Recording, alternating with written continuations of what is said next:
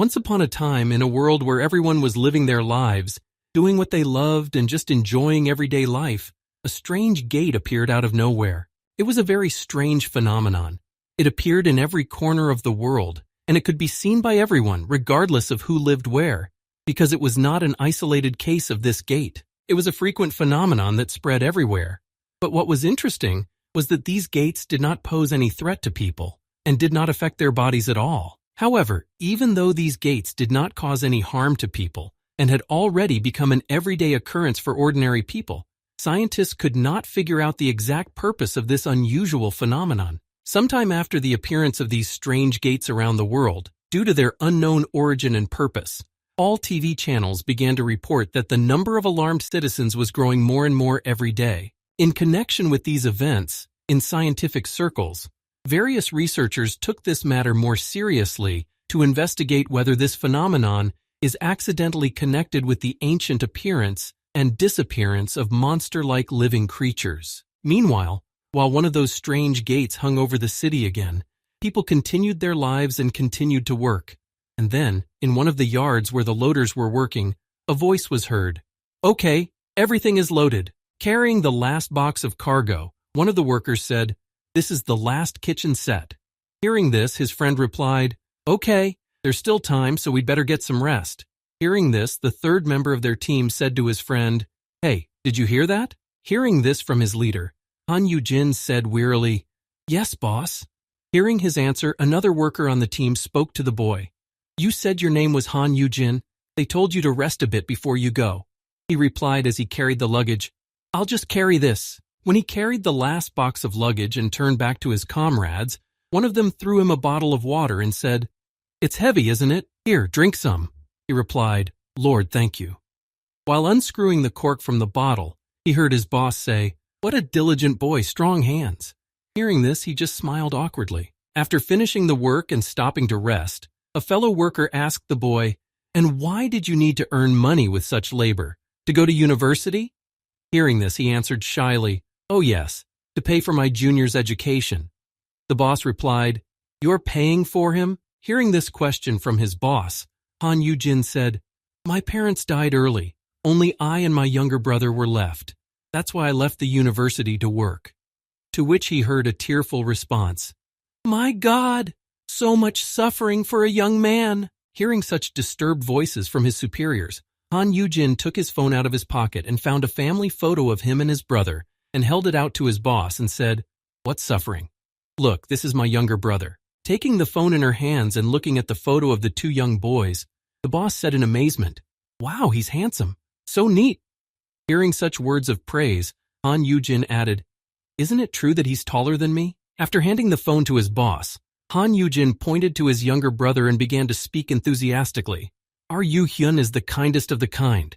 Since he was a little boy, there was nothing he couldn't handle." Picking up the phone again and showing the photo to his colleagues, Han Yugin continued to talk enthusiastically about his incredible brother, how smart he is, why he dropped out of university for him, and much more.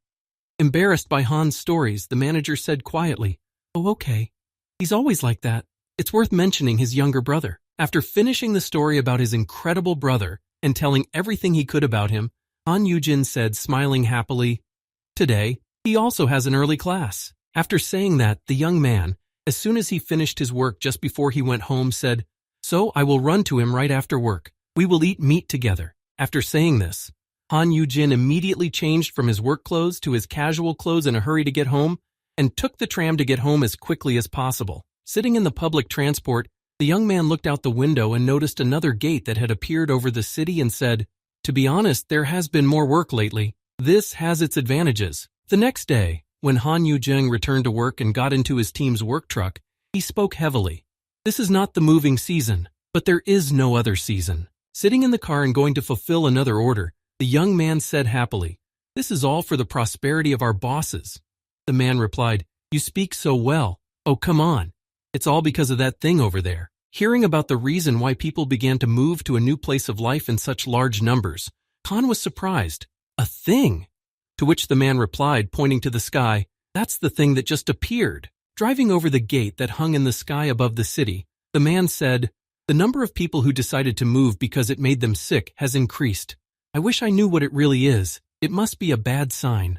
Looking out of the car window, Han Yugin said as he gazed at the gate, "My younger brother said that it appeared on his way to school as well." The boss replied, "What if it's not something good? Maybe we should buy a house in the neighborhood." To which the man replied, "Aha, where will you get the money for that?" Contemplating this strange phenomenon that appeared out of nowhere and hovered over the city, Han Yugin, driving by, said thoughtfully, "Well, it's only good for us to have more work now that it's here." Suddenly, Han Yugin noticed that something strange was happening to the gate, changing its color and getting bigger, and he was worried. Has it always been this color? Hearing this, the boy's superiors also took notice of the portal. Looking at the gate, which had changed its color to red and began to behave strangely, Han Yugin said in surprise, "I thought it was more of a blue color before." Before he could finish, all three of them in the car felt a jolt from behind. Then the man said in surprise, "Ugh, what is that?" To which the woman added, "Did someone hit us?" Finally, Han Yugin spoke up, "I'll check it out." Determined to check out what exactly happened to their car, the young man spoke up as he got out of the car before freezing in place in shock at what he saw. Suddenly, when he got out of the car, he saw a giant scary monster in front of him clawing at the cargo they were carrying. Realizing that things were bad, the boy wanted to run away, warning his comrades of the danger that was coming, but he only managed to say, "Both." At the very moment his sentence was cut off, the monster sitting on the luggage and looking at it intently saw the boy in front of him and decided to pounce on him. Gaining considerable speed and rushing at the boy, the monster almost reached him with one blow of its long neck, but he managed to duck, and the blow fell in the middle of the car body where his superiors were. When Han Yugin recovered from the shock and fell back to the ground, he noticed that the monster had hit the cabin with his employees and exclaimed in fright, What is that? Bosses!" And from the cab of the car came, "Ah, honey!" Hearing the frightened cries from the car's cabin, which was being knocked to the ground by the monster, Han Yugin, watching the scene, exclaimed in fright, "A monster? What's really going on?" One by one, large flying monsters began to emerge from the portal, growing in number with each passing second, and they filled the city. Seeing the danger that was coming at them, Han Yugin exclaimed, "What is all this?" In fact, these strange gates that began to appear all over the world were gates that connected to the dungeons. Another world. Through these gates, monsters from the dungeons entered the world. All the dungeons that existed in the other world, whose gates began to appear on Earth, contained monsters. And now the uncleaned and abandoned dungeons burst, reaching their limits. Dungeon breakthrough is the name given to the moment when the dungeon explodes and the demonic beasts that inhabited it are able to break out. And in the state when these dungeons began to explode one after another, the demonic beasts were able to break free. In our country alone, hundreds of people suffered. Many of them died. And as the monsters grew in number and people began to flee from them, only Han Yugin, who had found a stick somewhere nearby, rushed to the rescue of his leaders, shouting, "Leaders!" As Han Yugin approached the devilish monster to save his superiors, he shouted, "You vile lizard, come out of there right now, otherwise I'll use this." As soon as he said this, he saw the monster slowly start to get out of the car, and someone's strong hands reached out and tore the flying monster's mouth open. The next moment, the monster and the hands were followed by the boy's boss, who finished off the monster by tearing its jaw, and then her husband got out of the car, who exclaimed in fright, "Honey!" When she heard that her husband was alive, the woman, holding the monster, said, "Are you all right? Quickly seize the moment and get out of here." Looking at his wife, the man said in amazement as he left the car, "Hands off! How did this happen?" Struggling with the monster, the woman exclaimed, "I don't know either, it's just a power by itself." And at that time there appeared people who awakened abilities in the face of monsters. Those who were able to awaken their power when monsters attacked them became known as monster hunters. They were assigned to defend the dungeons. Hunter quickly became one of the most sought-after professions in the world. At the same time that the dungeons began to explode and devilish creatures began to emerge from them, Han Yugin's brother also gained the ability to see them appear in different people. When a lot of ordinary people, who like Han Yuhyun were also on the bus to school and were attacked by monsters, ran for their lives but fell to the ground due to clumsiness, one of them, who was Han Yugin's brother, decided that he could not simply run away from the danger and also received his ability to resist monsters. Seeing the boy's ability, the other students exclaimed in surprise, "What is this?" Looking at one of his comrades who was holding back the invasion after receiving his power, one of the crowd said in amazement, black flames like pitch. Having repelled the entire invasion of the monsters that escaped from the dungeons, which burst from overcrowding, each of the city's inhabitants began to look for their relatives. Wandering around the city, Han Yugin saw his wounded brother lying unconscious. Running to him and picking him up, he said sadly, "Damn fool! A lot of time has passed since the first invasion of the monsters that escaped from the dungeons. And now, 8 years later, the present day, the Republic of Korea, Seoul, while gathering all the people who have some kind of superpowers, one of the hunters being in a corporation demonstrated her strength. Having created some interesting spectacle in her hand, she said, 'See?' Watching the girl demonstrate her powers, the reporter said to her in confusion, 'No, nothing. Is there something there?' The hunter girl replied, 'This is the window of state. Only I can see it.' Considering her ability, which she demonstrated for the journalist's report, the hunter girl continued her story with joy. 'At first I thought, have I really fallen into some kind of game?' Looking at the description of her ability, which read, 'Make our nature greener and greener. Skill to grow trees in a specific area.' She said, 'In this status window is a list of skills I can use.' As she talked about her skills, she decided to demonstrate them in a practical way, and by slamming her hands on the floor, she immediately grew many trees around her and said, 'About like this.' After applying the skill, the reporter and her crew started filming the whole thing to capture the moment and show everyone what kind of hunters this world is. After photographing the skill of instantly growing trees, the reporter exclaimed, 'Unbelievable! Did you save people with this skill?' While recording the incredible report, the journalist told the story of how Miss Yumi got her ability by speaking. 8 years ago, during the dungeon strike, Miss Yumi was looking for a job. Because she lived in an environment that was full of mold and moss, continuing her story to the live TV camera, the girl continued, having awakened the skill of the wooden vine. As she continued to hear such words of praise being spoken to her, Miss Yumi just listened in silence. She recently saved citizens from a falling building. Hearing this, Yumi said, I was in a hurry and didn't notice something." After the reporter told the story of how Miss Yumi became a huntress, she added, "Miss Yumi, who was looking for a job, then chose the profession of a hunter, and she is engaged in clearing dungeons as part of a small guild." When asking the captain of this guild, the correspondent received the following answer from him. "The additional items we get in dungeons cost a gray. It's a bit dangerous, but it's better than any other job, especially dungeons above A class. Well, you can consider them a gold mine." The head of the guild spoke about what could be found there. "That's right, a new material from the dungeons that didn't exist in our world. Magic stones. Their value ranges from a few hundred to several billion. Thanks to this, hunters with good skills are sitting on immensely large piles of money." Recalling the strongest hunters that exist in their world, the guild leader added, "And if they are S-class hunters who can clear high-level dungeons by themselves, then there is nothing to talk about." Mentioning one prominent hunter who is known to many people, he said, "The famous hunter Han Yugin is especially famous in our country. Was he still a high school student when he awakened?" Recalling his life story, the guild head said, "He lost his parents at a very early age and grew up in poverty, and after his awakening he founded the Abyss Guild and is the youngest guild leader." Continuing to talk about the youngest guild leader and the most outstanding warrior, the guild leader added, "He is currently 25 years old, and they say his wealth is unimaginable." Continuing her report, the journalist approached Yumi and asked her, "And what about you, Huntress Yumi? Have you become rich too?" To which she replied embarrassedly, "What kind of rich person am I? I am E-class, so it is impossible." Having embarrassingly mentioned her rank as a hunter, Miss Yumi, who was being interviewed, said dreamily, "But if I keep working, I'll make a little bit of money, right? It would be nice to save money for my younger sister's education." This recorded interview was Miss Yumi's last. She was killed during the clearing of the dungeon.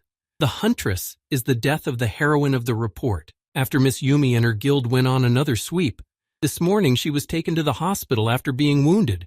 Unfortunately, she was unable to recover and died. Watching a TV report about the death of one of the hunters, Han Yugin, drinking alcohol, listened to the news. How attractive the work of a hunter is because of the high earnings, how dangerous it is, and the darker side of the coin. The next day, when the news of the huntress's death spread around the world, a new gate leading to the dungeon appeared somewhere in the city. Watching the gate, and wondering what rank this dungeon could be, one of the soldiers spoke quietly to his group leader. Chief? Cleaning his weapon before leaving and preparing to open the gate, the soldier sitting next to his leader repeated himself, Huh? Are you listening, Chief? Noticing one disgruntled soldier who seemed irritated by something, the team leader spoke to him. What is wrong with you? He replied, What's wrong with me? What else could be wrong when you bring a person like that into the unit? As he said this, the disgruntled soldier pointed to a young man sitting next to him holding crutches. It was Han Yugin, F-class. His nickname was the Tutor. Pointing to him, the soldier said in displeasure, There he is. Isn't that Han Yugin, F-class? Hearing this from the disgruntled soldier, Han Yugin replied, So I'm famous, haha. You should be more lenient with me. I also live by clearing dungeons. And he thought, I'm going to put a lot of buffs on this guy. To which he replied arrogantly, No need. Isn't that the problem now? Grabbing his warrior by the shoulder, the squad leader said to his comrade, Don't behave like that. Few hunters would accept such a small reward. To which he replied, Oh, of course, he will even agree to such conditions. Who brought this cave horse here? As Han Yugin sat there listening to this, he remembered everything that had been said about him. A magnet for problems, a freak of nature, surviving by himself so many times when the rest of the squad died, a bad sign, a parasite that consumes other people's lives. Listening to all the insults in his direction, Han Yugin heard something that he should never say to anyone. Things are so bad that even his incomparable younger brother has abandoned him. Searching his phone for an article about Han Yugin, the outraged warrior added, Oh, he didn't even visit his brother in the hospital once when his leg was ground to dust, did he? Hearing this, his comrade spoke to him. Hey, stop talking about his younger brother. Continuing to surf the internet and search for information about Han Yugin being in the hospital, the indignant man added, No, just look at this article. How vile is he, even as a younger brother? Just as he was about to speak, he was interrupted.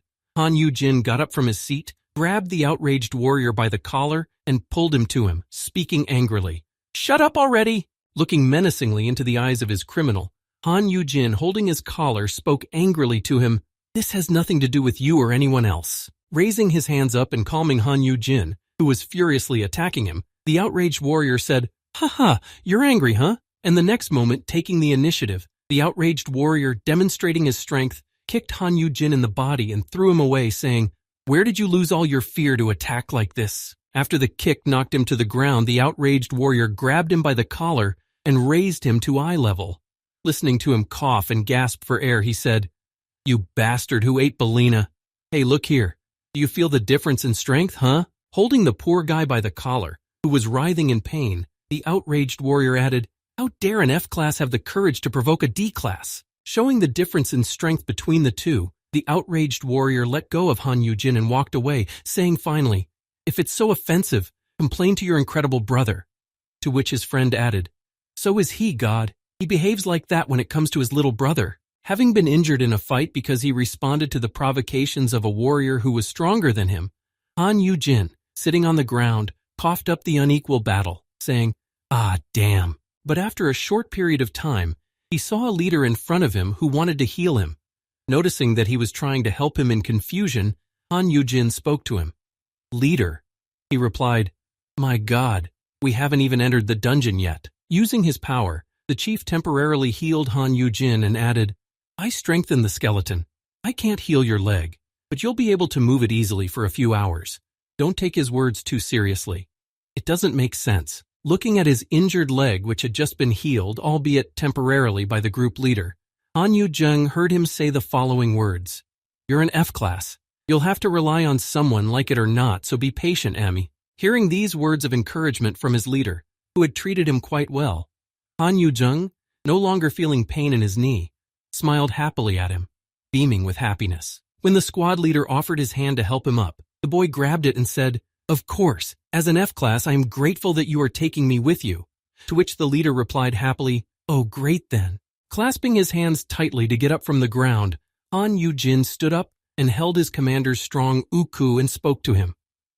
Chief, you yourself are working so hard to reconcile us. After saying these words of gratitude, Han Yugin added, Be brave. I will always be grateful to you. Hearing Han Yugin say this, the chairman said to him in embarrassment, Oh, thank you. As expected, Yujin is the only one who notices. Seeing that everything had gone according to his plan, the boy thought, "Gotcha." Leaning on his crutches, Han Yugin watched the scene. The head of the squad ran up to the outraged warrior and slapped him on the back of the head, exclaiming, "Bastard, stop bothering our Yujin. Our Yujin is very fast and he knows dungeons and monsters firsthand." Surprised by his boss's behavior, the bully exclaimed, "Why are you doing this all of a sudden?" Standing behind and listening to these correctional workers and his squad, Han Yujin used his skill to speak softly, checking the subject's upbringing. After applying these characteristics, he saw an information window appear above the leader which read, "Guild Leader Im Seok has been added to the nurturing objects." It also said next to the bully, "Cave Horse Bad Luck, a parasite that consumes other people's lives." After completing his operation to add a new pet, Han Yujin heard, "Yes, let's go in. Han Yujin, you hurry up too." As he approached the dungeon gate, he replied, "Yes, I'm coming." When all the members of the guild headed for the dungeon gate, they moved into it. Once inside, they saw the ancient ruins that covered the overgrowth. Before they could fully explore the dungeon, they heard a strange roar coming from the dungeon, and soon after, they saw two bat monsters heading towards them. Realizing that danger awaits them at every turn, they all began to defend themselves against the enemy's attack. Having repelled the attack, it was also time to join the battle to clear the way for further movement across the terrain. After defeating the enemies and advancing further, the group found themselves in the middle of a strange forest. And then, the leader spoke to everyone. "Do not let your guard down. We do not know where the monster will come from."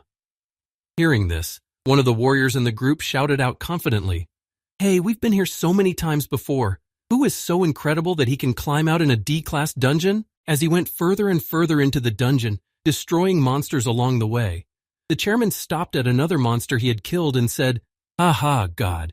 During the dungeon strike, we were shaking at the sight of the dead creatures." After searching the next monster they had killed, the guild leader took out a crystal and said in amazement, "I did not expect that we would earn so much." His comrade replied, "Oh, it's big. With this size, even a D-class magic stone will cost several hundred." When he finished examining his trophy, the outraged warrior who had fought Han Yujin noticed that he was using a pickaxe to extract crystals and called out to him, "Hey, F-class, are you mining hard over there? Do you know that 80% of what you get will go to the commission?" Hearing this, Han Yujin, who had been mining small crystals from the rock, turned his head toward the bully and said in disappointment, But there's nothing more serious than this waste." Leaving Han Yujin, the squad marched on, and the bully said to him in closing, "The monster magic stones are our destiny. If you don't want to starve to death, dig out what's there." Hearing this, Han Yujin only sighed heavily, saying, "Oh." Just as he was about to begin his work, he was called out again, saying, "If you are caught hiding anything, you will be stripped naked and hung on a post of shame." As the troop marched on, Han Yujin resumed his work when he suddenly spoke angrily. "Damn kids! They're using me as cheap labor. I'm no different than Cinderella, huh? Cinderella." Thinking of Cinderella, Han Yujin suddenly stopped working and said sadly, "Young orphan, I lost my parents. Even my younger brother turned his back on me." Recalling everything that happened to him after the monsters from the dungeons first broke out into their world, Han Yujin said, after he woke up, he left the house. And after Han Yuhyun decided to leave the house after waking up, he wouldn't even listen to his older brother when he asked him to stay, arguing that it was dangerous. While Han Yujin went to the army to complete his military training, his younger brother gathered hunters and created the Abyss Guild, slowly developing and becoming stronger and stronger every day, and the Abyss was recognized as the strongest guild in the country. The brother became somehow unattainable. When he became so strong and together with strong hunters, he raised his guild to the top, making it recognizable everywhere. Then Han Yujin, thinking back to that time, the time when it all happened, and all because he couldn't just awaken and tap into his power. If only he had awakened then. In order to achieve his goal, Han Yujin spent all of his money after he was fired from his job and found a broker who promised to awaken him, and he was flattered by the promise of taking care of him since he was already an S-class brother. He also did many bad things in order to awaken, and now, though he awoke late, he is only F-class, but he's the younger brother of an S-class. While discussing Han Yujin, one of the Abyssal Guild members said, "He was begging to be accepted into the Abyss? The F-class should have at least some conscience. You called yourself the older brother of the head of the Abyss. We believed you, supported you. You have to make amends. After all these events, Han Yujin's name became very famous in the press, and he was often quoted, and he also fell into a debt pit. As Han Yujin was kneeling in his misery, his younger brother saw him passing by and spoke to him. "Are you making a scene again?" Looking at his older brother, the younger one said to him, "How long do you plan to make your younger brother clean up after you?" F-class hunter Han Yujin. Standing over him, looking down on him, Han Yuhun spoke to him. "The nickname you received when you woke up was Nurturer. After all, you raised an S-class. Aren't you ashamed of that nickname?" After saying this, Han Yuhyun leaned over to his elder brother, who had been so severely punished by fate, and said to him in a disdainful voice, "Not so much as a tutor. Right now you're just shackling me hand and foot." After this incident, Han Yujin, walking through the dungeons, was unable to use his leg anymore because of the numerous wounds he received there, and his younger brother. Hearing his elder brother's request, he angrily responded by ordering him out. "Hiller's help? Do you have any idea how this works?" As Han Yuhyun watched his brother being let out of the office, he said to his elder brother, "Everything has worked out very well. You won't be getting into trouble in the dungeons anymore." After saying this, the younger brother looked at his elder Han Yujin with an angry look and said to him one last time, "Please live quietly.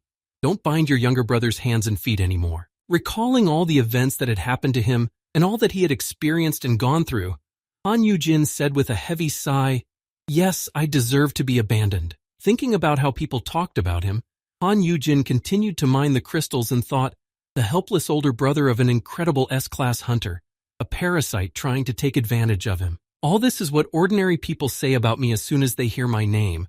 This is not a delusion. It is all true. Yes, it is true. Continuing to complain about himself while mining crystals, the boy continued, "And the fact that I, F-class, still survive in dungeons, where people die all the time, only because of that skill that takes advantage of others." Leaving his pickaxe behind and deep in thought, Han Yujin wandered through the dungeon, stopped by the lake, and, looking at his reflection, said, "The nickname is Nurturer." Nurturer was the ability Han Yujin had when he awakened his ability, and it allowed him to have some kind of influence on the people around him. Everyone around him, starting with his closest relatives, someone as close as his own brother, whom he had cared for since childhood, and personally cared for him and raised him. He could also influence the other people around him, those with whom he simply made an acquaintance and they became friends. If it was people with whom he was on friendly terms, he used a code word that sounded like this: "Man up, they became his pupils." But all that this effect did for those people who became his pupils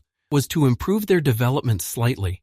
This is the basic skill of a tutor, but picking up the pickaxe again and continuing to extract crystals from the rock, Han Yujin said, "How can one survive with something like this on a day like this, even if the F-class is the most helpful?" As he said this, the boy was once again swallowed up in memories that included the following: the cave horse, the parasite that survived alone again, even when all the other team members were dying. Recalling all those terrible moments of the deaths of his comrades who had once teamed up with him, Han Yujin continued, "I didn't survive because I was lucky, and I didn't survive because I was in the rear. In fact, the caregiver has another hidden skill, and it was this skill that saved the boy every time in crisis situations. It is thanks to her that I am still alive, not paying attention to everyone else." At some point under certain circumstances, the effect of the title Educator manifests itself. An additional skill, the Last Retribution, is launched. As Han Yujin continued to extract crystals from the rock, he heard the notification of his leader's temporary skill acquisition and said in alarm,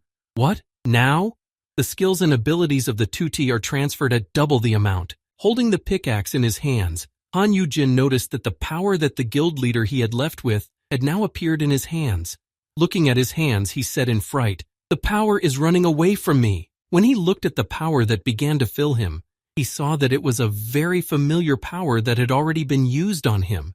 It was the power of his superior. Throwing the pickaxe out of his hands and deciding to move on in the same direction as the rest of his comrades, Han Yujin said in a worried voice, "No, this is completely absurd." Grabbing his crutches to move on, he walked in the direction the rest of his teammates had gone, panicked. How is this even possible in a D-class dungeon? The abilities and skills of the pet that the boy had improved with his skill. For a certain period of time, they are transferred to him, but under certain conditions. If the pet's speed is 100, it can run at 200. If he is strong, Han Yujin will be twice as strong. Thanks to this skill, he always survived. As Han Yujin approached the place where his friends were headed, he continued, But this is an incredibly stupid skill, because the condition for its activation is, thinking of all his comrades and his family, he said, to be more precise, not for its activation, but the very fact of activating this skill means that, realizing exactly what had happened, Han Yugin exclaimed in fear, unable to believe what had happened. This can't be possible, boss! When he arrived at the place where the boss and the rest of his teammates had gone, he saw a horrifying sight, a lake of blood stretching to his feet. Continuing to walk along the trail of blood that led him to the battlefield, where everything that had activated his ability had taken place, he continued, "Target dead!" Seeing the sea of blood, Han Yugin, who was following in his direction, looked up and saw the dead body of his commander in front of him, and said in fright, "Commander." While looking at the dead body of his leader, Han Yugin heard someone screaming in the distance and saw something that shocked him.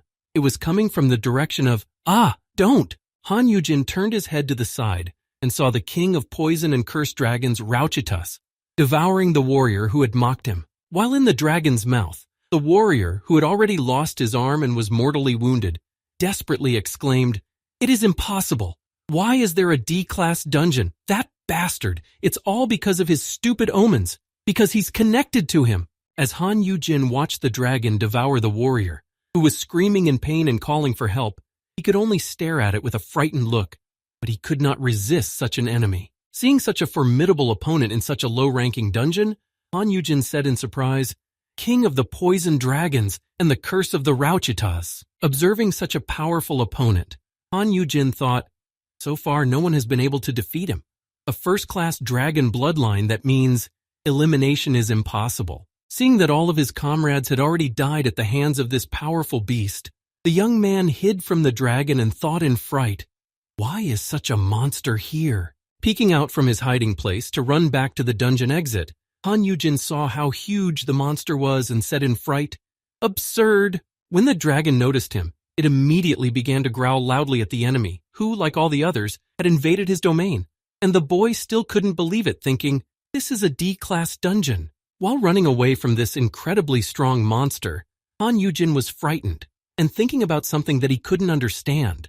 Why is a first-class Rauchitas-type dragon race here? As Han Yugin ran away from the monster, he felt his boss's skills start to work, and his legs became stronger, with more strength in them, and he could move much faster. As he managed to slip back into the rock from which he had come, Han spoke, "Master's skill is D-class skeleton strengthening.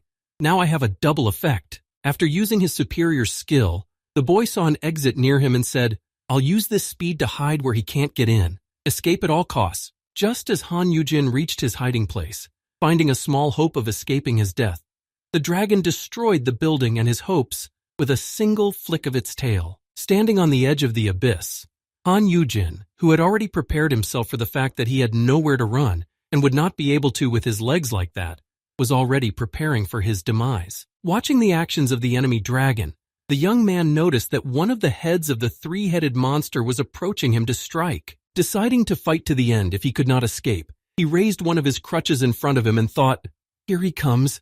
If I block it with my arms." The boy's attempt to block the monster's punch failed. With such a strong opponent, it was obvious. After the blow, Han Yugin flew back a considerable distance. Looking up and seeing that he was injured and already bleeding, the boy coughed heavily and thought, "I am definitely no match for him." Looking at the enemy he had to confront, the young man who had lost hope of escaping thought, even with the double strength of the skill of the boss. But suddenly, the boy was invaded by the dying memories of his boss, who tried to save his comrades from this monster by healing their wounds, but realizing that they were too serious, that even with a healing potion it did not help. While healing his wounded comrade, the chief heard his other comrade, who had decided to protect them with his body, shout out, "First, hide in the corner, chief!" In an attempt to draw the monster's attention to himself so that they could retreat and heal, one of the boss's team called out to him with his wounded comrade, "I will buy you time anyway." Seeing these dying memories, Han Yugin, lying on the ground watching the inevitable, resigned himself to his fate and thought, "Damn, I can't escape with these legs." He looked up and saw the dragon in front of him, which was about to approach him. He looked into its red eyes and thought, "After all, that's how I am." As soon as the dragon approached the boy, who was not even moving, it immediately opened its mouth without a second's hesitation and wanted to eat him. Han Yugin, already seeing his death, said, "I will die like this." But at the last moment before the monster's teeth were about to reach him, his younger brother grabbed him and saved him from death. When his brother laid him down on the ground, Han Yugin said to him in a surprised voice, "Han Yuhun, how are you?" Hearing these words from his brother, the younger man looked back at the older man and said, "Go back." Hearing these words from his younger brother, the wounded Han Yugin, who realized what was about to happen, said in alarm, "What? Wait, even you with a three-headed opponent." While the older brother was trying to persuade the younger brother to retreat and not to fight this enemy, because his strength was too powerful, the younger brother stood firm and prepared to fight the enemy. Seeing that the enemy was close, almost at the right distance to attack, Han Yugin took out his weapon from its sheath and said, "Skill activation." As soon as he said this, a blue energy sphere immediately appeared in his hand, and blue willow leaves flew out from it, covering his entire body. After activating this skill, Han Yuhun immediately rushed at his enemy to prevent him from striking first. He jumped up and used a glare to blind the enemy. Gathering the full flow of his power, Han Yuheng slowly directed it directly to his sword to make his attack powerful enough to break through the monster's defense. And the next moment, as soon as his younger brother's strength was gathered, he immediately launched his attack at the enemy. Watching his brother's battle, the elder brother on the ground spoke in astonishment as he followed his younger brother Han Yuheng's movements. "That's pretty fast." Watching his brother fight so skillfully against such a powerful opponent, the elder brother continued, "This is an S-class battle." While the younger one was trying to pierce the defense of one dragon head by aiming at its head, he noticed that the other head was already preparing to launch a counterattack. As soon as Han Yuheng noticed this, he immediately jumped out of the way of the deadly poison attack that the first head of the three-headed dragon had launched. As he dodged the attack, he noticed that the stream of venom flew toward his brother and called out, "Beware, this is a deadly poison that cannot be saved by a healing potion. If you touch it, you will be cursed." Seeing that the first stream of venom had passed by, the dragon decided to attack again, but this time at a stationary target. Noticing that his brother was in danger, Han Yuhei activated the giant shield ability. After activating this ability, he rushed to his brother to protect him from the terrible stream of poison that the monster wanted to cover him with. Seeing such a risky maneuver to protect his brother, Han Yujin, who was terrified by what was happening, said, "Yuhyun." Having repelled such a dangerous attack by a powerful enemy, Han Yuhyun was already preparing to attack the enemy, who, after such a powerful attack, opened up for a strike. But alas, misfortune. After the royal dragon's attack was repelled, the younger brother noticed that his sword had melted from the poison. Seeing this, the elder exclaimed, "The sword blade!" As he said this, he saw his brother rush back into the battle, despite the fact that his weapon was damaged. Watching the battle, Han Yujin thought, "Is this really how he behaves when protecting me? Is that why he can't fight freely?" As Han Yujin watched his brother fight cautiously, not trying to counterattack too often, but thinking through each attack so that the king dragon's attack would not accidentally hit his injured brother, he thought, "It's all because of me?" Noticing that his brother had come within a short distance of him, the elder spoke to the younger, Yu Hyung. But the latter did not even want to listen, and interrupted him, exclaiming, "Why did you go to the dungeon again? Wasn't even the crushed leg enough to bring you to your senses?"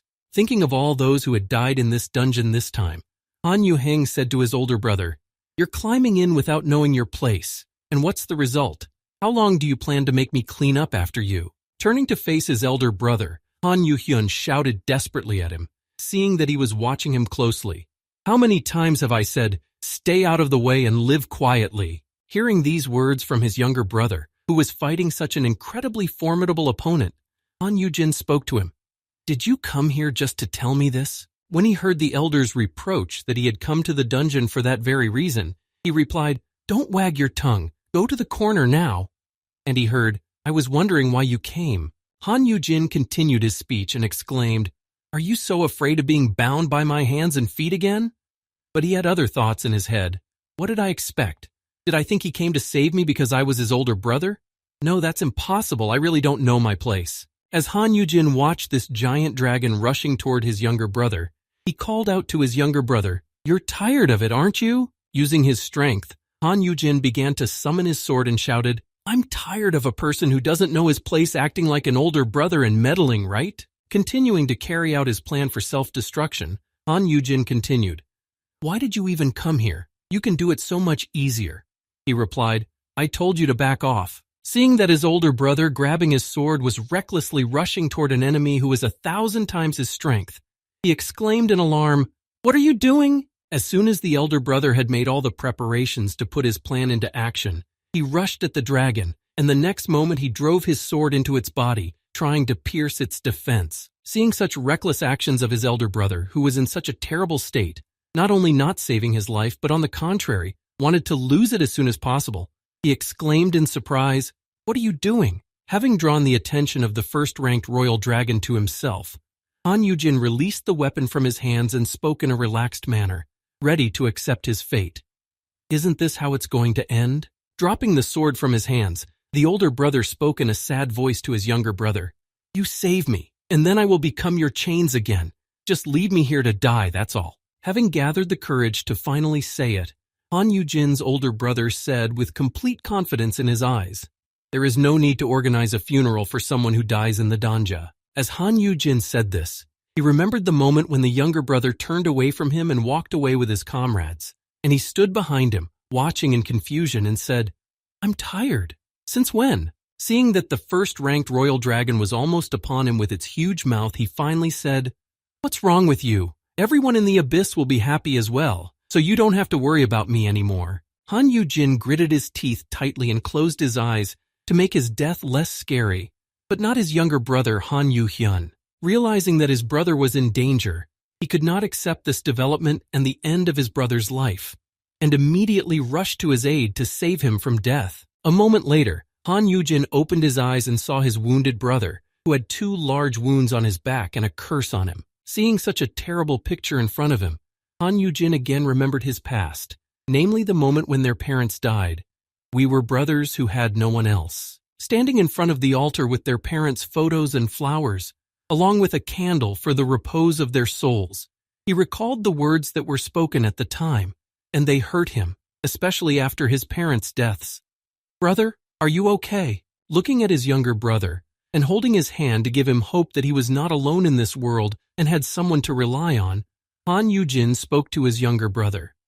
"It's okay, Yuhyun." Holding his hand, Han Yugin thought that in the whole world, the 2 of them were the only ones who had each other, and then he said to his younger brother, "You're hungry, aren't you? Shall I make you something to eat?" Looking at the wounded body of his younger brother, who had protected him and was now bleeding, Han Yugin said to him in a worried voice, "Brother, are you okay? What? Is it Han Yuheng?" Seeing that his brother was mortally wounded, unable to fight anymore, and that his life would soon be cut short by the curse that had been placed on him, the elder spoke to him.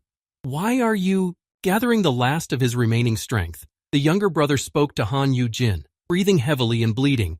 "Aha, now listen carefully, brother." Looking into his eyes, Han Yuhyun informed his elder of important information, saying, "Ruchitas, he falls asleep every 5 hours. If you hide for another hour, he will fall asleep." Looking toward the enemy, Han Yuhyun, giving instructions to his older brother, continued with a heaviness in his voice, "Then take this moment to get out." Hearing these words, Han Yugin said in alarm, "No, no, no." Once again, Han Yugin thought back to the moment when he was in the hospital. "Even when his bones were shattered into small pieces, he never visited me in the hospital. Also, when he asked him more than once to help him with various requests, he just pushed me away with a cold look. But he always said the same thing. Every time the younger one saw the older one, he told him to keep his head down and live quietly." Looking at his half-dead brother, who had only minutes to live, Han Yugin thought, "But why are you smiling here and now?" And the latter, in his last moments, handed his brother a pendant and said, "Here, take it." As Han Yugin handed the artifact to his older brother, he heard him speak to him, handing him the stone. "This is the gate stone. With it, you can get out." Holding his injured brother in his arms, Han Yugin did not know how to behave and spoke to his brother in a worried voice. "This is for you." "No, this wound is more important now." As soon as he said this, his brother immediately became quiet and lowered his arms, and 2 sharp claws could be seen from his back. Seeing that it was too late to do anything, Han Yugin said, "There's no point." Raising his head and looking at his elder brother with a guilty look, the younger one spoke to him. "The gate stone, I will not be able to use it." Feeling that his brother was no longer moving, collapsed on top of him, Han Yugin anxiously began to call out to his younger brother, repeating over and over again, "Hey, Han Yuhyun." But it was too late, and everything was clear. Han Yujin's skill had worked, and it was reported. The effect of the title, Tutor, is manifesting. The duration of the additional skill, Final Retribution, is 1 hour. As Han Yugin felt the incredible power overwhelming his body, he couldn't help but cry as he heard the system alert. The skills and abilities of the deceased Han Yugin. The first-ranked royal dragon saw what was happening near him and where the light was coming from and ran toward Han Yugin. And the system alert informed him, transmitting with double the power. Having received his younger brother's skills, Han Yugin took him in his arms and carried his younger brother's body to a safe place so that he could find it later and bury it with honor. And again, the same picture repeated itself as at the beginning, when the older brother held the dead body of his younger brother in his arms and shedding tears over it said, "Damn fool." After his brother died, Han Yugin once again received the strength of his mentee, who had said goodbye to his life in double the amount. Hugging him tightly, Han Yugin said, "The power is flowing into me." As soon as the process of acquiring the power of his fallen student was complete, Han Yugin, furious at his enemy for the loss, formed a spear in his hand that he had created from the power he had received. Hugging his brother, Han Yugin, remembering everything that had happened to him, how he had been treated and what the reason was, said angrily as he prepared to fight, "You will do this to me to the very end." While he was saying goodbye to his dead brother and recovering from the loss, the dragon was not going to wait for him to gain enough strength and went straight for Han Yugin. But as soon as the dragon approached the boys, Han Yugin was already standing over his brother's dead body, and as soon as he saw the right moment to attack, he immediately struck the approaching monster. Analyzing the way he fought the monster, Han Yugin, after striking the enemy, said, irritated with himself, "Slowly, I have twice the strength of my incredible brother." Although he was moving slowly, as for someone who had received double the strength of an incredibly powerful warrior who had died, Han Yugin managed to cut off one of the Dragon King's heads. While receiving his brother's power and fighting the enemy, Han Yugin also began to receive the memories of the deceased Han Yuhun. Thinking back to the moment when Han Yugin first awakened, his younger brother looked at the file and thought, "My older brother has awakened in the F class." Seeing that his brother was so weak, Han Yuhun spoke to his ward, who was standing next to him and whom he could trust. "That's why he shouldn't mess with me." Pushing his brother further and further away, even trying to avoid him, Han Yuhun continued, "I need to keep him as far away as possible, even farther away than I am now. If my brother becomes my weak point, they will definitely target him." Reviewing all of his brother's memories in his head from the time he avoided his older brother, he continued to think, "Even if I have to make the relationship even worse." Reviewing all the memories that appeared in his mind, Han Yugin continued to fight the enemy more and more fiercely with each passing second, realizing that his younger brother was always remembering him. As Han Yugin charged at the first-ranked royal dragon, he managed to strike it once, but it didn't do enough damage and he had to retreat to regroup. While he continued to fight and dodged another attack, another memory reappeared in his mind, in which the following happened. After putting the letters with the information he had obtained on some people, Han Yuhun said to his secretary, "Keep watching him. If anything happens, report back. If he becomes a hunter, he won't be able to be properly protected by the law." It was at that very moment that Han Yugin was in the hospital with broken bones in one of his legs. Unable to visit him, Han Yuhun said, "Damn it, why couldn't I have stopped him before this happened?" Looking over the reports and information about the people who had injured his younger brother, Han Yuhun threw the papers off his desk and shouted in anger, "Deal with all these bastards, the bastards who did this to his leg!" After saying this and ordering the execution of all those who were involved in the act of maiming his brother, Han Yuhun's subjects negotiated, and one of them said, "Tell them that it is forbidden to hurt him." Giving orders to his subjects, Han Yuhun said to one of them, "Send them out the door, give them only material assistance. Make it look like I was forced to do this only because we are brothers.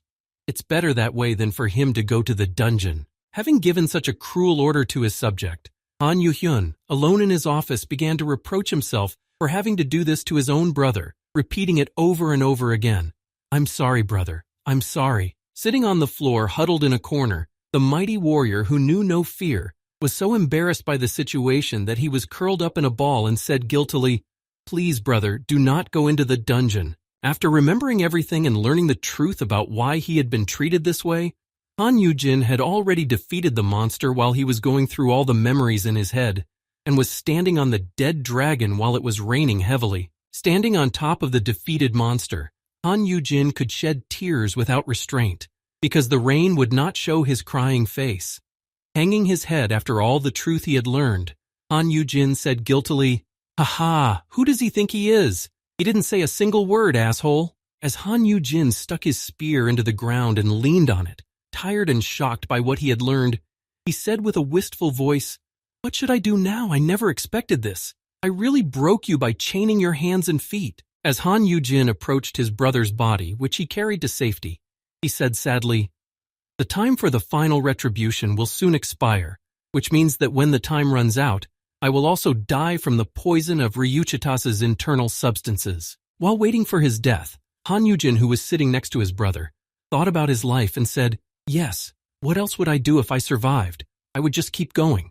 But suddenly he saw a gift icon in front of him, and a notification that read, "An impossible achievement, you have slain a dragon." Getting to his feet, Han Yugin saw what was written after this achievement. The legendary title of Dragon Slayer is granted. As a reward, 10 gate stones, 5 first-class purchased substances, a great red dragon sword, and, after telling us about all the rewards that belong to the winner of the Dragon King, the most interesting thing was left for last. It was a wishing stone that could fulfill any wish. Looking at the rewards he had received, Han Yugin was most interested in the wishing stone that could grant a dream. As he approached it and began to examine it, he said in astonishment, "Any wish?" Hearing that it could fulfill any wish, Han Yugin picked up the stone and ran to his brother and said, "Really? Then my younger brother." As Han Yugin exclaimed this hopeful statement, he heard a disappointing answer. "Except for the resurrection of the dead." When he heard that even this stone was not omnipotent and could not do everything its owner wanted, he said in disappointment, "You're crazy. What is this any wish then? What shall I wish for?" "Yep, Thinking about the alternatives, Han Yujin's thoughts were divided. If I can make a wish for anything, then maybe I can become stronger than Yuhun, become the strongest hunter, a new hero. This time I can get the role I've been envying so much. Thinking about what his future would be like if he made a wish, and remembering the city now, with Han Yuhun everywhere, Jin thought, no, I can become even more famous. But suddenly his train of thought changed, and he spoke with a confident voice to the stone that could grant any wish. "Turn back the clock. Turn back to the time when my younger brother had not yet died." Holding the wishing stone in his hands and watching it glow brightly, Han Yujin said confidently, "I will not enter the dungeon anymore. I will just live quietly and peacefully. Take me back to the time before I came here. No, to the time before my awakening." Holding the wishing stone in his hands and telling it what he wanted it to do, Han Yujin added in the end, "Grant my wish, even if I regret it later." Hearing the request of its master, who had received the wishing stone, the system spoke to Han Yujin. "Are you turning back time?"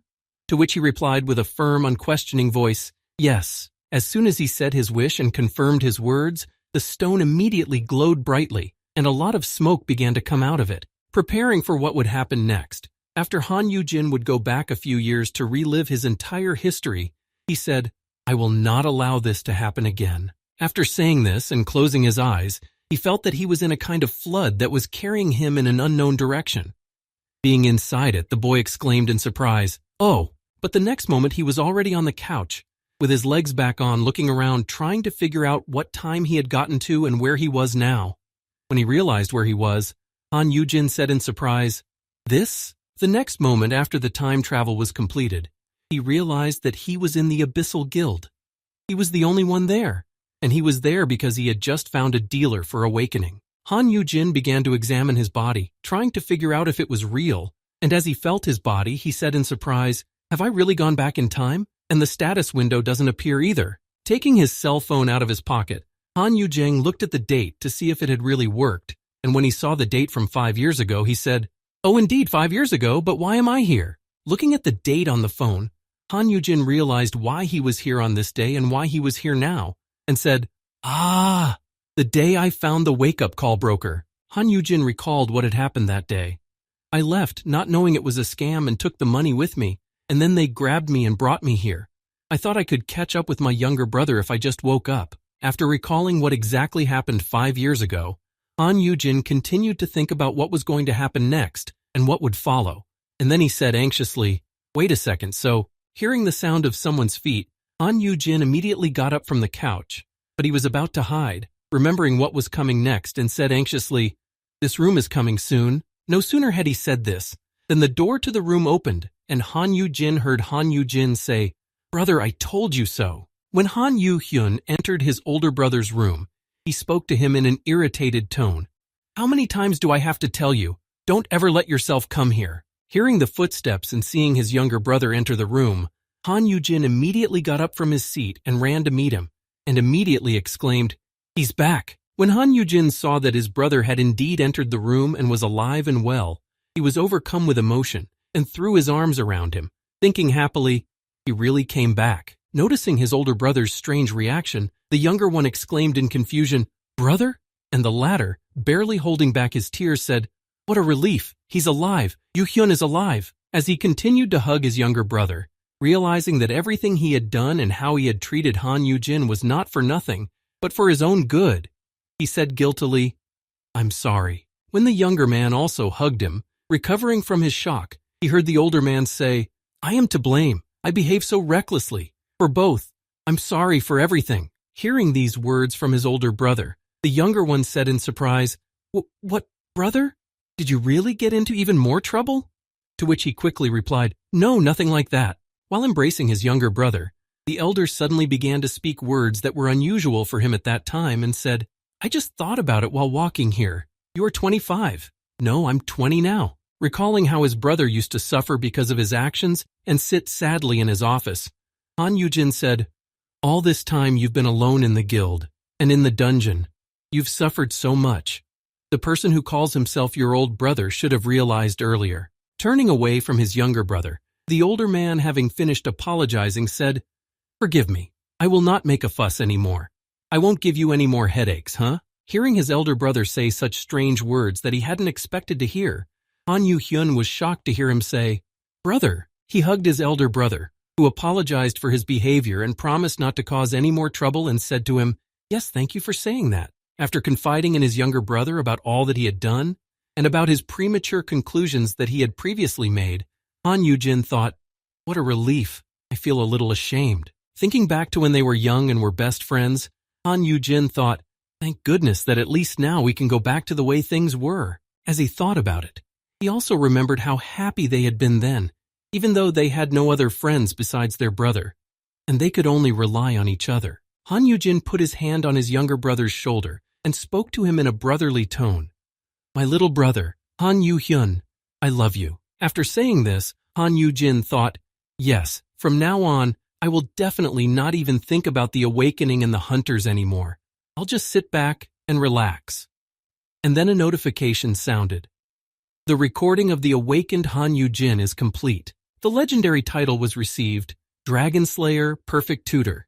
The additional skill, My Baby is the Best, is launched. Han Yuhyun's pet's growth rate has been doubled. After this touching reunion, the two brothers returned home, and Han Yuhyun stood at the stove to prepare dinner and said, "Everything will be ready soon, so just sit still." Hearing this, Han Yugin replied, "Oh, yeah, okay." Hearing this from his brother, and answering him without even trying to argue, Han Yugin, realizing what was going on here, suddenly felt very uncomfortable in this situation. Recalling what had happened between them on that particular day, Han Yugin said guiltily, "Before I went back in time, on that day we had another fight, and I ran away from home. Despite what happened this morning, things are surprisingly calm now, and even very good.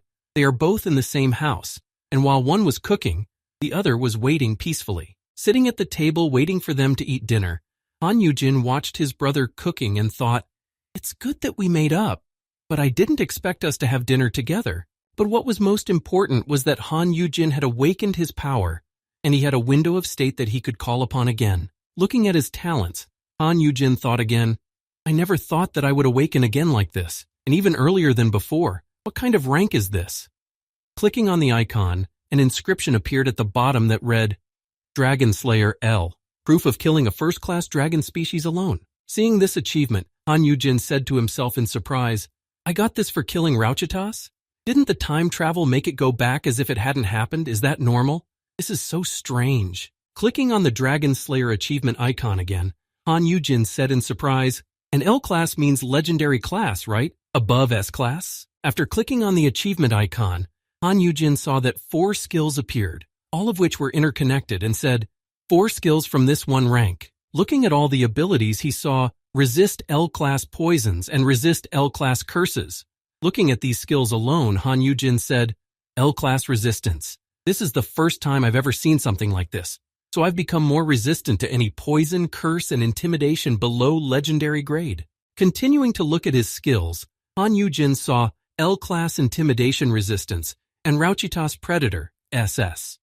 After looking at all the skills, Han Yugin added, and I can also use double the sweat power of a dragon species similar to Rauchitas? Seeing such amazing skills in his inventory, Han Yugin immediately stood up and exclaimed with joy, believing in his abilities, am I really? Looking at his talents, which he had been given together with the title of Dragon Slayer, he thought happily, I've become the strongest in the world after rolling back? Believing in himself, Han Yugin began to fantasize about how he would save his own with his power, and imagined, their city is attacked by a dragon, everything is on fire, Han Yuhyun and his comrades can't cope, and they start shouting, it's too strong, it's over.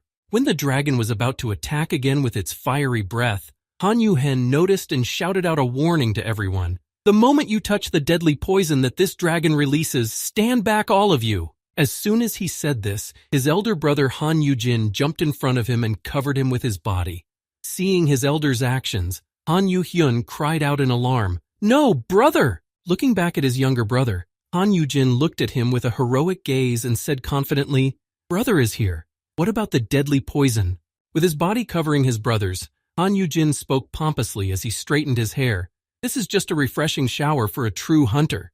When Han Yuhyun saw his brother, he was astonished. Brah! Cool! Imagining this story, he added, The beginning of the legend of the Dragon Slayer, Han Yujin. Wow, this is incredible.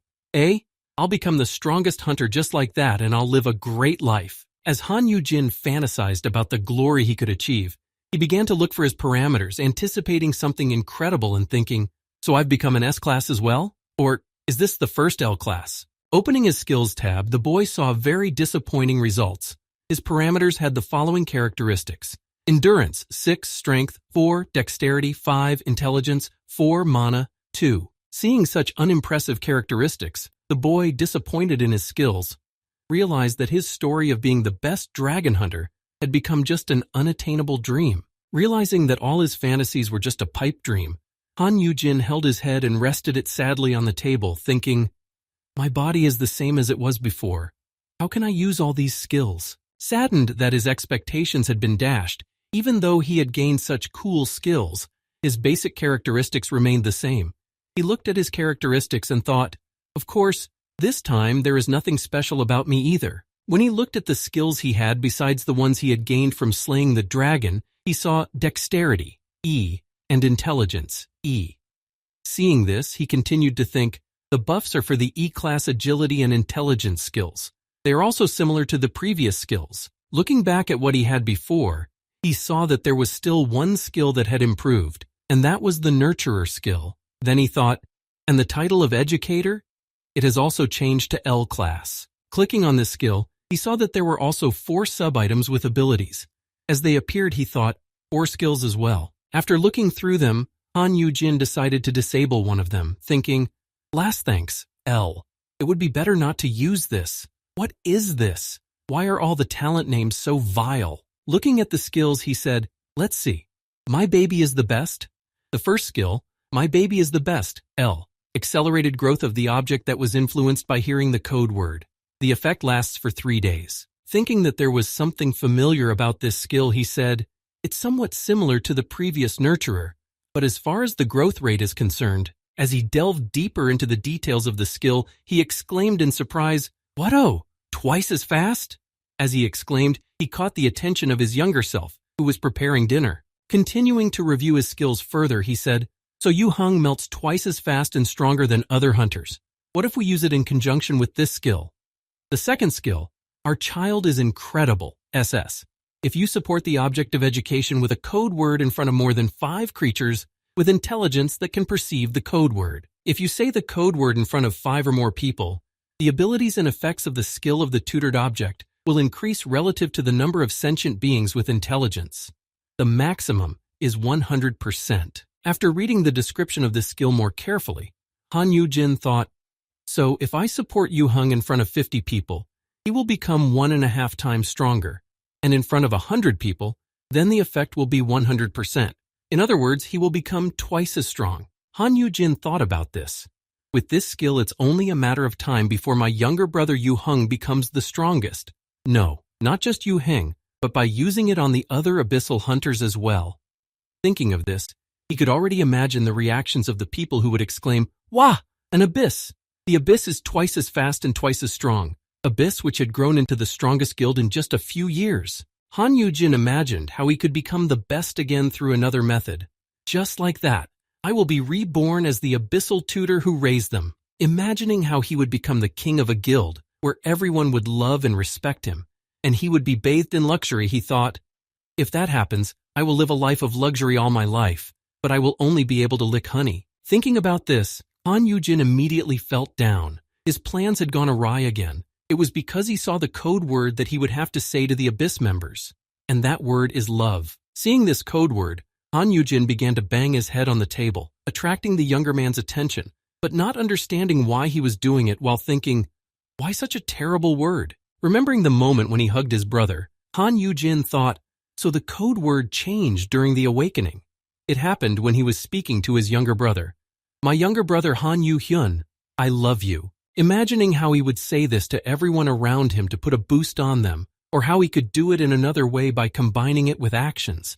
Han Yugin thought, although going around like this, throwing around a code word like this, Han Yugin thought that he might just get arrested for harassing ordinary passersby if he did this. And then he thought sadly, it's not like I'm going to raise them, I'll definitely get arrested. After analyzing all the strengths and weaknesses of this skill, Han Yugin said sadly, nonsense, it's useless. I can't use it. The skill itself is good though. After that, it was time for the last skill, Promising Sprout. Promising Seedling, S. After reading the characteristics, he said, I can check the probable class of unawakened people. Can objects under the influence of a code word awaken with optimal talents? After learning more about this skill, Han Yugin thought about how he could use it, saying, it's quite... But his train of thought was interrupted by his younger brother, who was putting food on the table and speaking to him. Yes, let's eat. Pouring rice into a bowl, the younger brother held out a portion to his thoughtful elder and said, will this much rice be enough for you? Taking the rice prepared by his brother, Han Yugin said happily, oh yes, it will be enough. Thank you. I'll eat it with pleasure. The younger man replied, I made it with what I had. I don't know how it turned out. Hearing these words from his younger brother about his cooking, Han Yugin decided to try it. And after taking the first sip, he said, it's delicious. Hearing this result of his efforts, the younger brother breathed out a sigh of relief and said, really? Thank God. Delighted that his culinary masterpiece was appreciated, even though he had not prepared it with the best ingredients, Han Yuhun beamed with happiness and said to his older brother, there is more. If you want more, just ask. Tasting what his younger brother had prepared, Han Yugin, hastily devouring everything he had cooked, said to him in amazement, I didn't know you were such a good cook. Hearing such warm words of praise from his older brother, the younger one said, I learned it when I cooked for myself. To which he received a reply, why? You have so much money. When he asked his younger brother why he studied and cooked for himself, despite the fact that he could eat wherever he wanted, he received the following answer. Now there are items for detoxification and removal of curses, but there was no such thing before. Having received the answer to his question, Han Yugin immediately became quiet, realizing the seriousness of the matter and the risks involved, and said, have there been people who have added poison or put a curse on food? Hearing another question from his older brother, the younger one explained to him the whole reason why he decided it would be better to cook himself, saying, the young man was speaking alone, so he was restrained. Recalling his youthful years, Han Yuhun said, other guilds grew by colluding with large corporations, but I didn't join any guilds, and I said that I would start my own guild. Continuing his story of how difficult it was for him to go through all this alone, he said, if I had humbly joined a suitable guild, it would have been better, but as soon as he said this, he felt two hands on his face. Grabbing his brother's face, Han Yugin pulled him toward him and said, you bastard, why didn't you tell me about this before? Hearing such words of concern from his elder brother, The younger one looked down and said guiltily, "Take away that expression, brother. I chose this path myself." After asking him not to look at him so closely, Han Yugin added later, "But there was one thing that kept bothering me." Hearing this, Han Yugin asked, "What is it?" To which he received an answer, "Because of my behavior, our relationship has deteriorated." Deciding to talk about his methods of dealing with his brother's popularity, Han Yugin said, "I followed you around and interfered with every single thing you did. I tried to make sure you didn't catch their eye. I purposely stayed away for fear that they would hurt my only brother." Hearing this, Han Yugin immediately rebutted him, saying to his brother, "You should have just told me about it." The younger man replied, "I didn't want to burden you, and then I thought you wouldn't understand." Putting his hand on top of Han Yugin's, who grabbed his shoulder in an attempt to calm him down and prove his point, Han Yugin said, "But I was wrong." Smiling at his older brother, Han Yugin gently squeezed his hand and said, "You still think and care about me? And you apologized and told me that you love me?" As Han Yugin continued to express his gratitude to his older brother, he smiled gently and said, "Thank you for saying that, even though I treated you so cruelly, brother." Hearing Han Yugin speak so movingly, he was almost in tears and said, "Yuhyung." Ashamed that he and his brother had had such a beautiful and heartfelt conversation, Han Yugin said as he put food in his brother's bowl, "What do I have to thank you for? You have suffered so much during this time. Come on, eat this and this too." Seeing the older man's reaction, Hen replied happily, I'll eat it with pleasure." As the two of them sat together at the family table, having a nice conversation and eating dinner, Han Yugin thought, "How wonderful it is that I turned back the clock. It was the best choice I ever made." As Han Yugin was enjoying his self-cooked dinner, he suddenly stood up, holding his phone in his hand, and spoke thoughtfully as he chewed on his food. I have work to do. I have to go." "Oh yes, brother. One more thing before I go." Taking his coat in hand, Han Yugin said, "I've got the broker's contact from the wake-up call." Hearing this, Jin replied to him, "Huh? Yeah, okay." To which his younger brother then added, "In any case, he won't answer now even if you try to contact him." After giving this order to his younger brother, Han Yugin hovered over his brother, staring intently at his phone. The latter, looking for a number to delete, said, "It doesn't mean you got rid of those brokers, does it? Here, I deleted it. Is that enough?" Seeing that his older brother had deleted the broker's contact from his phone, he threw on his coat and said, "Then I'll go." To which he received a reply, "Yes, do a good job, I'll take care of the rest." Hearing this from his older brother, the younger one, heading for the exit door, spoke to him and then, closing the lock, added, "Eh? What are you talking about, brother? Where are you going to go?" "What, brother, you're not going anywhere else." Standing at the door before leaving to run errands, the younger brother spoke to the older one, "Don't go anywhere. Stay here." Hearing this, the older brother was shocked, but he could not say anything out of surprise. Sitting at the table saying goodbye to his brother, Han Yugin, hearing that he would not go anywhere and could not leave the apartment at all, froze in place. What? Realizing what he was getting at, Han Yugin immediately stood up and exclaimed in a rebellious voice, "Wait a second! What does that mean? I can't leave here?" Hearing this question from his brother, Han Yugin spoke to him in a calm tone. "It is very dangerous outside. You are not allowed to go outside." Hearing this prohibition, Han Yugin exclaimed in indignation, "What?" Han Yugin approached his brother and spoke to him in anxiety. "Is it dangerous? I was just walking around the neighborhood this morning." His brother replied, "The situation is different from this morning. If you are close to me again, you are no longer safe as before." Han Yugin began to explain the whole situation that was happening now. "You've been fine until now, precisely because I kept you at a distance, but now my enemies have set their sights on you. There's no telling when they might make an attempt on your life. How can I let you walk around alone?" Han Yugin stood in the middle of the room and spread his arms, showing everything that was there, and spoke to his older brother. "From now on, brother, you will only stay here." Hearing this from his elder brother, Han Yugin wanted to run away, but he ran to the door and exclaimed, What? What are you talking about? Ah! I'll get out of here!" Just as he was about to leave, someone's voice made him freeze in his tracks. He said, "Mr. Han Yugin, we have brought everything you asked for here. Please sign here." When Han Yugin heard that the transportation service had arrived and had already brought everything he needed, he exclaimed in surprise, "You brought what? Huh?"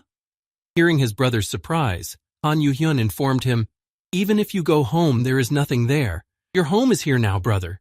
To which he replied, You madman, what are you doing here all of a sudden? Looking at his elder brother in surprise, the younger one said in a calm tone, not understanding the reason for his indignation. Why?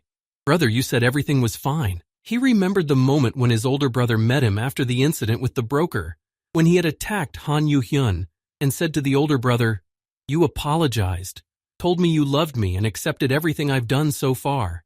Rubbing his nose, almost in tears at the touching words he heard from his older brother, Han Yugin said, It's as if I had gotten your permission. Hearing his younger brother's explanation of why he thought so, Han Yugin froze in place, made a sour face, and loudly exclaimed, How could that even mean something like that? Losing all desire to do anything in spite of his brother, because there was no point in doing so, Han Yugin laid down on the ground and remembered his brother's words.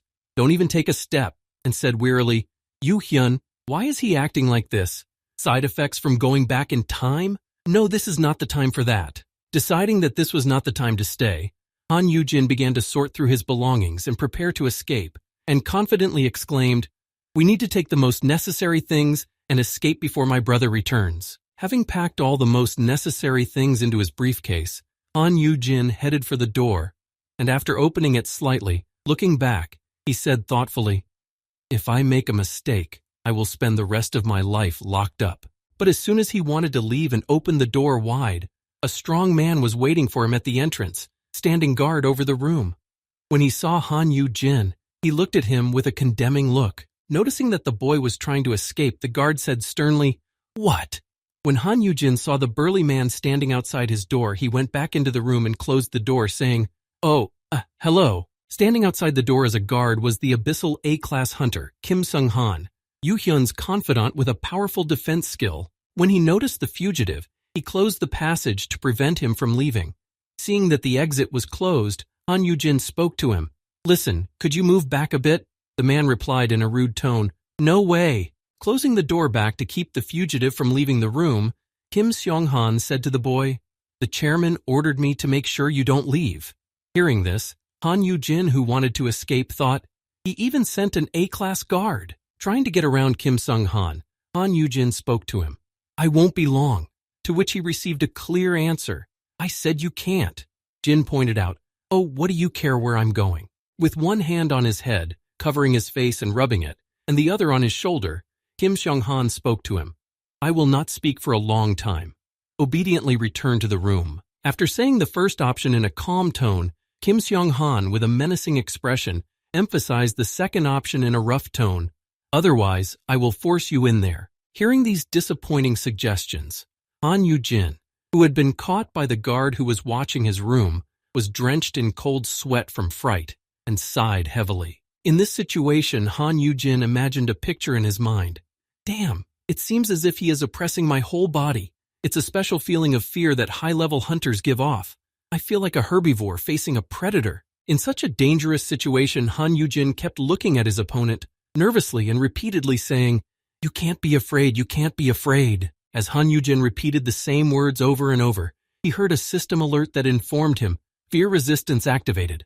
Oppression is cancelled. Hearing the system notification that went off when the skill was activated, Han Yugin thought happily, Thanks to this skill, the trembling has disappeared. Looking at his enemy from a different angle now, Han Yugin, no longer trembling all over his body from the power of his opponent, thought, Now for me. Realizing that now Kim Seong-han was not as scary as he had seemed recently, but just a big bear, he thought, Kim Seong-han doesn't look like a predator, he looks like a gentle puppy. Overcoming his fear, Han Yugin decided to counterattack, trying to intimidate his opponent. He made a scary face and spoke to the A-ranked hunter. Tisk, let go. What are you trying to do? Pointing his finger at him, the boy said, Mr. Kim Sung-han, don't you know the laws of the Republic of Korea? Everyone has the right to freedom.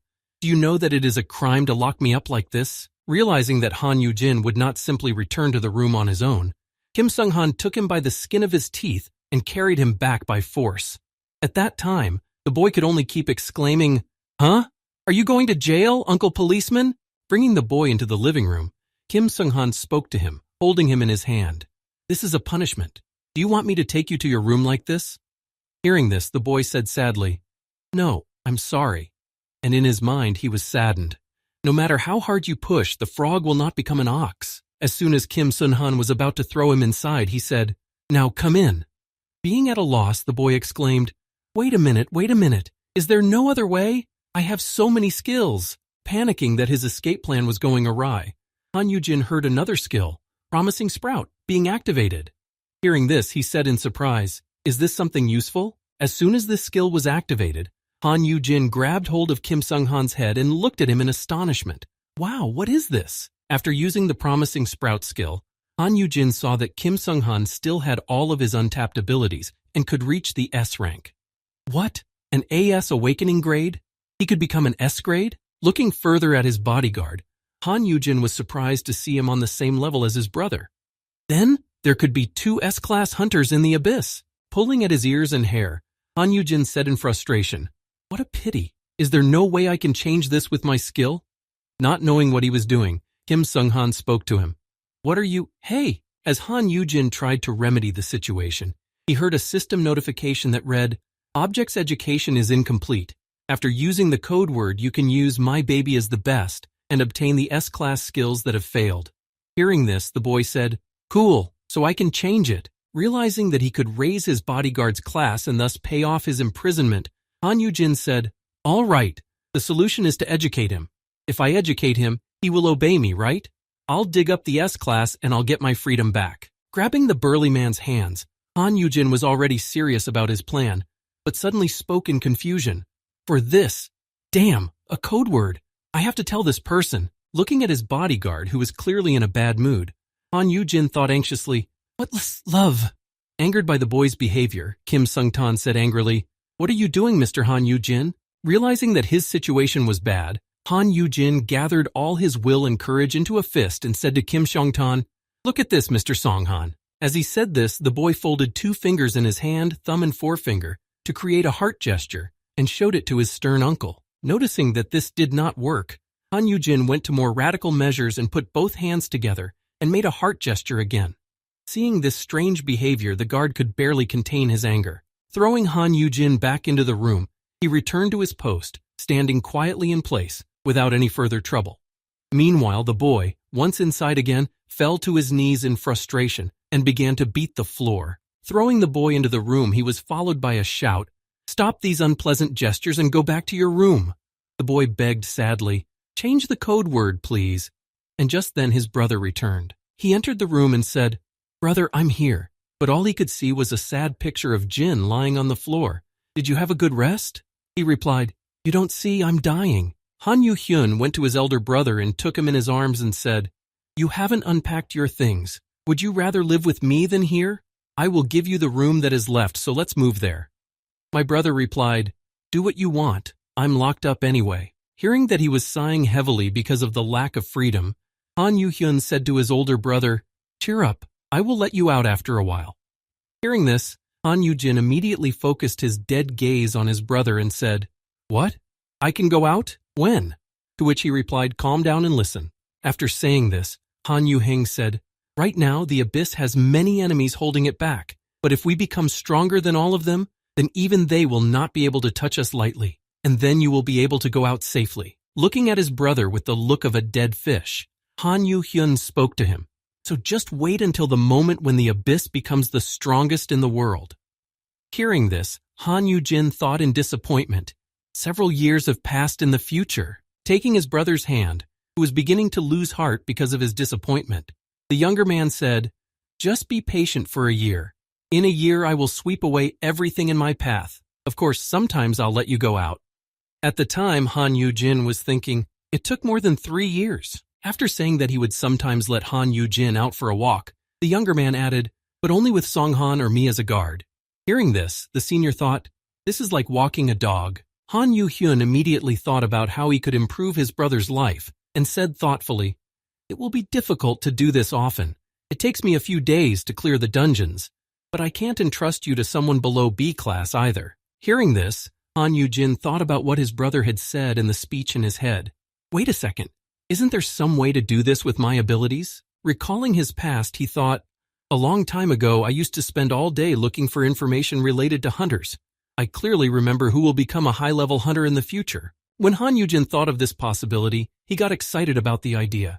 If I can find them in advance and make them happy, I can awaken them, and in return for their awakening, I will make them my bodyguards. Imagining how famous he would become among the S-class hunters, Han Yugin thought, if I become more authoritative like this, Yuhun won't be able to do whatever he wants either.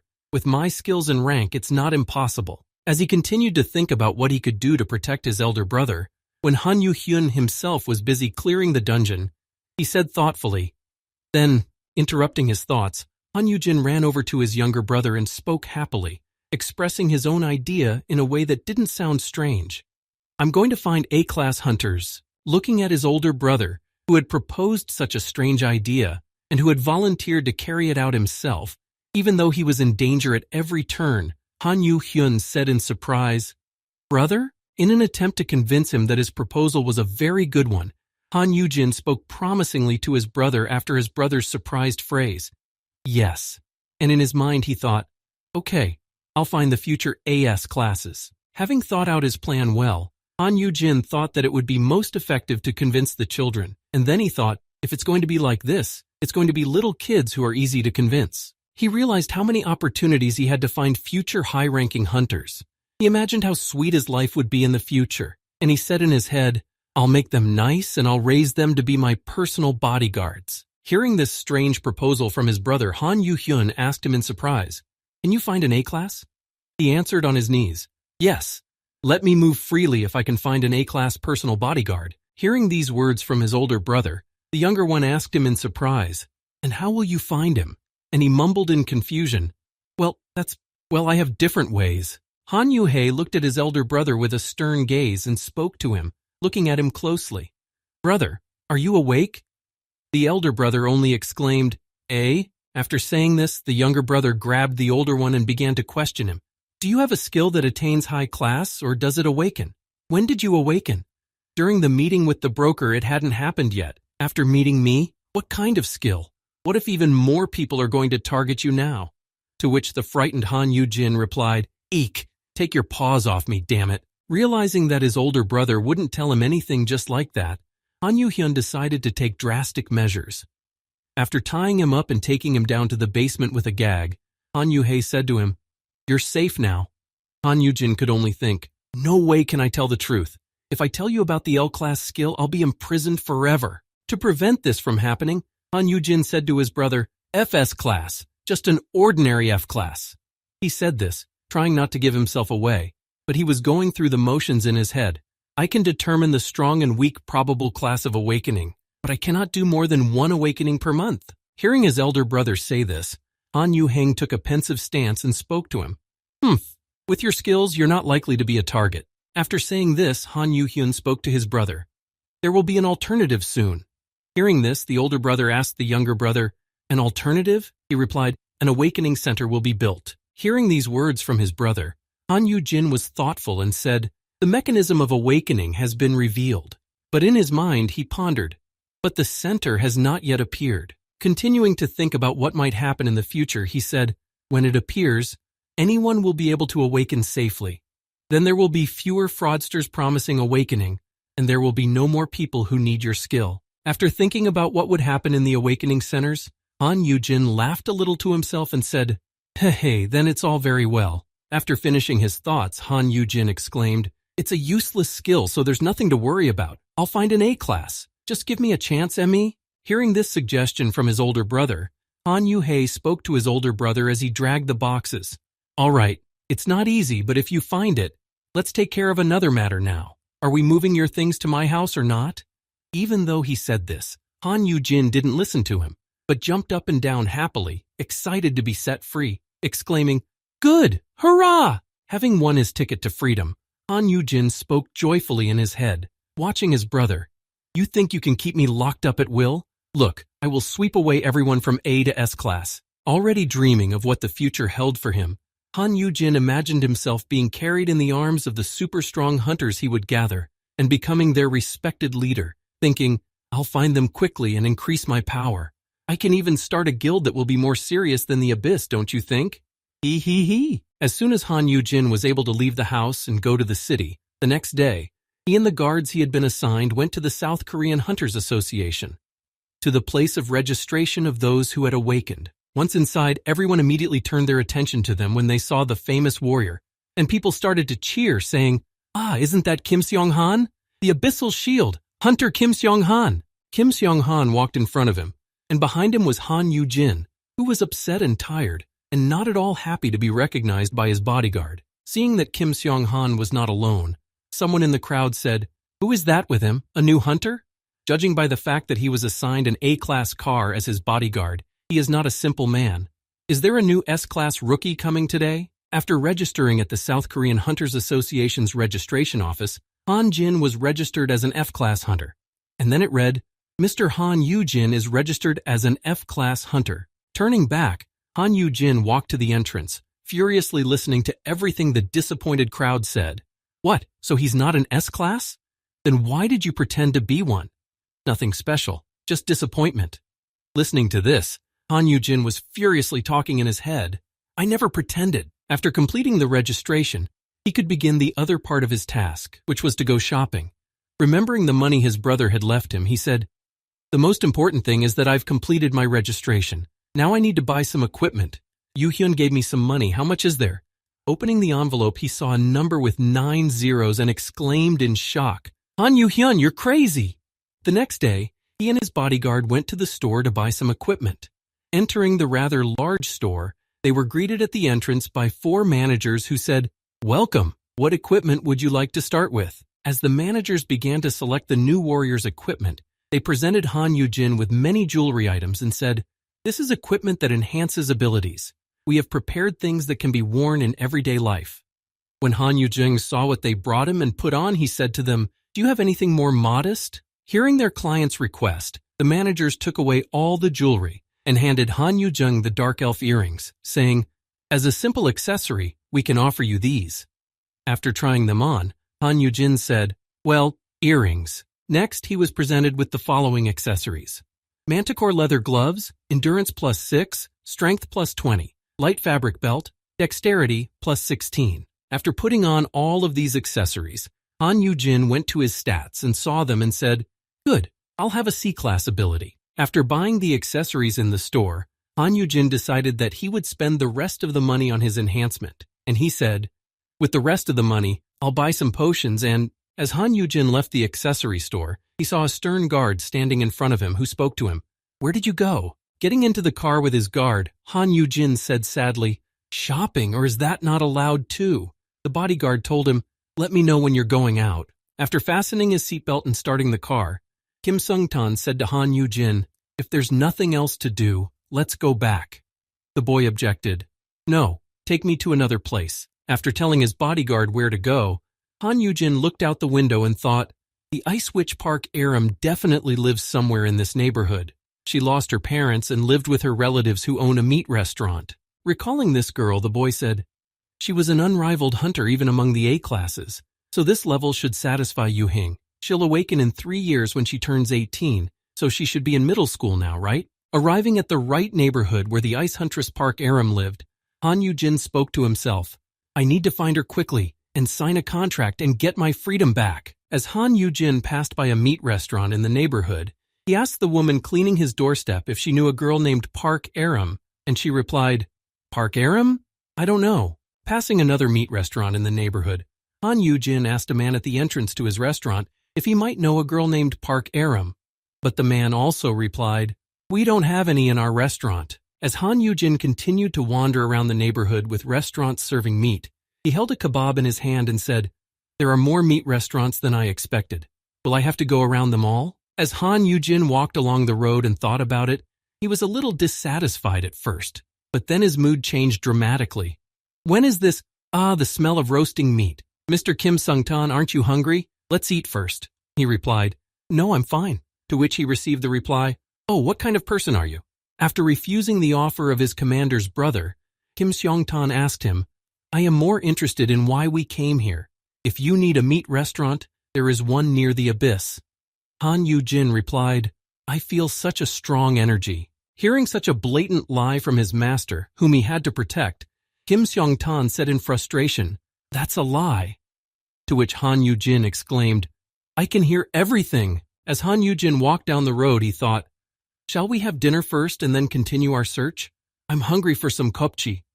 Suddenly he heard, "Oh, of course, it's all my fault." Standing in the middle of the street, the girl was shouting very loudly to her friend, picking a fight with him in the street and exclaiming, "How many times do I have to tell you? It's that bastard Mak Soo-jong." Han Yugin turned his head in the direction of the noise and said, "Is it really?" The man who had been scolding the girl shouted, "Think about where you screamed. Come here."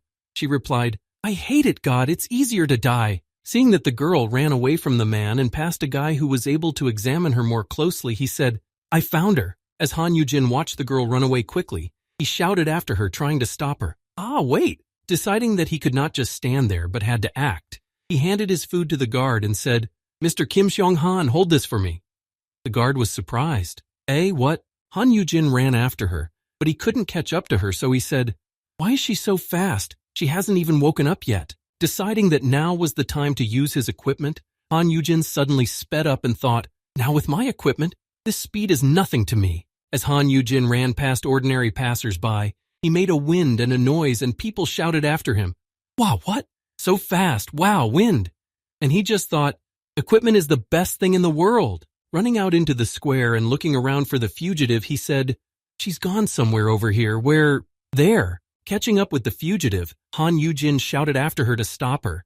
"Park Aram, you're Park Aram's student, aren't you?" The girl, hearing the shouts behind her, looked back and stopped and saw a boy running after her. When he caught up with her, he said, "Let's have a little talk." She replied, "What? Did my uncle send you?" Thinking that this was a man sent by her guardian, the girl looked back and ran out into the road and exclaimed, "Go away, uncle. I'm not coming back." To which he replied, "What kind of uncle am I to you? I am still in the prime of my life." When Han Yugin saw that the girl was running right under the wheels of a car that was moving along the road, he called out to her, "Look out! The car!" Hearing the boy's shouts, the girl looked to her side and noticed that a car was coming at her.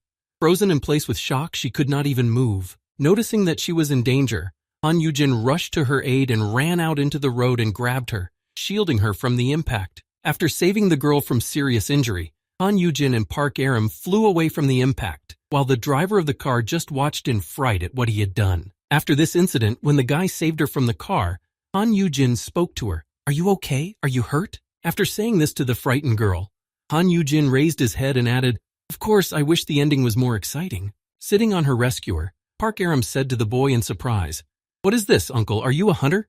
He replied, "Don't you want to get off me first?" After this road trip, they went to a restaurant to eat and discuss the contract. Sitting at the table, Han Yugin said, "Wow, just look at the color. The structure is just incredible." Looking at the delicious meat grilling in front of him, Han Yugin drooled and said happily, "How long has it been since I ate marbled veal?" Sitting at the table and savoring the meat, Han Yugin said to the girl, "Eat well, Aram, order plenty." And he thought, she eats well. What a relief that I'm paying with the corporate card. Seeing how greedily she was eating the meat, Han Yugin asked her, "But are you sure you can eat here? You said that your uncle owns a meat restaurant, right?"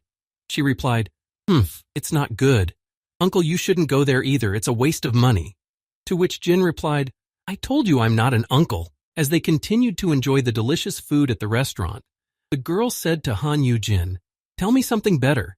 You say that you are the elder brother of Abyssal Head." After saying this, the girl suddenly asked the boy, "Why would such a person want me?" Han Yugin smiled and said, Because you have wonderful energy?" Hearing this ridiculous answer, the girl got up from the table and said, "I don't believe it. Thank you for the food." He replied, "Hey, nothing like that." Han Yugin began to imagine something to convince the girl and said, To tell you the truth, I knew your parents. When my parents died, they helped me." He thought, even though it's a lie. After saying this, Han Yugin continued, "So, although I am late, I have come to repay the debt. I've had too many things to do until now. I don't know what to do with my eyes from shame." The girl said with a heavy sigh, "It doesn't matter. I have people who will wipe their saliva and give me a slap on the wrist." Taking a piece of meat out of the bowl, Han Yugin said, "I was wondering if there was anything I could do to help you. My strength just happens to be outstanding." Hearing this, the girl asked in surprise, "Power?" Hearing the interest in the girl's voice, Han Yugin said, "The power of awakening. My ability is to awaken other people." Han Yugin continued to recruit the girl with all possible methods and words. "Park Aram, you can awaken at least B grade." Placing the Abyssal Guild's business card on the table, Han Yugin added, In addition, I am under the protection of the abyss. Therefore, I can help you get a good job as a huntress. Clasping his hands in front of him and making sure that the girl was already hooked, Han Yugin spoke to her. If you don't mind, I'd like to be your sponsor. Holding out his hand to the girl and offering her his terms, Han Yugin said to her, What do you say?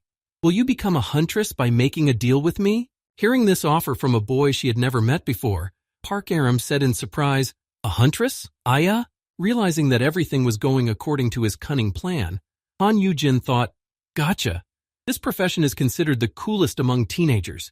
We need to put on a show that will entice her. Deciding to perform an interesting trick, Han Yugin held out his other hand, and suddenly a contract appeared in front of him, and he held a pen to sign it. Then Jin said, Yes, will you read the contract first? Park stood up from the table and said, Wow, what is this? Where did you pull this out of? Do you have some kind of inventory? To which he replied, Hey, you'll have one when you wake up. This contract is also a special item created from additional items from the dungeon. Handing the contract to the girl to read, the guy added, All you have to do is officially sign the contract as Huntress Park Aram. Reading the contract, the girl saw the following clauses. Terms: to enter into an agreement with the Abyssal Guild, to keep Han Yujin's skills secret, be responsible for Han Yujin's security for a year. Hearing the girl highlight these points, Han Yujin emphasized, Yes, I need a bodyguard. I'm a weak F-class, but someone is always trying to lock me up.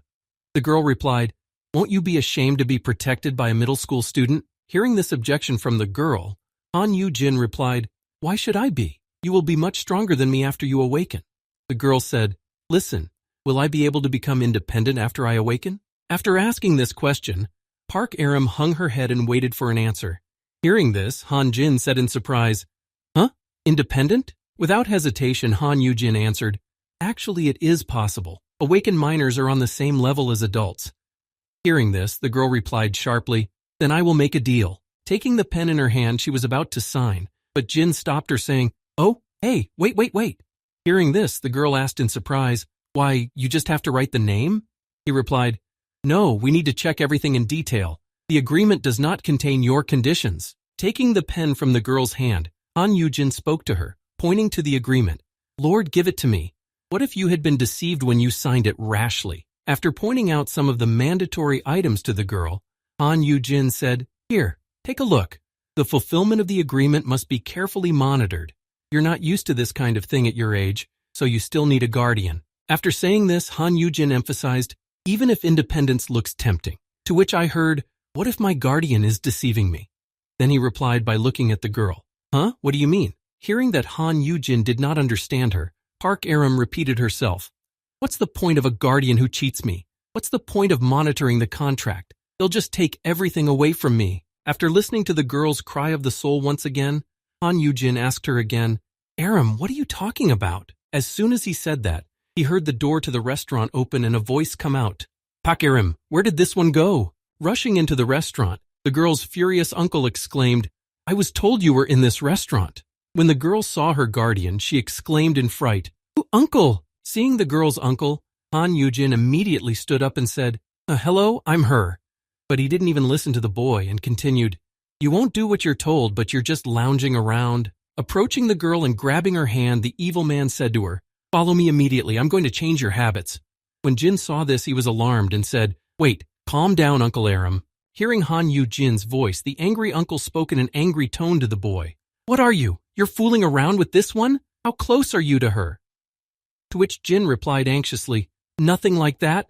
Are you out of your mind? Han Yujin was furious with the girl's uncle and could not stand such insolence and grabbed his uncle's arm. Jin squeezed his uncle's hand tightly and heard him say, Let go! What kind of strength does such a little brat have?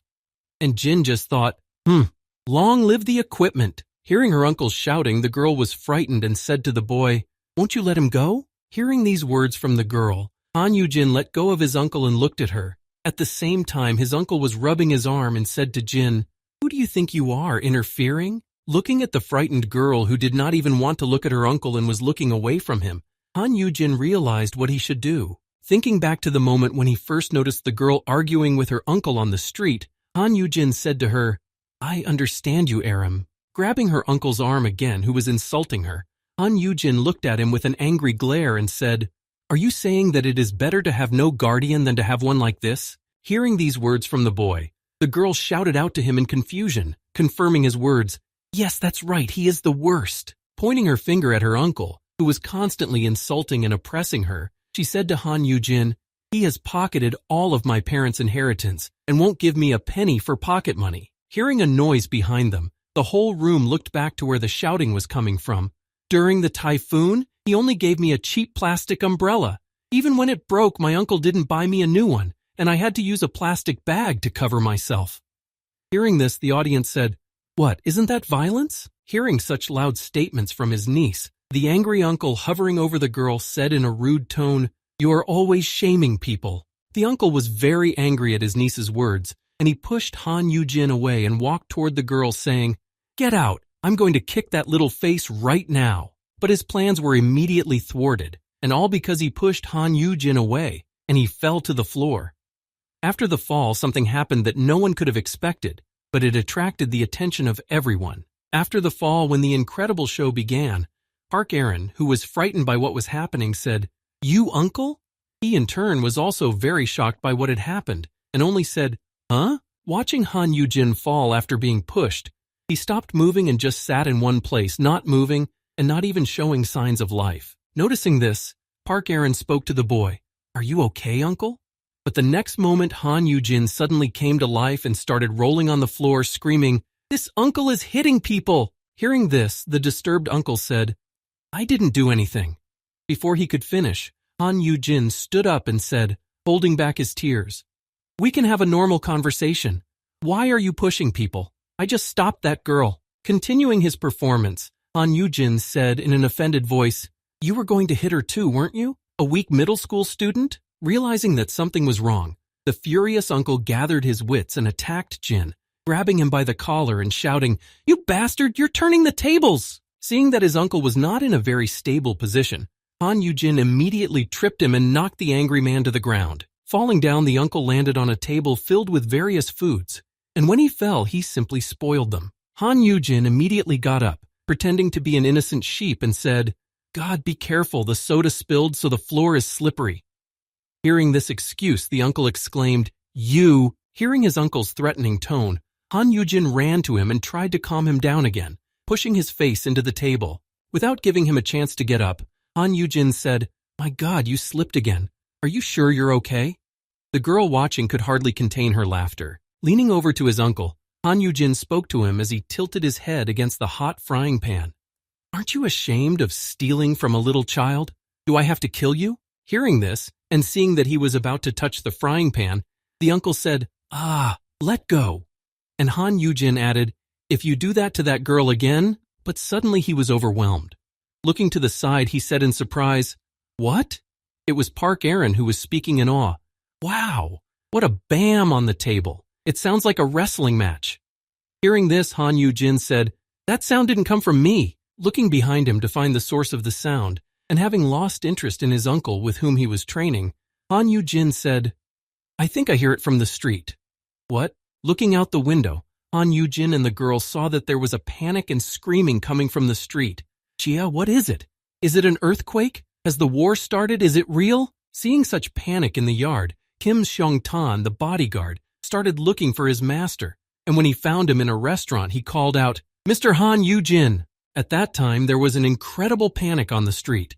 Everyone was running in front of each other, trying to save their lives. While running away, people heard someone shouting, Look out! Evacuate! The monster! As soon as it was heard among the crowd, it was immediately followed by a loud roar of a monster. It was a monster that had come out of the dungeon that had exploded. As they fled the scene, saving their lives and their families, ordinary people could be heard shouting as they ran away.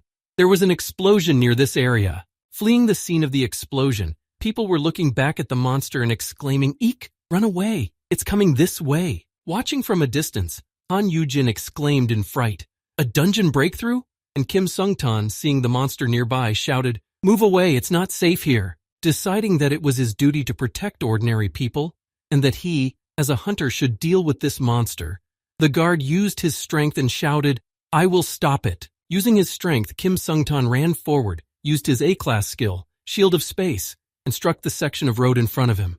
As soon as he did so, a A huge wall of concrete and asphalt immediately rose up in front of him, blocking the monster's passage and separating it from the people. After buying some time for the people to escape the scene, Kim Seong-tan called out to his master, "Take this chance and evacuate quickly." Watching this situation, the frightened Han Yugin thought anxiously, "There is no victor in my memories. Why the monster all of a sudden?" Standing in front of the huge wall that separated them from the monster, Han Yugin looked at it in anxiety and thought, was it at this time in the past that the dungeon broke through here? Preparing to take appropriate action, Kim Seong-tan shouted out to his master, "Ta Park, hurry up and get out of here."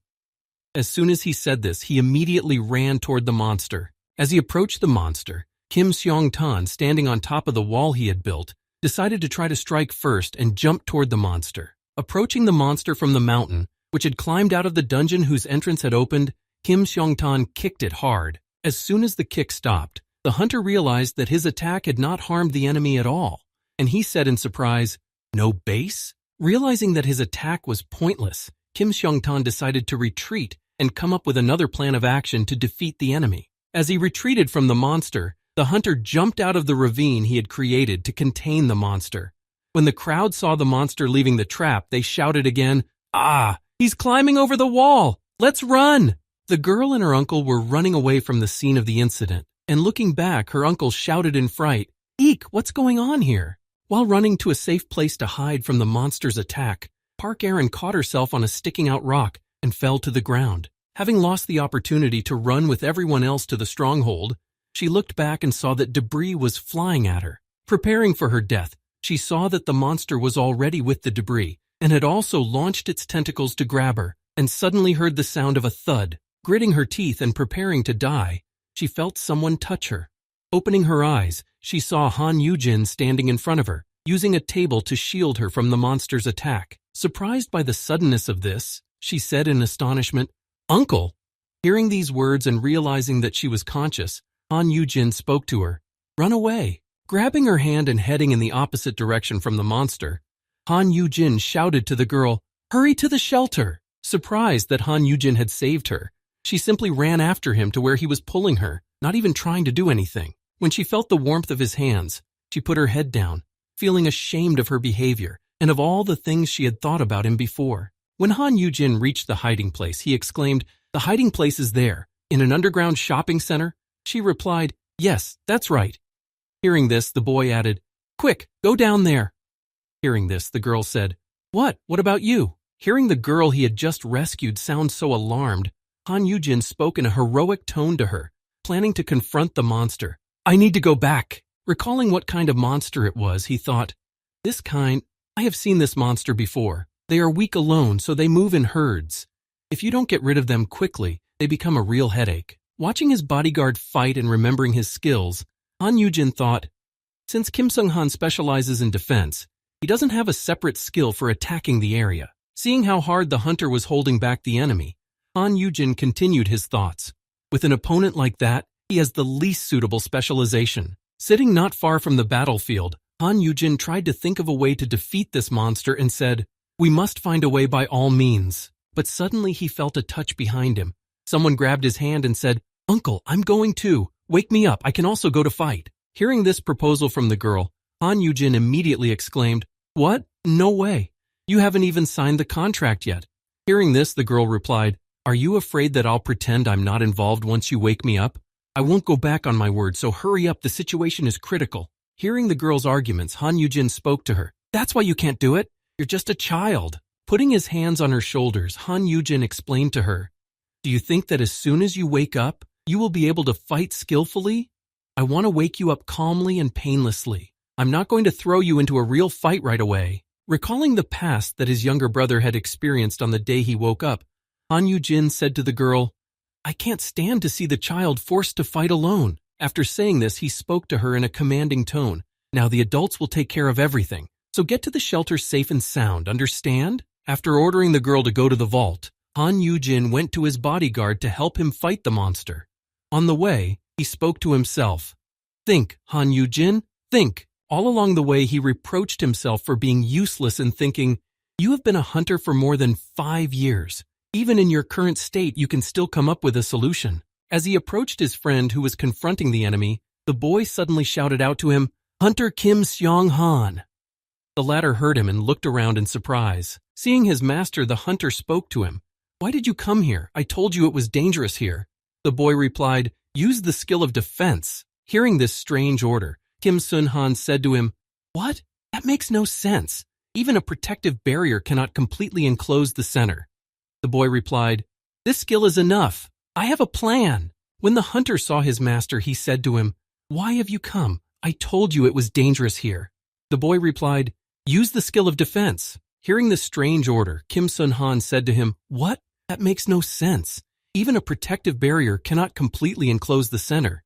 The boy replied, "This skill is enough. I have a plan." Obeying his master's order, Kim Seong-han surrounded the monster with barriers on all sides to realize the boy's plan. Seeing that the fence was ready, Kim Seong-han prepared for the next stage of the plan to destroy the monster, and standing on the wall, he prepared to strike. The next moment, using his defensive skill, the hunter pounced on the enemy to trap him in the room and prevent him from escaping. The next moment, the hunter's attack closed the structure in the form of a bowl to prevent the monster from escaping. As soon as the attack was over, large walls began to rise around the monster, slowly converging from above, closing all the ways of retreat. And so, after a short period of time, the cage closed, trapping the large monster inside, which had escaped from the dungeon. Stepping back against the wall and observing what was happening, Kim Seong-han thought, "It's not expected to use the skill like this." As soon as the trap closed, a small gap formed at the very top, just enough to get inside.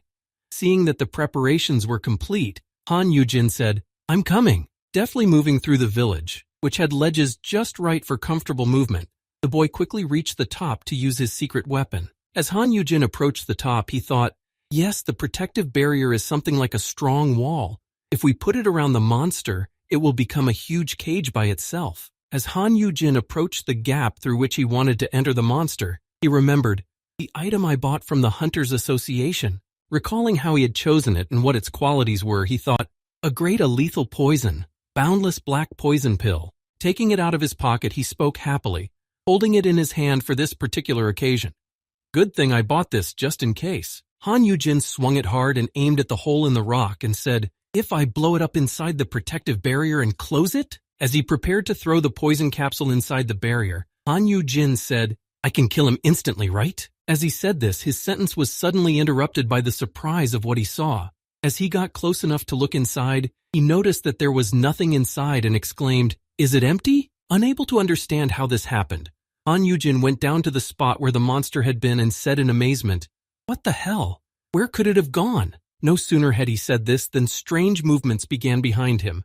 Tentacles reached out from the gutter and grabbed his leg. The next moment, the monster itself came out of the gutter, which had been hiding there to escape the trap, moving through the pipes underground. While in the air because he was grabbed by the monster, Han Yugin loudly exclaimed, "Uh-oh, he got out through the sewer." Regretting that he had gone down to the place where the monster was, without thinking about what might happen, he said, "There are no such things in dungeons, so I didn't think about it. Is this my end?" While he was saying goodbye to his life, a girl who had come to rescue Jin was already downstairs near the monster and exclaimed, "Uncle!" Seeing Park Aram below him, Han Bi-jin called out to her in surprise, "Aram?"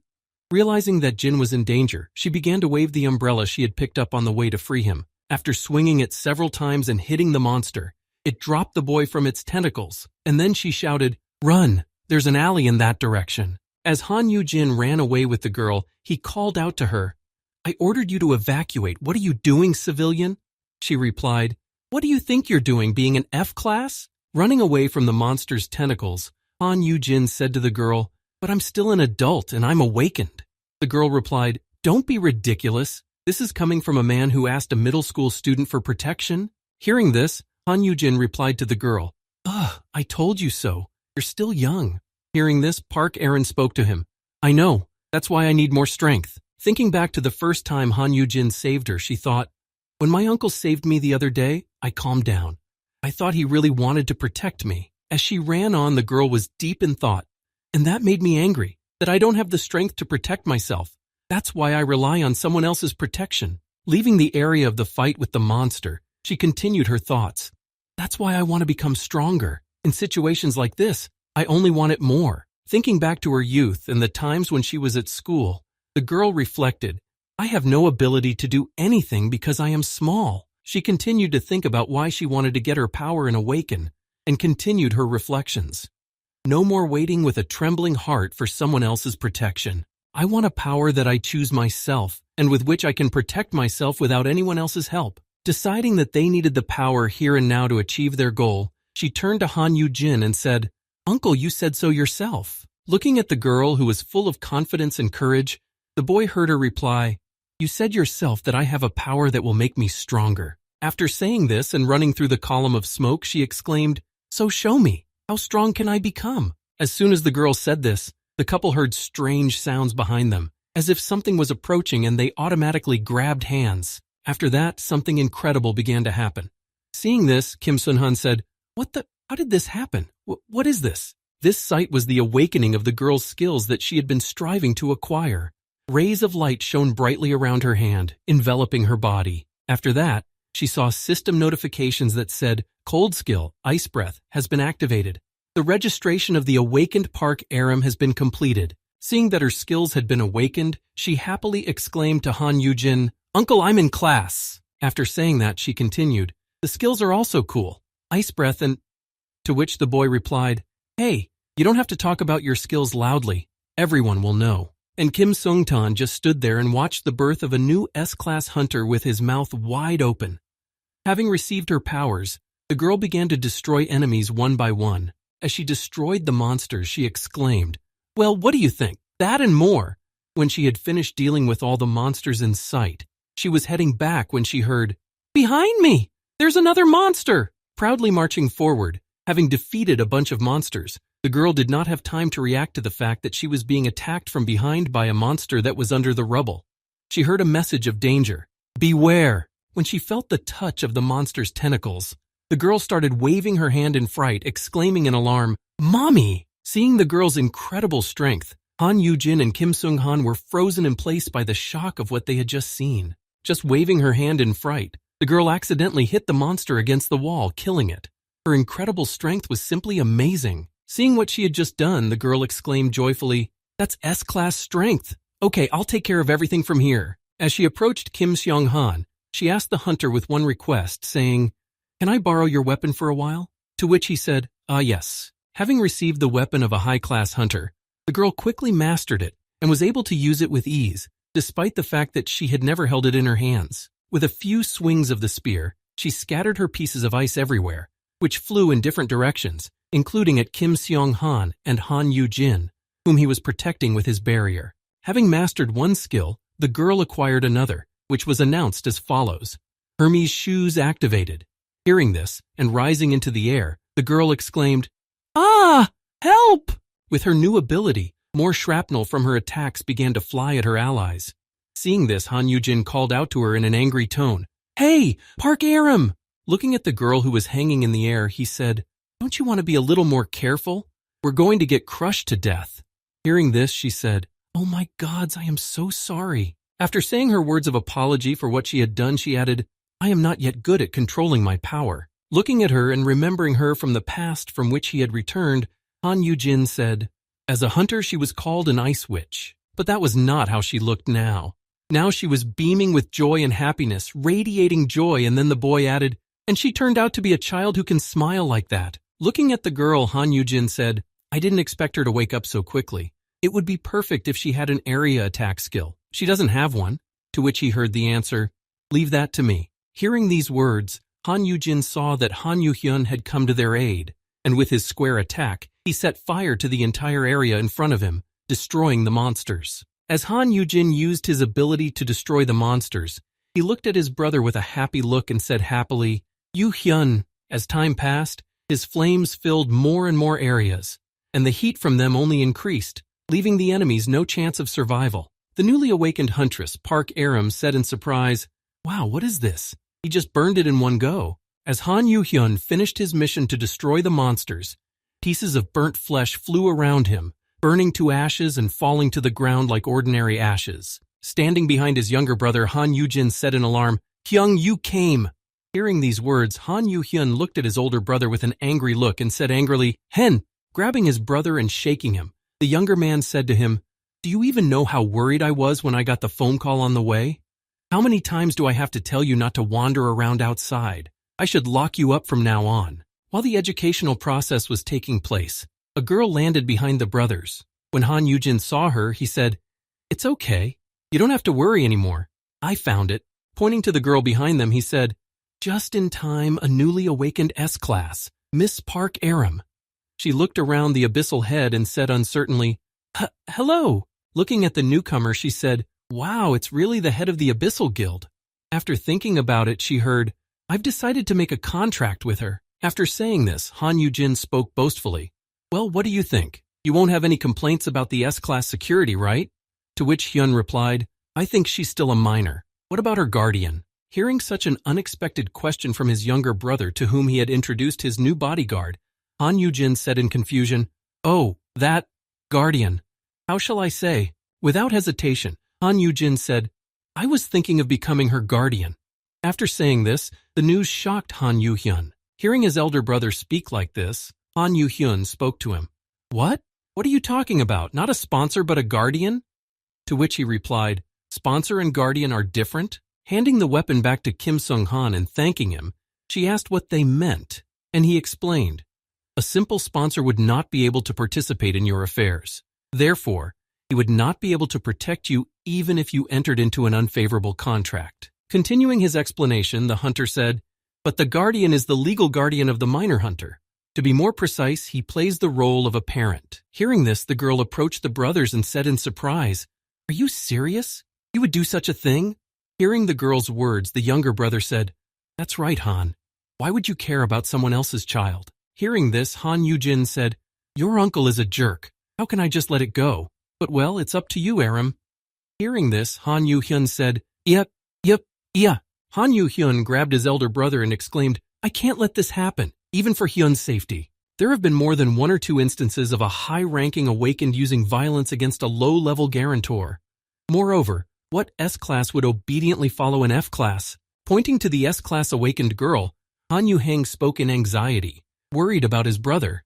What if this child attacks Jin? Hearing the student's statements and the premature conclusions and accusations against her, the girl said, "I am not attacking. I am kind." After considering all the possible bad outcomes, Han Yuhyun said to her, "I'd rather be the guardian than Jin." Hearing this statement from the head of the Abyssal Guild, Park Aram spoke to him in an irritated voice. "I don't want to. Uncle promised to do it." Hearing her words, Han Yuhyun said, "You say that now, but no one knows what might happen later. Who knows what you will do with him?"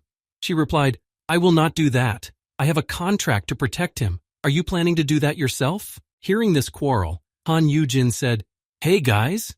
After finishing the conversation, Han Yuhyun grabbed his brother and carried him away, saying, "There is nothing more to discuss here. Let's go home, Jin." Seeing this, the girl grabbed Jin's hand and said, "Where? Don't interfere, let go of me." During the quarrel, and trying to take and hold Han Yugin, both hunters grabbed him and simply tore off his hand ligaments.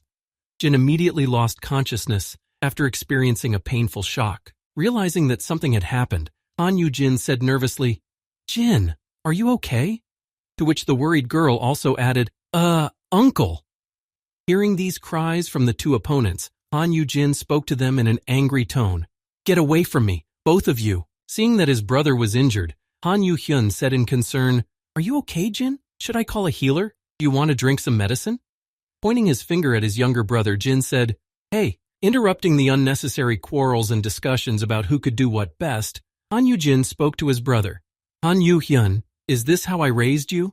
Pointing his finger at his younger brother, Han Yugin said angrily, "It's Aram's right to choose a guardian, so why are you interfering? Moreover, if you are the head of the guild, be glad that I brought the S-class." Pointing at Kim Sung-han, Han Yugin said, "And why go home? Who's going to clean up this mess?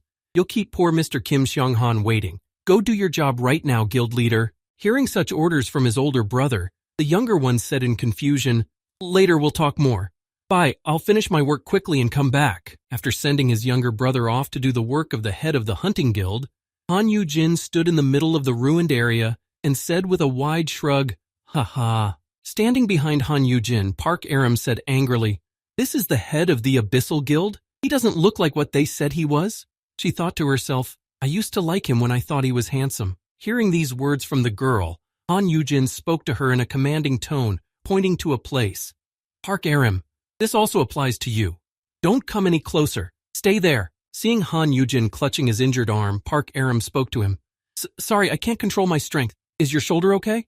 To which the boy replied, Yeah, it's a little dislocated. What's more important is, after saying this, Han Yugin went to pick up the pair of shoes that the girl had lost and said, Here, your shoes. If you can't control your power, I'll put them on for you. As Han Yugin put the shoes on the girl's feet, he said to her, These shoes are so old and the size doesn't fit. To give me something like this damn uncle. As Han Yugin put her old shoes on her feet, he said confidently, We'll go get a pair of new shoes tomorrow, okay? As she sat there watching him put her shoes on, she said happily, Hey, it's kind of shaking, don't you think? Hearing this, Jin said in surprise, What, trembling? Hearing that Han Yugin didn't understand what she was talking about, the girl spoke to him. Why, it's in dramas and it's something you do.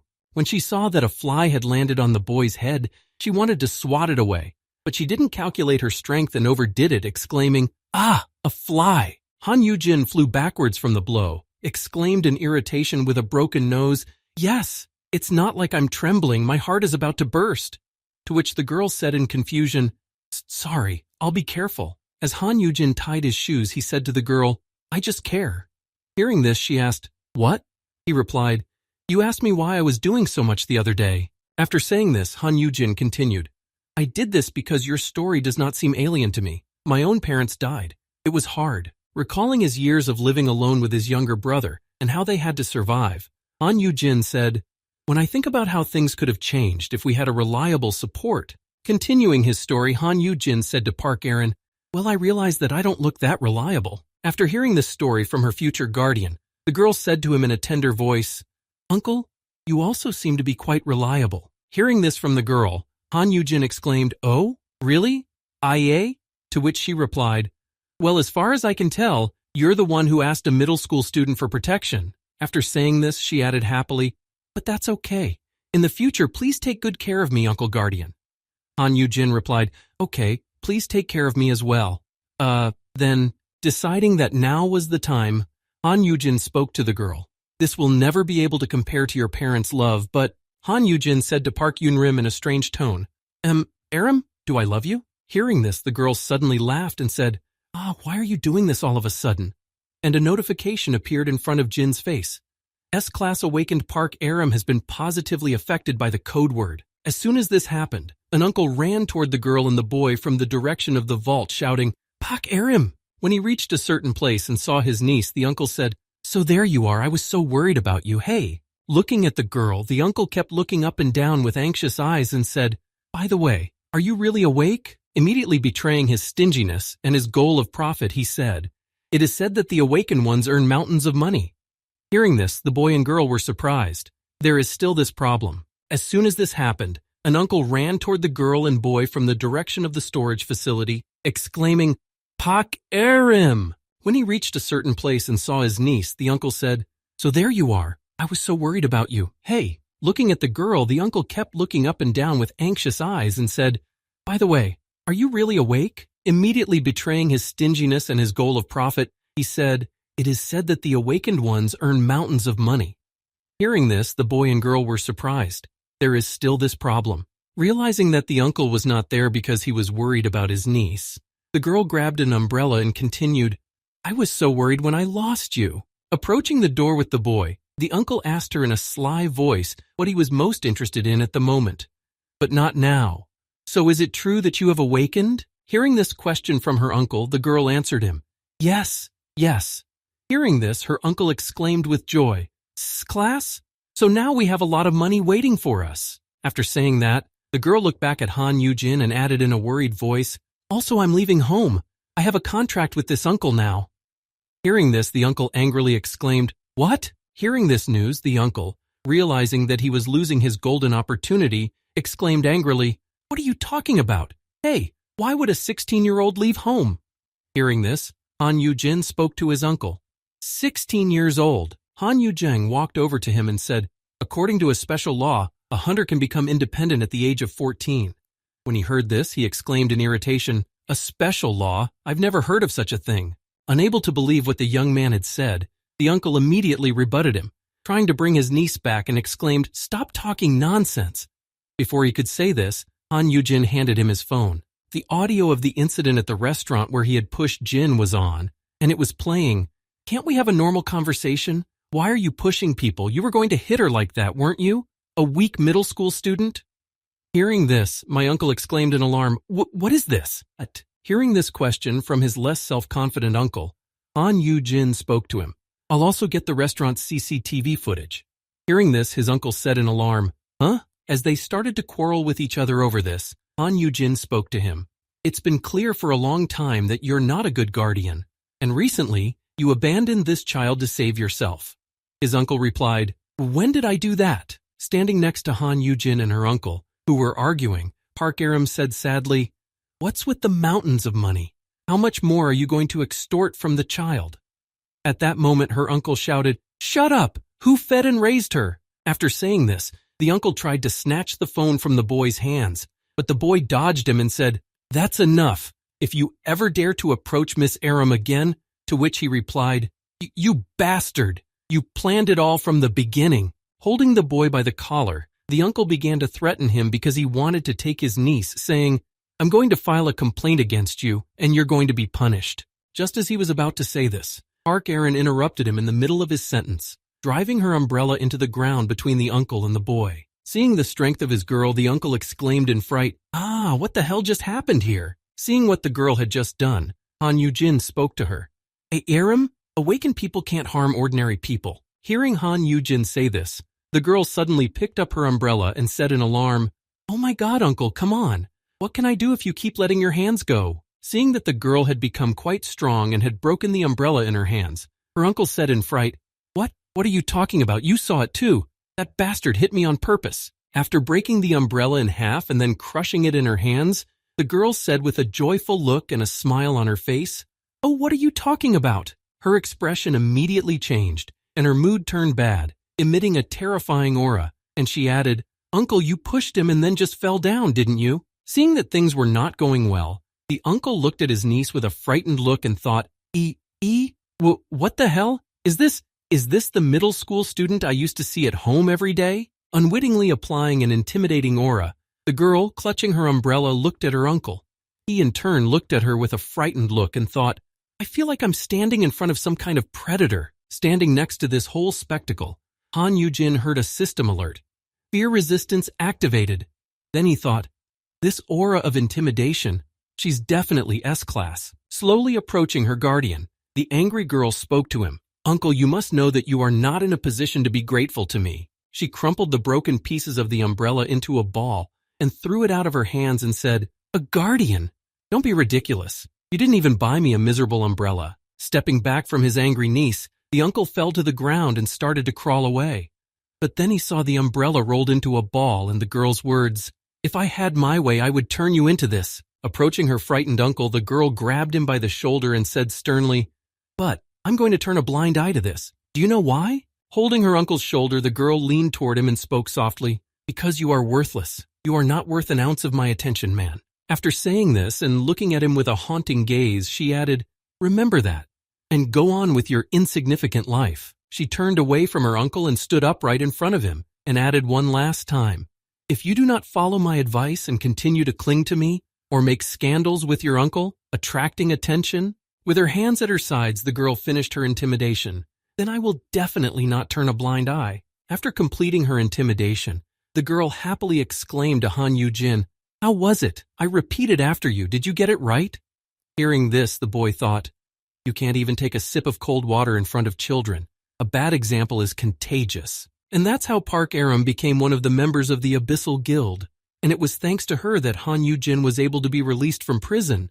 But while enjoying his life, the next morning, as Han Yugin was watching his third dream, the door to his room suddenly opened with a bang. Opening the door to the boy's room, his younger brother Han Yuhun entered, and seeing him, the older brother exclaimed in irritation, "Who the hell is Han Yuhun?" Han Yugin immediately got up from the bed and looked at his brother walking confidently toward him. "What is wrong with you? What has come over you this morning?" Holding out his hand to his elder brother, Han Yuhun spoke sternly to him. "Give me that, the one you bought yesterday." Hearing this, his elder brother called out to him in fright, What?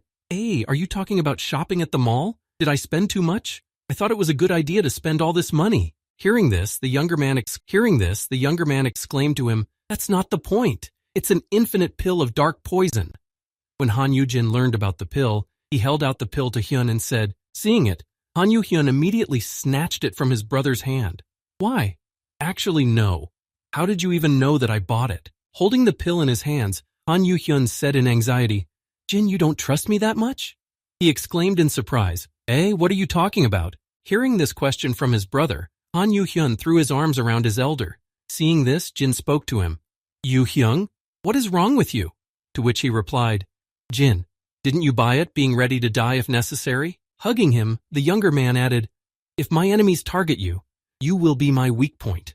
That is why you were ready to poison yourself, so that they could not use you as a hostage. Hearing this, Han Yugin was surprised and thought, No way. Letting go of his elder, Hyun said to him, You care so much about me, but you still never use something like that, okay? The elder replied, No, this. Continuing to admire his brother, Han Yugin said, Even if something like this happens, I will definitely come to rescue you. Hearing this, Han Yugin thought, I bought this to use when clearing the dungeon alone secretly from you, but now I can't say I'm immune to L-class poisons. Hearing all this from his younger brother, Han Yugin replied, Oh, okay. Thank you, brother. But in his mind he was thinking, I have a feeling that there are more and more misunderstandings. After settling this question, Han Yugin and his brother went down the elevator. Then Jin said, So, everything is settled with Aram? Han replied, Yes, Captain Seok went to her house yesterday. After saying this, Han Yugin added, I checked the registration copy of this so-called uncle, then this, then that. Apparently he spent billions of what belonged to Aram on his own business. Recalling the deal with his uncle, Hung added, Instead of saying we wouldn't sue, he wrote a note saying he wouldn't approach or contact her in any way. He won't bother us anymore.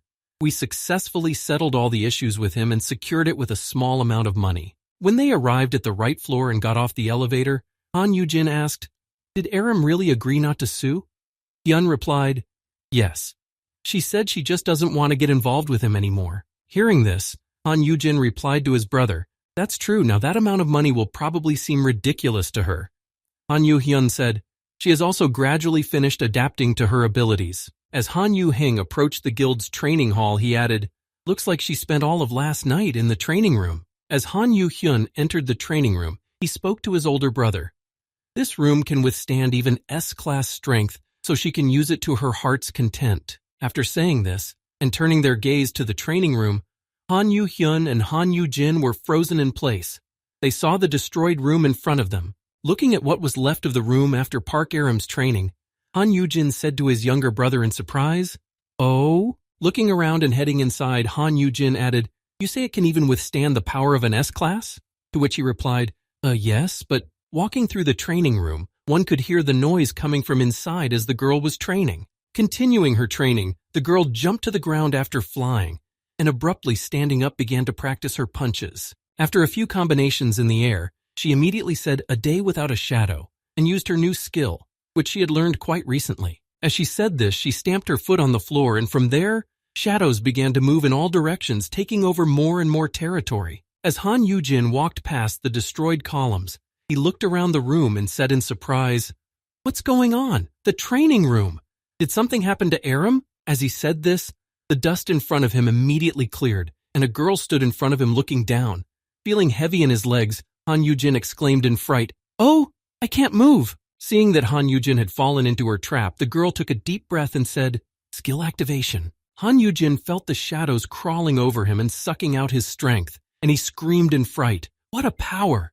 Seeing that the shadows were on Hen exclaimed in alarm, Jin? After preparing for her next combination, the girl stopped in the middle of the room and began to gather all the shadows back. After gathering all of her shadows, which were spread around the room to return all of the power they had gathered back to their owner, Park Aram lifted her foot. After that, she gathered all her strength in her foot and stepped on the ground, leaving a crater in the place after her step. After completing all the preparatory steps, she rushed to meet Han Yu-jin, and stepping heavily on the floor that was sinking beneath her, she went forward. Gaining the necessary speed, the girl immediately swung her fist and shouted loudly to the entire training room, Oop! Her exclamation was followed by a powerful punch on the floor, which destroyed the ground beneath her. creating a large crater. After completing her punching combination, she stood up and looked over to where Han Yugin and Han Yuhun were standing. Wiping the sweat from her face after such a difficult combination and deciding to take a break, she suddenly heard shouts from nearby. "Jin, wake up!" Hearing these disturbing cries, she immediately looked around and shouted in the direction of the shouts, "Uncle!" Looking in the direction of the shouts, she saw Han Yugin, who was already in the process of leaving his soul and who said, "So you've gotten stronger, Aram." And Han was shouting back at him, "Don't die, Jin." Seeing that Han Yugin was already losing consciousness, Park Aram immediately called out to him, "Uncle, wake up." Hearing this, Jin said, "I'm strong, oh?" When Han Yugin regained consciousness and looked at the girl, he saw a completely different person speaking to him. "Are you all right, uncle?" He replied, "Who are you?" Hearing that Jung did not know her, the girl rushed to him in alarm, saying, "Don't you remember? I'm Aram." Hearing this, Jung replied, "I know, but you've changed beyond recognition." To which Hyun replied, "The stylists have been working on her." Stepping back a bit to show off her new look, Park Aram spoke to him. "In the abyss, they fixed my image and told me that I will soon join the Hunters Association." When Han Yugin saw the girl's new look, he was surprised and said, "It suits you. All the sports drink." Hearing this, Park Aram said to Han Yugin, "Since I'm going to be on the air, I need to keep an eye on the picture, the Hermes style combined with the skill." To which Jin replied in surprise, "They do that too?" "Oh right, the S-classes are the village." Showing off her new style, she continued, "I even prepared the hunter's registration documents that can be presented. I'm constantly adding something, because I'm also working on my skills." Holding her head, the girl said awkwardly, "I didn't notice that you came in, uncle, so it's been a while." He replied, "So it was really your skills. What was all that about?" Recalling what she had used in a recent training session, the girl said, The first one was a cold breath, the freezing skill. You saw it last time, right?" Recalling further, the girl said, "Hermes shoes. It allows you to float in the air and instantly move short distances." Thinking about her new talents, she said, "A day without shadow casts a special buff over a large area. When used, it greatly increases the effectiveness of skills and attributes. I can also slow down my opponent by absorbing their shadow. This also gives me a corresponding buff." Hearing this information, Han Yugin spoke to Park Aram. "So you become even stronger by absorbing power from your surroundings? It is because of this skill that the training room has now turned into ruins." Hearing Jin's words, Park Aram said, "Oh, and there's one more. The last one. Body whiteness is a skill. It allows you to read information from a corpse." Hearing the characteristics of the last skill, Han Yugin spoke to her. "That's pretty creepy." She replied, "Really? It was supposed to be an attacking skill." Thinking about this skill, Han Yugin looked at the folder where she had written everything down and said, "We'll hide the body whiteness for now." Hearing this, the girl exclaimed in surprise, "Hide it?" As he crossed this skill off Park Aram's skill list, Han Yugin spoke to her. "You don't have to reveal all your skills when you register. Let's see." As Han Yugin looked over everything in the girl's file, he said, "Since it's like this, it's better to hide a few more details. On days without shadow, we'll only record the buff effect. And in the Hermes shoes, it's flying. It's cool at this level." After hearing all of this from Jin, Park Aram spoke to him happily. "Uncle, you really are so good at this, just like an expert." He replied, "Oh, it's nothing. Have you mastered your power control now?" Han Yuhun blocked Han Yujin's path and covered him with his body, and spoke to the girl in an angry tone. "Hyun is so knowledgeable about everything because he went to all the trouble to find out the details for me. Keep your distance." Hearing Han Yuhyun's objections, Park Aram replied, "Eh? Chairman, I didn't ask you, so why are you interfering?" He replied, "I didn't interfere, I just helped with the explanation. After all, this is my Jin." Jin replied, "Please stop." Suddenly thinking of something and already creating a plan in his head, Han Yugin thought, "Haha, but it's possible." As Han Yugin thought of a plan to introduce Park Aram to the public, he said anxiously, "Yeah, it's going to be okay, right?" After a while, when Park Aram finished registering, a lot of people gathered outside the Abyssal Guild, and a car stopped there. Then someone in the crowd said, "An Abyssal car has just arrived. Miss Park Aram, the new S-Class, is coming out." Looking out from the crowd, Han Yugin was somewhere in the distance. Han Yugin was standing with Kim Sung-han, and the crowd was saying, "This is the birth of our country's 8th S-Class combat hunter. Miss Park Aram only has 3 basic skills." Peeking out from his hiding place, the disguised Han Yugin said happily, "Great, Our Aram is doing great. Kim Sung-han replied, instead of acting like this, you should have just accompanied her. After saying this, Kim Sun-han added, Miss Park Aram was disappointed because you didn't go with her. Jin replied, haha, I have a lot of bad memories of crowded places. After saying this, Han Yugin added, well, there is an end to resentment too. Now that she's going to be famous and rich, I'll definitely move to the background. Watching this beautiful girl appear in public, Han Yugin thought, there's no sign of the cold and arrogant ice witch Park Aram from the future that I know.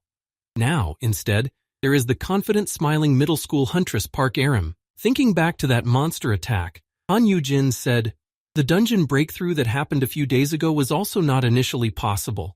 Will everything be okay if the future I saw is changing so much? Thinking about this, Han Yugin immediately shook his head to try to forget those thoughts and said, no, what does it matter? What is good is good. What matters now is something else. Since I've come to the association, I need to see if there are any newcomers with good potential. Looking at the crowd, Han Yugin searched for those who could become a new high-level hunter and thought, there's an F grade over there. There's also an F grade over there. There's an E grade over there. An F grade over there. Surely finding another S class would be incredibly lucky, right? Analyzing everyone from just one side of the hiding place, Han Yugin thought, I'm unlikely to find any high-level, unawakened potential here. There is no point in wandering around here. Realizing this, Han Yugin decided not to stay in one place and went in search.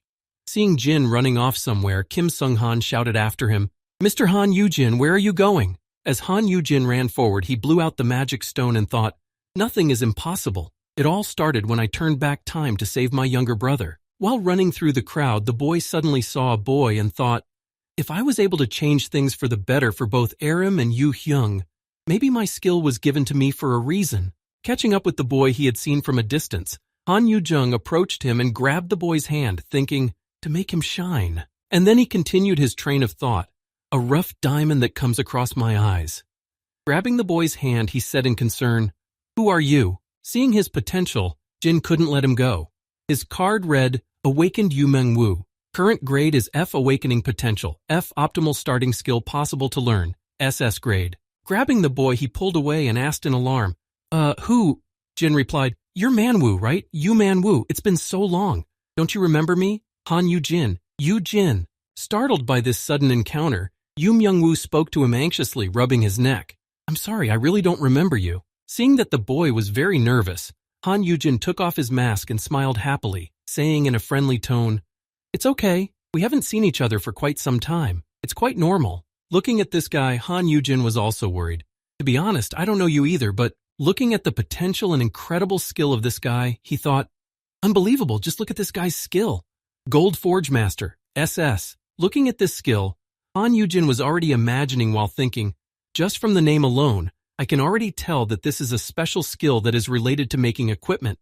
Moreover, it's SS class. An SS blacksmith is a class act, creating equipment with his own hands that can hardly be bought even for hundreds of millions. Even 5 years later, there were no awakened ones with this skill. Already imagining mountains of wealth, Han Yujin thought, if I can learn this skill, I can make a bed of bags of money from all over the world. Looking at the frightened boy who didn't understand what was happening, Jin reflected, and all because of this guy who looks like a dead man.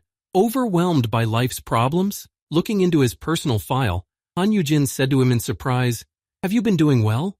Have you also awakened? He replied sadly, yes, even though it's F grade. Having said that, the man continued, there is a 1,000,001 subsidy for registering an awakened person. Hearing this, Han Yujin said to him, oh brother, I'm also an F. Come with me to learn basic skills? Hearing this suggestion, Yu Meng-woo said sadly, no, I only came for the subsidy. You have to pay for basic training, and even with it, F classes are not needed anywhere. Hearing this, Han Yujin grabbed his arm, ready to say something, but Yu Meng-woo only added, I'm useless right now. Taking the hand of his potential SS class master, Han Yujin happily exclaimed, then get him to join our guild with me. Hearing this suggestion, the young man said in surprise, E? Trying to persuade the boy, Jin said, I'll make sure you get it for free, just one word from me, haha. Before he could finish, Jin interrupted Kim Sung-tan, grabbing him by the collar and pulling him toward him, saying, Mr. Han Yujin, only guild members can receive training for new hunters. Hearing this, Han Yujin said in a disgruntled voice, Then make an exception for just one person. To which he replied, but the rules. When Yu Mengwu saw the A-class warrior, he was frightened. Oh, Kim Sung-han of the Abyss. Looking at the boy and the high-ranking warrior, Yu Mengwu said in surprise, You Jin, you two know each other? How? Hearing such surprised words from the boy, Jin said, Oh, this is… Han Yugin pointed to himself and spoke to Yu Mengwu. Actually, the head of the Abyssal Guild is my younger brother. Hearing this, the boy exclaimed in shock, What? The Abyssal Guild chief? Han Yugin stood up to his full height and spread his arms. And Yu Meng said something to him, You've suddenly started to blind my eyes. To which he replied, Hoo-hoo, it's the aura of power. After saying this, Han Yugin added, I'll put in a good word for you in the Abyss. So let's go train together, Mengwu. I'll lend you my equipment as well. Hearing this, the boy replied in surprise, Yes, even the equipment? Is that really possible? Hearing such an offer from a complete stranger, Yu Mengwu was embarrassed. But I can't even remember you. Hearing this, Han Yugin took his hand and said, Don't worry about it, just go along with it. I want to take care of you because you're a good person, right? Trying to gain more and more trust in order to recruit the boy, Zheng said with cat-like eyes, You really deserve to be treated like this. Seeing Han Yujin's dazzling aura radiating from him, Yu Mengwu said in confusion, I'm not really… Hearing that he actually deserved the kind treatment he was being offered, Yu Mengwu cried out, unable to hold back his tears, I do. And then, falling to his knees, he began punching the ground with his fists and sobbing loudly with happiness. Seeing Meng's strange behavior, Jin exclaimed in alarm, Mengwu! Sometime later, after the incident, Han Yujin stood by the machine that made hot tea and spoke to the boy. Drink, the tea is warm. As Han Yujin handed the cup of warm drink to his friend, he said, It would be better to buy expensive coffee at a cafe. To which Yu Mengwu replied, It's okay, this is enough for me. Han Yujin looked at the quietly sitting boy, who was holding a hot drink and smiling slightly, and said to him, Are you calm? To which he replied, Yes. Wiping his eyes from tears, Yu Mengwu said to Zheng, I'm sorry for coming out of the blue like this. It's been too long since I've heard such words. He replied, It must have been hard for you. Hearing this, Yu Mengwu said, Yes, well, when I was a child, I had a talent for working with my hands, and I even received many awards for it. But in my adult life, it was of no use at all. Everyone just kept telling me to stop doing stupid things and start studying. And that's when everything went wrong. I was a total zero in my studies, a failure. My grades at the university were terrible. I couldn't get a job. And then there were family circumstances. Looking into his cup of hot drink, Yu Mengwu said with a heavy sigh, At some point I found myself in such a deplorable state, with a lot of debt, an outsider with nowhere to go. After listening to Yu Mengwu's entire story from A to Z, Han Yujin spoke to him in a sad voice. I understand. Remembering his past life, Zheng thought, even after the world changed, everything remained the same. People are literally divided into classes. Recalling how he was looking for a squad to go and clear the dungeons, he was rejected, saying, And where are you going to go, Supporta? Only those with combat or healing skills are welcome. Thinking about how difficult it is for F classes to survive in this world, and even more so without the skills needed to clear dungeons, he continued, If he had gotten off this road, F class among the missions, F class in society, what would have become of Yu Mengwu in the original scenario if I hadn't met him? Sitting on the bench and thinking about this, Jin made up his mind. He might not have been able to ignite his talent. Maybe he would have continued to, It's okay in any case, Having finished his thoughts on how difficult it is to live for people with low and useless skills, Han Yujin abruptly stood up from the bench and exclaimed, All right, let's go. Looking at his friend, Han Yujin said, Hey, let's not get sour. Who cares if others don't understand? After all, we live in a world in which it is very difficult to survive on our own. Han Yujin hugged his lost comrade, pointing to the west and said, Lift up your head with confidence. If you remain depressed, the money for the spinal surgery will disappear. Looking at the sunset, Han Yujin stood up from the bench and spread his arms, exclaiming loudly, I am incredible. Others just don't understand. I love myself. Han Yujin put his arms out to the side and turned to Yu Mengwu and spoke to him joyfully. Let's think like this, huh? Han Yujin looked at him with a joyful gaze, and he had already planned everything, but he added in a loud voice, Yu Mengwu, I love you too, my friend. Hearing these words from his mentor, Yu Mengwu said to him, That's right, we'll do that, thank you, Yujin. And immediately after Jin's words, a system notification sounded.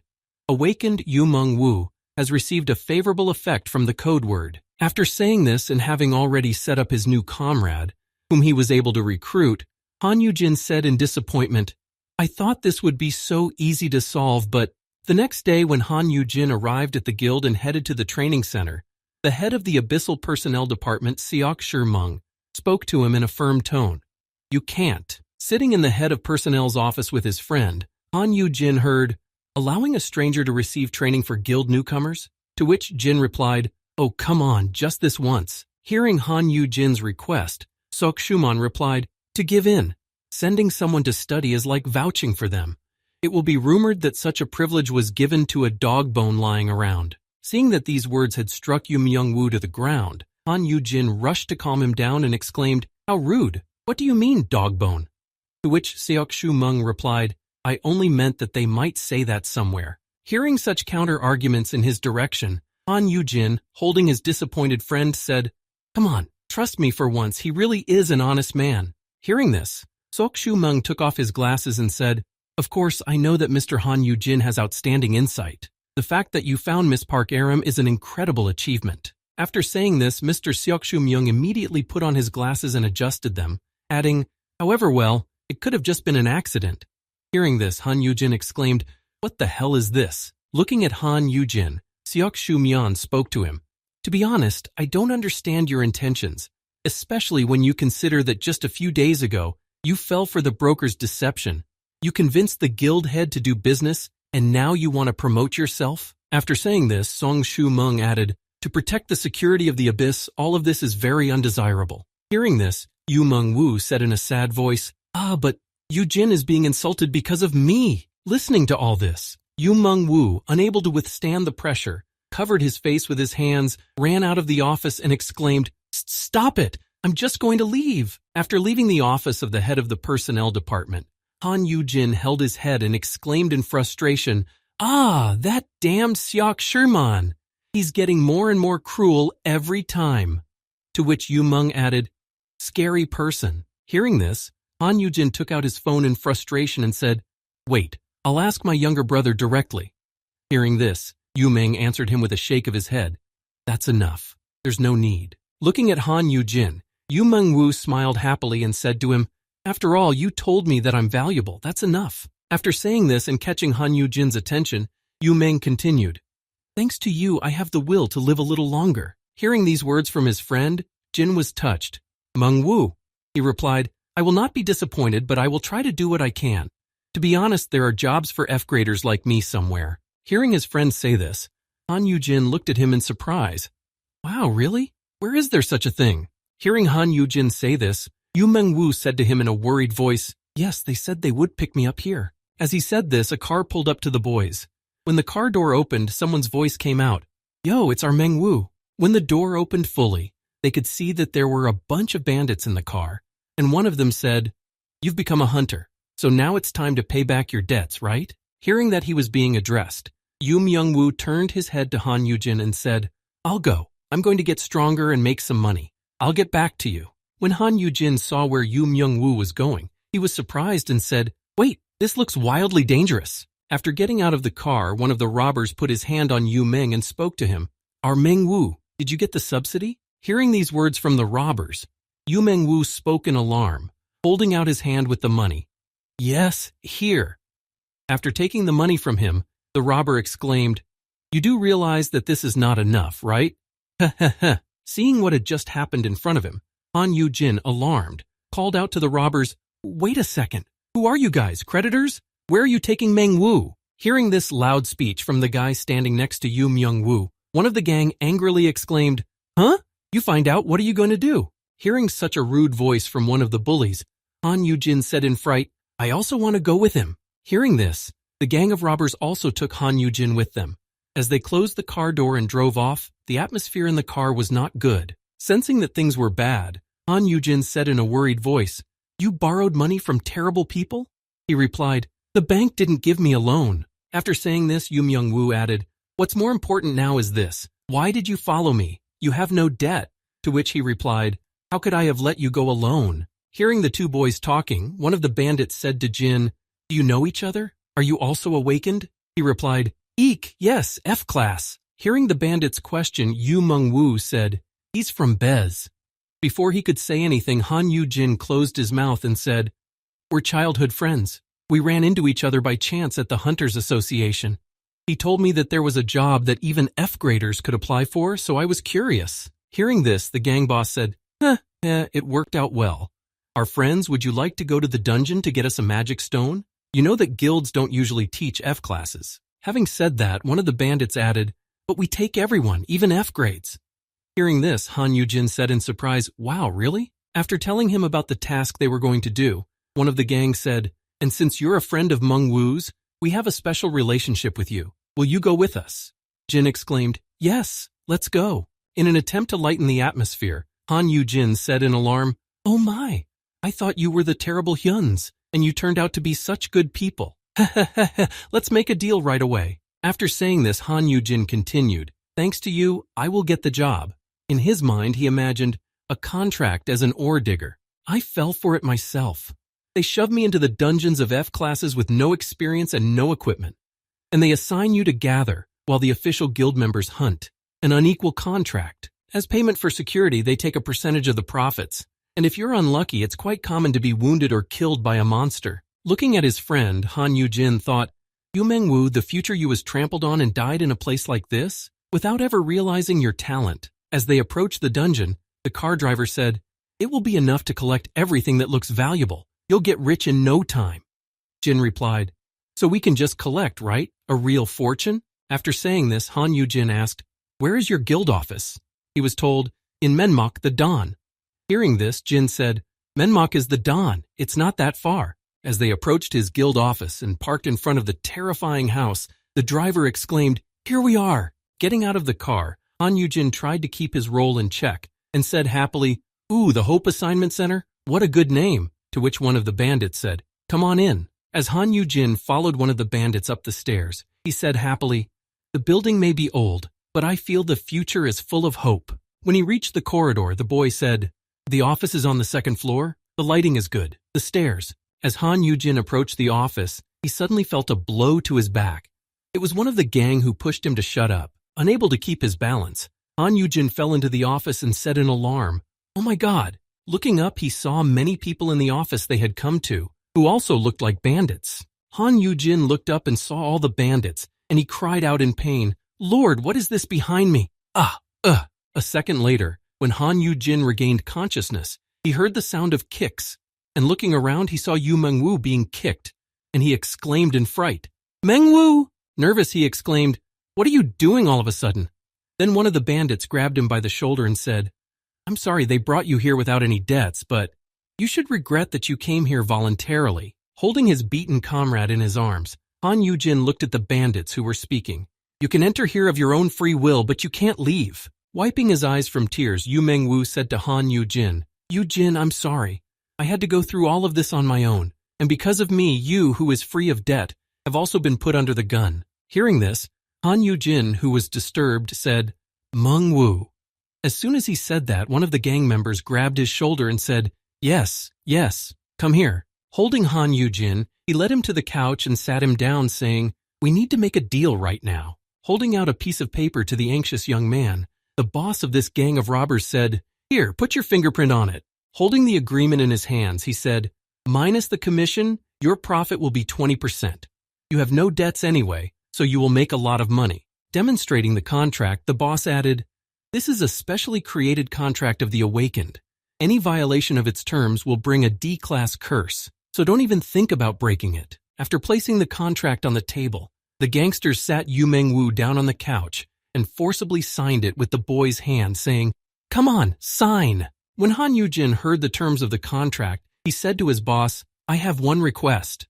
Hearing this, the boss replied, what? Even if you beg, it won't work. Hearing this, Han Yugin spoke to the boss. That's not the point. Can I compare the contracts? It would be insulting if I have the same conditions as him. Looking at his boss and his two burly bodyguards, Han Yugin continued, I don't even have a debt. Hearing this, the boss and his accomplices suddenly began to laugh out loud.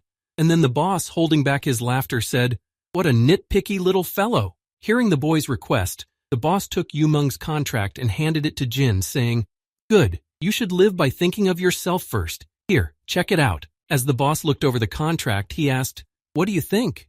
Han Yugin replied, yeah, Myung-woo won't be able to get more than 10%. To which the boss added, "That's right, and that 10% will be used to pay off the debt." Hearing this and reading the contract to the end, Han Yugin said, "A real slave contract indeed." Tearing the contract in half, Han Yugin said, "Do you dare to keep our Myung-woo as a laborer or something like that?" Seeing what Han Yugin had just done, the boss and his comrades looked at him and said in surprise, You broke the contract? And the curse?" After Han Yugin broke the contract, a system icon appeared in front of him, informing him, "Due to the termination of the contract, the curse of debuff, D, is activated." Leaning on the couch, Han Yugin saw another notification. Debuff curse D has been removed by counter curse L. Leaning on the sofa to take a more stable position, Han Yugin kicked his boss and he was knocked backwards. Seeing what had just happened to their leader, the alarmed men shouted in fright, "Boss!" To which he shouted, "This bastard is not F-class." Grabbing his boss's head, Han Yugin slammed it on the floor, making it stick and leaving a mark. After striking their leader, he was already lying on the ground unconscious and unable to say a word. After knocking out one of the bandits, Han Yugin said, "To begin with, I am indeed an F-class man." And then he thought, "That's true, with better equipment." Angry at the antics of the boy who had just knocked out their boss, the rest of the gang attacked him, shouting, "You son of a bitch! You're going to die here today!" Hearing this, and seeing that he was about to be attacked by a mob of gangsters, Han Yugin shielded Yu Myung-woo with his body and proceeded to the next point of the plan. Pulling out his phone, he showed it to the enemies for them to see. Seeing it, the bandit said, "It's too late to call the police." Turning the screen to the enemies, Han Yugin showed them that he had been on the phone with Kim Seong-han for half an hour and said, "Not the police." As soon as the command to act was given, the walls of the room immediately parted, and Kim Seong-han climbed through them. Then Han Yugin said, "He has been following us for a long time." Turning the phone back to the enemies and stepping aside, Han Yugin smiled happily and said that he had been in contact with the Abyssal Hunter all along. Hearing a noise coming from their side, the bandits looked over to the other side and saw the powerful hunter standing in front of them, and they were terrified. "What?" Seeing Kim Seong-han, one of the bandits exclaimed, "So you had accomplices? You bet one bastard."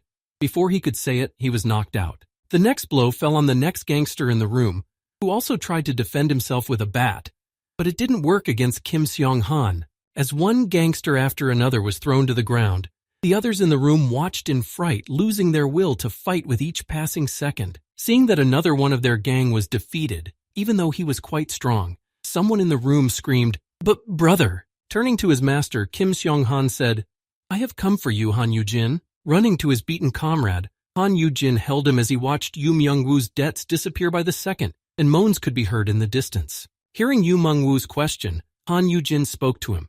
"From the moment we got into the car, I quietly pressed the call button." Continuing to explain how it all happened, Jin continued, "That was enough for him to understand the situation, and I told them exactly where we were, so it was easy to find us." After saying this, Han Yugin, along with Yu Myung-woo, watched as Kim Seong-han destroyed one enemy after another, defeating them with ease. Swinging his fists, Kim Seong-han destroyed the enemies one by one, smashing their faces. The noise from the fight could be heard throughout the building. Furious that their enemy was so strong, one of the gang members who had already been beaten, looking aggressively at the A-class hunter, loudly shouted, "You!" Having shouted this, the enemy reached behind his back and pulled a knife out of his pocket. Having done so, he immediately stood up to strike Kim Seong-han, who was unable to take his fists. As he approached the class a hunter from behind, while he was unable to see him and was busy with other bandits, one of their comrades who had pulled out a knife shouted, "You son of a bitch, if you don't stop right now." Hearing this, Yu Myung-woo, paying attention to what was happening on the battlefield, shouted out to Kim Seong-han in alarm, "Oh no, this guy has it." No sooner had he said this than one of the bandits who had taken out a knife had already managed to get close enough to Kim Seong-han to strike him in the side. Seeing this, there was a shout, "Knife!" Having accelerated well and grabbed the knife with both hands, the bandit, who decided to play by the rules, felt total resistance, and looking at the place of the hit, exclaimed in surprise, "It's not possible. How?" Looking at his frightened opponent, who was confused by this development, Kim Seong-han, ready to kick the can down the road, said arrogantly, "You should have taken a weapon that is of A-class quality." Having said that, the A-class hunter struck out, which, although not as dangerous as a direct hit from his fist, was also surprisingly effective in neutralizing his opponent. Seeing what had just happened to their comrade, the other bandits looked in the direction of the hunter, and one of them said in alarm, "Doc Su, is it a class?" Whoa, that's it." Looking at the burly man who was assessing the damage to his suit, which had been cut during the attack, the bandit exclaimed, "That bastard? But this gentleman is Kim Sung-han from Abyss." Hearing these shouts from the enemies who realized who they were dealing with, Kim Seong-han, feeling superior to his enemies, shouted in a menacing tone, "Kneel down." Hearing this exclamation from the A-class hunter, all the enemies immediately fell to the ground, lowering their heads and obeying the order. And Kim Seong-han went to his master and Yu Myung-woo, saying, "Are you not injured?" To which Yu Meng replied, "Yes, I'm fine." Looking back at Han Yugin, who was looking at some documents he had found in the office, Kim Seong-han spoke to him. "What should I do with these?" He replied, "An eye for an eye, a tooth for a tooth." After saying this, Han Yugin created a new contract in which he specified his rules of cooperation. After the contract was drawn up, it shone golden in color, emitting light. After creating the contract, Han Yugin held it out to the gang boss and said, "Here, sign it. This is an S-class contract." Seeing the contract handed to him, and hearing that he had to sign it, the gang leader began to read it carefully and exclaimed, What? This is—" Looking at Han Yugin, who was smiling happily, the gang leader spoke to him in alarm. 10% profit, a 50-year contract. This is a complete scam." Hearing this, Han Yugin answered him with a joyful voice. "This is too much. How is this a scam? This is a super job where you just pick and choose what you think will make you money?" Hearing what Han Yugin had just said and the conditions he had outlined, the gang members began whispering among themselves, and they could be heard saying, 50 years? No way. Don't make me laugh. It's as if we were sent to death." When the boss heard these conditions, he was alarmed. Such a slave contract. As soon as Han Yugin heard this, he immediately threw a pile of papers he had found in his office at the boss. Seeing what Han Yugin had just thrown at him, the boss said in surprise as he looked at the papers, "What?" The boy replied, "I found this in the drawer." Han Yugin spread out the rest of the papers and said, "These are the contracts of the F grades you brought in, you bastards. More than 30 people." Han Yujin's voice immediately turned stern as he said this, and then he added, "How many of them were not crippled?" The boss replied in fright, "What does it matter? They all voluntarily agreed to this. It's not our fault." After saying this ridiculous justification for his actions, the boss added, "And even if we were to investigate, more than half of them are already dead." As soon as he said this, he was kicked in the head. Having been kicked in the jaw, the gang boss fell to his knees, leaning on one of his hands, grabbed the place of the blow with the other, and groaned.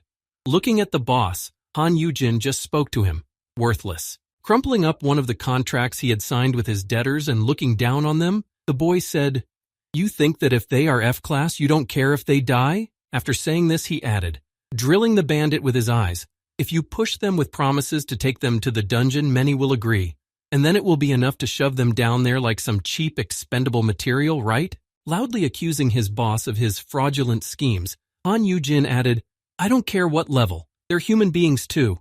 Damn murderers." Hearing this, Yu Myung-woo said in surprise, "Yugin." After saying everything he wanted to say to the gang of crooks, Han Yugin, looking at the frightened bandits with a domineering gaze, said, "Now crawl back as you have been crawling until now. Then you will realize what you have done." Turning his back on them and slowly walking away, the guy added, "Even though I really want to throw you into a high-level dungeon?" Hearing this, the boss spoke in alarm, breaking out in a cold sweat. "Stop! I'm guilty. We're all to blame." Frightened by Jin's words, the boss began to admit his guilt and said, "We'll think it over. So just this once, have mercy on us, okay? A 50-year contract is too much, so please understand our situation." Hearing such sincere words of confession, Han Yugin smiled happily, having been able to extract what he had been longing for, and said, "Well done." As he said this, Han Yugin grabbed the gang boss by the head and spoke to him in a rough tone.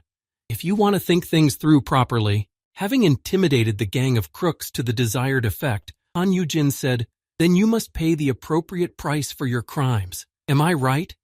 The boss gritted his teeth and reluctantly agreed. Having completed the educational process and punished those responsible for using weak hunters as cheap labor, Jin, Yumin, and Kim Sung-han were returning home when the guard reported, "Yes, they've taken them to the Hunters Association."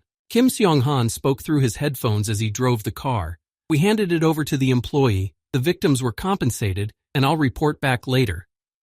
Meanwhile, Jin, sitting in the back, sighed heavily and said, "Ha, what a crazy day." Sitting in the back seat of the car with Han Yugin, Yu Meng-woo spoke to him. "Thank you, Yu-jin." Hearing the thanks, the young man said in surprise, For what?" Waving his head, Han Yugin said confidently, "Oh, for today? Don't worry, it was nothing." He replied, "How can I not worry? Hearing this, Han Yugin thought, "Later when your skill is awakened, I will be able to benefit quite a bit." As soon as he thought this, he saw something strange. Shedding tears, Yu Meng-woo said, "You've saved me twice already." Seeing that his friend was crying, Han Yugin said in surprise, "Why are you crying again? Calm down, huh?" To which he replied, "If it weren't for you, what would have happened to me now?" Hearing such words of explanation for his tears, the boy said, "It's really nothing." But he was not allowed to finish. In the middle of his sentence, Yu Meng-woo threw his arms around him, saying, "Yu-jin." As he continued to shed tears, Yu Myung-woo added, "You really are my hero." To which he replied, "Yes, hey, don't stick to me. You should be thanking Kim Seong-han." He replied, "You two, please fasten your seatbelts." After this crazy day full of adventures and surprises, Han Yugin immediately went to see Seok Shir-myung as soon as he returned to the guild. After Han Yugin told the head of the Human Resources Department about everything that had happened to him, he was able to ask for a dorm room as Aram's guardian. And after he was checked in and brought to his room, Han Yugin stood in awe when he saw his room and said, "Wow, this is a dorm room?" Entering the room, Yu Meng-woo said in surprise, "It looks like a luxury apartment." Jin answered him while looking at the room's layout map. "It says there are 4 rooms. Han Yugin added without taking his eyes off the plan, "You can live in a place like this while you study." After saying this, Jin looked at his friend and added, Meng-woo, listen." Deciding to discuss some more important aspects, Han Yugin said, "Do you know how to do housework?" To which he replied, Well, I can make ramen." Hearing this, Jin said, "No outsiders are allowed in this dormitory, but domestic workers are allowed to live here. How about you pretend to be a domestic worker after you graduate to stay here?" Hearing such a cunning scam proposal, Yu Meng-woo said in confusion, "Jin, this is—" Jin said, calming him down, Well, it certainly doesn't mean that you have to actually do the housework." After explaining this, Han Yugin added, "It's just that by the time you get settled in here, it will be quite a while, eh?"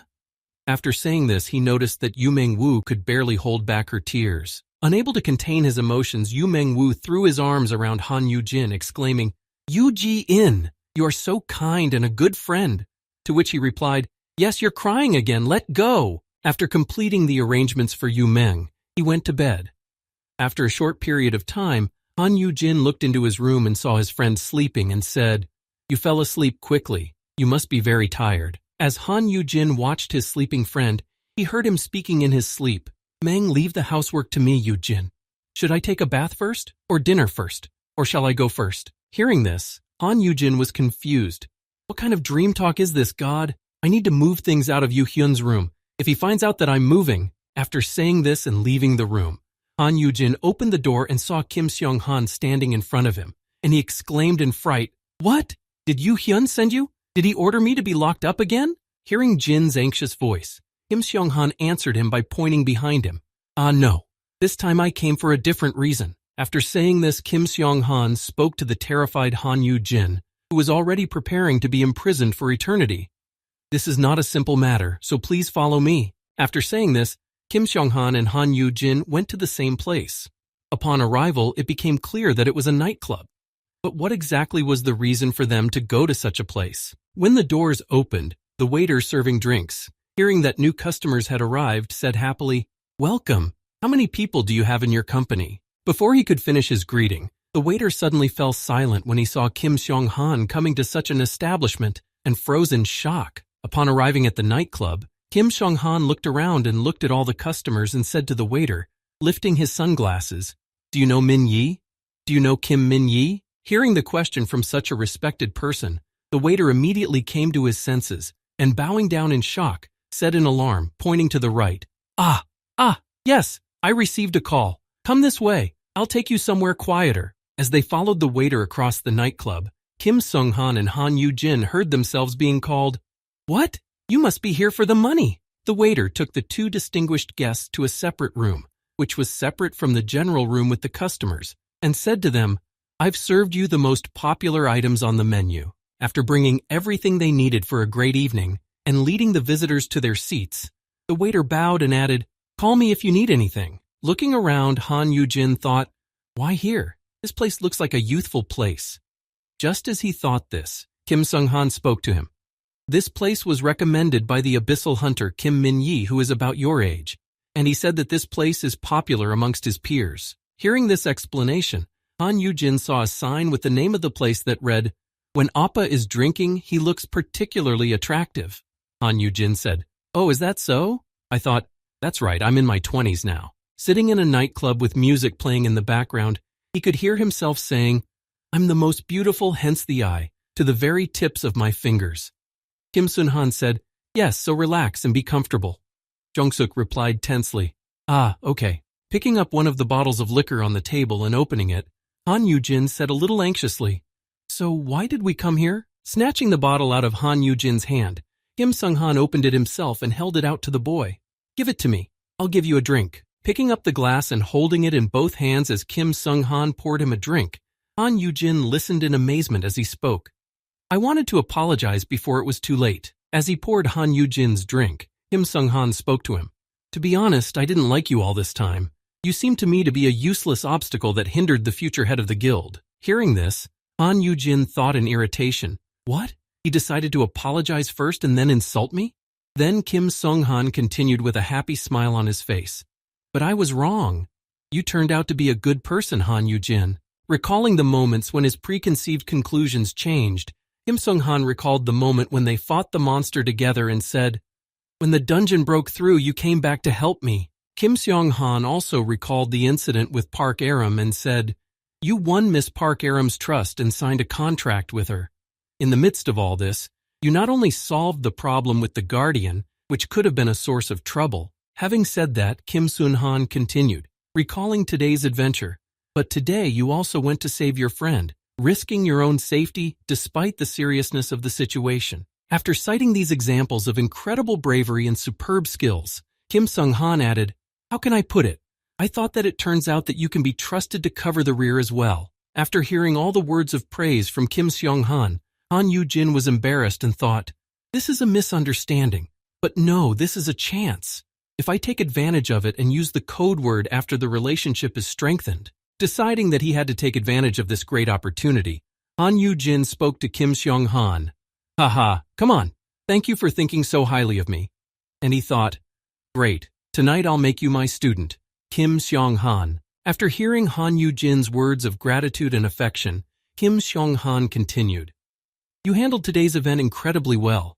Did you happen to have some secret plan for the awakening brokers a few days earlier? Hearing such an interesting question addressed to him, Han Yugin took a thoughtful pose and spoke to Kim Sung-han.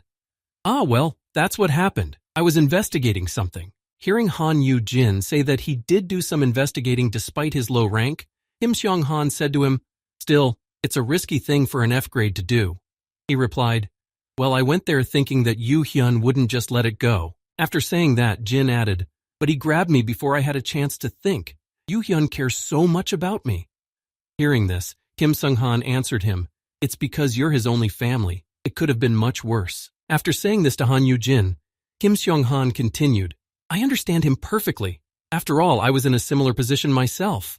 I also grew up without parents and was raised by my grandparents. Hearing what Kim Sung-han had just said, Han Yugin was very surprised. And then Kim Sung-han continued, When I grew up, I used to visit them every vacation to see how they were doing. During the underground breakout, I awakened when I was protecting my grandparents. After telling his story of awakening, Kim Sung-han added, They died last year from an illness. The chairman helped me a lot until then. He even hired a foreign healer who specialized in caring for the sick. Speaking about what a good leader they have, who helps his citizens in need, Kim Sung-han added with a smile, He knows the value of family ties so well. As he poured another drink into Han Yujin's glass, Kim Sung-han said, Even if his experiences seem incredibly exaggerated, please be understanding. Hearing this, Han Yugin said, Good. I feel more at ease now that I see that my younger brother's right-hand man is someone who understands him very well. In the future, I will ask you to take care of me as well." Refilling their glasses with the alcoholic beverage, Kim Sung-han and Han Yugin drank more. Afterward, Kim turned to the boy. "By the way, you're much more resistant to alcohol than you look." Hearing this, Han Yugin said in embarrassment, "Oh, no, I can't drink that much. Plus, I have an embarrassing habit that manifests itself when I'm drunk. And I thought, I'll get ready. I'll use a code word to pretend it's a drinking habit." Hearing that Han Yugin cannot drink too much, Kim Sung-han was surprised to hear him pointing to the empty bottles on the table. "But you've already drunk so much." When Jin noticed how many empty bottles there really were on the table, he was frightened. "Huh?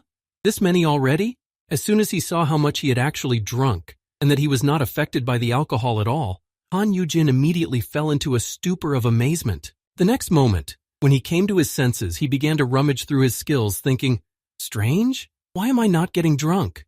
Is it because of my poison resistance skill? So now I won't be able to get drunk no matter how much I drink?" Realizing that his situation was bad, Han Yugin grabbed his head and thought in confusion, "No, I don't want to say such things when I am sober." Seeing the boy's strange behavior, Kim Sung-han asked him, "What suddenly came over you?" Hearing his friend's question, Han Yugin answered him anxiously, "Haha, I was just thinking about something." And he thought while pressing the poison resistance skill, "Damn, can't I turn this off?" Somehow, after clicking on this skill several times, Han Yugin spoke in his head, "Get lost, poison resistance skill, get lost." After a while, and several attempts, he saw that the skill had disappeared, and immediately dropped the stack from his hands, thinking, oh. Seeing that something was wrong with Han Yugin and that he was acting strangely, Kim Sung-han spoke to him in alarm. "Mr. Han Yugin?" Noticing his host's behavior, who was acting strangely and suddenly turning red, Kim Sung-han added, "Are you all right?" As soon as the effect of the poison resistance wore off, all the alcohol he had drunk that evening immediately came out of Han Yugin, and he immediately became drunk. Losing his consciousness and concentration, Han Jin looked at Kim Sung-han and said wearily, "It's crazy. It all came to me at once." As soon as he said this, he immediately lost consciousness and fell headlong onto the table.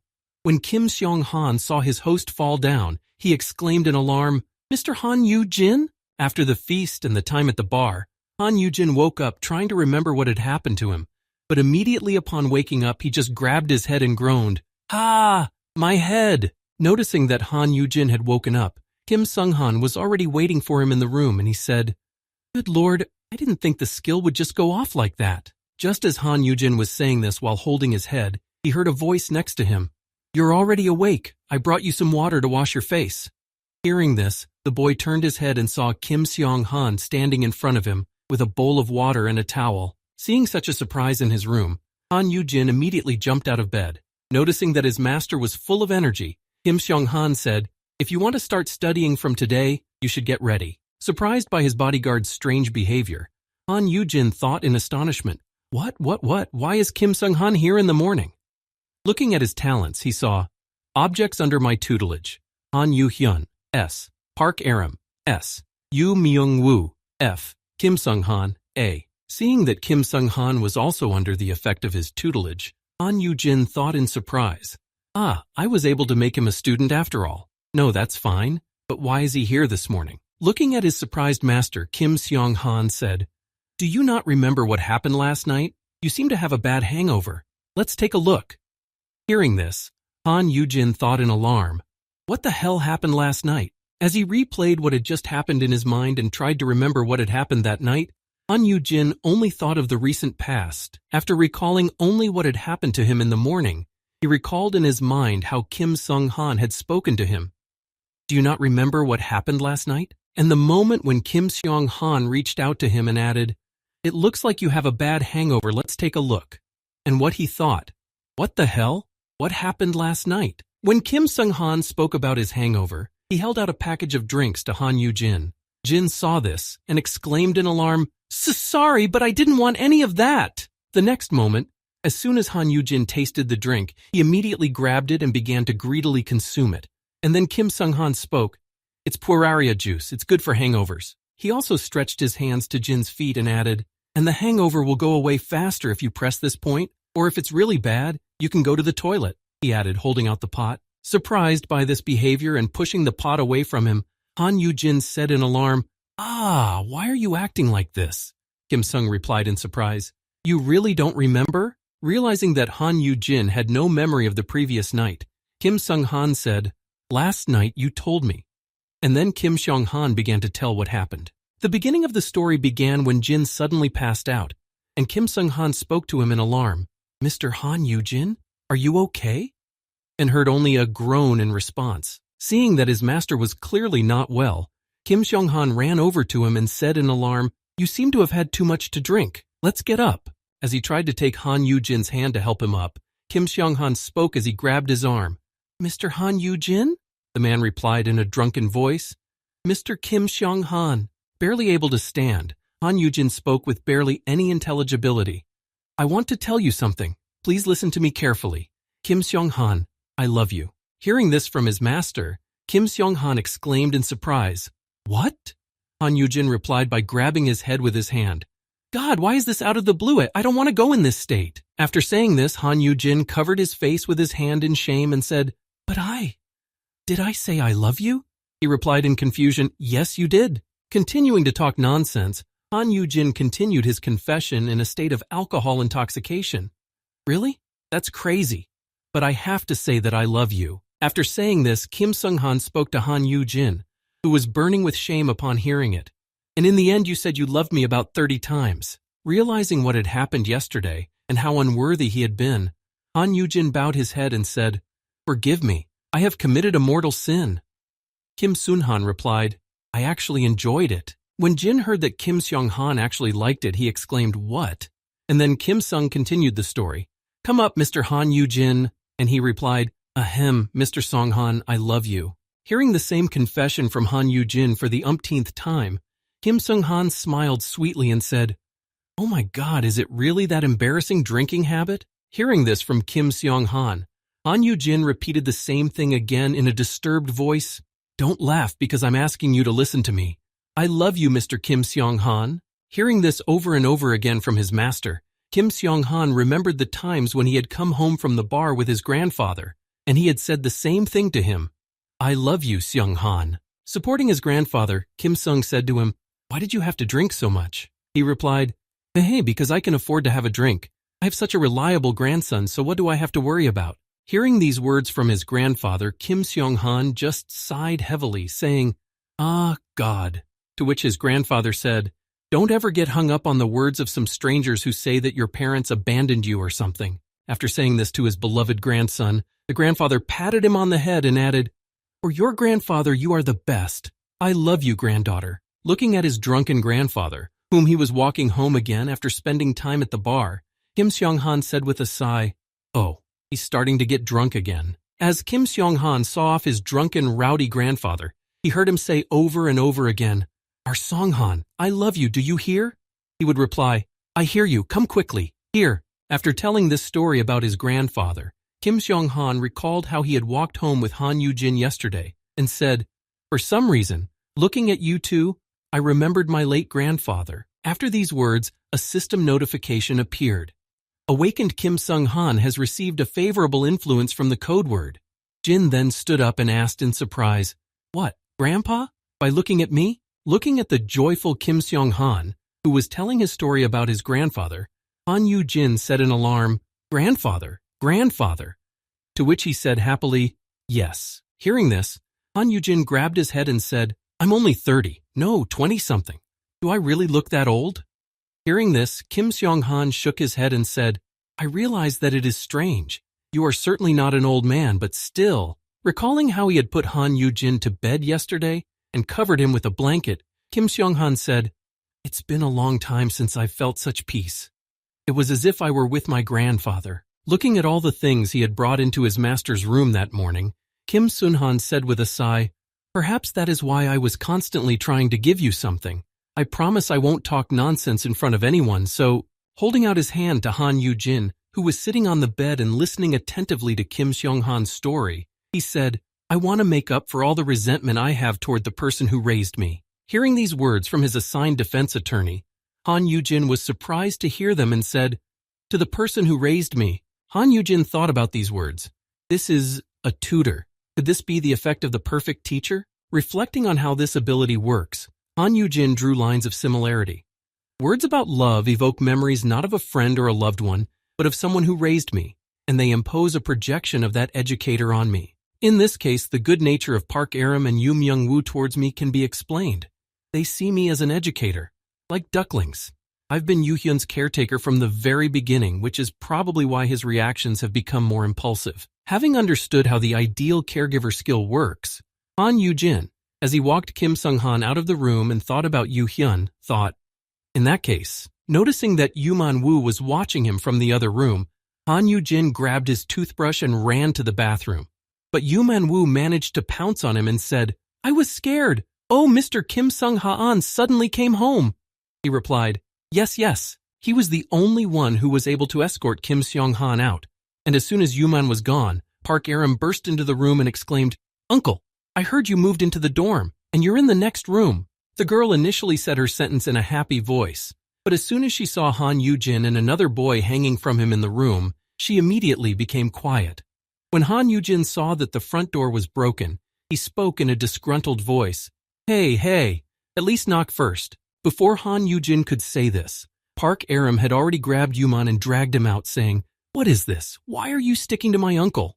Startled by the girl's behavior, Yumeng said in fright, Yujin." Han Yugin, who was brushing his teeth, turned to Park Aram, who was pulling Yuman away from him, and said, "I'm sorry, my friend." After saying that, Han Yugin headed for the bathroom and thought, this is a brainwashing skill, not an education. A skill that can make even an S-class follow me without question. As Han Yugin continued to walk into the room, he stopped and thought, isn't this too dangerous? Why did the system even decide to give me such a skill? As he continued to think, Han Yugin remembered something else he had learned quite recently and thought, I also found out that I can turn on my poison resistance again. A few days passed after these events, and then after a while, standing at the incredible table which was bursting with delicious dishes, Han Yugin said in amazement, "Wow, Meng-woo, you've learned to cook really well." Sitting down at the table, Han Yugin continued, "You don't have to cook like this every day." He replied, "How can I? I don't even pay rent, I just live off the land." And he thought, I've tried the internet recipes. Hearing this, Park Aram said as she tasted the food she had prepared, exactly, how can he? He should at least cook if he wants to repay the debt. Even I live separately. Hearing this from his mentee, Han Yugin said in displeasure, "Stop it, Aram. By the way, Mr. Kim Sung-han hasn't come today yet, but yesterday he brought red ginseng." Hearing this, Park Aram replied, "He went to clean the dungeon with Yuhun. It will take a few days." Hearing this, Han Yugin spoke to her. "Aram, you will also go to the dungeon in a while, and you will be on TV right away." Hearing this praise, Aram spoke up. "Of course, I'll kill everyone, and I'll collect magic stones. I will become a real rich girl. And then I'm going to buy a huge house so you can live with me, not just Uncle Meng-woo." As she said this, Park Aram began to emit an ominous frosty aura. Noticing this, Han Yugin said, "Aram, my God, you're going to freeze the appetizers. Don't be like that. You two will need to get along in the future." Speaking about the friendship that should exist between his students, Han Yugin added, "After all, you will be training as new hunters together." Hearing this, Yumeng exclaimed in alarm, "What? With this girl?" To which Aram also exclaimed in confusion, "What? With this uncle?" As soon as the students heard this information, Park Aram immediately began to release her ominous frosty aura again and spoke angrily. "I thought it would be just the two of us in the training, because of him." Realizing that Aram might soon break down in anger, Han Yugin heard the doorbell ring and ran to open it, exclaiming, "Oh, we have visitors." Running to the door to escape the evil Park Aram, Han Yugin opened the door and shouted to them, "Finish your quarrel, both of you, and—" As soon as he said this, a voice came to him, cutting off his sentence and saying, "I see that you are cheerful this morning." Hearing that someone had just spoken to him, Han Yugin turned his head forward to see the head of the Human Resources Department handing him a piece of paper and said in confusion, "Shi Meng?" He replied, "That's right, because the training starts today." After informing Han Yugin that the start date had changed slightly, he added, "The schedule has changed, so I came to inform you personally. The person in charge of the theory is a little late." As soon as he said that, the next moment Han Yugin and his students regained consciousness. They were all in the dungeon, dressed in their training uniforms, holding weapons, and listening. So let's start with basic practice. Hearing that they would skip the theory because of the trainer's delay and start with the practice right away, Han Yugin said in surprise, to which Seok Shriman added, "Don't worry, the essence of the practice is extremely simple." As he said this, he opened the door of the cage containing the many monsters that ran toward the students and said, "You just have to destroy the monsters in front of you. It is easy, isn't it?" After hearing the explanation of the head of the Human Resources Department, who immediately threw them into the training dungeon and released the monsters on them, Han Yugin exclaimed in confusion, where has anyone ever seen such a thing?" Holding his weapon in his hands and trying to fend off the monsters, Han Yugin exclaimed in alarm, "This is basic training. Didn't they usually get rid of one monster at a time?" Park Aram said in surprise, "We just have to destroy all of them?" Standing in a separate room, watching the newcomers train, the head of the Human Resources Department, Seok Shriman, spoke into the microphone. "Haha, this is practice for getting used to monsters." After saying this, Seok Shriman added, "The more you come into contact with them, the faster you'll get used to them, right?" Han Yugin exclaimed to him, "Where have you ever seen such a thing?" Standing in front of the crowd of monsters and listening to all the instructions from the head of the HR department, Park Aram rushed at the monsters, shouting, "Don't worry, I'll finish them all in a moment." As soon as she said this, she immediately attacked the monsters, even though there were a lot of them, and it was dangerous for a newcomer. After shouting this, she started swinging her weapon, which she had received before entering the dungeon, and easily dealt with each monster that came her way. I watched as Park Aram destroyed the enemies using both her physical strength and her skills, after which the monsters' carcasses flew in all directions. Han Yugin, shielding himself from the girl's skills once again, said, "Inspiring." After dealing with all the monsters that had been unleashed on them, Park Aram impaled 2 monsters on her spear and said happily, "Uncle, will they be good on the grill?" Jin replied, "You've already got a professional deformity. Let go." Seeing how quickly and skillfully Park Aram dealt with so many enemies and still had the energy to joke, Seok Shriman said, "Oh, skills also need to be tested," to which he heard a true S-class from behind him. When he looked back to find out who had said that, he saw a girl walking toward him and said, "Even though she's a newcomer, her power is particularly impressive." When he saw this girl, he said, "She's here." She replied, standing in the shadows, "This is basic practice. Isn't it dangerous to order them to fight so many monsters?"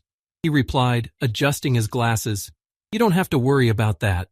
Watching the actions of the newcomers who had already dealt with the enemies, he said, "I'm more worried that we won't have enough for these 2 monsters." Meanwhile, Park Aram gathered all the monsters into one pile, formed them into a mountain, froze them, and created an ice star on top of them and exclaimed, "Tadan! A Christmas tree!" Having made a Christmas tree out of the monsters, Park Aram was rejoicing in her power when she suddenly heard, "Oh, another one."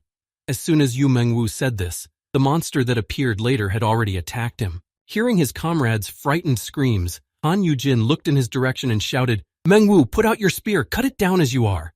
But he just looked at the monster in fright and dropped the weapon. After the boy dropped the spear, he immediately ran away shouting, "Ah, help!"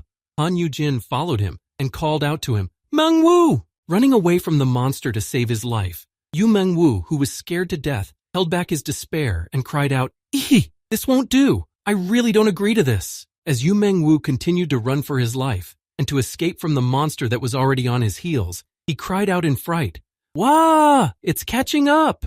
Seeing that his friend was in danger, Han Yugin rushed to his aid, and at the last moment before the monster attacked Yu Meng, Han Yugin saved him. Seeing that he had just been rescued, Yu Mengwu spoke in fright as he looked at his savior.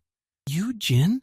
To which he replied irritably, "How can you drop your weapon in the middle of a fight?" Observing the monster's behavior, Han Yugin said, "This is an F-class monster, a toothy mole. It has poor eyesight, so it basically just moves in a straight line." Grabbing his spear with both hands and gripping it tightly, Han Yugin took a fighting stance and said, "Even if you just swing your spear forward, you can kill him." Watching the scene from the observation room, Seok Shrimung heard Han Yugin say, "Get up, he's coming again." And then he spoke. That hunter Han Yugin. Seeing Han Yugin bravely rescue his friend and prepare to face the monster, Seok Shriman said with anticipation, "I want to see what he does." Hearing this, the woman said to Seok Shriman, "He is trying very hard.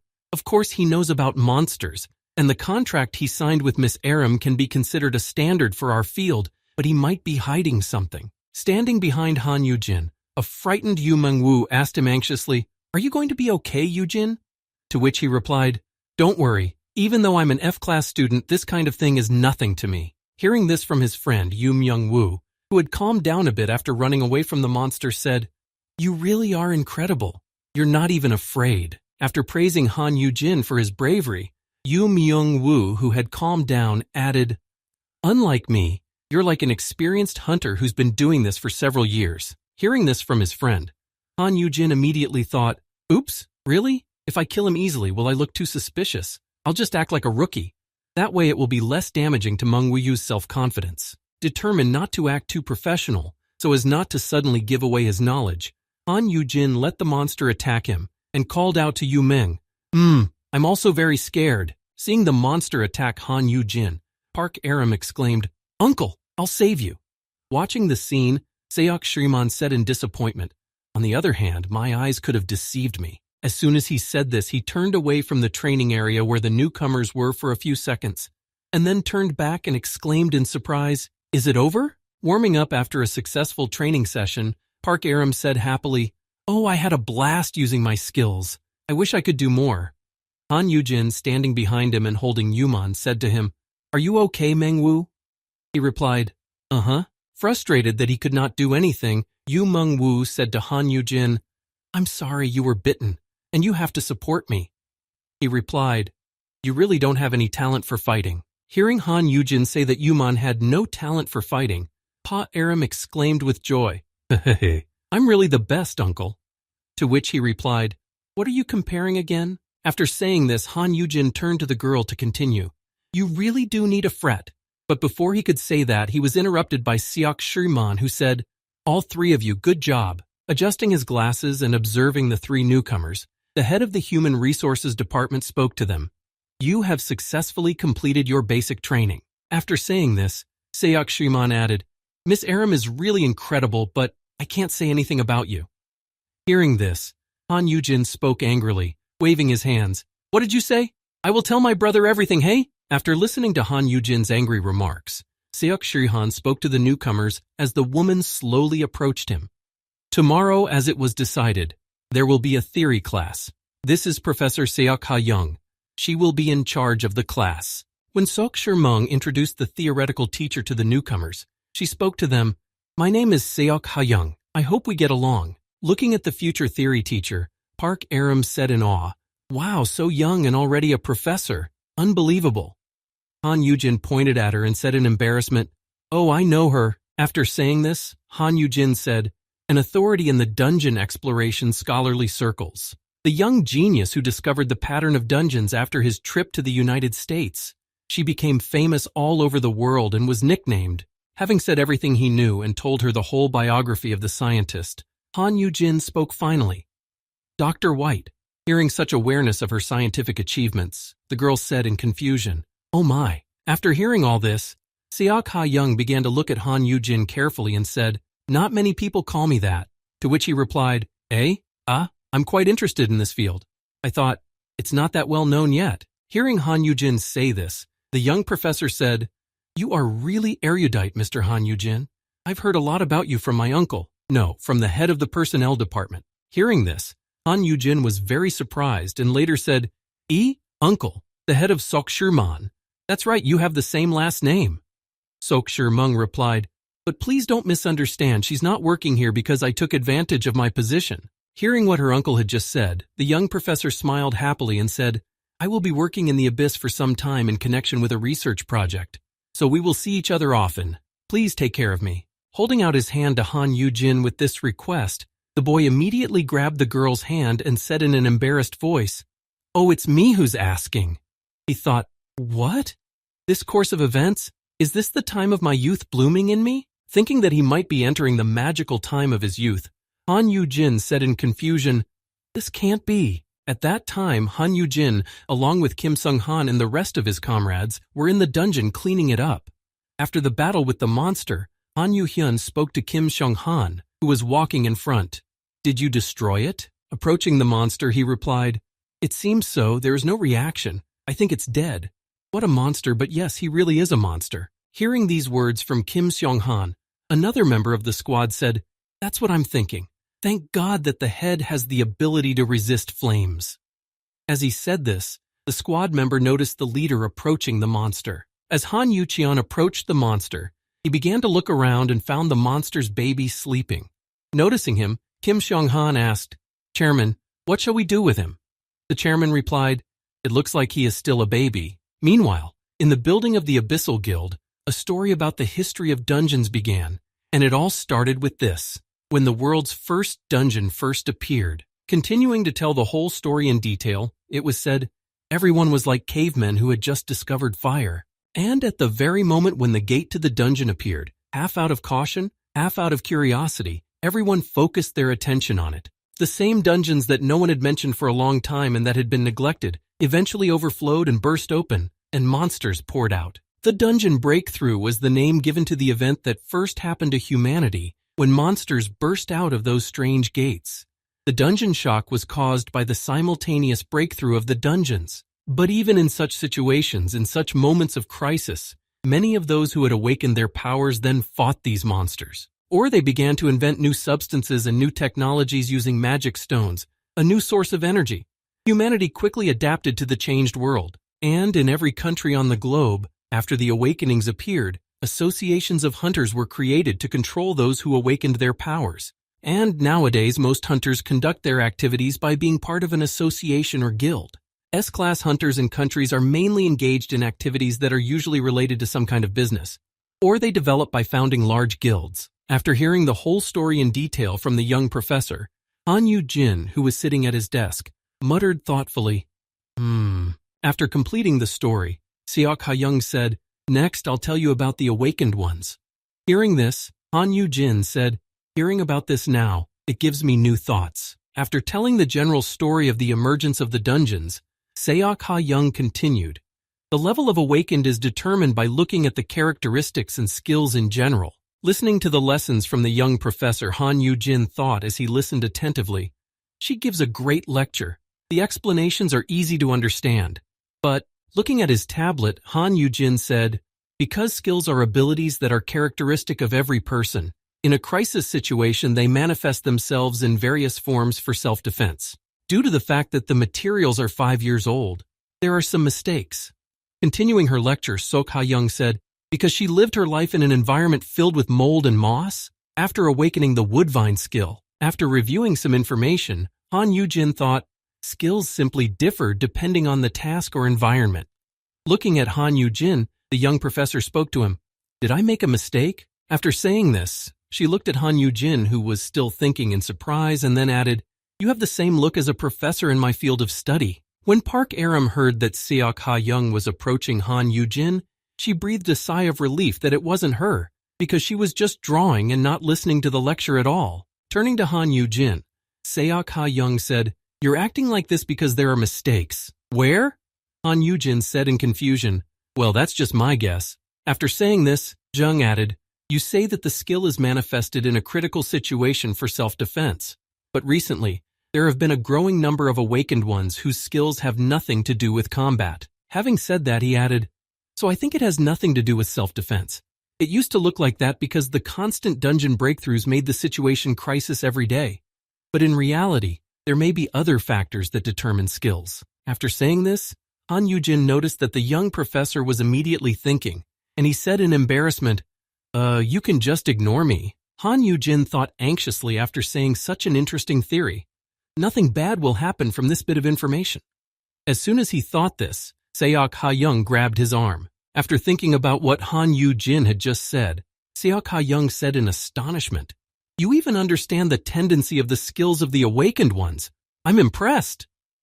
Hearing this, Han Yugin exclaimed in surprise, "Huh?" As she continued to express her admiration for Han Yujin's words, the young professor said, "You truly deserve Uncle's close attention. Are you doing some personal research? If you don't mind, can we talk a little after the lecture? It's only about 10 o'clock. Hearing this suggestion from the nervous professor, Han Yugin said in a worried tone, "No, I Aram. Don't you have any questions for your teacher?"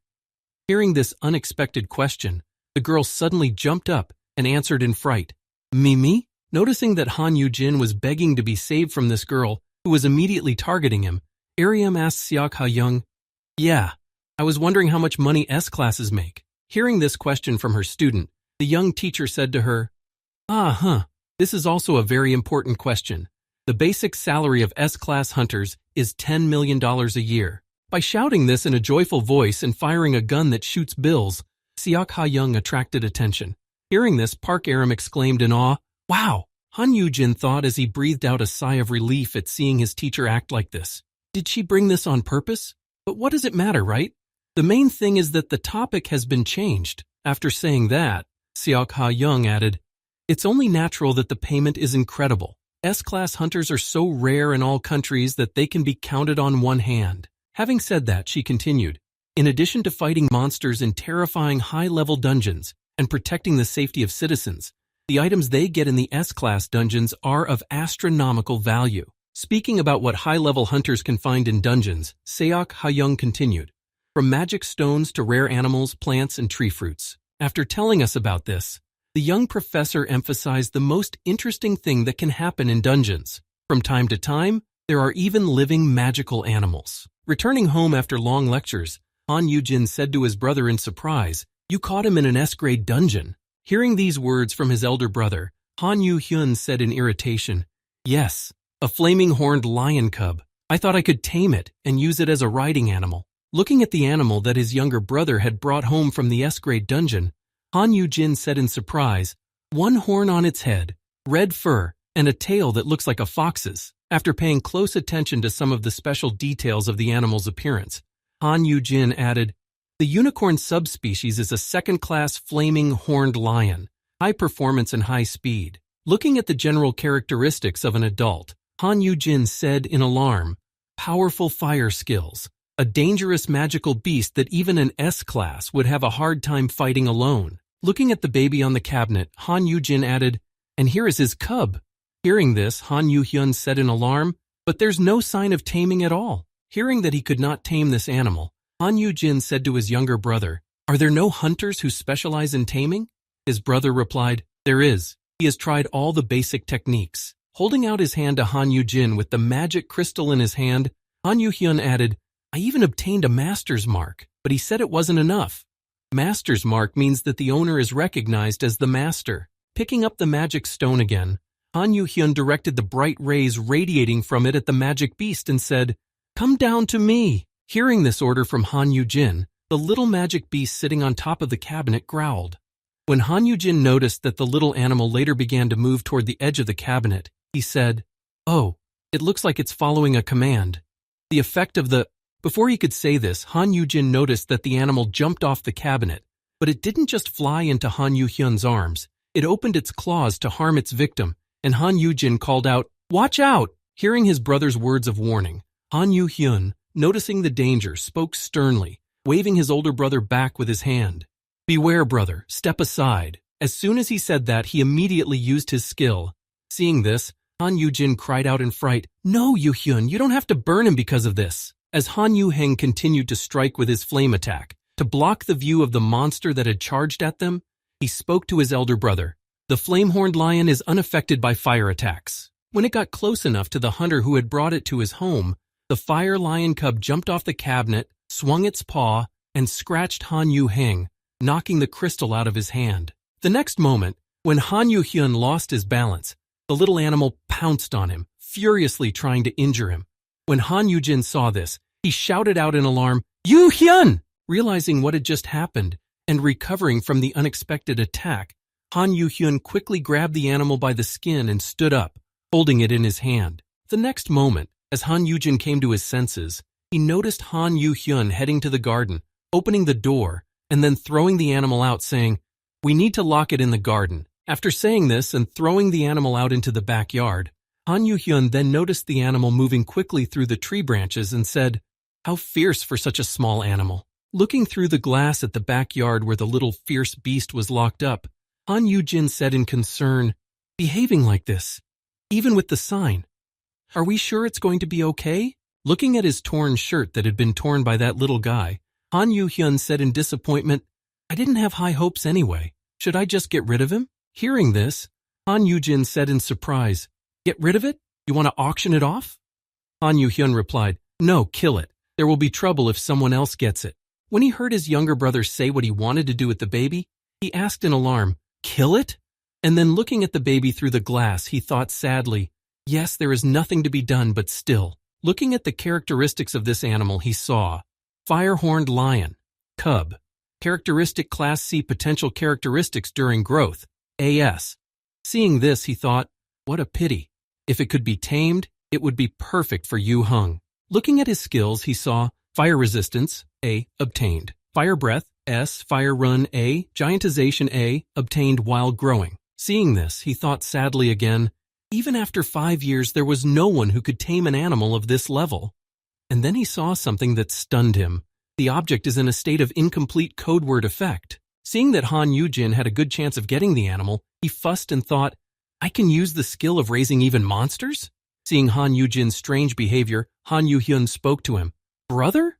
Wondering what might happen if he succeeded, and already imagining his younger brother standing on the fire lion pentacle, he thought, if this is possible, then Yuhyun. After thinking about it, Han Yujin said with interest in his voice, Yuheng, do the other guilds also have riding animals?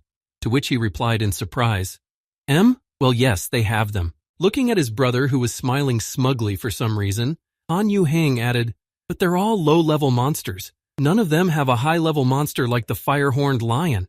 Hearing that this lion might be the only one of its kind that the guild would have, Han Yujin said confidently, then I can try to raise it? He thought about it.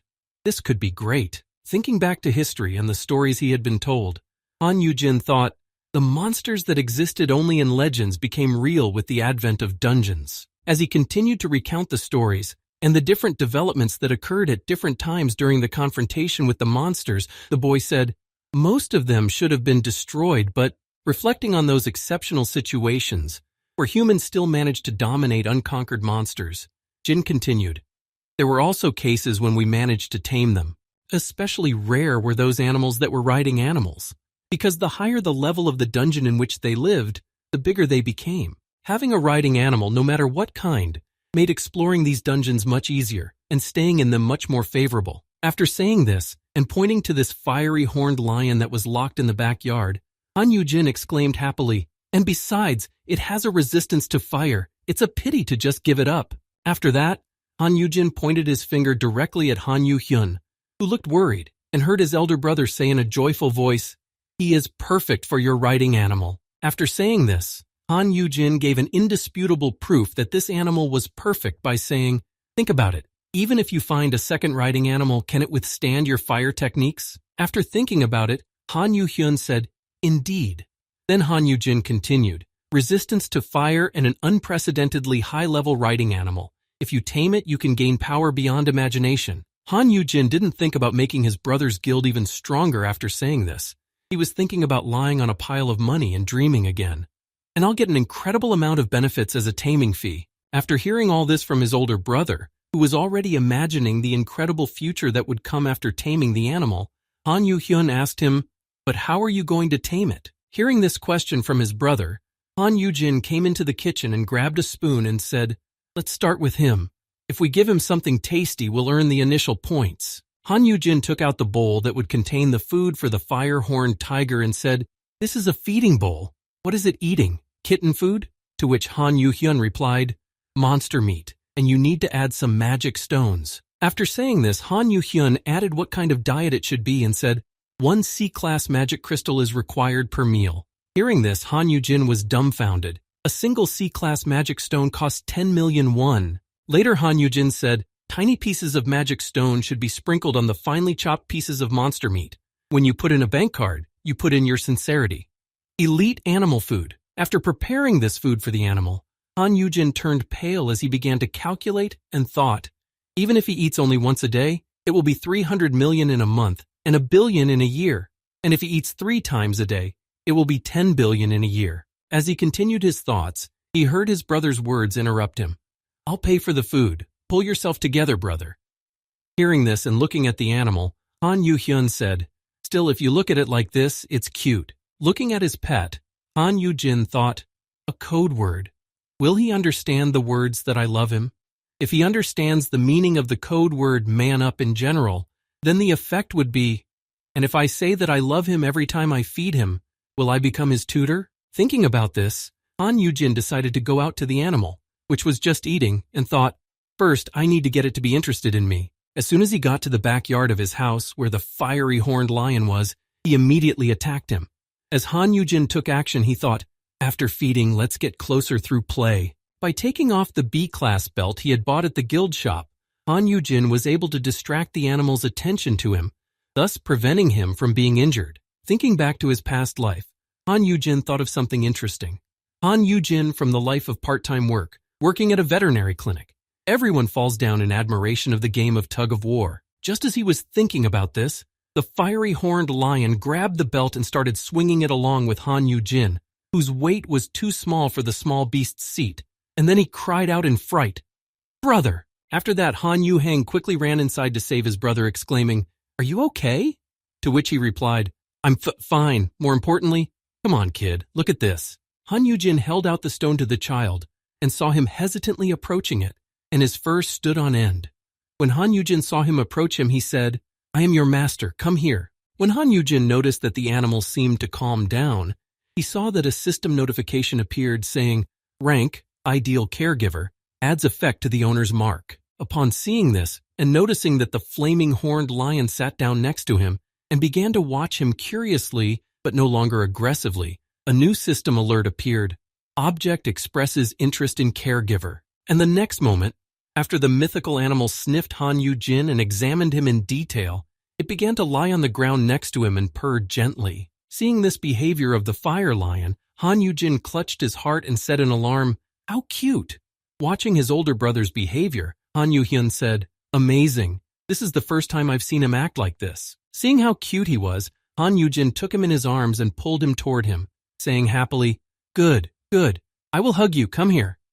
Seeing what his brother was doing, Han Yugin decided to warn him. Holding out his hand to the animal, Han Yugin said, "Be careful, brother. A monster is still a monster." As soon as he reached out his hand to the fire lion, it immediately bit him. Seeing this, Han Yugin cried out in fright, "You hi young!" Holding the little fire lion cub in his arms, Han Yugin said to it in a gentle voice, "Shh, you mustn't. You must not bite." Hearing this, the lion cub looked at Jin with cat eyes and said in surprise, "Meow?" Looking at his hand, which had already healed, Han Yugin breathed out a sigh of relief and said, "I don't have any injuries because I'm an S-class. That's enough. It's fine as long as he behaves normally around you." After saying this, Han Yugin said to his older brother, "All right, bring him up. Even if he cannot become a riding animal, he will protect you." Han Yugin replied happily, "Very well. I will do my best to raise him." Han Yugin gently pressed the fiery lion cub, who was basking in the boy's arms, and said to himself, "That's right. Raising monsters is much better than brainwashing people." As he thought about this, Han Yugin imagined another picture of himself training other beasts and wondered, if I am successful in this, will I be able to impose the effect of training on several monster children and keep them with me? Imagining having many different pets who adore him, Han Yugin said, "Then I'll become a kind of magical beast tamer? How cool is that?" Taking the fire lion cub in his arms, Han Yugin stood up and said, "Excellent. Then I'll take it as agreed." Han Yugin replied in surprise, "You're not going to raise him here?" As Han Yugin headed for the exit, he said, "The dorm room is also quite spacious."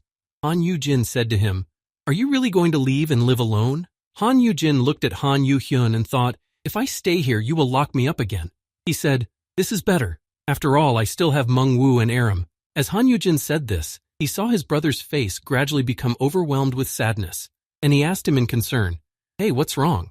He replied, "We barely made up and I can't even see you normally." After saying this, Han Yugin added, "I understand that you have to have your own personal life, but still, I thought we could live together like we did before." Hearing this, Han Yugin remembered what Kim Sung-han had said to him earlier. He knows the value of family ties so well. Even if his worries seem to be too much, you should be understanding. Recalling what Kim Seong-han had told him about caring too much about his loved ones, Han Yugin approached his younger brother, put his hand on his head and stroked it. "That is right, for you are not to blame." After saying this, Han Yugin added to reassure his brother, "I'm not moving at the end of the day. I'll live here and there. I will also come here often, right? Han Yugin thought, to be more specific, it's my skill that's to blame, and the way our world has become. After saying this to reassure his brother and promising to come to him, Han Yugin tapped his younger brother on the back and said, as soon as I finish my studies, we will go on vacation together more often. After saying this, Han Yugin suddenly asked his younger brother, oh right, Yuhun, are you free tomorrow night? Hearing this, Han Yuhyun replied in surprise, I can spare some time, but why? Hearing such surprise in his younger brother's words, Han Yugin said to him, shall we have a drink after my training in the dungeon tomorrow? Han Yuhyun said in surprise, you want a drink? Hearing this question from his younger brother, Han Yugin said in confusion, you're an adult, and we haven't even had a drink together yet, suggesting that tomorrow night they spend the evening together, relaxing and drinking. Han Yugin said to his younger brother, if the world were at peace as it used to be, it would certainly be normal for us to live together and drink in the evenings. Hearing this, Han Yuheng looked at his elder brother and said happily, very well, I look forward to tomorrow night. After saying this, and after making arrangements for the evening's rest, Han Yugin took the animal in his arms and said, very well, we must name it. Hearing this, Han Yuhyun said in surprise, any ideas? Holding the fiery horned lion cub in his arms, Han Yugin smiled happily at his brother and told him the idea that had come to him, let's name it Peace. After saying this idea that came to him, Han Yugin added, after all, there should be peace and love in the world. The next day, when Han Yugin, Park Aram, and Yu Myung-woo gathered for the practical exam, they saw someone unusual with them, someone they had not expected to be there. All the streets were blocked off, and there were many reporters and journalists around, filming every move of the newcomers who were about to enter the dungeon. Seeing that Han Yuhyun was also going with them, Aram expressed her dissatisfaction, to which he replied, this is not surprising. We are brothers who have recently been reunited. Brothers should spend time with each other often. Hearing this, Park Aram exclaimed again, looking at Han Yuhyun in irritation. This is crazy. What is this? Yu Meng-woo, who was standing behind her, didn't even say a word. As she continued to express her displeasure, Park Aram pointed her finger at Han Yuhyun and exclaimed in anger, why would a guild leader go to a dungeon with us? Hovering over Han Yugin, who was completely unprepared for this development, the younger brother said to him in a joyful voice, I'm looking forward to today. Ignoring all of the threatening words coming from Park Aram, who was not at all happy to see Han Yugin, he calmly spoke to his older brother. Please take care of me, brother. After seeing what he had seen before he went to the dungeon and hearing what he had heard, Han Yugin, in a bad mood, said sadly, no. It seems that my younger brother is strange after all. Standing in front of the gate that led to the new S-Class dungeon, a voice was heard not far from the hunters.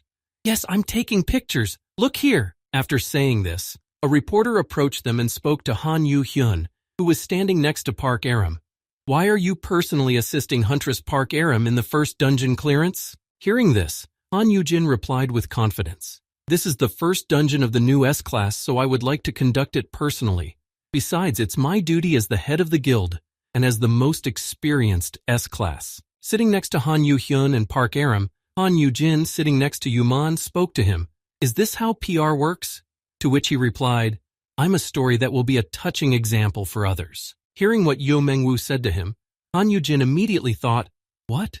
This is a perfect alliance. Two representatives of the opposite elements of fire and ice. Han Yugin added, appreciating how great the combination of Han Yuhyun and Park Aram was.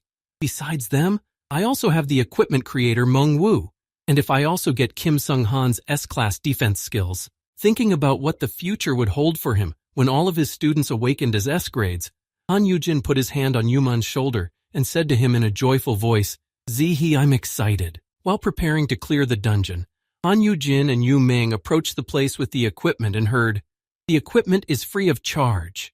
Please return them after you clear the dungeon. Han Yugin walked over to the weapon rack and picked up one of the spears and began to examine it closely and said in surprise, oh, because of the guild's influence, there are indeed many good things here. While Han Yugin was looking at the spear, he saw Yu Meng behind him, who had jumped away from the weapon after hearing one of the workers say, but the breakage will need to be repaired in the damage department later. Han Yugin was surprised to see that he had immediately jumped away from the weapon.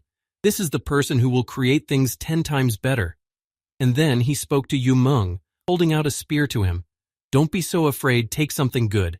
The high-end equipment will be more durable. After saying this to Yuhun, Han Yugin said something else when he saw the rack of potions. Let's get some restorative potions at the same time. Are they also free? Hearing this question, the manager said, since they are consumables, non-guild members need to pay for them. Before he could finish, Han Yugin called out to Aram. Aram, get some potions for 4 and give them to us. She replied, yes, uncle. Hearing that everyone had already chosen their weapons, Park Aram spoke to Han Yugin, leading him to the armory and picking up a huge axe. Choose a weapon for me as well. How about it? Han Yugin replied, where did you dig up this fierce thing? Han Yuhun, interviewing journalists, noticed that Han Yugin was helping Aram pick out a weapon and heard him say to the girl, you're focusing on skills anyway, so pick one that matches your saturation. Holding out the microphone to Han Yuhun, the reporter said, do you have any idea about the future development prospects of Ji? But Han Yuhun did not listen to him, but was deep in thought, thinking, just as Mr. Seok said, he's surprisingly knowledgeable for a rookie hunter. This knowledge, what definitely. A brother for sure. After considering everything that Seok Shriman had told him and what he knew, Han Yuhyun came to the following conclusions. He diligently collected all the information related to the hunters because he was worried about me. Seeing Han Yuhyun smile at his conclusions, the reporter immediately exclaimed, oh, he smiled. The head of the abyss is smiling. After finishing his report, Han Yuhyun walked over to his comrades and said to them, have you been waiting? Let's go. Han Yujin replied, oh, okay. And Park Aram just muttered in annoyance. Two tails. Han Yuhyun looked at the gate and said, it's a relatively safe, low-level D-class dungeon. It's a rocky area. The gate will close an hour after we enter, and it won't open until either the boss or the hunters are destroyed. Picking up the gate crystal, Han Yuhyun said, in an emergency, you can use this gate stone to escape, but it is so rare that you won't find even a few in the country. Seeing the gate stone Han Yuhyun was carrying, someone said to him, wow, you even have one of these. To which he added, therefore, do your best. As he said this, he looked over at Han Yujin, who was standing next to him, but he seemed to be in a separate world, watching in the distance. Han Yuhyun then spoke to him. Brother? Han Yujin looked up at the sky and wondered how things were going for him now. It seems like only the day before yesterday, I was treated like trash and humiliated in the dungeons. When he regained consciousness and looked at his team, with whom he was about to go to clear the dungeon, he thought, everything is different now. I'm not at the bottom of a debt pit. I'm not being bullied. As he continued his thoughts, he grabbed himself with one hand in disbelief and continued, I am going to the dungeon with my younger brother and people who are sincerely happy for me. As he said this, he saw Park Aram calling out to him, let's go, uncle. Hearing these words from the girl, Han Yujin blossomed, realizing how well he had done in this life, and that he had not lost everything, and said, yes, I'm coming. Answering the girl's call, Han Yujin walked confidently toward his troop, thinking, that future no longer exists. It's as if it never existed. Walking with his incredible team that he had found in this new world that he had managed to create, he entered the dungeon gate and spoke. Then I believed it. After walking from the gate to the dungeon and once inside, Park Aram exclaimed in amazement, wow! Yu Mengwu was also surprised by what he saw here. As the hunters looked around, they saw that they were surrounded by incredible views, with mountains and forests decomposing into a beautiful landscape. And then Aram spoke. This is the dungeon! Standing on the mountain, all four of them looked around, admiring what they saw in front of them. They had not expected to see this. Walking forward, Park Aram said enthusiastically, this is the first time I have seen such a landscape. It's like another world. I wish I could take a picture. Hearing this, Han Yuhyun drew his sword and said to his comrades in a stern voice, we are not here to have fun. Pulling out his sword, Han Yujin used his weapon skill to spread flames on the blade and said, don't give in to the camping mood, you should rather move away. As soon as the group leader said this, he immediately swung his sword and launched an attack in front of him, which cut through everything in its path. Seeing what had just happened, all three of them who had been following Han Yuhen were stunned and froze in place in surprise. Looking forward at the very spot where the attack had come, Han Yuhyun heard an incomprehensible and surprised, "Ay," as he tried to figure out why it was done. But the next second, when Han Yuheng's attack reached its endpoint, everything ahead of him was immediately engulfed in flames, and black smoke filled the incredible landscape. After that, Park Aram ran to the front and exclaimed in displeasure, "What is this? You're setting fire to everything here for no reason. What do you think you're doing?" Seeing that she was extremely upset, Han Yugin tried to calm her down, but she continued, "Haven't you heard of environmental protection? If you're not happy with something, just say so." Interrupting Park Aram's exasperated shouts about the destruction of such beautiful scenery, Han Yugin said, "Geez, Aram, it's not like that. Look over there." When she looked to where Han Yugin was pointing, she was surprised. There were monsters hiding there? As Han Yuhyun sheathed his sword, he said in a calm tone, "From the outside, it is impossible to assess the situation and know if there are monsters. Therefore, the strongest hunter of the group will take the lead and be responsible for this." Han Yugin looked back at his trainees with a stern look and asked them in surprise, "Didn't you learn these basic skills in your theory classes?" Hearing Han Yugin say this, Park Aram said in embarrassment, Oh, that's right. Of course they taught me. I just don't have the area attack skill. If I did, I would be even stronger." Han Yugin looked back at the girl and spoke to her, "That's right, Aram. When you level up, you will have it too." Hearing this, the girl exclaimed in surprise, I can get a skill?" Hearing that she did not know about this, Han Yugin said to the girl in disappointment, "You really didn't listen to the lecture. The level is raised by destroying monsters. After every 10 levels, one new skill appears." After saying this, Han Yugin added, opening his skill menu, "This is what we came to practice, but it is impossible to predict which skill will appear." Looking at the girl who was looking at Han Yugin in disappointment, he thought, "At least I can choose it." And then a system window appeared saying, "Select the desired skill for the Park Aram object." Looking through Park Aram's skills, Han Yugin took a moment to look through all the available skills, finally found the right one, and thought, "Got it. This is it." Looking at the girl, Han Yugin thought, "The Ice Witch's characteristic area attack skill, Park Aram. I'll choose it." After which, a notification then appeared. Pale rain, setting the object of Park Aram to receive this skill. Han Yugin walked over to the girl and spoke to her, after setting her to receive the skill.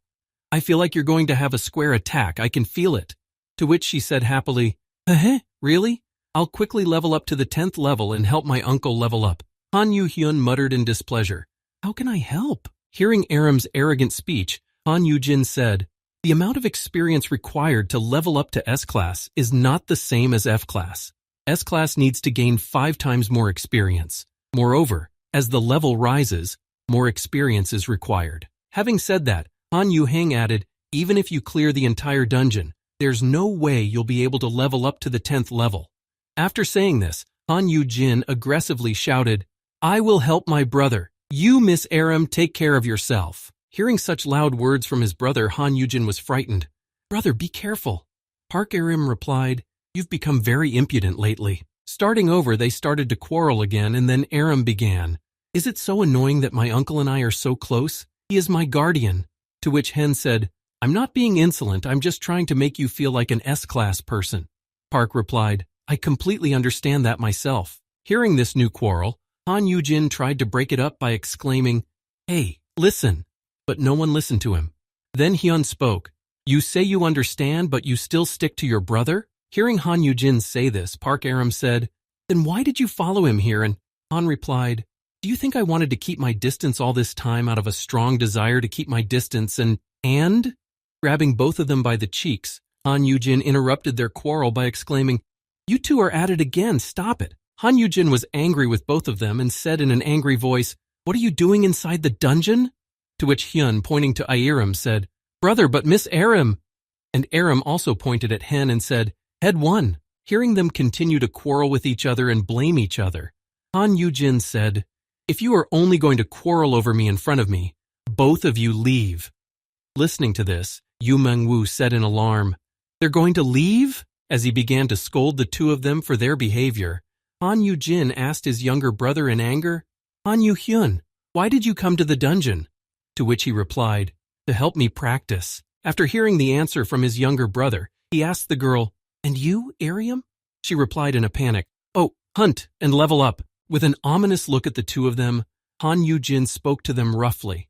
"Then concentrate on ferociously killing monsters. F grades also need to kill a lot of monsters to raise 10 levels." After saying this, Han Yujin added, "Pretend to get along like you did during the interview. If you continue to fight, I won't even look at you anymore. Hearing Han Yujin's words, Park Yunrim held out her hand to Yuhun and said, "So let's be friends, Yuhyun, Oppa?" He replied, also extending his hand.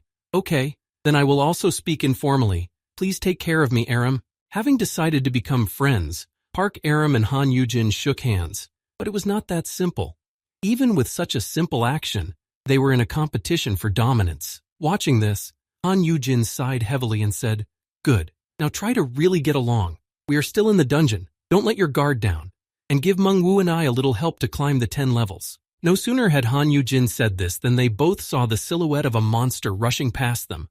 Looking back, they both thought the same thing. Rushing after the monster, Park Aram, who had taken the lead, shouted frantically, "I'll get them, uncle!" Hearing Han Yujin shout out to Park Aram, Han Yuhyun couldn't ignore it, and he too ran after the prey, saying, "Absurd, I'm the one who will help my brother." Watching what was happening in front of him, Han Yujin, filled with disappointment and lost hope, thought, a perfect alliance.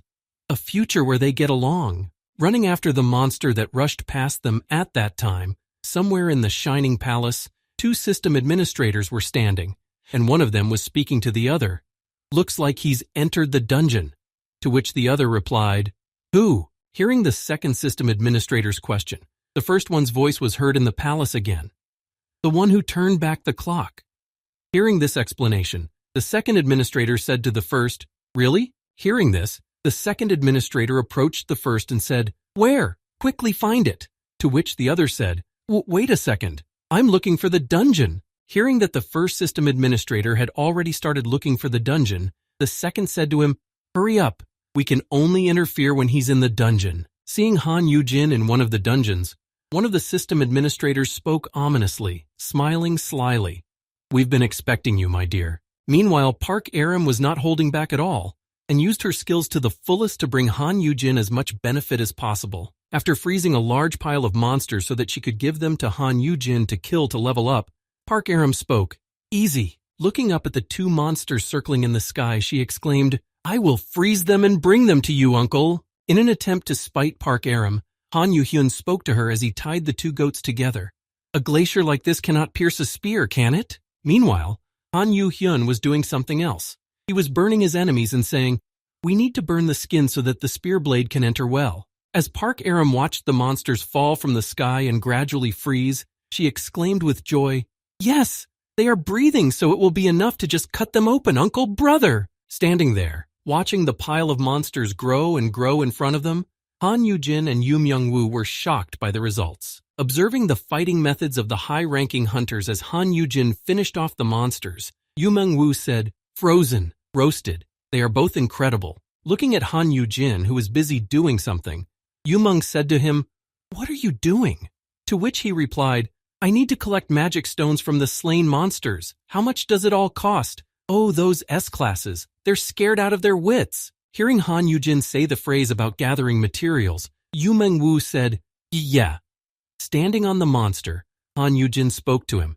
"Here, Myung-woo, you also need to swing." As he prepared to finish off the first monster, Yu Myung-woo asked Han Yujin, "Will I also get good skills if I work hard and level up?" Hearing this question from his friend, who was beginning to worry about his skills, Han Yujin said to him, "What are you even worried about?"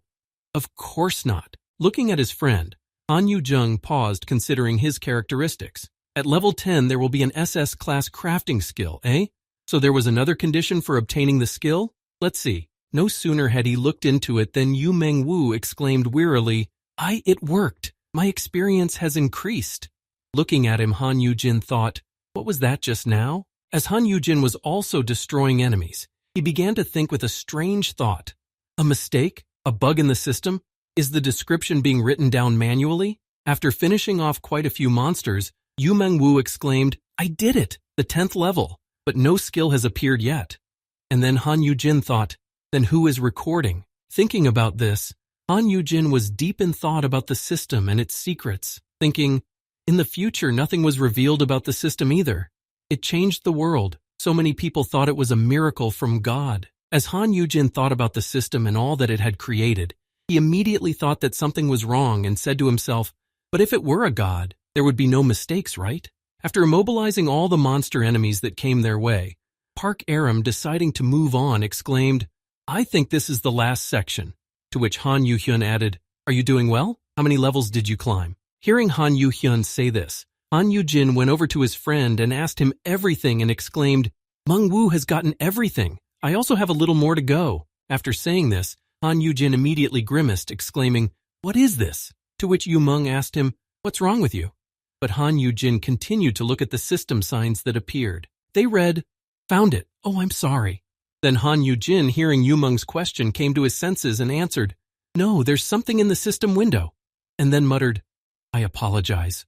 For what? As soon as he said that, he heard Park Aram and Han Yuhyun running toward him in fright, saying, "Brother, be careful." The next moment, when the two S-class hunters had already run to him, Han Yujin began to shield him with his body, and Park Aram began to deflect the attack that was flying directly at him. After grabbing his brother to protect him from the sudden airborne attack, when Aram deflected it, Han Yujin spoke to his older brother. "Are you okay? Are you hurt?" To which he exclaimed in confusion, What's the matter?" Han Yujin said this, surprised by the sudden attack, and made a guess. "A monster boss?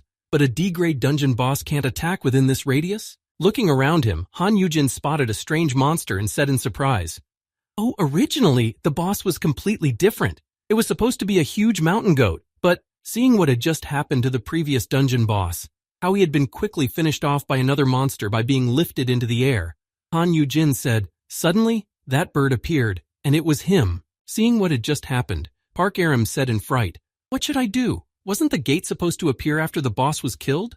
Han Yuhyun answered her, "Even though he's dead, the gate doesn't appear." After saying this, he later added, "That bird probably replaced him as the boss." In other words, looking at the monster, Han Yujin thought, "I need to kill this monster to get out." Seeing a monster like this for the first time in his life, Han Yuhyun took out a gate stone and held it out to Han Yujin and said, "This is the first time I've seen it.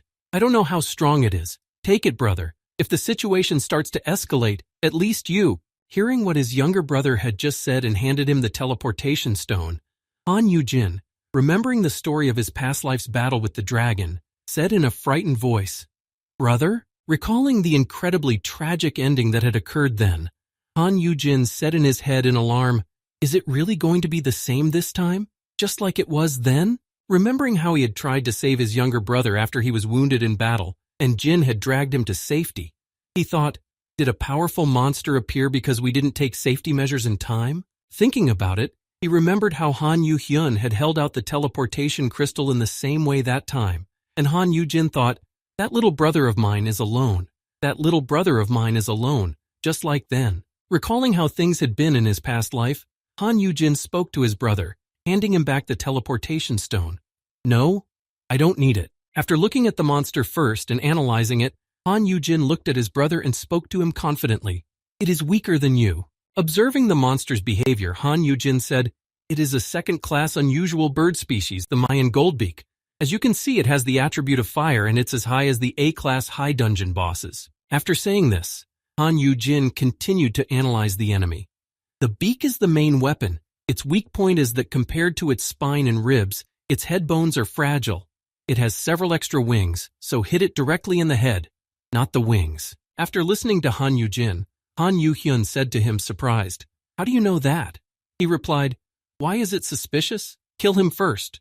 We'll talk after we get out." After saying this to his younger brother, Han Yuhyun, rubbing his sweaty forehead, thought as he looked at the monster, "Yes, this time we will go out together. Now is different from then." Thinking about this, Han Yujin bravely stood up and stood on the edge of the cliff, looking at the enemy and thinking, "Do you think that this time I will allow you to repeat the same thing as before?" Deciding to take command of the operation, Han Yujin called out to the girl, "Aram, create a curtain with your breath." Hearing this, she exclaimed in surprise, "Ah, okay." Hearing her uncle's order, the girl immediately obeyed Han Yujin without another word and began to do as he said. The very next moment, she used her skill to activate her icy breath to create favorable conditions for Han Yujin to continue with his plan. When he saw that Park Aram had begun the first phase of the plan, Han Yujin shouted out to Han Yuhyun, "I leave the damn bird to you, Yuhyun." To which he meekly replied, "Understood." As Han Yuhyun prepared to go to battle with the bird, he said to Park Aram before leaving, Please take care of him. The girl replied, You don't have to worry about that. After hearing Park Aram tell him that he could go, Han Yugin returned and handed Han Yugin a stone with the words, Still, I can't trust her, so keep the gate stone with you. Hearing that Han Yuhyun still didn't trust her, Park Aram, who was standing nearby and had heard everything, called out in displeasure, Hey!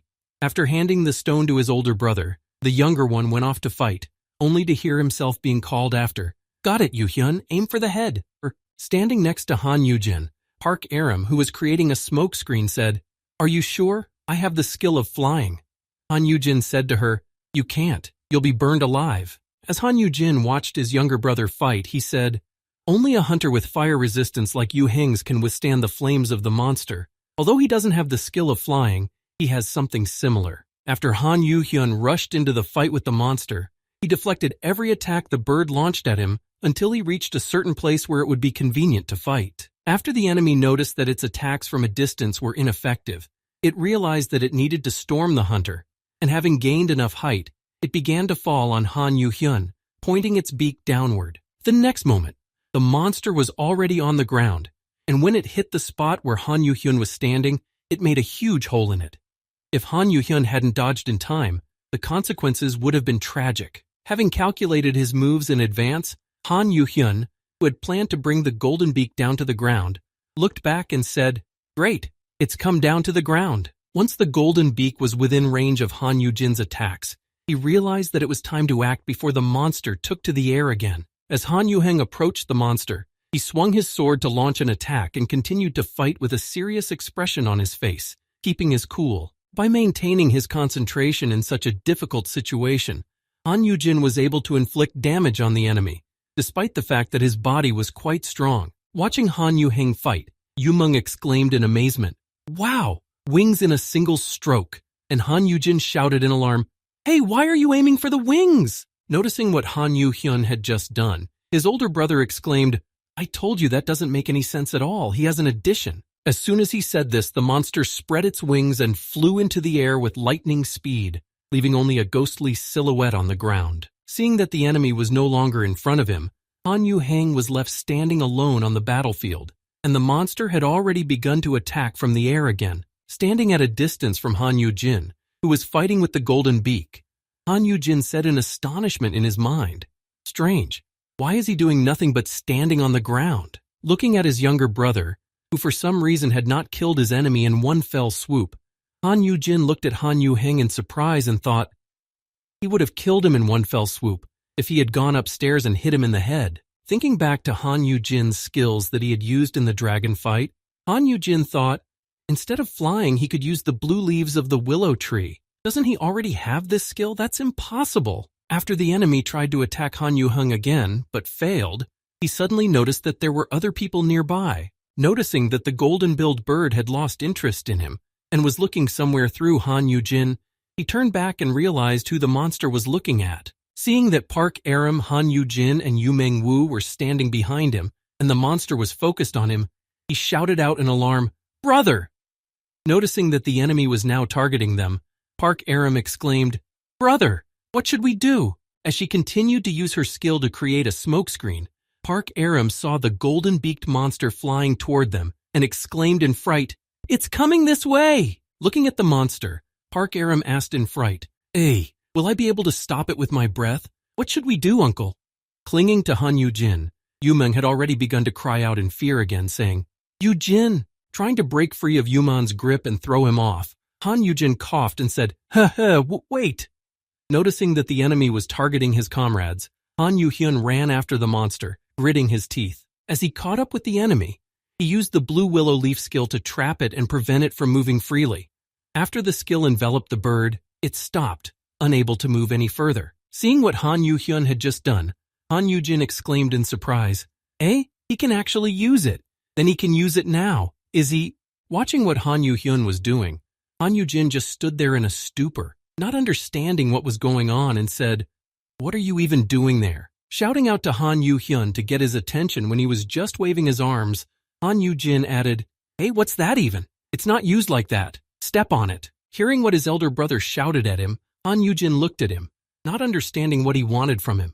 And then he heard, Leaves. Step on them and run. Taking his older brother's advice, Han Yugin decided to see what he could do and began to step on the leaves, climbing them up and down as if they were stairs. Realizing another way to use this skill, Han Yugin continued to walk confidently up the leaf and exclaimed, "Now I can do it." Realizing that he could walk on the leaves of the blue willow tree, Han Yugin paced to the top to strike while dodging the monster's attacks. As he climbed up his self-made path from his skill, the monster, noticing that he was already a threat to him, fired a fireball at him to knock him down. Noticing that the fireball was flying at him at breakneck speed, Han Yugin had already reached the height he needed to strike, and he rushed at the monster and exclaimed, "Such flames are nothing to me!" After jumping at the monster, Han Yugin was caught directly in the fireball that was flying at him, and pulling out his sword, he tried to dispel it by stabbing it. The moment the sword entered the fireball, it exploded, knocking everyone back a considerable distance. Noticing the explosion, everyone began to shield themselves from it so that it would not harm them. When Yumeng heard the explosion, he shouted out in fright, "Wah! An explosion!"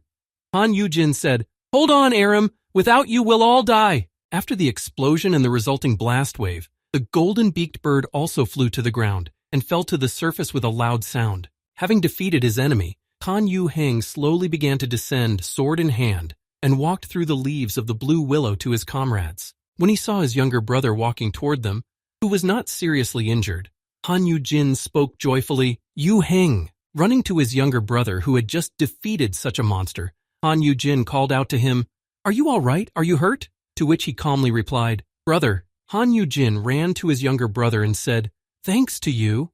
But the latter did not let him finish, but grabbed him by the shoulders and exclaimed joyfully, "Unbelievable, brother! How did you think of this? To use the blue leaves of a willow tree as a skill of flight?" Hearing the astonished speech from his younger brother, who could not even fathom using his skill in this way, Yugin spoke to him. "Eh? I just always thought that you used it like this." Hearing this, Han Yugin said, "No, I had no idea. In any case, I was most sorry because I don't have the skill of flying, but you solved my problem." To which Jin replied, "Oh, is that so? It's nothing special." Meanwhile, a disgruntled Aram stood nearby and thought, "He killed the boss, so I'll forgive him for once." Hearing his brother say that he didn't think his clue was anything out of the ordinary, Han Yugin said to him, "What do you mean, nothing special? It's like I've learned a new skill." Looking at his joyful brother, Han Yugin thought, "Haha, if he's so happy about it, then good. It's like he was holding a birthday present and a Christmas present at the same time." And Hyun added, "It's all thanks to you. You really are the best." When Han Yugin saw the gate to the dungeon appear in front of them, he said as he left, After we leave, I'll take another look at your other skills." Hearing this, Yuhun happily exclaimed, "Really? Thank you, brother." Hearing this, Aram also didn't want to be left out and exclaimed, "Uncle, please look at mine as well." As they left the dungeon, all the observers immediately shouted, running to meet them, "Are you okay, Chairman?" After saying this, the practical exam managers added, "We were worried. The dungeon level suddenly changed." Han Yugin replied, "An A-class monster appeared there unexpectedly." Hearing this, the manager added, "What a relief that Aram is okay." Han Yugin then said, "First, I need to contribute to the association." After leaving the dungeon, Han Yugin thought as he ran away from the crowd, "Outside, it's better to keep my distance." After saying this, Han Yugin walked toward the place where he was supposed to return the equipment, thinking, "I'll return the equipment, but quickly so as not to catch anyone's eye." As soon as he thought about it, he heard a stomping sound near him. Turning his head to the left, he saw Kim Seong-han rushing toward him at breakneck speed, shouting, "Mr. Han Yugin!" Hearing this, he saw him fall at his feet. Then he realized that the mission of not drawing attention had failed. Then he heard from Kim Seong-han, "Are you hurt? I should have gone with you, Lord." Seeing that Kim Seong had just fallen, Han Yugin asked him in alarm, "Are you okay? Are you okay?" He immediately replied, "Get on my back. We need to get back quickly and rest." Hearing such a strange suggestion from Kim Seong-han, Han Yugin waved his hands and said, "I'm fine, I told you." Noticing that everyone was so happy to see him, Yumeng was very upset that no one had even mentioned him. After returning home, Han Yugin, who had been in town on business, came into the room and said, "I'm here, Yuhyung." When Han Yugin noticed that there was a bag of drinks and snacks by the table, he was amazed. "I brought snacks from the administration. It looks very expensive." As Han Yugin came closer to put the shopping bags down, he heard no response to his greeting, but he did hear a noise from the shower. And then he spoke up. Washing? He got a lot of blood from the boss recently. Deciding that he still had some time to spare, Han Yugin went to the backyard where his pet was to play with him. As he walked toward the fiery lion cub, Han Yugin said, "Then while I'm waiting for him." Once inside, Han Yugin said, "We need to play in peace. You are doing well, we KH." As soon as he said this, the pet rushed to his master, whom he missed very much. Taking out his belt to play with the lion cub, Han Yugin threw the other end to him. Flying around the lion cub, Han Yugin exclaimed joyfully, "I love you, peace." Later, when they finished playing, Han Yugin went to the place where the bowl of food was. He brought it to the animal, set it down, and as he watched it eat, he said, "I love you, peace." As Han Yugin lay tired on the ground with the fiery lion cub on top of him, he said with a heavy voice, "Has the superimposed effect of education been enough? I'm dying." After saying this, Han Yugin looked up at the ceiling and said wearily to himself, "That's right. Today I thought I was really going to die." Recalling his adventures today, Han Yugin said, "There were too many strange things that happened today. There were errors in the system. And the fact that she seemed to be talking to me through the chat window." Recalling how the golden-beaked bird had appeared, Han Yugin said thoughtfully, "Something strange also happened in the dungeon. A high-level monster suddenly appeared out of nowhere." Thinking back to his past life, Han Yugin said in concern, "This kind of thing rarely happened in my future." As Han Yugin thought about what could have happened, and what had actually happened today during the dungeon clearing, he became very anxious. Noticing this, the lion cub looked at him in surprise and mewed to attract his attention. As Han Yugin continued to think, he began to bite his nails and thought anxiously, Is this all because I turned back time?" Seeing that the fiery horned lion cub was getting nervous because of his master's anxious behavior, Han Yugin reached out to pet it and said, I'm sorry. He thought, something broke because of the backslide. Thinking about what exactly could have happened and how going back in time could have affected the present, Han Yugin suggested, "That's why phenomena that appeared somewhere in the future are appearing now. If the system personally spoke to me through this, after thinking of many scenarios in his mind, and the possible outcomes that could happen if he went back in time," Han Yugin said in a worried voice, "Yeah." But later his anxiety disappeared, and he exclaimed, "It's none of my business. I should have explained everything properly from the beginning, and anyway, this system is too unfriendly." Going to his skills section, Han Yugin clicked on the ideal educator skill and said, "It's the same with skills, although the explanation is detailed, it's a code word." As soon as he clicked on his skill and expressed his dissatisfaction, his system window disappeared, and instead a journal appeared in front of him. Startled by this development, Han Yugin crawled backwards and said in alarm, "What's wrong with the system window?" Meanwhile, on the other side of the system, a voice was heard, which was also heard by Han Yugin. And after the log appeared, it said, "Is the connection stable?" Sitting in front of the system center, 3 of the chief system administrators stood side by side, and one of them spoke.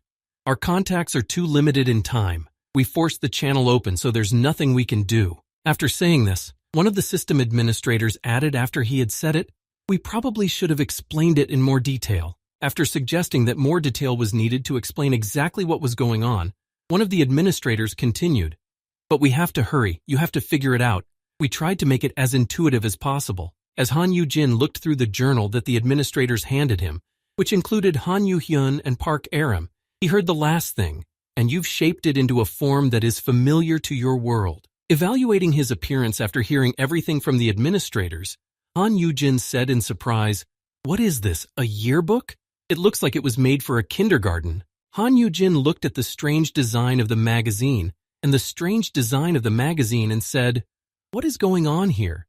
What is going on in the mind of the creator of the system?" After saying this, Han Yugin read out what he had seen. Objects with a completed nurture effect overlay?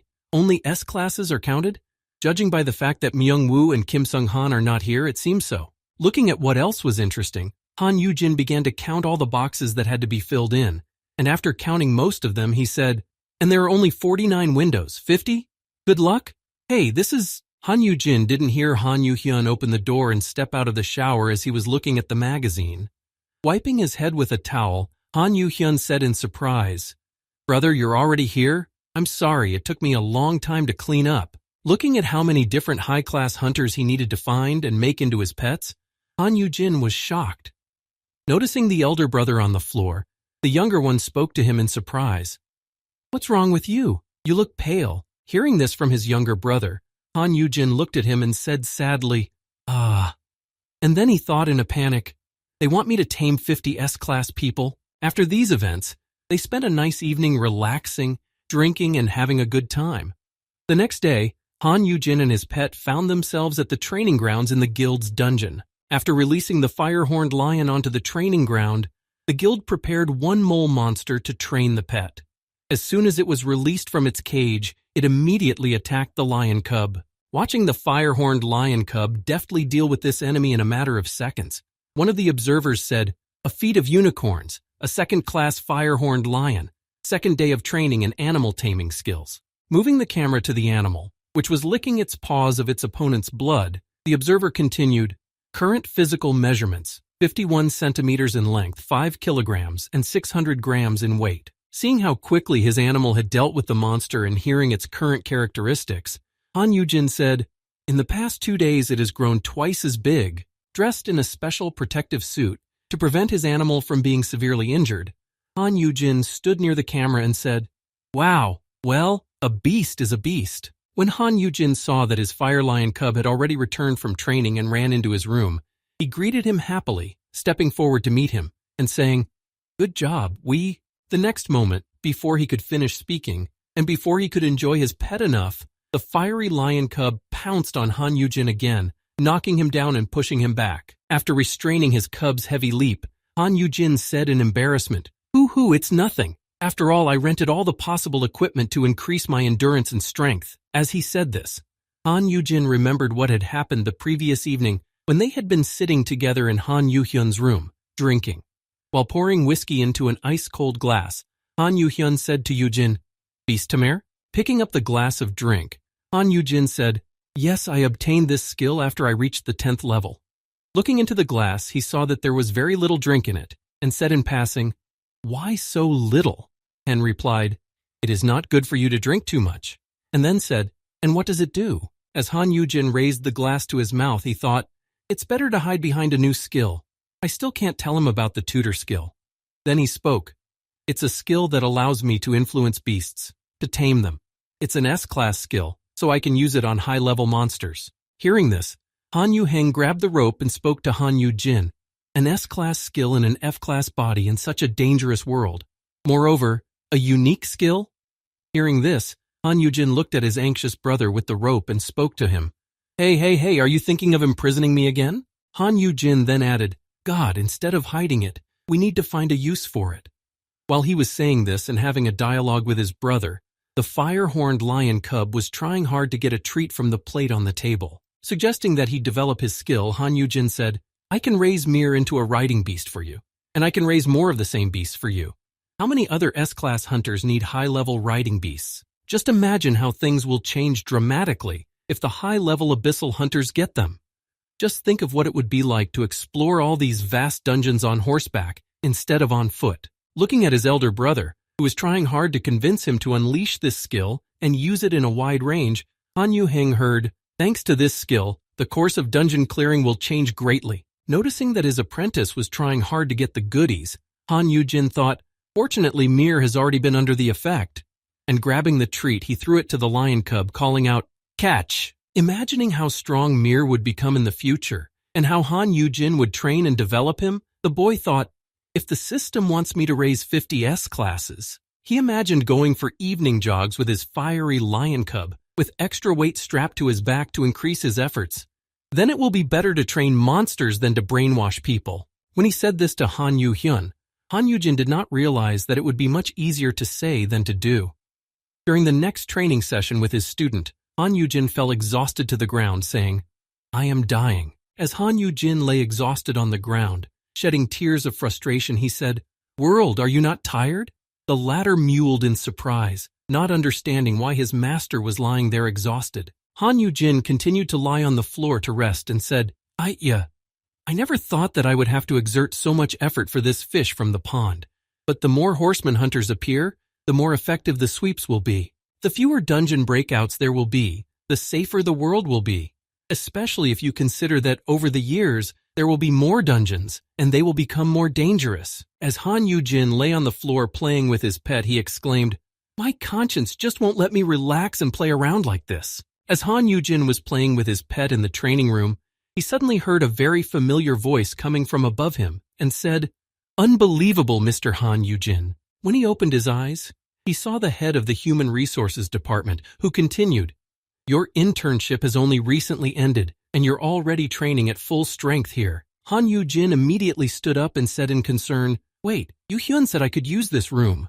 Seok Shiming replied, "I'm not here to kick you out, don't worry." After reassuring Han Yugin that he could stay here and practice in this room without any worries, Seok Shirman, looking at the lion cub in detail, said, "By the way, it's really beautiful." Turning his attention to the fiery lion cub sitting next to him, the HR manager continued, "The beast has grown so much in just one day of training." Greatly surprised by this significant increase in the animal's progress, Seok Shimon immediately bowed to the young man and exclaimed, "I am not just inspired, Mr. Han Yugin." Startled by this behavior from such a high-ranking person in the guild, Han Yugin took a few steps back and said in alarm, What has suddenly gotten into you?" Hearing Han Yujin's question, Seok Shimyung replied, "I apologize for being rude to you all this time and underestimating you, but you have shown such potential and analytical skills, and your new skill." After saying this, Seok Shimon immediately threw his arms around Han Yujin.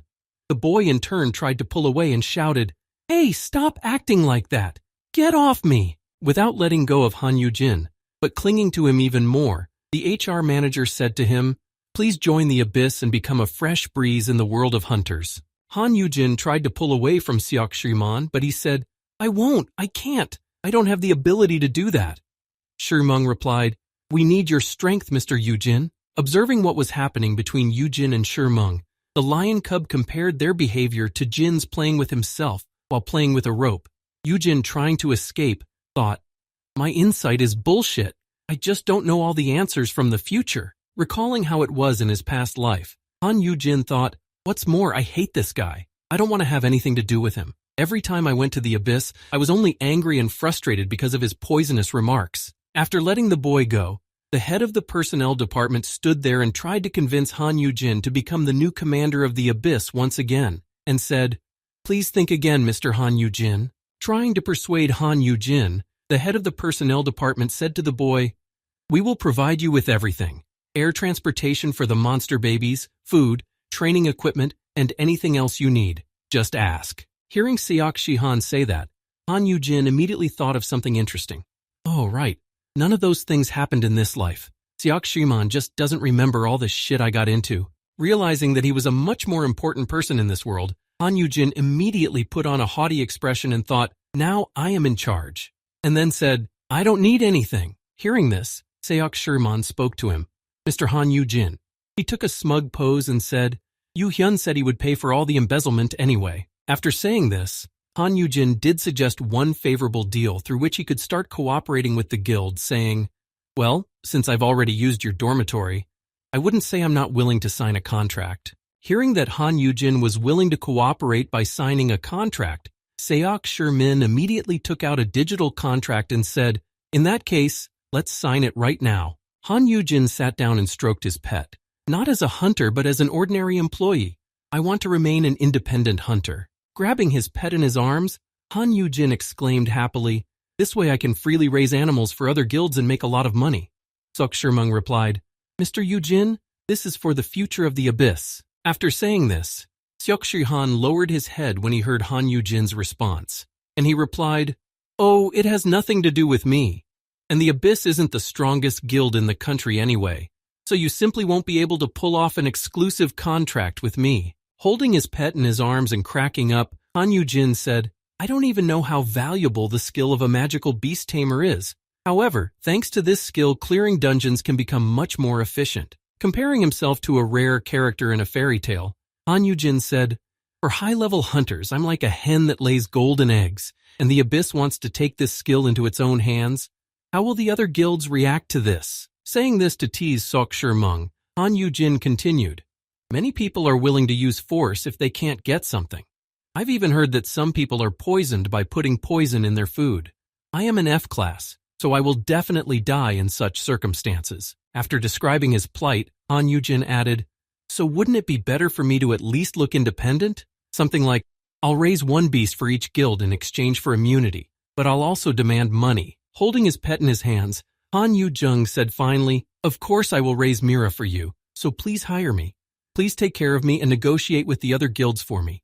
It's too difficult." After saying this, Han Yujin continued to demand a lot more from Seok-shiman, to get back at him this time for all those times, and said, "And salary, and bonuses, and full social security." After hearing all of Han Yujin's demands, the HR manager just laughed when he finished and said, "Haha, it looks like I can't handle you. All right, Han Yujin." With that, Seok-shiman walked over to the video camera and said, "Can I use the video of the training to negotiate with the other guilds?" Han Yujin replied, Yes, you take it." Taking out the video of Han Yujin's training with his student, the head of the Human Resources Department spoke to him. "There's one more thing I wanted to ask you." After saying this, Seok-shiman added, "If Abyssal becomes the strongest guild in the country, and no other guild can threaten it, in that case, will you sign a hunter's contract with us?" Hearing such a strange proposal from the head of the personnel department, Han Yujin thought for a few seconds and said uncertainly, "I don't know." As soon as he said that, he immediately pointed his finger at Seok-shiman and said, "You didn't try to record that just now, did you?" To which Shimung replied with a hiccup, "I did." Then Jin added, "What kind of person?" Realizing that Han Yujin was not going to be able to get away with it, Seok-shiman headed out of the training room. But on his way out, he heard the following question from the boy. "But what's in it for you if you hire me?" Han Yujin cuddled with his pet and said, "I will help you with my skill anyway. I have nothing else. Even if one day we do sign a contract and you regret it, it won't be my fault." Walking away from Han Yujin, Seok-shiman, passing through a long corridor and far enough away that no one could hear him, said, "Haha, I'm impressed." Thinking back to their conversation with Han Yujin, how he had made such demands in order to sign a contract with him, and at the end of it, he had said that there was nothing else but this one skill, Seok-shiman said thoughtfully, "There's nothing else, right?" Watching the video of Han Yujin training with his pet, the head of the HR department said with a sly smile, "Looks like Hunter Han Yujin has some self-esteem issues, doesn't he?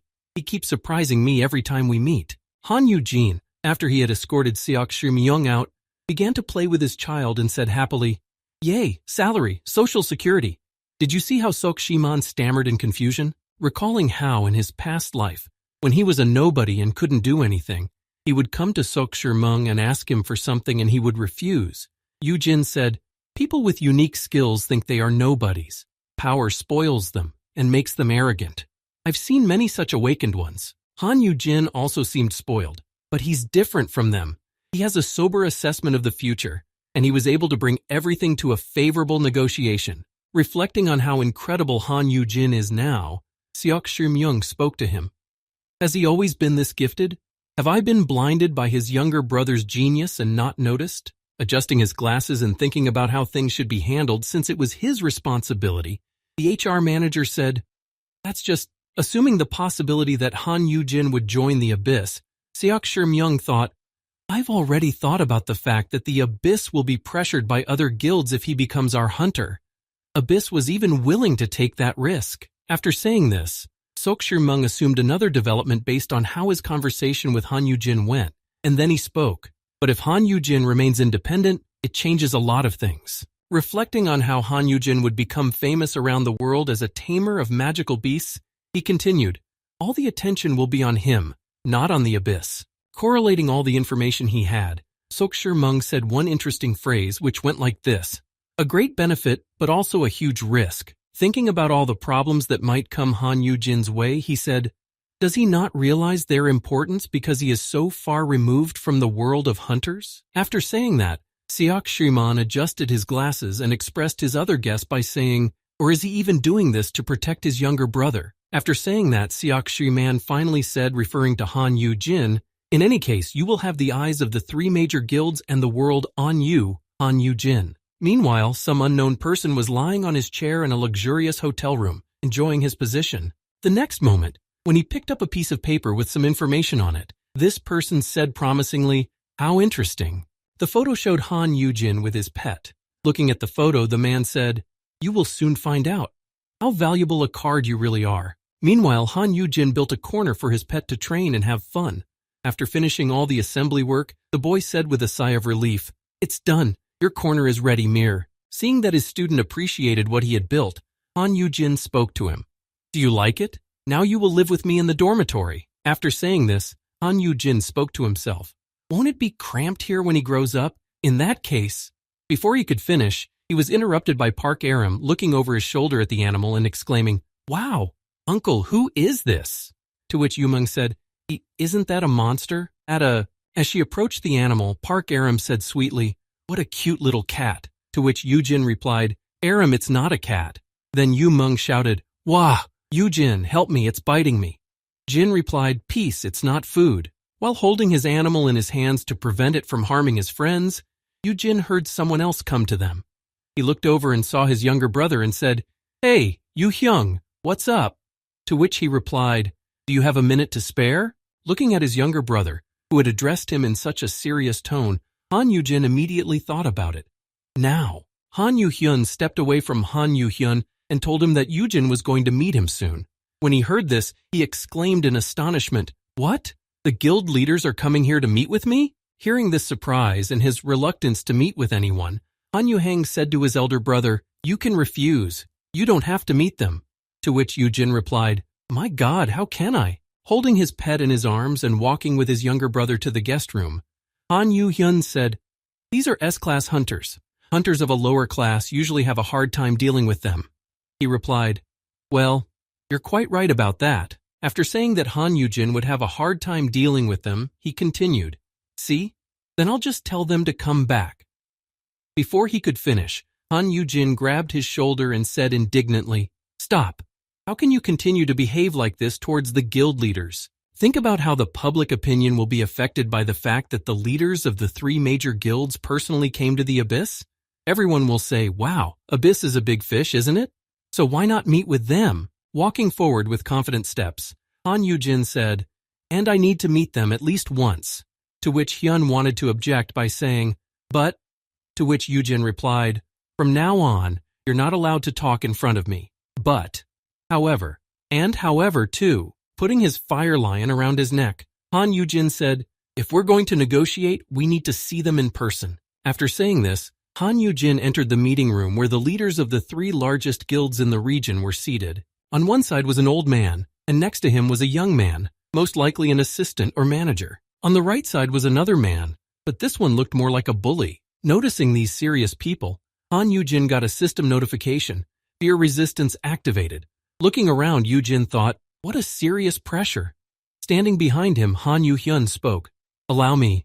I'd like to introduce you to Hunter Han Yujin." No sooner had Han Yujin been introduced to everyone present than the appraiser immediately approached him and said, "Please excuse me, but may I have your hand for a moment?"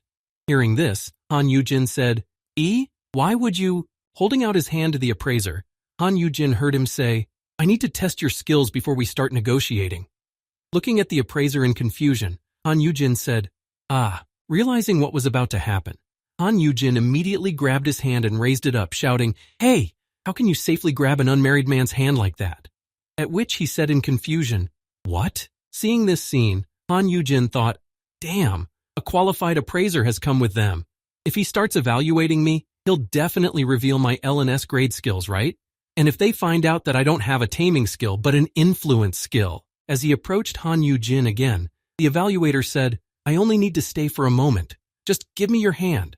Han Yujin said in alarm, "How come?" The next moment, when the appraiser approached Han Yujin again, holding Mir, he lunged at the man who was molesting his master, stopping in front of his owner, protecting him from unwanted touching and the various effects of the skills. The animal heard Han Yujin say, "Mimir?" Han Yujin calmed his pet down with the next phrase, picking it up and saying, "It's okay, Mir, it's not a bad person." When one of the guests saw the animal rushing to protect his master, he laughed with joy. Sitting at the negotiating table, the president of the Hunters Association said, "Did he recognize that they wanted to use the skill on his master?" Park Min-gyu, the head of the Han Shin Guild, replied, "He's still a cub, so he shouldn't be above C-class, but he's already so capable." Seeing this sight, a girl stood behind Han Yujin and spoke to him. "I think this fierce defense of the master will be enough. I think it will be enough to be considered as evidence." Standing behind him, watching the boy who was calming him down and holding his pet who was protecting him. The girl said, "I can't even make a difference with my suppression." After saying this, the head of the Destroyer Guild, Moon-hyun-ah, added, "Isn't that right, Mr. Magical Beast Tamer?" Pointing to an empty seat at the table, she said, "Please sit down. We can't make such an important person stand." Han Yugin said in fright, "Oh, thank you." Looking at the girl who said this, Han Yugin stood up and thought, "Huge, what a physique." To which the girl added, "Who would have thought that the abyssal head has such an elder brother?" Sitting back down, Han Yugin continued to examine the beautiful lady's body and thought, "Are all S-classes like this? Will Aram also be taller than me one day?" Looking at the animal on Han Yujin's lap, Moon-hyun-ah said, "A fire-horned lion. When it grows up, it will be on par with an S-class dungeon boss, right?" Turning to the head of the Abyssal Guild, Han Yu-hyun, Moon-hyun-ah spoke to him. "What do you think, young master? If you happen to have kittens, will you give them to us?" Hearing this offer from the vice-chairman of the Destroyer Guild, Han Yu-hyun said with a smile on his face, "It won't be for free, but we can exchange one for a high-level cold-resistant riding monster cub." Leaning on Han Yujin, the girl suddenly said smugly, "Huh? So you want us to get a riding beast for Park Aram?" Hearing this, another one of the guild leaders present expressed his displeasure, saying, "Aren't you being a little too cocky? 7 monster cubs and 1 high-level cub?" After saying that, the bully man continued to express his displeasure at the Abyssal Guild's behavior.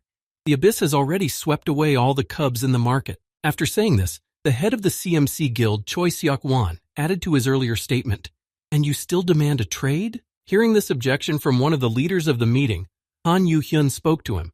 "You can always get one in the dungeon and then exchange it." Hearing this answer, Choi Seok-wan slammed his fist on the table and said, "Oh, you're kidding me.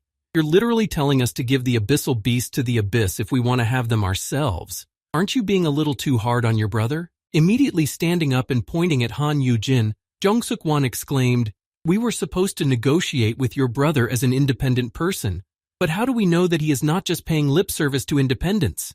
If this Han Yu-hyun is your brother, it is as if he is already a part of the abyss." After listening to all the bad language from one of the audience members, Moon-hyun-ah said, "Chairman, that's enough." But Han Yujin stood up and said, "I have only a partnership with the abyss." Rising from his seat and squaring his shoulders, Han Yujin said, "They help me because I can't handle everything on my own.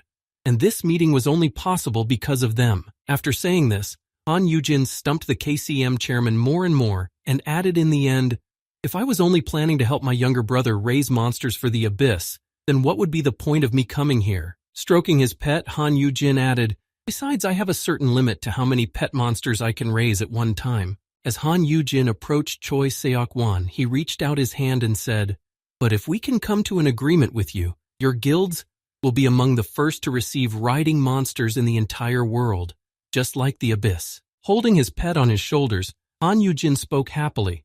"Isn't this a significant reward for these negotiations? Therefore, I am honored to see all of you here.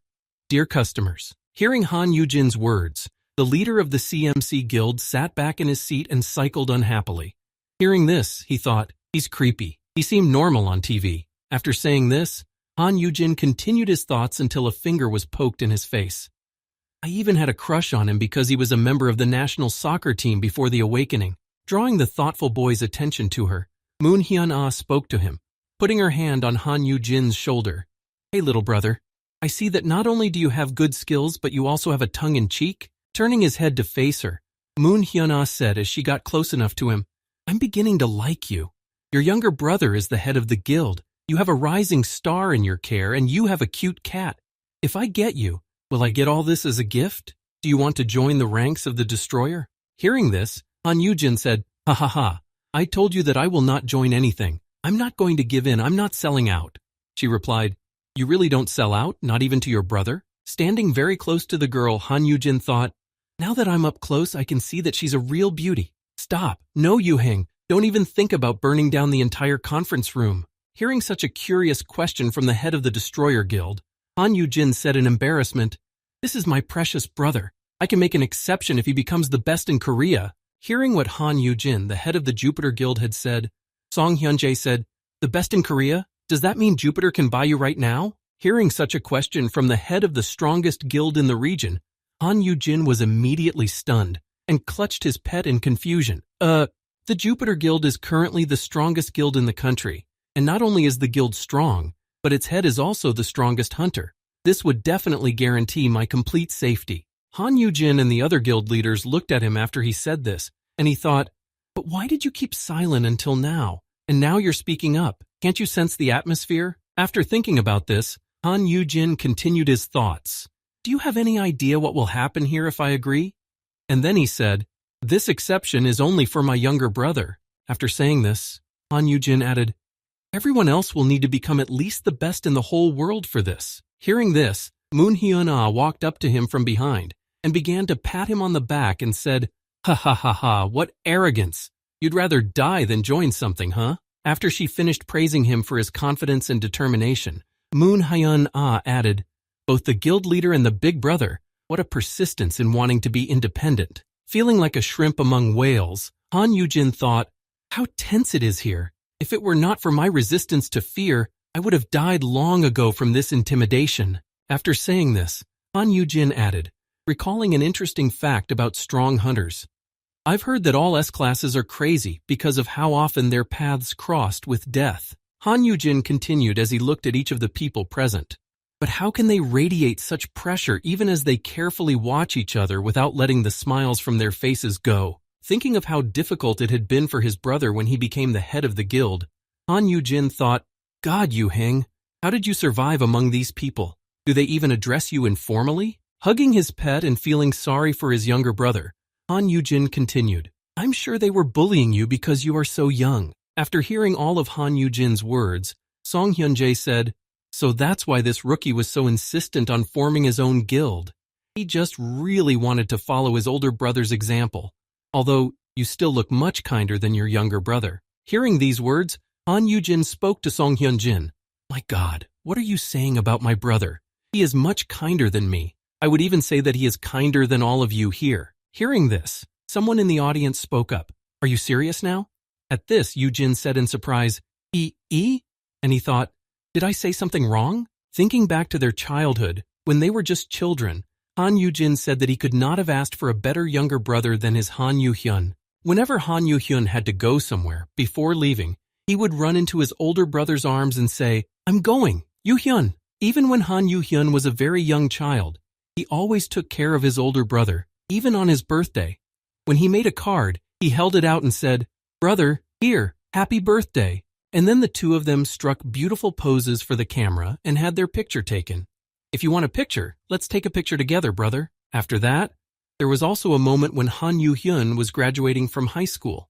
His grades were all excellent, and after the final test, he said that he planned to go to medical school, earn a lot of money, and support his eldest. Continuing to talk about his younger brother, Han Yugin said, even though I couldn't devote all my time to taking care of him because I was always at work after our parents died, instead of becoming a rebel, holding his pet in one hand, Han Yugin continued to talk about his youngest with such sincerity. He is kind, obedient, and tries not to lose heart. As he continued to talk about his younger brother, all those present could hardly contain their laughter at what they heard, and Yugin continued, there is no one kinder in the whole world. After finishing his story, Han Yugin opened his eyes and saw that everyone was laughing at him, and he said in surprise, did I say something wrong? Why are you all... But everyone just pointed at him and laughed at Jin's story. Looking at the head of the Jupiter Guild, Song Hyun-jae said, I was wondering why he was being so polite today. This is why, haha. Noticing this, Han Yugin thought, even the head of Jupiter. Pointing to Han Yuhing, Moon Hyun-ah said to Han Yugin, that crazy bastard is pretending to be you. Hearing this, Han Yugin shouted out in offense, why are you calling him a crazy bastard? Isn't it too much to humiliate him just because he is younger? Hearing this, Moon Hyun-ah said to Han Yugin, what a big brother, ha ha ha ha. To which he replied, that's okay. The main thing is that he is kind to his brother. You have a very kind little brother. And wipe your tears before you say something like that, association president. Pfft. Holding out the contract to Yugin, Moon Hyun-ah said, thanks to you, I've had a good laugh. It's time for us to move on to the final stage of preparing the contract. Hearing this, Han Yugin thought, what is wrong with them? What kind of problem do they have with my brother? Handing the contract letter to Han Yugin, Moon Hyun-ah said, we had a very fierce negotiation before Han Nim came, didn't we? After saying this and providing information about the relationship between the guild leaders, She added, "Read it and tell me. Read this and tell me if you have anything to add." Hearing this, Han Yugin pulled the contract to his eyes to scrutinize it and reread it, and then spoke to the girl. Okay. As he reread the contract, he noticed what it said. The 5 guilds guarantee the security of Han Yugin and his building. Han Yugin agrees to give priority to the 5 guilds. However, each guild is limited to receiving 1 monster every 2 months. After reading this, Han Yugin said, "What is this? It's talking about some kind of my building." Hearing this question, Moonhyun Ah said, "Did Seok Shiman not tell you?" The head of the Hunters Association said, "Because you need a place to raise monsters." After saying this, the head of the association added, "That is why we have decided to rebuild a building nearby for this purpose." Hearing this, Han Yugin shed tears and said joyfully, "Nais Shirmung Juice." To roughly summarize, the terms of the agreement are as follows. The 5 guilds guarantee the security of Han Yugin and his household. Han Yugin will prioritize orders from the 5 guilds. The construction will be carried out with the investment of 4 guilds, not including the Abyss. The building will be fully owned by Han Yugin. After stating all the basic rules of the contract, Han Yugin turned to his older brother. The only thing left to do is to sign that. Hearing all the terms and conditions of the agreement and what Han Yugin would be granted, he could hardly contain his joy and reached out for the document. Seeing the strange Han Yugin, Yuhun spoke to him. "Brother, what's wrong with your face?" To which he replied, "God, I'm just nervous that my muscles are just by themselves." And I thought, come on, how am I going to keep the corners of my lips down? Realizing the honor that awaited him, Han Yugin thought happily, I will own a building in the very center of Seoul. Remembering that he used to feel like a shrimp among whales, Han Yugin thought, forget the pressurizing atmosphere. I'm ready to fall to the ground in front of you, dear customers. Imagining what the future held for him, Han Yugin was already dreaming about what awaited him, thinking, a personal building that will be under the patronage of the 5 major guilds of the country. Continuing to fantasize, he thought, I'll set up a workshop there and bring Meng Wu there. Maybe I should also try to persuade Seok Ha-young if she continues her research here instead of in America. Standing near the red carpet, journalists with microphones asked, 25-year-old building owner Mr. Han Yugin, tell us a secret. How did you manage to become a wealthy man without a college degree? Imagining him holding a glass of expensive liquor in his hands and giving an interview, I said, haha, what are the secrets? Raising the glass up, and with his fiery lion on his shoulders, Han Yugin said, I did my best to please my dear customers. Isn't that right? Imagining himself already receiving millions and drinking expensive drinks, Han Yugin immersed himself in his sweet expectations and thought, I will be able to provide for my retirement just by renting out the premises. After settling all the issues, all the leaders began to say goodbye to Han Yugin, saying, We have to go. It's been fun today, Hinim. To which he replied, Hey, yes, have a good trip. As he left the conference room, the Jupiter chairman said to Han Yugin, I'll keep the expulsion condition in mind. See you soon. Han Yugin was surprised to hear the strongest hunter in the country say that, and he said goodbye to him. Huh? Very well. After everyone left the meeting room, Han Yuhang went to his elder and said, Brother. He replied, you did a great job. I was so deep in thought that I didn't realize it was over. When the conference was over and all the guild leaders had left the hall, Han Yuhang approached his elder brother and said to him, You don't pay any attention to what the other guild leaders have said about me. At least I have not done anything to disgrace me. After saying this to his younger brother, Han Yuhang heard back, Ha, what difference does it make? How can a guild leader never cause a scandal in his life? And then looking at his pet, he added, Mir, you're also a great guy. You've been holding me for so long. After the dialogue with his younger brother was over, Han Yugin was pleased with himself. He thought as he held the animal in his arms, the main thing is that everything went well. I couldn't have asked for better conditions. When the conference ended, it was quite late, and the stars had already risen in the sky. Looking up at the clear night sky, Han Yugin thought, the world has suddenly become beautiful. When Han Yugin returned to his dorm room, he smelled an incredible aroma as he entered, and when he walked a little further into the room, he saw a gorgeous table. He exclaimed in amazement, Wow! What is all this in honor of? Sitting down at the table, Han Yugin spoke in amazement as he looked at the dishes. A real feast. Is today a special day? Yu Mengwu replied, I just prepared more dishes that you might like. Hearing Han Yujin's praise, Yu Mengwu added, Still, you deserve special treatment. To which he replied in astonishment, "Eh? Well, thank you anyway, hurrah." Deciding to taste the dishes prepared by Yuhun, Han Yugin picked up a spoon, took the first bite and placed it in his mouth. "This is delicious. Today is not a day of work but a day of pleasure." As Han Yugin was savoring the food that Yuhun had prepared, he said to him, "By the way, Mengwu, you don't have many things, do you?" At that, he said in a worried tone, Yes, why?" Hearing this answer from his friend, Han Yugin replied, "Oh, it's nothing special, just be ready to pack at any time." Hearing this from Han Yugin, Yuhun thought that they were going to kick him out because of his uselessness, and he was frightened. Without even realizing how it sounded to Yuhun, Han Yugin continued, "Sooner or later a new building will be built nearby, so—" But then he heard Yuhun screaming and crying. Following the crying and screaming, Yuhun fell to the floor in disappointment and said, "So I'm getting kicked out after all. Wah!"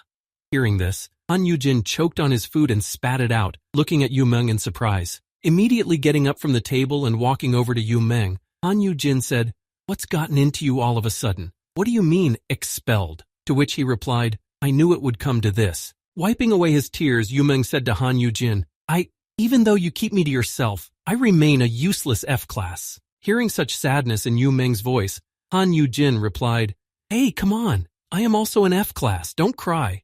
Yuhun said to him, "We are both F-classes, but we are completely different." Thinking back to when they first met, Yuhun said, "You protected me from high-level hunters without blinking an eye. Even the time they all went to the dungeon for training practice," Yuhun said in remembrance.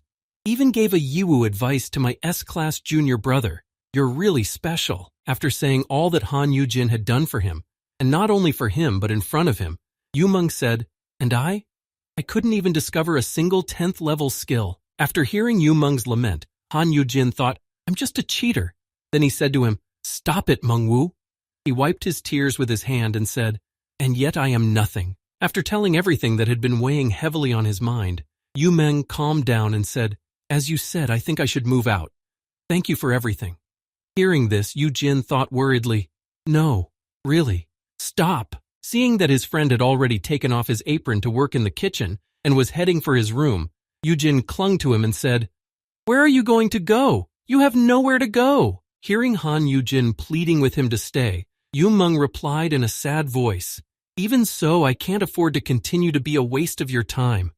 Hearing this, Yugin exclaimed, "You are not a waste." Looking at the upset Yuhun, Han Yugin thought, "You will obtain an SS grade skill after you sharpen 10,000 blades. You are one of the foundations of my comfortable old age." Watching Yuhun pack up his things and head for the exit, Han Yugin spoke to him, "You have the potential for an SS class skill." To which he replied, "Don't try to console me. Farewell." Realizing that Yuhun was serious, but he couldn't be let in, Jin thought, "And in any case, I shouldn't mindlessly reveal my skill." Then he said, "Yeah, I don't think I have the right to hold you back by force." After saying this, Yugin used some tricks to speak to Yuhun. "I don't want to make you suffer any more than you already have." Hearing this, Yuhun said guiltily, "No, Yugin." Tilting his head back to appear more convincing, Han Yugin manipulated the boy and said, "Just today I learned some very, very useful information for you." Han Yugin immediately turned away from him and said in alarm, No matter how valuable it is, I can't force you to listen if you don't want to." Curious about what Jin had said to him, Yuhun said, What is it?" To which Jin replied, "I was going to tell you even though I shouldn't." Yuhun was ready to do anything to find out, so he said, What is it? Just tell me." Turning his head back to Yuhun, he stood in a pensive pose, looking at the boy with innocent eyes. Do you want to know before you leave?" After asking this, Yugin spoke. "I heard it from Seok Young. There's a training that allows awakened ones like you to discover a special skill." I thought to myself, he'll be more likely to believe it if he mentions an authoritative person. Thinking of the young professor, Han Yugin, in order to keep Yuhun to himself, thought, apologizing to the girl, "I'm going to use your name a little bit, Miss Seok Young. I will definitely repay you later." Meanwhile, Seok Han K was sitting in her lab in front of the computer screen, conducting experiments and trying to find out something new for her research. After spending a lot of time in front of the screen, she stretched and groaned. After spending some more time, the girl said thoughtfully, "Now all the preparations are complete. I wonder if it will really help to get an answer." And after these words, she plunged into work again. After taking out all the knives they had in the room, Han Yugin gathered them together and placed them in front of Yu Meng, saying, "This training is perfect for you." As Han Yugin poured a few more knives out of the bag and onto the table, he said, "But don't tell anyone how you found out about it, not even Seok Ha Young." Looking at all the knives in front of him, Yu Meng said in surprise, "Okay, what am I supposed to do? What are all these kitchen knives for?" Hearing his friend's question, Han Yugin spoke to him. "These are all consumables. You have a passive talent that is related to weapons. Try sharpening them." Hearing this instruction from Yujin, Yu Meng said, All right." After convincing Yu Meng not to leave, and even making him take the first steps to achieve his unique skill, Han Yujin, watching him work, thought, "Good, now if he continues to sharpen knives like this," thinking that this might be the best option for Yu Meng's skill development, Han Yujin noticed that he had already sharpened his first knife, and his progress had changed from 0 to 1, and he happily thought, "I thought so. He's enrolled." Seeing the progress, Han Yujin spoke to Yu Meng. "I've heard that you can gain the skill of equipping if you sharpen your blades for a long time. Moreover, you will be guaranteed a cool skill that will make you rich." Hearing Han Yujin say that, Yu Mengwu looked at him in surprise. "Really?" he replied. "Seriously, it's a bit difficult because you need to sharpen 10,000. After saying this, Han Yujin added, "But if you can manage it in 1 year." Hearing this, Yu Meng exclaimed, "Only 10,000, really?" After saying this, Yu Meng added, "If I sharpen 100 a day, I can finish it in 100 days. Hearing this, Yujin said in surprise, 100? You're going to sharpen them all day long?" Yu Meng replied, "It's okay, I'm pretty good at this kind of thing. I'm good at cyclical work." Taking the next knife in his hands, Yu Meng said happily, "You can count on me, Yujin. Before you know it, I'll show you what I can do." Hearing this, and seeing Yu Meng holding a knife, Jin was frightened and exclaimed, "Hey, put the knife down. This sounds strange." Hearing Han Yujin say this, and having learned some valuable information, Yu Meng became more cheerful and said, "Haha, I'll work hard and I'll definitely repay you for your kindness." Hearing that Yu Mengwu was eager to work and would achieve good results in a relatively short period of time, Yujin rubbed his nose and thought, "Kindness, huh? Your very existence is an investment in my retirement. And now it's time to take care of my investment number 2. When he arrived at Professor Seok Hayang's laboratory and spent some time talking with her, she said happily, "Wow, it's so nice to talk to you, Mr. Han Yujin. You know so much about dungeons. Are you doing some independent research?" After saying this, the girl was eager to recruit him and said, "Wouldn't you like to go to graduate school? Let's set up a joint laboratory." Hearing this, Han Yujin was already thinking of an escape plan, but he thought, "What time is it? Let me go home." The young professor picked up a notebook and drew some animals on one of its pages and said, "Everyone around here says that dungeons are unpredictable." Pointing at Han Yujin with her pen, Seok Ha-young said, "Unfortunately, that's why no one even tries to explore them. No one even hopes to find a pattern." Hearing this from the girl, Yujin said, "I'm just making assumptions for now. There's not enough information, especially since there aren't many dungeons in our country." Hearing Yujin's point of view, the girl replied sharply, "Exactly. Because we are such a tiny country, there are not many dungeons. Oh, I'm sorry, I'll be banned from the world for saying that." Hearing this, Han Yujin replied to her, smiling, "Haha, don't worry. I understand what you're getting at. We could collect more statistics if we were able to explore more dungeons." To this, Seok Ha-young replied, "That's exactly what I'm talking about. Why don't most countries allow foreigners to explore dungeons?" To which Yujin replied, I have no choice but to join a foreign research team." After saying this and watching the sad Seok Ha-young, Han Yujin added, "And in 3 years she will discover the principle of dungeon formation with her team." Thinking of what was to come in the future, Han Yujin thought, "And the United States will receive a lot of royalties from other countries for its discovery." Recalling that in 3 years' time, Seok Ha-young would discover the principle of dungeons, Han Yujin said to himself thoughtfully, if she could discover this principle while staying in Korea. As Han Yujin was thinking about how to help the girl, he heard, "That's why I prepared this," Seok Ha-young said as she placed the dish on the table. Looking at what the young professor had brought, Han Yujin said, "Buckwheat mug?" She replied, "Buckwheat mug and rice wine on the last night of the lunar month for the Tokabi." Hearing the young professor mention a strange character, Han Yujin asked in surprise, Tokabi? She replied, "Yes, the famous teleporting hunter. You've heard of him, right?" After saying this, and realizing that Han Yujin had no idea who she was talking about, she said, "Tokabi." just as the name suggests, an unusual hunter who wears a Tobi costume. Continuing the story of the strange hunter for whom she had prepared a treat, the girl said, "He never revealed his name, age, or gender, even for the next 5 years." Realizing who she was talking about and which hunter Seok Ha-young was referring to, Han Yugin thought, the only thing everyone knows about him is he recalls a time when there was a plane crash and there were people on the plane and only the Tobi was able to save them. Thanks to this, Tobi can go anywhere, as long as he has the Yuage. This legendary hunter Tobi became famous for saving people from dungeons and natural disasters that occurred. Although this skill made him elusive and at the same time a threat, Tobi was a rather cunning hunter but at the same time a free man who did not want to obey anyone. One day he showed up at the headquarters of a gang that had just returned from a job and was counting the stolen money, calculating who would get how much upon completion. But as soon as Tobi suddenly appeared in the room, all the gangsters immediately began to show aggression, and without even warning, one of them shot him. But Tobi dodged the bullet. Using his teleportation skill, Tobi was able to easily overcome many of the gang members, and thus dodge the bullets that were fired at him. After defeating one enemy after another, the anonymous hunter, who never took off his mask, set his sights on the gang boss to get some valuable information. Using his skill again, he was able to partially teleport. After sticking his head out of the teleportation circle and grabbing the boss's arm, Tobi looked him in the eye. At that time, the frightened boss, having escaped from the hunter's grasp, took out his weapon and tried to aim at the enemy but could not because he suddenly disappeared. But then he found himself on top, stepping on the bandit's gun. When he fully exited the teleporter and stopped on the table in front of the group's boss, the unknown hunter spoke to him.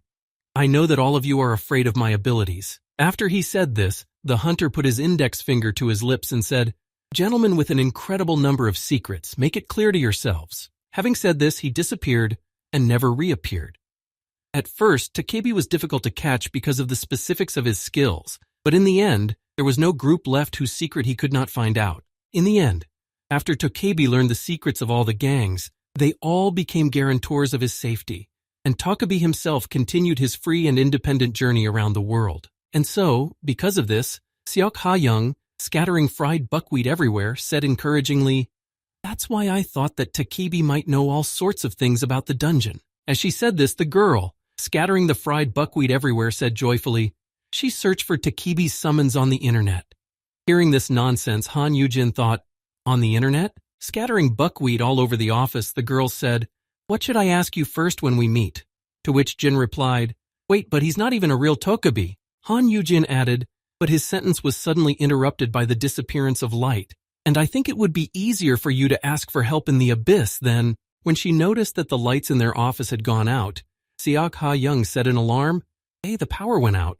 To which Yujin replied, "It looks like the fuses blew." After saying this, Han Yugin thought of the best solution and took out his phone and said, "I'll turn on the flashlight on my phone." As soon as he said this and shone the phone's screen at himself, Seok Ha-young noticed him and immediately froze in place. Seeing this, Jin said, "Miss Seok Ha-young?" Seeing that the young professor looked very frightened, Han Yugin spoke to her.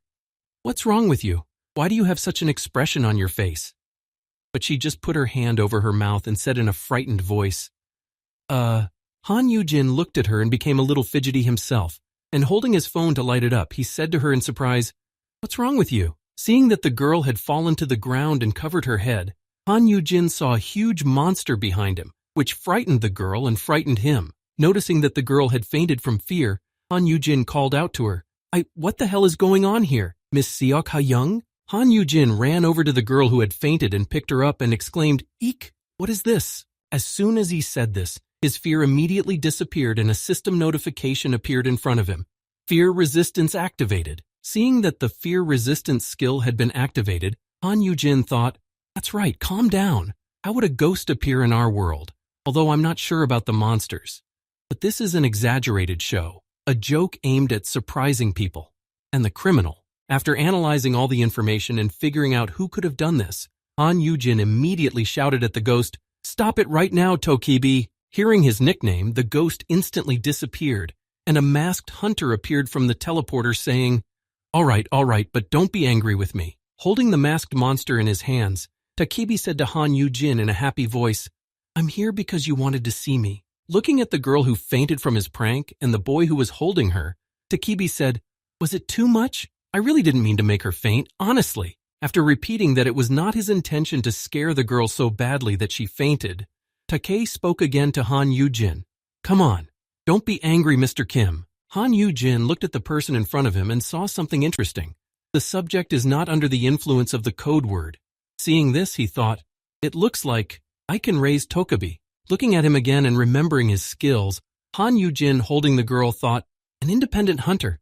He can move freely wherever he wants." Only when he realized how unique this specimen was and how he could make it his pet did Han Yugin say, I do." Leaning on his arm and holding the girl, Han Yugin began to think of a plan to recruit him and thought, "If I can get his support, then Seok Ha Young won't have to go to America." Looking at Tobi with a confident gaze, Han Yugin spoke to him. "I'm not afraid of such pranks, so please stop, okay?" Hearing this from the boy, Tobi shouted angrily at him, "What? You're lying. I could see you shaking with fear." Han Yugin replied, "It was just unexpected, that's all." Hearing that he was trying to make excuses, Tobi mocked him and said, "That's right. You were scared. You coward, you scaredy cat." To which Han Yugin replied, "I told you I wasn't afraid. Do you think I would fall for such a childish prank?" Hearing Jin's provocative remark, Tobi said, "Childish? That's a classic." Hearing this, Han Yugin thought, Tobi who loves pranks, a Tobi who is willing to risk his life to play pranks on others. After assessing his chances of winning, Han Yugin decided to make a deal with the rogue and said, "Then how about a wager? Let's see if you can scare me." After these words, Seok Ha Young woke up in the ward on a medical bed. Having recovered from the shock, she was slowly recovering. When she realized what had happened, she immediately got out of bed and exclaimed, "Hey, where's Tobi? Did he leave already?" After calming down and realizing where she was, she looked around and noticed a guy standing next to her and said, "Mr. Han Yugin." Seeing that the girl had regained consciousness, Han Yugin said in disappointment, "Boo, Tobi's sense of style sucks. Blue clothes and a red mask.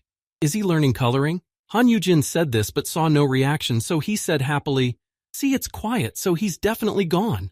Hearing Jin's words, the girl said, "God, I'm sorry about that." After apologizing for fainting and having to be dragged to the medical center, she said in disappointment, "What a pity. I wanted to ask you so many things." Looking at Han Yugin, she said, "Inside this country, I've hit a wall, so I was hoping to break through it somehow, but..." Hearing these words from the disappointed girl in the hospital room, Han Yugin spoke to her. Miss Seok Ha Young, about that? I think I can help you." Hearing Han Yugin say this, the girl called out to him, blossoming with joy, "Oh, you're going to graduate school?" Hearing this, Han Yugin began to brush it off in alarm, saying, No, I don't mean that." After refusing the offer, the girl immediately became sad again and put her head down, but then she heard, "I can be your informant." After saying this, and trying to make amends for refusing the offer, Han Yugin continued, "You said that the biggest problem is collecting data, right?" After saying this, Han Yugin was asked how he was going to get the information, and he replied, "I will have another way to obtain information. No, I have it."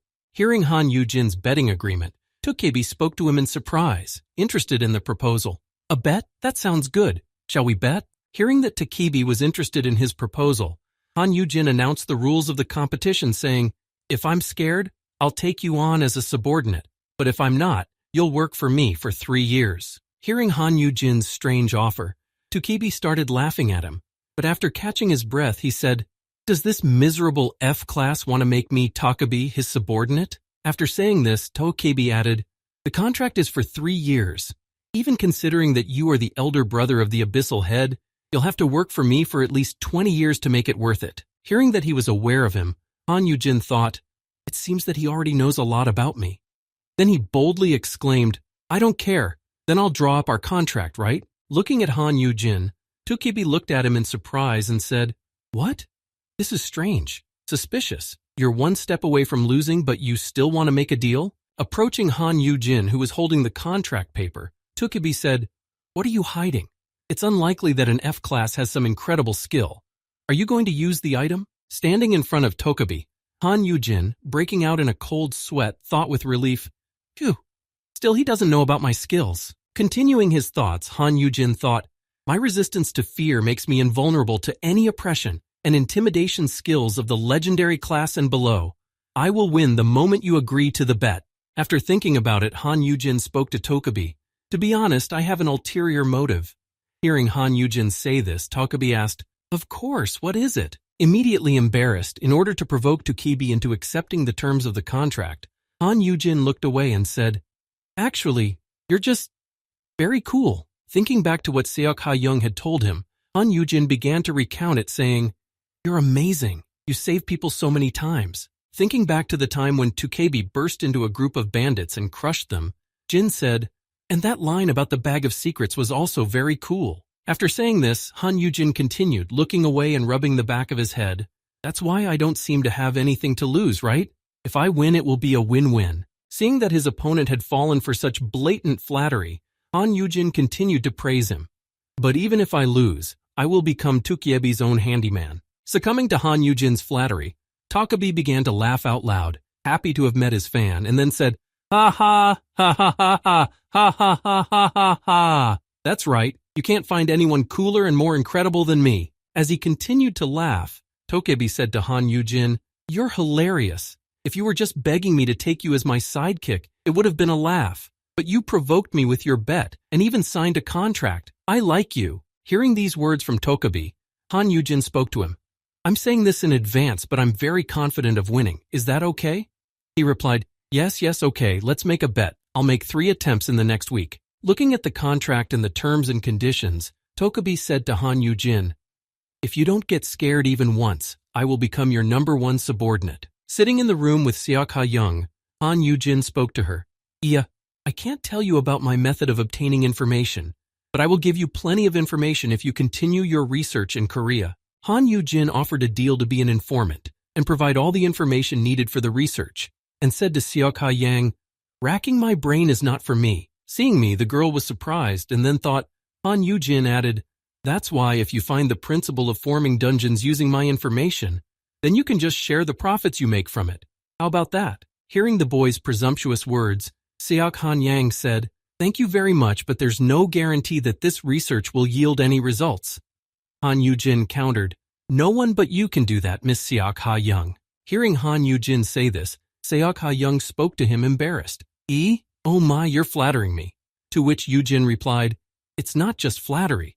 Wait, what is the date today? Holding up his finger, Han Yugin thought of something interesting to make the girl believe in herself and to get her to cooperate and said, Right, let's do it like this. After saying that, he added, That new A-class dungeon they found in Icheon, Gyeonggi-do province. In this dungeon, there will be either a waterfront or slime everywhere. Hearing what Han Yugin had just said, the young professor exclaimed in surprise, How did you know that?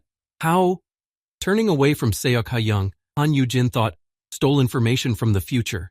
Getting down from his chair because visiting hours were coming to an end, Han Yugin spoke before leaving the room. If that is the case, then I will ask you to seriously consider my proposal. After saying this, Han Yugin added with a smile, I am putting it forward precisely because I have great confidence in it, so you don't have to worry about the results of your research. Having said that, Han Yugin said one last thing before leaving the room. And please ask your uncle to bid on the auction for the rights to this dungeon. After convincing Seok Ha-young to cooperate with him, and then asking her to ask her uncle to buy the dungeon rights, Han Yugin left the room and breathed a sigh of relief. Pleased that everything was going according to his plan, Han Yugin clenched his fist and said hopefully, Everything should be fine, right? It won't be a problem if I reveal so much information to her, right? With that thought in mind, Han Yugin headed home. When he arrived at his room, when it was already night, he said in his head, I only have to play with Tobi for 1 week. When Tobi came to Han Yugin in the form of an old witch, he spoke to him as he looked out of the window. Ha ha ha ha. Shall I give you red pants or blue pants? When the first attempt failed, Han Yugin was playing with his piece and said to him, Even you won't pay attention to such outdated ghosts, right, Mirror? The next attempt was somewhere in the middle of the week. Han Yugin returned home and exclaimed to his friend, I'm back. Mengwu, are you here? I bought some dull knives at the flea market. As soon as he said this, bony hands reached down from below right behind him and were about to grab him. This time Tobi disguised himself as a girl who had lost her legs, and when he came out of the crevice, he grabbed Han Yugin's legs and said to him, Give me back my legs. Han Yugin fell to the ground, dropping the box of knives. He stood up and shouted angrily at Tobi, Hey, you promised to scare me, not kill me. Hearing the irritation in Han Yugin's voice, Tobi, feeling guilty, said, I'm sorry. Who knew you would fall so easily? To which he replied, don't underestimate the weakness of F classes. And one last time, Tokibi did his best. When Han Yugin went to the refrigerator in the middle of the night to get something to drink because his throat was dry, Tokibi decided to act. As soon as Han Yugin took a glass of water from the refrigerator and turned around, he saw a hay doll that was covered in red paint, as if it were blood. When Han Yugin saw this horrible attempt to scare him for the last time, he said in disappointment, "Oh my, wow, you really went all out for your last attempt." Turning back to close the refrigerator, Han Yugin said, "But I didn't." No sooner had he said this than he saw a giant, terrifying monster coming at him from above. Seeing this terrifying face in front of him, Han Yugin even stopped in his tracks in surprise and thought, uh-oh, a continuous attack? But unfortunately, the fear neutralization skill kicked in before he could get scared, and so Jin just stayed standing there with the glass in his hand saying, "It was a little scary." While Han Yugin was talking to Tokibi, a strange silhouette appeared behind him. As it slowly approached, the floor creaked more and more often, and then, behind Jin, Yuhun came out with a knife in his hand. Seeing him, Tokibi clutched his heart in fright and exclaimed, "Ah, a ghost!" Han Yugin simply said, "What? Oh, Mengwu." He stopped in front of Han Yugin and said, "I couldn't sleep, so I decided to sharpen some more knives." Seeing what happened to his opponent, Han Yugin said, "Hey, Tokibi, if you were scared." Hearing Han Yugin address someone, Yu Mengwu was surprised to hear him say, "Tokibi?" Then looking to the side, he saw a monster in the corner on the wall and exclaimed in fright, "Gah! A ghost!" After that, Yu Mengwu fainted just like Sokha Yang. Seeing that his comrade had gone to sleep, Han Yuchin shouted in alarm, "Mengwu!" Looking at what he had done, Tokibi said in surprise, "Eh? Huh?" Realizing what had just happened, he finally sank to the ground in front of Han Yugin. The next moment, Tokibi burst into tears, realizing that he had lost the bet to an F class and now had to serve for 3 years, and he said, "Whoa, I lost!" After putting Yumeng to bed, Han Yugin heard Tokibi, who was standing behind him, exclaiming in frustration, "Still, my subjects scolded me terribly for signing the contract without permission." Hearing this, Han Yugin asked Tokibi in surprise, "So you have subordinates? Well, you really should have thought about the contract before you signed it." Continuing his hysteria, Tokibi said, "They're going to bury me alive when I get back. I won't be able to go home. I won't go. I will stay here." When Han Yugin heard Tokibi crying, he said to him, "Stop crying. How old are you? You are not a child." He replied, "I am more than 100 years old." Hearing this, Han Yugin replied, "Stop joking." He said, "It is true, I'm Tokibi." Jin replied, "That's just an image. How can a Tokibi be real?" Pointing his finger at Jin's displeasure, Tokibi said, "But the dungeon and the awakening are real. Even you have a younger brother who can breathe fire." Hearing this, Han Yugin said, "Well, it's all because of the system." Looking at Tokibi's characteristics with his skill, Han Yugin thought, doesn't the existence of Tokibi and ghosts make more sense than the sudden appearance of dungeons and awakened ones? Looking at his characteristics, Han Yugin saw that his name was Yun Young, and he was in the B class. And then he thought, but isn't Tokibi an awakened one? Although his name is strange for a human. Tokibi, taking off his intimidating mask, was very upset, and at that time Han Yugin spoke to him. Are you really not human?" Hearing this question from his opponent, Tokibi immediately flew up and said, "All right, a wager is a wager. I'll tell you, Chief Kim, I am over 100 years old in total." As he began his story about who he was and where he came from, Tokibi added to his previous one, "But at the same time, I'm only 3 years old." Hearing this, the only thing that stuck in Han Yujin's mind was the fact that Tokibi was really only 3 years old, and it kept repeating over and over again, 3 years old, 3 years old. After telling us that he was only 3 years old, Tokibi continued his story, explaining why. "It has been 3 years since the first appearance of the dungeons and the system." Hearing this explanation, Han Yujin asked in surprise, "So you were born on that day, together with the system?" Tokibi joyfully replied, "Yes, that's right." Hearing that Han Yujin understood where Tokibi came from, he continued, "Originally, Tokibi are creatures that are born from the soul's implantation in an old object." Recalling the first thing he saw when he was born, Tokibi said, "But the power of the dungeon nourished me and awakened me." After saying this, Tokibi said that it was an accident because he was not even supposed to appear. But after the dungeons appeared, one of them awakened him from 100 years of sleep. After hearing everything that Tokibi told him, Han Yugin just stood there, listening in amazement, trying to figure out if it was true, and thought, this sounds like a lot of nonsense. But after thinking about it for a while, he realized, but in that case, it explains Tokabi's ability to teleport. If the power of the system in some sense connects different dimensions. Han Yugin looked at the spirit in front of him and thought in confusion, but how strange it is to realize that I'm looking at the real Tokabi. Thinking about the name Tokebi, Han Yugin said, Yun, right? If one is a surname, then doesn't the first name mean wheel from the Chinese word for liung? Then your home was originally something like an old watermill, Mr. Yun? Hearing Han Yujin's description, Tokebi said in surprise, How did you know that? This is unbelievable. The boss is also a Takibi? Is it like a golden bell for praise? To which he said in surprise, nothing like that. Han Yugin continued on to his room, picked up his tablet and spoke to his subject. Well, this is your boss. Taking the tablet in both hands and preparing to give his first order to his new subject, Han Yugin said, I have a task for you, subject Tokebi. When Han Yugin said this, he saw that he was very unhappy that Jin had found him a job, and he said to Takibi, what is that expression on your face? Hearing what Yujin said to him, Yun Young protested and shouted, what are you trying to make me do? I don't want to do anything sad. To which Yujin said to him, is this how a subject behaves? After saying this to his subordinate, Han Yugin gave him the details of the task, saying, it is necessary to explore the dungeons of other countries. I have written down everything you need to know. Looking at the disgruntled Takebi, Han Yugin spoke to him. Foreigners are not allowed in the dungeons, but with your skills of stealth and teleportation, it is quite possible, right? Lying on the ground, Takebi asked, of course it is, but why would you want to do that? Hearing this, Han Yugin spoke again flatteringly. To make you an even more famous hero, of course. After saying this, Han Yugin continued, if we gather the necessary information, we can uncover the principle of dungeon formation, right? Then the damage caused by the dungeon breakthroughs will be reduced. As he continued to offer the Takebi, Jin added, what does this mean?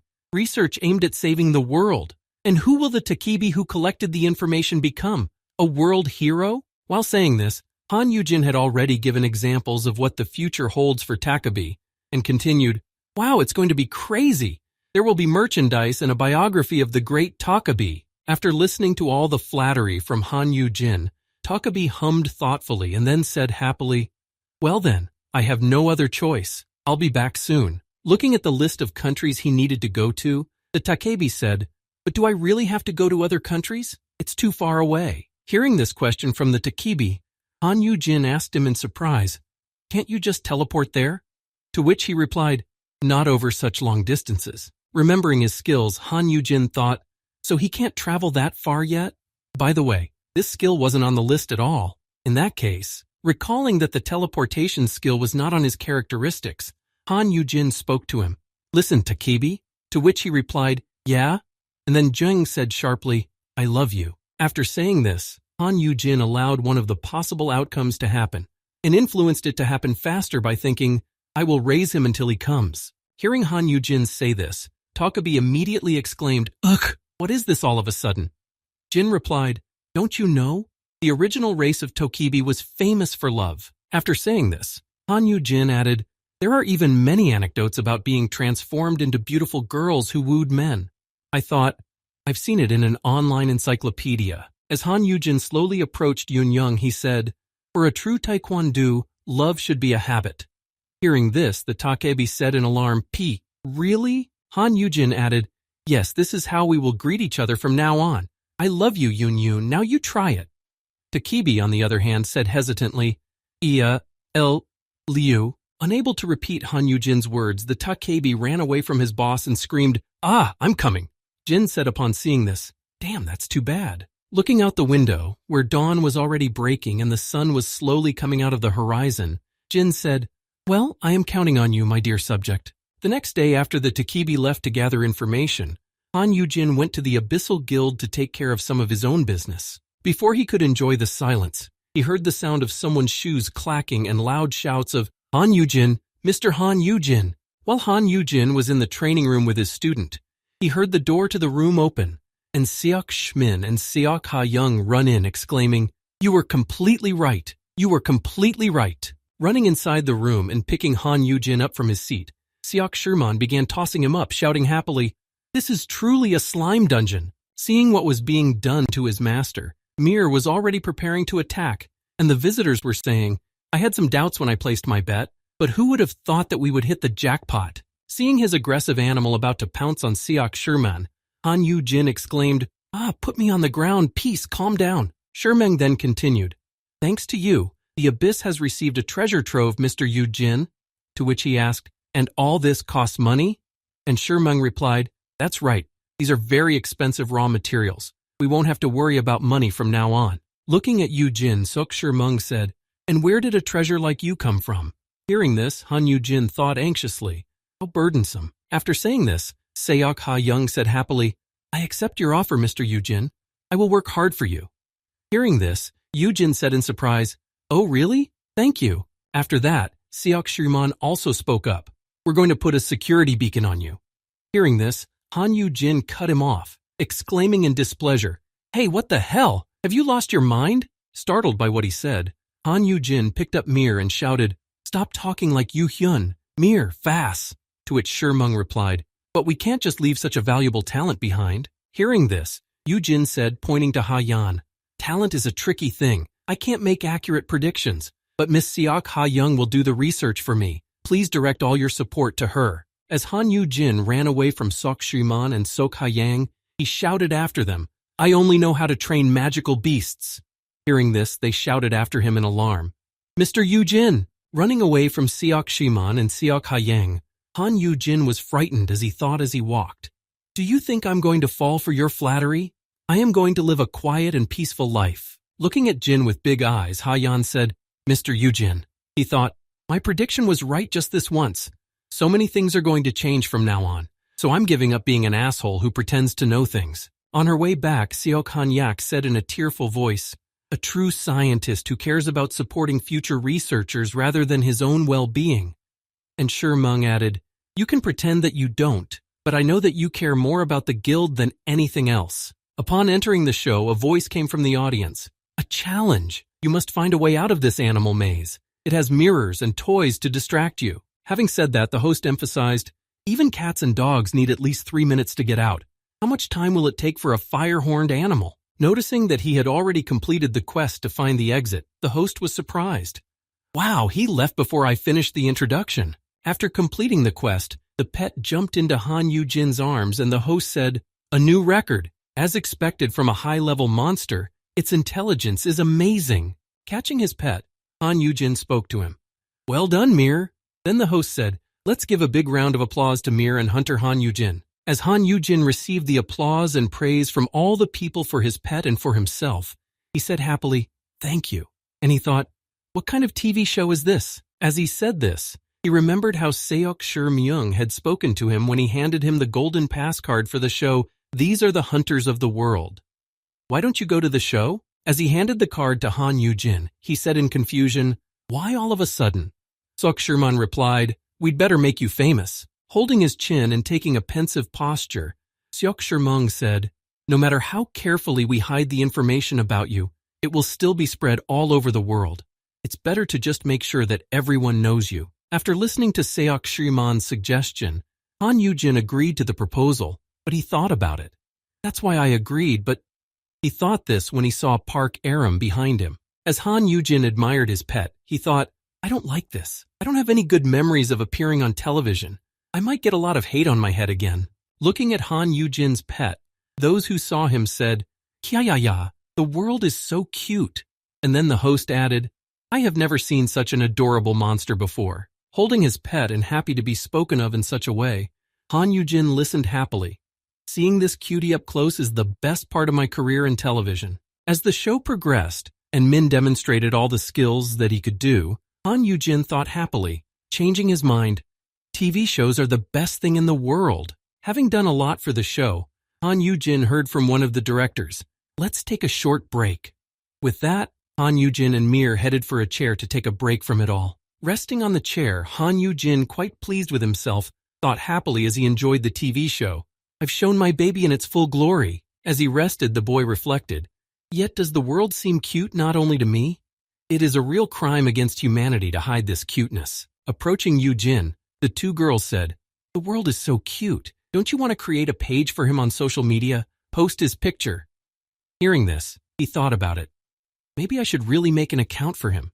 Release merchandise and an album? Envisioning the future when Mir grows up, Han Yugin thought, then he'll be a star by the time he's fully grown, right? Imagining himself wearing a black suit next to his pet, who had a bouquet of flowers around his neck.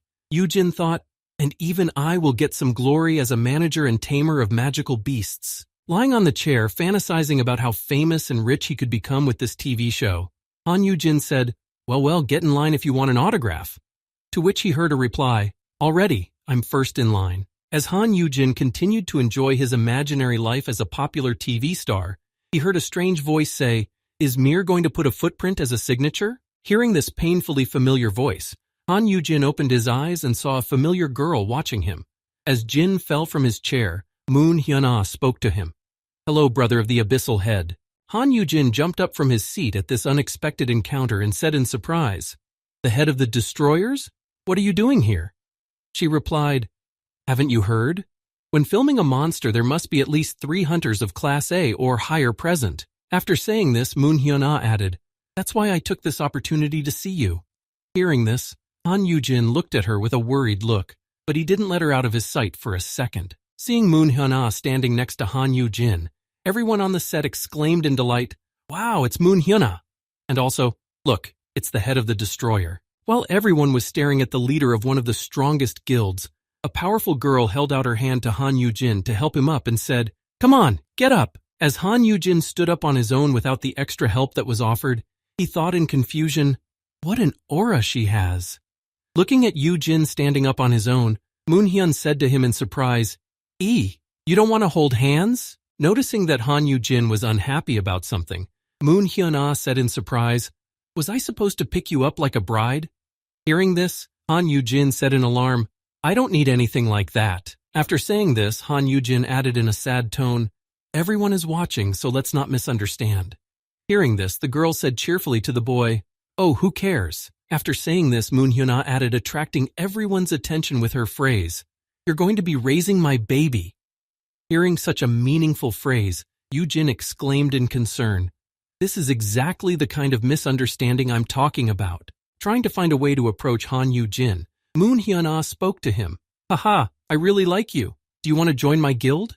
To which Yujin replied insultingly, you have to offer me the best conditions in the world to make such a suggestion. When Moon Hyun-ah heard Yujin's response, she said to him, I like your fearless answers the best. To which Yujin replied, I have nothing to be afraid of, my brother is also an S-class. As he said this, Han Yugin also added that he had nothing to fear, because not only was his brother quite strong, but he was also, and we're all human. Hearing what Han Yugin had just said, Moon Hyun-ah grabbed his shoulder and said, that sounds great, but there's still something that worries me. No sooner had she said this than Park Aram entered the room, carrying drinks and exclaimed, Uncle, I brought you some drinks. But her sentence was suddenly cut short. No sooner had she entered the room than she saw Han Yugin standing in front of her, with Moon Hyun-ah standing next to him, and something began to happen around them. Just as she was about to run to her uncle's aid, the air vortex had already completely blocked their access, making it impossible to break through. Standing behind the air wall, Park Aram shouted out in alarm, Hey, Uncle! As soon as she said this, a small gap appeared in the air vortex, revealing only Moon Hyun-ah's face, who put a finger to her lips and said, I'll borrow him for 5 minutes. Sitting in the center of the scene, Han Yugin did not look embarrassed or scared. Rather, his face showed only disappointment, but his pet was on his guard. Noticing that his master was in danger, the fire lion cub took a fighting stance and began to growl at the guild leader. Han Yugin was thinking at the time, airflow? A barrier? Holding his furious beast in his arms to prevent it from attacking the girl, Han Yugin called out to her in frustration, what is it this time? To which Moon Hyun-ah replied, soundproofing, using a spatial skill. After saying that, Moon Hyun-ah added that there was no need to worry and said, one of my people will explain everything to Miss Aram, so don't worry. Hearing that, Jin thought in confusion, simple, huh? Hearing the sound of Aram's attempts to break in from outside, Han Yugin thought, it seems that even now, her skills are at a serious level. Amim, who is also an S-class, didn't even have time to react. That's unacceptable. After the boy realized the seriousness of the threat, he saw the girl's shadow suddenly hovering over him. Looking up, he heard her speak. Now we can talk in private. Hearing this, Han Yugin asked her anxiously, "Aha, what kind of secret do you want to discuss with me?" The girl replied, "I wouldn't say it's a secret, but it's just that it's not customary to gossip openly." After saying this, she added, "It concerns your brother." Hearing what the leader of the Destroyer Guild had just said, Han Yugin immediately changed from being friendly to hostile. After telling him what they were going to talk about, Moon-hyun-ah added, "It seems like you don't know your younger brother very well, and that's what's bothering me right now." Before she could say a few unfriendly words towards the Abyssal Guild head, she immediately said, pointing at Jin, "Just look at him." Seeing Han Yujin's angry gaze drilling into her, the head of the Destroyer Guild added, "I haven't even said anything yet, and you're already reacting like this." The fiery horned lion cub broke free from Han Yujin's grasp and lunged at the girl, but she said with a happy face, "Hey, calm down. I have good intentions." Stepping closer to Han Yujin step by step, the girl added, "I don't intend to sow family discord between you two." Walking right up to Han Yujin, Moon Hyuna put her hand on his shoulder and spoke in a serious tone. "But Young-nim."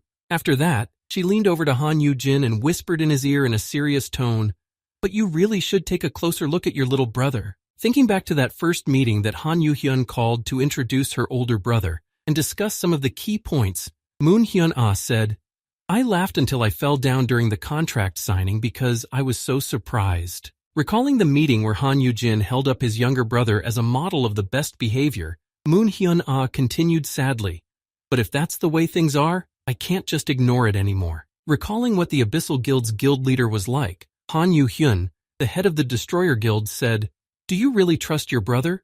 Do you really think that the good little brother could lead the guild with his skills alone?" Thinking back to a photo she had seen of Han Yu-jin and Han Yu-hyun together, where the two boys were standing with a bouquet, Moon Hyun-ah added, "An obedient younger brother born in poverty who lost his parents.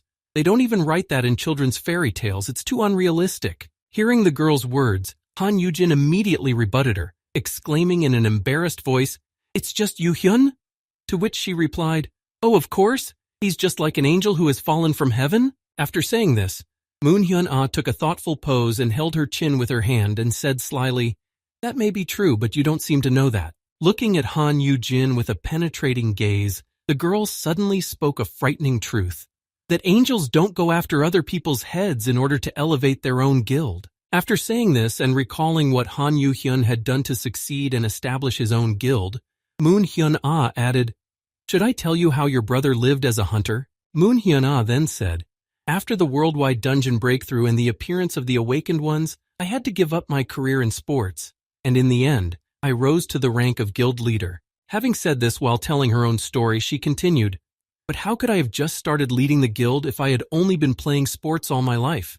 Choi Seok-wan and I joined big companies and played the role of healers." Afterwards, recalling the very evening she first saw the cheeky guy, Moo Hyun-ah said, "Out of the 5 guilds in the country, the only real guild leaders were Song Hyun-jae of Jupiter." Noticing that he had pushed one of the high-ranking managers of one of the big guilds, she thought in surprise, "And Han Yu-heng is from Abyss, a newly established guild." After pushing the manager, who was offering him a kind of favorable deal, Han Yu-hyun just looked down at him and heard him say, "Insolent bastard. You should have been grateful to me for offering you a support offer." But Han Yu-hyun simply ignored the offer and the man's loud shouting and just kept walking. A high school student who ignored the offers of the big shots and decided to start his own guild. Recounting the time when Hyun simply walked away from that evening after another confrontation with the man who tried to recruit him, Moon Hyun-ah said, "I thought he was just a kid who didn't know his place, an insolent child who would soon fall down. It's not even surprising that he was restrained by all possible means, and even at one point there were rumors that an assassination attempt was being prepared through poisoning. Funny, but I was still naive at the time, so I rushed to the scene to try to stop it." As she ran into the building where the Abyss Guild leader was about to be killed, Moon Hyun-ah exclaimed in frustration, "Have you completely lost your sense of proportion after the world started going crazy?" She ran into the burning building where the event was about to take place and searched the flames for the bandits. No matter how much you like him and how much he would interfere, he is only a child. After recounting this passage from her memories of the first time she saw Han Yu-hyun's true nature, Moon Hyun-ah added, "I thought it was too cruel to endanger the life of a child who hadn't even received his personality initiation yet." But what she saw when she entered the room plunged her into chaos and confusion. The entire corridor was covered with mountains of corpses and the flames that engulfed them. Deciding to continue on to find out what exactly had happened here, Moon Hyun-ah said in surprise as she looked around as she walked forward. "What the hell? Is there a monster here?" Suddenly, someone's cry for help came from a room engulfed in flames. Hearing it, the girl immediately rushed to the sound, because it was the only clue among all these mutilated bodies. Arriving at the place where the screams were coming from, she saw two silhouettes. One of them was sitting on the ground, leaning against the wall, and the other was leaning on a sword, hovering over him. Noticing this, the girl said in surprise, "Han Yugin?" The man who was sitting down then spoke to his enemy. I will never do that again. I swear I will never hurt you again." Trying to ask for forgiveness for his actions, the bandit said one last thing before his sentence was cut off. "Only mercy." Seeing this horrific scene, Moon Hyun-ah said to Yujin, "It wasn't an even slaughter." Seeing what had just happened and weighing everything she had seen, she went to Han Yu-hyun and said in a worried voice, "Hey, are you okay?" As soon as she approached the young man who had just killed so many powerful enemies, he immediately attacked the girl who had decided to approach him without even raising an eyebrow. Blocking his attack with her sword, which was covered in blood from the people she had killed, Moon Hyun-ah said with a sinister smile, "Ha ha, what a fool I am." Looking at Han Yu-hyun, who was covered in the blood of his defeated enemies, looking at her with a murderous gaze and exuding a sinister aura, Moon Hyun-ah sarcastically said, "I was worried because you were just a child." After saying this, she added menacingly, "Acha, you are actually the child of a real monster." After that incident, and everything that happened after that, the whole incident was hidden by the gas leak and the explosion that followed, and all the people who were involved in that incident were gradually killed, one by one. After telling Han Yujin about the consequences that followed the incident, she added, "The same forces that had ruled the lower world from the shadows eventually knelt before it and allowed the abyss to swallow them up." Hearing these words from Moon Hyun-ah, Han Yujin said in astonishment, "Is this?" She replied, "I know it's hard to believe, but that's how S-classes are." After saying that, the girl stood halfway to Han Yujin, turned her head toward him and said, "I heard that the two of you were separated for a long period of time." After saying this, and noticing Han Yujin's steady gaze and embarrassed demeanor, she continued, "Don't you think he's not the same person he was before he woke up?" Putting her hand on the boy's shoulder, the head of the Destroyer Guild said one last thing before ending her gossip with him. "Consider everything I have told you very carefully, enemy." Leaning over and whispering in his ear, she added, "At least the man I have seen all this time is not the same as the man you used to know." Remaining in the same position, the head of the Destroyer Guild added, "That son of a bitch is a real monster. Yes, he can pretend to be an innocent little brother." After listening to what the leader of the other guild told him, Han Yujin pictured a photo of his brother burning in his mind, as if to symbolize the disappearance of his good brother's image. "But who knows when he will show his true face to you?" Fumbling in her pockets to get her phone, which suddenly rang, she said in frustration, "It's too dangerous to be around him all the time." Taking the phone out of her pocket, Moon Hyun-ah noticed that she was receiving a call from a contact who was signed as Crazy Bastard. Then she added, "It looks like what happened has already reached the ears of the Abyssal Chairman." Looking at Han Yujin, who was hugging his pet with his head bowed, Moon Hyun-ah said to him, "What are you going to do? If you prefer to stay away from him, I am willing to help you with that." After hearing everything that Moon Hyun-ah had told him, and hearing that his younger brother was already on the phone, Han Yujin said, "I see." So he also broke down in this chaos. Hearing that her younger brother was calling the girl, Han Yujin, noticing the phone in front of him, abruptly snatched it from her hands. The girl, in turn, seeing such abrupt actions, only managed to say in surprise, "E?" Holding the phone in his hands, Han Yujin answered the call and spoke into the receiver. "Hello." Hearing the phone picked up, he said, "Moon Hyun, ah, damn you, brother." Moon Hyun-ah could only say, "I'm sorry," as she stood behind him. Ho ho. After Han Yu-hyun heard your older brother's voice on the phone, who was being held hostage by that girl, he said in concern, "Are you all right? Did she say anything strange to you?" Hearing his younger brother's worried voice from the phone when he picked it up, Han Yu-jin answered his question.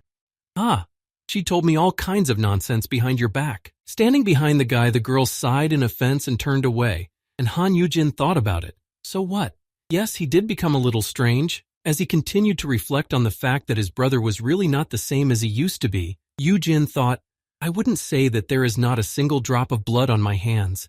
Besides, what older brother would disown his younger brother after experiencing something like this? After telling his brother that he had indeed heard a lot of new things about him from this girl, Han Yugin added, "It seems that I underestimated you." After saying this, Han Yugin said with a sly smile on his face, "After all that, why shouldn't I gossip behind her back? Although technically I am standing in front of her, last April to be exact." Hearing what Han Yugin was saying, Moon Hyuna changed from an impregnable lady to a frightened cat and snatched the phone from Jin's hands as soon as he finished speaking. On April 2nd, at about 5 o'clock in the evening, at the convenience store of SS Icheon, Gyeonggi-do Province. Snatching the phone out of Han Yujin's hand, a worried voice came from the receiver. "Brother?" She then crushed the phone in her hands and spoke angrily, "How?" Squeezing the phone harder and harder in her hands, Moon Hyuna, holding back her shame, turned to Han Yujin and said irritably, "Almost no one knows about this, right?" Walking up to Han Yujin and grabbing him by the collar, she began to shake him and repeat, "Where did you hear that? Answer me now." Han Yujin answered her, "I just overheard it by accident. Is it a secret?" Seeing that his master was in danger again, Mir was seriously angry and was ready to pounce on the girl. And then Moon Hyuna said, "Fuck, I can't even kill you to shut you up."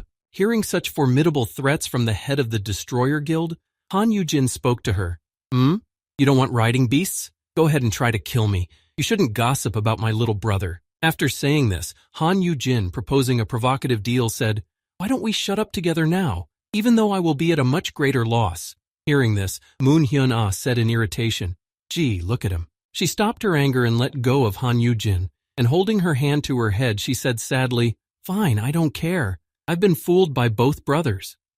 Hearing this, Han Yujin walked away from the girl and picked up his pet and thought, "Society will find out anyway." Resigned to the fact that she would not be able to carry out her plan, Moon Hyun-ah, preparing to use her skill, said to Han Yujin, "I thought you would be innocent, so I tried to push you." After snapping her fingers and dispelling the effect of her skill, Moon Hyun-ah looked at Han Yujin and said, "But since you're like this, I guess I don't have to worry about the other guilds intercepting you." Hearing Moon Hyun-ah say this, Han Yujin, holding his beast in his arms, who was confused and looking at the girl suspiciously, thought, "Are you saying that everyone is going to pester me like this?" As soon as the curtain of air barrier dissipated, Park Aram could be seen on the other side, exclaiming in irritation, "Uncle! Sister Hyun-ah!" After these loud shouts, an irritated Park Aram ran toward Han Yujin, shouting, "You promised not to hurt him."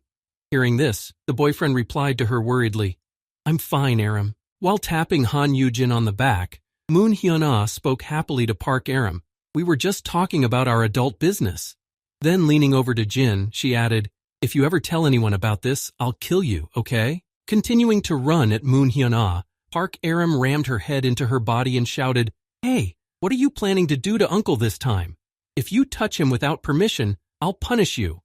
To which Hyun-ah replied irritably, "Oh, you're asking for a fight." Approaching Han Yujin, who was standing nearby with his pet, one of the managers on the set handed him a bottle of water and said, "We'll resume filming in 5 minutes. Here you go." Hearing this, Jin said, "Oh, okay, thank you." As Han Yujin opened his water bottle and watched Moon Hyun and Park Aram's behavior, he thought, "By the way, when did they become so close?" Seeing Moon Hyun hugging Aram, the boy continued, "Is it because they're the only S-class women in Korea? Isn't Aram going to join the Destroyer after her contract with the Abyss is up?" Thinking about this development, Han Yujin remembered something from his future, saying, "But the Destroyer Guild will soon disintegrate and disappear. Moon Hyun-ah won't last long in a tight cage. The same goes for Choi Seok-won. In 5 years, both the Destroyer and the ISS will disintegrate." While giving his pet a bottle of water, Han Yujin suddenly thought about Moon Hyun-ah's future and suggested the following scenario. Perhaps we should poach Moon Hyun-ah too? Observing her relationship with Park Yoon-rim, Han Yujin said to himself, "With her attacking power, she'll be a perfect match for Aram. I don't know what the system is trying to accomplish, but if I need to raise S-classes..." After feeding his pupil, Han Yujin stood up, and thinking about how great it would be to recruit Moon Hyun-ah, he thought, "It's better to have a mentor take care of Aram than some muddy guy." Standing behind him thinking, Han Yujin heard Park Aram say, "And Uncle won't only raise your baby, he'll raise mine too." Choking on his water after hearing this, Jin coughed and exclaimed, "Aram, get away from Moon Hyun-ah immediately, she's a bad influence on you." And after these words, we heard from the audience, "Raising her kids? Let's continue filming." After the filming started, Han Yugin and his pet spent a lot of time posing for the camera and shooting videos. And then he saw a video of himself on TV where he was holding the animal in his arms and saying, "Peace, listen to your daddy." And at the bottom of the screen it said, "Monster Dad Han Yugin, 25 years old." Watching the clips on TV at home, Park Aram, who was next to him, mockingly said, "They called you Monster Dad." To which Jin replied, "What happened to Beastmaster?" To which Yuhun added, "But you look great on the show." After watching the show, in which Han Yugin starred with his pet, and finishing all his business, he and Yuhun gathered all the resources to move to a new workplace. Hearing the great news, Yuhun asked, "Will the maintenance department give us a workplace?" Yujin replied, "I asked them. You can't keep sharpening knives in the kitchen all night long." To which Yuhun added, "You're right. We also scared your friend. I've wasted my mind." When Han Yugin said that Yuhun would now have a separate room for his training, he said, "It would also be good for you to make friends with the maintenance guys. Maybe you can become colleagues in the future."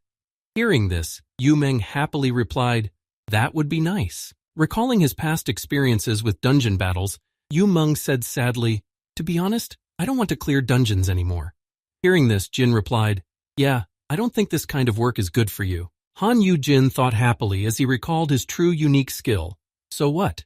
Your destiny is to be an SS-class blacksmith. Helping Yuhun carry his belongings to the new training room, Han Yugin and his friend had already reached the maintenance department. Then Jin thought, "You're better off in the workshops than in the dungeons." As Han Yugin approached the place they needed, he opened the door and immediately stepped back, as a lot of smoke and blinding light came out of the interior, and Yugin said, "It's hot." And Yuhun added in surprise, "Wow." When Han Yugin and his friend went inside and walked around the bridge for a while, they saw the production process and huge boilers with hot metal.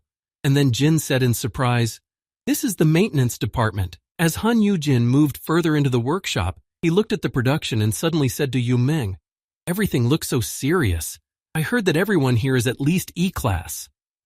Yuhun was looking at the crystals and humming thoughtfully. Still impressed, Yuhun walked toward the crystal he saw, and when he was about to touch it, he said, "Is this also a magic stone?" Noticing that someone was sticking their hands into the precious magic item, the head of the technical department shouted loudly to prevent damage to the material. "Hey, don't touch it!" Seeing the two strangers, the supervisor said in a gruff voice, "You're not allowed in here."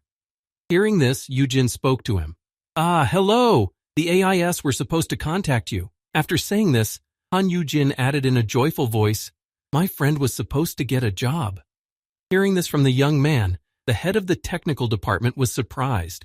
"Ah." Bowing to Jin, the employee said, "Mine has indeed been contacted. I heard you have sharpening skills." Looking at the supervisor, Yujin thought, "The difference in physique is striking. Can Meng Wu really become a blacksmith?" Walking through the production area and leading Yuhun to his workstation, the department head said, "Do you know how to use the sharpening machine?"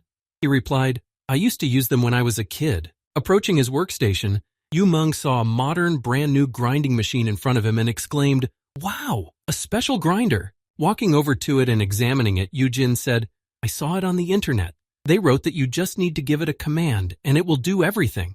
Hearing this, the manager said, "Don't touch it. It's our equipment." Opening an abandoned warehouse, the head of the technical department said to the guy, "Your workplace is over here." When he opened the warehouse and let the boys in, they noticed that there was a lot of garbage inside, but only one old hand grinder. Pointing to the old sharpening machine, the head of the technical department said to Yuhun, "You can use this standard machine." As he walked back out of the room, the supervisor said one last thing.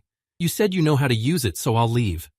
Hearing about this insolence toward his friend, Yujin exclaimed, "Wait!" Hearing that he was being addressed, the department head said, "Isn't this a bit much, to put someone in a dump like this?" Hearing this, Yuhun grabbed Jin's shoulder in concern and said, "There's no need, Yujin." Hearing Han Yugin say this, all the workers nearby, including the department head, looked at him with a condemning look, wondering at his impudence. He then heard the employees whispering, "This is the guy with the connections to the guild head. F-class? We don't even let people like that in here. Fucking nepotism. We've got our hands full without him." Hearing the staff whispering like this, Yu Mengwu said to Han Yugin in a frustrated voice, "Of course they do. To them, I'm someone who was just pushed in here." Hearing his friend's upset voice, Han Yugin spoke to him. Meng Wu, disappointed that he was being judged and despised by everyone here, Meng Wu managed to gather his thoughts and looked up and said happily to Han Yugin, "At least I can use the equipment now. I'll do my best." Hearing these words break through the mask of despair and smile, Han Yugin looked at Yuman's eyes as he looked at his new workplace and thought, "But I feel guilty because I brought him here." As Yumeng looked at his workroom, he picked up a chair and said enthusiastically, "So, I can sit here, right?" Placing the chair next to the machine, Yujin picked up a knife and prepared to work. Seeing this, Han Yujin spoke to him. "Are you sure you're okay? You said you hadn't used a machine like this for a long time." Hearing Han Yujin ask this question in a confused voice, Yumeng replied confidently, "We should try it anyway." When they started the machine, both boys saw that it was working and said in surprise, "Wow, it's spinning." When Yumeng brought the knife blade to the grinding wheel, which was spinning on an axis, he saw that the machine was in good working order and was doing a good job, and he said happily, "Wow!" Seeing the progression of Yumeng's SS-class skill, even while performing such an operation, Han Yujin thought happily, "This kind of sharpening counts."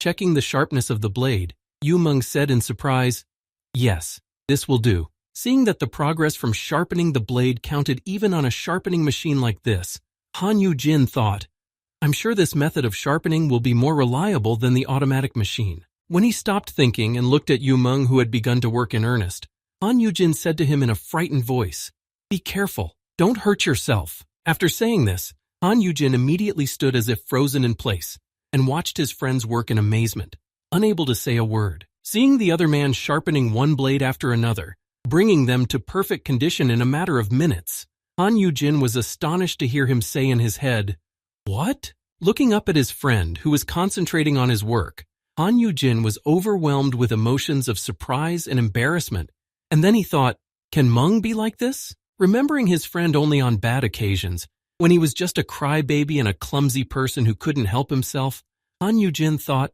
"The me I know." Blowing out all the times he had to save Meng from all sorts of strange accidents and monster attacks, Jin said in his head, "He always looked scared or depressed." Looking at his friend, who was very focused on his work, Han Yujin continued his thoughts in surprise. "I have never seen him so calm before." As Yujin watched his concentrated friend work, he suddenly heard a call come in on his phone. Picking up the phone, he said, Meng Wu, I have to go. It's time to train Mir." Hearing his friend's voice, Yumeng said in surprise, "Oh, you've been here all this time?" Jin replied, "Yes, while I was watching you work, the time flew by." Hearing this, Yumeng said, "I'm sorry, did you spend a lot of time with me? Do you want me to walk you out?" Han Yujin replied, "No need, I'll see you at home." As Han Yujin turned to go back to practice with his student, he thought happily as he left the room, "To be honest, I'd like to watch him again." After leaving the room where Yumeng was working, Han Yujin immediately thought of the red carp in the pond, saying, "It must be something like a fish that almost suffocated in a shallow puddle, finally returned to its native waters." As Han Yujin stepped outside, he confidently said in his head, "Even someone like me who is completely clueless can realize with a single glance that this is his natural talent." Closing the door before he left, Han Yujin took one last look at Yumeng, who was completely absorbed in his work, and said in his head, "I think he will be fine," despite everything that happened on his first day at work. But the next day, Han Yujin was very depressed and completely out of it. Yumeng had to stay home because of the incredibly severe pain in his muscles. Lying in his bed, covered in bandages and compresses, Yumeng said sadly, "And this is after just one day. I'm really not fit for anything." The same morning, in the same technical department, in the locker room, when all the staff were changing into their work uniforms, someone said, "Didn't he come in today?" After saying this question and seeing the confusion in her colleague's eyes, she spoke again. "You know, the guy who borrowed our machine." Hearing this, another worker answered her, "Oh, that living example of favoritism?" Hearing their conversation, a third man from the technical department spoke up. He said he couldn't come because he was sick. Hearing this, the girl mockingly said, After just one day, are you sure he's not faking it?" After saying this, she added, "He's probably angry because the job he was promoted to wasn't that easy." Hearing this, the third employee, who decided to go to his room, said in surprise, "Hey, look at this." Looking at what was happening in Yumeng's room, the employee said, "Do you think that someone who would expect an easy job could do this?" Hearing this, the girl asked in surprise, "Huh? What are you talking about?" After opening the door fully and showing the new employee the work he was doing, the third employee of the technical department said, 1,000. Looking around his workplace and showing the others the enormous amount of work he had done in just one day, he said, "This guy sharpened 1,000 knives in one day." After these events, when the incident with the visit to the workroom dispelled all doubts and premature conclusions about Yuhun, a whole week had already passed. And on that very day, Yuhun had already achieved considerable results in such a short period of time. His concentration on work could be the envy of many other employees. Sitting in front of the sharpening machine, Yuhun did his job perfectly, and his progress in sharpening knives was already 5,600 sharpened blades out of 10,000. And that evening, after returning home from work, Yuhun set a wonderful dinner table with many delicious dishes. Seeing this, Park Aram, who was amazed, said in awe, "Ah, what is this?" Sitting down at the table, Han Yugin, equally surprised, said, "The whole table is shining. Does sharpening the blades also raise the level of cooking?" And Park Aram added, "Oh gods, what is all this?" After tasting a small portion, Park Aram couldn't help but cry at the delicious taste of the food and said, "Mangwu Oppa, let's live together forever." Hearing this, Han Yugin said in surprise, "Wow, she called him Oppa. Such a change after just one spoonful of rice." Quickly eating everything Yuhun had prepared, Park Aram quickly said, "I need to eat a lot. I won't be able to get such delicious food in the dungeon." Hearing this, Yugin said, "Oh, that's right. You're going to the dungeon today, aren't you?" Chewing on her food, Park Aram said to Han Yugin with a mouthful of food, "Yeah, to be honest, it's been so boring lately." Thinking back to her last dungeon trips where she was taken along, Park Aram said in frustration, "I'm only allowed to go to Class B dungeons and lower because I'm underage, but I need to level up faster to gain new skills and become rich." As she continued to savor her food, Park Aram said thoughtfully, "I wonder if it would be better if I went to the dungeon every day without a break. If I use all my skills at the same time, I could even go to several dungeons a day." Hearing this, Han Yugin spoke to her.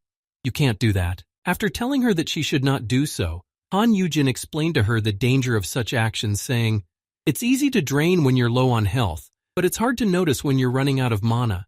Imagine what would happen if you fainted in the middle of a dungeon due to lack of mana." Han Yugin added after saying this, asking her a question. "Even with potions, oh, by the way, Aram, how much mana do you have?"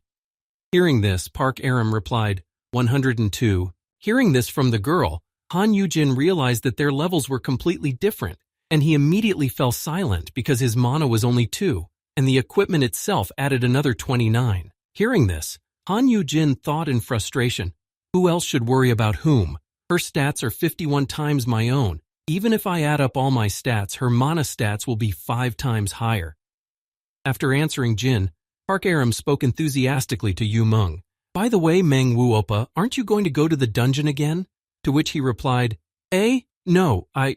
Hearing Meng Yumeng's answer, Park Aram said to him, "You can become rich if you go there as a cook. No, we can just open a restaurant here." Hearing this suggestion, Yumeng said in confusion, "Haha, I don't know." Hearing Yumeng's response, Park Aram stood up from the table and spoke to him. "With your talents, you don't have to be a hunter." Han Yugin walked over to Yumyan and asked him, "Aren't you overexerting yourself lately? You've been sharpening your blades all day, and then you've been cooking." Hearing this, Yumeng said to him, "Not at all. It's just that I enjoy it." Han Yugin held out his gloves to Yumeng and said to him, At least use these, I'll lend them to you." When he saw Jung handing him his gloves, he was surprised. "Oh?" Taking Han Yujin's gift, Yumeng said in surprise, "Your gloves, aren't they very expensive? You said they were A-grade." To which Yujin replied, "I haven't been using them much lately anyway because of the hot weather." After saying this, Han Yujin said, "You can use them at least until you finish sharpening the blades." Hearing this from his friend, Yumeng beamed with happiness. Throwing himself into Yujin's arms and shedding tears of joy, Yumeng said to him, "Yu Ying, I promise that this favor will not be in vain. I will never take them off." Jin said to him in embarrassment, "Ah, leave me alone. At least take them off in the restroom." After Han Yujin lent his gloves to Yuman, he came closer and closer to achieving his goals step by step. And so, the next day when he moved the boxes of old knives, he breathed a sigh of relief. Having moved enough knives to cover his workload for the afternoon, Yumeng said, "This will be enough to sharpen them after the lunch break." Wiping the sweat from his tired face, Yumeng said wearily, "It's hot. It should be, after all. There's a lot of fire being used here. As he wiped himself with the sleeve of his uniform, Yuhun heard someone's voice behind him say, "Use it." Turning back, he noticed that a towel was being held out to him. As he took it, one of the maintenance workers who was passing by said as she handed him the towel, "This towel is made of magical materials, which is why it retains its temperature." After saying this and going on with her work, the girl finally said, "It's quite hot in here." Looking at her in surprise, Yuhun said, "Thank you." After that, Yuhun finished his lunch break and went to his workplace. After finishing all the work, he stretched and breathed out a sigh of relief and said, I'm exhausted." Pulling out his phone to check the time, Yuhun said in surprise, "Oh, is it really that late?" As Yuhun walked back through the workshops, he looked around and said in surprise, "Wow, has everyone gone home already?" As Yuhun passed by one of the rooms, he noticed again the magic crystal that he had seen on the first day he had come to the technical department. Unable to restrain his curiosity, Yuhun walked closer to it, and after looking at it closely, he said in surprise, "It glows by itself? Amazing." As he examined it more closely, Yuhun heard a loud shout from behind him, "Don't touch it, as you please." Startled by the surprise, Yuhun only hiccuped in response. When he heard someone behind him shouting at him not to touch the crystal, Yuhun turned around in alarm, and when he saw the head of the technical department behind him, he said, "I didn't touch a..." The man walked closer to the boy and spoke to him. "This is an S-class magic crystal, worth about 1 billion. Hearing this, Yuhun said in surprise, "Wow, really?" Looking at the precious crystal, the head of the technical department spoke to Yuhun. "It is very rare for a crystal of this size to be completely preserved. We've set it aside because we're not even sure how to process it yet." As he bent down to wipe the crystal, the technical department head said sadly, "It's a pity. Even a team of such a large guild with all its equipment doesn't have a person in their ranks who can work with it." After saying this, the department head added angrily, "And even more so, the F-class can't even dream of such a thing." After saying this, the head of the technical department spoke to Yuhun. "I'm sure it's not easy for you to be accused of being a bloke." To which Yuhun objected, "What? No, Hearing Yuhun's uncertain answer, the head of the technical department spoke to him. "We are all meritocrats here. That's why we don't recognize those who come here without being properly selected." Hearing this, Yuhun rubbed his neck and said, "I see." But suddenly, after announcing the selection, the head of the technical department looked at Yuhun and said happily, "But sometimes there are people in life." Having said that, he continued, "Who need a special chance to get out of the mud they've been in all their lives." Hearing this, Yuhun turned his head to the head of the technical department, who looked at him in surprise, and the latter continued, "You even sharpened our workers' tools yesterday, right?" Without turning his head toward Yuhun, the head of the technical department said with a serious expression showing no emotion, "I took a look at them. They looked as if they were new." Looking at the huge crystal in front of them, the man said, "I think that you have a tendency to do this. So in the future, show me that you are not just some kind of thug." After saying this, the head of the technical department, seeing Yuhun heave a sigh of relief, added, "Well, if you're interested in working with us, the lack of stats can be compensated for with strength-enhancing equipment." Hearing this from the head of the technical department, Yuhun immediately beamed with happiness and said happily, "I'll do my best." And indeed, everything was going just fine. But it didn't last very long. Happy everyday life continued until one certain moment. In the middle of a working day, the door to the workshop opened, and several people in black suits came in and asked, "Is Hunter Meng here?" After saying this and looking anxiously at who would respond, the girl who had been looking for him immediately spoke up, heading toward Yuhun. "You are Meng Wu, right?" After saying this, the girl added, "Please come with us." Hearing this, the employees who were in the same room with Meng spoke to the guests. "What's the matter?" She walked over to Yuhun and put her hand on his shoulder and said in anxiety, "Hunter Han Yugin." She looked at Yuhun, who was seriously frightened, and added, "He has disappeared. We're investigating right now." Hearing this bad news, Yuhun, who had just started enjoying his normal life, was thrown off his stride by the news and said in a frightened voice, "What?" Thinking about what the agent girl had just told him, Yuhun exclaimed in alarm, "He couldn't have disappeared. Yujin said he was planning to stay in the abyss all day today." After saying this, Yuhun added, "And I didn't see him come into contact with anyone suspicious either." Extending her hand to Meng, the agent girl said, "So he couldn't have disappeared by himself?" Hearing what was happening, an alarmed Aram came to Yuhun and asked, What's wrong with Uncle? When Yumeng saw Park Aram in front of him, he was surprised. Aram, didn't you go to the dungeon today? She replied, I was summoned while I was on my way there. I came back immediately. When the agent's partner saw that Aram had arrived, he led Park behind him and said, Please follow me. The chairman has also returned. Then the girl asked, Is there any news?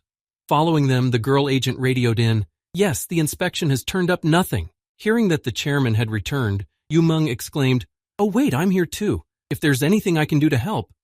Hearing this, the agent's partner replied to him, Please stay here, it will be safer. Having said that, the agent's girlfriend's partner added one last thing as he left the room. I am very sorry, but there is nothing you can do. A few hours before Han Yugin disappeared, everything was as usual. It was a sunny day and the weather was beautiful. As Han Yugin lay on the couch enjoying his beautiful life, he said happily, It's so peaceful. Spending a wonderful day at home with no one else around, Han Yugin said, Both Yuhun and Aram are doing well. I've recruited Miss Ha Young and it's only a matter of time before Yuman's skills are awakened. As Han Yugin lay on the couch enjoying his life, he said happily, Now I have nothing to worry about at all. Except for the couch, of course, which is currently being destroyed by Peace. After destroying half the room, tearing up many toys and books, and breaking several pots of plants, Mir grabbed Jin by the hair and started dragging him out for a walk. He said, Good, good, you're tired of sitting at home, right? Standing up from the couch, Han Yugin looked at his pet, who was making the whole room look sad, and said, Shall we go downstairs and practice? Opening the door from his room and seeing the guard standing outside, Han Yugin spoke to him. Hello, I'm going to go out for a while. Holding his pet in his arms, Han Yugin heard a question addressed to him. Where are you going? Hearing this question, Jin thought, This is a bit annoying. After negotiations, the major guilds decided to take turns sending bodyguards to Han Yugin. Probably these tricks are necessary to keep an eye on me and keep each other in check. And today it's B class from the ISS. After informing his superiors that Yujin wanted to go downstairs, and after receiving permission, he said, Yes, we're going down right now. You're going to the training room, right? Hearing this question, Han Yugin answered him while Mir reached for the elevator buttons. Sitting in the boy's arms, Mir managed to reach the right button and pressed it to get to the second floor. Seeing what his pet had just done, Han Yugin let go of him and said happily, Peace, my baby. He pushed the right elevator button by himself. After saying this and picking him up to cuddle him, Han Yugin said to the bodyguard, Isn't our little one a good boy? After saying this and seeing no reaction, Han Yugin said in embarrassment, Ahem. But what was he thinking? Yesterday's bodyguard was so excited about Mir continuing to think about his student's skills. Han Yugin decided, well, he doesn't have to be liked by everyone. Stopping on the way down, the elevator doors opened and 3 people entered saying, Excuse me. Once inside the elevator, one of the men said, Excuse me, we have quite large suitcases. Hearing this, Han Yugin said to them, Oh, that's okay. Looking at their characteristics, Han Yugin was surprised by their grades and thought, Judging by their grades, aren't they from the abyss? Seeing their ranks, Han Yuqing suddenly asked the unexpected guests, Are you from another guild? One of them replied, Oh, we are from Bricks, the abyssal sub-guild. After saying this, the man added, looking at his suitcases, A bunch of armor and other large items are being pulled out of the low-level dungeons as byproducts. Looking at Han Yugin, one of the men spoke to him. All the suitcases have already been checked. We are not suspicious people. Hearing this, Han Yugin replied, Haha, you guys are definitely working hard. Arriving at the right floor, all the passengers got off the elevator. Finally, before they left, one of the porters said, Well, we'll be going. Good luck. Jin replied, Yes, goodbye. As they walked toward the training room where they were originally headed, Han Yugin, holding his pet, said in surprise, Suspicious. Looking back, Han Yugin was disappointed in the movers and thought, Why didn't they say anything about Mir being cute? When Han Yugin arrived at the training room, he thought, No, why me? After all, things happen in life. It's not necessary for everyone you meet to praise Mir. When Han Yugin arrived at the training place, he let his pet go onto the training ground and said to him, Here we are. Grabbing the rope first, Jin's student turned to him, expressing his desire to play. Seeing this, Yujin said to him, God, it's fine. Do you want to play tug-of-war first? After saying this, and seeing that his student wanted to play, Han Yugin put on his gloves and said happily, Wait a moment, your daddy will get ready. As Han Yugin was putting on his gloves and looking behind him to get his protective suit, he saw 2 people behind him. The next moment, Han Yugin saw some red powder being thrown on him and said in surprise, What, this powder? Seeing what had just happened to his master, Mir looked at Jin in fright. But Jin had two notifications. Sentinel fruit detected. Poison resistance activated. Neutralizing items effect. When it hit Han Yugin's pet, the sentinel fruit powder immediately affected it, even though the animal tried to dispel it in front of it. Seeing that his animal had lost consciousness, Han Yugin, who had not been affected by the poison, cried out in fright, "Peace!" Grabbing Han Yugin and trying to tie him up with a towel over his mouth to prevent him from making noise, one of the kidnappers said, "This powder should have put him to sleep instantly. Why is he still conscious?" Holding out his hand to Han Yugin, one of the kidnappers said, "Did the abyss equip him with an antidote item?" Looking at the kidnappers, Yujin said, "Those guys from Bricks." Unable to understand what exactly they were doing here, Han Yujin struggled and groaned, trying to understand, what are they even doing here? Kicking one of them, who was standing right in front of him, and throwing him away, Han Yujin thought in surprise, how did they even get in here? Having neutralized one of the attackers, Han Yujin was immediately able to break free from the other.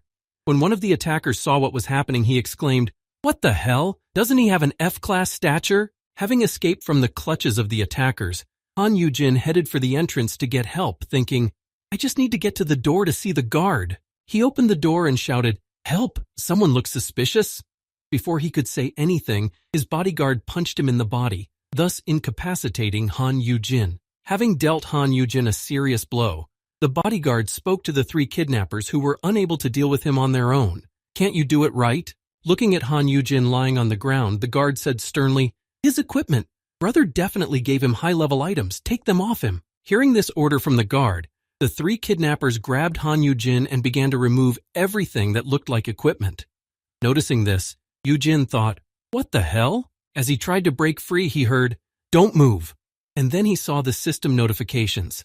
The leather reinforcement gloves have been removed. Strength reduced by 25. Current value 4. Lightweight fabric belt has been removed. Dexterity reduced by 16. As Han Yujin watched his equipment being removed, he thought, "MK betrayed us? Those bastards sent a spy instead of a bodyguard? Pull yourself together. We have to get out somehow." As Han Yujin came closer, one of the attackers, noticing that he was also wearing earrings, said thoughtfully, "Could the antidote be in the earrings?" As he said this, one of the attackers immediately reached out to take them out of Han Yujin's ears. He noticed this and thought sharply, "Stop! No!" The dark elf's earring has been removed. Mana reduced by 29. Just as he removed the earring, Yujin thought, "How many skills did I use before? If they take off the earring, my mana." As he said this, he remembered what Park Aram had said. "It's easy to tell when your health is critically low, but it's hard to tell when your mana is running out. Imagine what would happen if you lost your memory in the middle of a dungeon due to lack of mana." When Wit lost his dark elf earring, he felt weak all over his body and thought tiredly, "I don't even have a single point of mana." Seeing that Yujin had passed out, one of the kidnappers spoke with relief. "He's finally fallen asleep." Hearing this, another added, "Put him and the monster in the suitcase. They were already checked when we came in, so they won't be searched on the way out." Hearing this, before he completely lost consciousness, Han Yujin thought in confusion, "Damn." Realizing that the situation couldn't have been worse, because everything had been planned to the last detail, Yujin thought sadly, "I should have realized this right away, when they didn't appreciate peace." After losing consciousness, time flew by very quickly for Yujin, but suddenly he regained consciousness. Feeling a strange coldness on his body, Jin immediately realized that his dream had been cut short. To bring him back to life, he was doused with cold water from a bucket. When he came to, Yujin began to cough and then said irritably, "What the hell?" Feeling a strange constraint in his body, the boy with the water dripping from his head looked at his hands, which were tied with a rope, and then heard someone's hoarse voice. "You've finally woken up." Han Yujin looked up in the direction of the voice and saw a stout man who was completely unfamiliar to him. Seeing that he had regained consciousness and finally realized what had happened, Kim Ju spoke to him. "You were snoring so loudly, so I decided to help you wash your face." Han Yujin, who was dripping with water, looked at his captor with an appraising gaze and thought, "Kim Woo-jae, I don't remember that name." Recalling the names of the men who had kidnapped him, Han Yujin said in his head, "Is he from the same guild as the kidnappers? If he's a B grade, he must be either the head or the deputy head." Approaching Han Yujin, the leader of the kidnapping gang spoke to him in a threatening tone. I don't feel comfortable bullying a weak F class, so let's get this straight. Grabbing Han Yugin by the hair, Kim-ju spoke to him in a menacing tone. That fiery horned lion you're training, you have the master's mark, right? Give it to me. When Kim-ju told the boy to give him the mark of the master, he saw the anger on Jin's face, so he stood up and lit a cigar, and the criminal said, "You better not expect anyone to come after you." Explaining the gravity of the situation to the disgruntled and arrogant boy, Kim-ju added, "It will be much better for you to just give the sign voluntarily." Hearing that he was demanding a sign from Han Yugin, the boy thought about it. If he wants the sign, it means that Mir wasn't killed. But according to what he said, they must have brought him here somewhere. Deciding to intimidate the criminal, Han Yugin arrogantly exclaimed, "Do you really think you can get away with this? If I'm hurt, the 5 guilds and the association will stand up for me." Hearing such selfless words from the boy, Kim-ju spoke to him, showing him the screen of his phone. "Well, it's only a matter of time. You see, these messages are sent by your bodyguard." Thinking of Han Yugin, the bodyguard who was assigned to him that day and who had been cooperating with them, Kim-ju said, "He is still guarding the training room. No one even knows you've been kidnapped." The kidnapper added in a happy voice, looking at his unfortunate hostage, "And even if they do know, how many centuries will it take for them to find this place?" As Kim-ju spoke about his location, he said to Han Yugin in a smug voice, "There are millions of containers like this one in this port." While they were talking to each other, a forklift had already begun its work of loading containers onto a ship, and Kim-ju's voice came out of one of them. "By the time they try in vain to find us, we will have reached Japan." Hearing what Kim-ju had just said, Han Yugin shouted out in alarm, "Japan? Did the Japanese arrange all this?" To which he calmly replied, "No, it's just an auction being held there." Having said that, Kim-ju added no less important information about the kidnapping. "We've been promised generous sponsorship for you, and half of the amount that people will pay for you at the auction." Hearing this, Jin thought in confusion. "I see." Reflecting on what had happened to him, Jin realized, if they can't do anything to me in Korea, they decided to sell me to another country. That's why the sub-guild and the bodyguard agreed to cooperate. As he thought about this, Ji wondered about another thing. Will they be able to rescue us in time? Once it becomes clear that I've been kidnapped, the guilds and the association will stop everything to search for me, even if they have to use the Coast Guard. After thinking it over, Han Yugin made a plan of action and decided, but things will get complicated once the ship leaves territorial waters, so I need to stall for time until then at all costs. After telling Han Yugin all about their plans and further actions, Kim-ju said to the boy, "So why don't you give up and give the sign?" As Kim-ju said this, he heard the boy laughing out loud. Surprised by the hostage's strange behavior, he asked in astonishment, What's so funny?" Jin answered him, "I take it you've been shot in the head? Do you really think I'm going to wet myself with fear and just give it to you after you told me everything?" Hearing Han Yugin say that, Kim-ju was surprised. "What?" He replied, "What? You have just admitted that I'm a very valuable commodity. You cannot harm me, so why should I be afraid of you?" Taking a drag on his cigarette, Kim-ju said in surprise, "So you're really smart." Hearing this, Han Yugin answered him, "Smart? You guys are idiots for not thinking this through. What a shame. Your face and brains both suck." As he continued to mock Kim-ju, Han Yugin watched him put out his cigarette and stood up.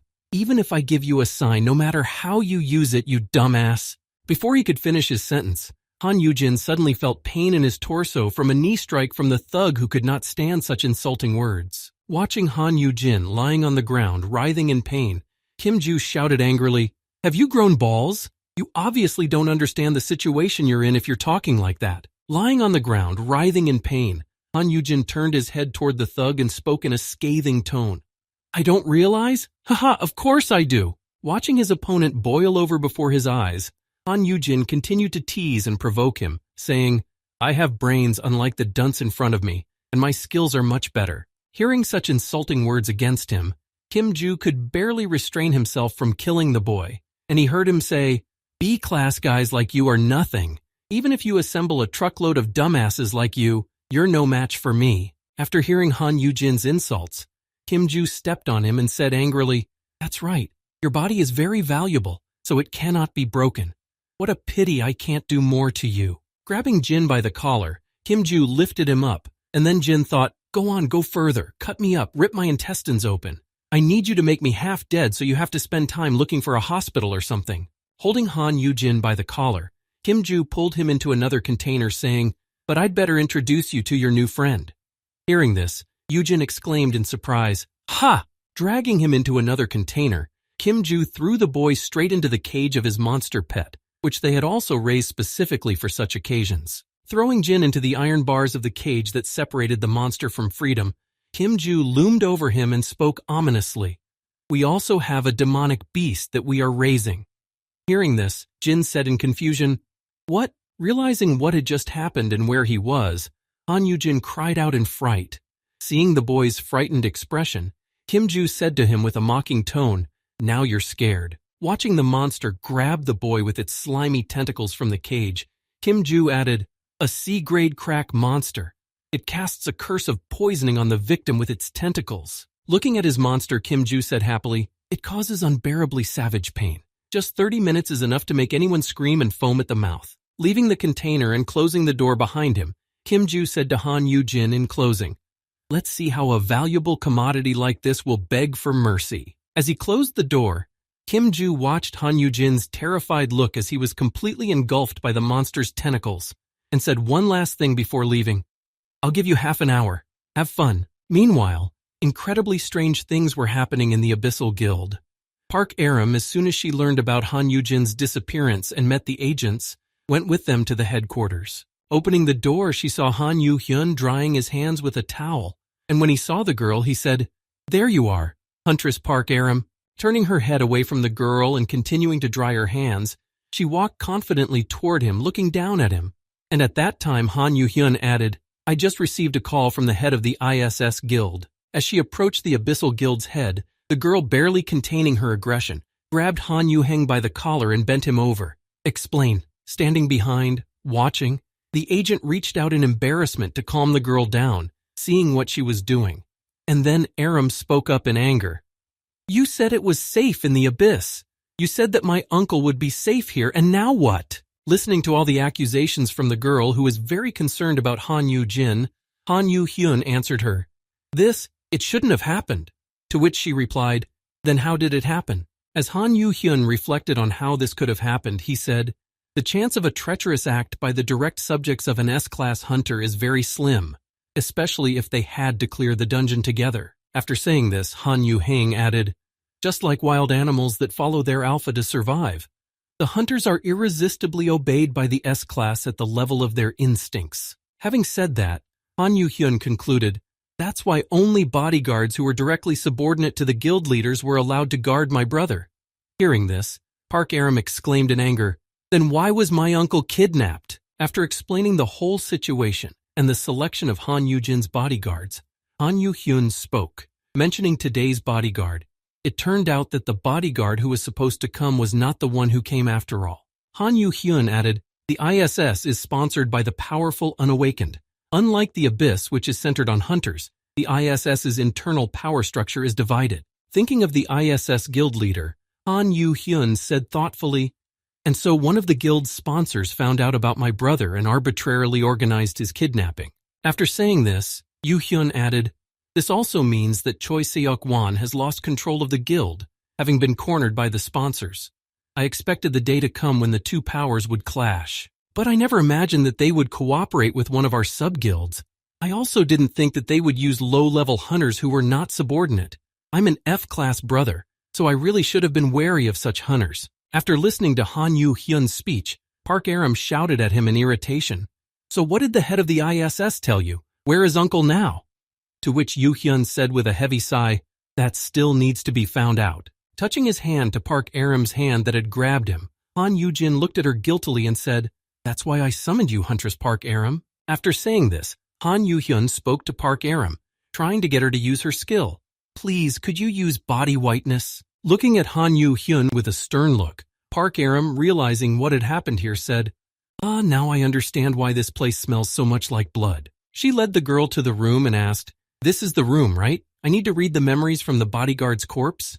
Han Yuhyun replied, "That's right. Find a place where they can hold your brother." Looking inside the room, Han Yuhyun looked at the dead body of the bodyguard and spoke to Park Aram, who had her hand over her nose.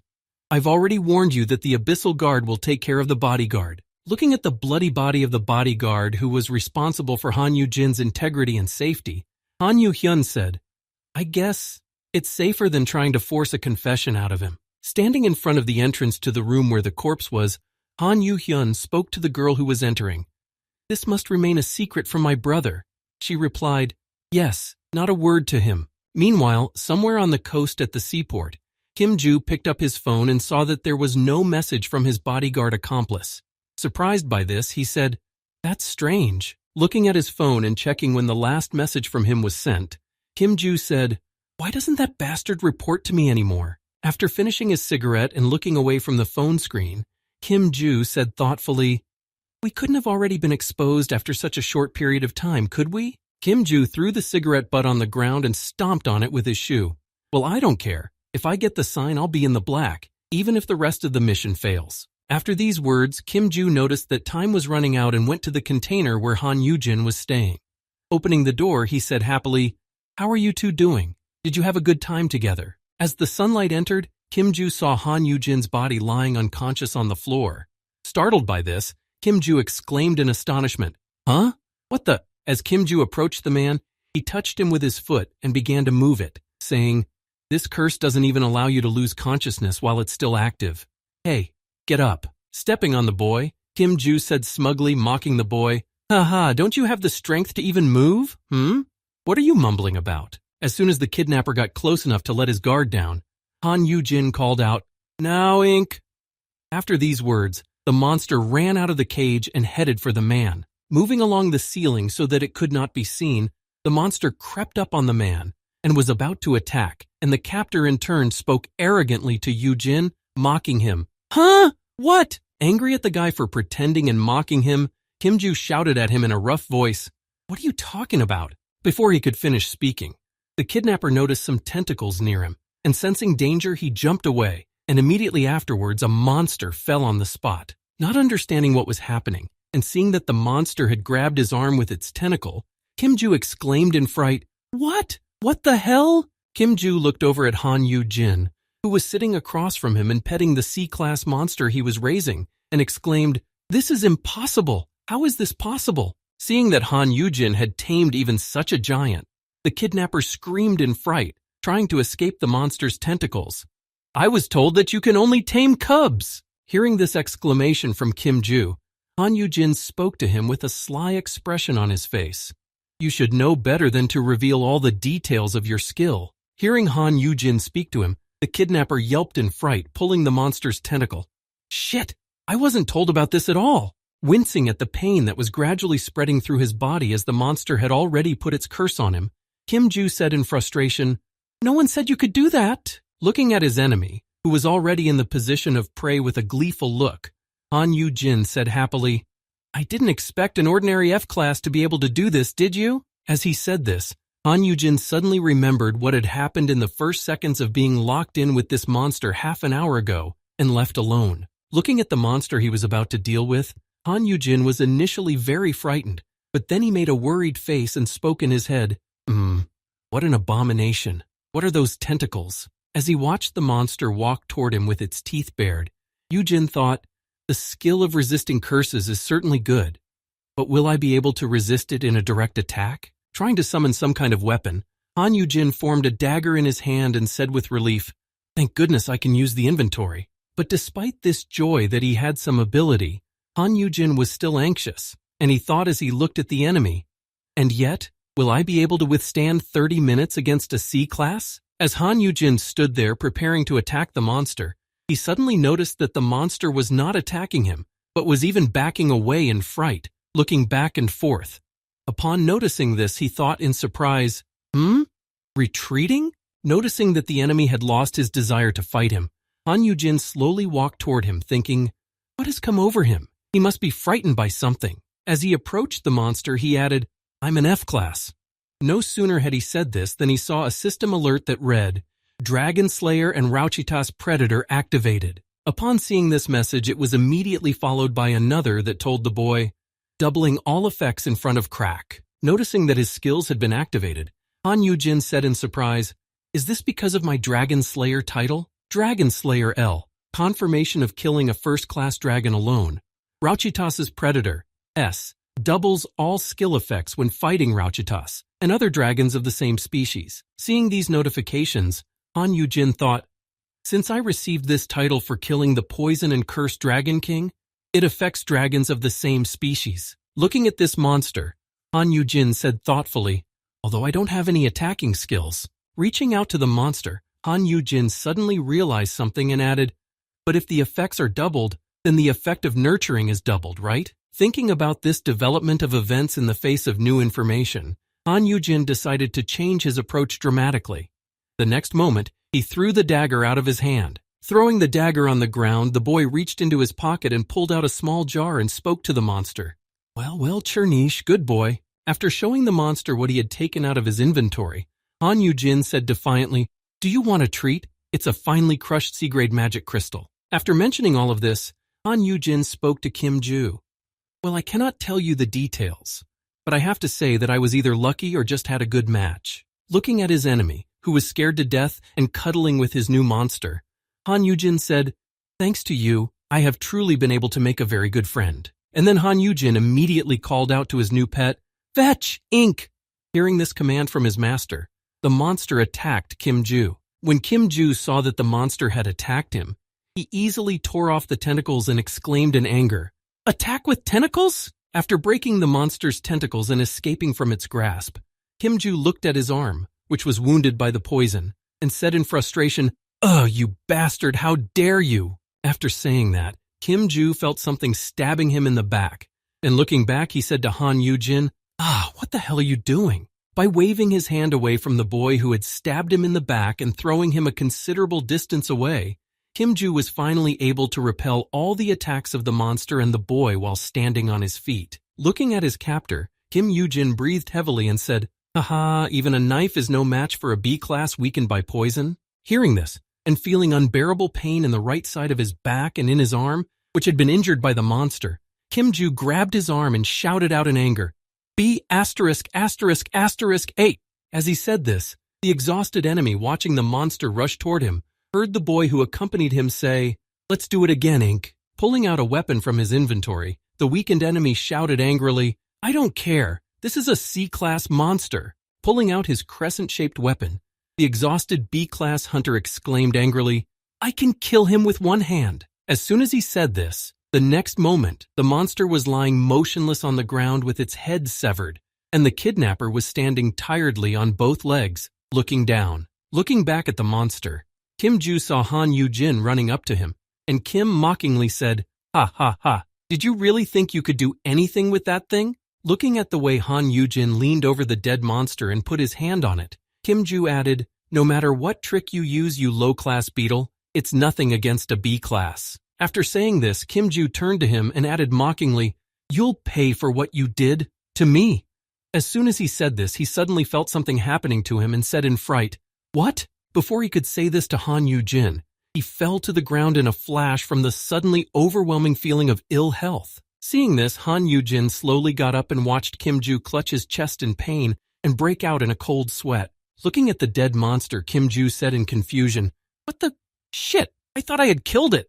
Looking at the dead monster lying on the ground, Kim Ju, feeling an overwhelming pain spreading throughout his body, said, His curse is a class below me. As Han Yugin got to his feet and loomed over Kim Ju in an irresistible silhouette, he received a new system notification that alerted him, activating the skill Final Retribution. Looking at his opponent, who could not help but writhe in pain, and looked at the boy with a confused look, he received another system notification.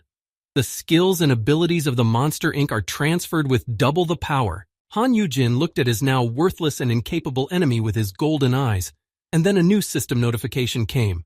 Rauchitas Predator Skill Activation, doubling all effects of the skill Final Retribution. Standing over his enemy, Han Yugin spoke to him in a respectful tone. Since the skill has doubled, you're going to be in a lot of pain. Looking at his enemy, who was gritting his teeth and staring at Han Yugin with eyes full of hatred, Kim Ju heard, I'm just doing to you exactly what you did to me, so it's self-defense, right? Hovering over his enemy, Han Yugin looked down on him and spoke to the insignificant kidnapper. And you had to touch someone who just wanted a peaceful life? Grabbing Kim Ju by the hair and raising his head to his own level, looking into his frightened eyes, Han Yugin said, Now let me ask the questions this time. Where are you keeping my little mirror? Hearing this question from Han Yugin, Kim-ju gritted his teeth in pain and said in fright, You son of a bitch! Drooling and foaming at the mouth from the unbearable pain, Kim-ju spoke to him in a hateful voice. What the hell are you damn monster? While writhing in excruciating pain, Kim-ju said to Han Yugin, I will find out and kill you. I'll kill you for sure. Hearing this, Han Yugin spoke to him in an indifferent tone. I see. You won't tell me the whole story. After saying this, Han Yugin, looking at his enemy, who was already on the verge of death, writhing in pain, added, In this case, there is no point in my keeping you alive, don't you think? Realizing that his enemy was not going to tell him anything useful at all, Han Yugin decided to waste no time and used his newly acquired skill from the monster to cast the viscous poison. Looking at his enemy, who was slowly dissolving in the venom that Jin had poured on him, he finally said, I'm sorry, but my skills, especially the last retribution, cannot be revealed. After covering the kidnapper with this viscous poison, Han Yugin noticed that he was no longer showing any signs of life and finally said, And why did you need to kidnap me? After finishing off his enemy and heading for the exit, Han Yugin said in disappointment, I had hoped that at least in this life I would not have to kill anyone. As Han Yugin left the room, he said in an indifferent tone, I would prefer to leave your body without doing anything to it. As he said this, he added, covering the rest of the body with a poison that would destroy it to the ground for evidence disposal. But we have a girl who can read memories from corpses. Having finished disposing of the corpse, Han Yujing went in search of his pet. While opening one of the doors, he accidentally tore out the handle. Raising it to his eye level, Yu Zheng looked at it in confusion. After this incident, leaning on the door, Han Yujin thought in embarrassment, God, I can't control my power. Because of the last retribution, all of my characteristics have grown like yeast. Sighing heavily at the incredible strength he had gained, Han Yujin thought, this boost will last for a week. It used to run out in an hour. When I return, I'll need to carefully conceal it so I don't get caught. As he thought about how to conceal the incredible power he had gained, Han Yujin suddenly remembered something else, saying in his head, By the way, of the good skills of the Inkling, I have... Looking at the skills he had acquired, Han Yujin saw the following: viscous poison, thorn trap, wall lizard, claws, intuition of the weak, and poison tentacles. Noticing the wall lizard skill, Yujin thought, the stealth skill is perfect for hiding, and intuition of the weak. With it, I don't have to worry about running into higher-class hunters. Rising to his feet, Han Yujin immediately felt pain in his left leg at the calf and cried out, Ouch, it hurts! But immediately afterwards, after revealing his skills, he spoke in alarm, gritting his teeth in pain. Well, thanks to the skills, the characteristics that have been raised by the ability, the pain is not so severe that I cannot walk. Using his wall lizard stealth skill, Han Yujin strode confidently forward to achieve his main goal. After turning invisible, Han Yujin walked toward the main deck of the ship where the rest of the kidnappers were supposed to be and spoke. Now, it's time. Shall we go find Mir? As Han Yujin walked forward on the deck, he heard someone's voice. As he walked a little further, he saw the three kidnappers talking to each other, and one of them exclaimed, Ha ha! And now, oh, what time is it? Pulling out his cell phone, one of the kidnappers said worriedly, We can get out safely, right? The other replied, Of course we will. The ship will be here soon. Before one of the kidnappers could finish his sentence, some unknown force grabbed them by the throats and began to pull them in an unknown direction. Along with these hijackers, all the other bandits and accomplices on the deck also came under attack and fell to the ground moaning from suffocation. Not realizing what was happening, the frightened hunters tried to escape, and one of them exclaimed, There's something around my neck. The other exclaimed, Someone help me. After that, Han Yujin reached the main deck, where the kidnapping mastermind or the main person who carried out the kidnapping was most likely located. When he saw the unknown man in front of him, he exclaimed in alarm, Who? Kicking the door open with his foot and slowly stepping inside, Han Yujin heard himself being called out, Who the hell are you? He spoke angrily to the man. The victim of your kidnapping. When Han Yujin was only halfway into the room, he was surprised to hear this. It seems that you are the most important person among all those who are left. Seeing Han Yujin in front of him, the frightened man called out to him in dismay, confused, You? How did you get out? When Han Yujin heard this man say this, he said to him, It is none of your business. Where is the flaming horned lion?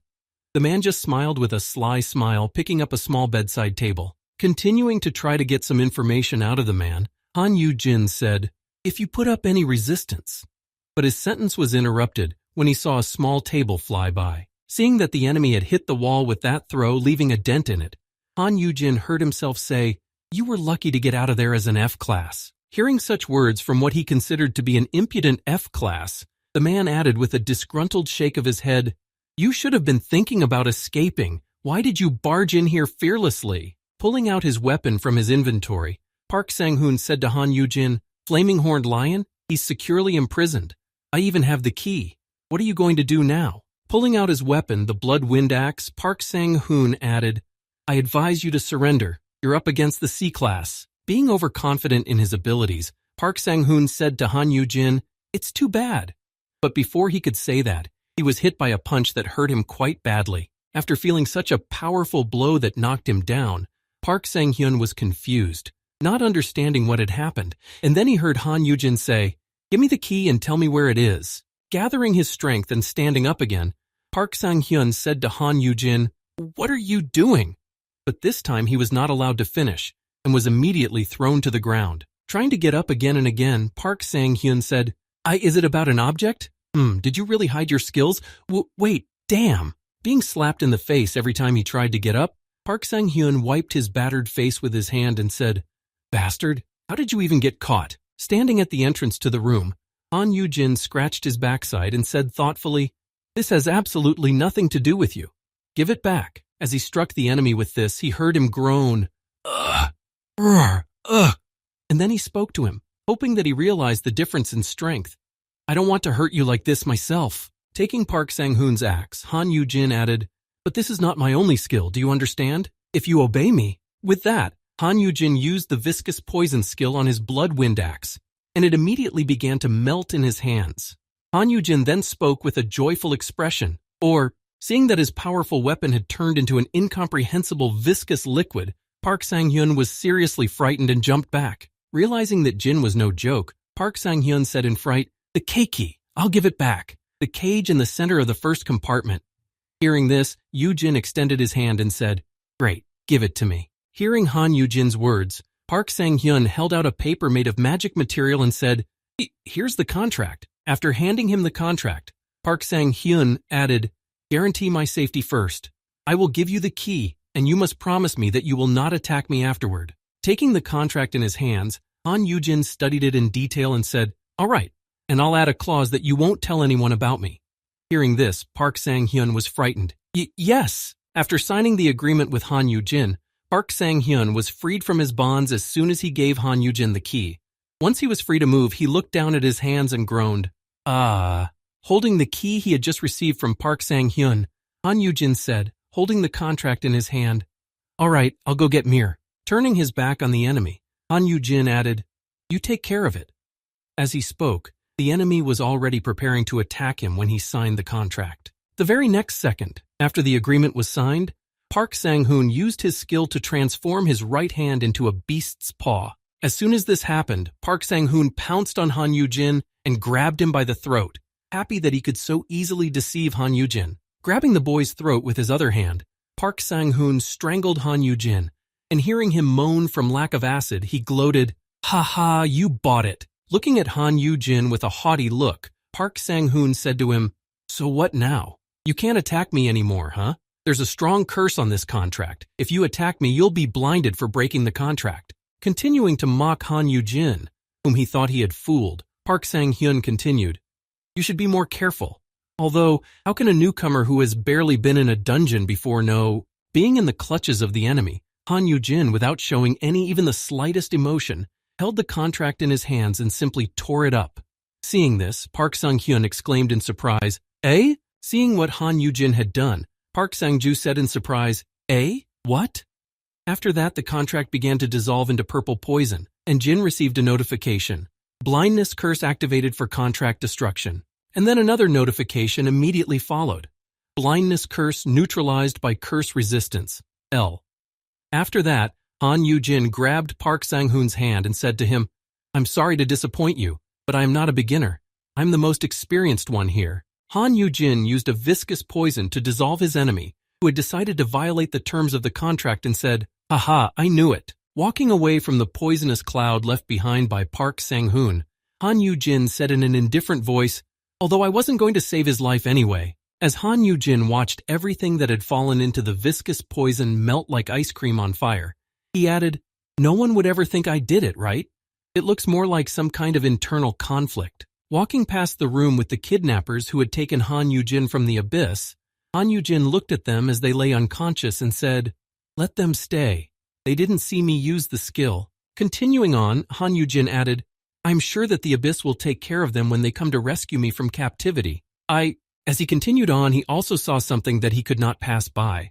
A dead inkling lying in one of the rooms. Going inside to see him, Han Yugin thought, if I leave him like this, he will be cut up for materials and sold.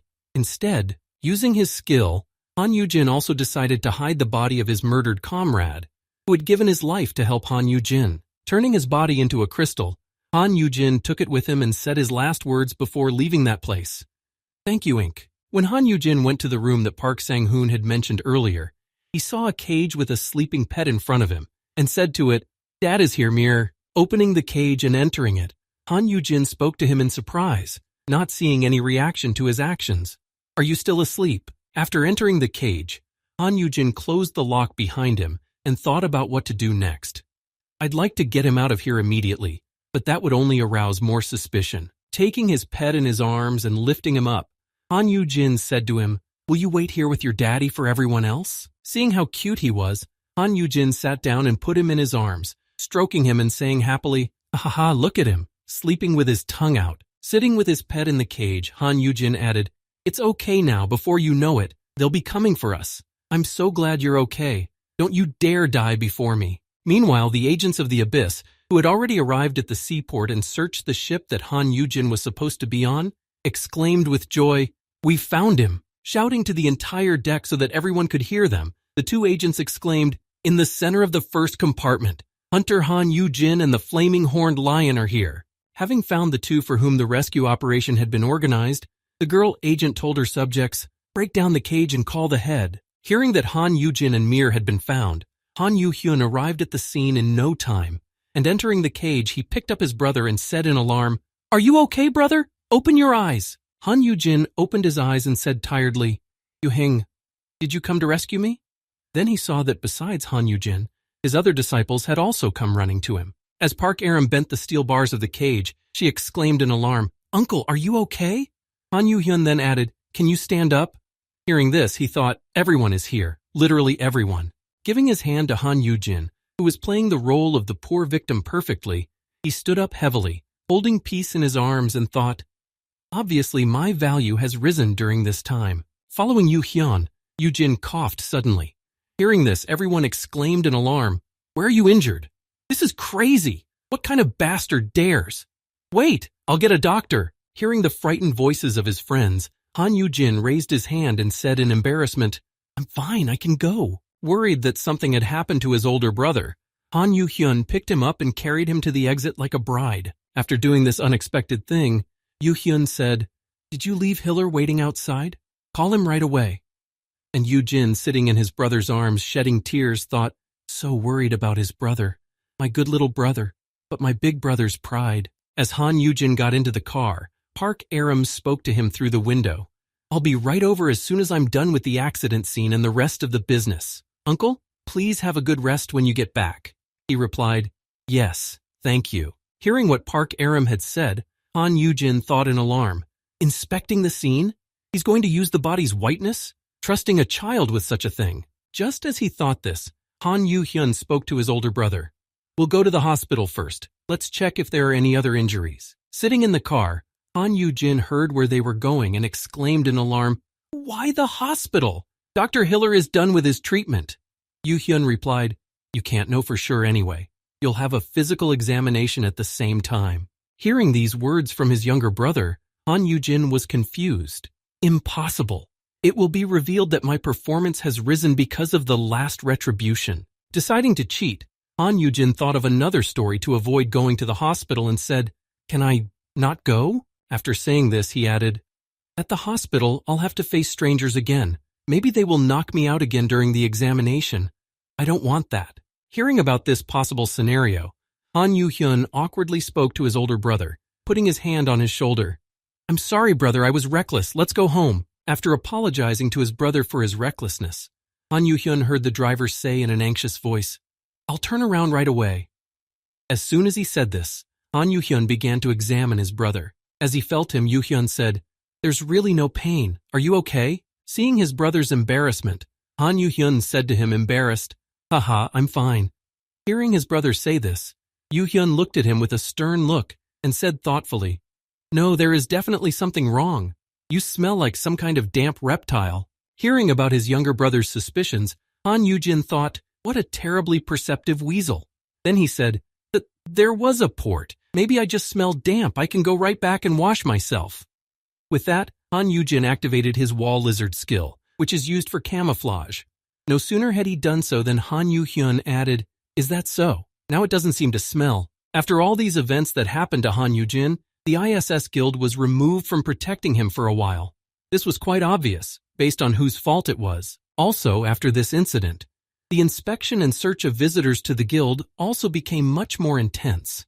But a particularly significant innovation was that guild leaders now provided information about bodyguards whenever they were appointed. After returning home and taking a shower, Han Yugin could go to bed, but at some point after falling asleep, he woke up abruptly, clutching his head. Waking up in a cold sweat from what he had just seen, Han Yugin said in fright, What the? Looking at his pet who was sleeping beside him, he added, A dream. Holding his head and breathing heavily, Han Yugin spoke in a frightened voice, recalling all that had just popped into his head. No, it's because of that skill. As Han Yugin curled up in a ball of pain and the memories he had just seen, which were full of cruelty and other horrors, he said, Black's memories before he died. After getting out of bed to walk around a bit and recover from this sudden influx of negative memories, Han Yugin went to the kitchen refrigerator to cool off a bit. When he got to the kitchen and opened the fridge, he reached for a bottle of water and said, I used to do this a lot, but I've gotten used to it. How long has it been since they turned back the clock? After taking a few sips of the cool water, Han Yugin wiped his lips to remove the remaining moisture and thought, Low-level hunters died often and in very large numbers. Thinking back to his past, when he was first encroached upon by the memories of the deceased, Han Yugin said, For more than a week I did nothing but drink from shock. One day people suddenly burst into my room and took me to the hospital. If you think about it, they were obviously sent by Yuhun. Recalling his past and comparing it to the present, where he has only high-class hunters as his pets, Jin said, It's okay, this will not happen now. S-classes don't die, which is why apart from Yu Meng. Thinking of this, Han Yugin went to his low-class friend's room, and not seeing him on his bed, said in surprise, What is it? Meng Wu is awake again. Where did he go? Thinking of his friend, Han Yugin was worried about him, but he was not in danger. He was in his workshop and continued to work diligently. Staying at work until late, Yu Myung-woo continued to work diligently on sharpening the blades to finally reach his desired result of 10,000. After sharpening another knife and putting it aside, Yu Meng picked up the next one and said tiredly as he looked at the workpiece, 9,980. After finishing the next knife, Yu Meng looked at his hands, which were wounded from the work, and the next moment, bowing his head, he leaned on the table to keep from falling to the ground. Looking at another knife, Yu Meng-woo said angrily, reproaching himself, Wretched thing, what good are you when you spend all your time doing this? Looking at another sharpened knife, Yu Meng said to himself in a disappointed voice, Even when your friend was kidnapped and in danger, that's all you can do.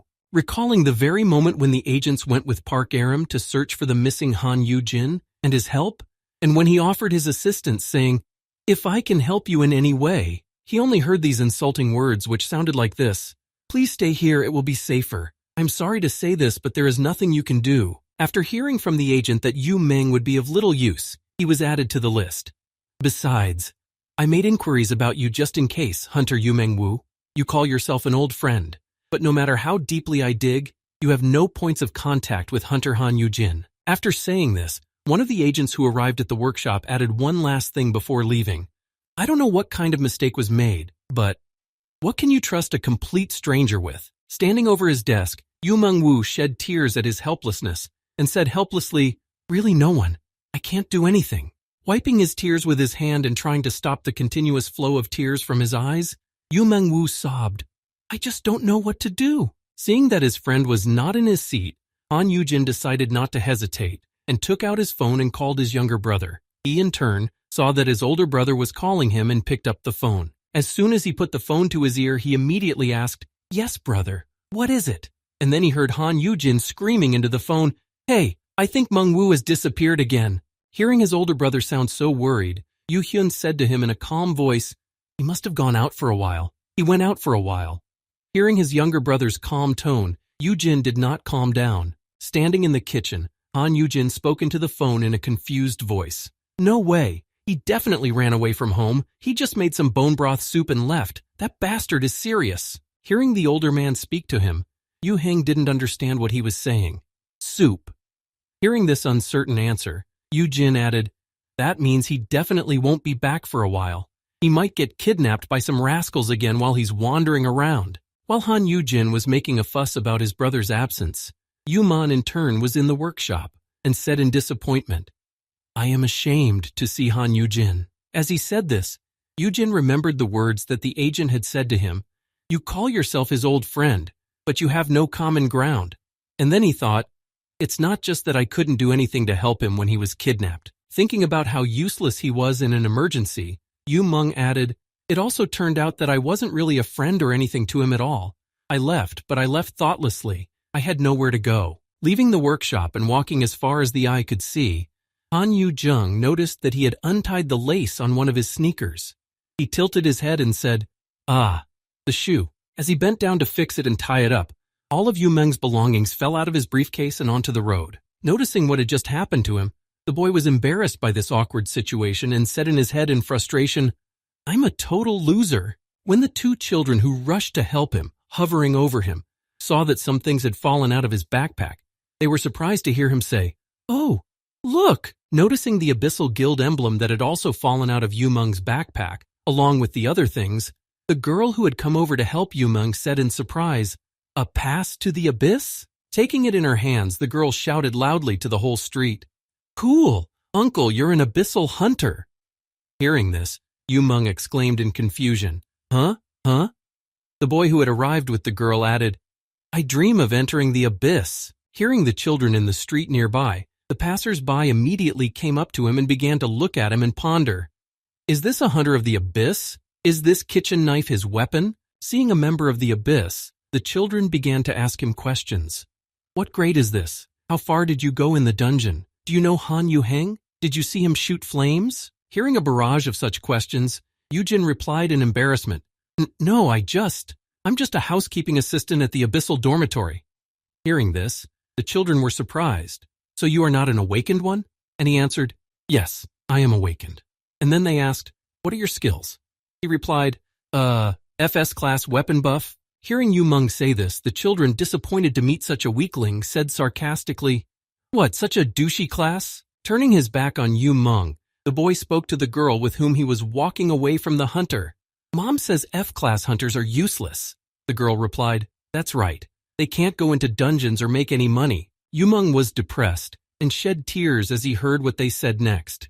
"Even after awakening, all skills except martial arts are useless. Uncle, you can't earn money either? How much do you earn a year? There are no prospects." Listening to what others were saying about him, Yu Meng thought in disappointment, "Is it really true?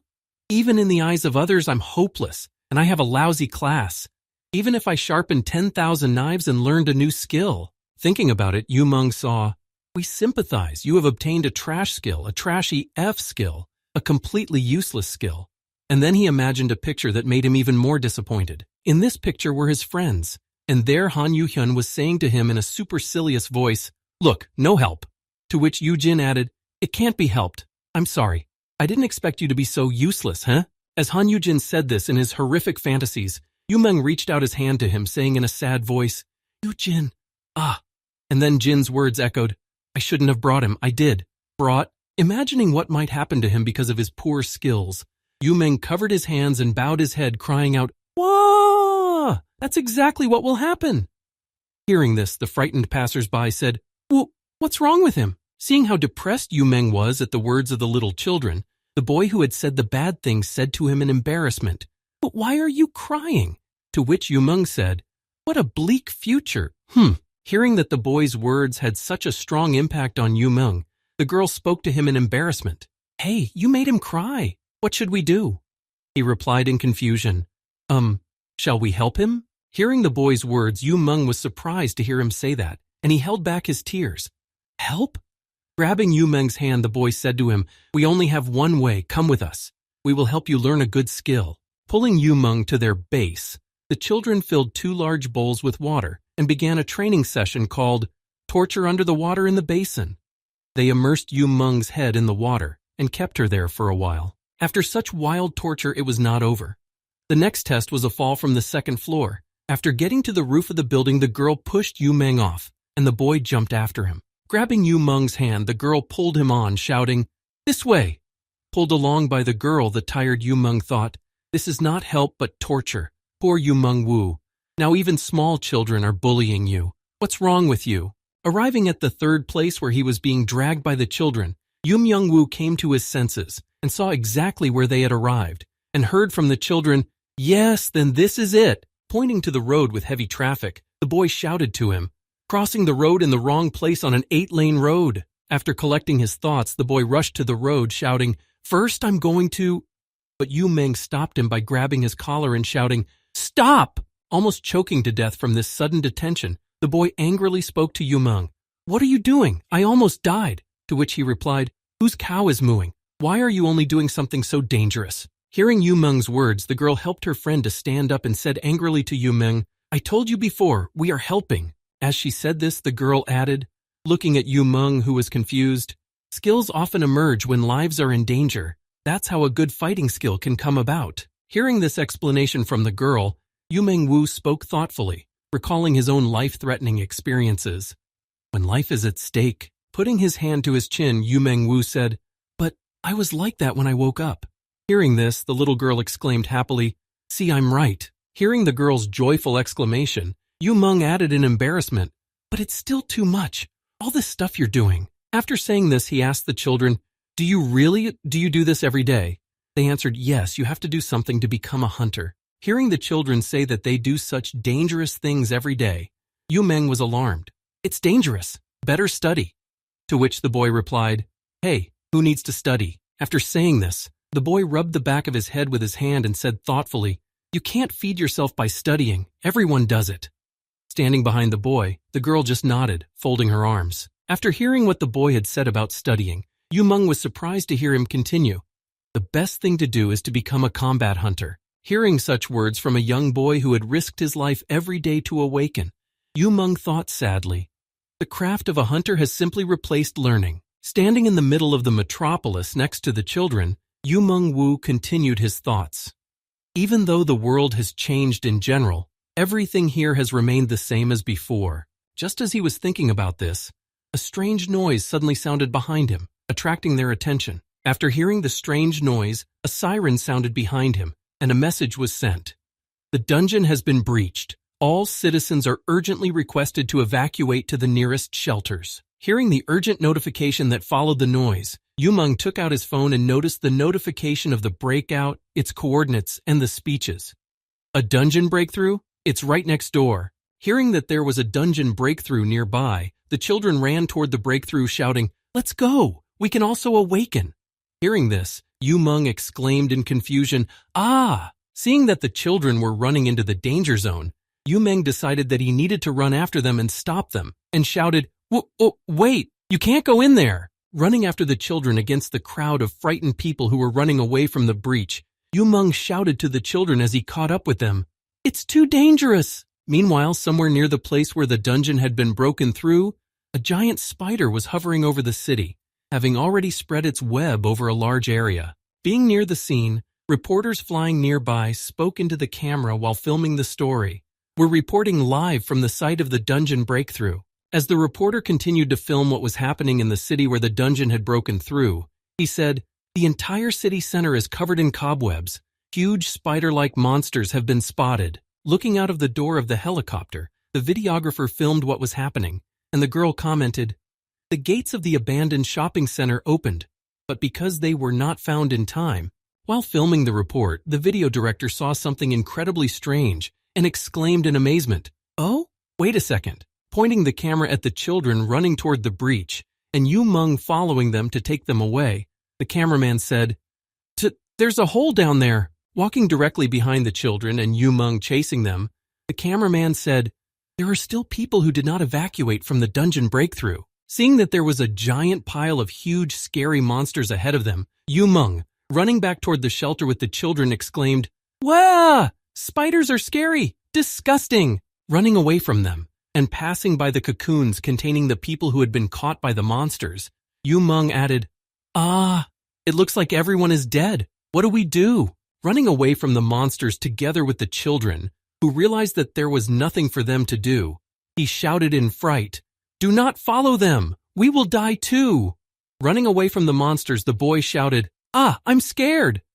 To which the girl confronted him, running ahead of him, "What is wrong with you both? We came to awaken and you are afraid." Running away from the monsters, the trio passed by a dangerous area, and when the girl confronted Yuhun and the boy with the fact that they had come to awaken and were afraid, the boy tried to contradict her, exclaiming, but his sentence was interrupted as soon as they saw a spider-like monster that was nearby and immediately attacked them. Seeing that they were in danger, the girl stood in front of them and boldly covered the boys, who were only scared. "I'm going to die. Someone save me." Covering the boys with her body, the girl spread her arms and stood in front of the monster and said boldly, "To hell with fear. Get away." The next moment, the girl started waving her arms and exclaimed, "With my advanced fist of ascension, a super fantastic S-class fist of truth." But her technique was just a word.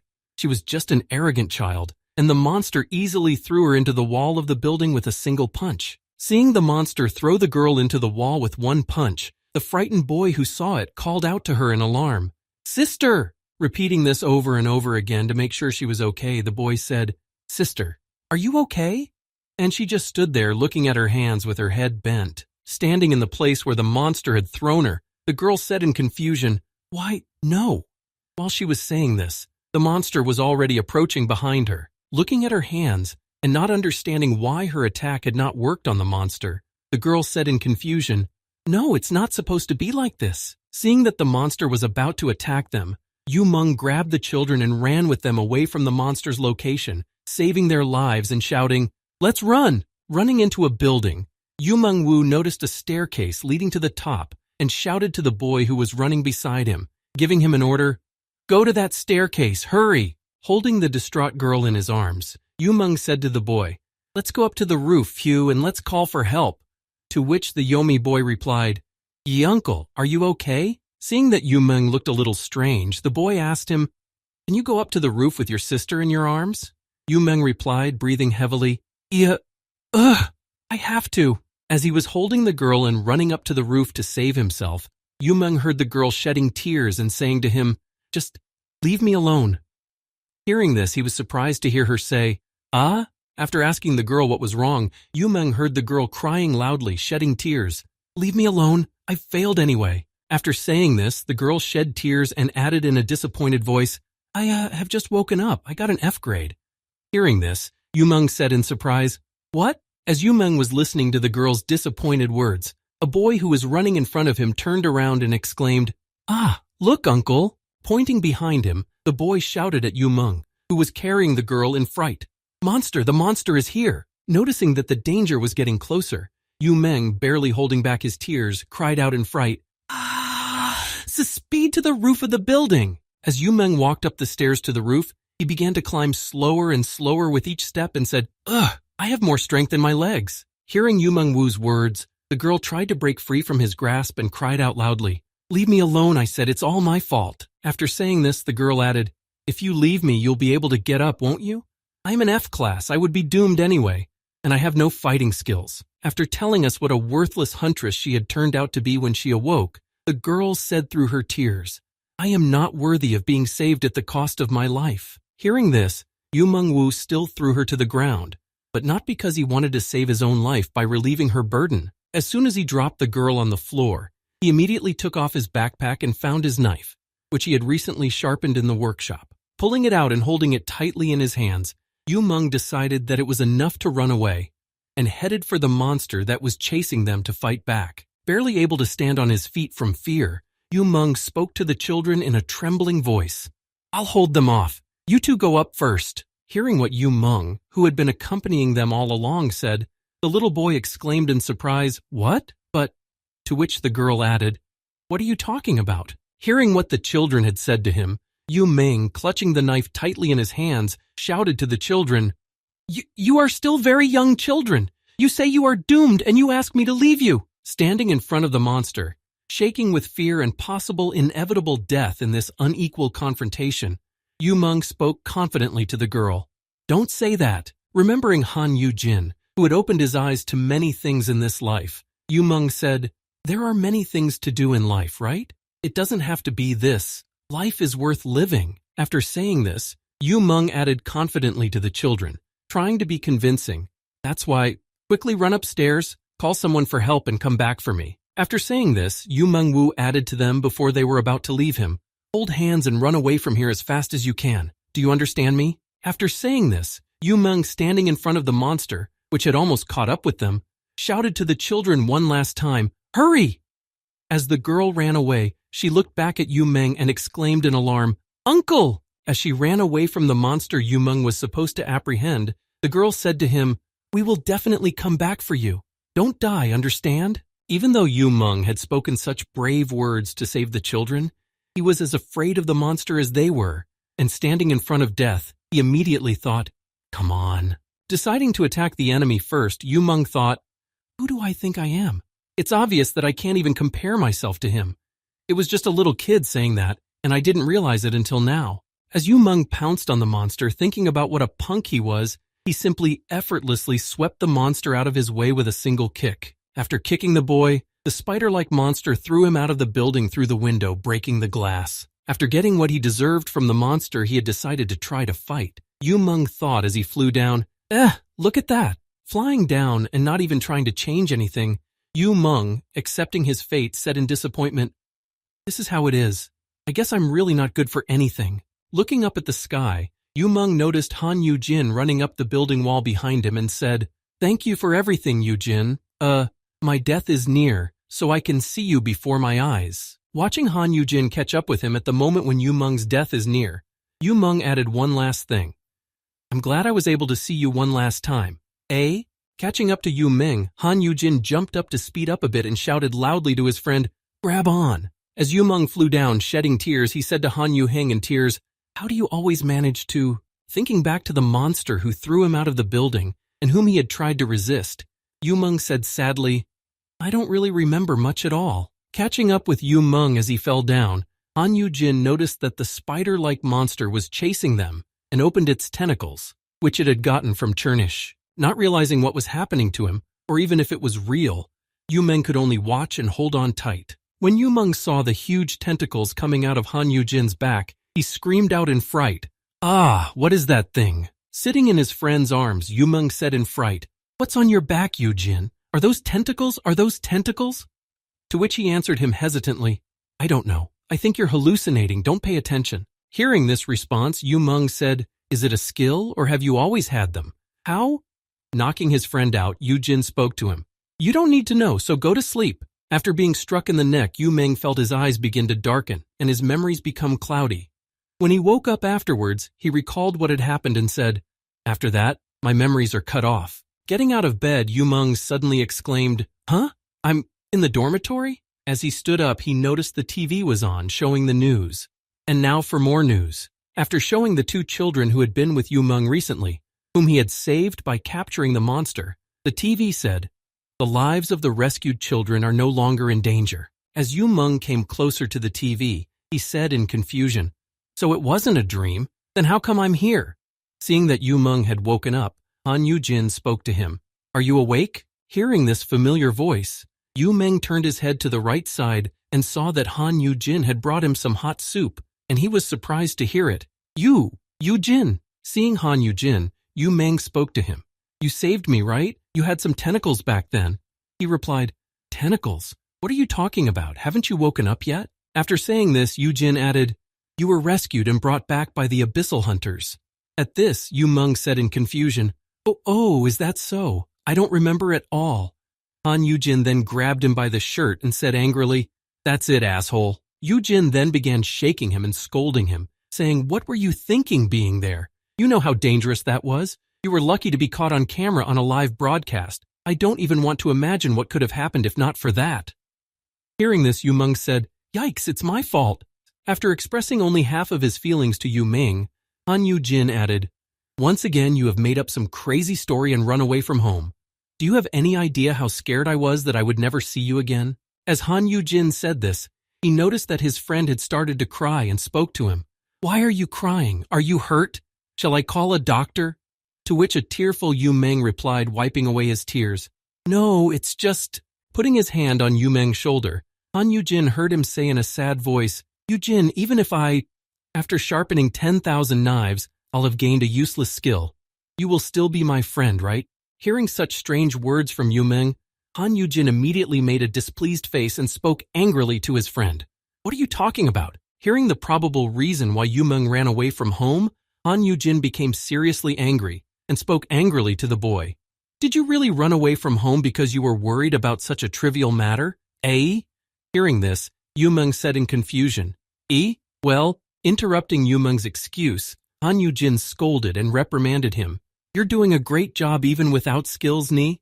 I heard that you were offered a job in the maintenance department a few days ago. Hearing this, Yuhun said in confusion, Yes, but putting both his hands on Yuhun's shoulders, Han Yugin lowered his head and said, Besides, I'm the one who should be asking. Hearing this, Yuhun asked in surprise, What? Hearing Yuhun say that and him talking about asking questions, Yuhun heard Han Yujin's shy confession after his question, Because I can't eat anything else but your cooking anymore. After saying this, Han Yugin spoke to him, barely holding back her tears. Even if you become very successful and independent, don't turn away from me. Can you come visit me sometimes and make me snacks? Hearing Han Yugin say this, Yuhun immediately became more cheerful and even started to smile. And then Han Yugin added, I promise not to be naughty. I'll even pay for it. Although it would be better if you continued to live with me. Hearing Han Yujin's warm words, Yuhun realized that all his terrible delusions and negative developments in his future were just another imagination. Thinking back to his workshop, the workplace where he was even respected for his hard work, Yuhun thought happily, I didn't have to be sad or nervous. He continued to recall how his life began after Han Yugin hired him in the maintenance department and his first day at work. After recalling the moment when he was sharpening his blades to achieve the desired skill that he was supposed to be given after sharpening 10,000, he thought, because Yugin, all this time. He even remembered the moment he had just awakened, and how ridiculous it had been when he was in the lonely apartment, and he received the system notification, registration of awakened Yuhun Wu is complete. Sitting in a dark room with slit wrists and a box cutter that he had dropped when he saw the system notification that read, Activation of the E-Class skill Whetstone. Thinking back to that terrifying moment, Yuhun Wu, who was in terrible despair at the time, said, I woke up in a tiny darkened room in a goshiwan, blowing out the bloody office knife with which he had tried to kill himself. Yuhun added, when I cut my wrists in an attempt to commit suicide. After being awakened, albeit in such a ridiculous way, Yuhun Wu went to the Hunters Association to register and receive his bounty. After receiving the payment, he heard from the manager, Here is your 1,000,001 payment for registering as a hunter. Unfortunately, this skill will not be used. It is better for you to try your hand at another profession than hunting. Hearing these words from the manager who registered him, Yuhun told his story. Even though I have awakened, my life has not changed overnight. Leaving the registration building, Yuhun said as he shielded himself from the sun, It's been a long time since I've seen the sun. And then he added to his story, But I didn't have any expectations at first. After leaving the registration building, Yuhun Wu noticed the huge crowd of people gathered outside the association, and he said thoughtfully, There is such a crowd here. Obviously a high-level hunter has appeared. Perhaps it is better to leave through the back door. Thinking back to the moment when he lowered his head and walked back to the association to avoid the cheering crowd that surrounded Park Aram, who had just arrived to register with the Hunters Association. As Yuhun walked back, he felt swallowed up by the darkness that was pulling him deeper and deeper inside. And then he spoke. I have never been the main character. Life without someone and without something. I can't do anything. I just waste oxygen on myself. Heading for the back exit, Yuhun Wu, unable to imagine his future in this world, said to himself, Perhaps my life has continued a little longer because of this lack of wakefulness, but there is no point in living any longer. And at that very moment, when he was at his peak of despair, At that very moment, Han Yugin appeared in his life, even, so to speak, burst in. Han Yugin, who spotted him in the crowd, caught up with him and grabbed his hand. And at that very moment, when Yu Myung-woo was returning to his home to try to commit suicide again, Han Yugin appeared in his life, and they met by chance. Recalling his gray past, which was full of despair and misery, Yu Ming said, "And it was at that fateful moment I met you. It was very strange at first." Thinking back to their first meeting, Yu Myung-woo, standing next to Han Yugin, who suddenly caught him and tried his best to get him interested in working with him. Yu Meng, hugging his briefcase, thought anxiously, "Should I really? I can't possibly deserve something like this." Thinking back to his first training session and the trip to the dungeon to clear it, Yu Myung-woo, who was left standing behind when everyone went forward, talking happily among themselves. Yu Meng was left alone behind. Recalling this situation, Yu Meng said, "I was as worried as I was grateful. Unlike you, I don't know how to do much, but I can't be like the Abyssal Head or Aram." Recalling this situation, Yu Myung-woo continued, blowing out his first night of sharpening blades in complete solitude when he learned that after a certain number of them were sharpened, he would gain a new skill. Recalling this, Yu Meng said, "Even when I was sharpening the blades at night, I never dreamed that I could learn a skill. But," recalling the moment when he was carrying a girl, she cried out, "I am not worthy of being saved at the cost of my life." Hearing such words from a sad girl who had just recently awakened from the weakest class, she added, "Just leave me here." Hearing these words, Yu Meng thought, "This, not like that." He continued his story.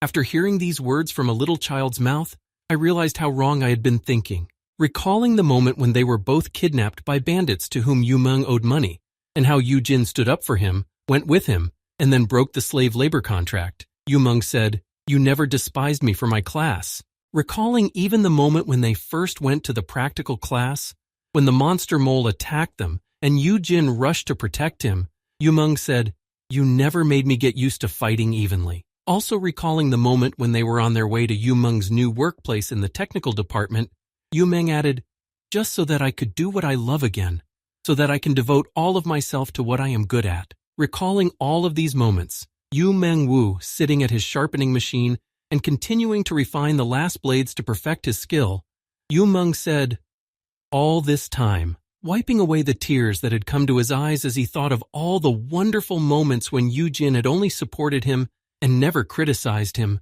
he said, "You have always supported me." Recalling the vivid image of Han Yugin smiling as he stood on the beach at sunset, Yu Min thought, "I believed in her even though I didn't believe in myself in the slightest." As he sharpened another blade and placed it on the table with the materials he had already prepared, Yu Meng added, "That's why I'm not worried anymore." Taking another blade out of the box of rusted blades, Yu Meng continued to speak as he prepared to continue working.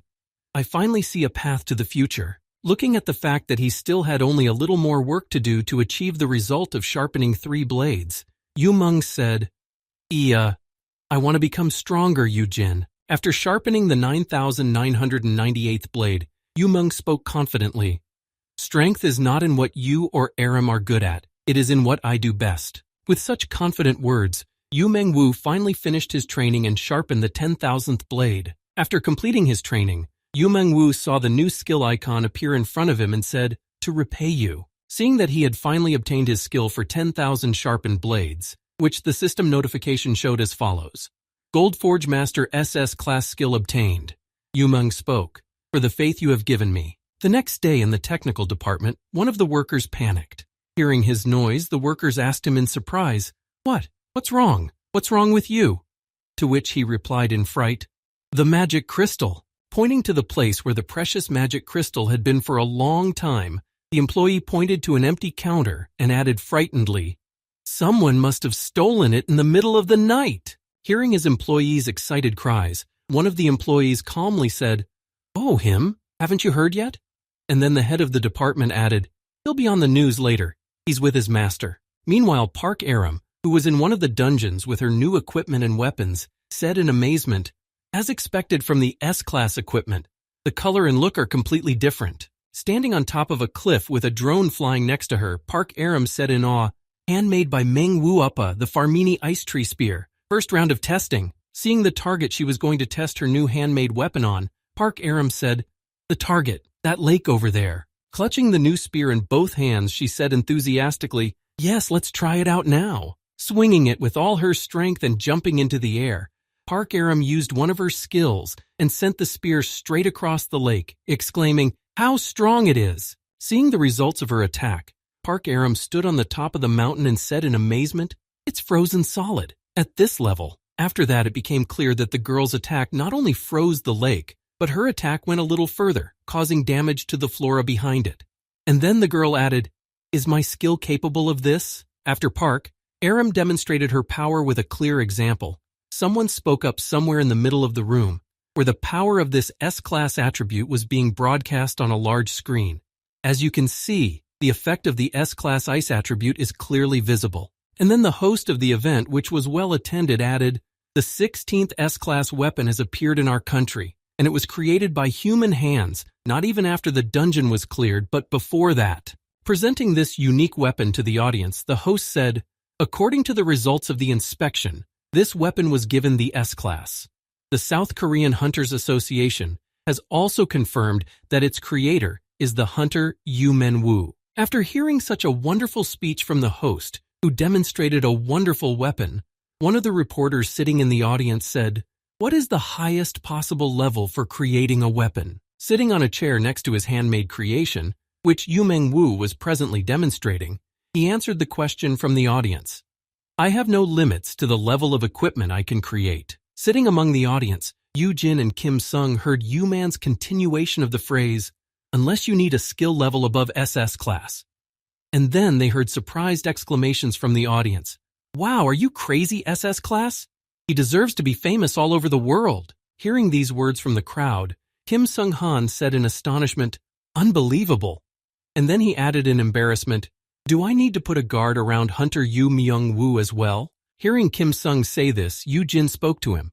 "Haha, don't worry, take a closer look. Didn't he look more solid, huh? That's right, compared to when I first saw him, he looks bigger now." After saying this, Han Yugin added, "And because he was creating equipment, his stats have risen. Now they're around the C-class level." Hearing this, Kim Sung said in surprise, "What? Is that possible?" Hearing this, Kim Seok-han added in surprise, "It's the first time I've heard that the characteristics can go up like that."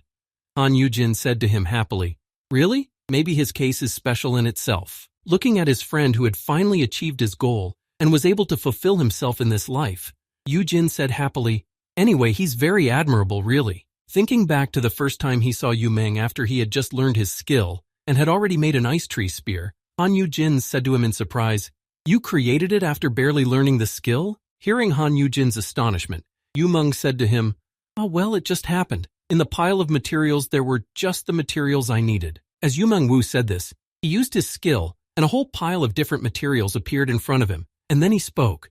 "A spatial pocket that has tons of S-grade and SS-grade materials in it." After saying this to Han Yujin, who was watching with wide eyes at what had just happened, Yuhun added, "It was added to the skill, to the ice branch from here, and the magic crystal from the workshop." After explaining where he got the materials to create the weapon, Yuhun opened a book that he had also gotten to facilitate his work and added, "An encyclopedia was also published to simplify the making." Hearing this from Yuhun, Han Yujin laid down on the couch and thought sadly, "Why are so many things tied to one skill? I only got one description line for my L-class skill and a stupid code word. What kind of discrimination is this, system administrators?" As Han Yujin lay on the couch, pondering the injustices of the situation, he heard Yuhun speak to him. "Would you like to see the forge?" Hearing this, Yujin said in surprise, "Oh, a forge?" Hearing this surprise in Han Yujin's voice, Yuhun, summoning his forge, said, "I thought that skill was just called Golden Forge for the sake of sounding good." Having summoned his own Golden Forge with his skill, Yuhun extended his hand to his friend and said to him, "Come in, only those who have my permission may enter." When Han Yujin heard that no one else could enter except Yuhun and those he had personally invited, he said thoughtfully, "In that case, we don't have to worry about thieves invading." And he thought, if we were in a movie or a short story right now. As Han Yujin thought about what would have happened if the events had taken place in some other place or situation, he followed his friend who was holding his hand and said, Meng Wu would be the main character. Once inside, Han Yujin put his hand over the blindingly bright light that shone down on him from the inside, preventing him from seeing the forge properly. Later, when they went a little further inside, Han Yugin looked at the interior and froze in his tracks, seeing some unexpected things he had encountered in the forge. Looking at the forge's decoration, which was made of wood, Han Yugin said in surprise, "This is wood? This is a forge? Won't it catch fire?" Hearing this, Yuhun answered him, "Yes, I was also surprised at first." When Han Yugin went a little further inside, he saw a rack with a fire burning by itself without any combustible material, and he said in astonishment, "What is this? There is no fuel, but it is burning." Hearing this, Yuhun spoke to him, "Oh, it's..." As soon as he said this, Han Yugin was attacked by a flame that grew many times larger and emitted a frightening aura. Seeing this danger, Han Yugin covered his friend with his body and pulled him back, saying, "It's dangerous, Mengwu. Get back." To which he joyfully replied, "Haha, I'll be stronger than you now." After telling Han Yugin that he was the stronger of the two, Yuhun added, "It is the spirit of fire." Hearing this strange explanation from his friend, Yugin asked in surprise, "A spirit?" Immediately calming down when it saw its master, the fire spirit turned back and reduced the intensity of its flame and humbly said, "Welcome, master. I am a spirit. My name is Ismer." After saying this, the fire spirit who was in this golden forge belonging to Yuhun continued, "Born from the last breath of my creator." Hearing the fire spirit say this, Yuhun was surprised to hear it. "A spirit indeed. I've seen such things in games. Oh, that's right. We even have a tokebi." Yuhun replied, "Ismuar helped create the weapon." Hearing what his current master had just said, the fire spirit said, "The previous master prepared everything so that I could easily learn the bases of crafting." Hearing this, Han Yugin asked in surprise, "The previous master?" Hearing these words from the fire spirit, Han Yugin asked Yuhun, "Have there been other hunters with crafting skills? You're the first?" Hearing this, Yuhun looked at the bouquet and said thoughtfully, "I don't really understand it myself. This is all that's left of him." Recalling the first time he came to this forge, he saw a bouquet and a letter on the floor, and said to Yugin, "A bouquet of flowers and a card with a message." Hearing what Yu Myung-woo had just told him, Han Yugin said with interest, "Can you read it? It's the first time I've seen such letters." Yu Meng replied, "Yeah, for some reason I understand what it says." After opening the postcard, Yu Meng thought about it for a while and suddenly said, "Welcome, heir apparent. May the blessings of fire and iron come with you." Hearing these words from Yu Meng, who had read them from the postcard, Han Yugin said thoughtfully, "Sometimes traces of a civilization are found in dungeons. They look like the ruins of our world, but with completely different foundations and fortress walls." After saying this, Han Yugin added thoughtfully, "That's why everyone says that there was another world, another civilization somewhere. Did the owner of this forge live in the past of this other world?" Having said this, Han Yugin added a final thought, asking Yuhun a question for reflection. Did he leave all of this for the next generation's skillmaster? After making such a guess about the creation of the forge, Yuhun said thoughtfully, "In that case, the system?" Suddenly, Yuhun turned to him, handing him a bouquet. "Take it, this is for you." Hearing Yuhun addressing him, Han Yugin quickly turned his attention to him and looked at the bouquet in confusion. As he handed the bouquet to his friend, Yu Mengwu spoke to him happily, "I got all of these because of you." As he handed the bouquet of flowers to Han Yugin, Yu Meng said to him, "From now on I will always follow you. Do you want independence? I will go with you. If you want to stay in the abyss, I will also stay." As Han Yugin looked at the flowers that Yu Mengwu gave him as a thank you for his achievements, he heard, "If it weren't for you, I really would have still been here." Hearing Yu Meng say that, Han Yugin was already rejoicing in his mind, thinking, "Wow, great, everything is going according to my plan. Seok Ha-young has come and Meng-woo is willingly following me. Now I can live in the game without any worries." Although he was very happy that his dream had finally come true, it wasn't that simple. After he said that, Yu Meng started to respond, "You don't have to do this." Hearing such a sudden response from his friend, Yu Meng was surprised to hear him say, "Yujin?" The latter replied, rubbing the back of his head and feeling embarrassed, "You don't have to worry about me." After saying this, Han Yugin, feeling guilty for the lie he had told him when they first met, said in embarrassment, "To be honest, there's something I haven't told you all this time." Lowering his head and looking away from Yu Meng, Han Yugin spoke to his friend in a guilty voice. "Actually, we haven't met before." Clasping his hand around his neck to try to calm his nervousness, Han Yugin added in a confused tone, "I realized we've actually never met before." Hearing Han Yugin say this, Yu Meng spoke to him in a completely calm voice. "Oh, I was just thinking about that. Before he could finish, Yujin interrupted him, exclaiming, "Yes, I'm sorry, I'm sure it's terrible." Raising his hands and trying to justify himself, Han Yugin said to his friend in embarrassment, "I was deceived by a stranger and got involved in a lot of things, so don't worry about me anymore. Just live as you please." Saying all these words to Yu Ming, who was sincerely grateful to him for always believing in him and wanted to give him a bouquet of flowers, Yu Jin thought anxiously, "Why am I doing this? He's finally matured. I brought him here for the sake of his skill." After thinking about it, Han Yujin looked at him with a quick, appraising glance and thought, "I think it's really wonderful that he has blossomed." Thinking back to the times when he was imprisoned at home and guarded in his past life. And in this life, Han Yujin thought, yes, it would be better to let Yumeng go than to keep him around by force. After saying all these words to his friend and making a very difficult decision for himself, Han Yujin hurriedly looked away from his friend, trying not to look him in the eye. Seeing his friend's strange behavior, Yumeng spoke to him. "Yujin, you said this is a cool skill, right? That this skill would give me more influence than any guild could give me." Hearing Yumeng's question, Han Yujin replied in confusion, "Huh? Yes, that's right." Hearing Han Yujin's answer, Yumeng replied calmly, "Then, you don't have to worry about anything for quite some time." After saying this, Yumeng handed the bouquet to Han Yujin and said, "Still, take it. If you leave this bouquet of flowers here, it might accidentally burn." After saying this, Yumeng walked away from Han Yujin and said to him in a calm voice, "I will try to do everything I want to do. As you said, I won't worry about you. I will only do what I think is right." Bringing himself back from his memories, Yumeng Wu, who was in the middle of the huge stage, stood up from his seat and walked over to meet Epim, spear in hand. As he handed the spear to the girl, the entire audience heard the host's announcement. The Spear of the Ice Tree Farmini, to be presented by Abyssal Guild's huntress, Park Aram. Meanwhile, Han Yujin, who was also in the room where the presentation was to take place, was in a mood. He looked depressed. When he heard the presenter say, since Hunter Yu Meng was supported by the Abyssal, he decided to give his first S-class weapon to the Abyssal Hunter. Han Yujin thought in frustration, "Why did I do this? I threw away a bag of money that I was already holding." Noticing how happy Park Aram was to have this weapon in her possession, Han Yujin said, "All right then, now that all the attention is focused on him, I'll be forgotten. So even I'll be more comfortable this way." Noticing that the weapon's handover ceremony had taken place, the host spoke, "And now we will give the floor to two." Before Yujin could finish his sentence, he spoke to Kim Seok-han. "Our Yu Meng is really good. We don't have to be afraid to leave him alone anymore." Hearing Han Yujin say this, Kim Seok-han was surprised.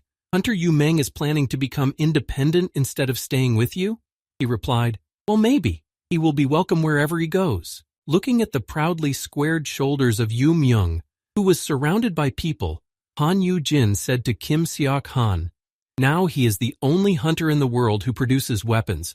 All kinds of guilds and hunters will begin to flatter him." Looking at his pupil, who had finally grown up and was able to reach unprecedented heights, Han Yujin said, admiring him, "Why should he stay here? It is better to look for a better place for yourself." After saying this, Han Yujin added in disappointment, explaining why Yu Meng should find a better place for himself.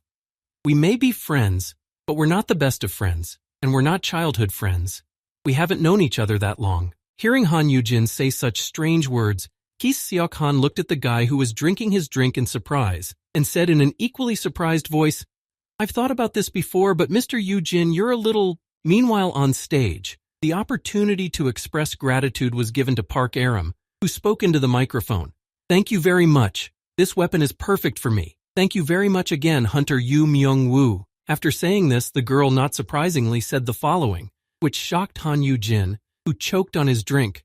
"I also want to thank the hunter Han Yujin." Hearing these words, Han Yujin spat the drink back into the cup and onto the floor, and thought in surprise, "Why is my name suddenly being mentioned?" And then Yu Ming took the microphone. Holding the microphone in his hands, he added, "That's right. It's all thanks to Hunter Han Yujin.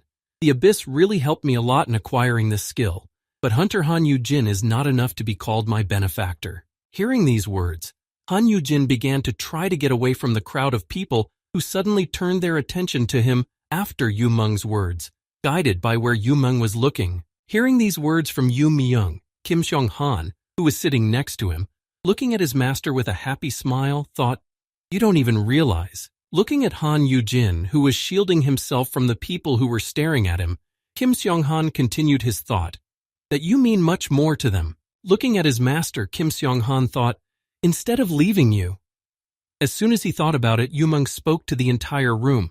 This is our warning. Standing in the middle of the huge hall, Yuhun and Park Aram, who were standing next to each other and were being broadcast on all the TV channels.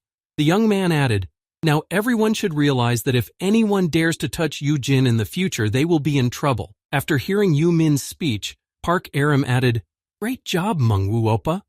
Looking at these two strong hunters who valued Yujin so much, Kim Seong-han thought, they want to protect you, a precious member of their family. After this presentation of the new weapon that Yu Myung-woo had created with his skill and that loud speech, the next few days in the abyss were quite quiet. Standing in front of the window, eating a cookie, Han Yugin spoke thoughtfully to himself. Security was tightened, but I still didn't need to leave my room. Thinking back to his past, Han Yugin said to himself, Mung-woo stays in his forge all day long. It's so peaceful, and the snacks are delicious. Recalling how Yu Ming went to his forge in the morning, he said before entering, I have prepared some goodies in there, enjoy. Thinking back to Yu Meng leaving him in the morning, Han Yujin was just thinking about the delicacies he had prepared and tasting them. Although everything was fine, there was still one problem. Approaching his pet, Han Yujin, trying to get him interested in something to make him feel like he used to, said, Mir, let's go out today, shall we? Taking his pet in his arms to examine him, Han Yujin said in surprise, why are you so exhausted? You don't seem to have been injured at all. Taking his pet in his arms and getting to his feet, Han Yujin walked toward the exit, speaking to his mirror. Did that kidnapping affect you so much? I thought you were fine if you were sleeping. As Han Yujin left his room, he said to his student, let's go play with Daddy, ma'am. As he tried to get his pet interested, a guard on duty saw the body. Noticing that Han Yujin and his little pet had come out of the room, she happily called out to them, are you heading to the training room? I'll take you there. Seeing the girl at the entrance, Han Yujin walked with her to the training hall and said thoughtfully, remembering the leader of the Jupiter Guild, today's bodyguard is Kang Seo-yoon. Looking at the girl who was leading them and recalling her background, which was written in her dossier that was already provided for each bodyguard, Yujin said to himself, an A-class huntress recruited by the Jupiter leader from England. After mentioning this, Han Yujin recalled something that was going to happen in the future and spoke as he recalled the headlines. But most importantly, sensation, a love sigh, Abyss and Jupiter. So sweet it makes your teeth hurt. News, the abyssal head Han Yuhyun and the Jupiter huntress Kang So-yeon have struck everyone with their dazzling beauty on the way to the conference hall. Thinking back to all that had happened in the future, Han Yujin thoughtfully spoke in his head. In the future, she and my youngest will have an affair. In other words, she is my future daughter-in-law. Seeing Mir, the girl came up to him to admire the animal and said happily, you are Mir, it's nice to meet you. And then walking forward along the corridor, she added, you'll be taking the elevator, right? I'll show you. Hearing Kang Seo-yeon say that, Han Yujin followed her to the elevator and was happy to do so. Yes, I hope we all get along, especially you and Yuhyun. As she entered the elevator, she said, I was so shocked to hear the news of the kidnapping. When she stopped at the elevator door, she suddenly turned to Han Yujin and said, I'm glad you're safe and sound. You're my only hope. Hearing this, Yujin asked in confusion, what do you mean? Looking at Han Yujin with a sly glance, the girl said to him with a sweet smile, actually, I have an SS class skill. After saying this, and revealing some of her secret about her unusual skill, she added, Dragon Rider, a riding skill. Hearing this, Yujin said in surprise, oh. After telling him about her skill, the girl spoke to Han Yujin, arguing why he was her last hope. Among all monsters, dragons are the most difficult to tame. After saying this, Han Yujin, imagining the girl riding her own dragon in the future, said, it's almost impossible to find a dragon even for an A-class with a high-level skill. Continuing his thought, and dreams of taming and raising a dragon, Yujin added, but if she gets a dragon, she'll have the easiest time navigating the dungeons than anyone else. While standing in the elevator and talking to Han Yujin, a girl clutched her face and said in disappointment, this is so sad. To have a skill but not be able to use it. Hearing this, Yujin answered her, it must be very difficult. Hearing this response from Yujin, the girl replied by recalling the experiments of scientists from Jupiter. That is why I am counting on your skill. In the dungeons under Jupiter's control, dragon nests are sometimes found. After saying this, Kang Seo-yeon added, "If the eggs hatch, then I will finally have a dragon. Oh, my heart is beating so fast. My dragon will definitely be cute. I'll take care of it with love as if it were my own child." Hearing Kang Seo-yeon's words, Han Yugin couldn't help but think, "You're a sweetheart," and he was happy to see her. "Han Yu-hyun, you have a very nice girlfriend." While Yujin was thinking about how cute the girl was, the elevator arrived at the 3rd floor. As she got off the elevator, the girl said happily, "So I will do my best to protect you. After all, you will be raising my baby." Hearing this, Han Yujin's legs were knocked to the ground and he asked in surprise, "Why did you say that?" To which she replied, It's just something everyone says." After answering Han Yujin's question, the girl looking at the upset boy added, "Somehow it came into use after Sister Hyun-ah said it a few times." As Han Yujin walked toward the training room, he thought angrily, "Destroy your head. You're going to regret this." When Han Yujin arrived at the training room, he let his pet go to get out of the way, but it just laid down on the ground and didn't want to do anything. Seeing such a lethargic reaction from his pet and the training, Han Yujin said to him in alarm, "Peace, come on. Are we going to continue like this?" After these words, Mir climbed on top of Yujin and clawed at his clothes, hanging on to him. Seeing this, Yujin said sadly, "What can I do with you? It won't even come down." The girl replied, "It seems that the kidnapping has knocked him out of his stride." Rising to his feet, Han Yujin began to try to shake Mir off, saying, "Just get off for a bit. You need to move to recharge your batteries." Seeing Yujin's actions, the girl thought, "This looks like a lot of fun." Seeing that Mir didn't have the energy to exercise, let alone the mood, Kang So-yoon said thoughtfully, "It would be nice to have a change of scenery and go for a walk, but I can't just take the monster out." As she said this, she suddenly shouted out, "Hey, in that case, I know a good place. I'll take you there." Hearing this, Han Yujin said happily, "Really?" Hearing Yujin's encouraging surprise, the girl said happily, "Yes, our guild has a beautiful rooftop garden. Let me make a call. I'm sure the leader will be there too." Hearing where they were supposed to go, Han Yu-ching exclaimed in dismay, "Hey, to Jupiter? Wait!" No sooner had he said this than the girl dialed the phone number of her boss and informed him of the proposal. Hearing such an interesting proposal from his subject, the head of Jupiter said to her, "Okay, I'll send a car. You can come anytime." After saying this, Song Hyun-jae, sitting in the oceanarium and looking at the marine life, said slowly, "I need to get ready to receive a dear visitor." Arriving at the garden at the top of the Jupiter Guild, Han Yujin said in amazement, "This place is right on the roof of the Jupiter building." The girl replied, "The entrance is restricted so you can use the roof freely." Arriving at the guild's roof garden, Han Yujin let Mir walk around. When he saw a butterfly flying above him, he immediately became animated. Noticing this, Yujin spoke to him. "This is your first time in a place like this, isn't it, Mir?" Looking at his master who was taking care of him, the pet turned to him and said in agreement, "Meow." Yujin replied, "It's okay, it's safe here." Looking at his pet, Yujin happily spoke to him so that he would not worry about him. "And this girl next to me is also good. You have nothing to worry about." Hearing what Yujin had said, the girl put her arms around his shoulders and said, "That's right, Mir, I am good." After saying this, she kissed Yujin on the cheek and then added, "I won't hurt you. You see, we are friends." Seeing and experiencing what the girl had just done, Han Yujin immediately moved away from them and thought in confusion, "Sister-in-law, you can't do this." She, in turn, stayed with Mir and said to him, "I'll protect you, so don't be nervous and you can play in peace, okay?" As Han Yujin reflected on what had just happened, he was confused. It's nothing to her because she's a foreigner, but if she changes the family structure because of something like this? Getting to his feet, Han Yujin, holding the cheek where he had been kissed, walked over to the girl with peace and noticed that he had obeyed her and let out a surprised gasp.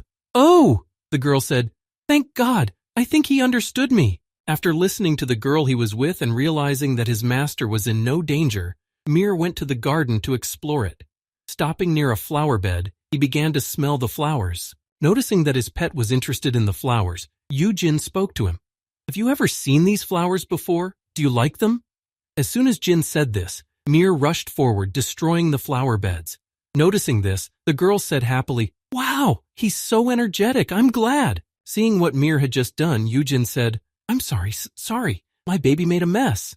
To which the girl replied, "It's okay, the flower beds can be restored. It would be great if they could play with my dragon in the future." Hearing Kang Seo-yoon say this, Han Yujin spoke to her.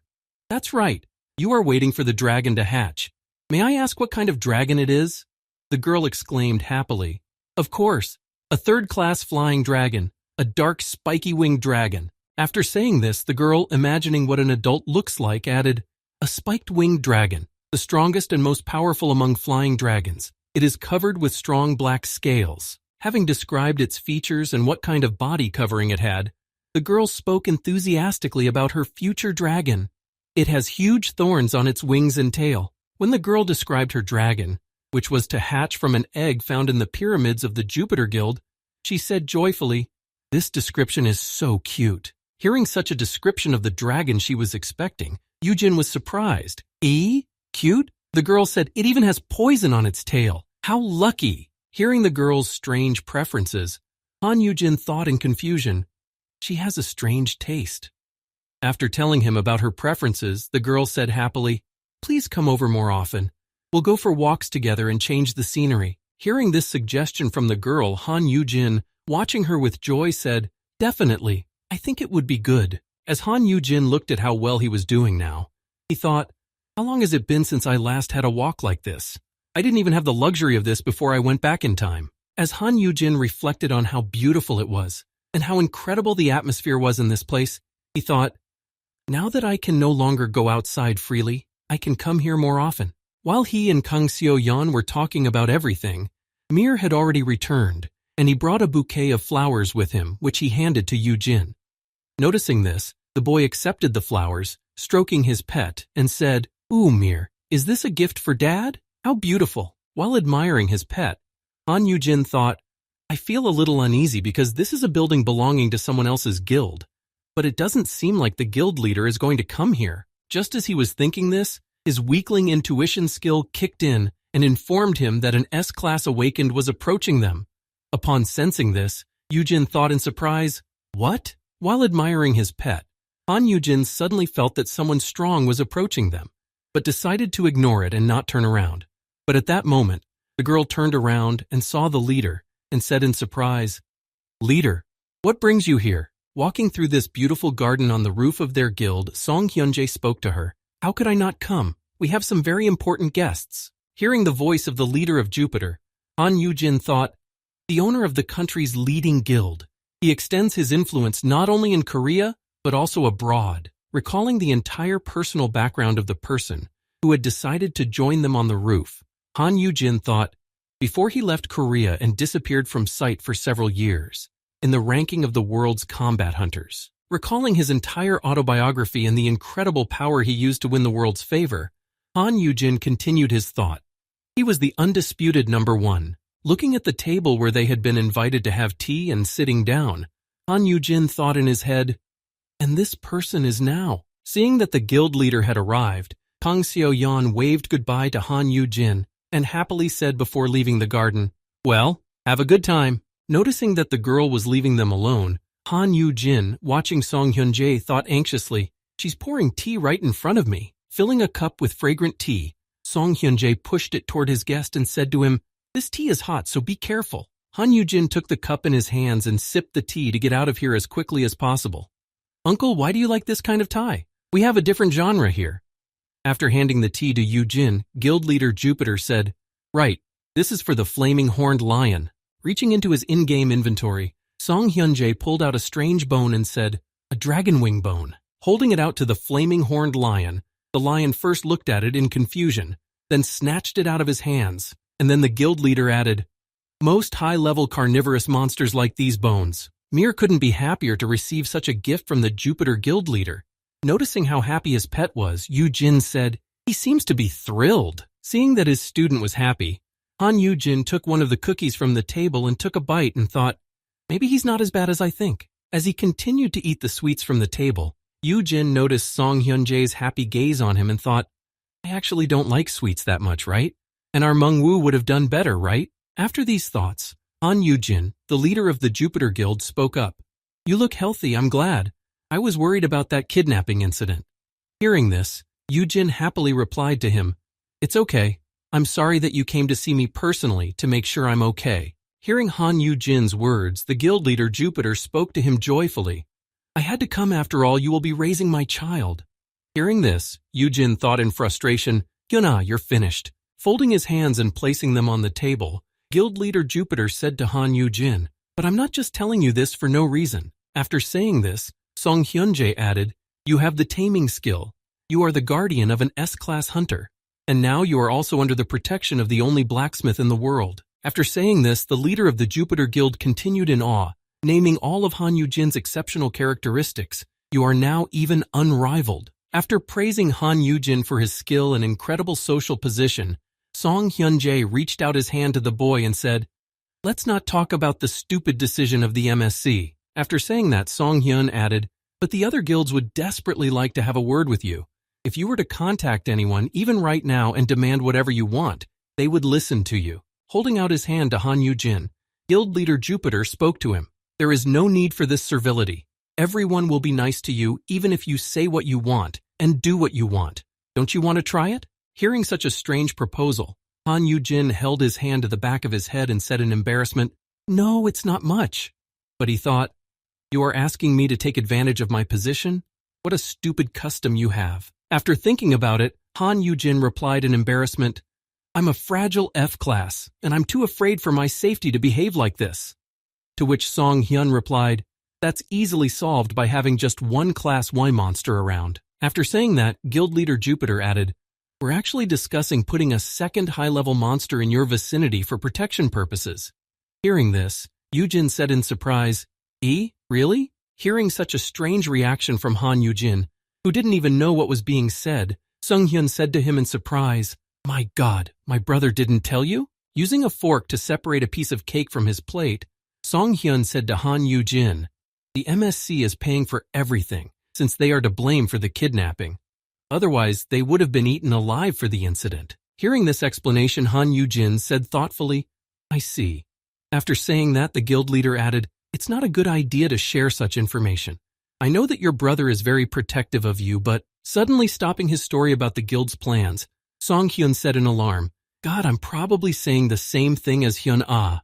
To which Yujin calmly replied, "No, it's okay." After saying this, Han Yujin thought back to trying to find out about the investigation and thought, Yu Hyun really doesn't tell me anything. He just brushes it off even when I asked him about the investigation. Continuing his thoughts, he continued, "If I hadn't gone back in time but had gotten the taming skill, I would probably be locked up right now, not knowing anything about what's going on." Putting the cup of tea on the table, Han Yujin said sadly, "I don't really understand Han Yu Hyun lately." Hearing this, Chung Hyun replied, "Aren't you already so influential that you could start your own organization that is as powerful as the big guilds?" After asking Han Jin this question, the leader of the Jupiter Guild spoke to him. "You have secured a good base as a result of the recent negotiations. If you continue to build up your strength, you can lead an entire monster squad." Hearing this suggestion, Han Yujin looked at Song Hyun in alarm. "What, a monster squad? I don't think that's legitimate." Hearing this, the Jupiter leader replied, "Well, that's just it." Picking up a teapot, the Jupiter Guild leader said in a sly voice to Han Yujin, "Laws are something for the state and society." Pouring tea into a cup, Song Hyun said to Han Yujin, "As long as we can still run the dungeons and support society." Yujin replied, "But the difficulty and the number of dungeons is growing, isn't it?" Hearing this question, Song Hyun said to Yujin, "In my personal opinion, in 5 years at the latest, everything will change dramatically. We will desperately need any additional strength." Speaking about his personal guesses, the leader of the Jupiter Guild emphasized, "That's when you will be the one and only." The Jupiter Guild leader said this to Han Yujin, who was looking at him with a look of distrust, a source of regularly cultivated S-grade and A-grade. After saying this, Song Hyun added in conclusion, "It's unlikely that Yu Hyun realizes this, but he's still trying to hide you. I suggest you have a normal conversation with your younger brother for once." Hearing these words, Han Yujin thought, "What's wrong with him? He talks to me like he's on top of me." Meanwhile, the Abyssal Guild was investigating. In the leader's office, Han Yu-hyun asked Park Aram, one more time, "What's going on with my brother?" Hearing this question, the girl replied, "I'm not sure, but it's been bothering me." Thinking back to the time they rescued Han Yujin when he and his pet were kidnapped, Park Aram said, "The time I used the whiteness of my body." Recalling the moment when she read memories from the dead body of the people on the deck of the ship, she continued, "In the memories that were read from the body of the participant bricks, when the kidnappers used the powder, but Jin did not pass out, one of them said, This powder should knock him out instantly. But why is he conscious? Has the abyss equipped him with some kind of antidote? Hearing the girl say this, Han Yugin was surprised. This is very strange. He doesn't have any antidote items in his equipment. Thinking back to his brother, Han Yugin spoke thoughtfully as he tried to unravel this strange mystery of his older brother. I think he's hiding something. When the tea party was over, Han Yugin had to get home in one piece, which is why Jupiter decided to provide me with an above-a-class bodyguard on the way back. Sitting in the car that was taking him home, Han Yugin looked at his chauffeur, who spoke to him in a sad way. I have to take you home personally. And that driver was Seok Hyun-jae himself. Holding his pet in his arms, who was playing with flowers, Han Yugin thought, this guy is out of his mind. Is it normal for an S-class to move around so freely? And why do I need this bouquet? After thinking about how strange this Jupiter Guild leader's behavior was, Han Yugin spoke to him. I am very grateful to you, but this will not give you any additional benefits. Hearing Han Yugin speak to him, Sung Hyun spoke to him in an incredibly polite tone. You're F-class, so you'd better buckle up. Hearing this, Yugin replied in confusion. Is that? Yes. After giving this advice to Han Yugin during the ride, Sung Hyun explained all his care and kindness in one sentence. Let's just say that this is for the fact that I didn't do much to help during the kidnapping. Hearing this interesting explanation from Sung Hyun, Han Yugin said in embarrassment while holding his pet, haha, it's just a little thing, and thought to himself, ugh. As Han Yugin approached the Abyssal Guild, he spoke to Sung Hyun before ending the trip. In any case, it's the ISS's fault. Hearing Han Yugin say this, Sung Hyun said to him, well, you're definitely right about that, of course, but you came to see me personally. Hearing Sung Hyun say that, Han Yugin was nervous, but then he added, besides, it let me know that the ISS is so rotten that it's best to pull it out by the roots as soon as possible. Driving by the ISS Guild, Han Yugin saw their building, and realizing what might happen next, he thought in his head, the ISS will disintegrate earlier than they should have. Looking out the window of the car in which he was being driven home, Han Yugin thought of something else.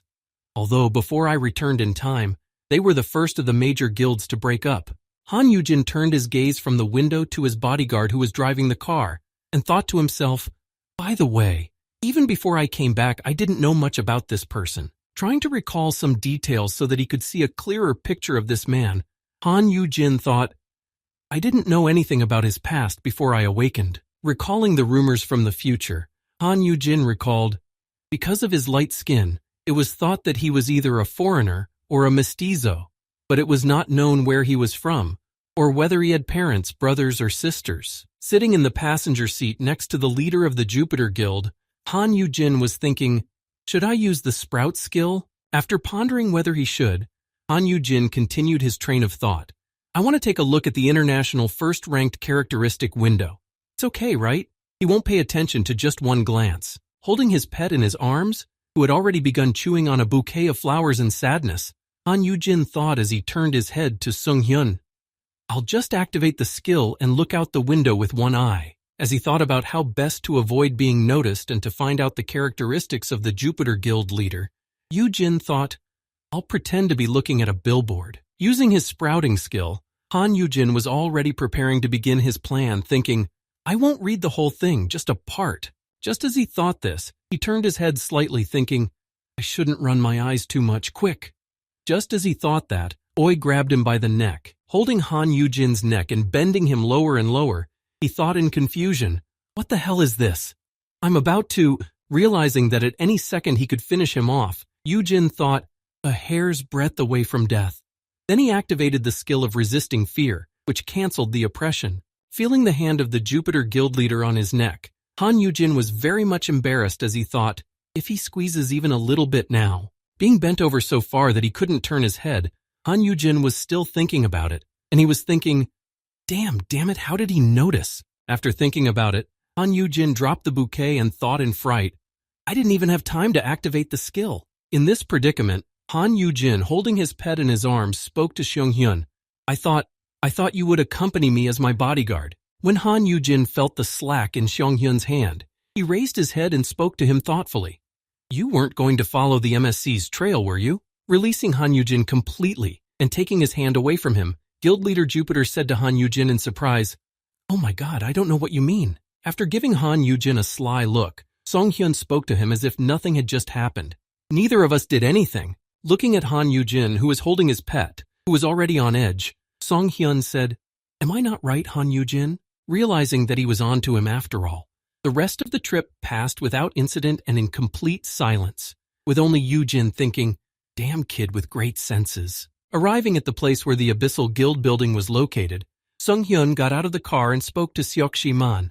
"You all came out to meet us." As he approached the passenger side door of the car, Song Hyun opened the door and said, "Come out, my dearest client." As soon as he opened the door, Han Yujin immediately ran out of the car and hid behind Kim Seong-han. Seeing this, Sung Hyun spoke to him.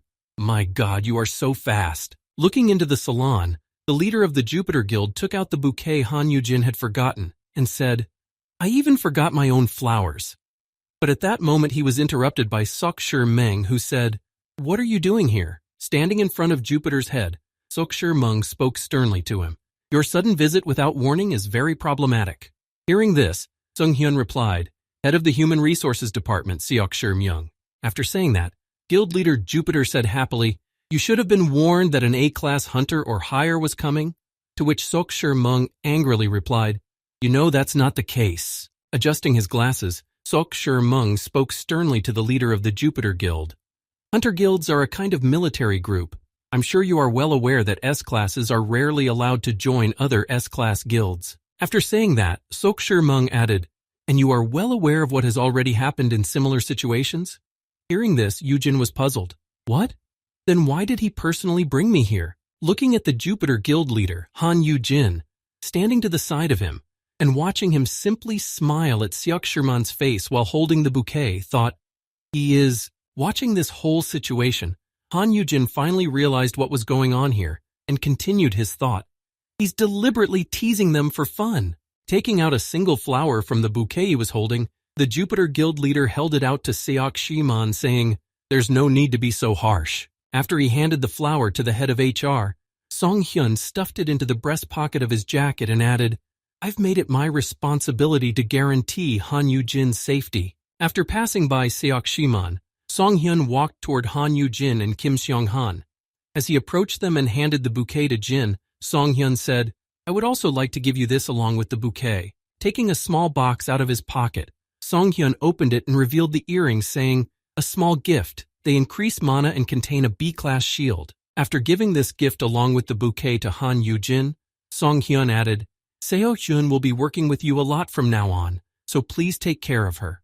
Meanwhile, Yujin looked at the earrings and thought, "An item with a skill. These are hard to come by even for a few 100 million won." While Han Yujin was looking at the earrings, he heard Sung Hyun say, "I didn't see you wearing the earrings, so I thought you lost them when you were kidnapped."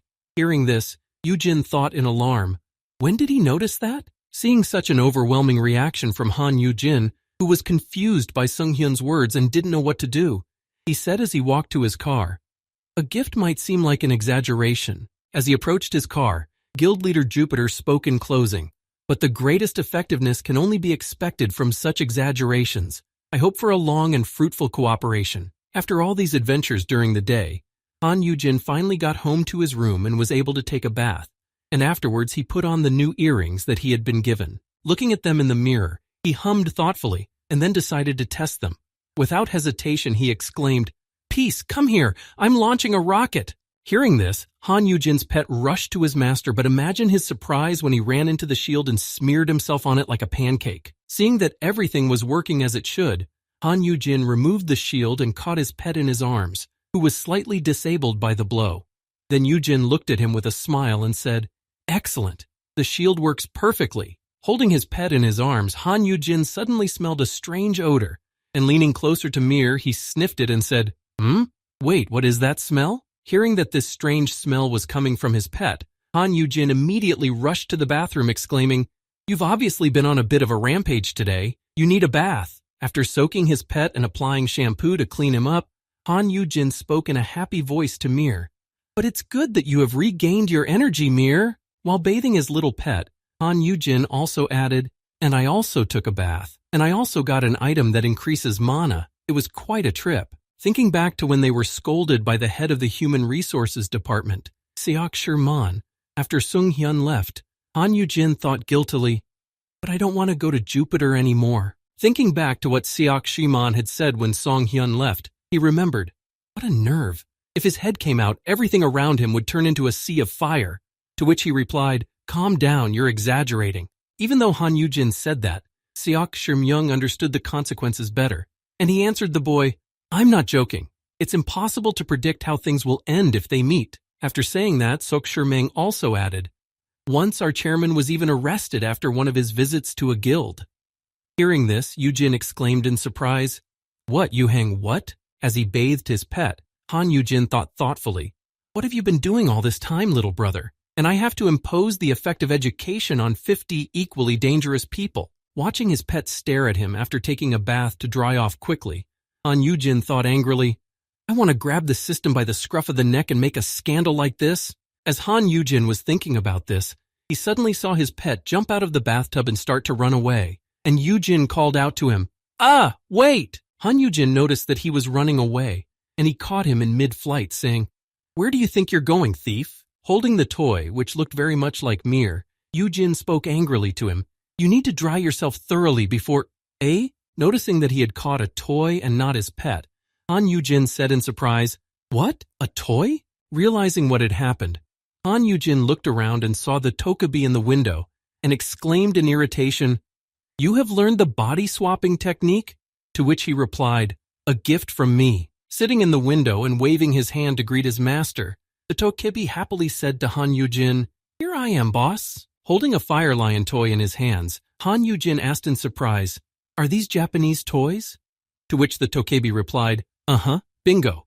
Although they were sold there not as a toy world but as a toy fire-horned lion. After showing Han Yujin everything he had bought, namely a 1 yen headband, a 1 yen toy, a 1 yen backpack, a 1 yen toy, a 1 yen toy, the Tokebi said, but let's be honest, a rose smells like a rose. Whether you call it a rose or not, it's still nice, right? Approaching his boss, the Tokebi, wearing a headband with the ears of a flaming horned lion, said, after that show, you became famous all over the world, didn't you know? Here, take this too. Wiping his piece, Han Yujin said in embarrassment, no, I didn't really watch the internet's reaction. You better tell me what's going on with your work. You're not just having fun here, are you? Holding out the tablet to Han Yujin, the Tokebi said, of course not. Who do you think I am?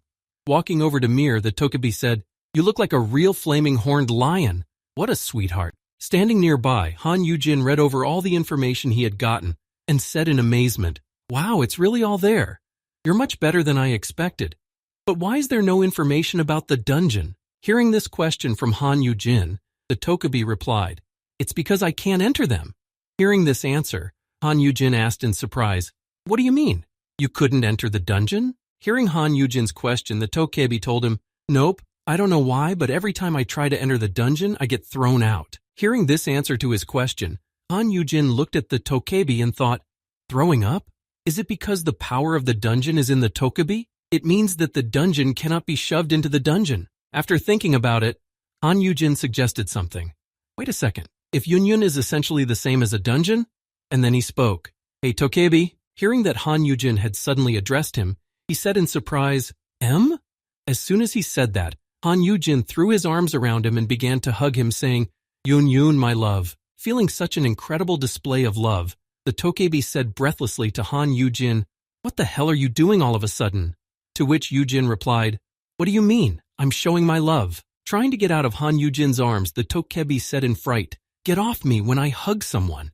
Han Yujin replied, don't be such a boo. Han Yujin hugged the Tokebi tightly and spoke to him menacingly. Just hug me for a second and then teleport away. Hearing Han Yujin's order, the Tokebi was confused. Teleport, but why?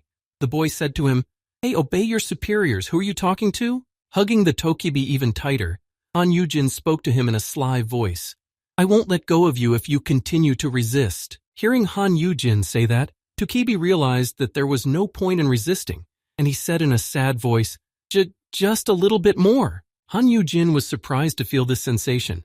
Wow, this is exactly the same sensation as when I went through the dungeon gate. Moving along with the Tokebi, Han Yujin felt the same way every time, and watched in amazement as they moved through space, jumping to different places. Holding on to the Tokebi, Han Yujin said confidently after jumping to different places several times, aha, I see. After thinking about it, Han Yugin continued to teleport with his subordinate over the city, and then Han Yugin thought, to be more precise, each of Yun's teleportations, watching how quickly they could move between spaces. Han Yuqing said in astonishment, is this teleportation through a kind of dungeon? While they were traveling through space, a man was on the roadway, driving home from work, listening to music in his car and being on his own wave of Waibu. Suddenly, Han Yugin and the Tokibi appeared in front of him. Seeing them in front of him, the man screamed loudly and slammed on the brakes. Seeing what had just happened, Han Yugin said guiltily, "Uh-oh, I'm sorry." As Han Yugin traveled between spaces in the real world, he noticed something like portals behind them every time they appeared, and he said in surprise, "Yes, so it's just like my last trip to the dungeon." Jumping back into the portal between the spaces, they found themselves in the intersystem space, and Han Yugin thought, yes, the system window is changing. As Han Yugin moved on, observing the people he had seen appear in the real world, he thought, the system sent me a message when I was in the dungeon. Thinking about this, and without thinking about how the people he saw appearing so suddenly would react, Han Yugin suggested, therefore if we use Yun's power for a short time. Han Yugin thought about this scenario. During the teleportation, perhaps there is a chance to talk to the system normally. Then he spoke to the Tokibi. Excellent, Yun, just a few more times, and hearing Han Yugin say that, Yun could barely contain himself and said, I can't take it anymore. Hearing this, the boy asked him in surprise. Yun? Finally, unable to contain himself, Tokibi spoke to Han Yugin, grabbing him tightly by the waistband. When I hold someone like this, I feel like... Hearing the heavy wheezing and the words of the Tokibi, Han Yugin looked at him in surprise. And immediately afterward, he felt a sudden flight. The Tokibi had thrown him into a tumble onto the ground. Looking at Han Yugin, who was lying defeated on the ground, the Tokibi said to him, "Wow, you couldn't control yourself in the end?" Hearing this, Han Yugin spoke to him. "Gray, you're seriously sticking to your role as a Tokibi, aren't you?" Looking at his superior, whom he had just thrown to the ground, the Tokibi asked him anxiously, "Are you okay, boss? Not hurt, I hope?" To which Yugin thought as he kneaded his shoulder, "I can't imagine what would have happened to me without the shield." Jumping with the Tokibi from one space to another through the portals, Han Yugin opened his system window and thought hopefully, "Still, this time should be enough for the system to send me something, right?" With that thought in mind, Han Yugin opened his system window and began to look for the notification section to see if the system administrators had sent him anything. When he opened the window, he saw a new notification that read, "Activating accelerated growth of the mirror object. The object has developed thanks to the tutor's training. The growth delay has been reset. Now the waiting time will be reduced." Looking at the notification, Han Yuqing noticed that there was something unusual about it and thought in frustration, highlighted letters? Frustrated with the system administrators, Han Yugin thought, first the errors, now the changed description? Can't we just open the chat window like we did in the dungeon? Remembering what happened in the dungeon, Han Yugin thought, speaking of which, thinking back those messages, based on the content until I entered the dungeon, I couldn't even be found. Perhaps in my world they can't do much? Looking at his master, whom he had thrown to the ground, the Tokibi said in alarm, "Shall I give you some medicine?" But Han Yugin just put his hand on his head and stroked it, thinking, in that case. After stroking the Tokibi's head, Han Yugin said to him in a happy voice, "It's okay. I just needed to check something, and thanks to you, I was able to do so." As Han Yugin walked home, he thought, it seems I have no choice but to return to the dungeon. And then he said to Tokibi, "You can go now. I will call you if I need you." Bidding farewell to his subject, Han Yugin said to him with a wink, "You have done a great job today, my dear Yun." Looking after Han Yugin, who was walking home hunched over and holding his back, Tokibi said in surprise, "Why is the boss? He reminds me of my grandmother who owned a house in ancient times." Thinking of his familiar grandmother, Tokibi caught up with Yugin and said to him, "Let me take you there. Chief, I'll teleport you home."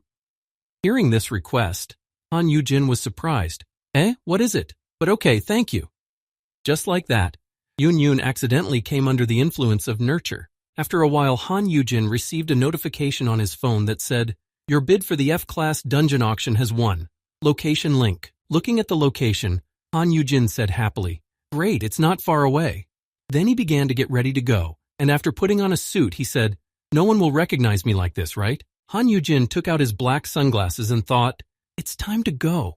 This is my only chance while Blackie's skills are still active." Dressed as a ninja, and covering his entire face so that no one would recognize him on the street, Han Yugin headed for the exit, thinking, just a quick trip to the dungeon for a little chat. As he prepared to have a serious conversation, Han Yugin angrily said in his head, "I'm coming to you, damn system." Opening the door from his room, Han Yugin checked to make sure no one was in the hallway so he could leave safely and move on to the next location. Moving around and rolling like a real ninja, Han Yugin got quite far from his room. As Han Yugin approached the elevator, he hid behind a flower pot and covered himself with leaves and said in his head, "Stage 1. Preparing to perform the first stage, Han Yugin used his skill, and the system showed activating the stealth skill Wall Lizard, Final Retribution, and Rauchitas Predator, each double the skill's effect. Standing in front of the elevator under the effect of invisibility, Han Yugin thought, since it would be too suspicious if the elevator called to a floor that no one called it to, he waited until the girl delivering the lunches arrived on the floor and got off the elevator. As she got out of the elevator, she said loudly, "I'm bringing Obi-I-Itty." After running into the elevator, Han Yugin, having completed the first stage of his plan, thought rationally, "I've chosen this particular time." Standing in the elevator with the rest of the staff, who were also riding the elevator to their floors, Han Yugin stood in the corner and thought, "The skill has been quadrupled, so I don't even have to worry about being spotted by A-class hunters." Thinking about the skill he was using, Han Yugin thought as he rode the elevator, moreover, the stealth skill is a rarity that only monsters have. Tobi is the only non-monster who has this skill. Leaving the elevator at the floor he wanted, Han Yugin looked around and thought, no one will even suspect that someone can enter or exit using the stealth skill. When Han Yugin arrived at the checkpoint, he saw the metal detector and the guards conducting the inspection and thought, the second and final stage? Noticing that one of the workers was being searched, Han Yugin realized that this was his chance and rushed into the passage. Stopping the employee, the guard said to the man, "Please raise your hands to the top." Hearing this order, the man said, "Okay," and raised his hands to be searched. Taking advantage of this chance, Han Yugin approached the checkpoint and thought, now I just have to get out of here. After Han Yugin slipped through the checkpoint, an alarm went off, and the guard spoke to the man. "The alarm went off. Let me search you quickly." The man replied, "Huh? But I took off all my equipment." After getting out of the guild, Han Yugin, heading to the dungeon according to the coordinates, said to himself guiltily, "I'm sorry. As soon as the time of the last retribution is over, I promise I will live quieter than water, lower than grass." Approaching the building with the gate to the F-class dungeon, the boy saw that it was fenced with some kind of shield. Arriving at the entrance, the boy, catching his breath after the journey, said heavily, "Ugh, why is the road here alone so much harder than the dungeon itself?" As Han Yugin placed his entry card on the terminal, he said happily as he looked around, "Thank goodness that no one is monitoring the F-class dungeons." Opening the door, Han Yugin saw a portal in front of him and promised himself, "I'll quickly go and talk to the system and return to the dorm as soon as possible." Looking at his inventory and counting on his fingers how many items he had taken, Han Yugin said, "Yeah, I brought items and a lot of potions." After counting all the potions and the rest of the items for emergencies, Han Yugin held up a strange object and said, "And a gate stone just in case." Recalling the moment when they went into the dungeon, Han Yuhun handed Jin the gate stone with the words, "Still, I can't trust her, so keep the gate stone with you." Standing in front of the dungeon, Han Yugin said in a confident voice, "It was so good of me to take it back then. Thank you, Yuhun. Your brother will come down here and return to a peaceful life right away, maybe?" After saying this in his mind and promising himself that he would return to peaceful life soon, Han Yugin entered the dungeon and saw a dense jungle in front of him. As he walked forward, Han Yugin looked around and said in amazement, "This is supposed to be a forest dungeon, but it looks more like a jungle." Han Yugin did not even realize that he was being followed, but only kept walking and talking under his breath. Yes, the system. As Han Yugin continued walking, he did not even realize that such a large crowd of monsters had already gathered behind him, and he said, "You could at least direct me to the right place." As he said this, he heard a terrifying sound behind him. It was some wild monkeys that lived in the jungle of this dungeon, and they were not very happy to have visitors. Hearing this noise, Han Yugin used his tentacle skill and easily dealt with all the monkeys that decided to attack him. As Han Yugin dealt with the monsters that were coming at him to finish him off, he thoughtfully said, "Will the system take some time to find me like last time?" As Han Yugin moved on, having dealt with all the enemies in the area, he left behind many corpses of monsters who had dared to attack him without knowing his strength. As Han Yugin made his way through the jungle and fought with the monkeys, he called out in frustration, "Hello, dear system As he fought off the monsters that were attacking him with fierce intensity, Han Yugin said in anger, "I'm here." And then he used the viscous poison skill on an object to fight the monsters, scattering the poison around him so that no enemy could get close to him, and those who did would be very unlucky. Han Yugin shouted, "So come out." After killing a large number of monsters and standing on their corpses in the middle of the forest, Han Yugin began to shout, "Answer me already, the system sucks!" Taking the crystals from the defeated monsters, Han Yugin said in frustration, "At this rate, I'll just clear the dungeon. The F-grade stones aren't really worth anything." While he was saying this and taking crystals from the monsters, a system icon suddenly appeared in front of him. Seeing it, Han Yugin exclaimed in fright, "Oops, you scared me!" Seeing the system window in front of him, Han Yugin said in irritation, "You finally showed up." And after he said that, the window read in strange characters, "Not our fault." Looking at this inscription in a strange font, Han Yugin scratched the back of his head and somehow managed to read what it said. What? Not our fault? After reading this message, Han Yugin spoke to the system administrators. "What are you talking about, and why is it written in such—" Before he could say this, the picture of the wishing stone appeared again, and it read, "Wishing stone. It can fulfill any wish, except for the resurrection of the dead." When Han Yugin saw this picture, he was surprised. What is it this time? After reading the description again, Han Yugin said in astonishment, "A wishing stone? I remember. What's this about?" When Han Yugin took a closer look at the inscription, he saw that the last line was slowly disappearing one word at a time, and he said thoughtfully, Seeing that the words were indeed disappearing, and the last paragraph was slowly being erased, Han Yugin exclaimed in surprise, "What? Why is it erasing?" When the last line disappeared, another inscription appeared.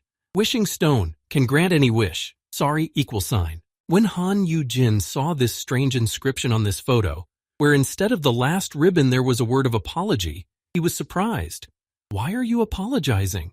When this phrase "sorry" stuck in his mind, he thought for a while about what it could mean, and then suddenly realized what it meant and said in confusion, "Hey, really?" Holding his head, Han Yugin exclaimed in confusion, "So the impossibility of resurrection was a bluff?" Realizing that the yogi had been deceived, Han Yugin exclaimed in anger, "Damn it! How is it that you cannot resurrect the dead but you can easily turn back time?" Realizing that he had been deceived, Han Yugin shouted in anger, "Why did you deceive me, you bitchy system? Explain it properly.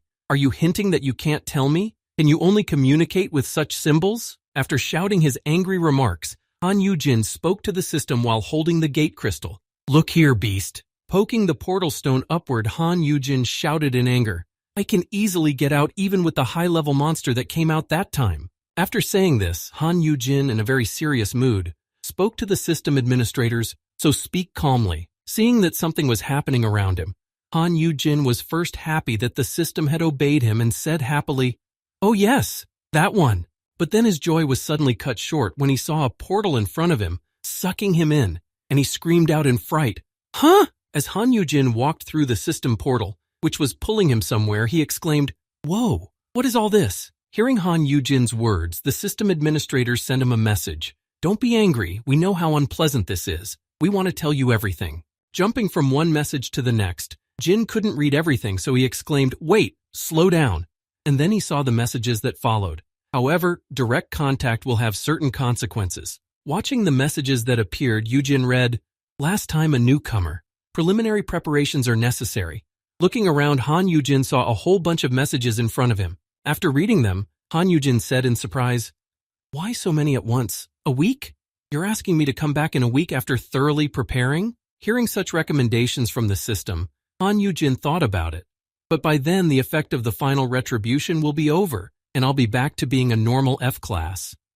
After thinking about it, Han Yugin said, "Obviously, we'll have to find another way." Thinking back to the past times the system had sent messages, Han Yugin thought, "Interference? Danger? What did it mean when it said it might be noticed?" Reflecting on the dangers that all of this could mean, Yugin thought, "Is there something else besides the system? It has something to do with that monster that appeared last time after the system's message, right?" As Han Yugin thought about this, he suddenly realized a truth that he could deduce. So, the more notifications that are sent, the more dangerous it is. As Han Yugin said this, he saw a huge crack in front of him that looked like a hammer hitting glass, and it was right in front of him. When he saw it, he exclaimed in fright, "Eh? What?" Suddenly, the crack opened, and an inexplicable radiance began to shine from there, so dazzling that even his eyes could not be opened even a little. After that, the shining disappeared, and an inscription appeared in the crack with only one word, which read as follows: 1 week. After reading it, Han Yugin said, "Damn, I'm in trouble." Putting his hand over the glow again, Han Yugin looked at it in fright, but he could already imagine what might happen to him, and he said, "Is it because the system sent too many messages?" Calculating his strength, Han Yuzhong looked at the glowing light, which could have been a monster at any moment, with fear, and then he said, "Does this mean that something even more terrifying than that time will appear now?" After that, the glow in the crack disappeared, and an inscription appeared with only one word which read as follows: 1 week. After reading it, Han Yugin said, "Damn, I'm in trouble." Putting his hand over the glow again, Han Yugin looked at it in fright, but he could already imagine what might happen to him, and he said, "Is it because the system sent too many messages?" Calculating his strength, Han Yuzhong looked at the glowing light, which could have been a monster at any moment, with fear, and then he said, "Does this mean that something even more terrifying than that time will appear now?" Covering himself with his hand and moving back a little to at least hide, Han Jin moaned from the bright light that was hitting his eyes. "It's blinding!" When Han Yujin noticed that the light was slowly fading, he was anxious to see what would happen next, and he thought, is there really going to be a monster even more terrifying than Rauchitas? But imagine his surprise when, instead of a terrible monster, he saw a small white ball in the middle of the meadow, and he said in amazement, "This!" Han Yujin looked at the thing that had appeared after such an incredibly spectacular light show, and said in astonishment, "A glowing thing?" He saw that after such a dangerous and spectacular show, a small white ball that looked like a bird had appeared. Han Yujin looked at it and said in surprise, "What?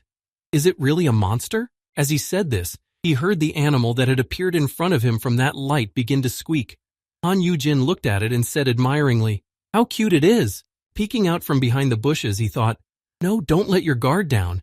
Even if it looks cute, it might actually be a fierce monster." Peeking out from his hiding spot, Han Yujin used his promising sprout skill, but even with it, Han Yujin couldn't see anything at all about this monster, only that its grade was F. Seeing that this little monster only had an F grade, Han Yujin said to himself in amazement, "F grade? I don't think this is an ordinary monster considering the system errors." Thinking about the fact that his data was displayed so strangely, and nothing else was clear except his grade, Han Yujin looked out of the grid and said, "What should I do, kill it? But it's a cub, and the system doesn't notify me when the boss appears." Watching the monster from a distance, Han Yujin noticed that the little bird had gotten up and run to the corpses of the other monsters, and when it saw the crystal, it was about to eat it, but Han Yujin saw it. Noticing what the chick was about to do, the boy rushed to it and shouted, "Be careful, this stone is very poisonous." Grabbing the chick in his arms, he added, "No, don't eat it." After Han Yujin avoided a scenario where the chick could have eaten the poisonous stone, Han Yujin, standing near where he caught the chick, thought in confusion, "I caught it." Holding the little monster in his hands, Han Yujin immediately thought, soft and cute. While lying in the boy's arms, the chick began to be capricious and squeaky. Noticing this unusual behavior, Han Yujin said in embarrassment, "Ooh, don't cry, your tummy will just be boo-boo if you eat this." Standing in the middle of the forest, with another wave of monsters already coming out of the thicket, Yujin unsuspectingly spoke to the chick. "You also eat mana stones, right?" After saying this, Han Yujin reached into his bag of stones and said, "Then let's see what I have." As soon as he turned his head back, he noticed the enemy already charging at him. Noticing it at the right time, Han Yujin was able to dodge the monster's attack and easily neutralize it with his tentacles. Walking further through the forest, the boy said to the chick, "I will not let you get hurt." After walking a certain distance, Han Yujin noticed a large number of red eyes glowing above him in the foliage, watching his every move. Seeing so many enemies, Han Yujin said in frustration, as he left his chick in a safe place, "There they are again. I'm going to get you some food, so just sit tight." After wandering through the forest in the dungeon for a short time, Han Yujin was even able to find an exit through which he could leave the dungeon. Standing in front of the giant turtle, which was already dead, Han Yugin scratched the back of his head and said thoughtfully, "And in the end, I reached the boss." Recalling the path he had traveled up to that point to reach the exit, Han Yugin said, "It swallowed all the mana stones that fell out at once. You are a glutton, but is it enough?" After saying this, Han Yugin pointed to the mana stone that fell out of the monster, but the next moment, the chick was preparing to swallow it as well. Seeing this, Yugin exclaimed in fright, "Stop! Are you eating again? You can't possibly be full." After saying this and taking the chick away from such a large stone, Han Yugin said to him, "But wait, I will break it into smaller pieces for you." As soon as he said this, he heard a system notification. An amazing achievement. You have successfully completed an F-grade dungeon with F-grade characteristics and skills, using less than 3 items in the process. You have been awarded the title of Miracle Novice. Seeing the system notification and reading its contents, Han Yugin, holding the mana crystal from the boss near him to prevent the chick from reaching it, said in surprise, "When you go through a dungeon alone, something like this is produced?" After reading the notification again, Han Yugin went to the skill window to look at the description of this achievement and exclaimed in surprise, "Wait a minute, S-grade?" Seeing the grade of this skill, Han Yugin exclaimed happily, "An S-grade rank from an F-grade dungeon? Cool." The skill worked like this. Miracle Rookie, S. A rookie hunter who has distinguished himself by single-handedly completing an F-class dungeon with low performance, doubling the rewards received from dungeons. After reading the description of this skill, Han Yugin knelt down and punched the ground in frustration. Doubling the rewards for dungeons? That's great. That's proto-unbelievable. Except that completing low-level dungeons doesn't give good rewards. While Han Yugin was sad that he might not need his skill, the chick had already eaten that large crystal. But Zheng was talking about his own, exclaiming, "And the last retribution is about to end. I wonder, do dungeons of other classes also give titles for completing them alone?" Han Yugin looked up and thought about the other questions that had come up and were beginning to bother him, and said thoughtfully, "Because right now, I can complete a D-grade dungeon by myself." Picking up the chick, which was unable to move due to the amount of crystals it had eaten, Han Yugin spoke decisively, "Even if it's not entirely fair, we have to go to another dungeon and see what they have to offer." Thinking about the fact that he needed to visit other dungeons of a different class from his current one, Han Yugin said in confusion, "Give me something good, damn system." Holding this chick in his arms, Han Yugin noticed that the big crystal from the boss dungeon was gone, and Han Yugin called out to the chick in confusion, "Ah, did you swallow that stone? Are you a bird or a pig?" And after that incident, when Han Yugin had sorted out some more of his plans, ideas, and questions, he was able to return safely to his dorm room. But things were not that simple. Arriving home and bringing the monster chick with him, the flaming horned lion did not leave it at that, and in the first minutes caught it and was about to eat it. But, having snatched his new friend, whom he had found in the dungeon, from Mir's mouth, Han Yugin somehow managed to leave the room with the chick. Leaving Mir inside and sitting in the corridor, he said tiredly, "Well, I thought I had returned safely, but I was wrong." Sitting in the corridor under his door, propping it up with his back, Han Yugin said to himself in fright, "What am I going to do now? The world is angry." Remembering the moment when he had just come home and let the chick go, Mir immediately grabbed it and pulled it somewhere in his teeth. Seeing this, Yugin thought in alarm, "Why didn't I think of the fact that cats and birds should not be kept together?" Looking at the condition of the chick he had fought to take from Mir, Han Yugin thought, "It almost became Mir's prey. I shouldn't have brought it home, but I just couldn't leave it behind." Hearing his pet in the room banging on the door, Han Yugin thought hopefully, "Perhaps I can calm Mir down and explain everything to him in words." Looking at the little bird, Yugin thought, "But I can't keep them apart for this alone." Just as he was thinking about this, he heard Han Yuhyun's voice speak. "Brother?" Hearing Han Yuhang address him, Han Yugin received a notification from his skill. Weakling's intuition has been activated. An S-class awakened is approaching. Walking closer to Yugin, Yuhyun asked him, "What are you doing at your door?" Seeing Han Yuhyun approaching, the little bird squeaked and fell off its feet in fright. Hearing the squeak, Yuhyun looked into his older brother's hands and said in surprise, "Chicken?" Feeling uncomfortable, Han Yugin tried to hide the animal from his younger brother, but it was too late, and he realized that he had something and said, "No, it doesn't look like an ordinary chicken." Hearing Han Yuhyun say this, Han Yugin began to examine the chick and said to him, "Yes, it's a monster." Hearing this, the younger brother exclaimed in fright, "What?" Grabbing Han Yugin by the shoulders and shaking him, Yuhun said to him in a surprised voice, "How did the monster get here?" He replied, "I picked it up." Yuhun said, "Picked it up? Where?" To which Yujin added, "V? In the hallway?" Han Yujin said to his younger brother, uncertain about where he had found it, "Must have been thrown by someone. I'm in complete shock myself. Abandoned pets are a very big problem. What are people thinking?" Hearing Han Yujin's excuses, the younger brother pretended to believe him and then spoke to him. "I wanted to ask you something." But Han Yujin was not even listening. Grabbing his younger brother's hand, Han Yujin said to him happily, "It's so good that you came. Help me calm Mira down." After saying that, Han Yujin and Han Yuhyun went inside to their older brother's room. Once in the room, Han Yujin spoke to his pet, Tobi, a sweetheart Mir. Holding the chick he had recently rescued from Mir's mouth when he brought it home, Han Yujin said defiantly, "This is not food. This is your little brother. Don't hurt him."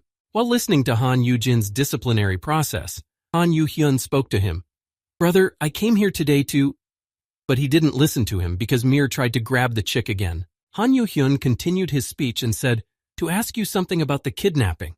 But no one was listening to him anyway, because there was a whole struggle for the bird. Turning his head away and continuing his conversation with his older brother, the younger one added, "I couldn't bring myself to talk about it because it was a traumatic experience for you." Angry that Mir was preventing him from having a dialogue with his older brother because of his misbehavior, Han Yuhyun grabbed him by the collar and said angrily, "But I still need to make sure." After saying this, Han Yuhing stood up and threw the fire-horned lion cubs somewhere far away in another room, so that everyone would finally calm down and stop this mess. Seeing what his younger brother had just done, Han Yujin looked at him with a frightened look, and he, in turn, tapped his hands together and said, "All right, now we can talk." Hearing Han Yuhyun say this to Han Yujin, who had just thrown his pet away, Han Yujin shouted out in anger, "What do you mean, good?" Looking at his younger brother, who had just handled the situation like that, Han Yujin caught his brother's attention, made him feel uncomfortable, and then spoke.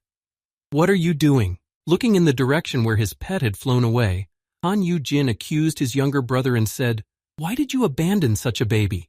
To which the latter replied, What?" Grabbing his younger brother by the collar, Han Yujin angrily said to him, "Don't give me that what's up shit. Don't act like you don't see anything wrong with it at all." Hearing this accusation from his older brother, Han Yuhyun replied, "Huh? No, he has C-class characteristics, so it shouldn't be a big deal." Hearing his younger brother's answer, Han Yujin countered by saying, "And you consider this a valid argument? Should we just throw everyone away if their characteristics are high enough?" Hearing this, Yuheng said guiltily, "No, brother, why don't you calm down?" And before he could finish, Yujin interrupted him and added, "Sit down quickly and look at the floor, but not quite at the floor." Remembering his daughter-in-law, Han Yujin said, "Do you know what your fellow huntress Seo Yun said? She said that her animal would be her friend for life, and that she would take care of it as if it were her own child." Standing in front of the guilty Mir and Yuhyun, Yujin continued, "Even the head of Jupiter brought Mir a gift. And what about you? You are its owner, yet you allow yourself to throw it away. You don't even care about it." Looking at his future comrade in arms, who was sitting next to him and listening to his older brother's moralizing, Han Yuhyun said thoughtfully, "Not to say, at all." After saying this, Han Yuhyun added, "Of course I was happy to have a high-end beast. It is a very valuable device, so from now on I will try to be more delicate with it." But he didn't have time to finish his sentence. Hearing his younger brother call Mir, Han Yujin spoke in anger. "A device? You call Mir a device? That's exactly why Mir disobeys you." Hearing this, Yuhyun said in confusion, Now a few dungeon trips will fix that." Hearing this answer from his younger brother, Han Jin said to him in an angry voice, "That's not the point. It's about attitude. Have you done anything for the world so far?" Hearing this, Yuhyun said thoughtfully, "But buy him food." Hearing this answer, Han Yujin shouted angrily at him, "Seriously, you're buying him off with food? I ask you, where were you when I was putting all my energy into yogic education?" Hearing this, Yuhyun just bowed his head guiltily. Hearing Han Yujin say this, his younger brother said in confusion, "Yeah, my bad." Looking at him, Yujin thought, "Yes, it's clear from your expression that you haven't realized what you're guilty of." Thinking back to his childhood, he remembered the time when he tore a branch off a tree and thought, "Well, he's been like that since he was a kid." What did he care about others if he could break off a whole tree branch without any problems? Realizing that there was no point in lecturing anymore, Han Yugin sighed heavily and said, "All right, at least give me a hug once." Seeing Han Yuhyun get up from the couch and walk toward him with his arms outstretched, Han Yugin said in confusion, "Not me, but Mira, Mira!" Han Yuhyun and Mir hugged each other for the sake of appearances of bodily contact, and Yujin said happily when he saw this, "There, it's a completely different matter. It makes my eyes happy." Han Yujin walked over to the couch and sat down on it, and said with a sigh of relief in his voice, "Hug him as often as possible, and try to be friendly with him." Sitting on the couch, holding the chick in his arms, Han Yujin noticed Peace slowly approaching him and meowing to attract his attention. The next moment, Peace laid down on Han Yujin's leg and began to make eyes at him. Seeing this, Yujin thought, "Why does he look so sad? Does he realize that I'm going to tell him off for his treatment of Squeaky?" Seeing the guilty look on his pet's face, Han Yujin lowered the chick to Mir and spoke to him, watching his reaction. "Will you not offend Squeaky anymore?" Seeing the chick in front of him, Mir first looked at it, then gently touched it with his paw, and then licked it. When Yujin saw this, he said in confusion, "You're not trying to eat it, are you?" Seeing that Mir was no longer insulting the chick and was not trying to eat it, Han Yujin patted his pet's head and said to him happily, Well, you understand me? What a handsome boy you are." Happy that Mir understood that he could not eat the chick, Yujin said to him, "But I still need to put you two apart." So, hearing this, Hyun said to Yujin, "At least a basic check should be done. I'll call someone." After saying that, Han Yu-hyun added, "Also." But at that moment, Han Yujin interrupted him, looking at him and saying happily, "Oh, right. Do you have any free time next week?" After saying this, Han Yujin said to his younger brother, "Shall we go to the dungeon together? I'd like to see your skills. What do you think? And let's take Mir too, so you two can get closer." Hearing this request from his elder brother, Han Yujin did not even try to deny him, but spoke confidently, "All right, I will make all the arrangements." After agreeing to go to the dungeon with his elder brother, Han Yu-hyun, looking at Han Yujin's back, thoughtfully said in his head, "To evade and to be excused by a lie so obvious." Sitting on the couch after not being able to discuss with his older brother what he had been meaning to discuss for so long, Yu-hyun continued, "That any person would have noticed." Recalling all the strange things about Han Yujin, his younger brother thoughtfully said in his head, "Brother, what are you hiding?" The next time he met his brother was to visit the E-class dungeon where they were attacked by huge bees. Also another time sometime later when they went to the cave again, but this time it was D-class, where they had to fight a giant sea monster. Every time Han Yujin visited any dungeon, the system would greet him right away upon arrival. As for the rewards after completing dungeons, an incredible achievement. You managed to successfully complete an E-class dungeon with characteristics and F-class skills on your own, using less than 5 items in the process. Han Yujin also gained a skill after completing the E-class dungeon alone, F-class veteran, S.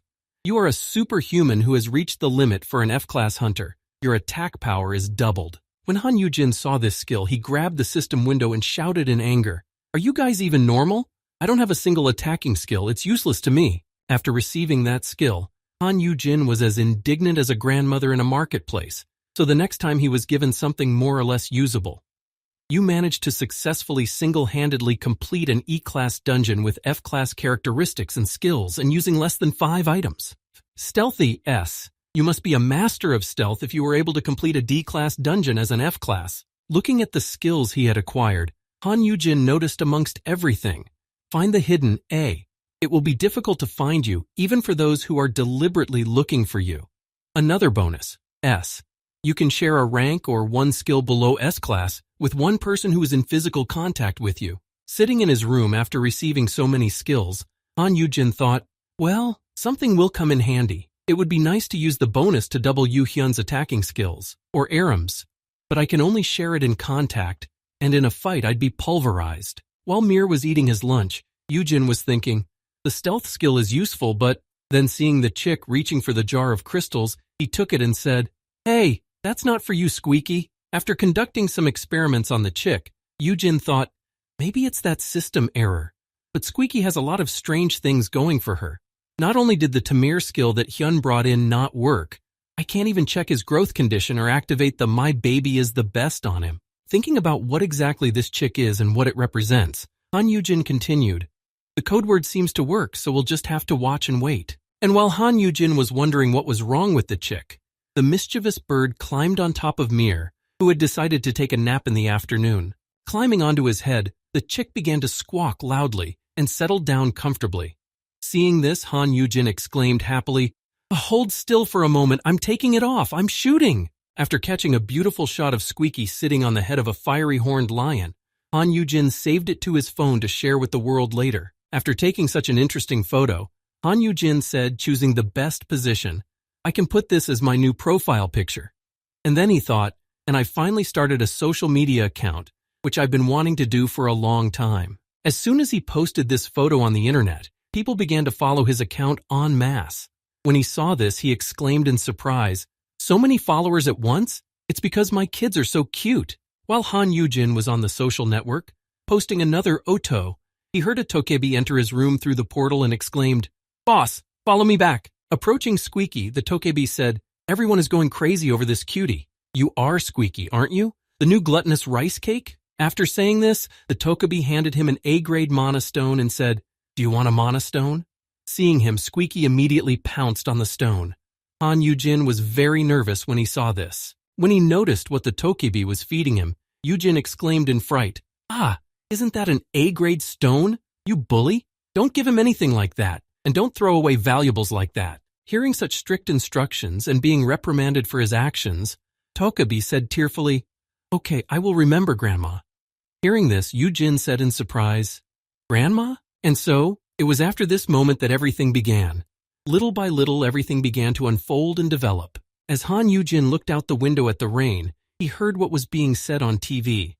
A beast breeding building will be built right next door to the Abyssal Guild. As Han Yugin watched the TV, which was reporting on a large-scale project to build this building, he heard from there, thanks to the hiring of a team of construction workers who are awakened and have a surplus of building materials, the building is scheduled to be put into operation in 2 weeks. Sitting in his room, sorting through his laundry, Han Yugin said to himself as he sat in his room, "Wow, is this even possible? They've invested a lot of money in this." When Han Yugin heard about the project's completion date, he was surprised at the speed of construction and wondered, "I guess there will be a lot of work to be done after the completion." Thinking of his employees, who should definitely be invited to the new building to continue their work in a better place, Han Yugin said to himself, "Call Yu Ming, hire Seok Ha-yang." Thinking about what the future would hold for him when this building was completed, Han Yugin could already imagine how many monsters he would have to raise. And then Yugin thought, the baby monsters will arrive soon, won't they?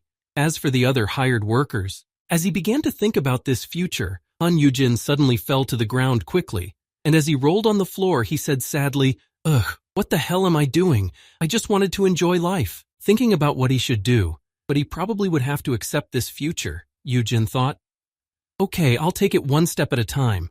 First, I need to contact the system in a few days." Thinking back to the incident with sorry equal sign, Han Yugin thought, I can still overlook the fact that they changed the description of the wishing stone, because after all, I didn't lose anything. But not only that, but the system clearly knows everything that happened before I went back in time. As Han Yugin lay on the floor, remembering everything that had happened when he was able to meet and talk to the system administrators again, he thought, it's not my fault. Recalling this phrase over and over again, trying to understand why it was there in the first place, Han Yugin said in surprise, "Isn't that usually said in cases like this?" After thinking about this phrase and realizing some of its context, Han Yugin suddenly spoke thoughtfully. In those cases, when things don't go according to plan, Han Yugin continued to pick up the bedding and picked up a towel, and suddenly thought, she spoke to me as if something had gone wrong in my return to time. Trying to figure out what that meant, Han Yugin suddenly fell onto the couch and exclaimed, I don't know anything. Thinking about it won't give me an answer. Lying on the couch, Han Yugin, having calmed down from his temper and irritation, decided for himself, I'll have to ask him when I go to the dungeon next week. I should have been more careful. The next time he and his brother went to the dungeon, something strange happened. The younger brother pointed a sword at his older brother. Looking at his younger brother, who looked very terrified, Han Yugin, who was at a disadvantage, thought, before things turned out like this, trying to get up and escape the situation, Han Yugin continued to think in his head and said to himself, I should have been more honest with my brother, but that was in the future. And then Jin added a final thought. I should have realized earlier how this could turn out. But for now, everything was fine, and the family dinner was coming up. As Han Yugin stood in the kitchen cooking eggs, he spoke to Yuman. You really don't have to cook so much. I'm sorry, all I can do is fry the eggs. Yumeng replied with a sweet smile. Don't worry, because I'm doing it of my own free will. Gathered around the table, all three of Han Yujin's closest people were at the dinner. And then he spoke. Thank you for the meal. And he thought, that day I brought everyone together so that they could get to know each other better. As the first one to eat, Park Aram, as always, was not shy. And after taking her first bite, she said with joy, Wow, Myungwoo Oppa's is the best, just like always. Hearing these words from Park Aram, Han Yujin pointed to the many dishes on the table and said in confusion, Yuhun, try this, it's delicious. But the latter, being in some kind of bad mood or tense situation, said with restraint, It's okay, Han Yujin's eggs are enough for me. Hearing his brother say this, the atmosphere in the room became even worse, and Han Yujin thought to himself, Try to be at least half as good as Park Aram, you dumbass. After Han Yujin thought this about his younger brother, he spoke to him, Hey, stop it. But Yumeng said to Yujin, It's okay, Yujin. We don't have to get along. After saying this, Yumeng lowered his head to the side and said, In any case, we won't likely see each other often after I leave the abyss with you. Hearing this, Park Aram said in embarrassment, Oh, Mengwu Oppa, stop it. Hearing this news from Yumeng, Han Yuheng said to his elder brother in surprise, You? To which the old man replied, Ah, yes, Mengwu is going to come with me. After saying this, Han Yujin added what he had witnessed. Your guild begged him to stay, but he still decided to join me. Hearing Han Yujin say that, Park Aram asked him in awe, Wow, so the new building will have a kennel and a forge? Han Yujin happily replied, Yes, it will be a gathering place for talented people. Hearing these words at the dinner to which he was invited, Han Yujin, after eating only a little bit of eggs and picking up a glass of water, said in a rough voice, I guess. Hearing this, Han Yujin looked at his brother and thought, You finally realized you're going to lose a capable person? After thinking about this, Han Yujin had another thought. Relax. After all, I brought you here to get to know each other better. Be a little nicer to Yumeng. Praise him. While tasting the food prepared by Yumeng, Han Yujin spoke to him. When we move, I will give you a room in the penthouse. Hearing this, Yumeng said to Yujin, By the way, Han Yujin, do you need any equipment? I'll make it. Hearing this offer, Yujin said happily, Wow, really? Then, Han Yujin looked at his younger brother, whose glass had already burst in his hands in anger, and thought, Look at that, already promising free equipment. Are you really that stubborn, or are you just stupid? When the dinner was over and everyone had gone to their rooms, Han Yujin stood at the sink with the dishes and said, Wow, I didn't think I could digest so much. Standing at the sink with Park Aram washing the dirty bowls and cutlery, Han Yujin sighed heavily and said in frustration, This Yuhun, why is he like this? Hearing Han Yujin's words and his heavy sighs, Park Aram, who was wiping the dishes, also said with a heavy sigh, Yeah, he's been kind of distant these days. Recalling how he left the table while everyone was eating dinner, pulling out his phone and saying, I'll go first, I have some work stuff to do. Han Yujin thought, even if he's embarrassed by Yumeng, I thought he'd be happy that no one else would bother him and Yujin. After thinking about this, Han Yujin suddenly had a brilliant idea, which he voiced. Perhaps he is jealous that I am becoming more successful? Hearing this, Park Aram looked at him suspiciously and said, I don't think so. After saying that, Park Aram also added, Yuhyun must be disappointed that you've become independent. Hearing this, Yujin said in surprise, What? He's the one who stopped depending on us. I'm his older brother. Recalling her personal meeting with Han Yuhyun where she said to him, I think a Juicy is hiding something. Park Aram said to Han Yujin, For some reason, he might have sensed that you were moving away. Hearing such a strange explanation, Han Yujin said in surprise, For some reason? To which Park Aram awkwardly said to Yujin, Thinking out loud, I didn't mean anything in particular. After saying that, Park Aram, trying to justify herself and change the subject so as not to incriminate herself, said, Maybe this. After you were kidnapped, the guild's entrance security was strengthened. After saying that, Park Aram added something else, which caused Han Yujin to feel both confused and surprised. But it hasn't been working for a few days now. It's probably why he's on edge. Oh, Josie, are you okay? No, my conscience is killing me. It's not your fault. The leader is just overprotective. Why don't you leave him and come to me? We're already working together. After having his dialogue with Aram, Han Yugin looked at his phone and said, but I still feel guilty. I think it's still my fault. And the dialogue on his phone read, are you free next week? If not, I'll go to the dungeon with Aram. No need, I'm free. The next time the day came, when Han Yugin and his younger brother were to go to the dungeon together, the older man arrived with a bouquet and handed it to the younger one, saying, here, it's a present. Seeing that his older brother had done something strange by bringing flowers before going into the dungeon, Han Yuhyun said in a condemning tone, what is this? Taking the flowers that his younger brother had given him, Han Yuhyun gave them to his subject and said, I'll take them back later. Keep them for now. When Yujin saw this, he was surprised. Something is wrong. As he got into his car and drove to the dungeon, Han Yujin thought sadly, I bought them to help him relax a little, and the guild leader, gave them to me so naturally. Having finished all the preparations, Han Yujin said in a rough voice, let's go. But Yujin had imagined a completely different reaction from his brother, thinking, I thought he would be happy with this surprise. Something like, wow, ha ha ha, Yujin, you shouldn't have bought me flowers. Looking at his stern younger brother driving the car to get to the dungeon, Han Yujin thought, what made him so angry? Looking back and watching the road, Han Yujin suddenly thought, I think we really need to have a serious talk with him. When Han Yujin arrived at the place where the dungeon gate was located, he spoke in disappointment. But in the end, something did happen in the dungeon. After arriving at the dungeon and entering it through the portal, Han Yujin let his pet go to look around and spoke to him. Peace, this is called a dungeon. Standing in the middle of a forest, watching his pet stare at him thoughtfully, Han Yujin said to his pet, don't you remember when you lived in something like this? After saying these words to his pet and not noticing any counter-reaction from him, Han Yujin spoke to him, not noticing his brother walking on. No, perhaps it's for the best. Leaning down to get closer to his pet, Han Yujin continued, then heard a strange noise ahead of him that caught his attention.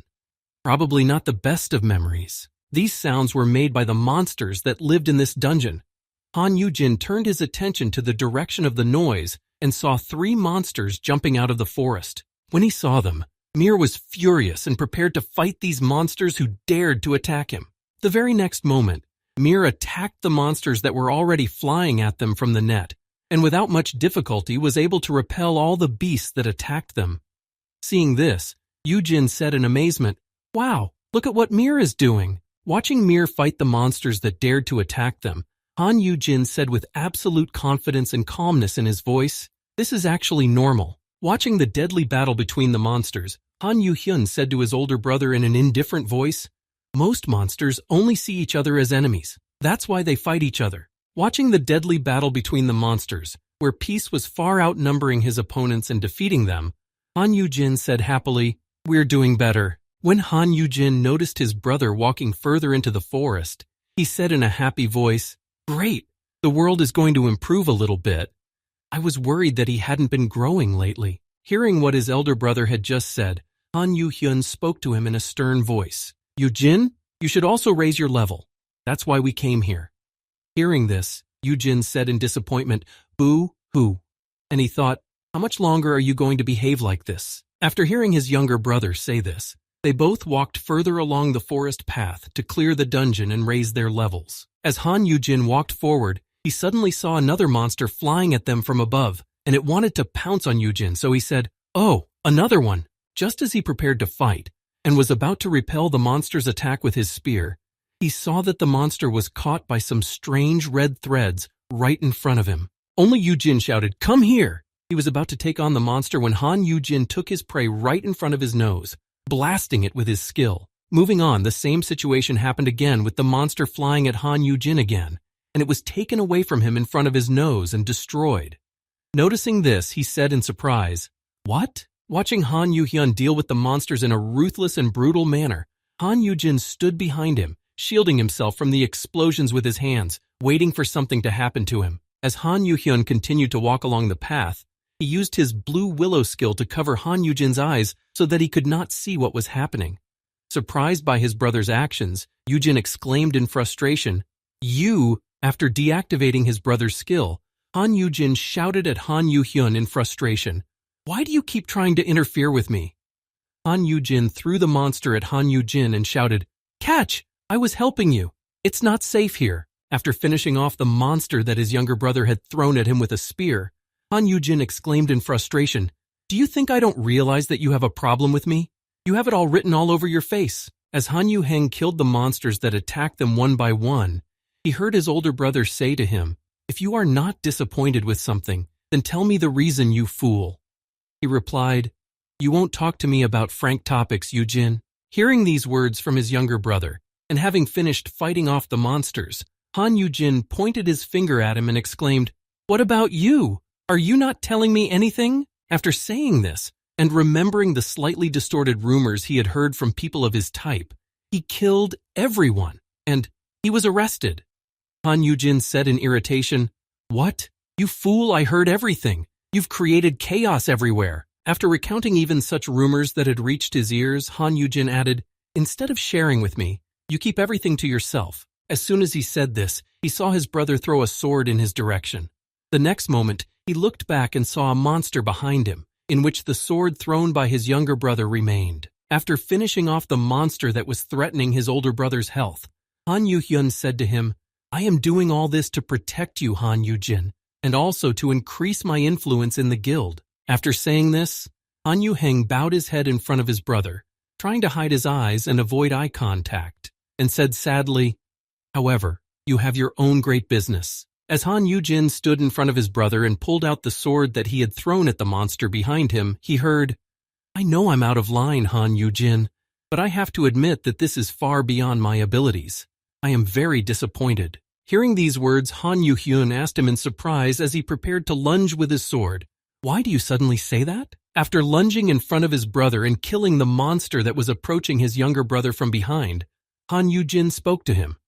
A family can worry about each other as much as they want. After finishing off the monster behind his brother, Han Yugin handed the weapon he had gotten rid of to his brother and said to his younger brother, All I'm saying is that you shouldn't be overly concerned. As Han Yugin grabbed his sword with his hand and clutched it tightly, Han Yugin added, Now the leaders of many guilds won't be able to lay a finger on me. Hearing these words from his brother, who was telling his younger brother that he was completely safe and not to worry about it, Han Yugin said to him, That's not the problem at all. Hearing his younger brother's answer, which made him stop in his tracks and think, Han Yugin said in surprise, Then what is it? No sooner had he said this question than his brother gestured for him to stay where he was.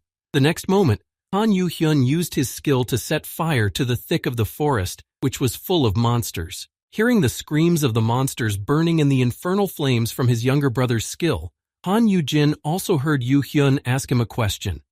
Yugin, why can't you just stay? After that, Han Yugin, who was shielding himself from the smoke and fire that engulfed the forest, heard his younger brother say the following words, Stay here and don't do anything. I will do everything for you. Looking at his elder brother with a stern look, Han Yugin said to his elder brother, I do not ask you unnecessary questions, and you should not ask me unnecessary questions either. After saying this and continuing to look at his elder brother, who he had instructed to remain seated, Han Yugin added one last thing.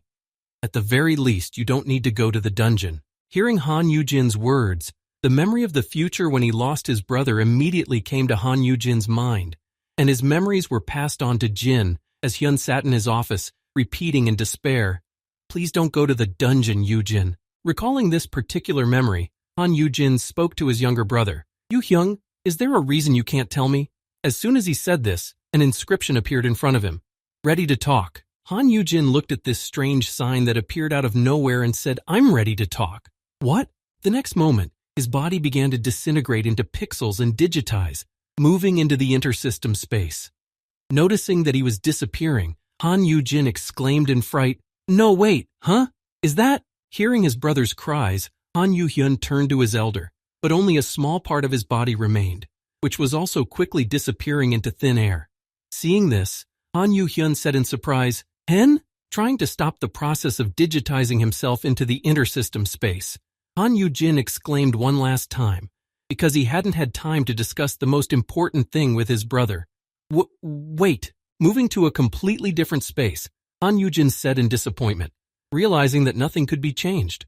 What bad timing. Seeing that his brother had disappeared, Han Yugin looked around to try to find him, but only saw the spear that had been left behind lying on the ground. Shocked by what he saw and looking around in confusion, trying to figure out who had done this and how, Han Yugin said in a confused voice, "What just happened?" At the same time, Han Yugin, moving in the intersystem space and levitating in an unknown direction, exclaimed in confusion, trying to figure it out.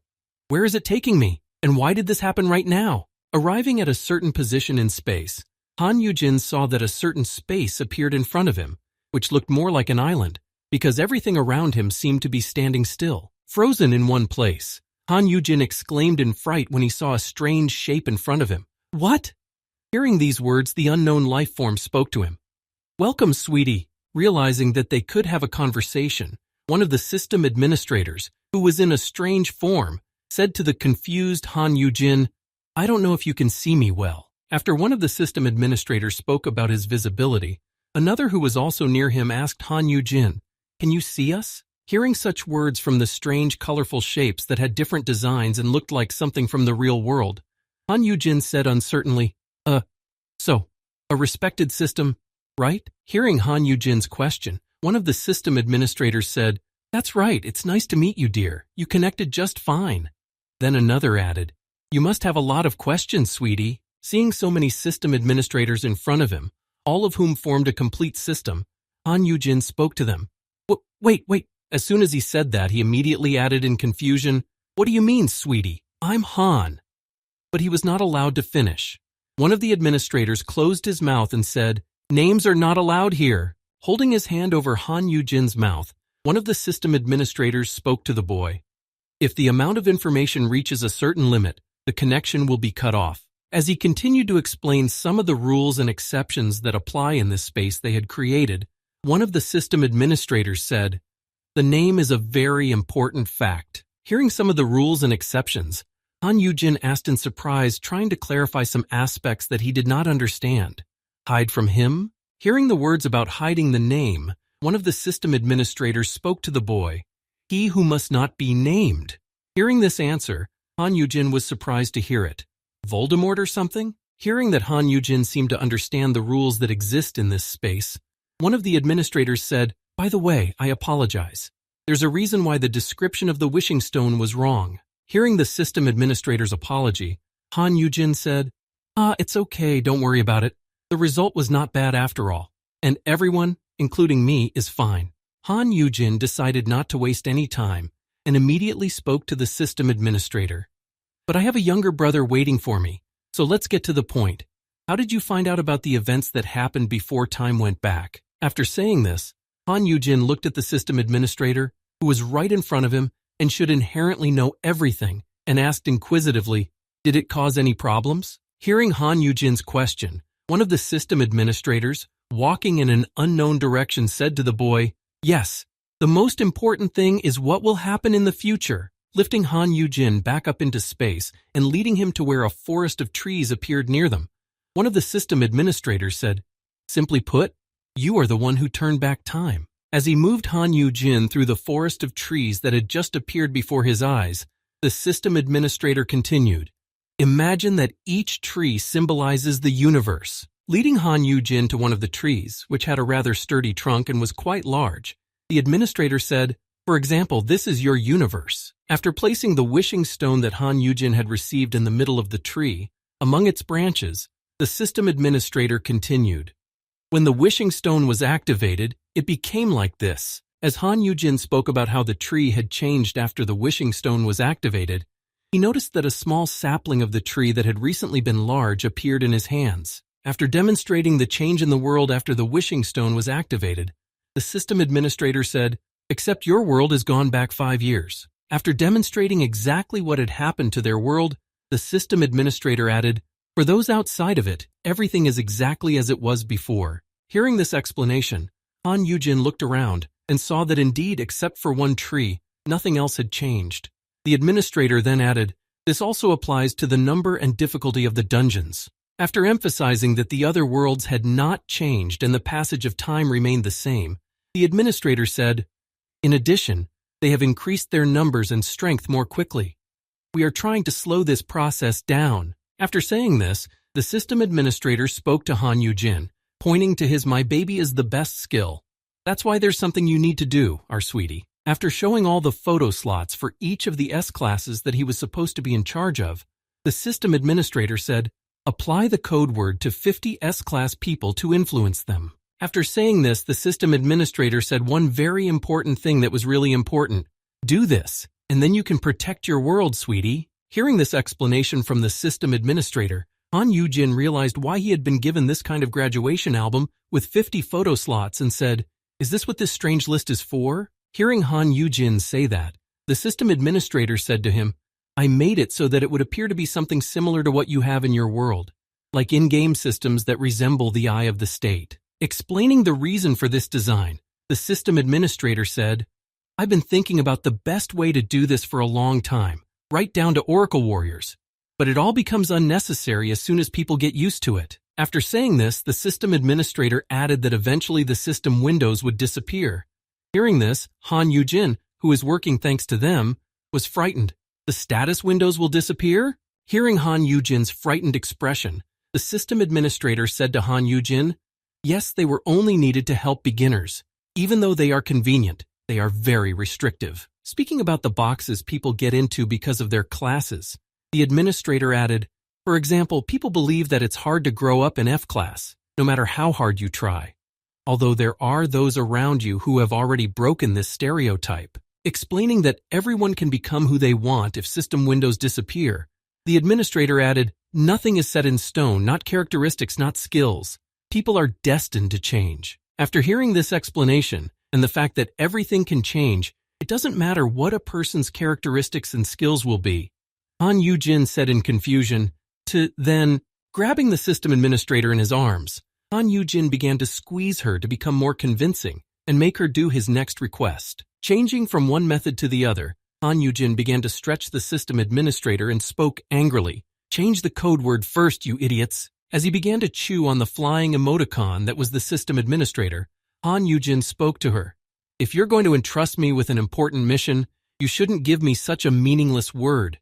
When she heard this, she responded to him, "Calm down, dear." Trying to get them to change the code word for the skill, Han Yugin spoke to the system administrator. "Influence 50 people? Are you suggesting that I confess my love to all of them? What kind of game is this?" After saying this, Han Yugin added, "Capture the hearts of 50 people with the S-class. The mission is confess your love."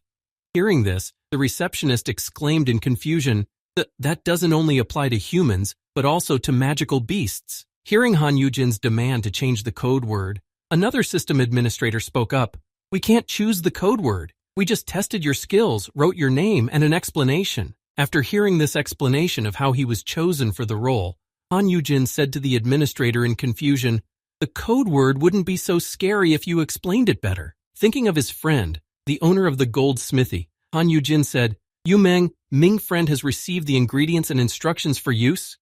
Hearing these words, the administrator said in confusion, "That's..." Speaking uncertainly at first, the system administrator added a little later after recalling some information. "That's because the skill was taken from the information about the previous world." After saying this, and changing the environment around, creating a new design with different animals and ecology, the administrator said, "You have noticed the existence of other universes, haven't you?" After saying this, one of the system administrators emphasized to the boy, "The golden smithy was created in the outside world and sent to your world, dear." The system administrator didn't stop there, but continued, "It is very rare to send something of such value here, and that's because the previous owner used his power." After telling us that it was very rare to send such powers to other worlds, the administrator explained why, saying, "By sacrificing his life." Having said that, the system administrator concluded with a story about the Golden Forge and its movement between worlds. And all this was done for the sake of the future of other people. Mentioning the code word and the possibility of changing it, one of the system administrators said, "As, for example, the classification of a new animal is written on the basis of an already known one. But even so, there are inaccuracies, and we have no power to change the code word." After explaining the situation with changing the code word, the system administrator also mentioned something else, saying, "In addition, this is the first appearance of the perfect teacher." After saying this, he added, "There wasn't much information, so we had to guess. The ideal educator, L, Proof that you have raised a person who has become one of the strongest in the world. Your ability as a tutor has become even better due to the improvement of your previous characteristics compared to the current characteristics of the 2T. After saying that, the system administrator said, honestly, the title of tutor is quite rare. To obtain it, you have to be recognized as a natural S-class teacher. Hearing this, Han Yugin said in surprise, Natural S-class? Hearing this question, the system administrator answered the boy, You have used the sprout, right? Most of the time, S-class awakening is possible at the ANS levels. After saying this, and remembering Kim Seong-han and Park Aram, the system administrator said, This means that you can become both S-class and A-class, depending on your environment. After describing these possibilities of awakening as different classes depending on the circumstances, the administrator added, But there are rare cases where people are definitely born in the S-class. Thinking of Han Yu-hyun and Song Hyun-jae this time, the system administrator said, They are very rare, only a few people. Their abilities exceed those of the others. After saying this, the system administrator, comparing them to Greek heroes or emperors, said, But being so superior, most of the time they can't get along with others. After explaining that born S-classes usually have absolutely no skills in gentle communication with the rest of us, he continued, But ordinary people, even their parents, they often tend to feel uncomfortable around them. After telling us about the slim chances of getting this title, the system administrator said, That's why the title of educator is so rare. Hearing this, Yujin thought, Awkward? I've never felt this way in front of my brother. After explaining all the aspects of acquiring this skill, the administrator also emphasized, Besides, caregivers do not live long. Sometimes they even become victims instead of innate S-class. The difference in power is high, so the protection of this class can turn into cruelty. After telling even this horrifying aspect of this skill, the system administrator added happily, We hope you will successfully collect all the S-classes. After sharing everything they had, the system administrator said to Han Yujin one last time before disappearing, Just do it slowly, and don't put yourself in danger for 5 years. As she said this, the administrator added, noticing that her body and the bodies of her friends were gradually disintegrating. And when you're done, Before she could finish her sentence, their bodies began to disintegrate, and then one of them who was still standing spoke. It looks like our time is up. Seeing what he felt, Han Yujin said in confusion, What? Before he disappeared, one of the system administrators spoke to Han Yujin, who was staring at the disappearing bodies of the system in confusion. We're sending you back, sending Han Yujin back to his world, and the dungeon from which he was taken. The administrator added, It shouldn't have taken long. Perhaps about 30 minutes? To which Jin exclaimed, Wait! After learning all this information, Han Yujin tried to find out something else last, exclaiming, I can tell my brother about this. He is worried. If you could just send me a message. Hearing the question about passing on information to outsiders, one of the administrators spoke to the boy. Not everything. Just tell him that you are helping us. Hearing that this information could be shared with his brother, Han Yujin asked the administrator something else. Is the dungeon generation rule the same? I'm researching it now. Hearing this question, the administrators replied, It remains the same. There will be cases of dungeons from the future, but we will get rid of them as soon as possible. As Yujin left for his world, he asked the administrators one last question, exclaiming, And the monsters! Upon hearing this question, they answered, Don't worry, you will learn about everything, even if you don't want to. You will understand everything when the time comes. As soon as he heard the answer to his last question, he found himself somewhere in the middle of the dungeon, but high in the sky, and flew down sharply because he could no longer fly. After falling to the ground, Han Yujin lay there for several seconds, thinking over all the information he now had. Rising to a sitting position, Han Yujin said in confusion, I'm back. What about Yuhun? Looking around, he saw huge columns of smoke and flames covering a large part of the dungeon. Realizing what was happening, Yujin thought, If I don't hurry up and explain and calm him down, he'll... Looking around, Han Yujin suddenly began to break out in a cold sweat when he saw what was happening around him. When Han Yujin came out of his state of shock, he saw that there was nothing but fire and smoke around him, and he said in astonishment, Where am I? There was a forest in my dungeon. Looking around, Han Yujin did not notice a beast approaching behind him and continued to talk to himself. Did they accidentally send me to another place? Some low-level dungeon? Sensing danger behind him, Han Yujin also began to look around to see where he could go. Imagine his surprise when he saw a monster behind him.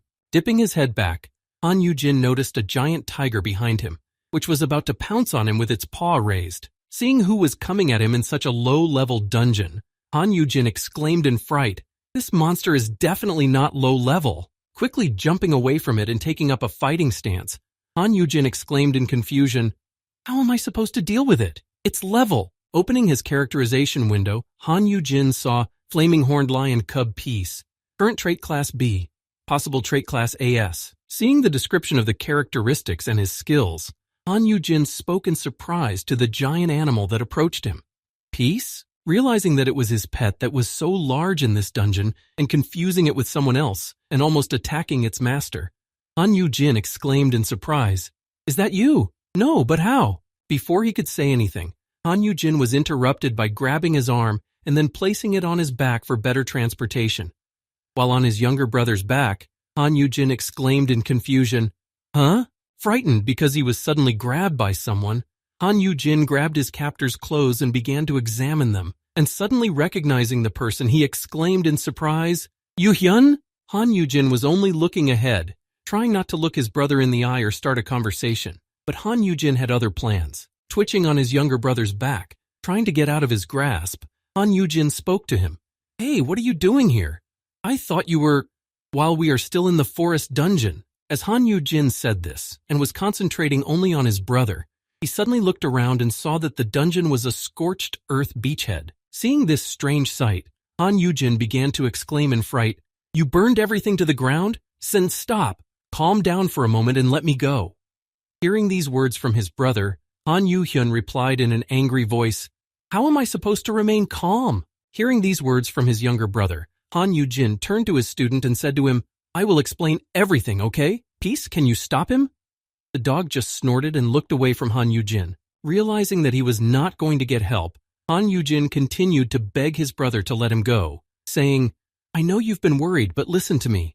To be honest, Han Yuhyun replied irritably, gritting his teeth, "I don't care." Turning to Han Yugin, who was leaning on his shoulder, the furious Han Yugin shouted at him in an angry tone, "Just shut up before I do it myself!" Looking at his hopeless brother, whom he had spent so much time protecting and keeping out of trouble, Yuhyun added, "Han Yugin, do you really want to drive me crazy?"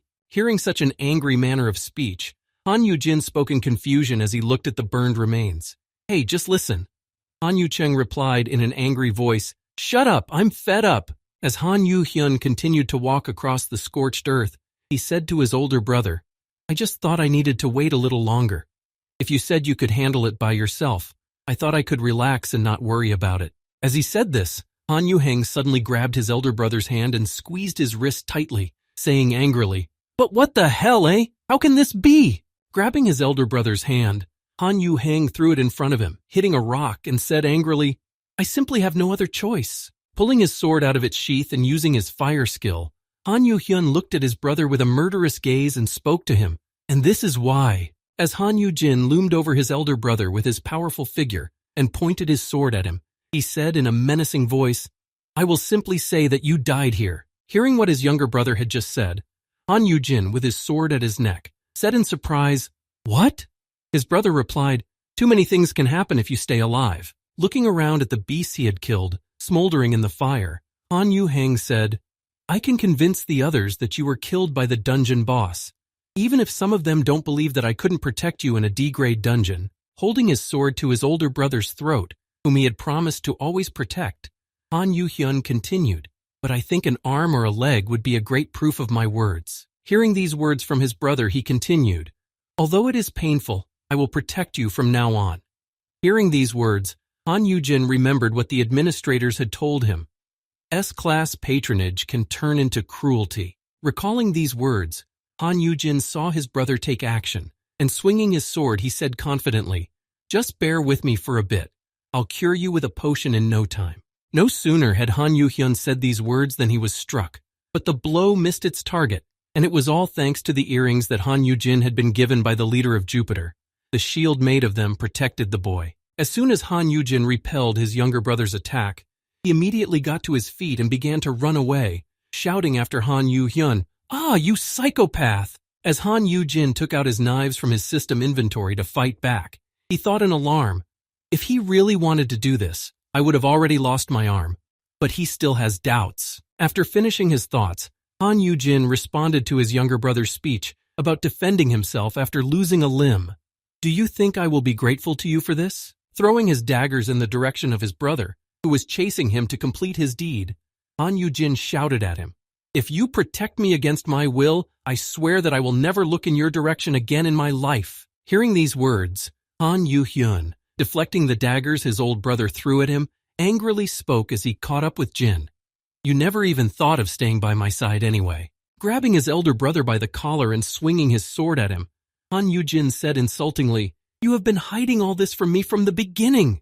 Taking the taming stone out of his pocket as Han Yuhyun grabbed it, Han Yugin shouted to his pet, holding it up, stop him, Mir! Following this order, Mir sank his teeth into Han Yuhyun's shoulder to prevent him from harming his master. Feeling a sudden pain in his arm, the younger brother said angrily, ahem, did you really think? Twisting his body to make the monster move into range of his strike, Han Yuhyun struck the beast in the head with his sword hilt to knock it out and said to Han Yujin, what can this possibly work? Immediately afterward, Han Yujin threw the beast to the ground, flipping it over himself to pry his hand from the jaws of the monster that had interfered with him. Seeing what had just happened and that his pet was already knocked out, Han Yujin shouted out to his pet in alarm, peace! Noticing that he didn't answer him and didn't react to his words at all, Han Yujin rushed at his younger brother to teach him a lesson and exclaimed, what the hell, ha! But his attempt, of course, was in vain, because the difference in their characteristics was enormous. Grabbing his elder brother again, Han Yuhyun raised his sword over his brother again, lowered his head and said, this is better. Throwing Han Yujin to the ground, Han Yuhyun climbed on top of him, and then he struck his sword at Yujin's head and said angrily, I was enjoying it. It seemed as if we had made peace, but everything went back to the way it was before. After saying this, Han Yuhyun, looming over his brother like a menacing silhouette, continued, that's why I tried to ignore everything, even if it seemed strange to me. As Han Yuhyun continued to rant and rave about all the things that had been bothering him lately and the reasons for his behavior, he said, of all the things you have said, is any of it true? After saying this, Han Yuhyun turned his attention to the beast lying next to him and said, even this damned horned lion. Did you really obtain the 10th level magic beast taming skill? You wouldn't have messed with him if you knew how much effort it would take. After saying that and pulling the sword out of the ground that was stuck in Han Yujin's neck, the younger brother added, a blacksmith, even a bird. No, I don't care what happened outside the dungeons. After saying this, Han Yujin immediately calmed down, and this time he spoke in a calm voice, which surprised Han Yuhyun with his sudden change of mood. But why is it that every time you enter them, even today, hovering over his elder brother, the younger one sighed heavily and spoke to Han Yujin in a gloomy voice. I have no idea what's going on, but I can't do anything when you disappear. Leaning on his sword and barely holding back his tears as he looked at his elder brother, Han Yuheng said in a voice full of despair, all this, how am I supposed to cope with all this? Hearing this, Han Yujin looked at him in surprise, but thinking that this was his chance, he said, Yuheng. But he wiped away his tears and said, still, I don't think I can cut off your hand. Grasping his sword with his other hand, which was now trapped in the stones, Han Yuhyun said in a sad voice as he tried to pull it out, I'll just take a piece of your flesh, or a little blood. Hearing these words from his brother, who did not seem to be planning to kill him, Han Yujin exclaimed in confusion, wait! To which Yuhyun replied, aiming his sword, I'll cure you right away. Watching his brother about to strike him, Han Yujin, seriously frightened, exclaimed loudly, how much longer, system? As soon as he said this, a system window suddenly appeared in front of him, emitting a lot of light and blinding both boys. Han Yujin put his hand over the sudden appearance and moved away from his older brother, and then opened his eyes to see this strange thing and said in astonishment, what is this? Seeing this in front of him, Han Yujin asked his elder brother in astonishment, Han Yujin, what is this? Han Yujin replied in fright, that's why I said I would explain it to you. Han Yujin cleared his throat and tried to avoid eye contact with his brother, out of shame for all the lies he had told. Haha, it's just like you thought. When I first saw Mir, I decided to forgive him. In fact, the skill I acquired was S-Class. As he began to describe some of his skills in precise detail, Han Yujin also added, I went into a dungeon several times, and that's how I got squeaky. Also, besides that, After telling all that he could tell his younger brother, Han Yugin scratched the back of his head and added guiltily, "This all happened only because of the system." Feeling guilty that he couldn't tell his younger brother earlier, and thus made him nervous about himself, Han Yugin added awkwardly, "I am secretly helping its creator." Han Yugin began to talk about the system and said, "I was going to tell you about it. That's why I asked for a message." Hearing these words from his elder brother, Han Yugin, in a state of confusion, said in astonishment, "Creator? The system? No, wait." As he began to think, Han Yuhun suddenly said, "Why you? If you're being forced to do something dangerous?" But before he could finish, Yujin interrupted him, slapping his brother in the face and saying angrily, "You're the one who's always putting me in danger, you asshole." After punching his brother, Han Yujin jumped away from him a second later because of the pain. Grabbing his arm, Han Yujin said in frustration, "Hard-headed S-class." After suffering the pain of the blow, Han Yujin looked at his younger brother and said to him in a confident voice, "Anyway, I didn't hide everything from you because I couldn't trust you back then." Looking at his brother who was listening attentively to him because of his sudden convincing and unexpected words, Han Yujin added, "Let me tell you this, you are the one person I trust the most in the whole world." Having said these words, and having calmed his brother's anxiety, Han Yujin approached his student and said, "Now that you have calmed down, give me the peace potion." Hearing this request from his elder brother, Han Yuhyun was embarrassed and handed him a box. "Here." Taking the potion in his hands and applying it to his pet, Han Yujin said, "You must have been worried about me all this time." As Han Yujin continued to use the healing potion on his pet, he spoke to his younger brother in a calm voice. "I'm sure you were also worried about the security measures at the entrance, but they are fine.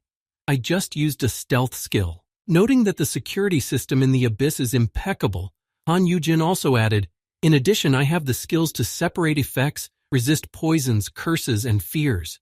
Hearing about his brother's skills, Han Yuhyun said in surprise, "Your skills are strange." Hearing this feedback about his skills, which he could tell about, Han Yujin thought in frustration, "I can't tell him about the influence or the final retribution. I also can't tell him about my past." After saying this, Han Yujin hugged his student, who had already regained consciousness, and said, "If there is anything else you are interested in, feel free to ask me questions." While continuing to pet his pet in front of his surprised brother, Han Yujin also added, "You must be confused by what I just shared with you, but I really have been hiding a lot of things from you." After saying this, Han Yujin decided to add one last thing to reassure his brother and prevent him from worrying too much. "You don't have to worry about everything by yourself anymore." Hearing these words, Han Yuhyun bowed his head guiltily, realizing the guilt of his rash actions, and heard Yujin say, "If you are worried, just ask me. You are my brother, understand, but still don't lock me up." With his head down like a dog and regretting all his actions, when he had been very harsh with his brother because he was worried, Han Yuhyun said, "I'm sorry, I thought you didn't trust me, that's why." Hearing such a sincere apology from his brother, Han Yujin heaved a sigh of relief and thought, "I thought it would be easy enough to help my younger brother, but I guess my responsibilities don't end there." As Han Yujin continued to think, he thought, "If I were Han Yuhyun and he disappeared, I would be at a loss for words." As Han Yujin thought about this, he reached out to his younger brother and said, "Come here." Han Yujin embraced his younger brother and said to him, "I'm sorry, were you scared because I disappeared?" Han Yumeng replied, "Yujin, it's my fault. Forgive me, Yujin." Standing in between the two brothers, hugging and apologizing for their behavior. Peace was also happy to be a part of this family reunion when he heard one of the boys say, "Well, don't worry about it. Move closer." Immediately after that, Mir began to shrink. Seeing this, Han Yujin exclaimed in fright, "Huh? No, Mir, you just grew up. Why did you shrink again?" Standing next to his bewildered older brother, who was shocked by this change in his pet's size, he said, "He will get bigger when it is necessary, but he didn't get bigger on purpose. You won't be able to hug him if he gets too big." Hearing this explanation from his younger brother, Han Yujin picked up his pet, who was making eyes and saying, "Hug me," and said in surprise, "Just like that?" Taking his pet in his arms, Han Yujin began to cuddle with him, stroking him, and said, "But Mir, at least tell me that you are going to grow up." Having finished all their quarrels, the brothers were about to go back. But during this time, someone was watching them, and they heard Han Yujin say, "In the end, my level never rose. That's right. Before you go, apologize for hitting Mir." Holding his student in front of him, whom Yujin was supposed to apologize to. Yujin saw him bend down awkwardly and say, "I'll apologize a lot."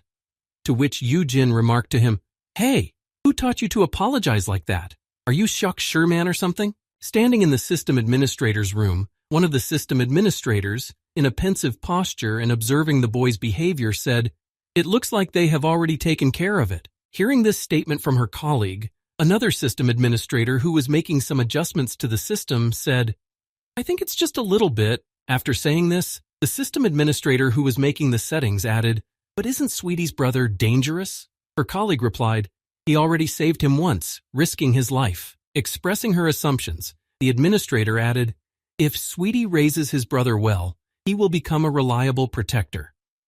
Hearing this, another administrator who was behind her said to her, "Really? Doesn't a blacksmith have more potential?" Hearing this objection from her colleague who was sitting behind her and expressing his opinion, the administrator said to him, "We don't have enough time for him to grow." Hearing this, he replied sadly, "That's too bad." Hearing this conversation among his comrades, another administrator with a wolf's cloak on his shoulders spoke up, "If this world is destroyed, let's send it to the next one." Hearing this, an administrator who was making some adjustments added, "And what about a sweet treat? If we fail, shall we move him to the next world as well?" Hearing this, the mermaid administrator said thoughtfully, "I wish so, but..." Looking at the screen where Han Yugin was being monitored, the mermaid administrator added, "But will he agree, considering his rank?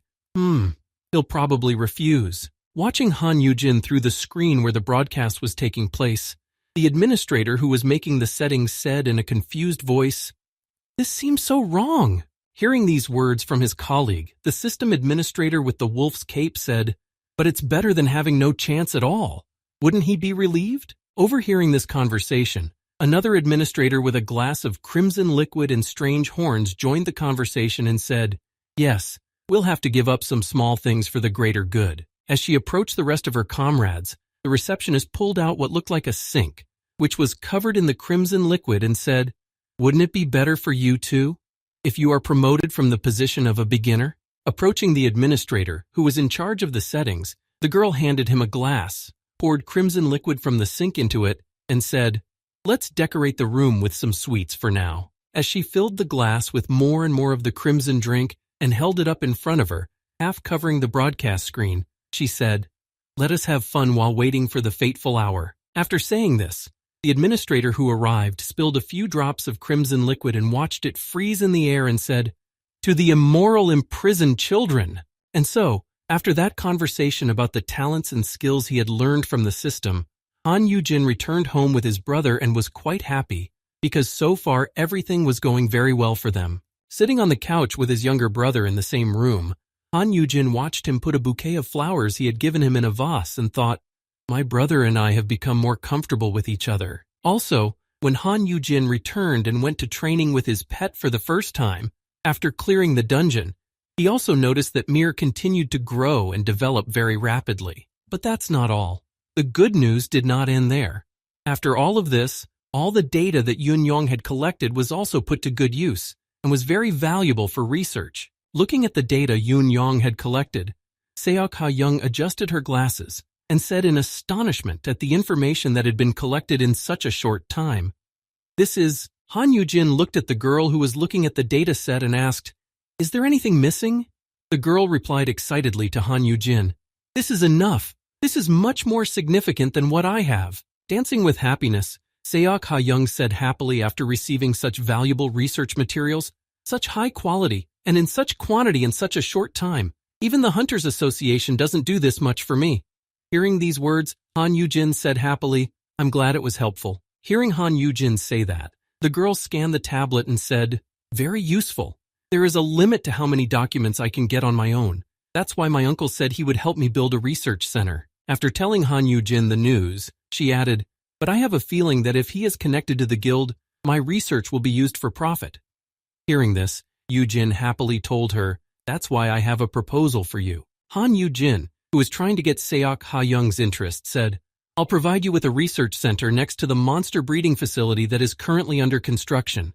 Anyone can freely use the results of the research." After saying this, Han Yujin noticed the girl look at him with an interested gaze and continued, And if hunters from all over the world come, it will be much easier to get information about the dungeon.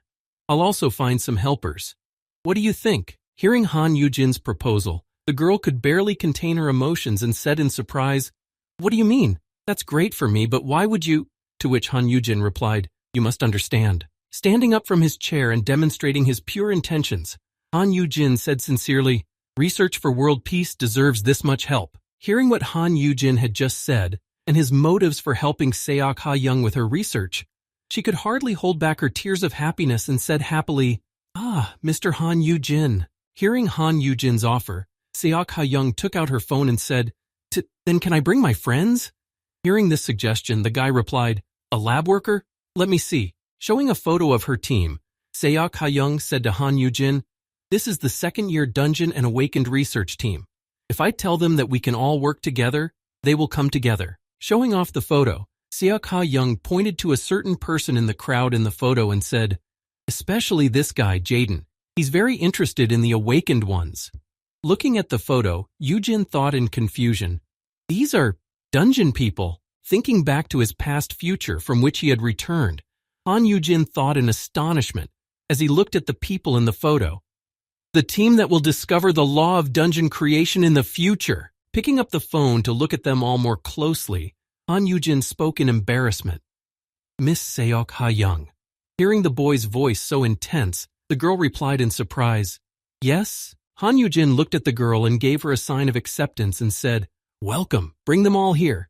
Hearing Han Yujin say this, the girl exclaimed with joy, "Yeah, Mr. Yujin, you are the best." Shaking hands, they reached a consensus and agreed on all the issues that might arise in the creation of this research organization. And so, on that day, the agreement was created. Looking at the active construction of the building next to the Abyssal Guild, Han Yujin, thinking about how to make some money, promised, "Yes, this is also an important investment." Sitting on the windowsill looking out the window, he said, "If the number of dungeons increases, as the system said, it's only a matter of time before this building collapses, even if I become its owner." He opened his phone and bought something online. "So I have to help Miss Seok Ha-young make progress in her research and spread out my investment instead of just relying on the building."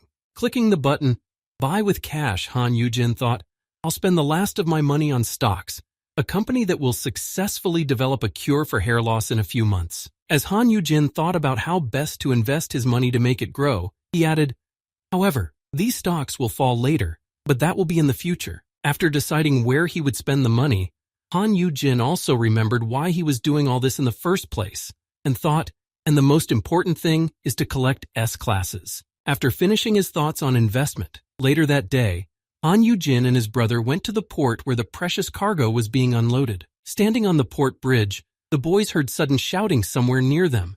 Turning their attention to the direction they were coming from, they saw Aram shouting and waving her hand. "Ajosi, we're here!" When Han Yujin saw Aram coming toward them, he was surprised to hear her say, "Aram, you're here. I thought you were going somewhere. Did you come back with the others?" She replied, "Yes, I spent time with my sisters." As Moon Hyun-ah approached the boys, she said to Han Yujin, "I gave her some advice as a hunter to my favorite younger sister." And then Aram immediately added, while searching for something on her phone, "I got a lot of recommendations for good restaurants." Looking at the ship at sea, Moon Hyun-ah said thoughtfully, "Did they get here okay? Are they 3 monsters?" Han Yu-hyun answered her, "They are still being unloaded. The ship just arrived." While everyone was going about their business, Moon Hyun-ah approached Han Yujin and whispered in his ear, "Hyun-nim, are you okay? Did something happen?" Hearing this question, Yujin just purred in surprise. Hearing this stammering, Yujin replied in confusion, "Yes, well, a lot of things happened, but it's not a big deal. Everything is great." And he thought in confusion, kidnapping, blackmail, murder, sneaking into dungeons, sneaking out of dungeons, almost losing an arm. Hearing this answer from Yujin, the girl said to him, "I don't know what's wrong, but you look a little distant. But you're okay, Hyung-nim?" Grabbing Han Yujin and holding him tightly in her arms, Moon Hyun-ah said to Han Yujin, "Could you give me one of the 3 monsters that came on this ship?" Han Yujin, in the midst of bliss, said in embarrassment, "Huh? Isn't that a bit much?" Hearing this response, the girl said to Han Yujin, "The upper class will still go to Hyun-nim. Lend him to me sometimes, okay? It will be beneficial for both of us." Hearing this proposal, Han Yujin thought, Yujin's patience, she has great influence. Then he said, oh, lightweight. You are our favorite customer, but not for free. As Han Yugin was trying to pull away from this strong woman's embrace, he felt someone grab his arm and said, Han Yugin Nim. When he turned around, he saw Seo Yan with angelic eyes, and he said in confusion, Miss Seo Yun? Seeing that Yujin was paying attention to her, she asked, there's still room for me, right? You'll still be raising my baby even if you have 3 new ones, right? To which Yujin replied, yes, of course. Pulling it out of each other's hands, the 2 girls were trying not to miss their chance to get a monster that Yujin would raise. In this difficult situation, Yujin thought, F-class is dying here. These people are too strong.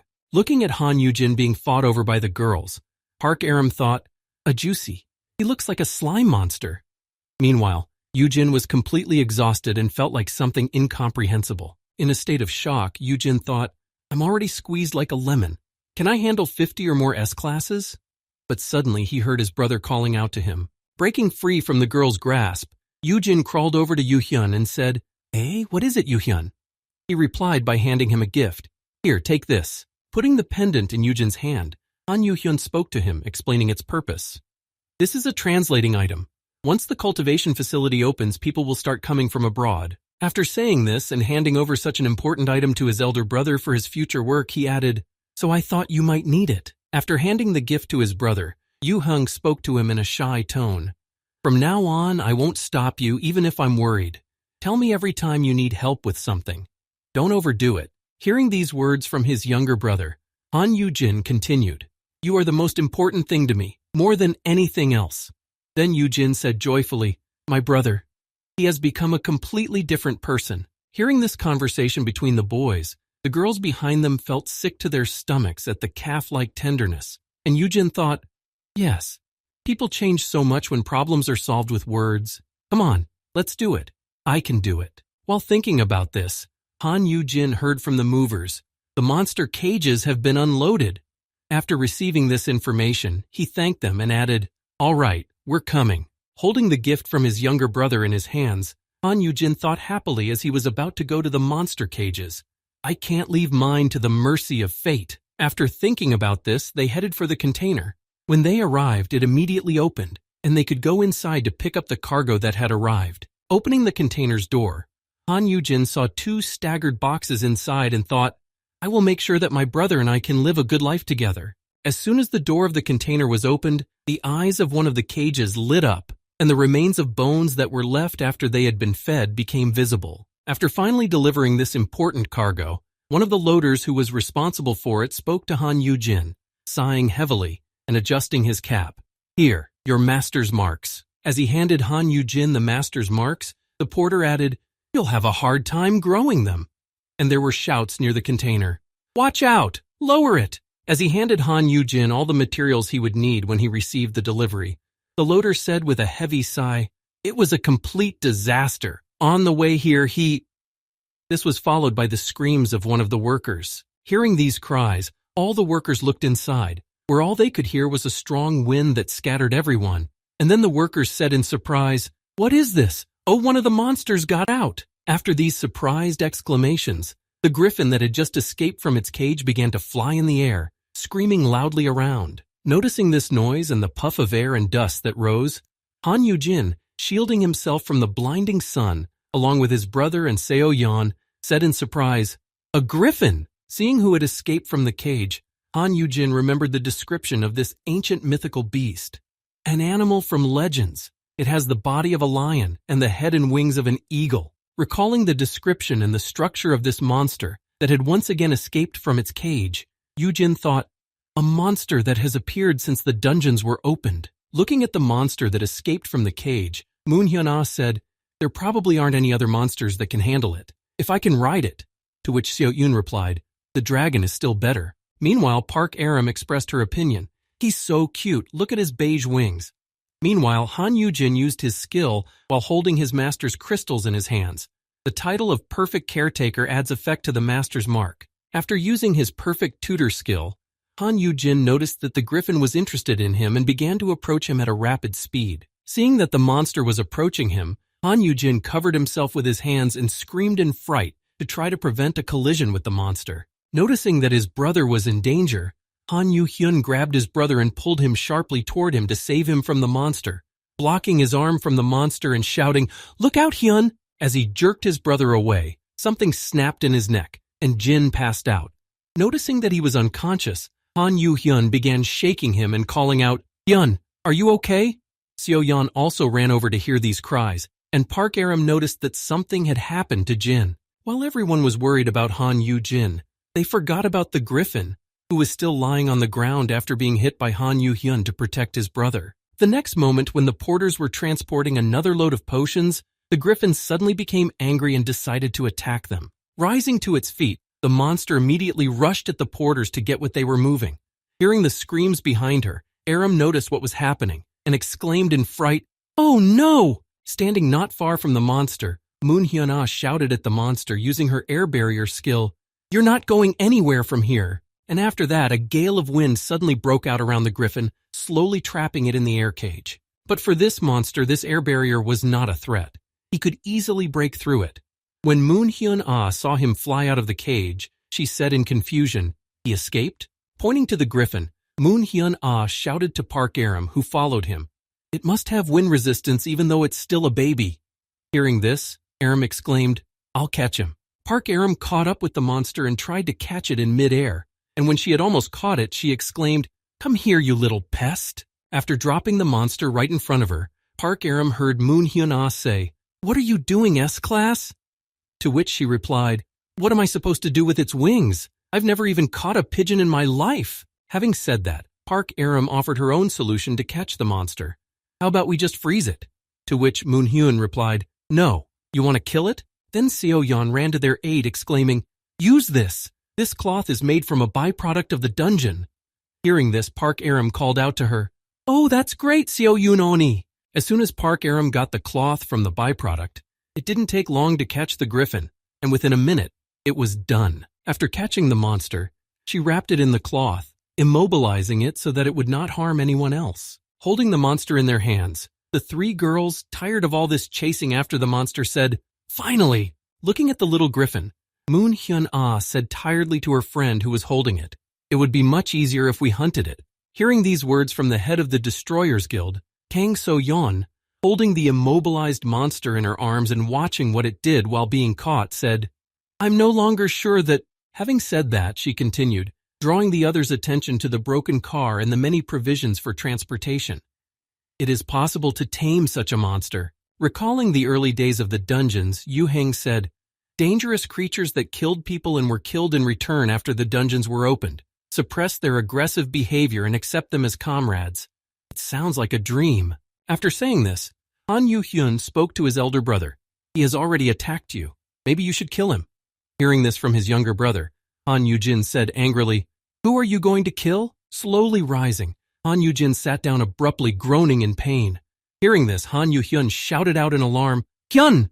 And somewhere nearby, someone else's anxious voice also sounded, "Mr. Yugin!" Overcoming his pain, Han Yugin stood up and raised his head, speaking confidently. He had no evil intentions. He didn't care that my bone was almost broken. Han Yugin looked at the child and considered his characteristics. Before this, he may have only seen high-class hunters.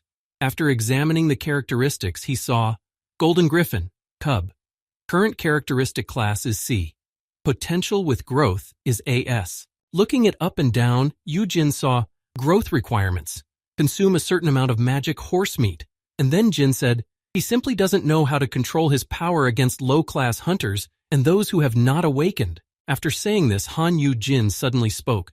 "Miss Seo-yeon, can you let go of the griffin for a moment? Yuhun, stay where you are." Hearing this, Yuhun exclaimed in alarm, "What are you going to do?"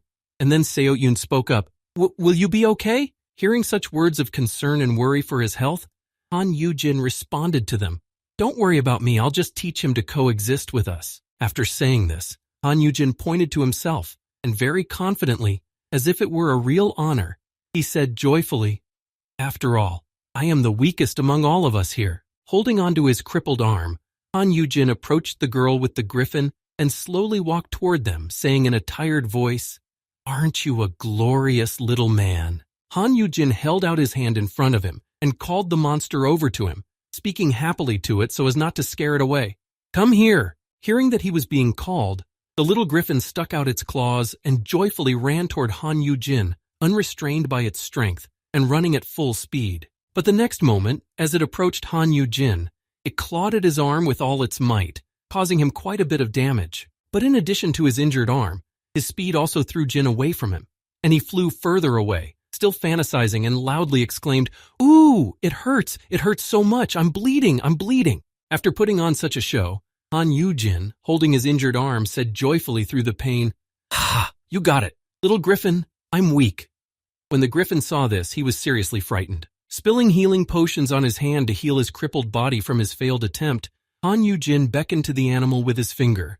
"Come, let's try again." In an attempt to teach the griffin to be gentle and to control its strength, Han Yugin created a bloody show that left the girls in shock and unable to speak. While training the griffin, Han Yugin was heard shouting, "Gently, go even gentler, feel what real weakness is."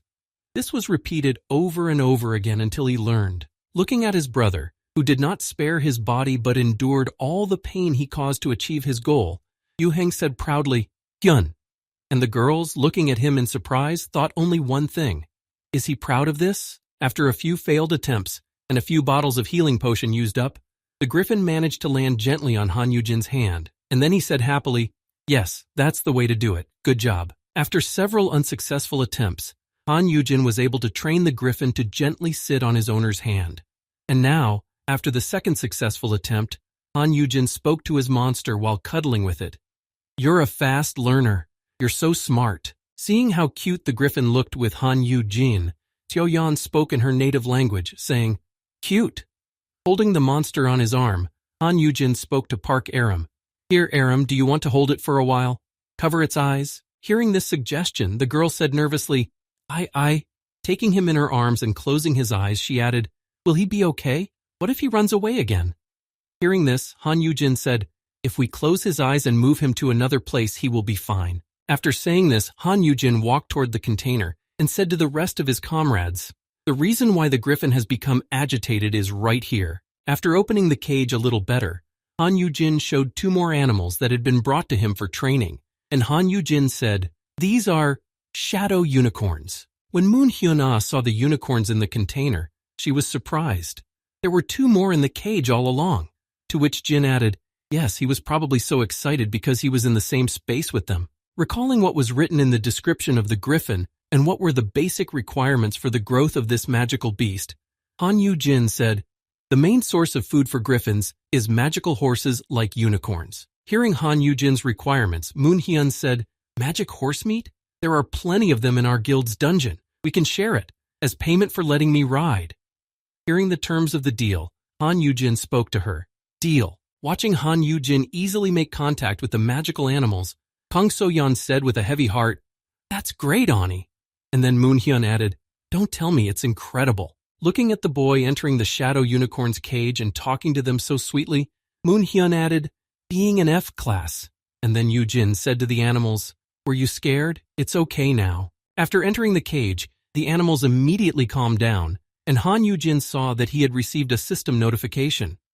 The title of ideal caregiver adds effect to the owner's mark. The object is expressing interest in the caregiver. Seeing how Han Yujin had easily found a way to communicate with them, even after such a stressful situation for the unicorns, Moon Hyun said, "He can easily do things that no one else can do." After taming the shadow unicorns and seeing that they came to him and were not afraid at all, Yujin said happily, "Good, good." As Moon Hyun-ah got to her feet and watched Han Yujin, she thought confidently, "Abyssal Head's big brother. No, Hunter Han Yujin." As she watched him tell the others how to approach each of the monsters so that they wouldn't be frightened, Moon Hyun added, "I think I can trust him a little more." While playing with one of the unicorns, Han Yujin gave orders. "For now, send the unicorns to the training center. And yes, we need to name them." After saying that the unicorns needed to be named, Han Yujin added, "How about we just call them White and Black?" Hearing this suggestion, Park Aram exclaimed in displeasure, "Ugh, what kind of stupid names are these, a juicy? It sucks." Han Yu-hyun added, "They're great names, Hyun." Hearing Han Yujin's strange names for the unicorns and Han Yu-hyun's agreement, Park Aram said in disappointment, "It seems that creativity and naming is not his strong suit." Meanwhile, a terrible massacre took place somewhere in a guild building, killing almost all of the guild members. There was only one member left, who was also on the verge of death. As he was gasping for breath because a powerful huntress grabbed him by the neck and held him in the air, he heard her ask him a question. "You really don't know? Bricks bought out my contract." Looking around at the dead people, she added, "I put a high-level curse on it that blinds those who break it, but someone just broke the contract as if it meant nothing. Of course, this would bother me. I just started my business." Choking in the arms of the girl who told him about the destroyed contract, the hostage, holding onto her hand to get some air, spoke with difficulty. I don't know. Really?" After saying this, the hostage, looking at the shadowed image of his killer, said, "How do I know who signed the contract and destroyed it? The head of the guild was killed in the kidnapping incident." Hearing this news that the guild leader had been killed in the incident, the high-level huntress said slyly, "Is that so?" Hearing this sly voice from the girl, guild member Bricks, who had already hoped that he had provided her with valuable information, spoke to her. "Let go." But she just squeezed his neck in her hands and finished him off. Having finished the last of the guild members, the girl said in disappointment, "What a pity. If you don't know, there's no reason to keep you alive." Finding Han Yugin's photo, the high-class huntress said thoughtfully, "The one who bought the contract is dead, and no one in the Kidnappers Guild knows anything about it." Lifting Han Yujin's photo to her eye level and holding it in her fingernails, she said ominously, "I guess I'll have to ask the kidnapped personally then." Meanwhile, after several attempts by Han Yugin to come up with names for the unicorns, one of them was named White, and the animals, of course, quickly got used to the new, unfamiliar environment. Hearing several options from Han Yugin about what to name the unicorns, she was very angry, and that's why the unicorns' names changed a little.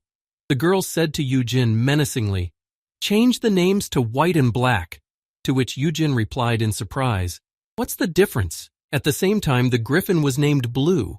It was given to him because of the color of his eyes, the same griffin that caused a stir on the very first day of its arrival in Korea. And after a while, when Han Yugin was training them, it was time for lunch. But even here it was not without incident.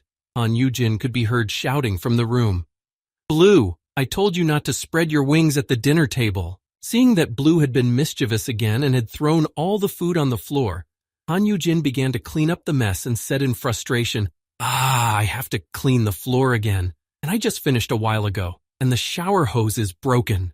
When Blue realized what he had done, he began to look around happily, smiling playfully, but as soon as he turned his head to the right, he noticed Mir, who was in a very bad mood. Seeing Mir's fearsome expression, Blue started to help Han Yugin clean up in fright.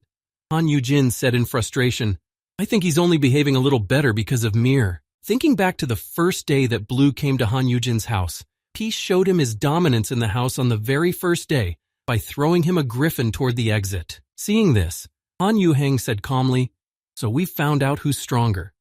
When Han Yujin finished cleaning up after the afternoon's pogrom, he noticed that all three animals were already sleeping peacefully in their respective places. Peace was sleeping next to Squeaky's nest, curled up in a ball. Squeaky was sleeping in his nest made of twigs, which was hung from a tree branch, and the griffin was sleeping a little further away from them because he needed more space to sleep. Seeing that all three of them were already sleeping quietly, Han Yujin, who had finally been able to feed them and calm them down, breathed a sigh of relief as he wiped the sweat from his forehead. After putting all of his children to bed, Han Yujin, being completely exhausted, walked on his weak legs to his room, saying wearily, "Raising children is so hard." Falling down on his bed, which he could barely reach, Han Yujin, squeezed like a lemon, said in a tired voice, "I'm almost dying. How am I going to raise 50 yet?" Han Yujin laid down on his bed and buried his nose in his blanket, and said wearily, "Come on, let's see how many I have." While counting them in his mind, Han Yujin said, "Peace and Squeaky, Blue and White and Black at the training center." Just as he said this, he heard an alert. A poison dragon has been detected, and Dio Valchetis is cursed. Hearing this announcement, Han Yujin suddenly opened his eyes in fright at the suddenness of the announcement. His fatigue and desire to sleep instantly disappeared after hearing this message. Han Yujin sat up and started looking around in fright, and grabbed his phone and noticed the following notifications. Rauchita's Predator skill activated. Collision with Dio Valchetis will double the skill's effects. Unlocking his phone and watching to see if there was anything on the news, Han Yujin said in surprise, "A poison and curse dragon? A dungeon has appeared nearby? There are no reports of it." As soon as he said this, the same girl appeared from the portal in front of him and grabbed the phone in his hands. Seeing that hand, Yujin froze in place. The next moment, he looked up to see who it was that had grabbed his phone, appearing out of nowhere in his room. Taking the phone out of Han Yujin's frightened hands, the girl walked away from him and said, "C'est génial." Looking at Han Yujin's phone, the girl said to him in an ominous voice, "Comment mas tu remarque? How did you notice me in French? Tu as l'air de cacher un pouvoir spécial." Turning to face Han Yujin, the girl spoke to him. "Je suis." "Oh, my translator necklace wasn't activated." Je suis means I in French. Hearing such strange words from the girl, Han Yujin was frightened. What? A foreigner? How did she get here? Looking at the girl again, who picked up the necklace that translated her speech, Han Yujin suddenly had a thought. Is this the dragon of poison and curse? But she looks just like a human. Looking at the girl's characteristics, he could only see that her characteristic class was S. Looking at Han Yujin, the girl spoke while holding a necklace. "It's a beautiful night, isn't it, sweetie?" Seeing her characteristics, Han Yujin was frightened in his head when he saw her class. A natural S class? Like Yuhun and Song Hyun-jae? After reading through all the information available about her that his promising sprout skill had provided, Han Yujin said in confusion, "But I haven't heard anything about her in the future." Moving almost close to Han Yujin's face, the girl looked him directly in the eye and said in a sinister voice, "What are you reading so carefully?" After saying this, she grabbed Han Yujin's head and pushed him against the bed to stop what he was doing. Han Yujin opened his eyes and looked at Rieta, who had burst into his room and said in fright, "Im?" To which she replied, interrupting his moaning, "Your eyes were moving from left to right as if you were reading something." Looking into the girl's eyes, she said to Han Yujin in an ominous voice, "Are you reading some information about me?" Hearing these words, Han Yujin was confused. She understands. Recalling the same situation with Song Hyun, Han Yujin suddenly remembered. The same thing happened to the head of the Jupiter Guild. It seems that S-classes instantly notice things like that, and she was able to sneak through the security system with ease. Grabbing the hand of the door that was holding his face, preventing him from standing up, Han Yujin thought, if I do something rash, then, breathing heavily and swallowing hard, as if there was a lump stuck in his throat, Han Yujin realized that joking around with this girl was no good, and continued his thought, I'm going to die. And then, after he calmed down, Han Yujin spoke to the girl who had entered his room. If you have some business with me, you should have talked about it in the daylight. After saying this, and trying to remove the girl's hand from his face to finally stand up, Han Yujin somehow managed to shout out to her, Rieta! Finally letting go of the frightened boy, the girl spoke to him in a hurt voice, sitting down next to him on the bed. I was disturbed by the guilds you made agreements with. As she said this, Han Yujin also heard her continue. Besides, your brother clearly warned everyone. Hearing the girl say this, Han Yujin was confused, just as I expected from him.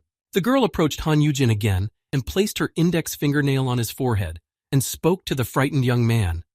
That's why I decided to sneak in here. After saying this, she leaned over to Han Yujin and spoke in a surprised voice, pressing her fingernail on his forehead. Find out the answers to all my questions and then leave. As she said this, Rieta moved closer to Han Yujin again, causing him to move away from her, and then she said thoughtfully, But you don't look like an ordinary F-class. Hearing these words and moving away from the girl, Han Yujin almost fell off the bed, pulling away from Rieta and exclaimed in fright, Kia! Seeing that the girl was pulling at him again with her long clawed hand, Han Yujin was scared to death and thought in frustration, This is how I'm going to die. I was just beginning to think that life was going well. As Han Yujin began to think this, he closed his eyes and no longer saw the actions that Rieta was performing. As she extended her finger to him again, she said in confusion, Why doesn't it work? Don't you feel anything? Han Yujin opened his eyes when he heard the girl speak to him, and when he saw what was happening, he exclaimed in fright, Ah, what are you doing?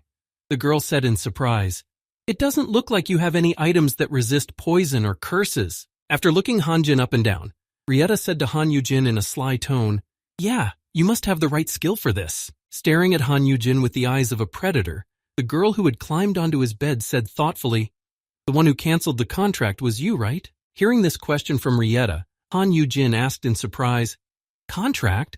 What are you talking about? The girl replied, I recently started a contract business using my curse skill. Handing Han Yugin one of the examples of contracts she had drawn up, she said, "All of these contracts are illegal, unofficial, but quite useful, you know." After telling him about her business and her underground work, she continued, "That contract blinds the one who destroys it." Han Yugin thought back to the battle with the guild leader who had kidnapped him. She's talking about that incident. Showing her contract to Han Yugin, Rieta said to Han Yugin, "I didn't think you would be the one to break it and break the curse." Hearing this, the young man said in confusion, "I don't know what you're talking about." After saying that he had no idea what he was talking about, Han Yugin added in a worried voice, "I'm just a fragile F-class." Hearing this, the girl said slyly, "Perhaps we can test it then?" With that, she grabbed Han Yujin's hand and pulled him along. Realizing what was about to happen to him, Han Yugin exclaimed in fright, not understanding why this was happening to him. The next moment, the contract that Rieta had created was in Han Yujin's hands, and as the girl's hands began to stretch the paper to tear it, she said, "Let's try it. At worst, you'll only go blind. How about it?" Hearing the consequences of destroying the contract, Han Yugin, trying not to give himself away, exclaimed in fright, "Eh? What? Wait, what are you?" But the next moment, the contract was already terminated. After the contract was cancelled, Han Yugin received 2 notifications. The destruction of the contract has activated the curse of blindness. Blindness curse has been deactivated by L-class curse resistance. Holding the broken contract in his hands, Han Yugin heard the girl say in a happy voice, "I knew it." Han Yugin shouted back at her in anger, "Sane, crazy." Frightened, I looked at the girl, who had cancelled the contract without a second's hesitation, and thought, "Is she completely crazy? What if I had no resistance to curses? Who is she anyway? What does she want from me?" Looking at the girl who was already smiling, Han Yugin thought, "She doesn't look like she wants to pay me back for the illegal contract." Then the girl said in a happy voice, "Don't worry, I won't hurt you." Sitting on his bed in shock, Han Yugin said to the girl in alarm, "What was that just now?" Rieta answered him with a sly smile, "I just wanted to find out what happened to the contract." After saying this, she approached the frightened Han Yugin and spoke to him. "I was just wondering if my curse skill was okay. It's the reward for killing the boss in the missing dungeon." Hearing some strange explanation for his actions, Han Yugin asked Rieta again, "The missing dungeon?" The girl replied, "If I tell you, nothing will change. No one would believe it anyway." Having said that, the girl explained to the boy what she was talking about, saying, "When I cleaned it up, it just went voo and disappeared." After saying this, she asked Han Yugin, "Do you believe me? Do you know anything about this?" He took a thoughtful pose and put his hand to his chin and answered thoughtfully, "A little." As Han Yugin thought about Rieta's words, he remembered what the system administrator had said. "There will be times when dungeons from the future appear, but we will try to get rid of them as soon as possible." And then he said, "Maybe this is the system. This is a dungeon that was supposed to appear in 5 years. Recalling these words of the system administrator, Han Yugin was deep in thought about Rieta. "I don't know of any S-class hunters in the future who would use curses or poison, so she's..." Thinking about this development, Han Yugin continued his train of thought. "So she has acquired a skill that no one else in the original future had, because I turned back time." Thinking about where this skill could have come from, Han Yugin came to a conclusion. The reward for defeating the boss of the poison and curse dungeon. And that boss was... Recalling the notification before the girl's appearance, Yugin saw, "Encountering Dio Valchetis will improve skill effects by half." Realizing where the girl had gotten her skills from, Han Yugin spoke confidently. "The dragon of poison and curse, Dio Valchetis." Hearing such accurate information about obtaining her skills, the girl spoke happily. "That's right. How did you know that?" Asking Han Yugin how he knew about her skill, Rieta said to Han Yugin, "The SSS class title of Dio Valchetis twins. It can only be obtained by killing Dio Valchetis and his twin." After giving this information, the girl also added something else, telling Han Yugin, and began to recall her family tree. "My brother is an S-class hunter." Saying that her brother was also a high-class hunter, the girl added to her previous speech, "That's why we both obtained dragon powers." Hearing this information, Han Yugin finally understood what had happened and why he had received the notification of the dragon of poisons and curses, seeing the girl as a part of that dragon. Looking Rieta up and down, Han Yugin said thoughtfully, "Half dragon, half human. Someone who absorbed the power of a dragon and became its incarnation." After realizing what had happened to her, Han Yugin said thoughtfully, a very unusual incident that occurred due to the reversal of time. Not just her, but her brother as well. As she approached Han Yugin and looked at him almost intimately, the girl said inquisitively, "It's strange that you know about all of this." Hearing this, Han Yugin only looked at her in confusion. As she crept up on Han Yugin, who was running away from her again, she said, "This is such a strange feeling. Could you be some kind of dragon as well?" Hearing this, Han Yugin replied in fright, "I'm just an ordinary person." Grabbing Han Yujin's hand and lifting it up, Retta said to him, "Really, that's the smell of a fellow. No, it's more like a predator that can easily defeat Dio Valchetis." Seeing the girl's strange actions, Han Yugin exclaimed in alarm, "Wait, what are you doing?" Seeing that the girl was sniffing him and smelling a strange odor from him, Han Yugin immediately thought, "Is it because of the Rauchitas predator skill? He really killed the poison dragon king, damn it." As Han Yugin watched the girl throw him down on the bed and climb on top of him, he thought in confusion, "But she doesn't know about this." Climbing on top of Han Yugin, standing motionless above his body, and watching his reaction, the girl said, "How interesting. I'm not attracted to ordinary people anymore." Smiling lustfully and licking her lips over Han Yujin's body, she said, "It's wonderful.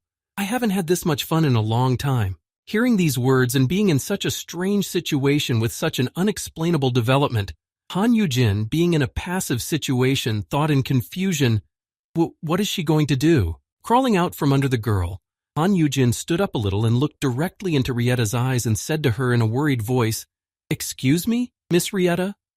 Hearing herself addressed in such a strange way, she looked at the boy and replied, When Han Yugin saw that she was unbuttoning his top shirt and started running her fingers over his body, he was frightened.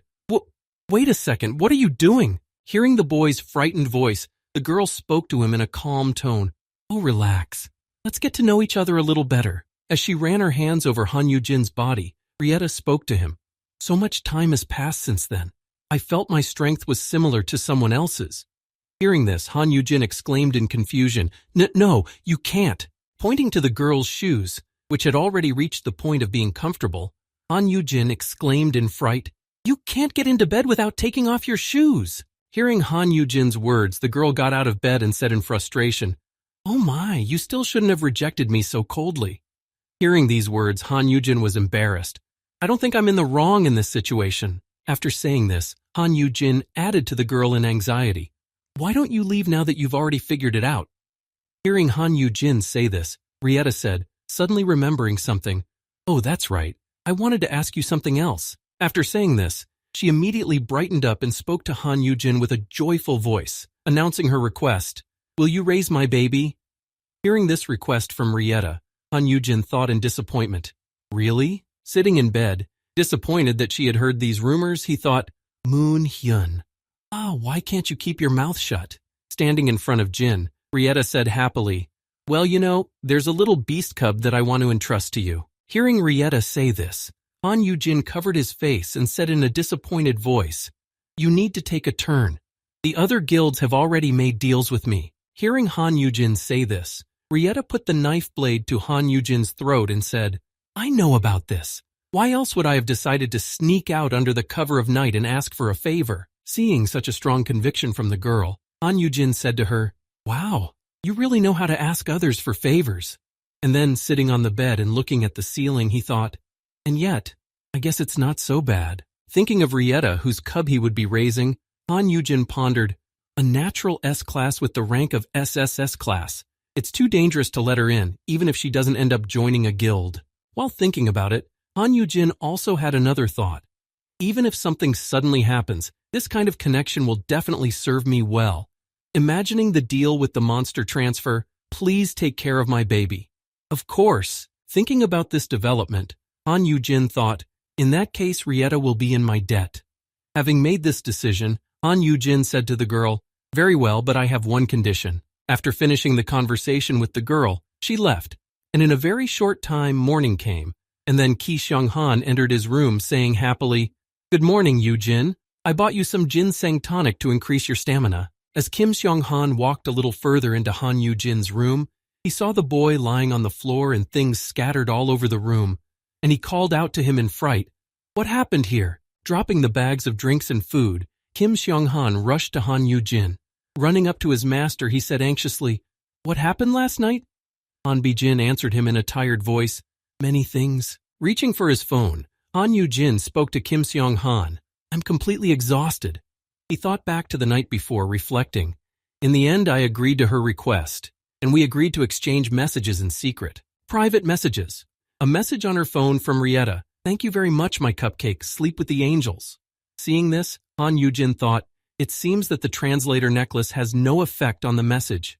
As Han Yujin continued to recall what had happened last night, he became exhausted, irritated, and tired, and thought, "That woman did whatever she wanted until she left, and before she left my room she said, 'Thank you, kisses.'" Drinking the juice that Kim Sung-han brought him, Han Yujin drank it from the guard's hands because he was unable to hold the package himself, and continued his thoughts. "Fortunately, nothing happened. She could have easily killed me." Han Yujin continued his reflections as he washed his face in the morning, also with the help of Kim Seong-han. "It could have been much worse. I don't even want to imagine what would have happened if all my friends were here." Lying on the couch, waiting for Kim Sung-han to prepare breakfast, Yujin continued his uninterrupted train of thought. Meng Wubu was at the forge, and Yuhun couldn't have protected me and withstood the poison and the S-class curse at the same time. Lying on the couch, completely exhausted, Han Yujin thought about another development. Perhaps I should have used a code word on her. Thinking back to Rieta, Han Yujin thought, if the skill's effect is doubled against poison and cursed dragons, it would have an effect. If I were to say, "I love you" just once, but starting to shake his head to get those stupid thoughts out of his head, Han Yujin continued, No, she's too unpredictable. There's no telling what will happen if she becomes as clingy as the others." Noticing that his master was shaking his head, Kim Sung-han walked over to him and asked in concern, "Han Yujin, are you okay?" Hearing these words from his bodyguard, he answered sharply, "Oh yes, I'm fine. I was just thinking for a while." When Han Yujin came to, he noticed how clean and fresh his room was, and he was amazed. "Wow, when did you have time to clean up like this?" Hearing this question, Kim Sung-han replied in confusion, "I just cleaned up a little bit." Taking Han Yujin's hand in his own, Kim Seong-han spoke joyfully to his master. "You did a wonderful job taking care of the animals, didn't you?" Removing the handkerchief from his head, which was used to keep his hair from getting into the food during cooking, Kim Seong-han added to Han Yujin, saying, "Call me whenever you are tired." After saying this, Kim Sung-han also added, touching Han Yujin with his last sentence, "I will come to your aid immediately." Hearing this, Han Yujin replied in a tearful voice, barely able to hold back his tears, "Song-han." Hearing these words, Han Yujin cried out to Kim Seong-han, "I love you. You are so incredible. You are my grandson." To which Song-han replied, "Kia ha ha, Grandpa Su." And then Yujin thought, "That's right, I'll raise the people around me to the maximum first." While hugging Kim Seong-han and telling him how much he loved him, Han Yujin suddenly saw a system notification. Kim Seong-han has met the minimum prerequisites for the next grade. Seeing this system notification, Han Yujin suddenly grabbed Kim Seong-han by the voice and pulled him toward him, exclaiming in surprise, "Eh?" Seeing this strange reaction, Song-han asked him in surprise, "Be Yujin?" Looking at Kim Sung-han's characteristics, Han Yujin noticed in his characteristics, the conditions for raising the level of the target to S-class have been met. S stands for checking the conditions for raising the level. As soon as Han Yujin noticed this change in Kim Sung-han, he immediately rushed to his brother's office to tell him. When Yuhun arrived at the office and told him everything, he was surprised. "You can raise Kim Sung-han's level?" When Han Yuhyun heard this news, he was astonished. "Is that even possible?" Han Yujin replied, "That is why I came to you as quickly as I could." After saying this, Yujin said, "But the requirements are a bit tricky." The requirements for raising Kim Sung-han's level. Complete one of the requirements. Defeat an A-class dungeon boss in one hit. Defeat an S-class beast alone. Defeat an SS-class beast with a team of less than 10 people. After hearing all the possible options that Kim Sung-han could follow to level up, Han Yuhyun said, "It seems that the last option is the best of the three, but SS-class beasts are only found in dungeons outside of Korea." Hearing what his younger brother had just told him, Han Yujin partially denied his statement, but added happily, "Actually, no. The first option is also quite good." Thinking about what they could do to raise their friend's level, Han Yuhyun said thoughtfully, "An A-grade dungeon? Kim Sung-han has an attacking skill of the same level." After saying this, Han Yuhyun also added, but it won't be enough to defeat the boss in one hit. Hearing such embarrassing words from his younger brother, Han Yugin pointed to himself and said happily, I can help with this. Hearing that Han Yugin could help Kim Sung-han become an S-class, Han Yuhyun was surprised to hear that, You? How? Han Yugin answered him, beginning his story about the plan to make Kim Sung-han an SF class. The first point was to equip Kim Sung-han with the best equipment they had. And so he announced the first point of his plan. Equip Kim Sung-han with anything that can increase the strength of the attack. To fulfill the next point of the mission, Han Yugin already needed Park Aram and her abilities. Remembering the second point, he said, Park Aram will give him a boost with the Day Without Shadow enhancement. After talking about the two main points of his plan, Han Yugin finally moved on to the third and final point. And I will double his attack with my skill. After hearing all the key points and the progress of the plan that Han Yugin had come up with and demonstrated on the puppets, Yuhun, hearing about his older brother's presence in the plan, suddenly asked in surprise, Wait a minute, why are you also participating in this plan? Hearing such surprise in his brother's voice, Han Yugin spoke to him in an offended tone. Of course I also need to go. Hearing his brother's words, Han Yuhyun said to him in alarm, Hen, have you gone mad? Hearing his brother say this, Han Yugin looked at his younger brother and said in a confused tone, Actually, I mean it. Hearing these words from his elder, Yuhyun replied, What would you say if I were an F grade and went to an A grade dungeon? After saying this, Han Yuheng also added, Yuheng, you want to drive me crazy. Before he could finish, Han Yujin answered him in embarrassment, But I have a B grade shield. Holding up one of the dolls Han Yujin had used to explain his plan, Han Yuhyun sighed heavily and said to his brother, You know very well that he won't help you. We're talking about killing the boss. After saying this, Han Yuhyun revealed the main problem that he had not thought through when he said it. You said that you can only share the effect of a skill when you touch another person, so you have to touch Kim Sung-han at the moment when he deals the boss a fatal blow. After describing the moment that will be present, Han Yujin also added, The blast wave from such an attack will simply blow your F-class body into dust, and the shield will not work in this case because you will be touching it. Hearing such nuances from Han Yujin, which they would definitely encounter in the dungeon, Han Yujin just started laughing at his words. After some time of sinister laughter, Han Yujin took out a bracelet from his pocket and showed it to his brother. As he showed it to Han Yuhyun, Yujin said slyly, Do you remember that night when the four of us had dinner? I asked Yu Meng to do something for me. This is it, out of the oven. Looking at the bracelet that Yujin was pointing at him, Han Yuhyun said in surprise, What is this? An ordinary shield isn't... After saying this, Han Yuhyun picked it up to examine it more closely. While holding this device in his hands, he noticed, Nameless bracelet, class unspecified, disposable. Looking at the bracelet that his older brother had handed him, bragging about what Yu Meng had done for him, Han Yuheng said in surprise, It nullifies all the damage received for 10 minutes? Seeing such characteristics on this strange bracelet, Han Yuheng said in confusion, Is this even possible? Han Yujin happily replied, This is why I told you to make a good impression on Yu Meng. Having demonstrated such an incredible lineage to his younger brother, Han Yujin put his hand on his shoulder and proudly said, Yuhyun, Kim Sung-han will become an S-class tank. After saying this, Han Yujin also added, looking at his brother and imagining the changes that would occur after Kim Sung-han reached S rank, He will make your guild even more powerful. And yet, after much discussion and persuasion, everything was decided. Although Yuhyun, hearing what was about to happen, objected, saying, I didn't make it for this situation. Sung-han was in a similar situation, and he also objected, saying, taking Yujin to such a dangerous place. Even though not everyone agreed with this plan of action for Kim Sung-han's achievement of S-class, it took some time to persuade Yuman and Kim Sung-han, but in the end, they appointed the latter to go to the dungeon. And so, the fateful day came, when it was time to upgrade Kim Sung-han to S.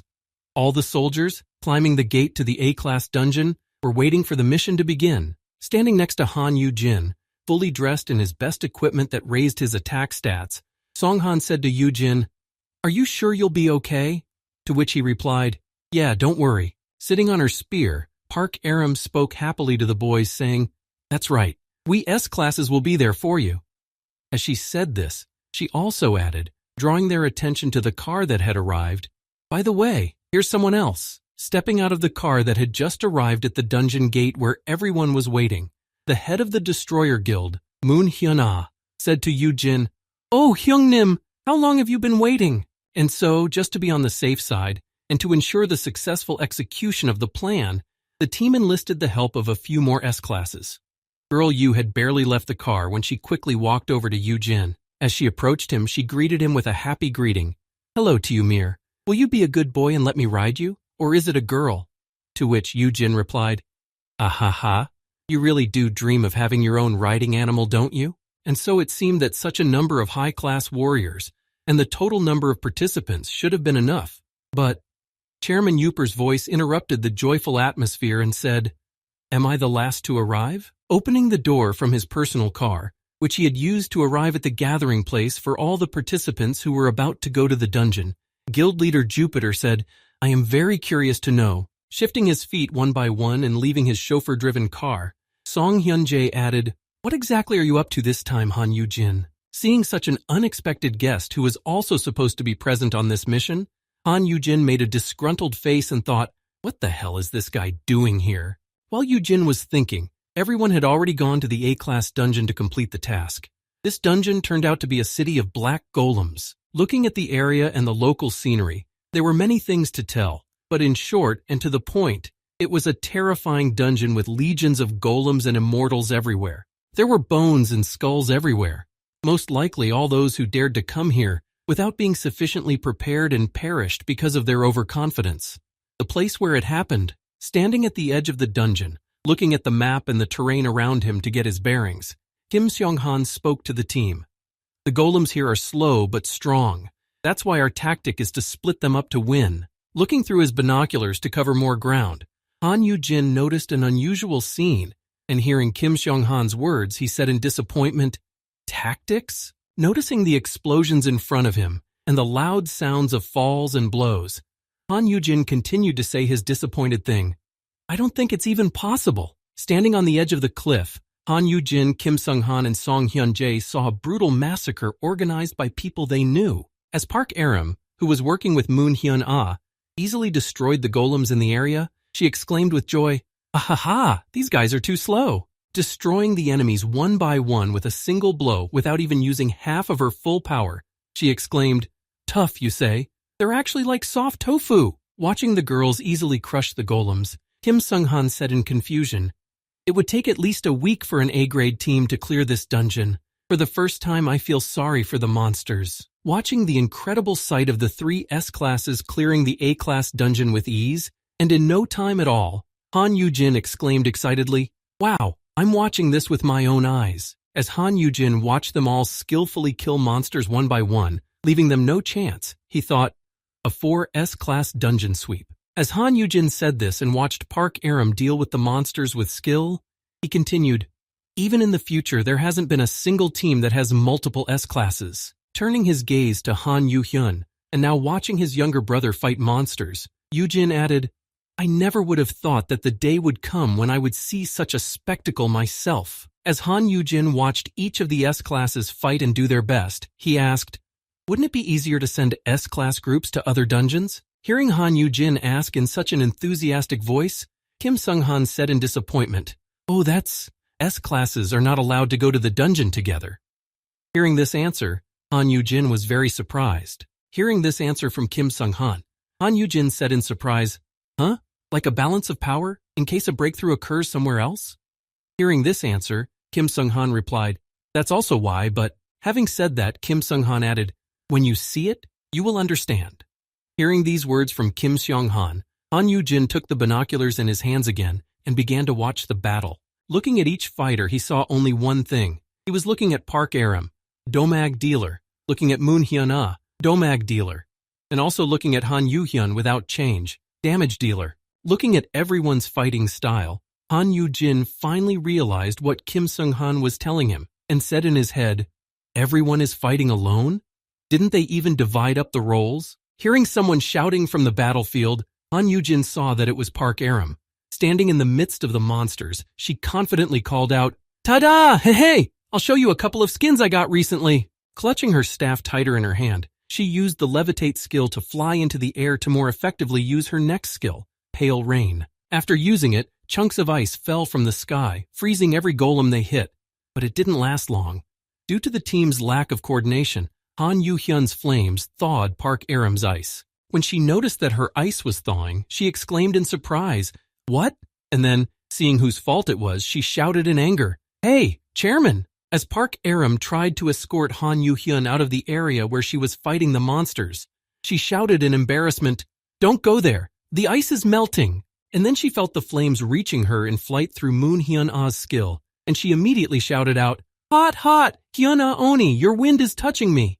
To which she replied, "I didn't know you were there. Dodge it, you're an S-class." And after that, a disappointed voice was also heard from the battlefield. "Uh-oh, all the golems I froze have melted."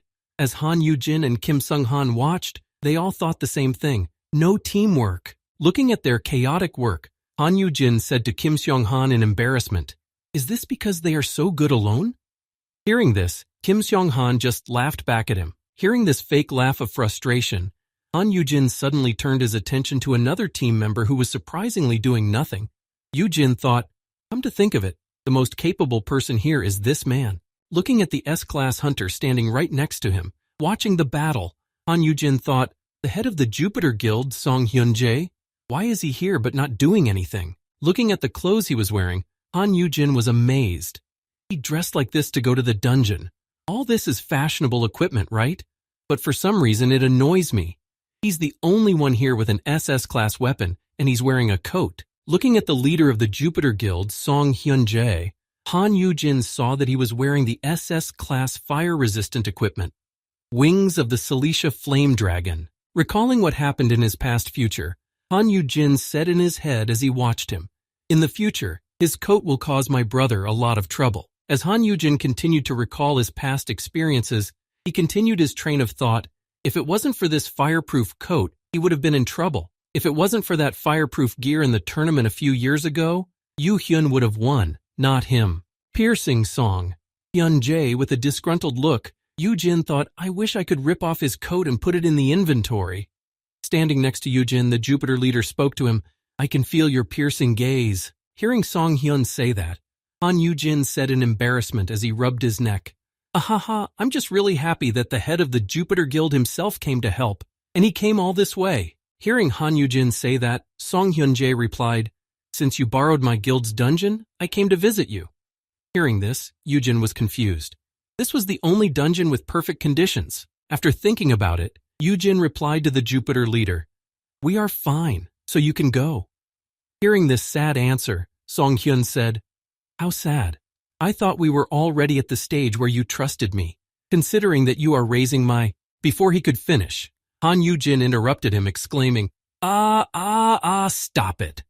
Hearing such shouts from the mountain, Moon Hyun-ah said in a stern voice, "What are you doing up there, Song Hyun-jae? Did you come up here to be lazy?" After shouting such loud words at Song Hyun, she added, "Don't you want to work? You're so old you've lost all your strength." Hearing such words addressed to Song Hyun, Yujin said in alarm, "Hyun-ah!" Hearing such provocative shouts at him, Song Hyun-jae spoke in a calm voice, concentrating electricity in his hand. "Oh my, is it so difficult without my help?" Hearing Song Hyun-jae say that, Yujin could only be surprised and say, "Eh?" And the next moment, all of Sung Hyun's concentrated power flew toward where Moon Hyun-ah had just been standing.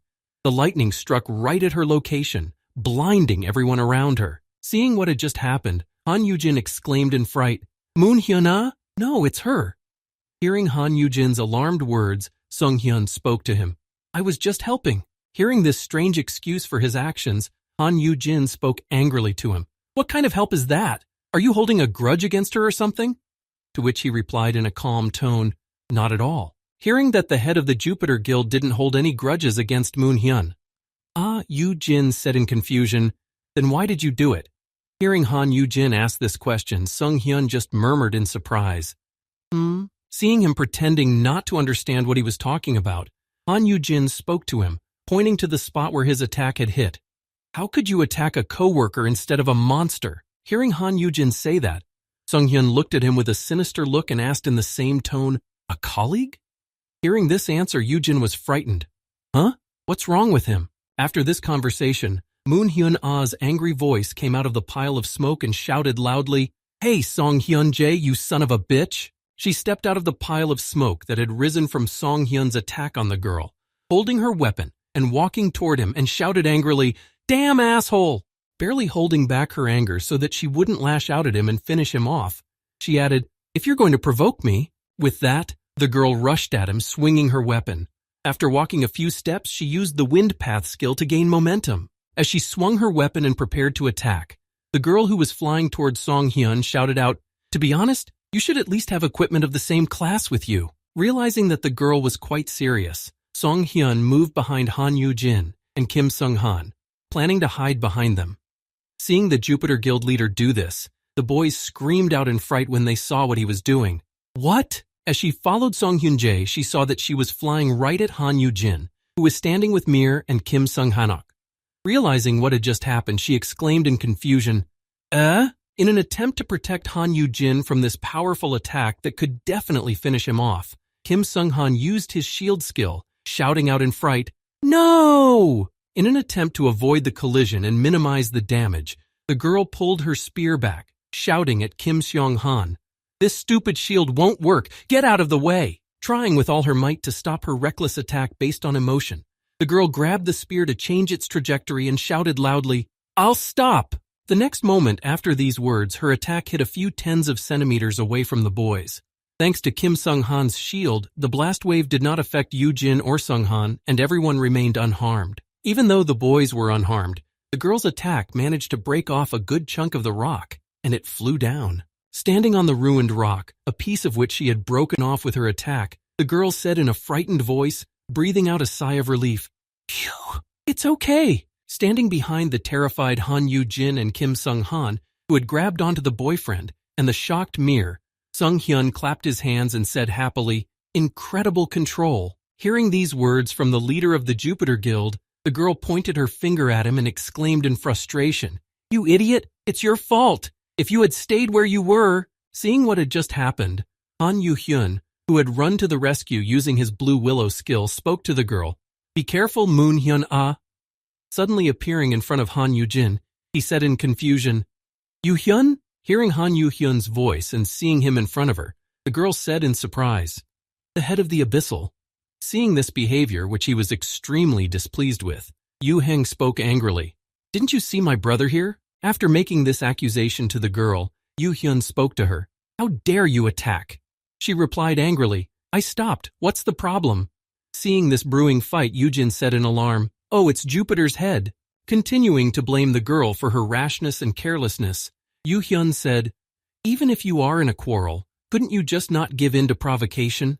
Your character is uncomplicated, which is reflected in your attacks." Continuing to be rude to the girl, Han Yuhyun said, "They are so obvious that even a child can dodge them." Hearing these words, the girl spoke to Yuhyun in a threatening voice. "What did you just say?" After saying this, the girl clutched her spear tightly in her hands and noticed Han Yuhyun pulling his sword out of its sheath and said angrily, "You're sticking your nose where it doesn't belong." No sooner had she said this than she struck Han Yuhyun, which he managed to deflect.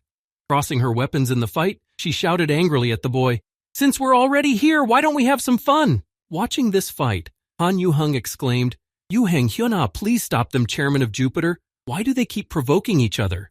Hearing Han Yujin's frightened words, Song Hyun said, "It can't be helped." Watching Han Yujin and Moon Hyun-ah fight, Song Hyun said, "S-classes fight alone, not in groups. But nowadays dungeon breakthroughs don't happen so often." With a thoughtful pose and a finger on his beard, Song Hyun said with a sly expression, "Since they're all here." As he watched the two high-level hunters fight, the Jupiter Guild leader spoke thoughtfully, as if he was happy about it. "This is a perfect opportunity to get into each other's necks." Hearing Song Hyun say that, Han Yujin was surprised to hear that, and exclaimed in confusion, "What?"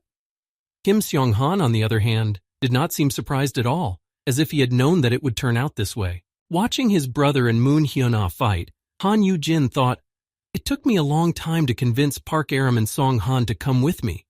So I was very surprised that the leaders of the other guilds easily agreed, even though I didn't reveal my true purpose." After reflecting on this topic, Han Yujin finally came to the truth, and he said in his head, "Now I understand exactly why they cannot go into the dungeon together. And while the guild leaders were having a showdown and settling their differences, Park Aram continued to clear the dungeon. After destroying another golem, she said happily, "Oh, I got the big one." Taking the crystal out of the monster and sighing with relief, she said happily, "I was allowed to collect magic stones here. I'll sell them, pay for all the expenses on the ice tree spear, and buy new equipment." As she was saying this, the girl suddenly heard a strange roar and the sound of blows not far from her.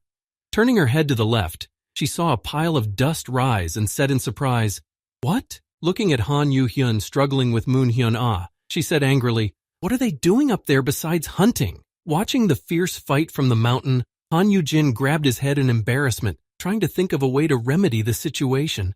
Terrified by what was happening below, Han Yugin exclaimed in alarm, "What should we do? They've really decided to fight." Hearing this, Kim Sung-han spoke to him in a sad voice, trying to talk him out of it. "It's not safe, Yujin." Hearing these words from Kim Seong-han, Han Yujin was confused. Are we even able to stop them?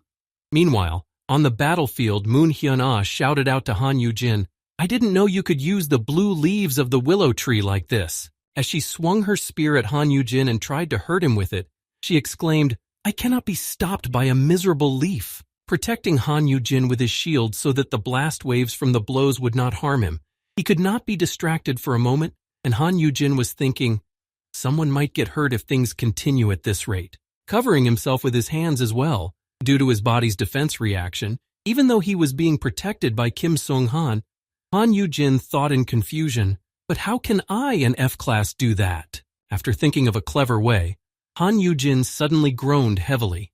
Hearing this, Han Yu-hyun abruptly rushed over to him, exclaiming, "Hen, are you okay?" Seeing that his opponent had fled the battlefield, the girl exclaimed in surprise, "Eh?" Running to his older brother, Han Yu-hyun nervously spoke to Yujin, holding him in his arms. "You inhaled smoke? I'm sorry, it's my fault. Does it sting your nose?" Seeing Hyun's reaction, Yujin exclaimed in surprise, "What?" Climbing onto the rock after Han Yu-hyun, the girl said in irritation, "Hey, we were just fighting. Where are you going?" Hearing this, Yuhun turned to her and said in displeasure, "My hen is here. Be careful." Hearing this, the girl said in surprise, "What? Be careful?" Hearing Han Yu-hyun say that, the girl mockingly said, "Did you hear him, Song Hyun-jae? If only Director Song could see him now." Holding a handkerchief up to Yujin's nose, Yu-hyun said, "Blow your nose, Hyun." Seeing this reaction from his brother, Yujin thought, "There is another way. It's a little clumsy, but..." Falling to the ground, Yujin clutched his head and exclaimed, "Oh my god, I'm dying because I'm just a weak F-class." Hearing that he was dying, Yu-hyun exclaimed in fright, "Hyun!" And then Jin continued, "The naughty S-classes started fighting and scared me, the poor F-class. I already had a stomachache, and now I won't be able to sleep because of the stress, and I'll cry because of the stress. And there's not even a doctor here." Standing in the back, watching the scene, Moon Hyun-ah said in embarrassment, "Oh, have these F-classes always been so weak?" Hearing this, Yu-hyun exclaimed in anger, "I'm sorry, Hyung-nim. It seems we were too cruel." Pointing his finger at Mir and Song-han, Han Yu-hyun said, "Of course, you should be ashamed of yourselves. Even Kim Sung-han and Mir are better behaved." As he bowed his head to Jin, along with Song-han and Hyun-ah, Yu-hyun said, "Let's not get distracted so that we can get this over with and get out of here. You're not children. Stop fighting. This way. Line up." Han Yu-jin took out his cap with the letter F on it and put it on his head and also took out a whistle. The very next moment, he climbed on his world, raised his hand and whistled, giving orders to everyone in front of him. "Hen-a, the golems are yours for 3 hours. Song Hyun-jae, inspect the perimeter." Han Yujin was like a real coach when he gave orders to the S-classes, and he said loudly, "To this building. You go too, Yuhyun." Hearing Han Yujin's instructions, Song Hyun-jae said in surprise, "This is something new." As Han Yujin watched everyone go in different directions in accordance with his orders, he spoke to Kim Seong-han. "Oh, I had to separate them so that they wouldn't fight again." While giving orders, Han Yujin saw his new skill, which was called and described as follows. Terrifying Chicken Commander, SS, a teacher who controls stubborn awakened ones. Kids are so naughty, aren't they? Don't worry if you use this skill. Seeing such a strange skill, Han Yujin cried out in surprise, "Huh, what is this? And what's with the name of the skill and its description?" Meanwhile, somewhere in the system administrator's room, a girl with horns said, "It's beautiful. What kind of question is that?" To which the mermaid, grabbing her by the horns, said, Shall I cut off your horn or your finger? Meanwhile, in the dungeon where Han Yugin was, Kim Sung-hyun brought him hot coffee and said, "Drink this. We will stay here for the night."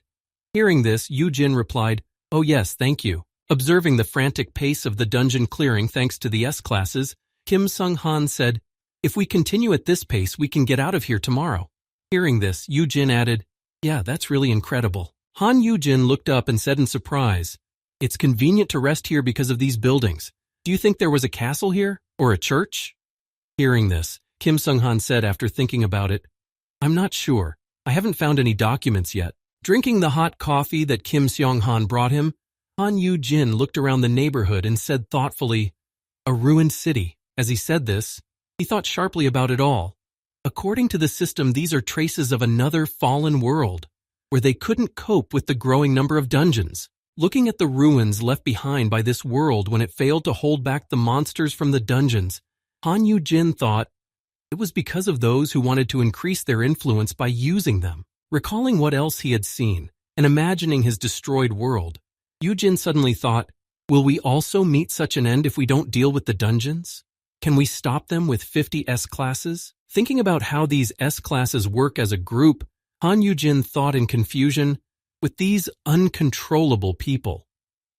While thinking about this, everyone had already gathered around the campfire that had been set up at the campsite to keep them warm. Sitting by the fire, Park Aram shouted out in anger, "You're all too angry. You're taking away all the fun. I want to fight too."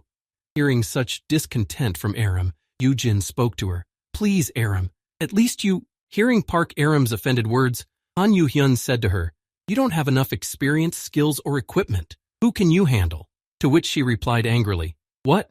Not enough experience and equipment?" Having said that, the girl later added, "You'll see. I'll buy a new one after I sell the stones and I'll smash you all." Hearing this, Moon Hyun-ah said to her, "Oh, was that why you were so diligent in collecting stones that you got soot all over your face?" As Moon Hyun-ah walked by, Han Yujin spoke to her. "Ani, the ends of your hair are burnt, look." When Moon Hyun-ah noticed this, she exclaimed in confusion, "Wah, really? Oh, Song Hyun-jae, was that you or is it the head?" Looking at her burnt hair tips, Moon Hyun-ah said in a sad voice, "Oh, the old farts will be grumbling again." Hearing this, Yu Park Aram said in surprise, "Just cut your hair. Isn't it too long to hinder your hunting?" Hearing Park Aram's advice, Moon Hyun-ah said to her happily, "Yes, but I need it for advertising, and those old men who sponsor my guild." After saying this, Moon Hyun-ah spun around and said happily, "They say I should stay graceful since I'm an S-class female hunter." Hearing this, Park Aram made a silly face and said in surprise, "What does this have to do with hunting?" As she threw her arms around Park Aram, Moon Hyun-ah spoke to her happily. "Good question, my gifted child. Grow up doing what you want to do and don't worry about such things." Trying to get out of her mentor's arms, the girl struggled to speak. "Ah, I can't breathe!" With her elbow on Park Aram's head, Moon Hyun-ah spoke to her with a heavy sigh. "Ha ha ha, sometimes dungeons are even more comfortable." As Moon Hyun-ah hugged her child, she turned her attention to the leader of the Jupiter Guild who was drinking tea and said, "I'm sorry. I wish I could kill all these old men. Should we become as independent as you?" Hearing this question from Moon Hyun-ah, Song Hyun-jae looked at her, but did not look up from his tea, elegantly holding his cup and said, "You don't have to be on a leash all the time." Continuing his speech about changes in the future, Song Hyun-jae added, "They only think about profit. That was the reason for the incident at the ISS." After finishing his tea party, the leader of the Jupiter Guild raised his head proudly and said in a thoughtful tone, "Besides, those who know nothing about high-end dungeons won't be able to understand us." As he shared his thoughts on the matter, Song Hyun-jae also added in the end, "And they can't consider us the same species when they are so far behind." Hearing these words from the head of the Jupiter Guild, Han Yujin thought fiercely because he realized something. It didn't sound like that in his head. After what I saw in the dungeons, I began to understand. Thinking back to that battle between Han Yu-hyun and Moon Hyun-ah, he thought, S-classes are much stronger than ordinary people. For days or even weeks or months, predators rule over monsters from other worlds. Thinking about how different a world S-class people live in because of their strength, Han Yujin suddenly realized, however, my brother. At the same time, Moon Hyun-ah, who was spending time with everyone around the campfire, spoke happily. Young master is full of surprises. Observing Han Yu-hyun's behavior, she also added in amazement, I no longer recognize him when he's with Han Yu-heng-ning. Hearing such words from more than one person, Han Yugin looked at his younger brother and thought in surprise, then Yuhing, he's holding back. Looking at his younger brother, who was sitting in front of the fire without saying a word of objection, and simply bowed his head, Yujin thought, isn't it because he's good? Looking at his lonely brother, who was far away from the rest of the company, Yujin decided to intervene in his loneliness and thought, is he not doing what he wants to do because his brother is an F-class student? It's all because of me. When Han Yujin noticed his older brother slowly approaching him from behind, he spoke in surprise. What is it, Yujin? Looking at his elder brother, Han Yuhyun spoke to him. Are you tired? You don't look good. Hearing this question, Yujin quickly answered him. No, just a little bit. Hearing this conversation between the two brothers, Kim Seong-han said in alarm, you should get some rest, Yujin. Hearing that Han Yuhyun was tired, Park Aram called out to him, throwing a pillow with a toy at him. I'll give you this, go to sleep, Ajusi. After that, Moon Hyun also threw a sleeping bag at the boy and added, that's right, Hyung Nim, take this sleeping bag. Feeling so cared for, Han Yujin said to them in confusion, oh no, what about you? To which he heard Park Aram reply, we are S-classes. One night is not a big deal. Also looking at him with a smile, Moon Hyun added, yeah, we'll continue to clear the dungeon. After saying that, she also added, we'll hunt in pairs and take turns. Hearing these confident words from them and being surprised at their organization and friendship, Yujin happily exclaimed, friends, but suddenly his tone changed to a menacing one. Then Han Yujin looked at them with a penetrating gaze and said menacingly, you did not divide into two to fight, did you? Hearing Han Yujin say this, everyone felt uneasy. After saying this, Yujin added, Aram, I can see it. You're wearing a whole bunch of mana potions. Hearing this, the girl replied in embarrassment, oh, it's just because I'm hungry? Han Yujin also noticed the changes in the other hunters, and he spoke in irritation. Why did you change your gloves, Song Hyun-jae? And Yuhyun was sharpening his knife all the time. Hearing these questions, Yuhyun replied in confusion. That's... Hearing Han Yujin's words, Moon Hyun-ah presented Sung Hyun with a presentation. We were caught because of your equipment. Hearing this, Yujin said sternly, hunt the monsters, don't do anything else. After saying this and climbing into his sleeping bag, Yujin added, if I see you fighting, I'll tell you Mung. Hearing this, Park Aram exclaimed in confusion, no, Ajusi, this is my only equipment. Hearing this embarrassed voice of Aram's, Han Yujin climbed into his sleeping bag and said, then just don't fight. And then closing his eyes, he thought, it's hard enough with 4, but I need 50. As Han Yujin closed his eyes and prepared to go to sleep, he suddenly thought, can I even trust the system? But, well, yes, at this point I have no other choice. Lying in his warm sleeping bag and looking up at the starry sky, Han Yujin was deep in thought about his goal. Even if I move forward in small steps, maybe I can reach 50 and save the world. After these thoughts, Han Yujin fell asleep. Although this dream was partly good, it turned into a nightmare for him.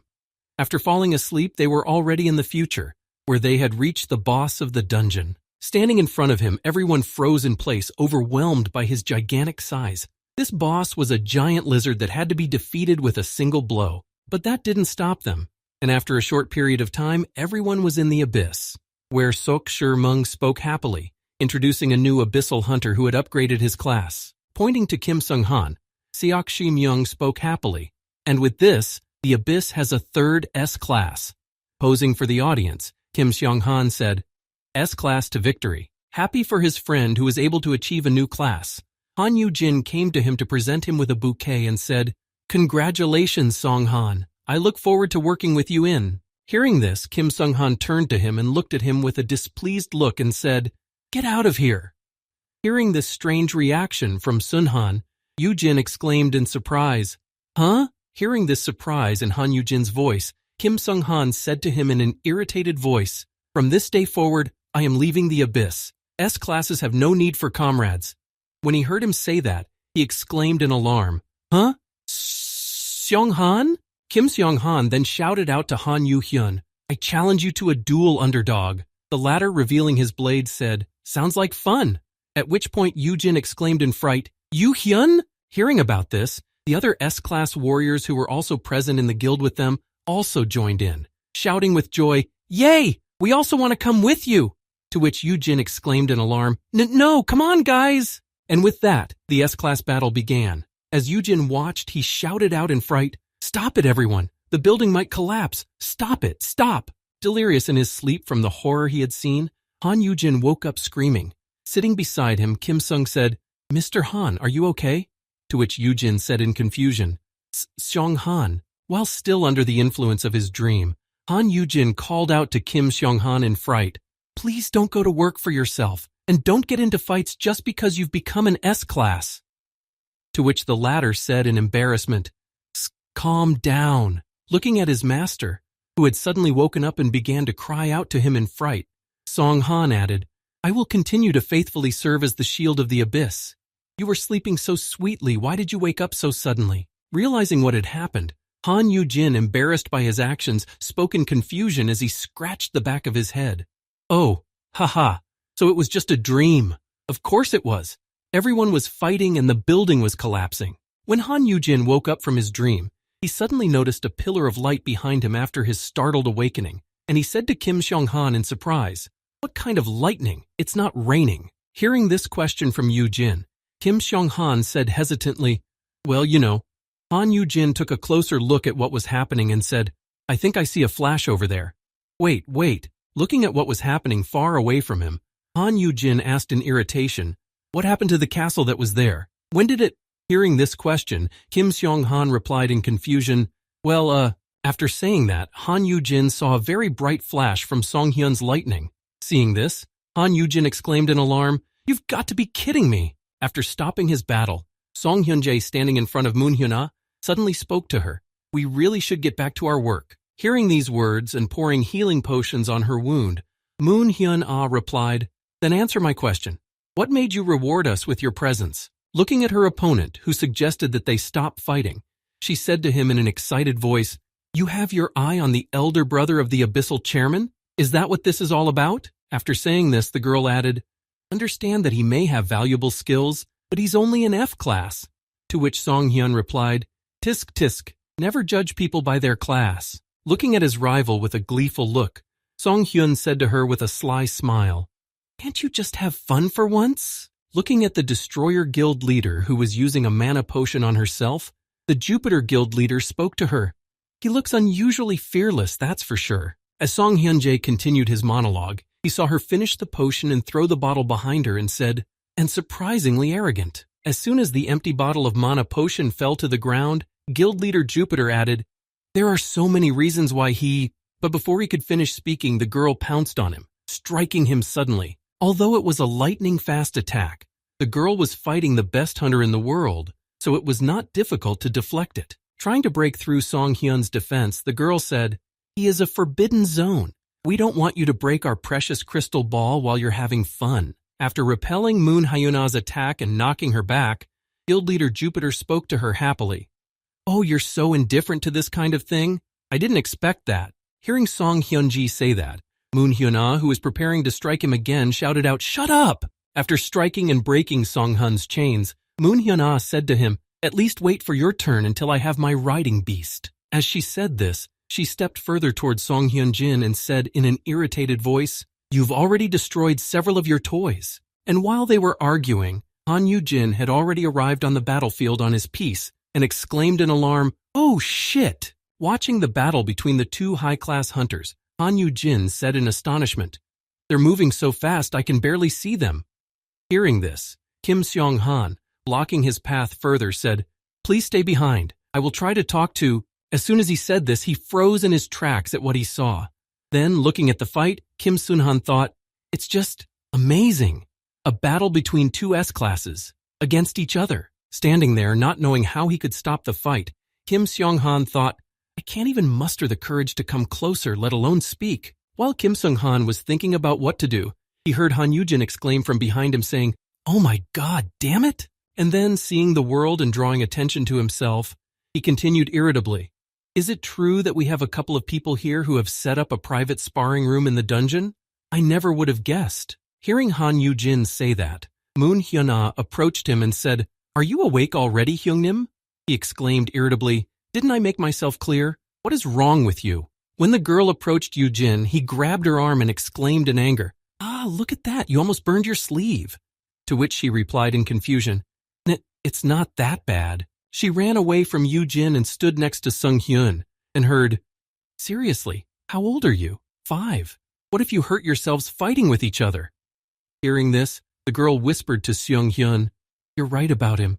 There's definitely something about him." Looking at Han Yugin, who was fearlessly reprimanding them for their thoughtless actions, she thought, he doesn't seem to know what fear is at all. Standing in front of the two fighters, Han Yugin spoke to them in a stern voice. Besides, aren't guild leaders supposed to set an example? As Han Yugin continued to scold Moon Hyun-ah and Song Hyun-jae, he shouted at them, "Don't you know that the dungeons are full of danger?" No sooner had he said this than he felt a very strong tremor that shook the whole earth. Then Yujin cried out in fright, "What was that?" As soon as he said that, he saw a message from the system that read, "Escape.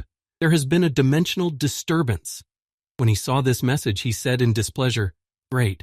Now what?" As he said this, Han Yujin felt a severe pain in his head and clutched his head and groaned.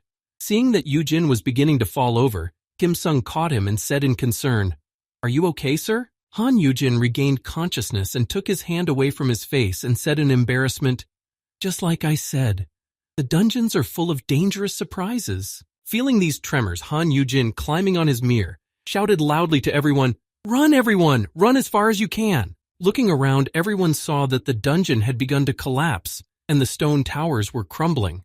Upon noticing this, Sun Myung-han exclaimed in confusion, "What is happening?" Then noticing that some of the rocks from the earthquake were flying at them, he used his shield skill and shouted, "Watch out, follow me!" Being on his pet and under Sunghan's protection, Yujin's fear resistance skill was activated, and he suddenly called out, "Where are Yuhun and Aram?" Hearing these words, Aram and Han Yujin, who had just arrived, said, "You guys better get out of here, right now." Hearing this, Moon Hyun-ah exclaimed in confusion, "What's going on, an earthquake?" Hearing Moon Hyun-ah say this, Park Aram, noticing the change in the terrain, suddenly exclaimed, "No, where you are standing." Noticing that the soil layer was collapsing beneath them, the girl added in an alarmed voice, "Something is rising from the ground." After briefly explaining what was happening, Miss Aram shouted loudly to all her friends who were there, "Get out of there!" As Moon Hyun-ah ran away from the earthquake site, she looked back to see what was happening and exclaimed, "What the hell is going on here?" As she said this, she saw a giant lizard crawling out of the ground in front of her and exclaimed, "You've got to be kidding me. What the hell is this?" But a little later, when the monster had completely emerged from the ground, it became clear that it was a stone frog, most likely the boss of this dungeon. Looking at this giant, Moon Hyun said in awe, "This is a monster? I've never seen anything like it." To which Han Yu-hyun replied, "This big? Are you sure it's a monster?" Looking at the giant that had just emerged from the ground and stood in front of them in its entirety, Han Yujin said in fright, "It's definitely a monster." "Good." Using his promising sprout skill, Yujin spoke to his comrades. "It's Babar, the mountain eater, a first-class giant monster frog." After saying this and giving the basic information, Han Yujin then added, "It's a mega-giant SS-class monster whose body is completely covered in impenetrable rocks." Looking at the monster that appeared before them, Han Yujin exclaimed in confusion, "But this is only an A-class dungeon. What's something like this doing here?" Looking at Han Yujin, guild leader Jupiter said thoughtfully, "Undoubtedly, he predicted it." Shifting his gaze to the giant monster, Song Hyun-jae also thought in astonishment, if it wasn't just a coincidence. Meanwhile, somewhere near the Abyssal Guild, Han Yujin's room was in a real mess. Having left their pets to the girl, they didn't stop running amok. Pulling a towel over his head, but not seeing anything at all, Blue ran to the apartment. Noticing this, the girl exclaimed in confusion, "No! Blue! Stop playing with the towels!" As soon as she took the towel away from Blue's head, she heard Squeaky cry out to get her attention. Hearing this, the girl said, "Who knew babysitting monsters would be so—" "Huh?" Seeing Squeaky standing at the door and pointing at it, the girl let him in and said in surprise, "What is it, Squeaky? Do you want to go to your father's room? He's not here." Running into Han Yujin's room, Squeaky started looking around nervously, trying to find Jin. Then she spoke to him. "Don't cry. He'll be back tomorrow." Blue, not again." Not seeing Han Yujin in front of him, Squeaky bellowed loudly to attract attention, or perhaps for something else. While running around the room and making noise, Squeaky had accidentally used his Dimensional Lord L skill without realizing it. As he did so, a portal began to appear in front of the chick, and its owner was seen sitting on a fiery lion looking very frightened. But the next moment, the whole process was disrupted because Blue fell on Squeaky, who was running away from the warden who was left to watch the monsters. And it so happened that he landed on the chick. Running into the room where Squeaky had been, the girl taught the chick, who was lying unconscious on the floor, and Blue, who was lying next to him, shouting happily. But because of this incident, the portal dissipated, and no one noticed it. Meanwhile, in the A-class dungeon where Han Yugin and his friends were mooching around to upgrade Kim Sung-han, something terrible happened. A giant frog that had crawled out of the ground began to be active after its long sleep. When Moon Hyun-ah saw that such a fearsome monster had appeared in the A-class dungeon, she said to Han Yugin in confusion, "This is only an A-class dungeon. What's a dirty monster like that doing here?" Watching this giant frog move slowly, moving its giant legs, she added, "Can we even fight this thing? At least it looks slow enough." As soon as the girl said this, the giant frog took its first step. Stepping on the ground, the monster caused a considerable earthquake and destroyed the landscape beneath it. Seeing that even though it was very slow, it could cause such damage with its ordinary actions, the girl exclaimed in alarm, "Damn it! She only took one step and was able to do this much damage?" Seeing how formidable the enemy was, Park Aram shouted to her comrades in alarm, "Let's use our gate stones and escape from here." To which Yujin answered her, "No, we can't just leave her like that." Hearing this suggestion from Park Aram, Han Yujin rejected her offer and began to recall a similar event that happened to him in the past future. Actually, it happened a few years later in the original version of the world, in the countryside of China. Recalling exactly what happened that time and how much trouble the frog's presence caused the population, Yujin continued his train of thought. The frog caused catastrophic damage just by moving slowly from place to place. Looking at his older brother, who had realized that it was necessary to exterminate this threat here and now, Yujin thought, "Worse yet, this dungeon is open right in front of the college's downtown galley. If it breaks through, it could destroy the whole neighborhood." As Han Yuhun prepared to fight, he confidently spoke to all of his comrades who were in the same predicament as him. "I guess we'll have to do our best then." After using his blue willow skill to move through the air efficiently and reach the enemy, Han Yuhen called out to his old brother, "Stay away from here, Yujin." Following her leader, Park Aram didn't take long to follow, and before she left them, she also added, "Sung-han, please take care of him."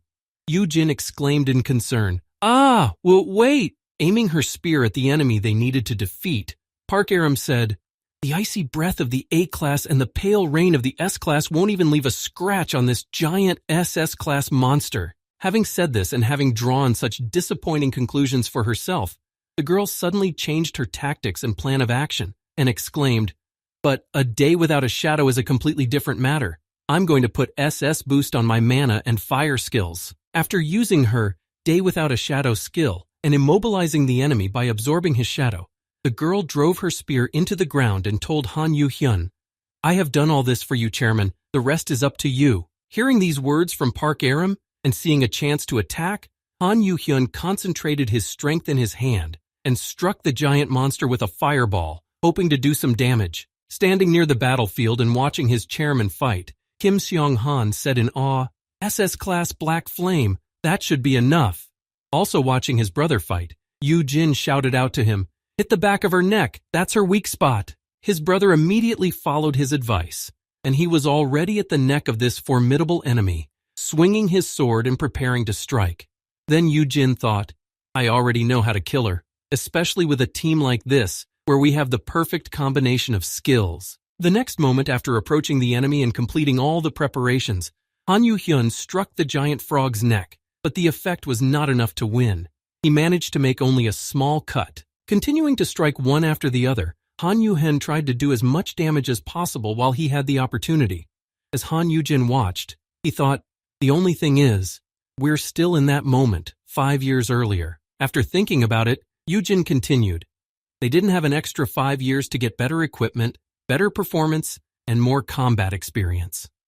Realizing that his attacks were not having the desired effect, Yu-hyun sighed in frustration. Hearing Han Yu-jin's instruction, Moon Hyun-ah, approaching the frog's weak point, loudly called out to Han Yu-hyun as she prepared to strike. "Out of the way, young master! The back of the neck, you mean? Van shots are my specialty." As she drove her spear into the monster's neck, Moon Hyun also realized that it would not be easy to break the monster's skin and said in frustration, "Grandpa, this is going to be really hard, huh?" Looking at his comrade's unsuccessful attempts to hurt the giant frog, Han Yugin heaved a heavy sigh as he stood at a distance from the monster and thought of a plan of action.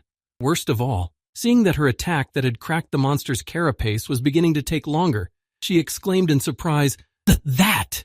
Hearing these exclamations, Han Yugin said, Babar can heal almost instantly. Running over to Sung Hyun and using his skill, Moon Hyun Ah exclaimed in exasperation, if only I had an SS-class spear. I could make it into a sieve. I think I'll get your SS-grade chains. After creating his electric chains that emitted lightning, Sung Hyun spoke to the girl in a thoughtful tone. What if we can't pierce her skin? Jumping up and wrapping his electric chains around the frog monster, Sung Hyun used his skill to strike the monster with lightning and shouted, How about this? Han Yugin, watching the monster with his hand over the blinding light from the lightning, thought, Insanity. Even the head of Jupiter can't destroy this beast alone. Watching Song Hyun Jae's actions, Kim Sung Han, who was standing next to Han Yugin, said in confusion, Oh, did it work? It seems that Babar reacted for the first time. After this attack by the Jupiter guild leader, the monster frog began to behave more actively, jumping forward, destroying a large area in front of it, and shaking the ground. After jumping a few times and breaking free of Sung Hyun's chains, the monster calmed down, landing on the ground and destroying a large amount of landscape beneath it. Barely able to stand up from the earthquake, the guild leader Jupiter spoke to his comrades. I don't think we should make this monster angry by making it jump like that again. Hearing Song Hyun Jae say that, Moon Hyun-ah got to her feet and said in irritation, Well, do you have any ideas on how to finish her off in one punch? Look at her, she's fully recovered again. Watching the monster move, Moon Hyun-ah said in frustration, How are we supposed to finish off this beast? Ignoring Moon Hyun-ah's words, Han Yugin tried to lead his brother out of the dungeon, saying, You should leave. It's getting too dangerous. Hearing his brother's suggestion that he leave the dungeon so that he wouldn't get hurt, Han Yugin replied in a displeased tone, No, listen.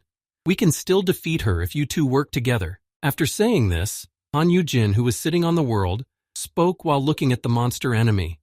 Simply using skills one after another won't break through its skin. Our best chance is to launch a series of attacks and hit the weak spot on its neck. After proposing this plan to defeat this giant monster, Han Yugin looked at Park Aram, who was standing next to him, and said, Let's start with you, Aram. Freeze the back of your neck. Hearing Han Yujin's instruction, Park Aram said in surprise, Huh? Me? Han Yugin then turned his head toward his younger brother and said, And right after that, Han Yuhyun's warmth. Hearing this plan of action from Yujin, Park Aram said in surprise, Oh, I get it. It's like a cold glass cup that might crack if you pour hot water into it, right?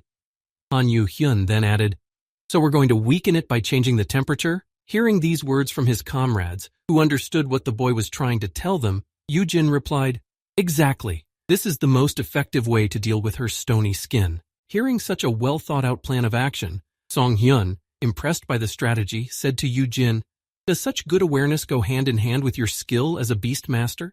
Yujin replied, Well, I guess you could say that. After answering Sung Hyun, Han Yujin climbed back on his pet and spoke to the head of the Destroyer Guild. And then you, Hyuna. Hearing this order, the girl replied in confusion, Wait a minute, do you really think that will work? After saying this, the girl added in an embarrassed tone, You saw how quickly that monster recovers. It will be healed before we can launch another attack. What if we miss the timing by even a little bit? Besides, we haven't been working as a team for a long time. Expressing her concern about the implementation of this plan, she also added, We can't practice either, unless you just want to see this thing jump again. We don't have telepathy either. Hearing these comments on his plan, Han Yujin spoke confidently, What if I say it's possible? Hearing Han Yujin say that, Moon Hyun-ah and Song Hyun both stared in surprise and then said together, What? Han Yujin looked at the surprised hunters and said, You're right, Moon Hyun.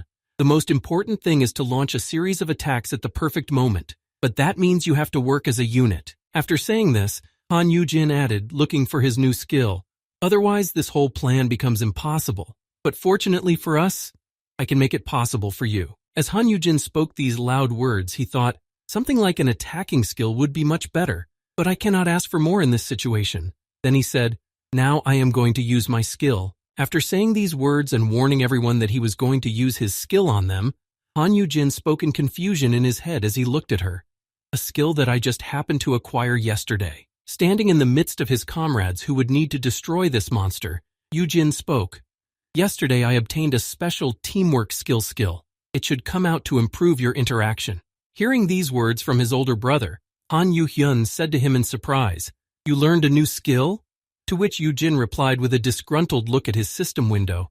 "Yes, I guess I was able to meet the conditions to unlock it." Considering his new skill, which he needed to use to create a more coordinated teamwork between all these thinkers, Han Yugin thought, at least now the skill description is more detailed. Rereading the skill description, which said, Terrifying Chicken Commander, SS. A teacher who controls stubborn awakened ones.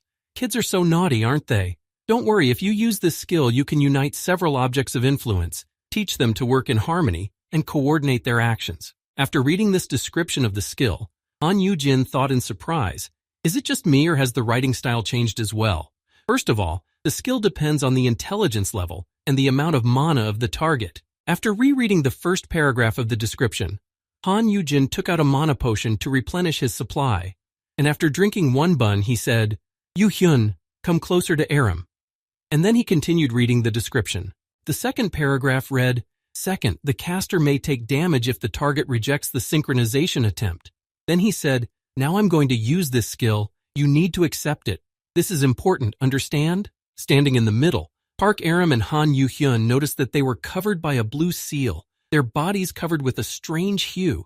Just at that moment, Yujin's terrifying Chicken Commander skill was being used. After using his skill on Park Aram and his younger brother, they successfully accepted the synchronization with their bodies, and Han Yujin was able to unite with them. Feeling quite unusual and not natural to him after synchronizing with his comrades, he said in surprise, Uh-oh. Feeling some strange control over the synchronized hunters, Han Yujin waved his hand to test the skill and thought in amazement, I can feel their bodies. While testing the terrifying Chicken Commander skill that had been imposed on his comrades, Yujin continued to test it with basic movements and said, as if it were my own. Thinking about how this was interesting and how this skill worked, Han Yujin said, it's as if I know in advance what they want to do. Standing next to Han Yujin, Yuhun looked at his hand, which had risen involuntarily, and Yujin thought, I know what they're going to say, even if they haven't realized it yet. And then Yuhun spoke. Well, I don't feel... Hearing this phrase from his younger brother, Han Yujin interrupted him saying, no difference. Hearing these words from his elder brother, Yu Heng looked at him in confusion, not understanding how he had guessed what he was going to say. Hearing these words from his elder brother, Han Yu Heng said in surprise, Hey, what just happened? To which Yujin joyfully replied, Excellent, now I will try to synchronize the two of you. With that, Han Yujin divided the synchronization skill between his younger brother and Park Aram so that they could sense and anticipate each other. When the synchronization was successful, Han Yujin, feeling what Yujin was feeling, said in surprise, Wow! To which Iriam added, Damn, this is both cool and creepy. Seeing Park Im and Han Yu-hyun's strange reactions, Moon Hyun-ah said in surprise, What? What happened? And then, while holding the spear and looking at her body, Im felt something unusual. After receiving such sensations, she said in astonishment, It feels as if the head's body has become part of my own. I can even predict his movements and balance our strength. As soon as she said this, she swung her spear toward Han Yu-hyun and exclaimed, That's it! Shielding herself from the gust of wind after the blow, Moon Hyun, standing next to Yujin, said in surprise, What the?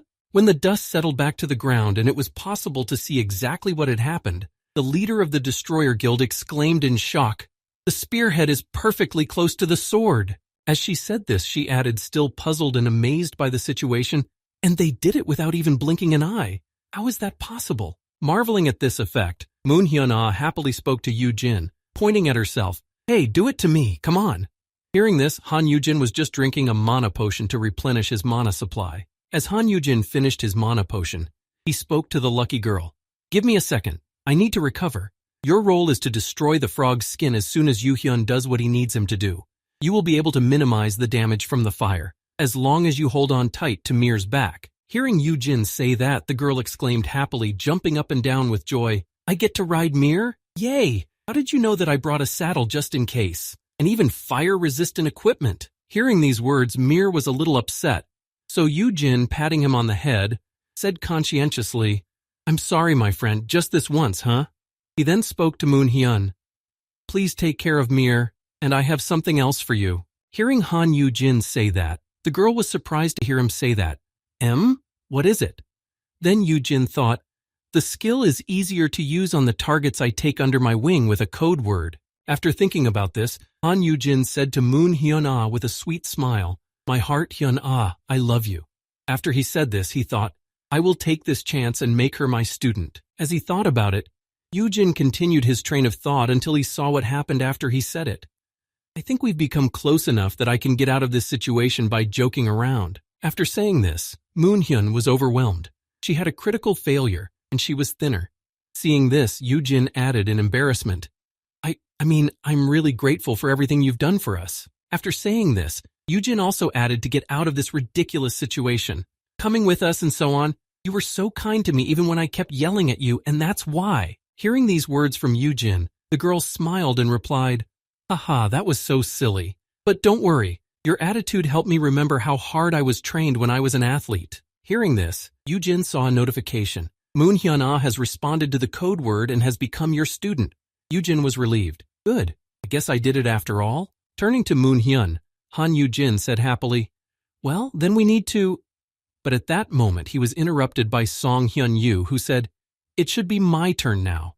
Hearing this, Yujin thought in confusion, Ugh, this is definitely a tough nut to crack. Determined not to waste any time, Han Yugin immediately spoke up and said to Sung Hyun, Did I mention that I love you too, sir? Just like you, Hyun? To which he replied in embarrassment, After all we've been through, you shouldn't call me sir. Hearing this response from Seung Hyun, Yujin added, Oh, that's right, I love you, Hyunjae. After a few seconds, Yujin, not seeing the result, thought, Just as I imagined, the code word doesn't work on him yet. After finishing his thoughts and holding out his hand to Sung Hyun, Yujin said, All right then, please don't reject my skill. As soon as he used his skill on Song Hyun, he felt a jolt and saw a notification. The target has rejected your skill. Feeling the pain of rejection that was described in the skill's description, Ha Yujin writhed in pain and moaned heavily. Noticing this, Song Hyun said, Oh my. After a few seconds, Han Yujin raised his head and looked at Sun Hyun and said angrily, I told you not to do that. He replied with a sly smile, Just a little bit of a refusal, that's all. Hearing Sung Hyun's response, Yujin thought in frustration, Damn.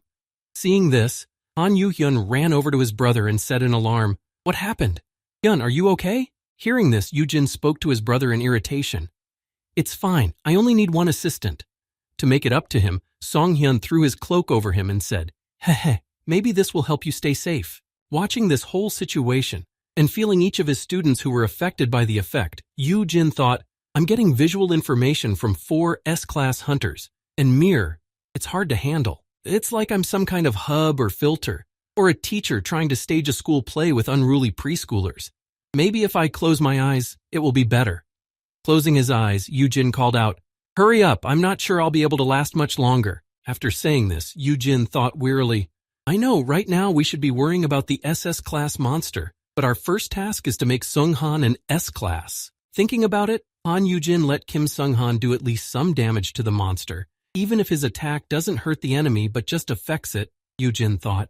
That's why he should strike first. After he thought this, Kim Sung-han, who was standing on the edge of the cliff, pulled the bowstring of his bow and shot an arrow directly at the giant monster, so that his participation in the battle with this monster would also count, and he could level up. When she noticed that the first stage was already over and Kim Seong-han had shot his bow, Park Aram said without a trace of doubt, Yes, I expected that there wouldn't even be a scratch on it. After saying this, and rushing into the battle with the monster, Park Aram exclaimed loudly as she prepared to perform the second stage, But since the first attack has already been made, it's up to me. As she approached the enemy's neck, where its weak point was located, Park Aram shouted loudly, Mana characteristic enhancement. Immediately freezing in midair, Park Aram began to create an icy blizzard around her, saying, And I will bind it together with... Using her skill, she noticed, Ice Breath activated. Swinging her spear, which she wanted to strengthen to make her attack as effective as possible, as she might not have another chance, she shouted, I will concentrate all the cold energy into one point. Raising her spear upwards so that all the power would go straight into her weapon, she added, I will make my spear even thicker and even sharper as much as possible. Having accomplished her task, she used the Hermes shoe's skill and exclaimed loudly, "He's completely frozen and ready. Now it's up to you, Chairman." Hearing this announcement from Park Aram, who had done her part, Han Yugin, who was already preparing to complete his part of the plan to destroy the monster, approached her, gathering all of his flames in his hand. Han Yugin, having approached a sufficient distance to hit the target, launched his fireball right at the target to destroy its defenses. After his attack on the frozen spot on the monster's neck, somewhere in the distance from Han Yugin, Aram's shocked voice could be heard saying, "Wow, it melted in a second." Marveling at Han Yuhyun's previously unseen strength, Park Aram added in awe, "I've never seen this before. How powerful is this heat?" Han Yugin, who was standing next to her, said heavily, "I can barely breathe because of all the sensory information." And as the second stage was also completed, Moon Hyun Ah, who was preparing to perform the third stage, the success of which depended on her, exclaimed, "Don't worry, I'm strong enough to handle the flames." As she approached the giant monster with a fierce smile, Moon Hyun Ah was already preparing to deliver a devastating blow, exclaiming, "I need to hit this thing while its shell is still soft, right? Right now is a great chance." Looking at Moon Hyun Ah, who had almost reached the monster, Han Yu-hyun thought anxiously, Hyun Ah is right in saying that the shell is currently in a vulnerable state, but realizing how dangerous and powerful its attack was, and how it hadn't been able to dissipate even after a long period of time, Han Yu-hung thought, "It's not time yet, it's still a little while." As his flames slowly began to dissipate, heating up the frog's shell, Yu-heng continued his train of thought.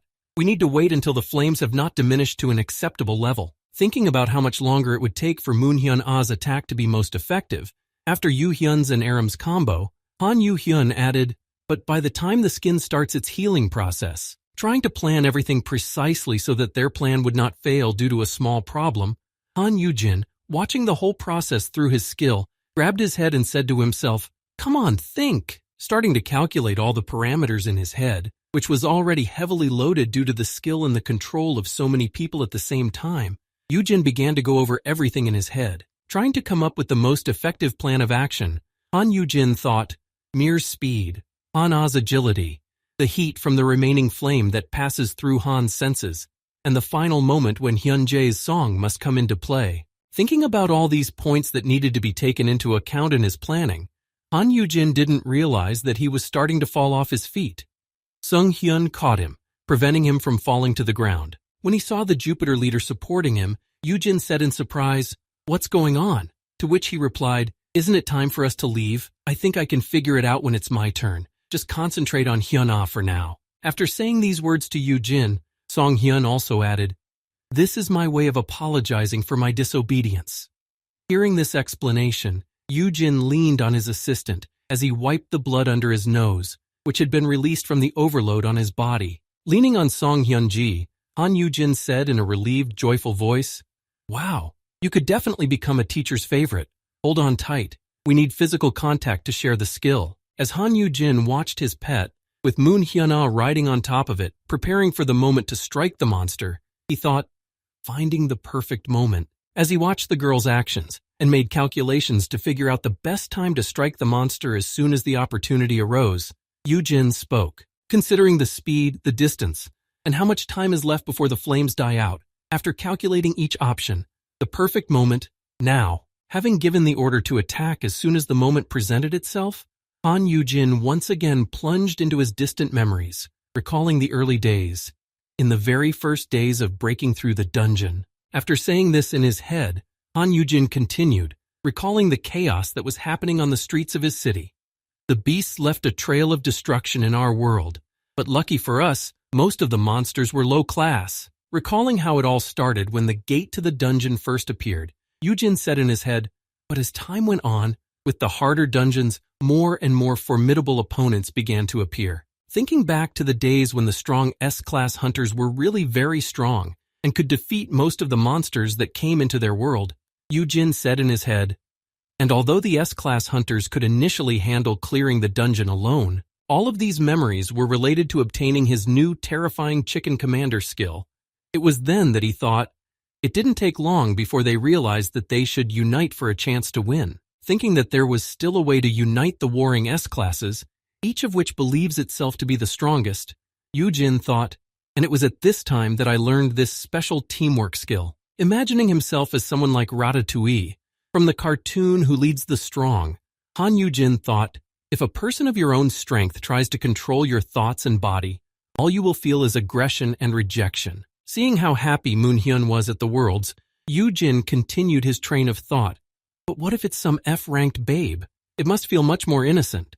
And as a result, we were able to conduct the first coordinated attack by S-classes. Meanwhile, Moon-hyun-ah, who had heard Han Yujin's order that now was the best chance to attack, rode Han Yujin's pet toward the huge frog monster. As she approached the monster, swinging her mighty spear to deliver a crushing blow, as long as the situation and opportunity allowed, she shouted, "Let us take advantage of the chance we have been given." No sooner had she said this than her spear stuck in the monster's neck, destroying a lot of the rocky skin on the surface of the monster's neck so that she could continue her task of destroying her opponent. When Park Aram, who had been standing to the side of the frog so as not to interfere with the others, saw many rocks flying from its back, she exclaimed in amazement, "It's incredible! She really did it!" Looking at the monster that had had its layer of protection around its neck pierced, Han Yu-hyun, noticing that Moon-hyun-ah had returned to them after successfully completing her Aston task, said, "The flames must still be burning."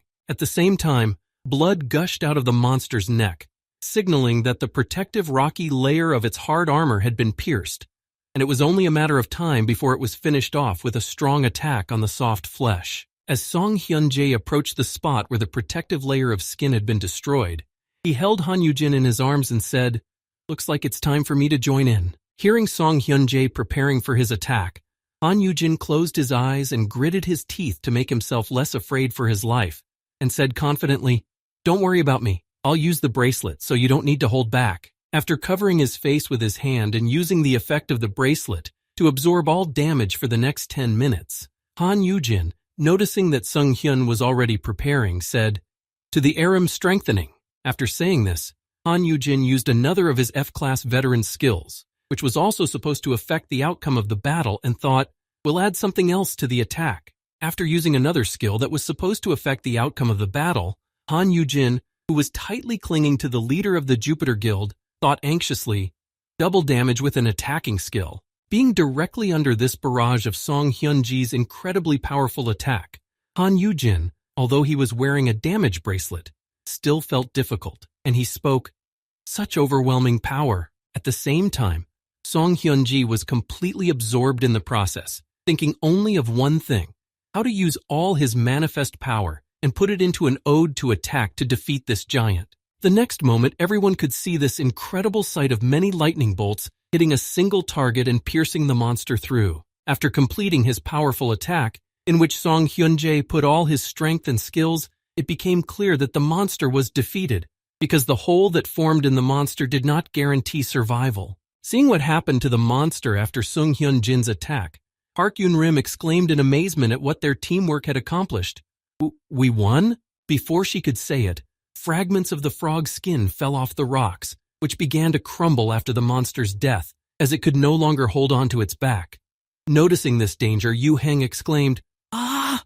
Watch out for the debris!" Seeing what was happening, Kim Seong-han, who was the only one with a shield, ran in front of his comrades, shielded them with his body, and exclaimed, "Quickly run away from here!"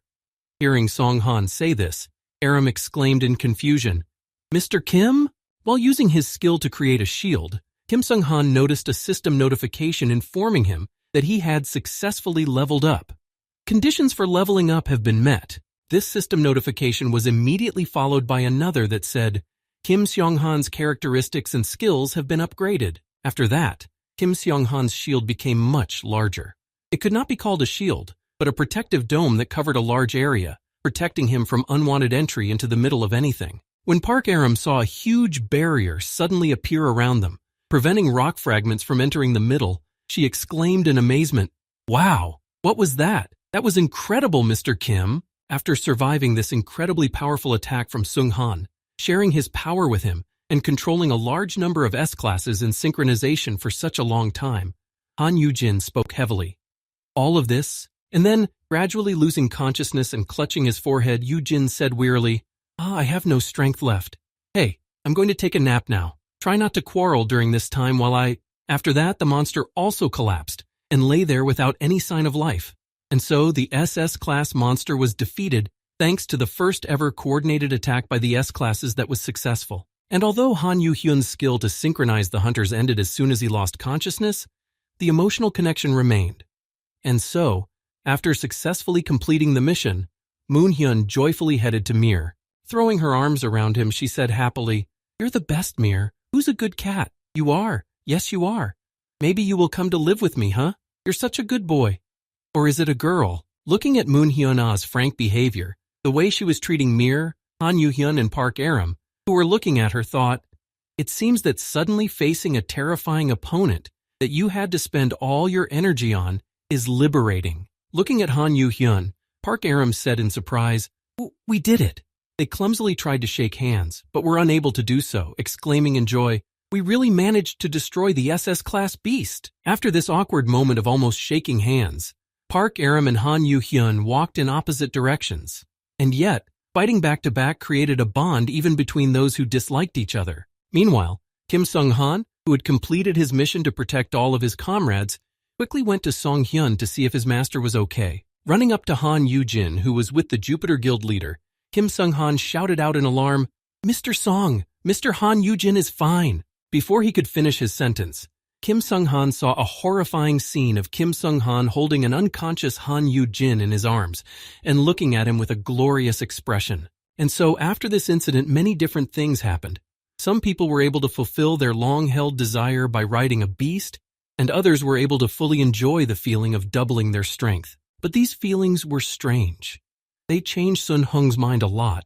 He looked at his hands and realized with sincere pleasure that such power could always belong only to him. Meanwhile, somewhere in the center of the system administrators, chaos was happening.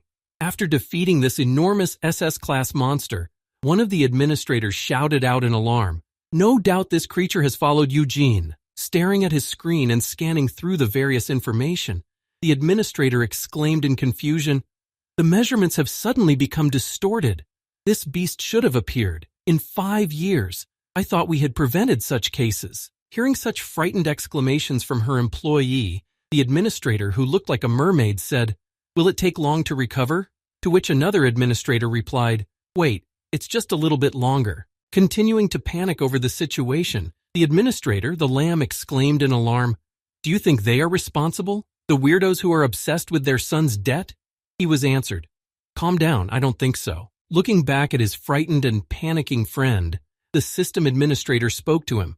"The attempt was made from the sweet spot, and those ores work from the outside." Hearing this explanation from her colleague, the mermaid administrator spoke to the lamb administrator. Someone in his world tried to use the teleportation skill to get to the sweets. Hearing these words from his boss, the sheep administrator thoughtfully said, "But who could do such a thing? Someone with at least SSS-class skills, or even legendary skills." Having calmed down his panicking administrator sheep, he looked back at the computer to look for information about who could have done this, and said in surprise, "Look, we're getting the picture again." Hearing this notification, the administrator with the leaves in his hair said, "Uh-oh, looks like they've already beaten Babar so fast. I thought they would play with him longer. We need to make sure they get the rewards they deserve." Hearing these words from her employee, the administrator came to the screen and said, "Well, let's see. What?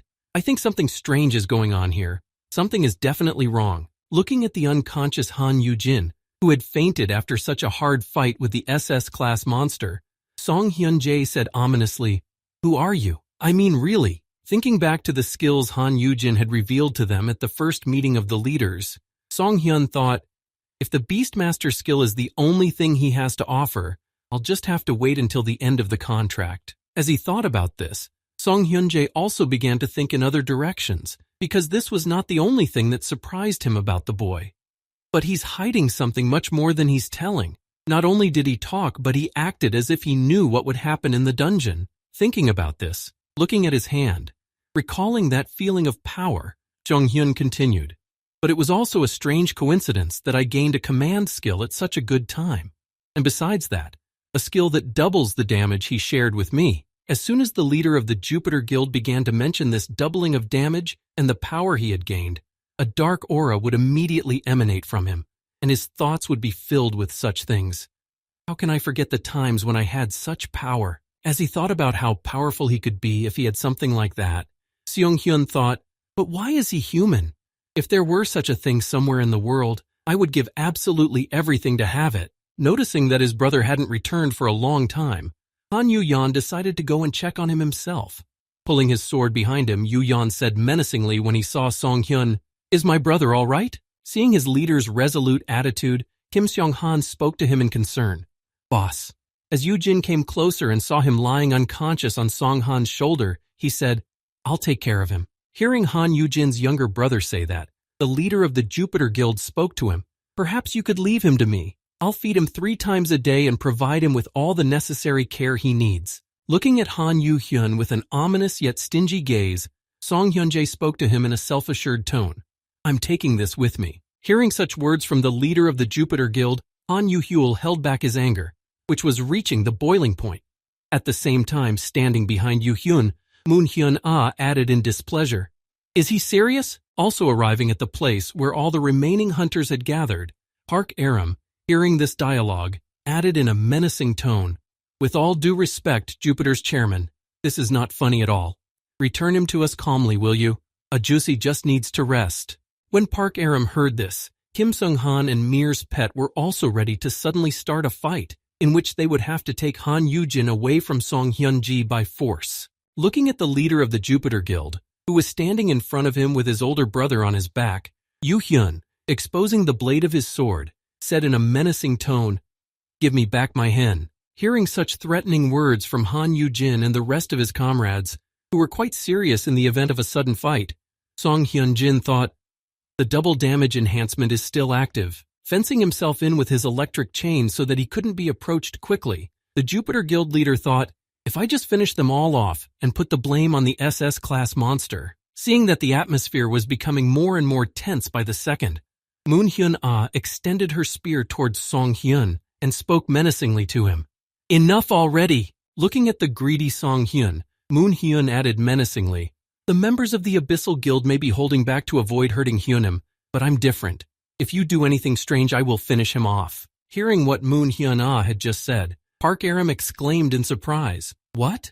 Then Moon-hyun-ah added, "So you better not be greedy like it's your favorite toy, or someone will just break it. Do you understand?" Hearing such threats from Moon-hyun-ah, Song Hyun-jae, remembering that the bracelet had recently expired and would not save the boy in case of emergency, thought, the bracelet is out of order. Realizing that he shouldn't risk it, because he might not find another one like it, Song Hyun-jae handed Han Yujin to the girl and said humbly, "Well, I guess I'm at a disadvantage." As she handed Han Yujin over to the leader of the Destroyer Guild, Song Hyun-jae sensed a certain danger that was looming over him at the moment, and interrupted him before he could finish. "When I'm all ready." Even though he felt the danger, it wasn't that catastrophic. As soon as the guild leader, the Pitter, gave Han Yujin away, Han Yu-hyun attacked him, but his attack was easily repelled. Looking to the right of the SEO from where the attack was coming, Song Hyun-jae, shielding himself with his chains from Han Yu-hyun's sword, added, "I brought him back safe and sound." Looking at his now opponent, Song Hyun-jae spoke to his younger brother Yu-jin, who was ready to kill him on the spot, and continued, "You decided to attack me because I'm not wearing fireproof equipment? No wonder your brother wanted it so badly." After saying this, and emphasizing that Han Yujin had deprived him of the only advantage in this battle that would have helped him, Song Hyun-jae also added, "Let's see." Before he could say this, Han Yu-hyun had already taken to the air to strike, and with a sharp close, he was already a few centimeters away from Song Hyun-jae to strike. However, no matter what strong feelings were driving them, their duel was stopped, as strange as it may sound, by Park Aram, who created a block of ice between them and shouted, "Stop!" Preparing to strike again in case the two hunters disobeyed her, Park Aram spoke to them, explaining why this was not the time to settle their differences.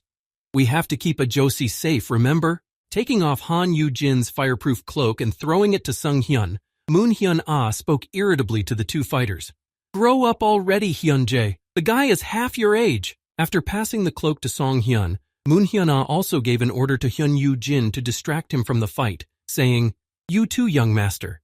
Take your brother away before I leave him here." Heading toward his older unconscious brother, Han Yu-hyun, taking off his jacket to cover Yu-jin, crossed paths with Song Hyun and spoke menacingly to him. "Stay away from my Hyung." Hearing Han Yu-hyun's words, the leader of the Jupiter Guild replied sarcastically, I'm not sure I can. As you can see, I've become a big fan of his.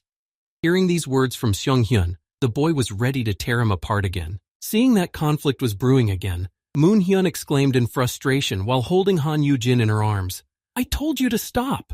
Deciding to ignore Moon-hyun, Han Yugin headed toward his brother. As Han Yugin was covering Han Yugin with his jacket, he heard Kim Sung-han, who was helping him with Han Yujin's care, say, Don't be so nervous, young sir. When Moon-hyun heard Song-han say this, she looked back at Han Yugin and said in a displeased tone, Perhaps it's for the best.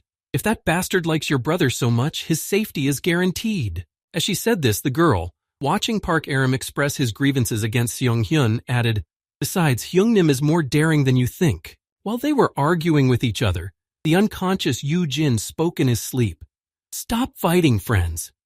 After that, Kim Seong-han, seeing the gate to the dungeon nearby, told everyone, That's it. Let's wrap it up. It's time to get out of here. After they got out of the dungeon and told some people about what happened to them in the dungeon, the information spread quickly and actually made the whole internet go viral. Because of the news that dungeons can suddenly have a monster that doesn't match its rank, this appearance of an SS-class beast in an A-class dungeon shocked the world and plunged the association into complete chaos. After the news spread, although the details were hidden from the public, for some security reasons and because of the fear that it might lead to a public outcry, but the mere fact that Kim Sung-han had become an S-class hunter was enough to keep the world buzzing about this incredible purge. Speaking of buzzing, somewhere in the Destroyer Guildhead's room, a strange buzzing sound was coming from. Passing by Moon-hyun's room, her manager peeked inside and announced some news. Boss, about the photo shoot tomorrow. When the manager noticed Moon-hyun standing in front of the mirror with a clipper and short hair, she exclaimed in fright, Kia, what happened to your hair? Hearing her manager stuttering, the girl replied, Oh, I just cut the sides short. The ends were burned anyway. Hearing this answer, the manager was concerned. But our sponsors will be furious. Are you sure? Hearing such disappointing news from her anxious manager, Moon-hyun picked up her jacket and headed out, saying indifferently, Who cares? Tell them to be happy that I at least kept the top part. Turning to face her manager and smiling happily before she left, Moon-hyun added in parting, Now is not the time to think about it or to worry about it. At the same time, somewhere in the Jupiter Guild, there were words about the appearance of riding beasts, the existence of an amazing blacksmith, and the world's first team of S-classes who usually work alone. Standing in his office in front of the panoramic window, looking out into the distance, Sun Hyun-jae, talking on the phone to an unknown caller, said, Right, now the plans have changed. After informing his caller that his plans were now changing, the Jupiter Guild leader also added, Tell Dio Valchedis's twin brother to be ready to come to Korea. I'm preparing some serious unknown plan, most likely to get Han Yugin and his powers. I heard words from the office that the gears of change have begun to turn. And now, right in the center of these changes, strangely enough, was Han Yugin, who, after an unknown amount of time, after sleeping for a long time, finally began to slowly come to. Slowly opening his eyes because someone was always squeaking in his ear and trying to wake him up, Han Yugin felt someone pulling on his ear. And the next moment, he felt a punch right in his face. The squeaker, unable to stand being separated from its owner for so long, decided to get what it wanted by any means necessary. Realizing what had happened to him, hearing the constant squeaking of his pet, Han Yugin sat up and said wearily, What is it, squeaker? Are you hungry? To which he only continued to squeak aggressively. As soon as he said this and stood up, he heard joyful shouts in his direction. Oh my God, you're awake! Rubbing his eyes, Yugin was thoroughly frightened when he realized how many people had rushed to him. Looking first at all those in front of him, and then looking around, and then looking at himself, Han Yugin said in surprise, What are you all doing here? Didn't I faint in the dungeon? After saying this, Han Yugin rubbed the back of his head in embarrassment and said, I guess I slept more than I expected. Hearing this from Han Yugin, Yu-meng rushed over to him and nervously exclaimed, 2 days. Hearing these words from Yu-meng, Kim Sung-han said to Yugin, Well, the doctor said that everything is fine. But he suddenly fell silent when Yu-meng looked at him with an angry look and said, What did you put him through back there? Looking at Park Aram and Kim Seong-han with a condemning gaze, Yu-meng said menacingly, There were 4 of you there, all S-class, and you couldn't even save him. To which they replied guiltily, bowing their heads, Sorry. Seeing what had just happened, Han Yugin thought in confusion, I'm glad you're keeping them all afraid now, blacksmith. After hearing the apologies from Sung-han and Aram, Yumyeon said to Han Yugin, Squeaky was crying so much we asked for permission to bring her here. Shall we take her back for you to rest? Hearing this offer from his friend, Han Yugin, holding the squeaker in his hands, said happily, Nah, it's fine. Oh, hello, Squeaker. Did you miss your daddy? After playing with Squeaky, Han Yugin decided to look at the changes in the levels of his wards, and opening the system window in front of him, he said in his mind, Oh, right. What about Sung-han's level? Opening his student log, which contained all of his students who had reached S-class, Yujin noticed 5 individuals and said in his head, Oh, great. He's S-class now. And what is this? Huh? When Han Yujin noticed that Mir had also reached S-class, he was surprised and suddenly jumped out of bed, but his comrades calmed him down, as he shouldn't have left the room to disturb his peace. Seeing Yujin suddenly become more active, Yumeng spoke to him in concern. Yujin. Han Yujin then thought in confusion, What happened? Has the world grown up already? Since when? Then he said abruptly, I need to see Mir. Hearing Han Yujin's request like that, Yumeng spoke to him. But the doctor said you should stay in bed until tomorrow. Hearing what Yuman said, Kim Sung-han also added, Also, the chairman took Mir with him to the dungeon. Hearing this news, Han Yujin was confused.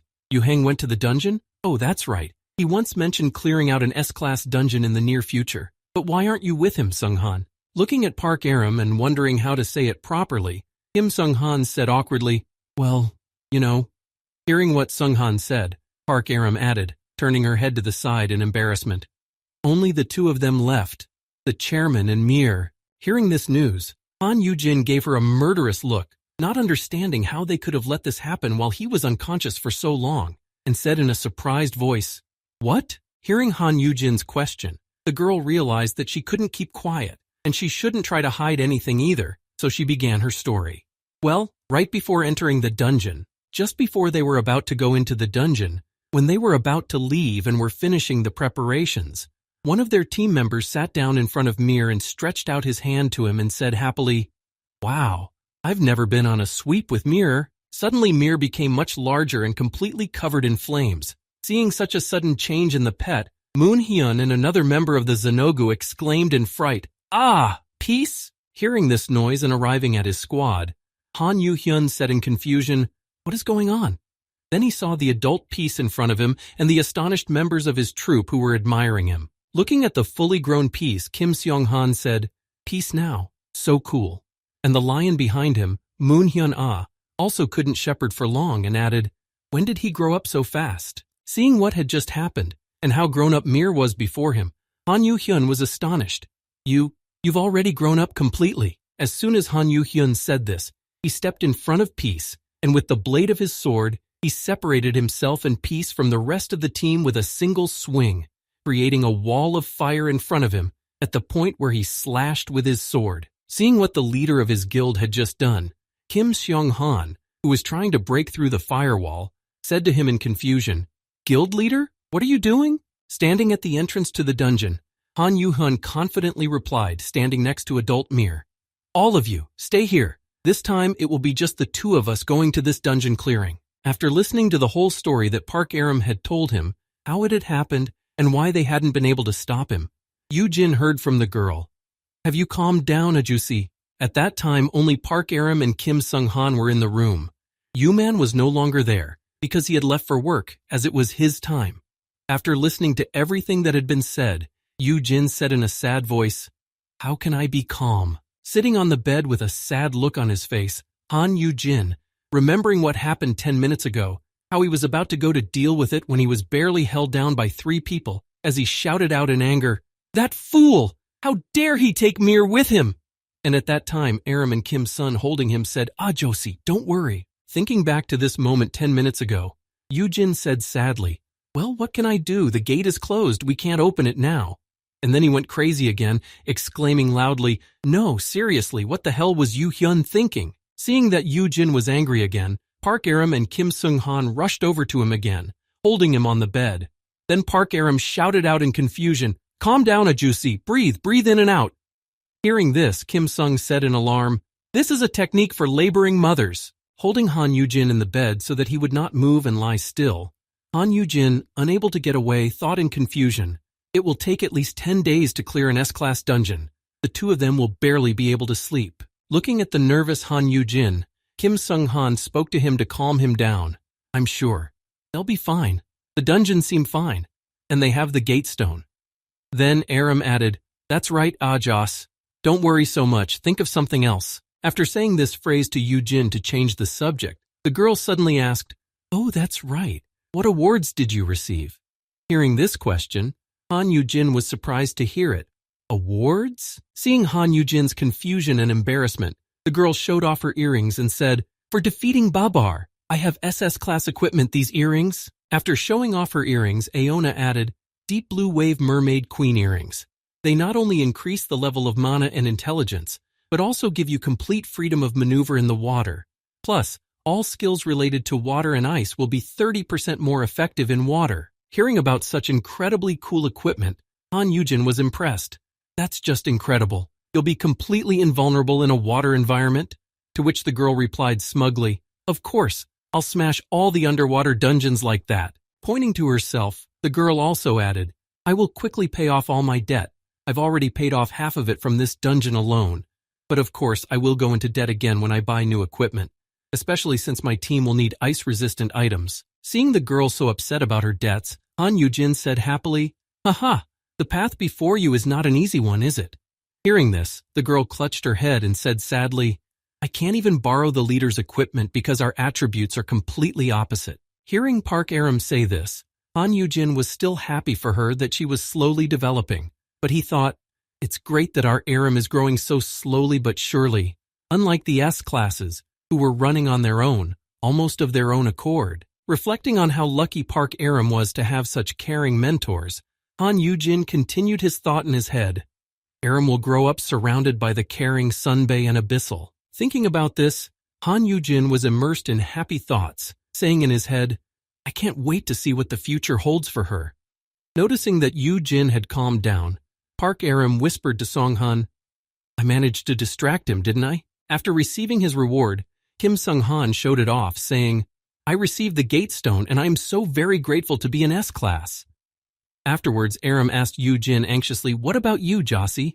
I'm dying to know. Han Yujin looked at his inventory and noticed a new item and spoke to them.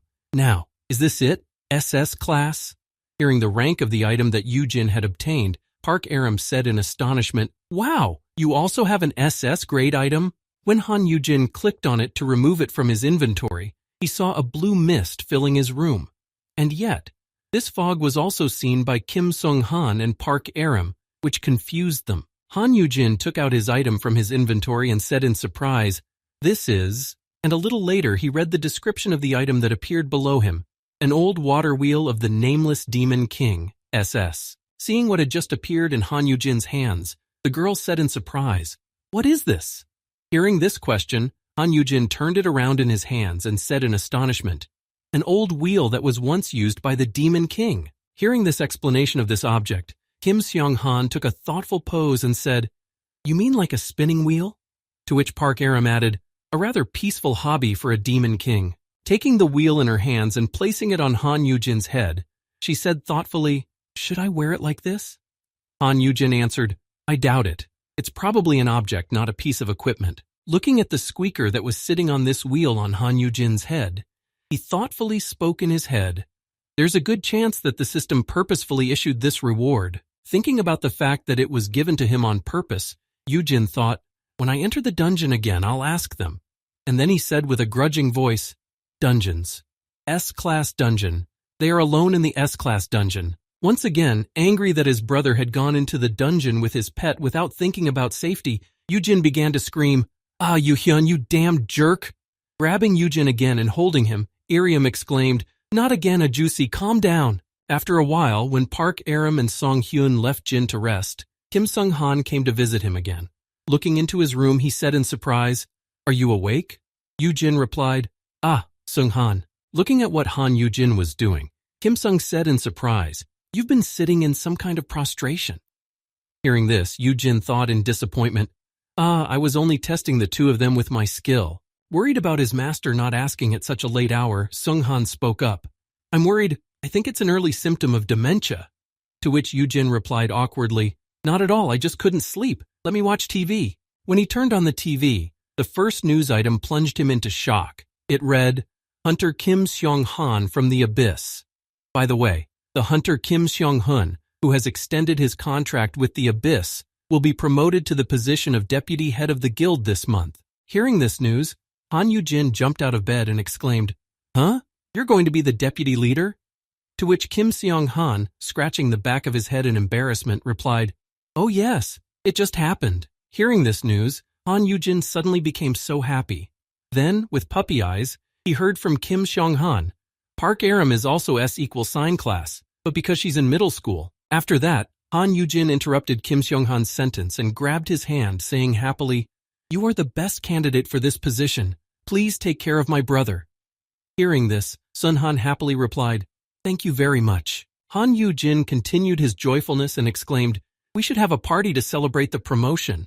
Hearing this, Kim Seong-han replied, embarrassed, Don't worry, many people have already congratulated me. Hearing that Kim Seong-han had already been congratulated by many people on his promotion, Han Yugin also heard something else from Seong-han. I even received a bouquet from Han Shin. Hearing this, Yugin repeated in surprise, Han Shin? Hearing this, Han Yugin was surprised to hear that, but Park Min-gyu of Han Shin was known for his hostility toward Kim Seong-han. Thinking about it, he said awkwardly, Well, it's a long story. I used to work for Han Shin. Hearing Kim Seong-han speak so openly about his previous jobs, Han Yugin looked at him in surprise.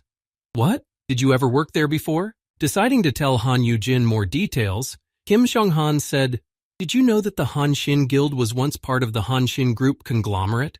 Min-gyu and I were colleagues back then. Kim Seong-han continued by telling us about the very beginning, how it all started. When I woke up, the company asked me to marry them. They said that I would get all the support as the chairman's son-in-law. After saying this, Kim Seong-han revealed the horrific story that led to the end of his friendship with Min Gyu, saying, But after that, Park Min-gyu awakened, and he was S-class no less. Looking at his shocked master who was shocked by this story, Kim Seong-han bowed his head and said sadly, So he was the one who met the chairman's daughter. He married her and the others, became her son-in-law, and the head of the guild. After saying this, Kim Seong-han looked at the floor, recalling this sad story, and said sadly, Since then he was afraid of me, and it became uncomfortable. Hearing this, Han Yugin thought, That's right. Hearing Kim Seong-han's story, Han Yugin suddenly felt like he was in a movie theater with glasses, a Coke, and popcorn, watching an incredible drama called The War of the Sons-in-Law. Hearing such an incredible story, Han Yugin got up from his bed from the fascinating story and said with interest, Perhaps he is afraid that you will take his place as a husband? Seong-han replied, But I was only an A-class student. Recalling the very day he received his S-class, Han Yugin also said, In addition to the bouquet, I also received a congratulatory letter from him. Opening it and reading the contents, he said, I alone will forever be the faithful servant of my queen, crossed out Han Shin. Kim Seong-han said, It wished me to remain in the abyss forever. Hugging his pillow, barely able to hold back his tears at the unbelievable drama that was taking place, Han Yugin thought, I was right. After saying that, Kim Seong-han sighed heavily and said, Yes, it is good anyway. After telling Han Yugin the whole story of his history with Park Min-gyu, Kim Seong-han added in a calm tone, One less threat for the abyss. After saying this, Kim Seong-han explained, There are 3 S-classes in our guild. He is not going to keep us under control. Hunter Park Min-gyu is not a fan of publicity. That's why he won't expand his guild's influence like the others did. Looking at Kim Seong-han, Han Yugin thought, Seong-han? He's putting our guild before his personal feelings. Then Seong-han added, Others are saying that I've been expelled, but I'm happy with the way things are now. Recalling his early days in Baizan, when he and Han Yuhyun went to clean up dungeons, Kim Seong-han said, I don't want to be the head of the guild. I'm more suited to the role of assistant than leader. After saying this, Kim Seong-han looked at Han Yugin, whom he was taking care of, and said in a happy voice, I will do my best to continue to support our chairman. Hearing such sincere words from Seong-han, Yugin was touched. Seong-han? And then he thought, in the dungeon, he was quietly taking care of his comrades. Even as an S-class, Kim Seong-han will become a reliable team player. Looking at Kim Seong-han, Han Yugin thought happily, what a bright future for Abyss. Then he said, I am so happy that you will be by my brother's side, Seong-han. On this happy note, a Tobi appeared in the window of the ward and said to Han Yugin, Oh, I know this reference. A watchman for my brother, right? Cain and Abel, right? Hearing this, Han Yugin was surprised and screamed in fright. Ah, Tokebi! Sitting on the windowsill, he spoke to him. You are awake, Chief Kim. And then holding out a box of bento, he said happily, Just visiting. I brought you some treats that I will eat myself. Seeing such a strange visitor in Han Yujin's room, Kim Seong-han spoke to him in confusion. Tokebi? Isn't he dangerous? To which Yujin happily replied, Oh, it's okay, he's like a friend. When Han Yujin saw that the Tokebi had arrived with gifts, he handed him a jar of drink and said happily, You came all this way for me? I love you. After saying this, Han Yujin thought, that's right. I have already influenced him. I wonder how the long-distance teleportation skill is progressing. Looking at the Tokebi, who had grabbed the squeaker instead of the rice ball, Yujin saw an incomplete form. Looking at him try to bite the piece of rice ball that was actually the squeaker, Han Yujin saw, to develop, you need an object that corresponds to the essence of an incomplete species. Seeing this, he thought, What? Incomplete? Thinking about what could be given to him to make him a complete species, Han Yujin immediately thought, and a brilliant idea was born in his mind. Yun's essence? Well, he was born from a watermill. Recalling what kind of item he had received after the dungeon reading, Yujin thought, an ancient item with a similar essence. Of course, it's my reward. Thinking that it could indeed be her, Yujin thought again, could this really be why the system gave it to me? And then he spoke to the Tokebi. Yun, do you need this? After handing the water wheel to Yun, Han Yujin added, I received this as a reward. Looking at the object, the Tokebi said thoughtfully, the Demon King's water wheel? Wow, it really belonged to him. Examining it, the Tokebi also added confidently, it's ancient, even older than me. Hearing this, Han Yujin said in surprise, Uh-oh, you can identify such a thing? Looking at this watermill wheel, the Tokebi confidently said to Han Yujin, Aha, the Demon King is terrifying, right? Giant, strong with big horns. Hearing this, Han Yujin replied uncertainly, I guess so. Hearing the confirmation of his words, albeit uncertainly, the Tokebi spoke to him. Then I am the Demon King from now on.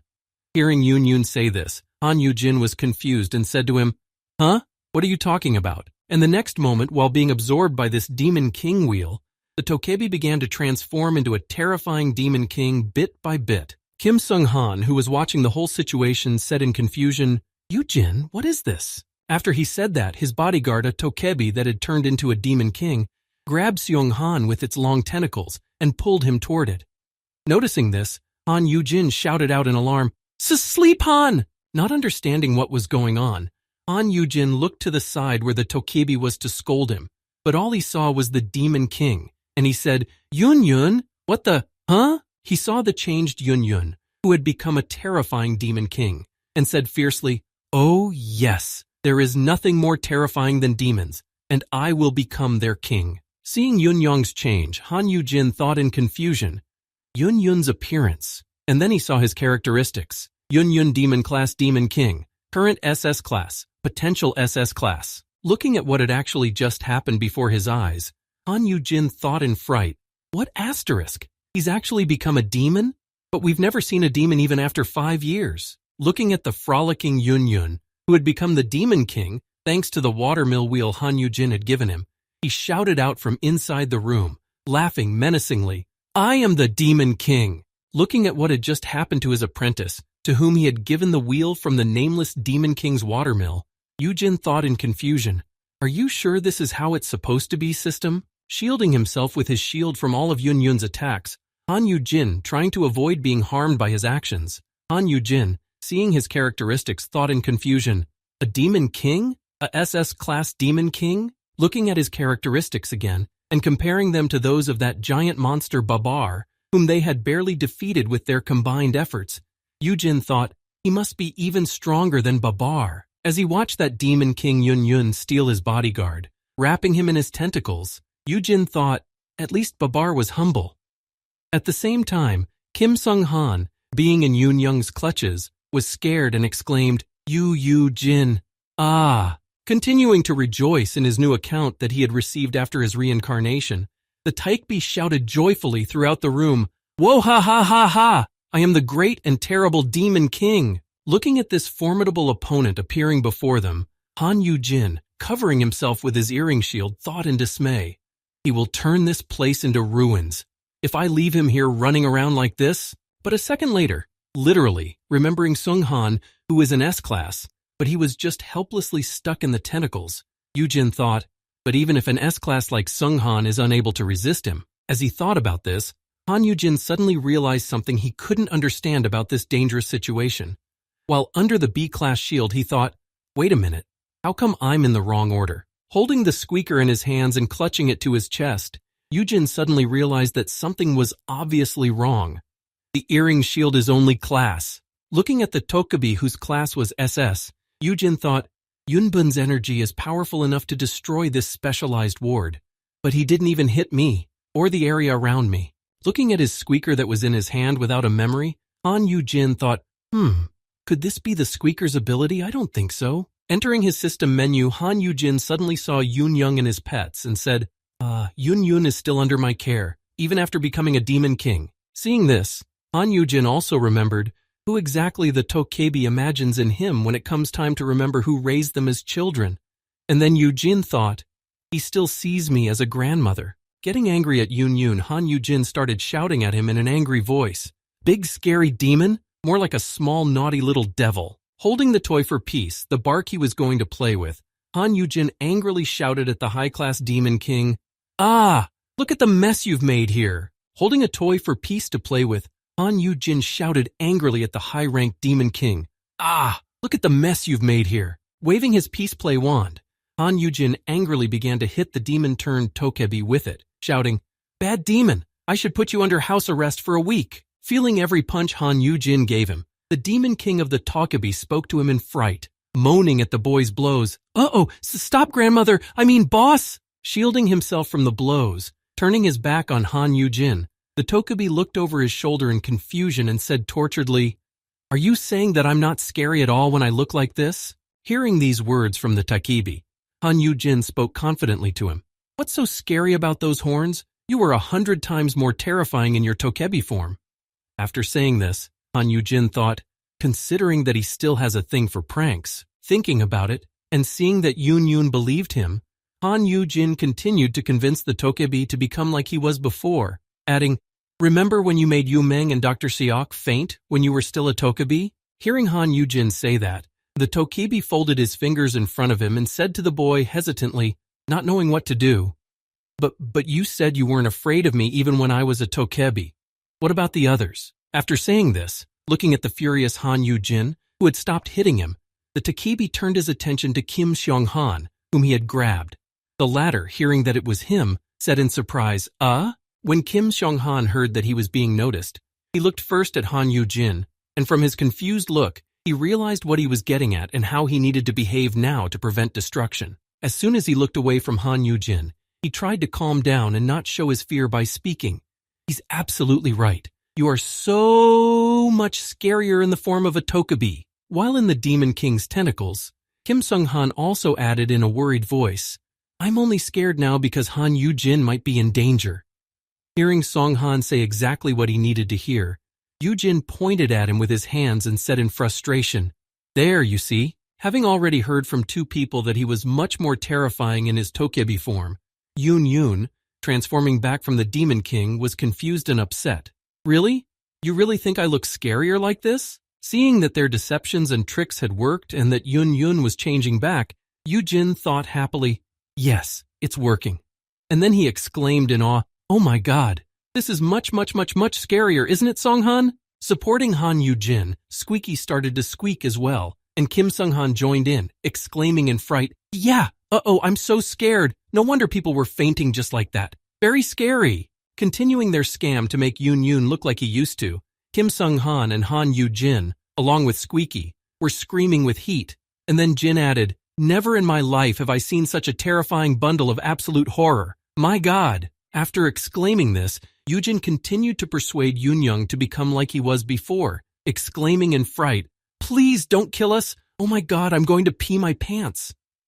Hearing such a frightened noise, Yun Yun said happily, Ha! Ha ha ha! Hearing something that made him so happy, Yun Yun, realizing that his current image was not effective, joyfully exclaimed, Very well, I will no longer be the Demon King. Hearing such joyful exclamations from the Tokebi, changes immediately began to occur around them. The ominous aura began to dissipate a little bit, and the terrifying tentacles disappeared.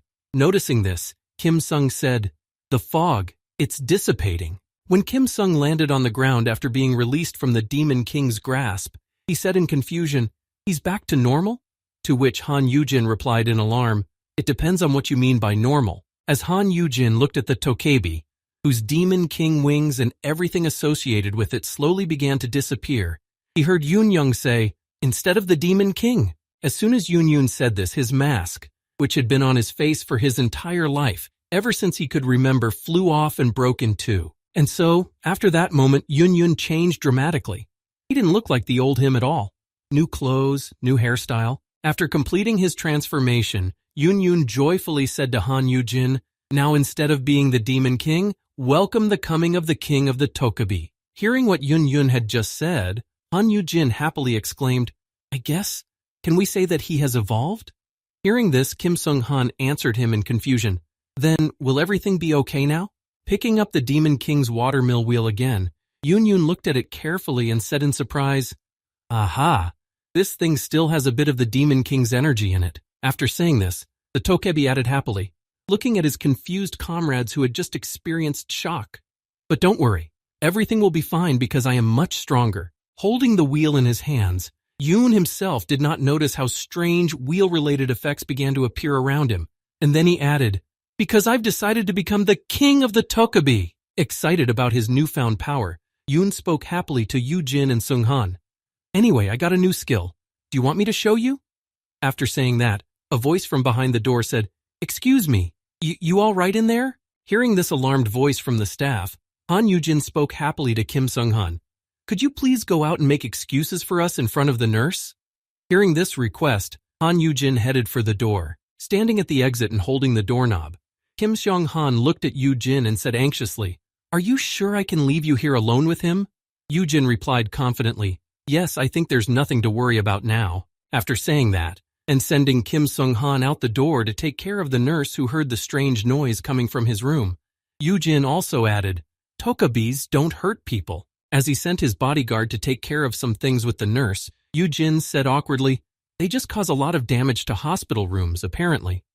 After saying that, and turning his attention to Yun Yun, Yu Jin spoke to him. "So, what is this new skill you're talking about?" Opening his eyes after giving his embarrassing speech from the damage he had done, Han Yujin was very much surprised to see an exact replica of him standing in front of him with a terrified Squeaky in his arms. Transforming into Han Yujin, Yun Young spoke to him. "Look, it's the same, isn't it? It's the skill that allows me to change my shape, but I can't copy a person's skills or characteristics." Looking at the nervous Squeaky, who was rocking in Yun Yun's arms, not knowing what was going on or where her real dad was, Han Yujin said, "I think that would be too much." "Great. Did you manage to unlock the long-distance teleportation skill?" Hearing Han Yujin's question, Yun Young spoke happily, summoning his skill. "How do you know? Do you really know everything, boss?" After saying this, Yun Yun summoned a giant gate, saying, "Tokebi Gate." Looking at the gate he had just summoned, Yun Yun happily informed Han Yujin, "With this you can go wherever you want once every 10 days. The only problem is that it has to be the same place you've been to before." Hearing these words from the Tokebi King, Han Yujin began to jump up and down joyfully, and then suddenly sat down. Noticing this strange behavior of his boss, the Tokebi said to him in confusion, "Are you okay, boss?" Hearing Yun Yong's question, Han Yujin couldn't answer, as he shed tears of joy, trying to control his emotions and pondering.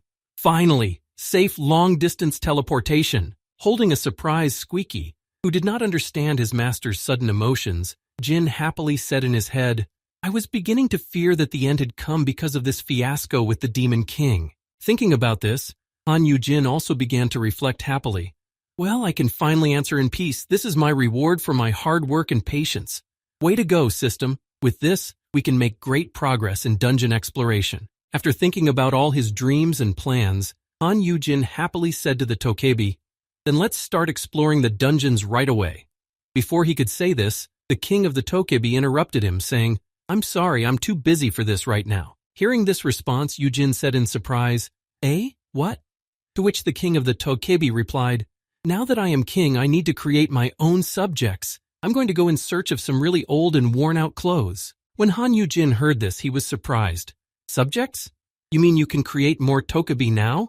To which he replied, yes, I am the king. It is my royal duty and responsibility. After opening the gate and entering it, the king of the tokebi joyfully said to Han Yugin, see you later. Go create many minions. Hearing this, Yugin exclaimed in confusion, huh? Wait a minute. Realizing that the tokebi was leaving for a while, Han Yugin thought, I still need to find out how the dungeons are formed. So he spoke to the king of the tokebi before he left. Couldn't you explore a few more dungeons together? After saying this, Han Yugin added in parting, you've already been to Japan. Now what about China? I'm sure there are many potential subjects there, given its large population. Don't forget to explore some dungeons, promise? Hearing this request and tracing the promise on his little fingers, Yuhun replied to Han Yugin, no problem. It shouldn't be too hard. Now, let's say goodbye. I will return with my own kingdom. As Han Jin watched the Tokebi king jump into his portal with Squeaky on his head, he waved goodbye and said, phew, I guess it worked out one way or another. But suddenly he froze in his tracks, realizing that he had said the last word and thought, wait, did he say my own kingdom?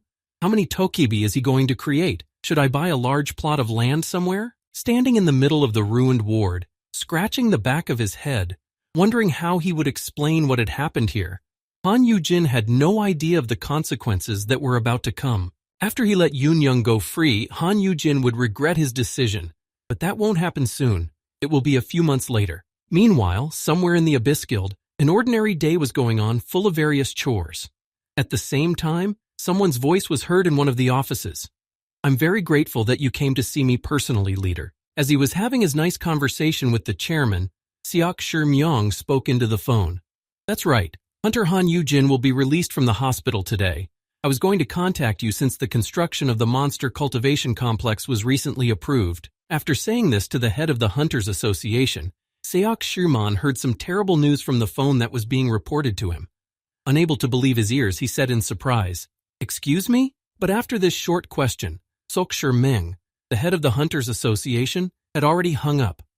Realizing what was about to happen, the head of the Human Resources Department threw the phone on the table and exclaimed in frustration, fuck! Seeing her uncle's strange reaction, he was noticed by Sok Ha-young, who was in his office.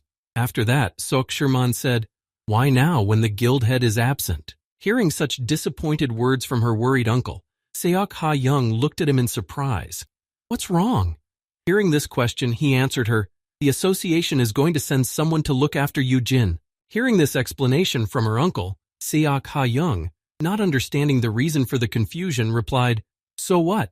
Those guys are just government employees. Isn't it much safer than if the leaders of other guilds came? Hearing this question from his niece, Sok Shir-mung held his head and answered the girl with concern. No, not that guy. Of course, the leaders of Jupiter and Destroyer are also dangerous. After saying this, the uncle added in a worried voice, remembering the person being sent to them, saying, but this one is dangerous on a completely different level. We're talking about the head of the OUP.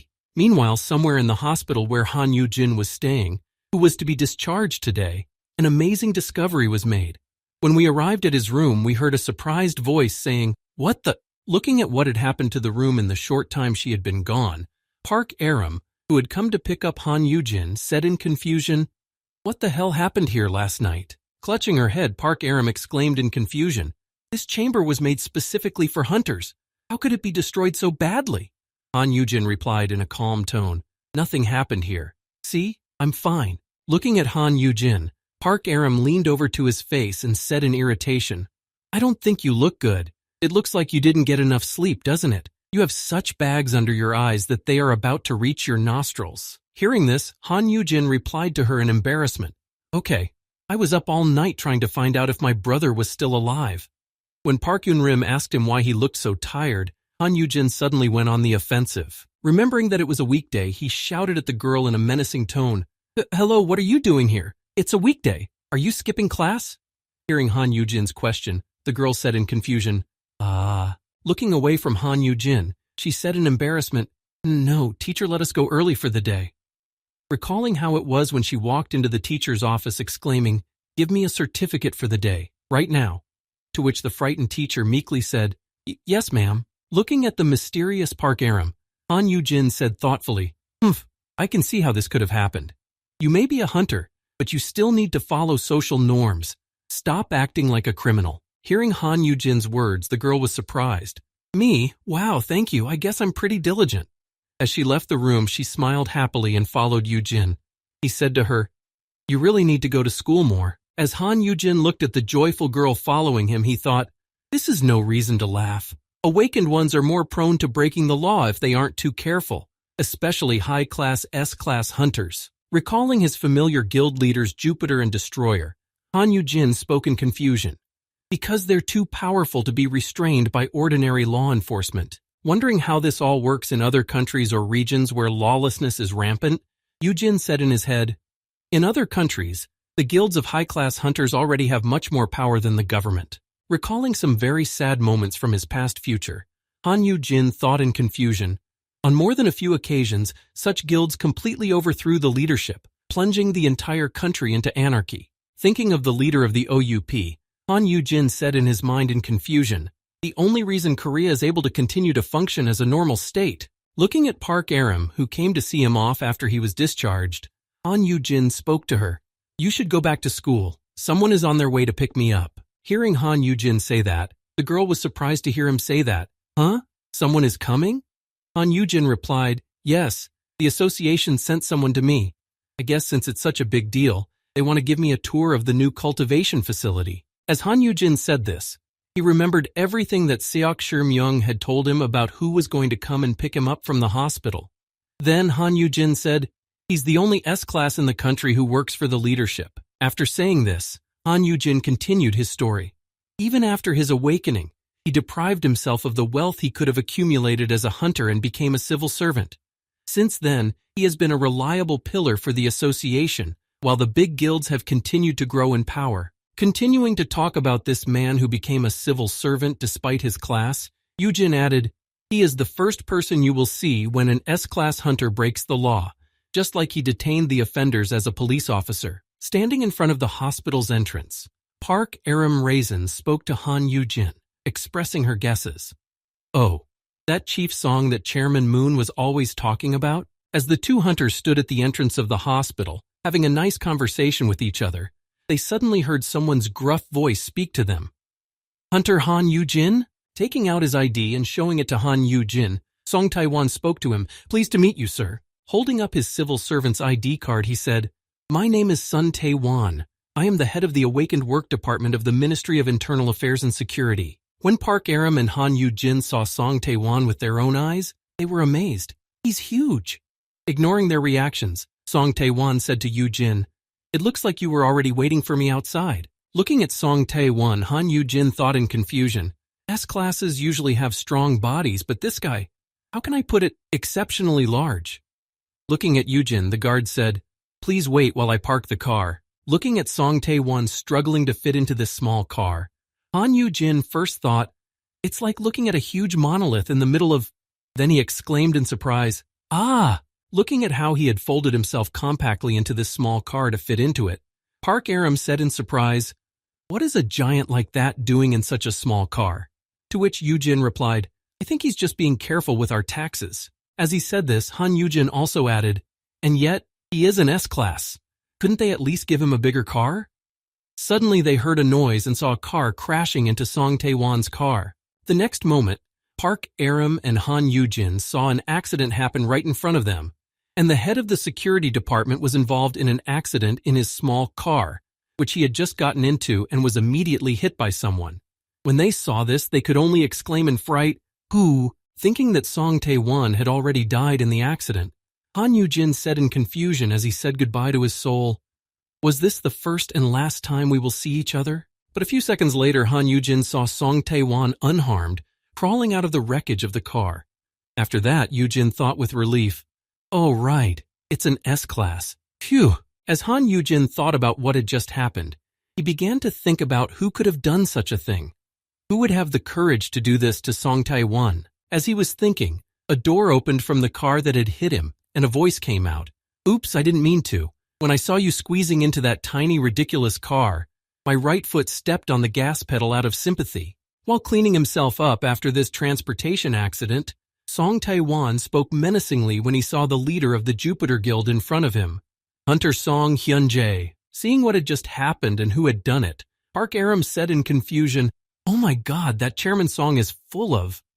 Han Yugin closed her mouth to prevent her from saying anything else, and said to her in embarrassment, "Keep your mouth shut, Aram." After saying this, Han Yugin spoke to Park Aram in anxiety. "Just go to the hospital and tell everyone to evacuate." I thought to myself, yes, I can definitely understand why Song Hyun-jae did that. As Han Yugin watched the two of them stare at each other, he thought, Song Tae-won has the legal right to conduct special investigations of large guilds like Jupiter, so he must be a problem for people like Song Hyun-jae. After this incident and the close eye contact, Han Yugin saw their contact break and thought, and now that Hyun-jae has provoked Tae-won so openly, he won't turn a blind eye. Song Hyun-jae took out his car keys and poked them into Song Tae-won's chest, and said sarcastically, "You can send the bill to the guild, or, if you want, you can take my car." Hearing this offer from the head of the Jupiter Guild, Song Tae-won had to refuse, saying, "I'm afraid that expensive gifts would be considered a bribe." After saying these words to Song Hyun-jae, Song Tae-won turned to the other side of the Jupiter Guild leader and said in a calm tone, "Please excuse me, I need to call the insurance company." Seeing what had just happened in front of them, Han Yugin broke out in a cold sweat and said in confusion, "They won't fight, but he's an S-class." Hearing this, Park Aram replied, "Seriously, if this happened to our boss, or to Moon Hyun-ah, this hospital would have been leveled by now." Looking at Song Tae-won's actions, Park Aram said in amazement as she watched the halo above his head, "He's even cleaning up the broken pieces of his tiny car." Watching Song Tae-won clean up all the metal from his car that was scattered around the parking lot after the accident, Yugin said in awe, "This man is a saint." Han Yugin looked at him with admiring eyes and thought in awe, "No wonder they call him an S-class policeman. He's completely different from the rest of the crazy S-classes. No offense to Aram and Yuhun, of course." Picking up the phone, Song Tae-won spoke to the manager. "Yes, I'd like to report an accident." Hearing how nice he was with people, Yugin thought, "Look at how calm he is. It's definitely not his first time."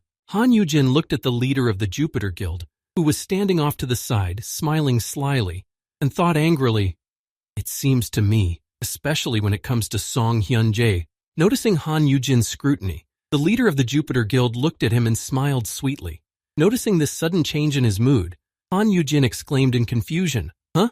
Walking over to Han Yugin, Song Hyun-jae asked inquisitively, "How are you feeling? I heard the news about your brother." Hearing Song Hyun-jae ask this question, Yugin replied in confusion, "Oh yes." As he handed Han Yugin a bag of sweets, Song Hyun said gently, "They say that sweets are the best cure for stress." As soon as he said this, Park Aram immediately snatched the bag of sweets from his hands. After that, the girl hastily began to eat them quickly, saying irritatedly, "You have a lot of nerve showing up here. Besides, he's already been discharged." Hearing this, Sung Hyun was a little shocked by the girl's impudence. But despite what had just happened, he spoke calmly. "I tried to come earlier, but your friends turned me away." Hearing this, Yugin smiled sweetly, but thought worriedly, "What's going on? Did something happen while I was sleeping?" After thinking about it, Han Yugin said in confusion, To what do I owe this surprise, Chairman Song?" Hearing this question, Soe Hyun answered Yugin, "Well, I've come to share some good news. A dark, spiky-winged dragon has hatched and is waiting for its father." Hearing this news, Yugin was alarmed. "Oh, you mean Seo Young's riding monster?" As he led Yugin to his car, Sunghan spoke to Yugin, inviting him inside. "Seo Yan will meet you at the cultivation complex. Why don't you take a ride with me? I'll give you a tour." Hearing this offer, Park Aram spoke to him in irritation. With you?" Then Song Tae-won, hearing what Song Hyun Yugin had offered, said, "I'm sorry, Hunter Song, but I think it's my responsibility to show Hunter Han around the complex." Looking at Song Tae-won's vehicle, Guild Leader Jupiter said to him in mockery, "Really? In this car?" After saying this, Song Hyun added thoughtfully, "I have to say, I expected more from the association. Were you really going to accompany our friend in this wreck of a car?" Yugin answered him irritably, "It's only because you ran into..." Ignoring Yujin's exclamation, Sung Hyun added, "I would say that the strength of the car was questionable to begin with." As he said this, Song Hyun suddenly gave Song Tae-won an evil look. With a change in mood, Song Hyun said, "I'm worried that such reckless behavior could lead to a person with such special skills. I expected more from a public servant who is supposed to protect the weak." After hearing such complaints and complaints about himself and the security provided, Song Tae-won bowed his head to Yu Jin and said guiltily, "You are absolutely right. I apologize." Seeing Tae-won bowing to him, Han Yugin said in alarm, "Why are you apologizing?" Looking at Song Tae-won, Yu Jin thought worriedly, "Stop pestering the boy and eat already." He said to Tae-won awkwardly, "I'll just ask my guild friends to give me a ride, and if Seo-yoon is already there, I think I'll be fine. I wouldn't want to take up your precious time, Chairman Song." Hearing Han Yujin say this, Song Hyun-jae said in frustration as he walked toward Yu Jin, "Are you going to refuse me again? After all, I came all the way here." Hearing this, Yu Jin exclaimed in embarrassment, "Stop it! You're starting to scare me." Looking at Han Yujin with a gentle gaze, Sung Hyun spoke to him. "But I thought we were close enough, and after all, I really did put a piece of my heart into it." Hearing these words, Han Yujin suddenly thought about it and said in his head, "Seriously? I think so." He gave food to Peace, and those sweet pastries, and the earrings.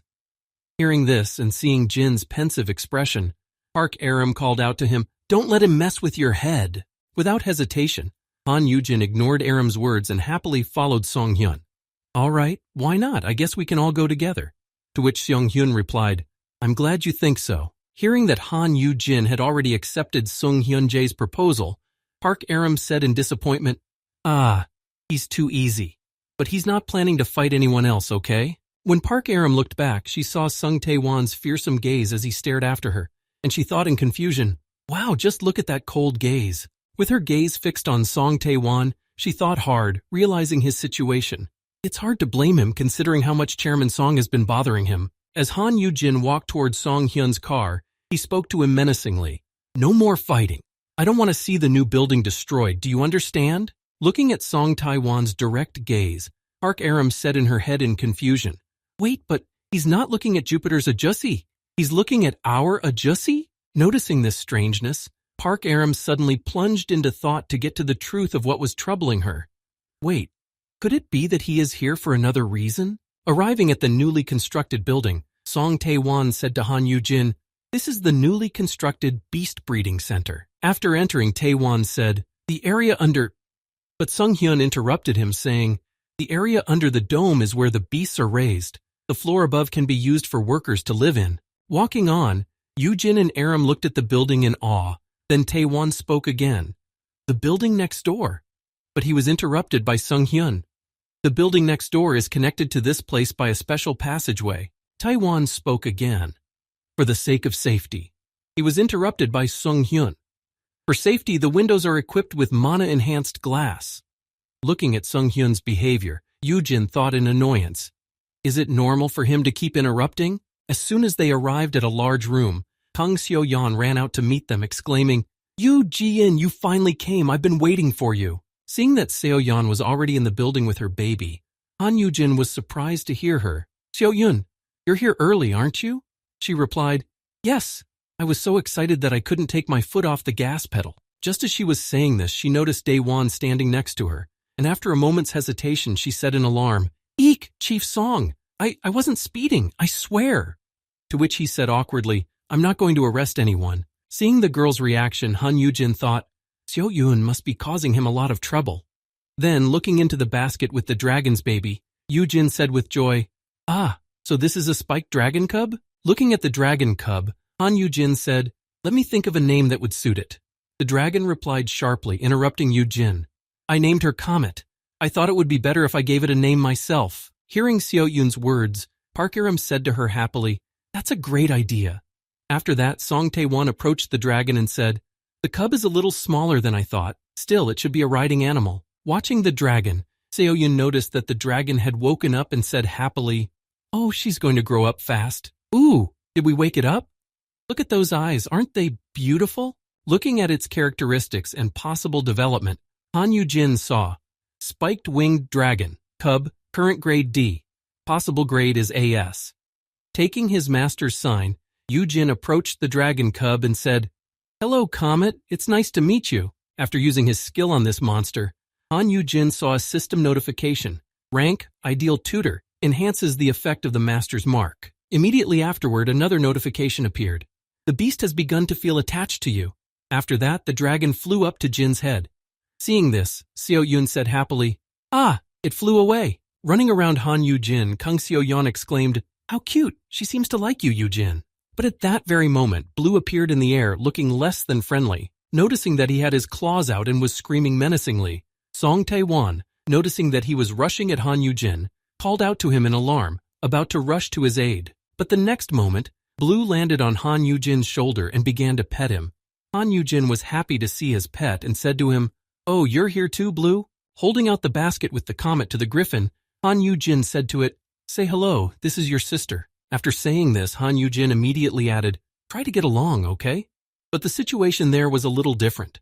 Everything happened a little differently than it should have. Deciding to show who was the boss, Blue did to Comet exactly what Mir had done to him on his first day to show his dominance. Seeing that Blue had thrown the comet away, Seo Yeon exclaimed in fright, "Comet! Oh no, a comet!" To which Yujin then calmly replied, "It's okay. It's kind of a tradition. No, Blue." At this point, Song Tae-won wanted to say something, but was interrupted by Song Hyun-jae. The wall that just collapsed was just a normal partition, because the whole area is enclosed by two. Yujin exclaimed irritably, "This is not the time to continue the tour, Chairman." Seeing that the two were fighting with each other, Han Yujin shouted out to Park Aram and Seo Yeon in confusion, "You two, could you try to grab them while I'm drawing attention?" Hearing Han Yujin make such a strange request, Seo Yeon replied in surprise, "But bringing attention? How?" Hearing this, Han Yujin took out a tambourine from his pocket and said, "I always carry this with me for occasions like this." Picking up each musical instrument, Han Yujin began to shake them to make noise and attract the monster's attention. Seeing that it worked, the girls exclaimed in amazement, He's a professional!" When the monsters became distracted, the girls grabbed them to calm them down. Grabbing Blue, Park Aram exclaimed, "Gotcha!" After that, Seo Yoon also caught Comet. Seeing this, Yujin called out to her, "Throw her in this cage." After the girls caught the monsters, the DI escaped from their hands again, and Seo Yoon said to Yujin, "Yujin, can you do it again?" After that, Aram also exclaimed, "Blue, stop!" Looking at this whole situation, Song Tae-won said to Yu in irritation, clenching his fists tightly, "There's definitely something wrong here." After spending a lot of time catching Blue and Comet again and distributing them to the masonry, a tired Seo Yoon said to Yujin, "Well, I hope you'll take good care of my Comet." Grabbing Han Yujin's hands, Kang Seo Yeon said to him, "Let me know if you need anything. I'll come over any time if I'm not on a sweep." To which the guy happily replied, of course, don't worry." After hugging her monster, who went back to sleep, Kang Seo Yeon said happily, "Eat well, grow bigger and stronger, baby. Mommy will be back soon." After saying goodbye to her Comet, Kang Seo Yeon exclaimed happily as she left Han Yujin, "That's it then. I'm going to go buy some jewelry for the Comet's nest." As Han Yujin waved goodbye, he thought happily, the best daughter-in-law. Shedding a tear of joy at how good his daughter-in-law was, Han Yujin thought, if only Yuhun would follow Seo Eun's example and treat Mir half as well. I wonder what they're doing in the dungeon right now. Standing in front of the cage where Comet was sleeping peacefully, Han Yujin suddenly thought of his brother. Oh, speaking of Yuhyung, looking back at Park Aram and Song Hyun-jae, Yujin said, Isn't it time for you two to leave? I'm sure you have more important things to do." He thought, I need to throw away this useless company. Running over to Han Yujin, Park Aram said, not happily but confidently, pointing at Song Hyun, "Right, it's time for you two to go." Seeing what Aram had just done, Han Yujin spoke to her in displeasure. "This also applies to you. You need to go to class, Aram." Han Yujin looked at the head of the Jupiter Guild and spoke to him. "You're also a very busy person, Head Song. Chief Song will explain everything to me." Hearing Han Yujin say this, Song Hyun said to him happily, "But for me there is nothing better than spending time with you, my dear friend." Then Park Aram also added, "For me too." Hearing Park Aram say that, Yujin thought, now they're reunited?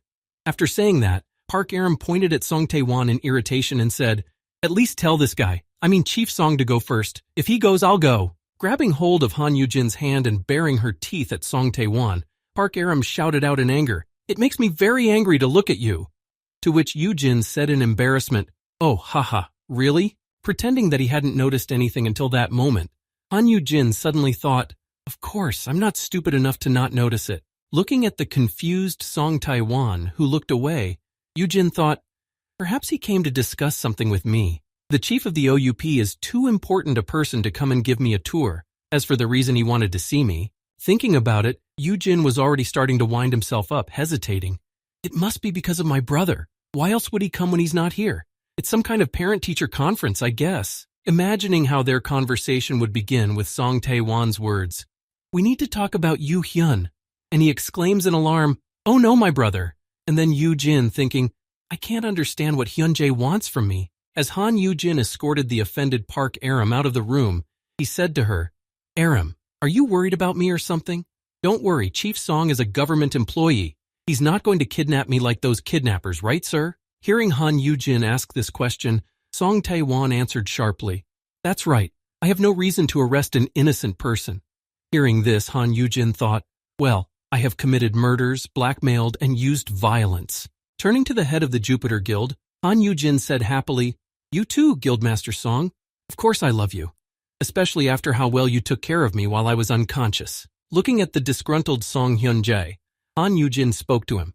But I would really appreciate it if you would leave quietly today. Please?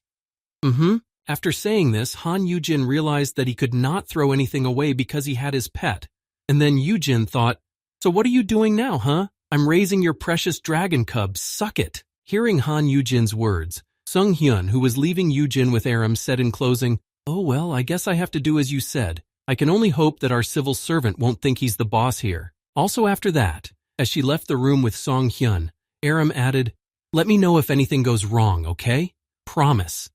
After seeing the two out, Yujin waved goodbye to them and thought, yes, now that we've gotten rid of these distractions. When he was left alone with Song Tae-won, Han Jin pointed to the kitchen and said, would you like a cup of coffee or perhaps tea? Hearing this suggestion, Tae-won said happily, oh yes, please. Han Yujin opened the refrigerator in the kitchen to take out the ingredients for the tea and said in surprise, I noticed that there is even a kitchenette in the restroom. After saying this, Han Yujin walked over to the coffee machine and happily said to Song Tae-won, have a seat and relax, I'll make it quickly. Tae-won happily replied, thank you. You are very kind. After offering Song Tae-won a hot drink, Han Yujin thought, yes, good. Now it's time to find out what kind of trouble Yuhun is in. And he spoke to Song Tae-won.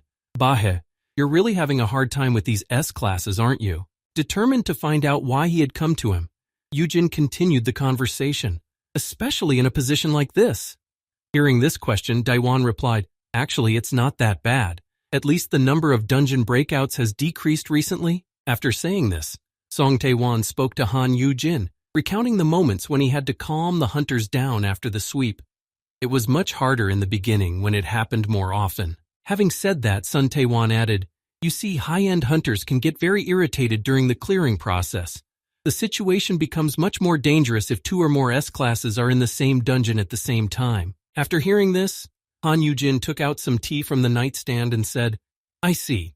Then about my brother, he thought, did he want to talk about what happened in the past? Hearing Han Yujin's question, Song Tae-won lowered his head and said sadly, well, I lost my arm because of your brother.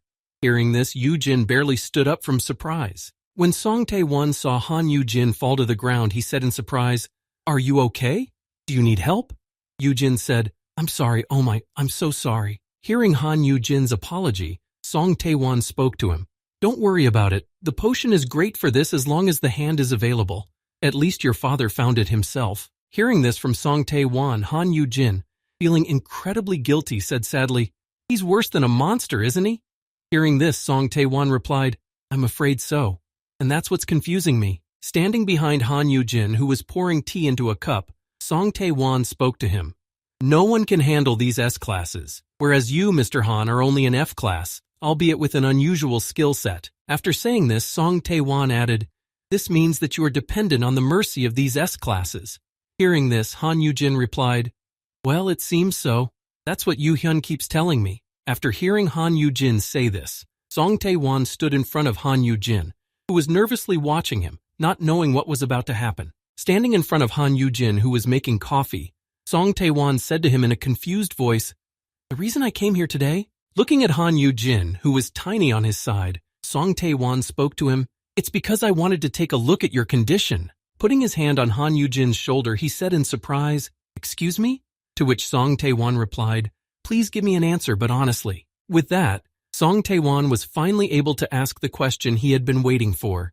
Did any of the high-ranking hunters use force against you or influence you mentally? By asking Han Yugin this question, Song Tae-won also added to what he had said earlier. Did you really leave the dungeon without a scratch? Listening to Song Tae-won's alarmed words, Han Yugin, who was holding coffee in one hand and eating a waffle stick with the other, looked at him in surprise. Then, realizing what was required of him, Han Yugin smiled happily and said, "Wow, so I see that you are a noble paranoid." After saying this, Han Yugin added, I'm a little tired of trying to get them to stop fighting each other, but I wouldn't say that it hurt me in any way. Hearing Han Yugin say this, Song Tae-won pushed Han Yugin into the kitchen corner. Han Yugin dropped his coffee cup from his hand. The next moment, Song Tae-won grabbed Han Yugin with both hands around his neck and began to strangle him. Unable to understand what was happening, Han Yugin said out loud, choking, "Chief Song?" Holding Han Yugin in his arms, Song Tae-won spoke sternly to Han Yugin. "I've been watching you ever since I met you at the hospital." Looking directly into the eyes of a confused Han Yugin, who did not understand what was happening or why, Song Tae-won continued, "It's clear that you are the problem." Han Yugin looked at Song Tae-won, who had grabbed him by the throat, and thought in confusion, "What the hell is he talking about? Isn't he here to talk about my brother?" After that, Song Hae-won pushed Han Yugin against the nightstand to change the position of his hands. At that time, Yugin thought in confusion, "What did I even do to him?" The next moment, Song Tae-won lifted Han Yugin up with both hands on his throat to eye level, ignoring his struggles and looking directly into his eyes. Trying to somehow escape from this dangerous situation, Han Yugin, moving his hands heavily, trying to loosen his grip, thought, "Should I resist? Can I?" Looking into Song Tae-won's eyes, full of emptiness and coldness, Yugin thought, "Why is he doing this? There's no reason for this." Looking at the resisting Yugin, Song Tae-won said, "Even now." Suddenly, the two heard a plastic bag of groceries fall to the ground not far from them, catching their attention. The next moment, they turned their heads in the direction of the noise and saw Kang Seo-yeon, who froze in place at the sight of the unexpected sight, dropping the bags of food. Seeing that someone had come to them, Song Tae-won spoke irritably to the girl who had prevented the yogi from finishing his work without any witnesses, Huntress Ka Seo-eun. Immediately grabbing her sword and rushing to Han Yujin's aid, Kang So-yeon shouted angrily at Chief Song Tae-won, "What are you doing?" Feeling that he had been let go because of the new threat, Han Yugin clutched his throat and thought in confusion as he assessed his chances in the battle. No, she won't succeed. Noticing how the girl had mindlessly rushed into the battle, despite being an S-class warrior, Han Yugin continued, "An A-class hunter against Song Tae-won." The next moment, there was a loud sound of a sword hitting its target. It was the girl who had hit Chief Song Tae-won's head, or did it just seem that way? Because of the large amount of smoke, it was not clear. As soon as the smoke cleared, it became clear that the attack had not reached its target, and the girl's weapon had been caught just before it hit Song Tae-won's bare hand. The next moment after this development, Song Tae-won suddenly calmed down and bowed before Han Yugin and Kang So-yeon, saying, "Forgive me." Seeing Tae-won's strange behavior, the girl froze in place in embarrassment. Then the boss handed Han Yugin a bun of potion and said, "Han Yugin, sir, this is..." After saying that and handing him the medicine, he added, "Potion. Please use this to remove the marks on your neck." Seeing this, Yugin thoughtlessly extended his hand and said, "Okay." Seeing what was happening, Kang Seo-yeon managed to get in between the two boys and threw the potion on the ground, exclaiming in frustration, "How dare you!" She pulled Yugin back and covered him with her body, preparing to fight, and said, "You're strange. You just strangled him. Why are you giving him a potion right after?" After asking Song Tae-won this, she also spoke irritably to Yugin. "You need to be more careful, Yugin. Who knows what was in there?" Hearing this, Yugin said in an embarrassed tone, "Yes." Hearing such fair accusations against him, Song Tae-won replied, "Huntress Kang Seo-yeon is right." Hearing this, and as she closed Jin's door, Seo-yeon said in surprise, "What?" To which Song Tae-won added, "You should be more careful." After saying that, Song Tae-won began his story again, recalling the past. "I've been watching you ever since you were in the hospital." Recalling the moment when he and the high-class hunters were catching monsters, Song Tae-won added, "You're hanging around high-ranking hunters and monsters like it's nothing." After saying this, Song Tae-won added, "I understand your relationship with the hunter Park Aram. I heard that you are very close to her. but high-class beasts and the head of the Jupiter Guild? Surprised by this, Han Yugin asked, "What's wrong with being on good terms with them?" To which Song Tae-won replied, "That's not the problem at all." Bowing his head to Han Yugin, Tae-won said, "I have seen an infinite number of hunters, and among them, you are the only low-ranked one who is comfortable in the midst of superior-level beings." After saying this, Song Tae-won also added a few arguments to his words, so that Han Yugin would understand what he meant. Most people are afraid of even aggressive dogs. Imagining Han Yugin being surrounded by a herd of raging dogs, Song Tae-won said, especially if they approach them without an eyelid. Imagining again how the criminal was caught by some giant monster who wanted to capture him, Song Tae-won said, "How should a person feel when confronted by a monster that is many times his strength?" After saying this and drawing associations, Sun Tae-won continued, "Didn't you feel all that strength of the Jupiter Guild head while you were in the dungeon? But you don't look scared at all." After saying that and remembering what happened a few minutes ago, Song Tae-won said, "Even when I was strangling you." Putting his hand to his throat, Yugin thought, "It's because I have the skill of resisting fear." Rubbing his throat, Han Yugin realized something that really confused him, and he suddenly thought, "Wait a minute." The next moment, Han Yugin began to think back to the moment when he was being strangled and thought, "Did the notification window for the skill activation appear?" Thinking about this, Han Yugin recalled the description of the fear resistance skill. The fear resistance skill is activated when you feel incredibly afraid. Thinking about the fact that the system alert did not appear, Han Yugin suddenly thought, "It didn't go off. Not when Song Tae-won threatened me." Thinking back to all the times Han Yugin had faced dangerous opponents, he remembered the Demon King and thought, "Not when I faced an SS-class Demon King." Recalling all those incidents, Han Yugin suddenly thought, "That's..." But his train of thought was interrupted by Song Tae-won, who said, "It's not just bravery." After saying this, Song Tae-won continued, "You have no sense of self-preservation. You don't feel the danger around you. Do you understand what I am saying?" Noticing that the pipe was being pointed at him again, Song Tae-won continued his speech, trying to understand Han Yugin. In that case, hearing this excuse from Song Tae-won, the girl pointed her cold steel at him and said, "And that gives you the right to strangle him? Why don't you go back, Chief Song?" Hearing such words addressed to him, Song Tae-won said guiltily, "Huntress Kang Seo-yun." She replied, "We're going to file a formal complaint with the guild about this incident." Hearing this threat from the girl, Song Tae-won spoke to her, "I'm trying to protect Han Yugin from this very guild." Han Yugin sighed heavily as he watched what had just happened in front of him, and grabbed his cold steel and said, "Ugh, you two, your tension is about to cause the building to collapse." Looking at Song Tae-won, Han Yugin said to him in a happy voice, "I agree with what you just said." Hearing Han Yugin say this, the girl was surprised to hear him say this. Yugin. In an effort to calm the two tense warriors, Han Yugin looked at Song Tae-won and said happily, "I need to be more careful. Thank you for your advice." Hearing Yugin say this, the girl was surprised to hear him say, "Again." Kang Seo-yeon was surprised by Han Yujin's reaction, despite what he had done to her recently. "Why are you thanking him?" Hearing Han Yujin's words of gratitude and Kang Seo-yeon's surprise, whose reaction was quite normal and should have been Han Yujin's, given what he had done to him. After this incident, convinced that it was still worth doing, Song Tae-won took out a notebook and wrote something down in it and said, "What a strange young man you are." When he finished writing something in his notebook and tore a leaf out of it, Tae-won's son, placing it on the table, said, "Here, I'll leave you my business card." Turning his back on Han Yugin and Kang So-yeon, Song Tae-won suddenly turned back before heading for the exit and said one last time, "Please call me if you need my help."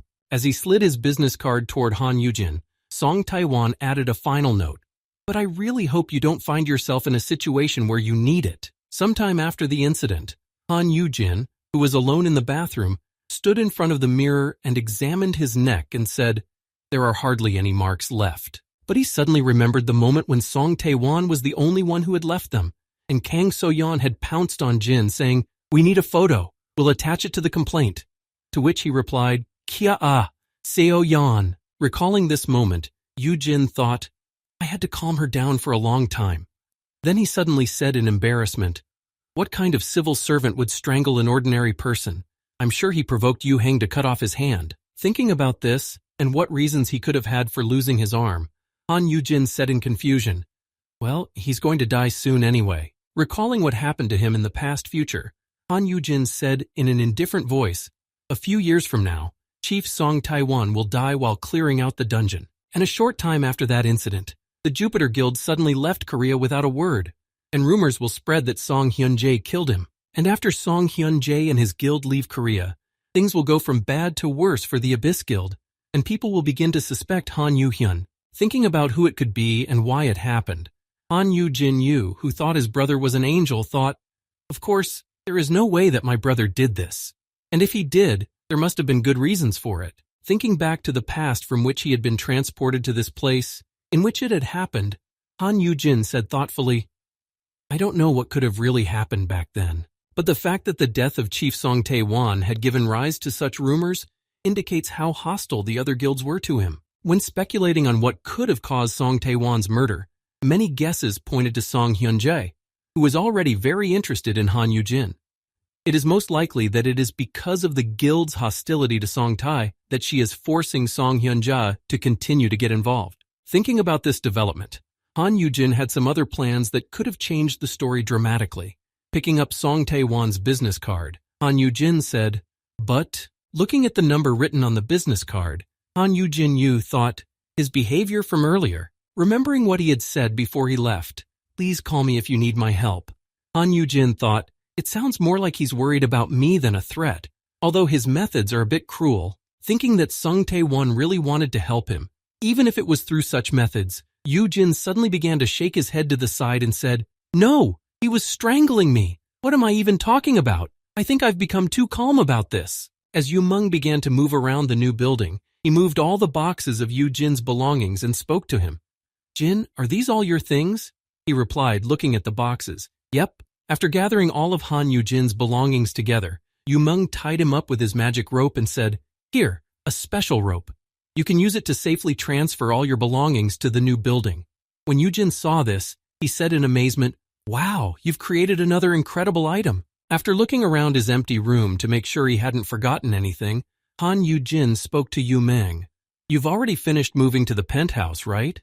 He replied, "Yes, it's wonderful. There are so many people here that it's lonely." Hearing that Yumeng was lonely in such a large building, Han Yujin handed him a map and said, "In that case, you can come to me. Here, the portal key." Seeing what Yujin was giving him, Yumeng said happily, "What? Really?"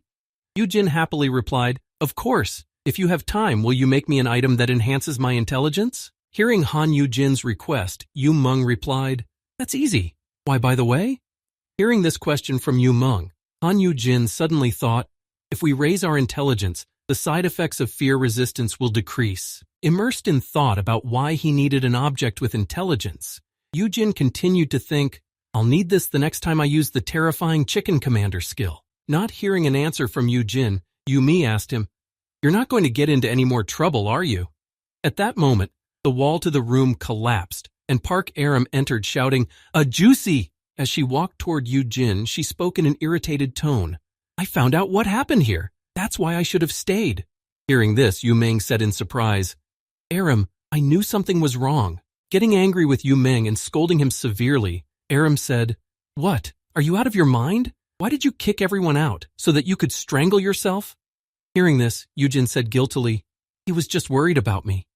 Before he could finish, Aram interrupted him, exclaiming, "Don't you often strangle people you care about yourself?" Hearing this, Yumeng said to Han Yujin, "Please be careful, Yujin." After that, Park Aram added in frustration, "I feel terrible when something like this happens." Unable to contain her emotions, Aram began to cry and wiped away her tears. "I promised to protect you. Lei was unable to do anything when you were kidnapped, and today is no different." She grabbed Han Yujin's hands and, after she had calmed her tears, said firmly, "The boss is not here either.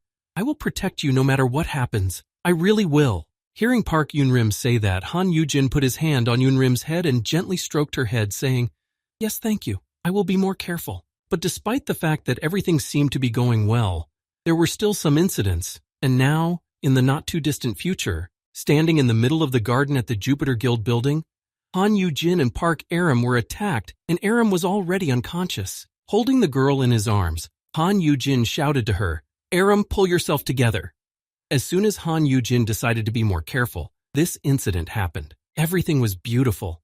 Beautiful weather, nature, mood, a wonderful day. and life was getting better little by little. But it didn't last long. It was until that very morning, in the garden of his building where Han Yugin could let his pets out for a walk, to get some exercise and to run around, everyone was happy, and they didn't even realize that something like this was happening. Park Aram, walking in the garden on the roof of Han Yugin's building and watching the pets, said happily, "Wow, everyone seems to like their new home. There's even a garden on the roof." As she said this, she saw Han Yugin, who looked very unwell, and said in confusion, "Everyone is so energetic with this wound. Ah, a juicy?" Seeing Han Yugin sitting on the garden bench, completely exhausted and without sleep, Park Aram spoke to him. "What's wrong? Did you stay up all night again?" When she asked Han Yugin this question, she received a response. "Yes, you can't rest with them. And it doesn't help that Comet is at night." Hearing this explanation, Park Aram looked at the griffin that was frolicking again and said, "That sounds terrible, especially with BL causing trouble as usual." Hearing the girl expressing such sympathy for the mischievous Blue, Han Yugin replied in a tired voice, "It's okay. Children need to play to grow up strong and big." Remembering Blue's constant mischief, Han Yugin spoke up in her defense. "At least Blue doesn't fly too far. She keeps her distance. Isn't she a smart girl?" Hearing Yule's words, Park Aram said to Han Yugin in surprise, "I don't know. I'd rather say she'll destroy the whole garden." At that moment, Squeaky was giving flowers to Han Yugin. Seeing this gift, Yugin accepted it and said happily, "Is this for me? Thank you very much." Seeing that Squeaky had given a small bouquet, Blue wanted to be praised as well, so she tore up the tree and went to Yugin. Noticing that Blue was carrying a whole tree behind her, Park Aram said, "I know you love these beasts, Juicy, but don't you think you're being a little too—" And then she smashed the tree that Blue was carrying with one blow. Grabbing Blue by the throat, Park Aram spoke to her irritably. "When are you going to stop? Can't you see that Josie is tired? You're ruining the whole new garden."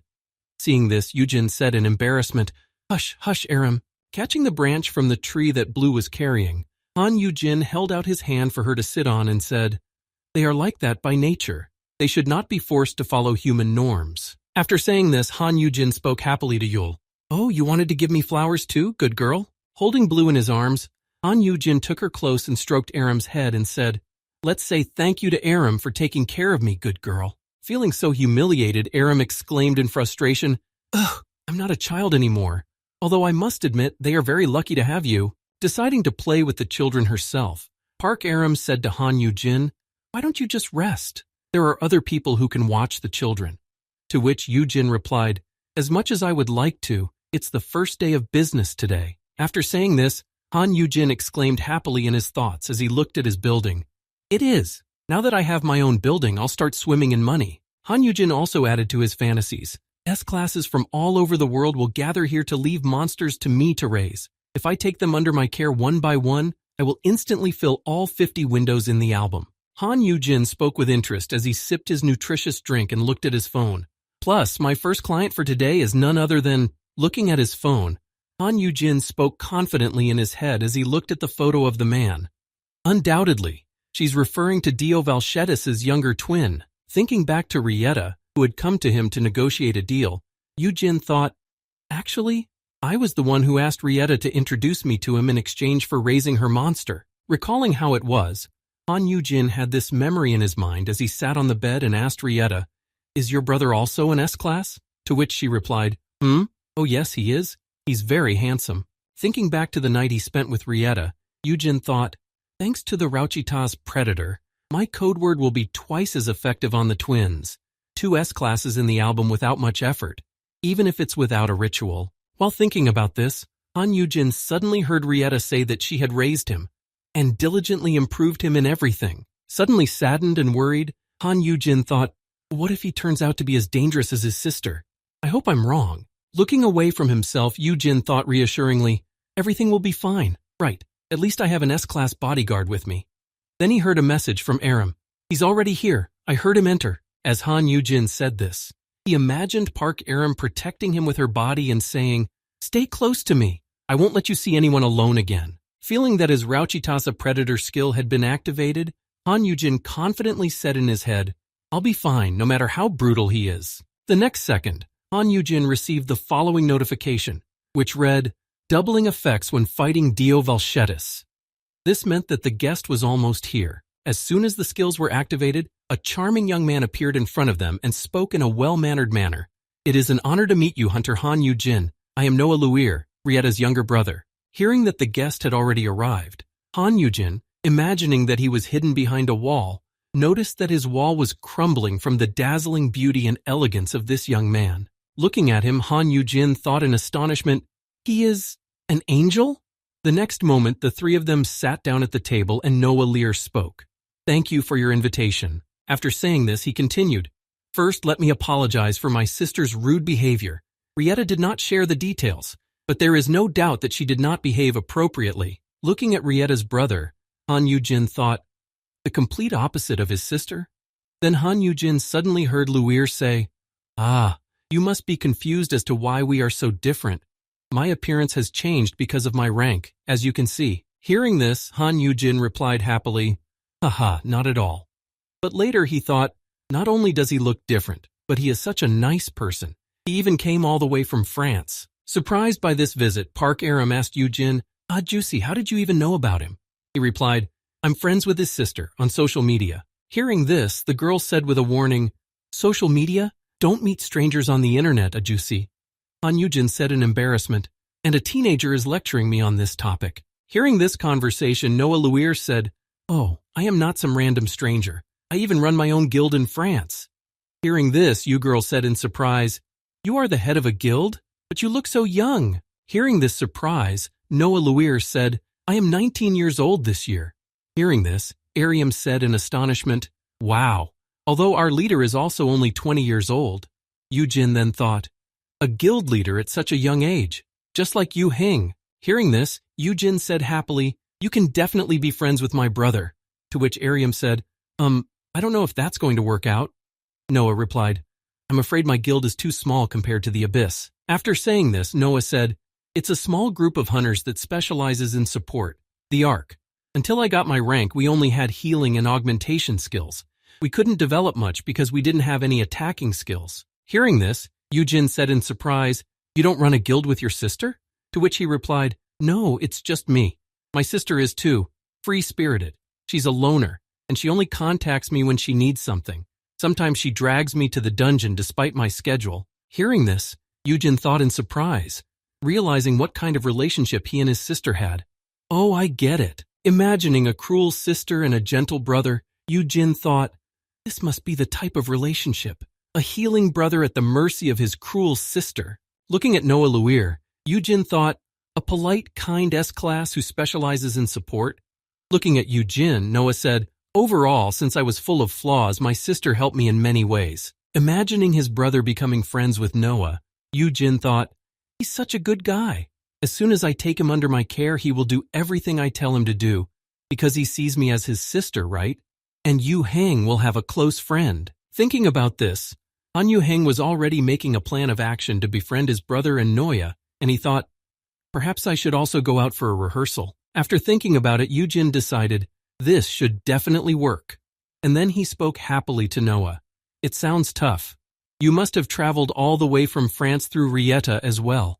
At the very least, we can offer you a place to stay for the night." Hearing this offer, Noah Luir said politely, "That's okay. Anyway, I'm staying in Korea for other business." Hearing this, the girl said in surprise, "Really? For how long? Do you have any suggestions on where to eat nearby?" Hearing this, Yujin added, "Of course. Let us know if you need anything." With that, Noah replied, "Thank you for your hospitality." Hearing this, Yujin thought, "Okay, you now, just naturally." And he said, "You are welcome." After saying this, Han Yujin spoke to the boy before he was about to leave. "I love you as my customer, so it is my pleasure to serve you." After saying this, Yujin saw 2 system notifications.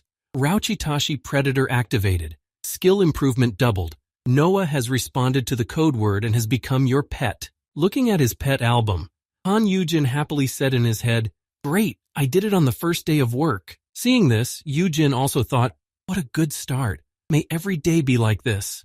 Hearing Yujin's words, Park Aram said in displeasure, "Juicy, don't you think you're throwing around confessions too easily?" After making such claims against Han Yujin, Park Aram also added indignantly, "You even told Haya Anna and the chairman of Jupiter that you love them."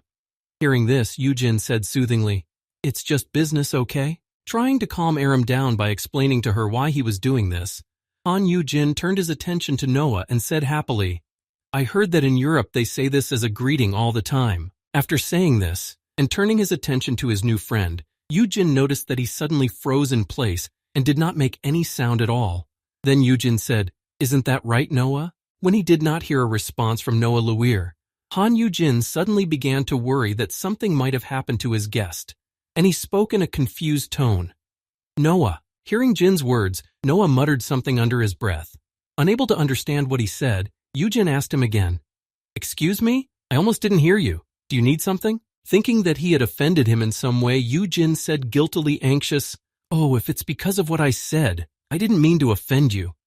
Before he could say anything else, he felt Aram grab him and throw him away from Noah. Unable to understand what had just happened, or why Aram had grabbed him and thrown him away from the table, Yugin opened his eyes and said in surprise, "What was that?" Looking at Noah Luir, who had just instantly destroyed the tea table where they were having a nice conversation, Han Yugin said in astonishment, "Why did he suddenly—" After that, realizing that Aram was not with him, Yugin quickly searched for her with his eyes, and when he saw her standing next to him, he exclaimed in confusion, "Aram, are you okay?" Later, when he saw Noah the Luir transforming his hands into clawed paws, Yugin exclaimed in confusion, "Noi? What's going on?"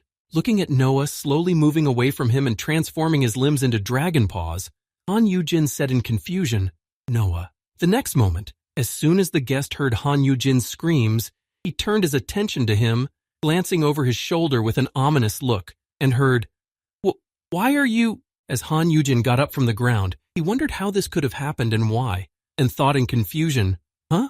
But the code word just worked." When Noah turned his attention to Han Yugin, all his curiosity was now focused on him. Then Yugin thought, "Why are all my guests suddenly becoming so aggressive?" As soon as he thought this, he saw that Noah Luir began to approach him quickly. At that moment, Yugin wondered, "Why is he attacking me?" Noah Luir had just covered half the distance when he felt that something was holding the yogi and preventing him from moving forward. Looking at his foot, he saw that one of them was trapped in a block of ice. Seeing that Noah was hostile to Han Yugin, Aram, who had frozen Luir's leg so that he could not reach her ajusi, sharply exclaimed, "You damned fool!" And the next moment she was in front of Han Yugin, blocking him with her body so that Noah would not harm him. The next moment, taking out her weapon from her inventory, she tried to strike her opponent by lunging, but her attempt was not successful. Han Yugin got to his feet and leaned on a flower bed nearby and spoke heavily. "Aram," the dog called out to her master. "Don't come any closer, Ajusi." Watching Park Aram fight against Noah Luir, Han Yugin realized that the girl didn't stand much of a chance and thought, "She's not as experienced as Noah." Realizing that he had nothing to do on the battlefield, Han Yugin spoke in his head as he retreated to safety. "Her ice skills won't be properly revealed as long as I'm around." Just as he began to retreat, he heard something suddenly happen on the battlefield, and Aram exclaimed in confusion, "Are you okay?" The next moment, the girl collapsed to the ground from the damage sustained after the enemy's attack. He in turn broke the distance and just watched what would happen next. When Han Yugin heard that his student was not doing well, he looked at the girl and saw her wounded arm and thought in confusion, "There is a deadly poison in her wound." Watching the girl, Noah Luir noticed that he was no longer able to fight and decided to finish her off now while he had the chance.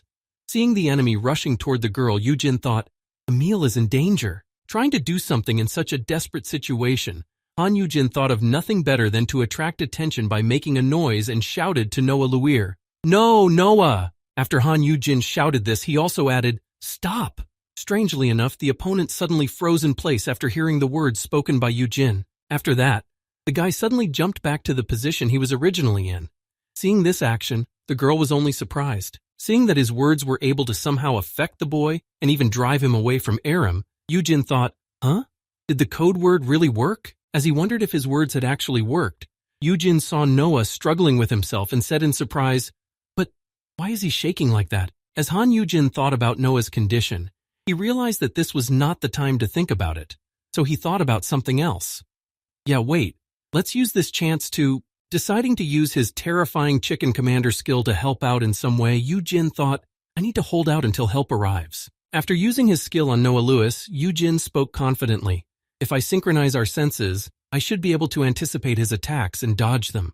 The next moment after he combined his senses with the enemy's, Yujin was somehow able to dodge Noah's attack by sensing to the left. After the first attack, crouching down from his wound, even though he was able to dodge it, Yujin spoke heavily.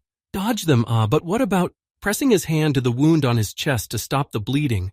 Han Yugin said in embarrassment, I would have been killed long ago if he had fought me at his full strength. As he said this, Han Yugin suddenly closed his eyes to better concentrate on his senses and anticipate the attacks. And then he thought, concentrate if you want to survive. Concentrating his attention on Noah's inner feelings, with which he was synchronized, Han Yugin seemed to get inside the boy's head and thought, concentrating on everything Noah feels. After concentrating so well, when Han Yugin actually felt Noah Lior's thoughts, he heard something terrifying echoing in his head.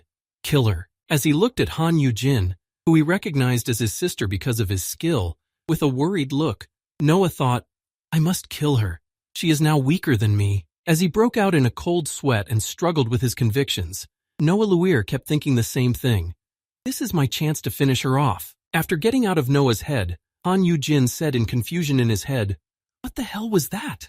Meanwhile, Noah, kneeling down, continued to speak, clutching his face.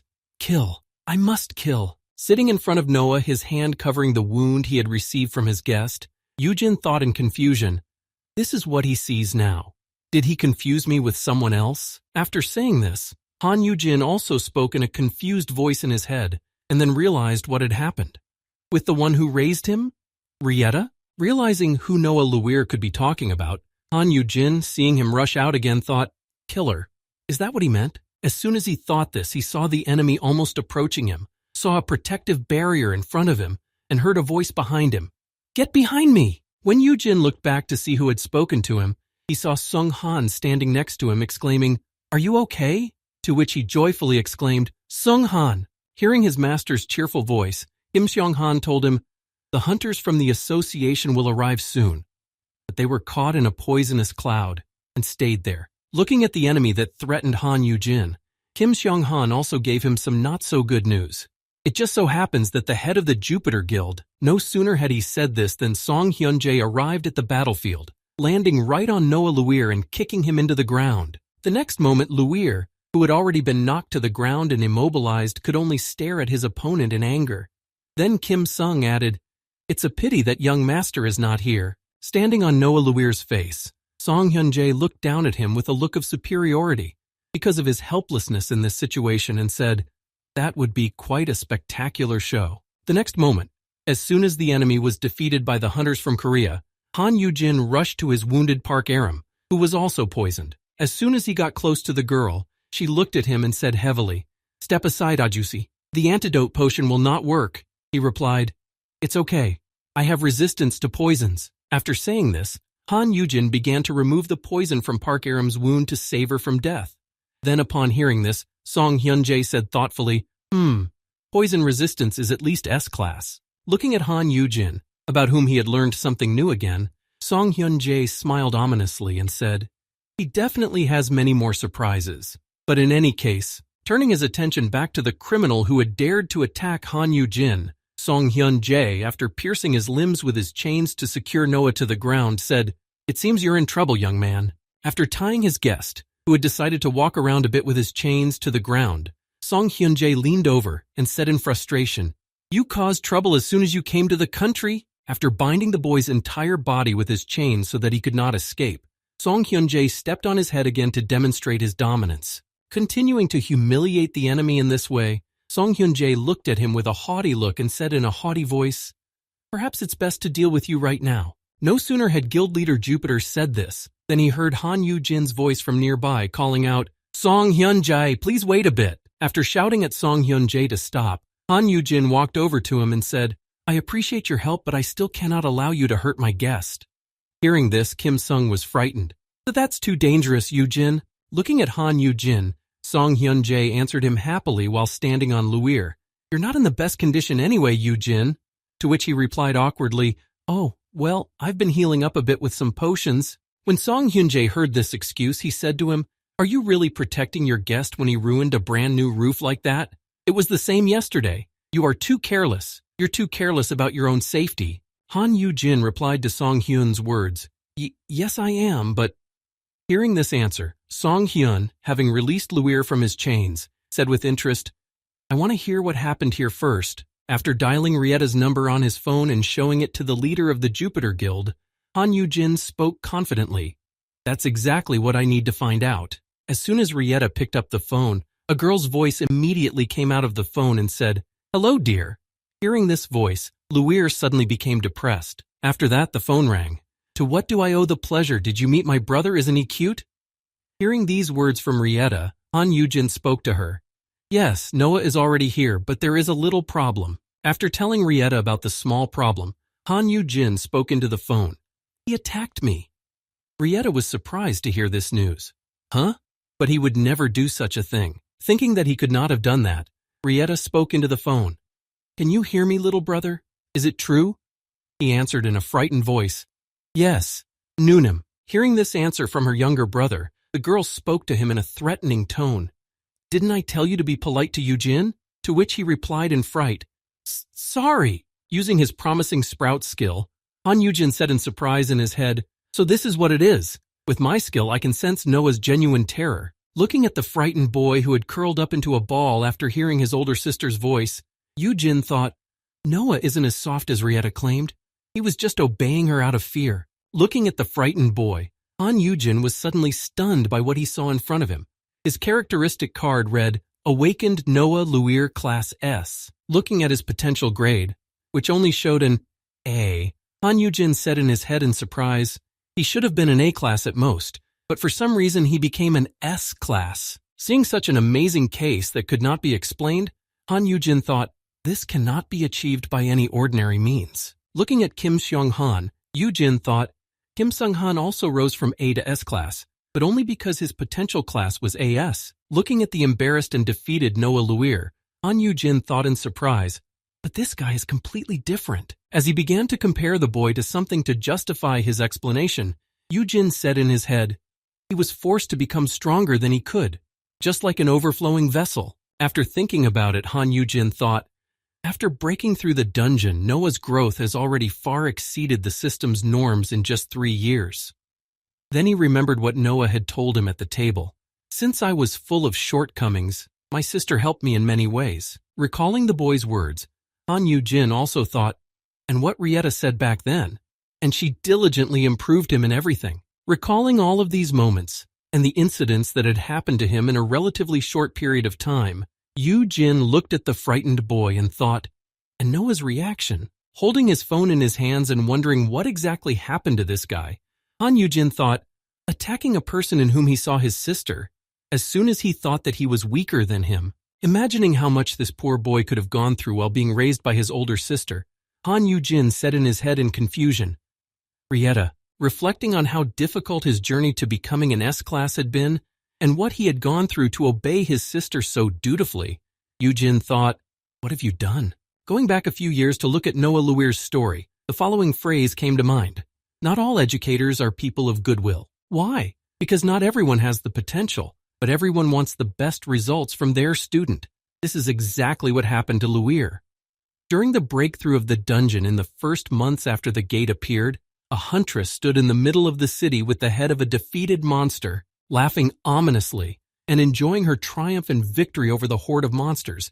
This huntress said loudly, Ha ha ha, you mean I can continue to fight monsters like this? Looking up at the sky with her face bloody with the blood of her enemies and smiling ominously, the powerful huntress said loudly, Yes, I knew that such a world would come to us someday. Rejoicing in her victory, the girl suddenly turned her attention to her younger brother, who was in the middle of a crowd of wounded people and was treating them. Then she asked him, What are you doing, brother? Throwing the monster's head out of her hands, the girl began to quickly approach her younger brother, and a few meters away from him, she said in surprise, Are you hurt? You've awakened too, haven't you? Hearing this question from his older sister, Luir answered her in confusion. Yes. Hearing this news, Rietta asked him, S-class, right? Hearing this question, Luir looked away from her. After looking away, he said nervously, No, I'm an A-class. Hearing this news, the girl took him by the face and turned him toward her. Afterward, Luir added, I have no fighting skills, but I have healing skills. Before he could finish, the older sister slapped him in the face with all her might and exclaimed in frustration, with a hint of indignation. Why do you always disappoint me? Seeing the girl mercilessly beating her younger brother, ordinary passers-by screamed in horror and began to run away. And during this process, Rieta spoke to him irritably. How are you going to survive in this world with only an A-class? Lifting her brother by the collar so that he could see the fleeing crowd of frightened people, she said, Look around. They're all running away, even though I helped them. People need to know how to protect themselves. Grabbing Noah Luir's face, she leaned down to kiss him and said gently, It's okay. Everything is fine. Why are you suddenly crying, my beloved brother? Hearing this, Luir was frightened. With a nervous smile, Luir then heard from his cruel sister, My weak, fragile little drooler, don't worry. Looking at her brother with a sinister look and holding out her long, bloody arms, the girl said to him in a threatening voice, I will make you useful. Sitting on the ground, curled up in a ball, Luir rolled on the floor in fright, and then the phone rang again. Are you listening, you slobbering punk? Why can't you do anything right? Hearing his sister's voice again, Noah Luir said in fright, Sorry. After saying that, Song Hyun-jae suddenly spoke up and said, I understand that you met Han Yugin when you were in Korea, Rieta. Hearing this voice, the girl said in displeasure, My God, who is this? A dear, dangerous man is keeping you company? This man is very treacherous. Hearing the girl say this, Yujin spoke to her. More importantly, Rieta, seeing the state of her brother after hearing her voice, Han Yujin told her in alarm, It seems that your brother has a negative attitude towards you. After saying this, Han Yujin suddenly thought, This is my mistake. It goes without saying that not all teachers are good people. And then a surprised voice came from the phone. This is not possible. I raised him to be so strong. Hearing this, Han Yujin asked in surprise, Raised him? To which she replied confidently, Yes, I did, instead of getting rid of him when he was a little brat. Hearing these words, Yujin said in surprise, But he should have gotten an A grade when he woke up. To which the girl answered him menacingly, That's not good enough. He is my brother. Hearing these words, Han Yujin looked at Noah Luir and said in his head, I understand, even without sharing the feeling. No sooner had he said this than Rieta became active again. She then said, I worked hard to make him an S-class. He is so weak that he almost died if I did anything to him. Hearing this, Han Yujin noticed what Luiri was thinking, anxiety and fear, traces of violence that cannot be hidden. Then Rieta said, Even today, he made a mistake even with you? Luir, feeling himself being wrapped more and more in the arms of his sister who was speaking, said, That little brat, that independence, his own guild, yeah, right. When are you going to be useful, my little slobbering pup? Covering himself further with his arms and covering his ears to avoid hearing his older sister, Luir absorbed more of the horrors that had befallen him after being raised by his sister. And then he heard again, If it weren't for me, you'd be crawling in the streets for sure. After that, as her younger brother became increasingly enveloped in his sister's horrific aura, Noah Luir heard the following words from his sister on the phone.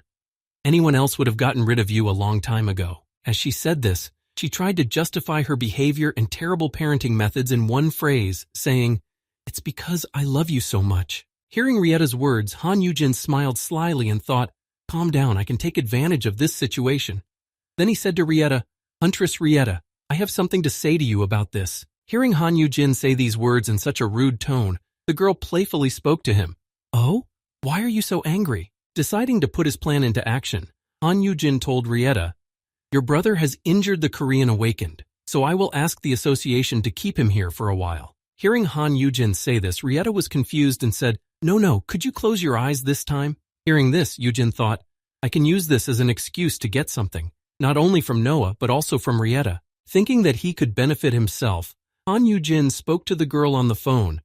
Also, Rieta, I could block you from entering the country by reporting your illegal contract. Hearing this threat from Han Yujin, the girl was surprised. What, you want to report me? Are you serious? Hearing this, Han Yujin calculated his next moves, thinking, So I have to be careful about the cards I play. After thinking about this, Yujin said to Rieta, We can talk about monsters later. Hearing Yujin say that, the girl was confused. Wait, I introduced you to my brother like you asked. Hearing this, Yujin thought about it before replying, And don't forget that she almost killed me. Then Rieta added, What's wrong, dear?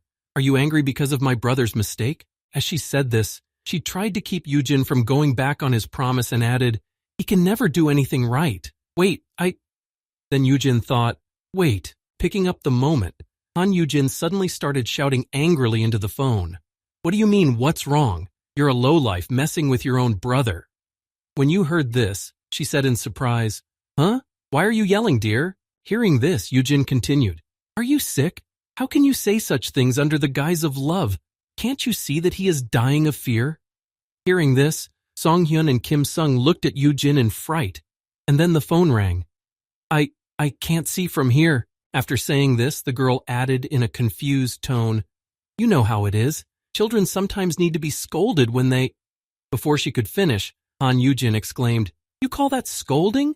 Bullying a perfectly normal child? After scolding Rieta for her parenting behavior, Yujin continued, How many times did you have to scold him to bring him to this point? If he's 19, he's awakened at… Are you really crazy? Looking at Han Yujin, Luir saw him protecting him with his body against the dictatorship of his terrible older sister, saying, If your brother is weak, then you must protect him. After saying this, Han Yujin also added a defense of Noah Luir. How can you do this to him just because you think he's not good enough? How can you even call yourself a sister after that? After saying this, Han Yujin gave her a final threatening voice. Don't even think about coming to Korea until you get better.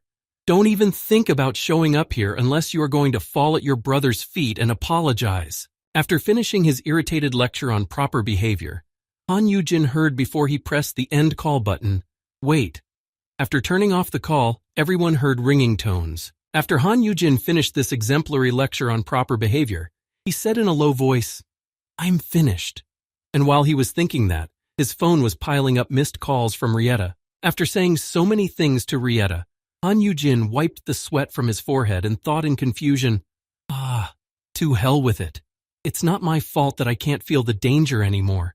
She won't kill me because I still have to raise her monster. Hearing what Han Yujin had just said to his sister to protect him, Noah Luir said in surprise, not understanding why the boy would risk himself like that. Sister, looking at Han Yujin, who was standing proudly in front of him, frowning and looking at his phone, Luir said in shock, My sister couldn't even answer him. Standing next to Han Yujin, Kim Sung-han said in disappointment after listening to what he had said to Rieta, A person cannot change so quickly, but you are still so helpless. Picking up Luir from the ground, Kim Seong-han said to Han Yujin, I will take Noah to the hunter's cell. No civilians were hurt, so after you are incarcerated, you will receive a settlement request. Having said that, Kim Sung-han added, If you want, you can ask to deport him right now. Hearing this, Han Yujin said confidently, Please don't send him out of the country until we have finalized the settlement. After saying this, Han Yujin whispered to Kim Sung-han in a concerned voice, Can you deny Rieta entry instead? To separate the two of them? And for my safety? Hearing this, Kim Sung said affirmatively, Yes, that would be best. After finishing his dialogue with Kim Seong-han, Han Yujin looked at Luir and said happily, It's all right now, Noah.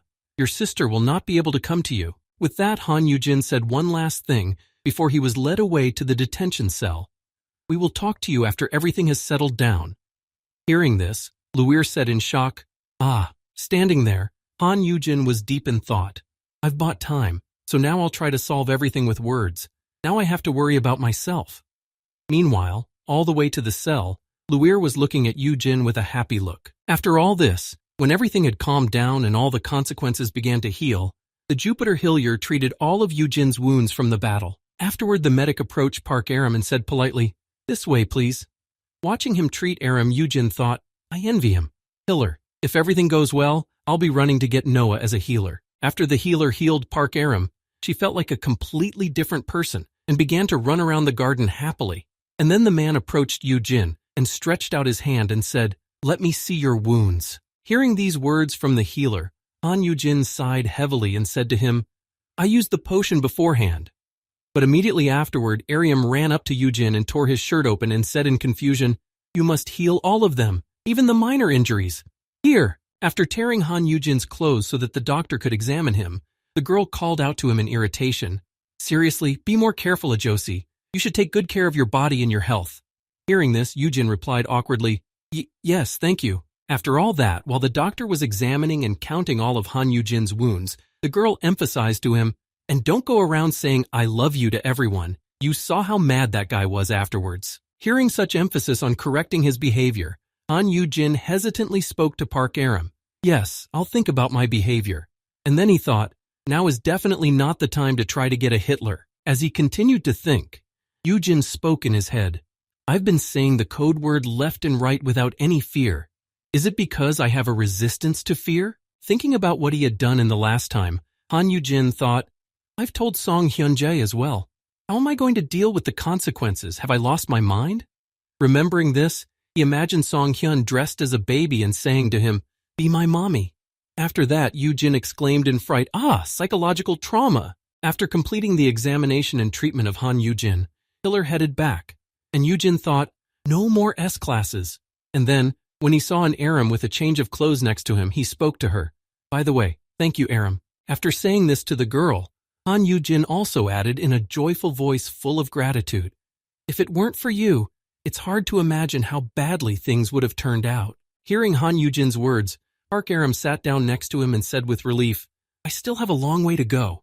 I couldn't even protect you to the very end. After saying this, she also said in disappointment, the antidote was supposed to work up to and including the A class. Was it defective? Hearing these words from Ava Aram, Han Yujin spoke to her. I think it's like Noah's, about S class. After saying this, Han Yujin also added, explaining how antidotes work. That's why the A-grade antidote wasn't enough to neutralize it. Hearing this, Park Aram said thoughtfully, then what grade is your poison resistance? After saying that, she added to her question with confidence, I already know that you have it. Hearing this question, Han Yujin said in embarrassment, so this is what it's all about. Realizing that there was no point in hiding his level of poison resistance from the girl, Han Yujin whispered to her, class. Just don't tell anyone about it. Hearing this answer, Park Aram began to count the classes on her fingers in confusion, saying in embarrassment, I didn't even know there was such a class. After saying this, Han Yujin thought, now that I think about it, thinking about poisons and resistance classes, Yujin thought, how did the head of Jupiter guess my resistance class? Was he able to determine Noah's poison class as well?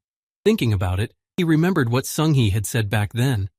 Resistance to poisons is at least S grade. Looking up at the sky, Han Yujin thought, he seems to know Rieta. Did he also know her brother? Meanwhile, somewhere in the imprisoned hunter's cell, that same evening when everything was over, Luir was brought to the prisoner's cell to stay with the guests. After a while, the door opened and a voice came through.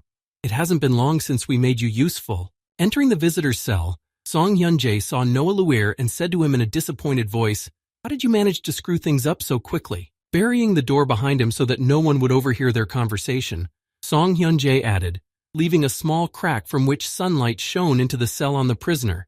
You should have kept your promise. Hearing a rather familiar voice lecturing him on proper behavior, Noah Luir said in frustration, You're here, mister. Standing in front of the prisoner who had been entrusted with an important mission, the leader of the Jupiter Guild spoke to him menacingly, trying to find out why. Why did you do this? Looking at the prisoner sitting in handcuffs behind the table, Song Hyun-jae said with a disdainful look at him, You provoked the conflict almost immediately after you arrived. Glancing at Noah Luir with an irritated look, the leader of the Jupiter Guild spoke to the culprit in a menacing voice. You made it difficult for yourself in Korea. Looking at the battered and saddened prisoner, who realized his guilt, Song Hyun-jae said to him, You must keep your promise to retaliate. Hearing such a stinging accusation, Luir did not hold back and slammed his shackles on the table and responded angrily, Payback? Leaving a dent in the iron table after hitting it with his shackles and immediately getting up from his chair, Noah Luir continued, Payback for telling me how to become stronger? Continuing to express his dissatisfaction with the fact that he was obliged to keep his promise, Luir added irritably, After making my sister do the same? After saying this, the prisoner continued to express his dissatisfaction by saying, Out of all the dungeons in existence, you just had to show her the one where the brother and sister had to work together, didn't you? Hearing this kind of dissatisfaction in Noah Luir's words, Song Hyun-jae sighed and said, I said I would make you stronger, not that you will become stronger than Rieta. Hearing these words from the leader of the Jupiter Guild, the prisoner shouted out to him in anger to express his dissatisfaction again, while both sides of the agreement were being respected. You! Why? No sooner had he said this than Song Hyun-jae punched him, leaving a dent in the wall, and he groaned in pain. Then Song Hyun-jae said, It doesn't matter. Walking over to Noah Luir, the leader of the Jupiter Guild leaned over and spoke again in a menacing voice. I have asked you twice already. Why did you attack Han Yugin? Hearing this question again, The prisoner looked at Song Hyun-jae and said, "From the moment I looked at him, I immediately had a strange feeling." Recalling everything he felt at the time, the prisoner spoke to Song Hyun-jae, continuing to tell him everything he knew. "A dragon of poisons and curses like me and my sister? No, it's a higher class." Having reported this information to the head of the Jupiter Guild, prisoner Noah Luir added in conclusion, "That's why I felt like he was Rieta, despite his weakness." Hearing this story from Noah Luir, Song Hyun-jae suddenly stood still, deep in thought, and after a moment said thoughtfully, "A dragon of poisons and curses." Thinking about this scenario, Song Hyun-jae suddenly spoke thoughtfully. "Does he have a related rank? I was wondering how he got his high-level poison resistance." Thinking about the associated ranks, there was one point that couldn't seem to match up with reality at all, namely that Han Yugin was F-class.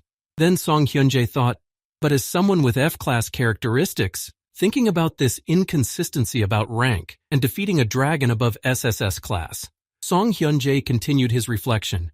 "You were able to obtain a rank higher than the SSS class Dio Valchetis?" Confused about such incredible skills and the strangeness of how it could have happened, Guild leader Jupiter said thoughtfully, "However, it doesn't seem like he has any attacking abilities." After pondering this question, Song Hyun-jae left the cell with the prisoner and headed for the exit after learning everything he needed to know. But on the way out, he met Song Tae-won and spoke in surprise. Chief Song Tae-won, hearing the Jupiter Guild leader's thoughts, Song Tae-won spoke menacingly to the visitor who was returning from the prisoner. "I knew you were involved in this." Pretending that he was not involved, Song Hyun-jae said in surprise, "I don't know what you mean. I just came as the person who helped end the conflict." To which Song Tae-won replied, "Don't put Han Yugin in danger." Hearing Song Tae-won's words, Song Hyun-jae replied in a calm tone, "That's why I put an end to the situation and brought the hitman." Of course, the situation was not what I had imagined. After saying this, Song Hyun-jae, rubbing his nose, added confidently, "This is really interesting. I bet even Rieta didn't know what to do." To which Song Tae-won replied, "A person with F-class characteristics is no different than an ordinary civilian." After saying this and thus communicating the acceptable safety standards, Song Tae-won added, looking menacingly into Song Hyun-jae's eyes, "If you expose him to unnecessary danger and use..." Interrupting Song Tae-won in mid-sentence, the leader of the Jupiter Guild put his hand on Tae-won's shoulder and said, "You're so worried about him." Trying not to provoke Song Tae-won, Song Hyun-jae said one last thing to him before leaving the prison. "I should learn from you." After missing Warden Song Tae-won, Song Hyun-jae, heading for the exit, suddenly said thoughtfully, "Perhaps I should also suppress Han Yugin?" After leaving the prison and arriving at his guild, Song Hyun-jae stood in his office in front of the panoramic window and said thoughtfully, "Should I not use it?" Looking at the landscape of the night bridge at his disposal, the leader of the Jupiter Guild said, "That's a bit of a misnomer." A few minutes later, as soon as he thought about it, he received a notification on his phone that read, "Abyss Chairman has left." When he saw this, Song Hyun-jae said promisingly, "Aha, this is getting interesting." Holding the phone in his hands and holding it to his jaw, Yu, the leader of the Jupiter Guild, said in surprise, "Does it really look like Han Yugin is the one being played with?" Thinking about the absurdity of this situation, in which Han Yugin was being treated as a victim, Song Hyun-won said, "No, the person who is being played with is..." Meanwhile, a lot of people and reporters had already gathered in front of the gate to the S-Class Guild Han Yuhun had gone to clean up, and they could hear the news. Live broadcast in front of the dungeon building. Standing in front of the building where the entrance to the dungeon was, the reporter who was broadcasting live said, "He came out of the dungeon in less than a week. It was thought to take about 10 days. Standing in front of the fence to the dungeon, the reporter said, "Did he set a new time record? Or did he fall in and use the gate stone to get out?" Hearing this, someone in the crowd said, "He's an S-class, I'm sure he's fine." After that, the crowd also said, "If we lose someone like him, it will be a national tragedy." At the same time, Bezodnia's car, which was approaching the gate, was heard saying, "We don't know what the situation is inside." Upon arrival, Han Yugin quickly got out of the car and heard from the reporter, "The hunter may be in a state of effect. There is a possibility of an attack. That's why we couldn't approach, and the surveillance cameras." Seeing two people running into the building with the gate, one of the guards exclaimed, "Oh, they're coming in. The hunter Kim Seong-han, and the brother of the abyssal chairman?"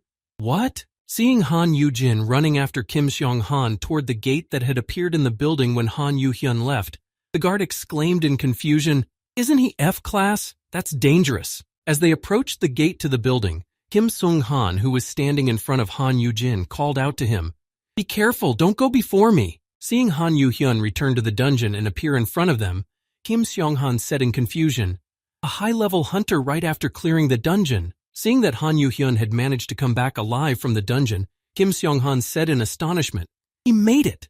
Seeing his brother, Han Yugin immediately ran to him, shouting, "Han Yu-hyun, you!" Seeing his elder brother, Han Yu-heng said joyfully, "Hello, Hen, have you come to greet me?" The latter shouted out in anger, "What the hell is greeting? You!" Grabbing his younger brother by the face and pulling him toward him, Han Yujin exclaimed in confusion, "Hey, what's wrong with your potions?" Listening to Yujin scold his younger brother, the two of them were saying, "Why did you two leave like that? I just wanted to work with Mir since he's all grown up." "Hey, he's still a child even if he's an adult." Kim Sung-han thought about going over and greeting his leader as well. It looks like he's okay. But as he took one step, Kim Sung suddenly stepped back thinking, no, it's not safe to approach him now. Looking at Han Yu-hyun, who had just come out of the dungeon, Kim Seong-han thought in alarm, "I know because I have been in several dungeons with him. Then how come?" Looking at Han Yu-jin, who approached the menacing couple without any fear, and as if nothing had happened, was talking to them sweetly. Looking at this, Kim Seong-han was surprised to think, how can this person be so naturally calm with these two? At the same time, Song Hyun-jae, looking at the moon, said thoughtfully, drawing an analogy, "That's right. If we draw an analogy, it's like a cat taking care of a tiger." Looking up at the beautiful new moon in the night sky, the leader of the Jupiter Guild said in awe, "That's why people are attracted to it." Meanwhile, after leaving the building with the gate, Han Yu-hyun walked out into the crowd, which was blinding him with cameras, and exclaiming, "He's out! The hunter Han Yu-hyun!" Seeing Han Yu-hyun, the members of his guild exclaimed to each other, "It's done, are you all right? We believed in you." The rest of the crowd thought, "He's enviable." Standing behind the audience, one of the correspondents thought, or rather fear. Meanwhile, someone from the audience asked, "Is it possible to be near him? Did he make it?" As Han Yu-hyun walked through the crowd of people who wanted to see him, he heard, "We must immediately inform the association." To which he heard Yu-hyun exclaim confidently, "Do it tomorrow." Covering his younger brother with a blanket, shielding him from the paparazzi crowd and holding Mir in his arms, Yujin exclaimed in frustration, "What more do you want from a child who suffered from insomnia? A man like Han Yu-hyun needs to meet someone who treats him like a normal person, or even a child, and takes care of him." Meanwhile, Noah Luir, sitting in his cell, said sadly, looking at the floor, "I've ruined everything. This is not what I wanted at all." As soon as he said this, he immediately felt a terrible sensation, as if his sister was putting her arms around his head and saying, "See, what did I say?" Looking up in fright, Riette's imprisoned younger brother saw her before his eyes and heard her, "Even as an S-class, you can't do anything right at all." Noah Luir's image of Riette encompassed his entire body at will, and he continued to speak, "If you would just do everything as instructed, you wouldn't be stuck here, and I would have no reason to be angry with you." Keeping the imprisoned boy in fear, the image of his sister could not leave him for a moment and continued to drive him crazy. I said, "It's all your fault, you slobbering little punk, all your fault." After hearing all the reproaches from his older sister's insult, Noah Luir abruptly rose from his bed, managed to open the shackles, and gathered all his strength. The next moment, standing in front of the cell door in the prison where he was being held, Noah Luir said in confusion, "I can't leave it like this." Looking down at his shackles, which were already broken, Noah Luir said confidently, "I have to fix it somehow." Meanwhile, in Ephra, after Han Yu-hyun completed the cleanup in a short time, the following message was heard. The shortened time for the Abyssal Guild to clear the S-Class dungeon is expected to have a strong impact on the general opinion on their regulation. The news continued on the radio. It will also have a positive effect on the residents who normally shun areas with high ranking. Meanwhile, Yujin was exhausted and passed out in the car. Seeing this, Kim Seong-han turned off the radio and spoke happily to Han Yu-hyun. He hasn't slept for the past few nights. After saying this and driving his car toward his guild, Kim Sun-han added happily, "Perhaps because of the new beast, but he was very worried about you." Looking at Han Yu-jin and Tae Myung, who were sleeping on top of Han Yu-hyun, Kim Seong-han said, "It looks a little strange. The whole world knows that you are S-Class, and yet he was worried about you like a mother." After saying this, being so surprised by the relationship between his guild leader and his older brother, Kim Sung-han spoke with interest. "Is it because you are family?" Hearing this question from Kim Sung-han, Han Yuhyun replied in an indifferent tone, "It's because he's just a little strange." After saying this, Han Yuhyun gave reasons for his words. "He hugs me as if I were his child, and he cares for beings with powers that are so different from his own." Recalling a moment from his childhood, when they were sitting on a bench in the middle of winter, Han Yuhyun said, "Before waking up, from the time we were younger, even when someone only stuttered about it, he always..." While talking about this, Han Yuhyun also fell asleep, thinking in his sleep, "I think this is the reason why all these strange things are happening to him." Comparing Han Yugin to a mouse in the midst of the large predators around him, he thought, well, who can object against this affection and care? As he thought about this, Han Yuhyun also thought about the other thing that bothered him the most. But still, this is better than when he did nothing. As long as all eyes are on him, he is safe. Thinking back to his trip to the dungeon with Mir, and how much they had experienced together, Han Yuhyun thought dreamily, "And the time I will spend away from him in the dungeons." Standing on a rock next to his piece, Han Yuhyun offered him a deal that was favorable to both of them. Then he spoke to the world. "The safety of my brother is a priority for both of us." Looking at his comrade in arms with whom he would be going through all this, Han Yugin said to him, "It will be better for you and me to join forces." Putting his hand on the beast's head and stroking it, Han Yugin said to him, "Let's work together and help each other to improve our performance as quickly as possible." Recalling this agreement he had made with Mir, Yugin thought, "The time I spend in the dungeons will be reduced, and then everything will be fine." After thinking about this and waking up abruptly, Han Yuhyun suddenly spoke to Kim Seong-han, wanting to know the news in his absence. "Nothing happened while I was away, did it?" Hearing Han Yuhyun's question, Kim Seong-han said to him in a confused voice, "Actually, a lot of things happened." Embarrassed to tell his leader, Kim Seong-han later said to him, "I will tell you in more detail when we return." And at that moment, Han Yuhyun noticed that he had received a notification on his phone. He picked up the phone and looked to see what it was, and saw that one of his unknown contacts had sent him an attachment. Looking closely, he said in surprise, "What, a photo?" At the same time Han Yuhyun noticed that he had received a photo on his phone, Han Yugin had just woken up from his sleep. Opening his eyes, he said in surprise, "Oh, what?" When Han Yugin woke up completely from his sleep, he looked at his irritated brother in confusion. "When did I manage to fall asleep? Yuhyun?" Wiping his face with his glove, embarrassed, Han Yugin said in embarrassment, "Oh my, I must have started drooling for sure." The next moment, Han Yuhyun tore his brother's clothes off. Yugin, sitting naked, shouted out to his sweet brother in embarrassment, "You lunatic! Why are you taking out your anger on my clothes?" To which he replied angrily, "How were you wounded? My whole chest was covered in blood. What happened?" Hearing such disturbing words from his brother, Han Yugin said calmly, "Oh, you already know? It's okay, I'm fine now." To which he shouted out, "What are you talking about? Someone tried to kill you." Hearing his younger brother's frightened voice, Han Yugin said calmly, "It was an accident. I was just caught in the middle of two fires." Hearing this explanation, Han Yuhyun exclaimed in confusion, "Are you sure? Who did this to you? Did they tell you something strange?" After saying this, Han Yugin continued his embarrassed speech.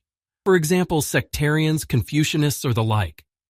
Hearing these words, Han Yugin exclaimed in fright, "Since when is Confucianism a sect?" Hearing such a frightened voice from his brother, Han Yuheng finally calmed down.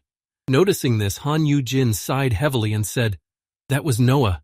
He's the leader of the Ark Guild." Hearing this and listening to everything his older brother was saying to him, Han Yuhyun tore up the car seat in anger as he heard, "Nothing happened. The head of Jupiter took care of everything and even called a hitman." Hearing this story from his older brother, Han Yuhyun, who was furious, spoke menacingly, "You call this it's nothing? I was gone for less than a week, and you have already been injured during this period." After saying this, Han Yugin gritted his teeth in anger and looked at the floor with a stern look. "I didn't bring Kim Seong-han, Aram, and the others with me for this purpose." Seeing Han Yuhyun tearing up the seat with nerves, Han Yugin heard him say, "What's the point of going to these dungeons anyway?" Hearing this, Han Yugin put his hand on his head and began to stroke him, saying, "Ugh, is that why only the two of you went there?" Han Yugin said this, calming his brother down. "Don't worry, Emil and Kim Seong-han have cleared me, right?" Hearing this, Kim Seong-han replied in confusion, "Yes." Trying to calm his brother down, Han Yugin said, "It's okay, Noah has been arrested." Hearing this, Han Yuhyun asked him, "Is he still alive?" Hearing this question, Han Yugin answered without hesitation, Yes. Hearing this information from his elder brother, Han Yugin said thoughtfully, "Didn't the head of Jupiter kill him? They're definitely connected somehow." Hearing this, Han Yugin said in surprise, "What kind of logic do you have?" After pondering this question, Han Yugin was able to come to terms with it, climbing over to his brother and saying, "I'll need to check it out." "Yes.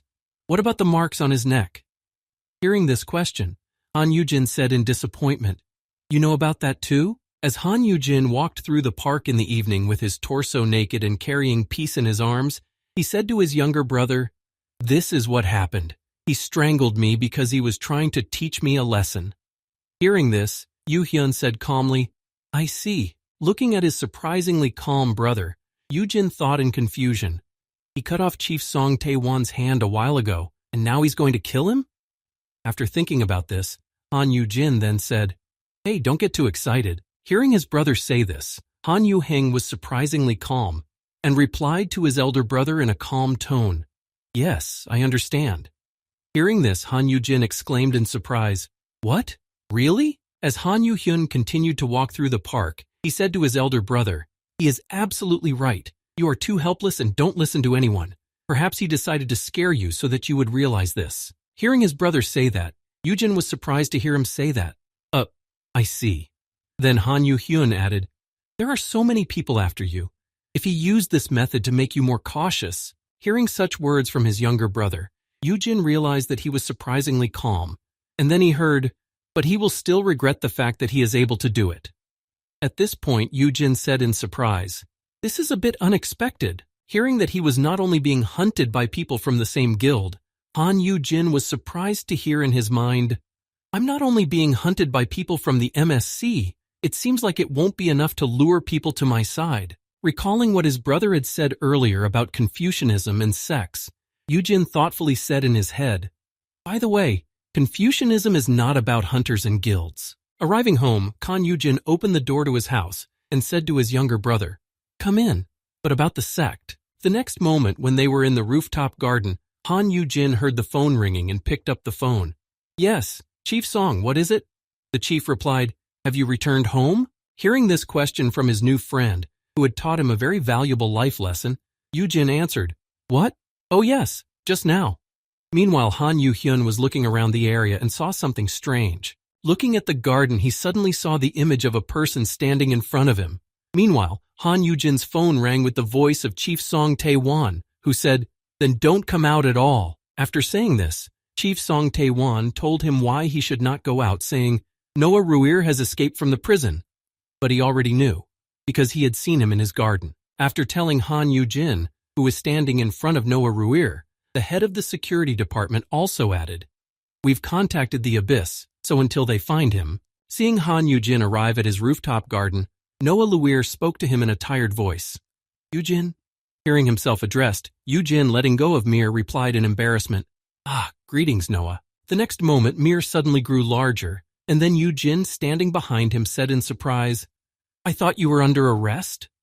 Hearing this, Noah Uija answered him, "How could they prevent an awakened high-class person from escaping?" Hearing such a strong argument about how he came to be here, Han Yujin asked him curiously, "So, what brings you here?"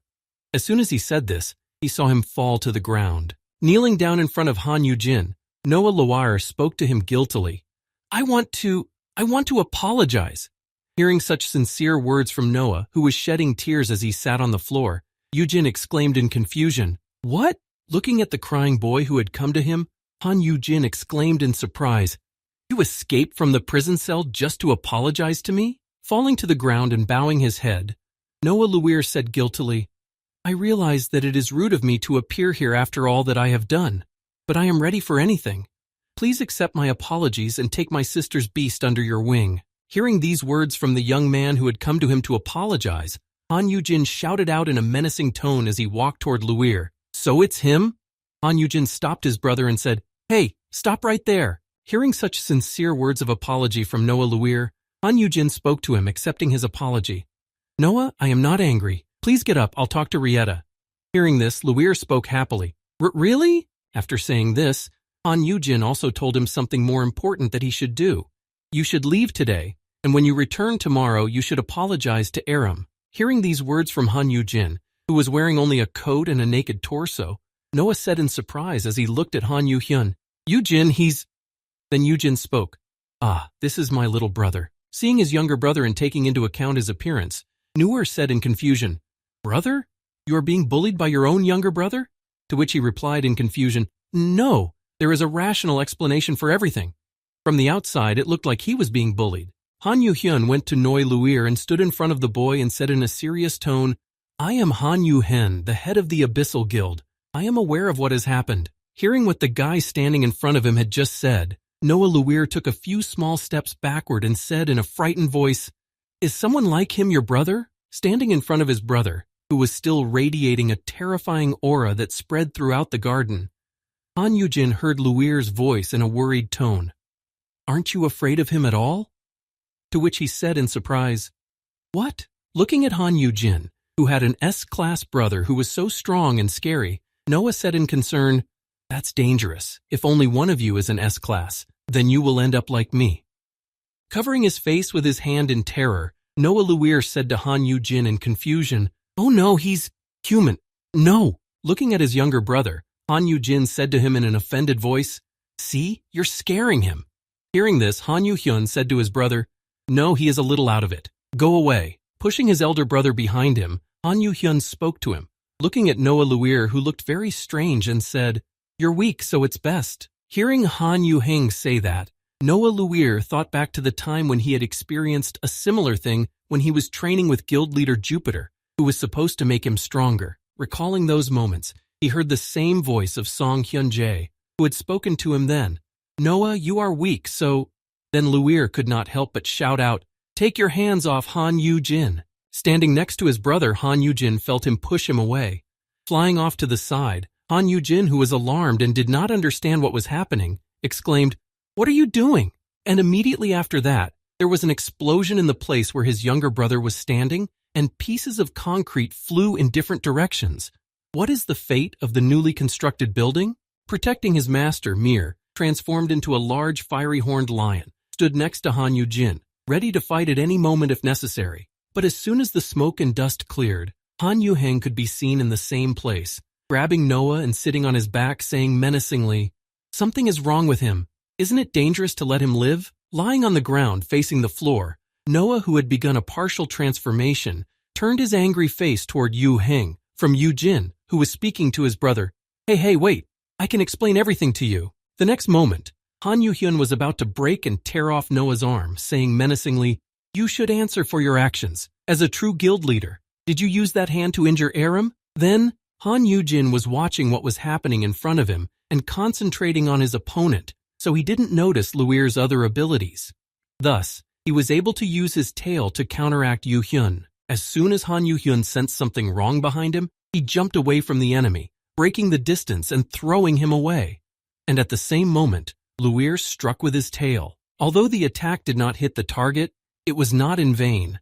The tail's limb managed to scratch Han Yuhyun's arm, and thus introduced S-class poison into his body. Looking at his hand, which was already developing a wound due to the poison, Han Yuhyun said in surprise, "I didn't know it had a tail." Seeing that Han Yujin was injured and by poison, Yujin exclaimed in confusion, "It's poison." Han Yuhyun calmly replied, "Is it? That's fine then." Not wanting to make his brother worry about him, Han Yuhyun said, without thinking of anything better, "I'll just cut off the skin before it spreads."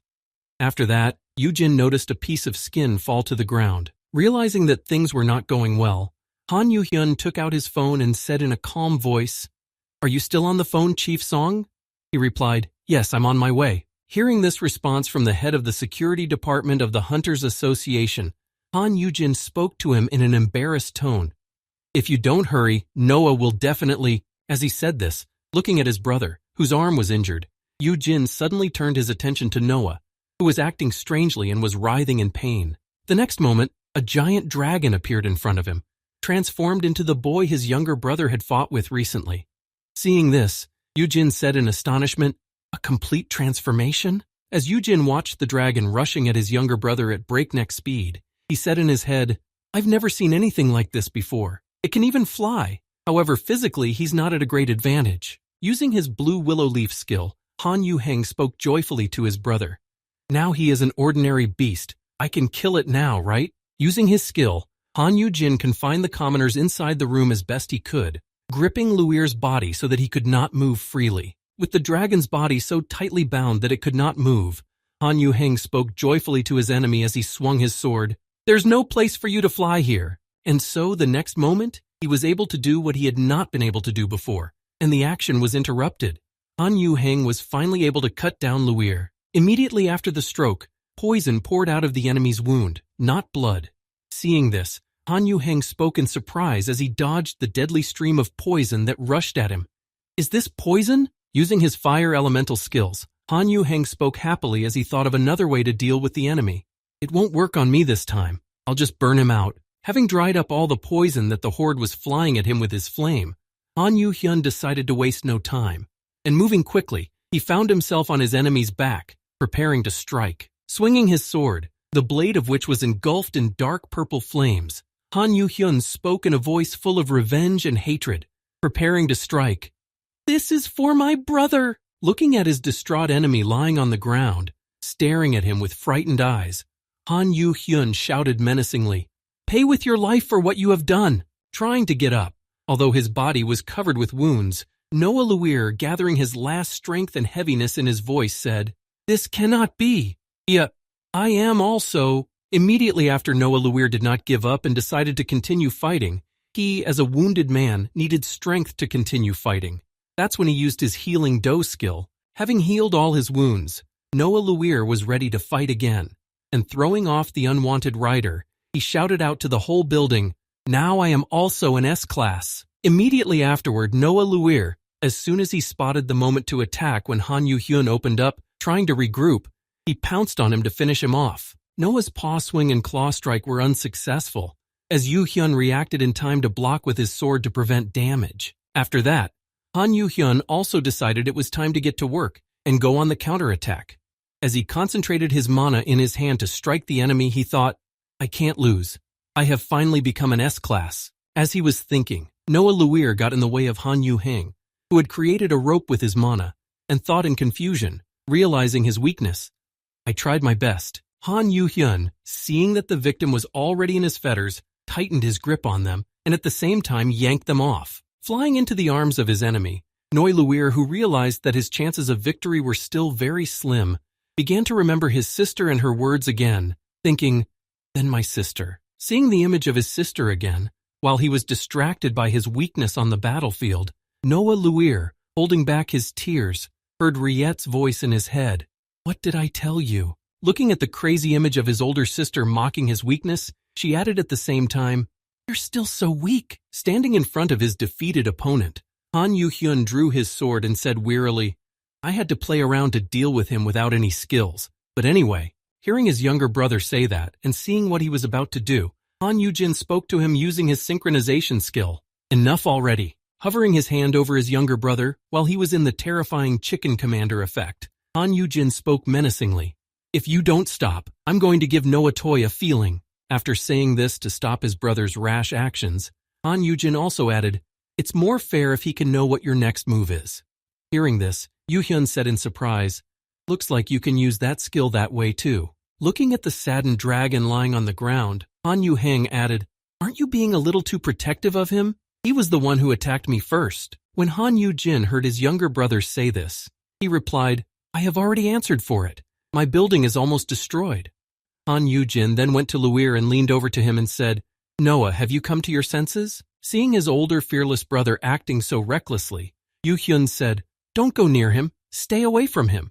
When Noah Luir became himself again, Han Yugin spoke to him. You've got it all wrong. Yuhang and I are very close. When Noah Luir completed his reverse transformation and slowly began to rise, Han Yugin noticed that he was completely naked and exclaimed in confusion, Ah, Noah, your clothes! Ignoring his appearance, Noah bowed his head in helplessness and said to Han Yugin, Why? Despairing at his weakness, Noah Luir continued to speak in a frustrated voice. Why am I like this? Even you, the F-class, are saving me. After saying this, Noah Luir again began to recall his terrible past and said to Han Yugin, It seemed that I could prevent my fate if I became an S-class. Thinking again of his terrible sister, who demanded a lot from him, he continued anxiously, and my sister will recognize me if I become stronger, but even with a guild and a rank. Shaking his head and shedding tears because of his weakness, the boy added, I keep messing up, both before and now.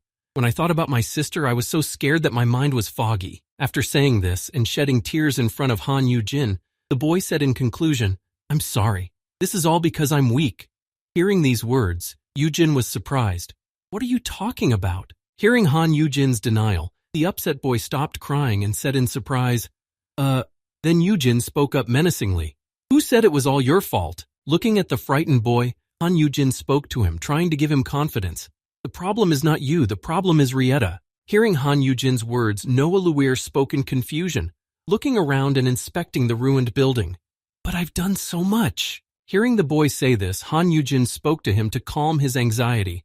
Ah, well, you made a few mistakes. Then, looking at his brother, he said to him, Bring something to cover him. Hearing his elder brother's order, Yuhun found a blanket in a short time. Taking it in his hands and wrapping it around the boy, Han Yujin said, Listen, Noah, I don't know you two very well. After saying this, Han Yujin, remembering the images he had seen in Luir's mind, said, But I can clearly see that Rieta is not treating you right. Anyone can see that this is an abusive relationship. Of course you're scared. Sitting down next to Noah Luir, Han Yujin continued, How could it be otherwise when she has so much power and is bullying you? And by herself, Rieta is frightening just by looking at her. Sitting across from him, Yujin also spoke up. Perhaps it's because no one could stop her from treating you like that. Hearing Yujin say that, Noah was confused. This? After his uncertain sentence, Noah added, wrapping himself tighter in the blanket. If I were a little stronger. To which Yujin objected, No, that's not the reason at all. Hearing Han Yujin's warm words, Noah looked at him as if he were an angel and heard, You may not be strong, but no one should treat you like this. As he said this, Han Yujin grabbed him by the blanket and added confidently, Besides, you are not weak. You are trying. You created a guild and got a title. You're trying to stand up to Rieta. After saying this, Noah Luir was convinced that Han Yujin was a good person, and he could hardly contain his emotions as he listened to what he was saying. You did a great job.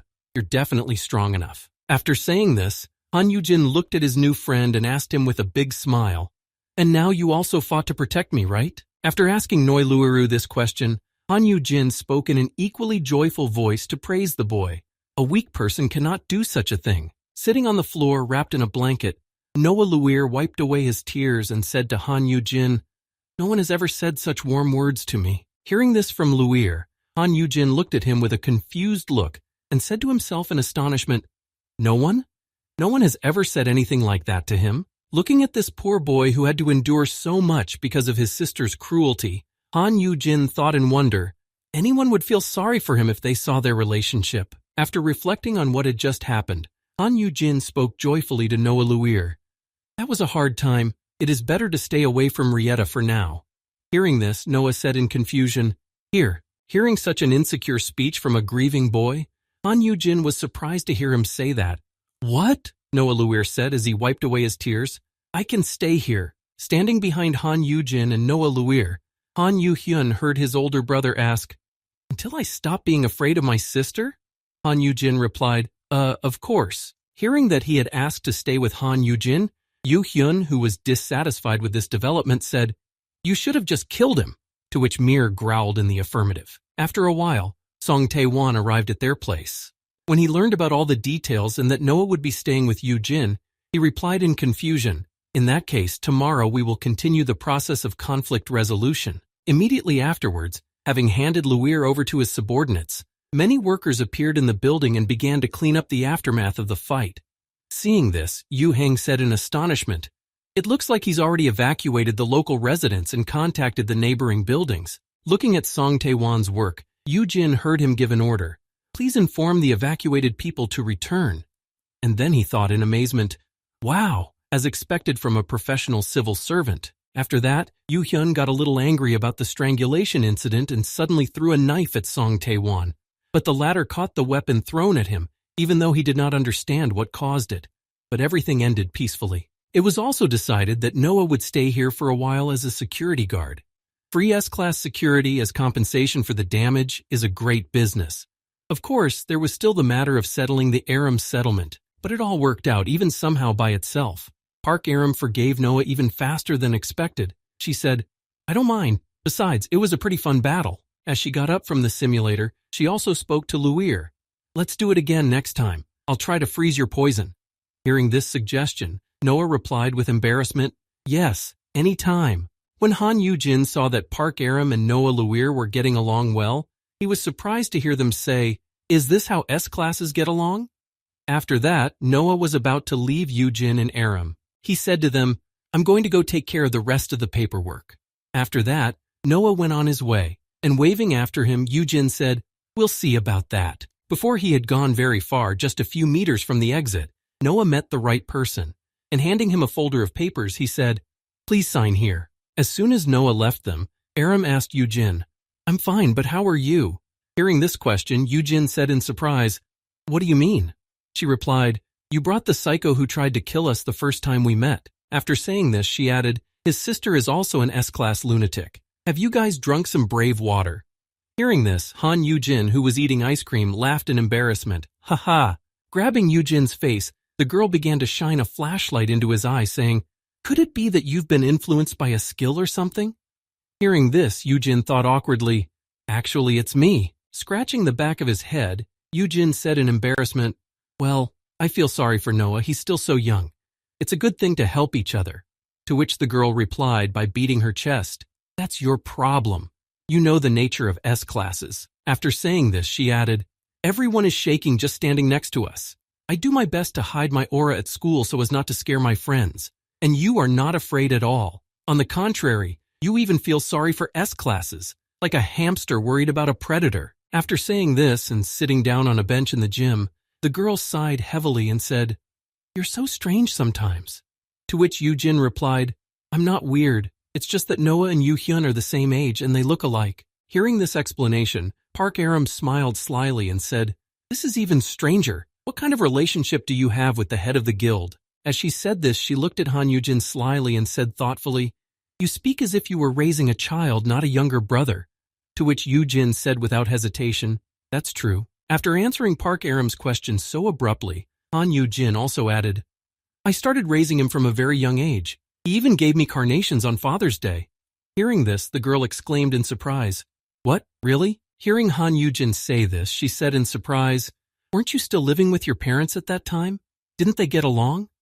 Hearing this question, Han Yugin was already chewing on a licorice stick. He took a pensive posture and said thoughtfully, "No, they had a wonderful relationship. They went for walks and meals together every day, but they died one day on a trip together." Hearing this story about Han Yujin's parents and the guild leader, Park Aram said in surprise, "They just left you alone at home?" After saying this, she was a little surprised at the attitude of the parents towards their children and said, It's a bit strange." Han Yugin replied after thinking about it, "You think so? I'm not sure." After thinking about how his parents had acted when they were alive, Han Yugin shrugged his shoulders and said happily, "Isn't it wonderful that they loved each other so much?" As he said this, Han Yugin suddenly remembered the very moment from his childhood when he was drawing and watching TV at the same time. At that moment, there was a program about animals on. At that time, the TV was showing cuckoo chicks, and the TV was playing. From the outside, the eggs look similar. However, the chicks are completely different. While drawing his family in the album, including his mom, dad, him, and his younger brother, the TV said, "When the baby cuckoo hatched, it threw all the other eggs out of the nest." Recalling the very day it happened, the TV said, "And the mother bird was feeding the cuckoo chick, which was much bigger than her." As Han Yugin was drawing a picture of his family in his sketchbook, he suddenly heard his parents' voices nearby. Then his mom said, "Yes, this is so terrifying." Han Yugin then turned his attention to them and heard their dialogue. "He's a baby, but he doesn't cry or laugh."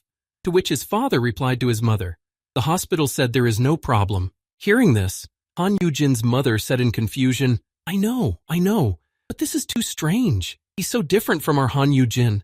Covering her face so that Han Yujin's father wouldn't see his wife crying, little Yujin said, "It sounds crazy, but I don't feel like this is my child." Hearing these words, Han Yugin went to his younger brother's room to look at him, but on the way he heard, "I keep thinking that this child is..." Opening the door to his younger brother's room, Han Yugin was about to enter when he heard his parents' voices saying, "How could he ever leave this house?" Hearing his parents talking about his little brother, Han Yugin climbed onto his Han Yuhyun's bed and looked at him in surprise. Strange. As he watched his younger brother stare at the ceiling, not even reacting to his brother's arrival, Yujin said, "Why do mom and dad say such things?" Leaving his toy with Han Yuhyun and leaning on the bed rails, Han Yujin said as he admired his little brother, "Yuhyun is cute and kind." And so after that time, Han Yujin, one day when he was playing with his younger brother, heard his mother come up to them and ask, "Yujin, would you like to have dinner at a restaurant with mom and dad?" Hearing this suggestion, he asked, "What about Yuhyun?" The next time there was a similar situation, when his mother came up to him and asked, "Yujin, how about a picnic with mom and dad?" He answered again, holding his younger brother's hand, "What about Yuhyun?" One night when it was time for bed, Han Yujin's parents noticed him reading a storybook and showing pictures to his younger brother. Why is Yujin so calm around him? After saying this, and seeing how happy Han Yujin was around his younger brother, the mother of these boys said sadly, "He appreciates his little brother, but we..." Falling to the floor and clutching her head, the mother said in confusion, "There must be something wrong with us." Seeing this, my father rushed to comfort her and spoke to his bride. "Darling." Trying to calm down, Yujin's mother said, "This is ridiculous. I gave birth to him. If others knew about this, they would call us crazy." Hearing this from his wife, the husband hugged her and looked at the broken frames and the photo of Yuhyun being drawn and torn away and said, "I understand, but I'm also afraid of him." After saying this, the father went to the room where his two sons were and thought in confusion, "But why is this? He is just a child." After thinking about this, Han Yujin's father opened the door to the room where Han Yujin and Han Yuhyun were and thought, how could Han Yujin be? After he opened the door to his son's bedroom, he saw Han Yujin holding an unexplained black spot in his arms and showing her pictures in a storybook. Noticing that his father had come in, Yujin asked him, "What's wrong, Dad?" Then Han Yujin's dad started to have doubts and thought, either it's not just my second son who's crazy, but also, after this incident on Christmas Day, Han Yujin's and Han Yuhyun's parents left their children money and dinner on the table and left a note that read, "Here is your pocket money. Take care of the house." After that, Han Yujin took his younger brother for a walk around the city and said happily, "A trip for Christmas. Our mom and dad are getting along well." Looking at his younger brother who was staying with him for the day, Han Yujin said to him happily, "Let's spend your birthday together, Yuhyun." Looking at his younger brother who was holding his hand, Yujin added, "Your birthday is on Christmas and everything is shining. Isn't it beautiful?" Holding his younger brother, whose birthday was today, Han Yujin spoke to him. "Do you think there is a place that sells personalized cakes on Christmas?" Looking down at his hand, also remembering the very day they stayed together, Han Yuhyun thought, if only I... As he worked on his laptop and looked at his older brother who was downstairs, Yuhyun thought, if I hadn't taken his hand, maybe Hyun would have led a normal, happy life. Watching from the second floor as Yujin talked to Park Aram and Noah Luir, Han Yuhyun thought, Aid even knowing this? At the same time, somewhere in the Jupiter Guild building, a very strange conversation was taking place. The leader of the guild, Song Hyun-ji, was talking to someone on the phone, and that someone said, "Did you hear that Noah made a mistake?" Hearing this question from his interlocutor, Song Hyun-jae replied, "Yes, it was as if I had trained a dog and it broke the chain and ran away."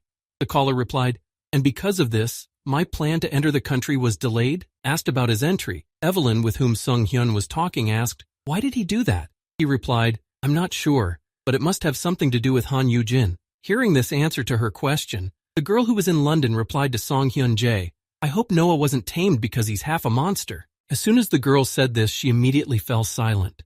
After thinking about it for a while, she spoke thoughtfully to Sung Hyun-jae, "Mister," and then she added in surprise, "Your tone of voice doesn't sound upset at all." Hearing Evelyn's words, Song Hyun-jae spoke to her, "Isn't this fun? I really like the current situation. It is different from what I expected." As he said this, and looked at the photos of Noah and Han Yujin that were laid out on his desk, Song Hyun-jae said, "I think I'll go complain to the new owner of the dog that ran away from me." The next day, while carrying a strange structure in his hands, he heard someone's joyful voice saying, "She's here. Finally, tut-tut. She's here. She's here." Walking down the road toward Han Yujin's building with bags full of various toys and goodies, and carrying the tower, Seo-eun said happily, "It's not a cat tower. It's a dragon a horse tower." Walking on, the girl said happily on her way to her pet, "A dragon in a day will give you a migraine, huh?"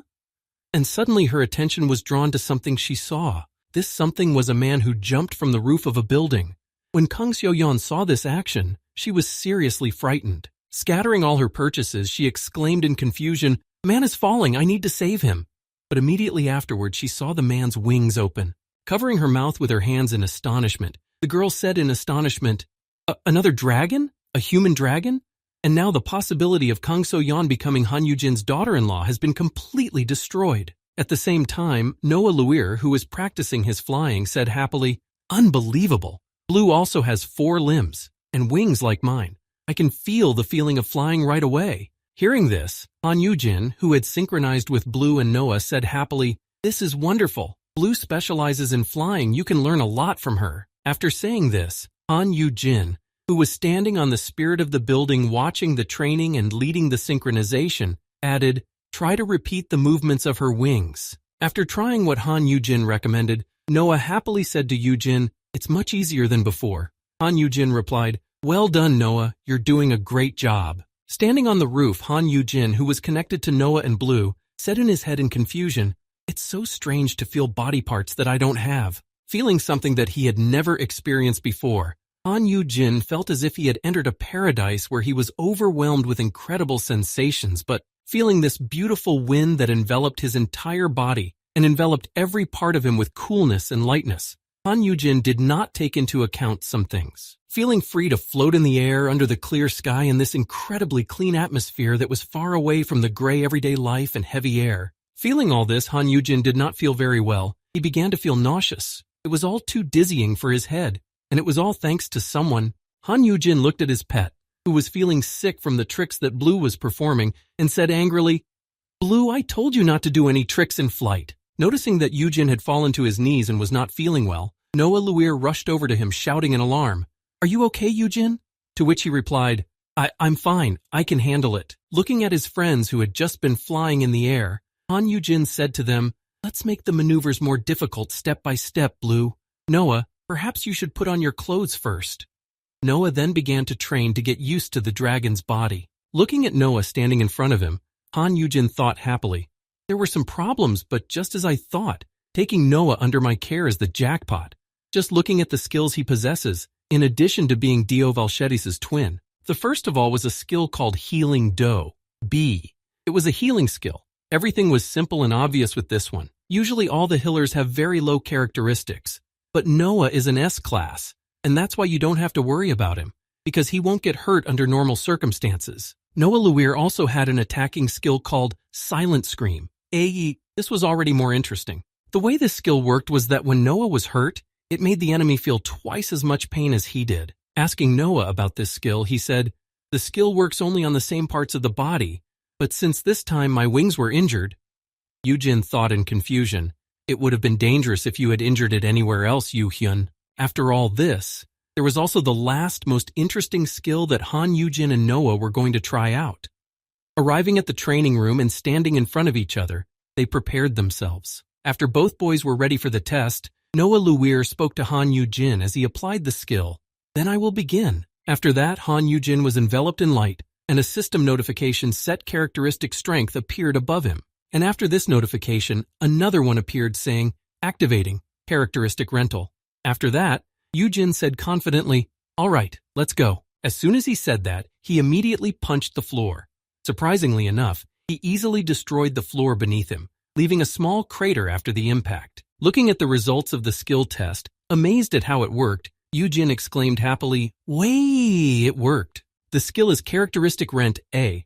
You can borrow half of a characteristic from someone or something once a day for 30 minutes. This skill is much more useful than many existing items." Seeing the incredible power of his friend, Han Yugin said in amazement, "Noah, this kind of power is incredible, even though you're a hitter." To which he replied, "I'm an S-class after all." Thinking about the combination of skills, Han Yugin thought, if I add my double damage boost and the efficiency boost from Rauchitas the Predator, this skill will be 4 times more effective. Thinking about these dreams of his, Yugin suggested, if Noah activates his Venom and allows me to ride him in his dragon form, thinking about this and the effectiveness of such a combination of skills, which could be invincible, Han Yugin pondered. Most monsters won't even come close to me, but I'll be able to enter high-ranked dungeons. Putting his hand on Noah's shoulder, Han Yugin spoke happily to him, fantasizing about incredible combinations of using their skills. "You are simply the best, Noah." Hearing Han Yujin's words of praise, Noah, touched by these words, could hardly hold back his tears and said, "This is the first time I have ever been praised like this." But in any case, it is obvious that Noah enjoyed living with Han Yugin. Perhaps it was all thanks to Han Yujin's "my baby is the best" skill. But regardless, Blue also grew up quite well while she was training with Noah. Having grown to a considerable size, the day finally came when Blue decided to get even with Mir for his greeting. Noticing that he was lying peacefully, Blue flew in his direction, but her plan of revenge failed. Peace was stronger and easily knocked the overconfident Blue on the pot. Seeing this, Yujin exclaimed in alarm, "Oh no, Blue!" Seeing what was happening, Han Yujin, approaching his pets, said to Mir in embarrassment, "Mir, please be more friendly just this once." Han Yujin threw his arms around his pet and began to cuddle it. But he thought sadly, "The world doesn't seem to like it. It seems that my father is working more than he is resting." Thinking about this and hugging his pet to give him a piece of his father's warmth, Han Yujin said, it's okay. It's my dad's job, what can I do?" Thus these joyful and productive days, when Han Yujin was able to successfully train his students, passed one after another. And then, on one of these days, Song Hun-jae suddenly came to visit them with congratulations and a large bouquet. Holding it out to Yujin, he said, "Here is a bouquet, the evil one of Blue's growth." Seeing such a visitor on his roof where he was practicing, Han Yujin thought, but still, there were some things to take care of. When Song Hun-jae saw this piercing look that Yujin was giving him, he said sadly, "You have such a cold look. These flowers are from Seo-un. Please accept them." As Han Yujin accepted the bouquet, he thought, he must be busy. I didn't need to deliver them personally. Then he said, "So why did you have to come here yourself when there are delivery services?" Hearing this question, Song Hyun-jae answered him, "Your thoughts and words are too contradictory." Hearing this, Yujin asked, "So what did you want?" To which Song Hyun-jae replied, "I am hurt by your cold hospitality." After saying this and looking up at the sky where Noah Luir was flying in the form of a dragon, Song Hyun-jae said sadly, "I, as an investor, just want to catch the debtor who ran away from me." Seeing that the leader of the Jupiter Guild had come to Han Yujin, Noah immediately rushed over to protect Han Yujin if necessary. Stopping behind Han Yujin, Noah Luir spoke to Song Hyun-jae in an offended tone. "I didn't run away, but I kept my promise." After saying this, Noah also added, "Don't drag Han Yujin into our personal affairs." To which Song Hyun-jae replied, "You should have said that before you ran away." After making this statement to Noah Luir, Song Hyun-jae said, "You seem to be obeying Han Yujin very properly. Have they taken you as a pupil?" Hearing such provocative words from the head of the Jupiter Guild, Noah Luir angrily replied, "I am a human being." Hearing such an unpleasant conversation between his comrades, Han Yujin decided to interrupt it to prevent terrible consequences if they started a fight here, exclaiming, "Stop, Noah!" Interrupting the argument between the two S-classes, Han Yujin stood in front of Noah and said, "He is my responsibility. If you think about it, it was me who took Noah under my wing." After making this speech in defense of Noah, Han Yujin also added, "I made the decision to bring you. I'm doing this for myself really, so don't worry." Hearing these words, Noah was touched. "Yujin." Then Han Yujin thought in confusion, Noah must not transform back into a human otherwise. Thinking about what would happen to him in such a scenario, Han Yujin continued his thought, "I will see too much bare skin. There's not even a piece to cover it." After thinking about this, Han Yujin spoke to Song Hun-jung, who was standing in front of him. "I don't know what your problem is, but I have to take Noah away." After saying this, Han Yujin noticed Song Hyun-jae's eyes light up with anger and added later, "So you should discuss the debt issue with me, Mr. Investor?" After delivering such a provocative speech, Han Yujin extended his hand to Song Hyun-jae and spoke menacingly, "What do you want in exchange for Noah?" And that was the end of it. A short time later, a news report was broadcast on television saying, "The guild affected by the incident has decided to disband." Eyewitnesses claim that there was a golden dragon at the scene. The cause of the incident was recognized as a dungeon breach. When Song Hyun-jae heard this news, he spoke on the phone and said, "Good, great job." After praising the artist's work, Song Hyun-jae hung up the phone and looked at his phone and said happily, "My investment is finally paying off." Thinking of his debtor, Song Hyun-jae said happily, "Noah's poison is unbeatable, but his ability to transform is much more useful." Recalling Noah Luir, the leader of the Jupiter Guild, said happily, "Among all the famous hunters, there is no one who can transform into a monster. So, After killing the target, we can only pretend that it was a dungeon breakthrough. Thinking about this scenario, Song Hyun-jae wondered he might not have an easy time with S-class members, but with any other class, or perhaps with an ordinary influential person, it will be a piece of cake. Thinking about the power he possessed, Song Hyun-jae said ominously, "With his help, we will destroy all the supporters of Hanshin and the Destroyer Guild, thereby weakening them." Thinking back to the agreement he had discussed with Noah, Song Hyun-jae thought, "And Han Yujin's abilities will once again be in my hands." After that, when he returned to reality, Song Hyun-jae spoke as he picked up the soda can. "In my hands?" Holding out a can of tea to Sung Han-jin, Han Yujin spoke thoughtfully to him. "Is this one okay?" Taking the jar in his hands, Song Hyun-jae began to examine it, and then Yujin spoke to him. "The last time I saw you drinking Earl Grey," after offering the drink to his guest and holding Noah close, Han Yujin added, "That's why I bought a bunch of different teas, so you can choose which one you like." Hearing this, Song Hyun-jae thought, "Does he even know that he accidentally ruined my plan?" After thinking about it, Song Hyun-jae decided that the price for Noah was very high, because his plan to obtain Han Yujin's power was based on him.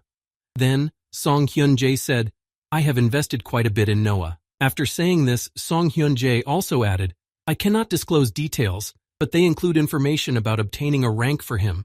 I thought he could be useful, even though he was in cheerleading." After saying this and staring intently at Han Yujin, who was very embarrassed, Song Hyun-jae said, "That's why I helped him start his own guild to get rid of Rieta. But then one day, he came to you." After saying this, Song Hyun-jae also added some unpleasant information, saying that Arc Guild was disbanded with a single phone call. Hearing this, Han Yujin said in surprise, "Huh? A guild?" Hearing this information from Sung Hyun, Han Yujin turned to Noah and he replied, "Yes, since I decided to stay here." Then Yujin thought in confusion, "Is this really normal?" Hearing this, Song Hyun-jae said in a sad voice, "I was planning to use the independent guild as a cover, but you found out about it anyway."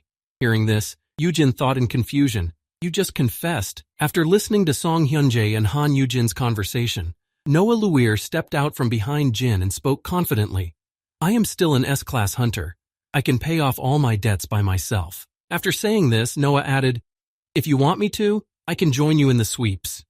Hearing this, Song Hyun-jae denied his offer, saying, "I'm sorry, but Jupiter has enough hunters." After saying this, Song Hyun-jae added in frustration, "Besides, you have no idea how interesting you are to me right now. You don't have a guild, and besides, Han Yujin knows about your shape-shifting ability." After saying this, Song Hyun-jae also gave a follow-up to his previous speech. "You are useful to Han Yujin, right?" Then, in an attempt to provoke Noah, Song Hyun-jae said, "You have resistance to poisons, so you could use him as a riding animal." Hearing this suggestion, Han Yujin responded indignantly, "But Noah is a human being." Realizing that his suggestion did not work, Song Hyun-jae tried something else, saying, "With him, you could go to a pretty high-end dungeon without flying monsters." To which Yujin replied just as indignantly, "I don't need to go to dungeon clearing." Hearing such suggestions from Song Hyun-jae, Han Yujin thought in confusion, "This bastard has figured out all my plans." He nervously asked the Jupiter Guild leader, "So, what do you want from me?" With a thoughtful pose and a hand to his beard, Song Hyun-jae said happily, "We have already signed a contract with you to train a monster. You don't need ordinary hunters either." Without hesitation, Song Hyun-jae stretched out his hand toward Han Yujin with 3 fingers outstretched and exclaimed, "3 times!" Standing in this position, holding out his hand to the surprised Han Yujin, Song Hyun-jae said happily, "How about you give me help 3 times when I need it?" Hearing this proposal, Han Yujin, who was creating a contract letter, said, "That sounds too vague.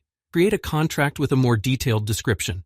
Hearing this suggestion, Song Hyun-jae rejected it. After rejecting Han Yujin's offer of a contract, Song Hyun-jae said to him, "There's no need for that." Hearing this response, Yujin was surprised to hear him say, "No? What if I turn on the fool when you need me?" Hearing Han Yujin say that, Song Hyun-jae said confidently, "Then it will make me sad. After all, I trust you."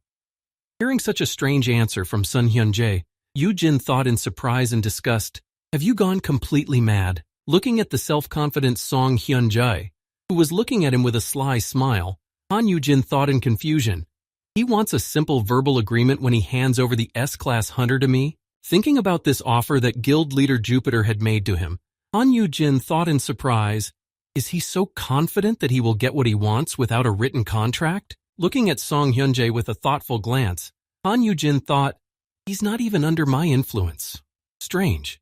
Well, let's pretend that I'm going to help him. Without thinking about Song Hyunjae's suggestion for long, Han Yugin agreed to the proposal, saying, all right, let's do it your way.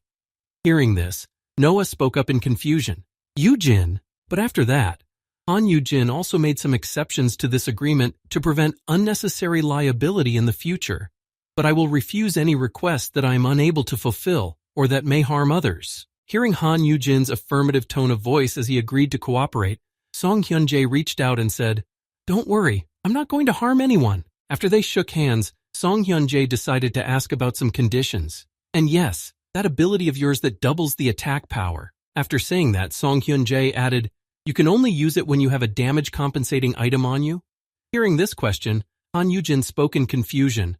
Oh yes, but I don't have that bracelet anymore. Hearing Han Yujin's response, the Jupiter Guild leader smiled sweetly and said before leaving, let me know if Yu Mengwu creates something like this. Hearing about this agreement, Noah said in a sad, soft voice, no.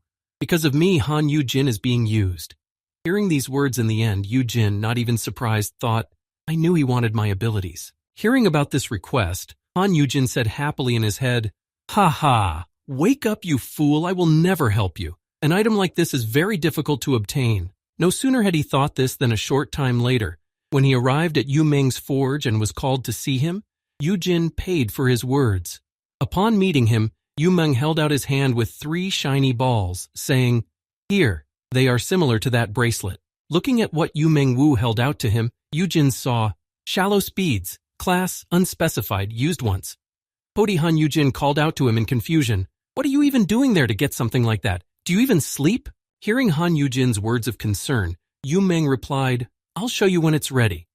Standing behind Yu Meng and Yujin, Han Yuhyun said, it would be very convenient to use this space when we go in for sweeps. Hearing this, Yu Meng replied indignantly, I don't want to see anyone else here. Hearing this, Han Yujin said to him, I know, you let him in at my request. After that, Han Yuhyun held out his hand, which contained a strange egg and said, thank you, Yu Meng, I think you might know what this thing is. Looking at this strange item, it was clear that it was an SSS class item, the red egg. It was the reward Han Yuhyun and Mir received for clearing the S-class dungeon. This item is one of the eggs that appear quite rarely before time returns. No one ever understood what this egg was for, as it did not react to anything and did not break. None of the abyssal scholars were able to find out what this egg could do by testing it before, but Yu Mengwu or Ismuar might be able to use it. Hearing what Han Yuhyun wanted from Yu Meng, Han Yuqing looked at his younger brother in anger and thought in frustration, I arranged this meeting so that you two could become friends, you stinker. Holding the egg in his hands, Han Yuhyun noticed something interesting happening around him and said in surprise, this? Walking over to the fire, which was slowly growing, Han Yuheng exclaimed in surprise, ah, Ismuar? Hearing Han Yuheng's question, Ismuar, who had woken up from his sleep, suddenly spoke, young flame is here. As soon as Ismuar appeared, the egg began to react to him and suddenly began to crack as it sensed the elemental flame. Seeing this reaction to Ismuar's appearance, Han Yuhyun said in surprise, an egg! Then, holding it in both hands, Han Yuhyun began to observe what would happen next. As soon as the entire egg was covered with cracks, a bright light began to emanate from it. Then it cracked, and a lizard came out. Seeing this, Yu Heng said in surprise, a lizard! Seeing what had just happened after the flash of light, Han Yujin walked over to his brother and said in astonishment, did it hatch from an egg? To which Yu Hyun replied, it looks like it. The moment after Han Yujin approached his brother, the lizard suddenly crawled into his eye. Seeing what had just happened in front of him, Han Yujin jumped up in fright and exclaimed, your eye. Han Yuhyun calmly replied, it's fine, it came out. After that, the lizard moved to Han Yujin's hand. Handing the animal to his older brother, Han Yuhyun said to him, it was only there for a second. It looks like she liked it inside. Hearing his brother say this, Han Yujin looked at the lizard in confusion and said, what do you mean this? Looking at the lizard through his skill, he saw, fire elemental, current grade, F. Contractor is Han Yuhyun. Looking at this little guy, Han Yujin said in surprise, she's also a fire elemental? Hearing this, Yujin said in astonishment, the lizard was awakened by the power of Ismuar? Hearing this explanation, Han Yugin thoughtfully said in his mind. I guess that's why the eggs never hatched before. Just as there were no spirits in our world in the beginning. Looking at the new pet that Han Yuhyun was being very careful with, Han Yuhyun thought, another change that occurred when time was turned back. Then he spoke. Fire elemental. Han Yuhyun applied his flame to the lizard to see how it would react to it, and as it climbed up to his neck, he said, she is completely resistant to the effects of the flame. Hearing this, Han Yujin said in surprise, a lizard eats flames. Upon learning this information, Han Yuheng said to his younger brother who had a new pet, then you can feed it, but try to raise it properly. It can become as strong as Ismoir if it hatches from an SS-class egg. Hearing Han Yujin say this, Yu Meng said in a sad voice, don't say that. Seeing that Ismoir was upset, Yu Meng began to call out to him in embarrassment. It's not true, Ismoir, you're the best. There's no way this kid could be as strong as you. Watching Yu Meng comfort his fire elemental, Han Yujin said thoughtfully, Yu Meng doesn't have it easy either, does he? Afterwards, Han Yujin, looking at what Yu Meng had given him, thought, anyway, it seems that bringing Yu Heng here was worth it. Besides, I received a compensating item. As he thought about this, Han Yujin suddenly remembered the Jupiter Guild's ideology and thought in surprise. That was just a short while after Song Hyun-jae asked. Looking at his brother, who was worried about something and looked a little strange, Yu Hyun asked him, what is it, Yujin? To which he replied in confusion, oh, nothing. Standing in front of his brother, Han Yujin was thinking, hurry up and thank Yu Meng. Go ahead. I have obtained this object, but what is it for? If I go to the dungeon, it will be with my guild members. Although Han Yujin thought this while he was in the forge with his brother and Yu Meng, things actually turned out quite differently. Standing in front of the green lawn was a sad Han Yujin, who still had to help Song Hyun-jae. The latter, approaching Yujin, said joyfully, I have taken us both. Hearing those words from Song Hyun-jae, with whom he still had to go wherever he wanted because of their agreement, he still learned that Han Yujin had the damage-absorbing item. An hour earlier, while Han Yujin was still in his building, training with Blue, he heard a woman's voice outside of him saying happily, Blue, I have brought the meat of the Ensters. Han Yujin looked back and saw the head of the Destroyer Guild, and he was surprised to hear her say, oh, Hyun-ah, your hair. To which she happily replied, I'm thrilled. However, the old bastards told me off. After Moon Hyun gave the meat to Blue, Han Yujin sat down with the girl nearby while she ate her lunch. They started talking and Yujin said, so, monster cubs are rare all over the world nowadays. Hearing Han Yujin say this, Moon Hyun-ah sighed heavily and said, everyone is trying to get them and give them to you to raise. I should get one for myself too. As she said this, she put her hand on Yujin's shoulder, who was enjoying his drink, and then he spoke heavily. I don't have the strength for new monsters just yet. After saying that, the girl heaved a sigh of relief. Then she hugged him and said, that is why I am here, to remind you of your promise. You haven't forgotten that you promised to let me ride Blue when she's older, have you? Ask for whatever you want. I'll get it. Hugging Han Yujin, she squeezed him so tightly that he groaned and could be heard. Warning! Careless hugging can lead to accidental F-class murder. Deciding to change the subject, Han Yujin asked, right, you were at the new S-class dungeon clearing, weren't you? I want to know what you got. Hearing this question, the girl said, oh, you want to see? Surprised by the boy's question, she said, I got a good thing. Then Yujin thought, of course, I already know what it is. Taking out an item from her inventory, Moon Hyun-ah showed him an item called the White Whale's Tear of Joy. This item was a one-time use. It cast an ice-type ability on equipment. Moon Hyun-ah put it up for auction because all of her skills were wind-related. After learning all the information he needed about the item, Han Yujin thought, now that I have Park Aram, if I buy it, I'll give it to her right away. After that, she also took out a golden vial with a rose in the middle. Showing it to Moon Hyun-ah, she exclaimed, "Ta-da! Here it is!" Yujin looked at the bottle with astonished eyes and said in astonishment, "E!" To which the girl said, "A very rare elixir. It's even better than a potion. It's like an extra life. The first one in Korea." Hugging him tightly, Moon Hyun-ah said reassuringly, "You're not going to ask him, are you?" Han Yujin said in confusion, "You didn't get anything else? Something like an empowering item?" Hearing Han Yujin ask this question, Moon Hyun-ah said in surprise, "No, but I did get S-grade gloves." Hearing this, Yujin thought in surprise, "What, another reward?" Looking at the girl in confusion, Han Yujin stood in place in astonishment, out of touch with reality, thinking, But this is the same dungeon. The rewards have never changed before. Seeing that Han Yugin was very confused and out of touch with reality, Moon Hyuna touched his face and said in surprise, "What's wrong, Hyunnim? You're floating in the clouds. Is it really?" As soon as the girl said that, she added with a seductive expression, "Are you in love with me?" Hearing this, Yujin replied sharply, "What the hell? Not at all." Looking at the joyful Moon Hyuna, who started laughing at Han Yujin after hearing his answer, Yujin thought calmly, "Well, many things are different from the future I know." Thinking along these lines, Han Yujin also added, looking at the joyful girl who would be different from himself in the future, including her current hairstyle. A short time later, Han Yujin and Moon Hyuna paid a visit to Park Aram in Luir. When she saw the couple on the roof, Aram exclaimed happily, "Hi, Ani." Then Noah said hello as well. "Hello?" Seeing that they had more guests, Yujin thought, Aram and Noah as well. Things have changed a lot for the better. Walking over to Blue, Park Aram looked at her with a fearsome look and asked, "What's wrong with Blue's tummy?" When Moon Hyun saw Yujin Noah standing next to her, she said curiously, "Are you the dragon boy that everyone is talking about?" A while later, Han Yujin was lying on a deck chair watching the news. Looking at his phone, he saw Suncross White Shield in the United States, The Book That Sings Lullabies in the Philippines, and Windy Bow in India. Are the awards the same in the rest of the dungeons? Reassuring himself that it was probably just a fluke, Yujin turned off his phone and thought, "No, it's possible. Maybe she changed just this once." After a while, Han Yujin still couldn't accept what had happened. So he went to his brother, who was in his office, and said confidently, "Let's go to the dungeon." When he heard this suggestion, he was surprised. What? Having agreed on all the arrangements and prepared to go, the brothers were soon on their way to the dungeon. As they were going on their adventure, Yuhun asked his older brother, "Do you want to ask the system something?" Hearing this question, Han Yuhyun answered him while holding the sleeping mirror in his arms.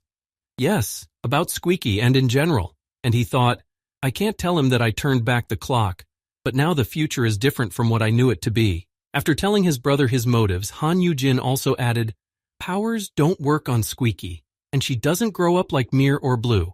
Sometimes she behaves very strangely." Recalling one of the strange incidents that happened to him, Han Yujin said that one day in the middle of the night he woke up to the noise of the TV blaring. We continue. Next up. Waking up to the noise of the TV, which for some reason was on, Han Yujin got out of bed and said in surprise, "What, the TV?" As Han Yujin walked out of his room and rubbed his eyes, he said in a sleepy voice, "Is that you, Mengwu?" After he said that, the TV said, "The Jupiter Guild has taken in a foreign S-class hunter." Han Yujin saw Squeaky sitting on the couch watching the news, and the news was saying, "Evelyn Miller is an independent huntress who specializes in long-range attacks." Seeing his pet watching TV on the couch so late at night, Han Yujin said to her in surprise, "Squeaky?" Running over to her, Yujin began to examine her with joy and said, "Did you turn on the TV? How did you get on the couch? You used the basket. Are you a genius?" Looking at the annoying Han Yujin hanging around her, Squeaky sighed in frustration. After that, Yujin held out the crystals and said happily, "My little genius, I am impressed. Do you want a mana stone?" At that, the squeaker just squeaked in displeasure and turned away. Han Yujin looked at his pet and said in surprise, "Squeaker, it's you, isn't it?" To which she said in the affirmative, "Pie." After telling this story to his brother, Han Yujin added, "And then she became stupid again and threw herself at the mana stone. Is there something wrong with her? Something like dissociative identity disorder?" Hearing his brother's story, Yujin said in surprise, "It is possible. There are monsters that grow more than one head as they grow up. Each one usually has its own personality. Maybe Squeaky is one of them." Hearing this, Han Yujin said in a frightened voice, I don't know how to feel about this. I'm just going to ask. I can't bring her with me because she's an F-class and she can't wear any equipment." When Han Yujin said this, Mir had already woken up and turned his attention to something that interested him. A few seconds later, the fire lion cub approached Han Yuheng's hand, which had a lizard-shaped fire elemental on it. Seeing his pet's strange reaction, Han Yujin said in surprise, "Huh? What's wrong, Mir? Hey, the fire lizard is also with us, right?" As soon as Yujin said this, Mir was about to catch it, as his feline instincts were awakened. The next moment, the lizard ran up Han Yuhyun's shoulder, and Mir could only watch in excitement. Seeing the lizard, Han Yujin said in surprise, "Isn't it an F-class lizard? Can I take it with me?" Hearing this question from his older brother, Han Yuhyun answered him, The lizard is always on me so it won't get hurt. It is safe as long as it is on my skin. Seeing that his brother was looking at him strangely, Han Yugin asked his brother, why? The latter, looking at the lizard crawling under his skin and transforming itself, replied in surprise, no, nothing, just. Hearing that his brother was worried, Han Yugin said to his brother, you don't have to worry about me. You also stay close to me when we go to the dungeon. To which Yujin happily replied, haha, okay, I can depend on you. Meanwhile, Mir couldn't calm down, keeping a close eye on the lizard that was running around Yuhun. When Han Yugin was distracted by looking out the window, he thought, yes, things have changed for the better. The world moved away from him, closer to Yuhun. Looking out the window, Yujin thought, my younger brother and I have made peace, and we go to the dungeon together. But suddenly his peace was cut short. He saw Mir jump onto the face of his brother, who was driving the car. As he tried to get Mir off Han Yuhyun's face so that he wouldn't be in the way, Yujin thought about how he had never even dreamed of doing this in his previous life. Taking Mir away from Han Yugin, who was completely confused, not having caught the lizard and not knowing where it had disappeared, Yujin admired his pet and wondered what difference did it make if other things changed. At least his brother was okay. Thinking back to the moment when he held his mortally wounded younger brother in his arms as they fought against Rauchitas, Yujin thought, the time when they were apart, the events he doesn't want to remember. Now for him, they were things that would never happen, and he could enjoy the life he had now, being happy for his brother and spending time with him. Arriving at the dungeons where they were supposed to be, the two boys found themselves in the middle of an area completely covered in snow. For Mir, there was no difference, and he caught snowflakes with his tongue, but for his brothers. When Yujin saw the unusual environment, he said in surprise, snow, this is supposed to be a sand dungeon. Hearing his older brother say this, Han Yuhyun added, and there are no monsters to be seen. What happened here? Hearing his brother say this, Yujin said, could it be that this is all the work of the system? After saying this, Han Yugin put Mir around his neck, saying happily, a scarf made of Mira. After thinking for a while, Han Yuhyun said to his brother, let's get out of here, Hyun. To which Yujin replied in surprise, what? But if we wait a little longer, the system. Hearing these words from his brother, Han Yugin said thoughtfully, can this system be trusted? Is it really not a trap? Maybe it's some guys trying to kill you. Hearing these words from his younger brother, Han Yugin was nervous. Hey, what kind of person would change the dungeon like that? Then, looking at his brother, Yujin noticed something strange and thought in confusion. Why is he so nervous? As he thought about this, Han Yugin suddenly thought, recalling the moment with the cultists his younger brother had told him about, he thought, even if many people want to get me. Looking at his brother with a piercing gaze, Han Yugin suddenly asked him, are you hiding something from me? After saying this, Han Yugin added, an ordinary hunter cannot influence the dungeon. Those you are afraid of are not the guild, nor are they hunters. Hearing this, Yuhun said in confusion, hearing such uncertain speech, Yujin asked his younger brother, does this have anything to do with the sect or whatever you mentioned earlier? Hearing this, Yuhyun just bowed his head, looking away from his older brother because he was ashamed to look him in the eye. Han Yuhyun said quietly, I can't say anything about it. Hearing this answer, Yujin exclaimed in surprise, what? Why? Hearing these questions from his older brother, who was disturbed by the situation, Han Yuhyun spoke to him. I signed a contract. Before he could finish, he was interrupted. An arrow was flying at his brother. Yuhun had felt it before, and he put his arm around his brother to prevent the arrow from reaching its target. Seeing that they had been attacked and that the arrow had hit his brother, Han Yugin shouted out in alarm as he approached his brother. Yuhyun! To which the latter merely replied, get the bead, Hyun! As soon as the boys saw that they were being attacked, Mir also prepared for battle, transforming into a bigger monster. Then Yujin noticed his brother's injury and thought in confusion. An arrow pierced through an S-class arm? While using a healing potion to heal the wound, the boys saw a creature with a bow in the distance. Looking at it, Yuhun said in surprise, a toy? Isn't that a monster? Using his promising sprout skill, Han Yugin began to analyze the enemy, and what he saw plunged him into shock. Looking at his characteristics, Yujin said in surprise, what the hell? This is a joke. He saw the enemy's characteristics in front of him. Tin soldier, number class, S, contractor. Seeing this, Yujin said in surprise, he's an S class? After rereading his characteristics, Han Yugin spoke in confusion in his head as he pondered the information. Number 6, there are between 1 and... Imagining how many enemies there could be, Han Yugin thought in confusion as he looked around. Up to 5, maybe even more. Looking around and seeing that they were surrounded by S-class tin soldiers, Yugin thought in confusion, what the hell, bastard system. Seeing that they were surrounded and about to be attacked, Han Yugin covered his brother with his body and shouted, "Han, get out of here! I'll manage somehow." To which his brother replied, "Are you out of your mind?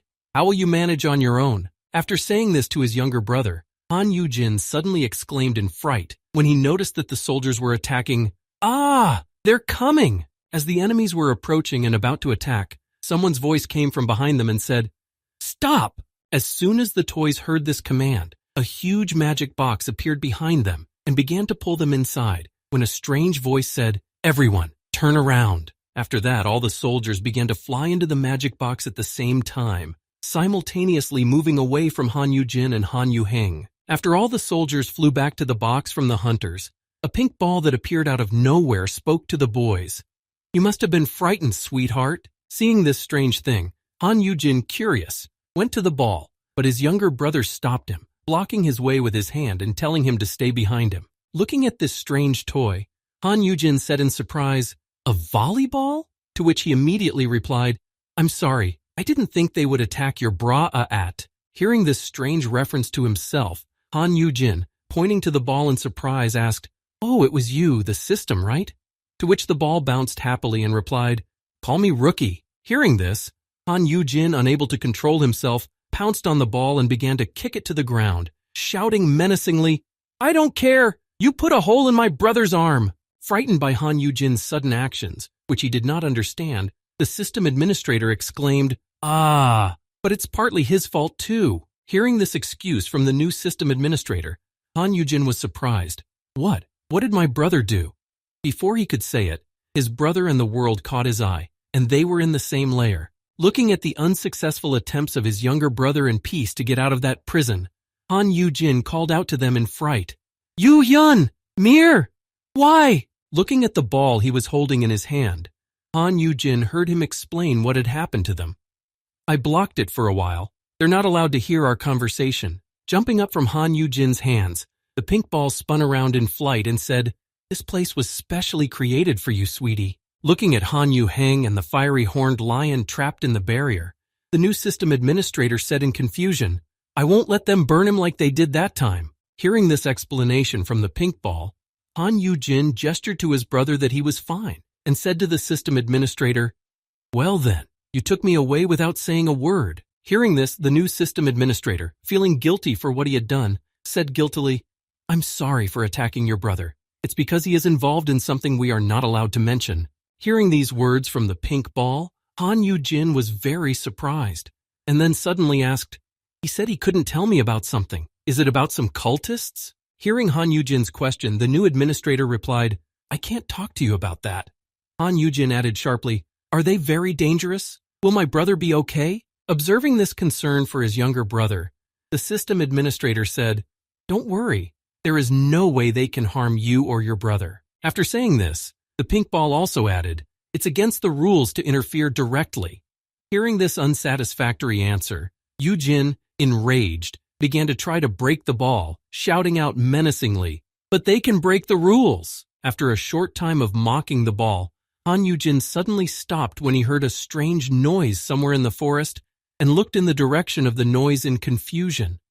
Then the newcomer spoke up, "See, it's dangerous to talk about them." After saying this, the ball also added, "Don't ask any more questions about them." When Yugin heard the strange noise coming from them again, he was alarmed. "What is that?" Seeing that Han Yugin was getting nervous about these strange noises coming from deep in the forest, the system administrator calmed him down by saying, "Don't worry, everything will be fine as long as we're together." As soon as the new guy said that, he immediately added, "Sweetie's safety is also very important to us." Hearing this, Han Yugin breathed a sigh of relief. After telling Han Yugin everything he had to, the pink ball told the boy, "There is not much time left. Do you have any other questions?"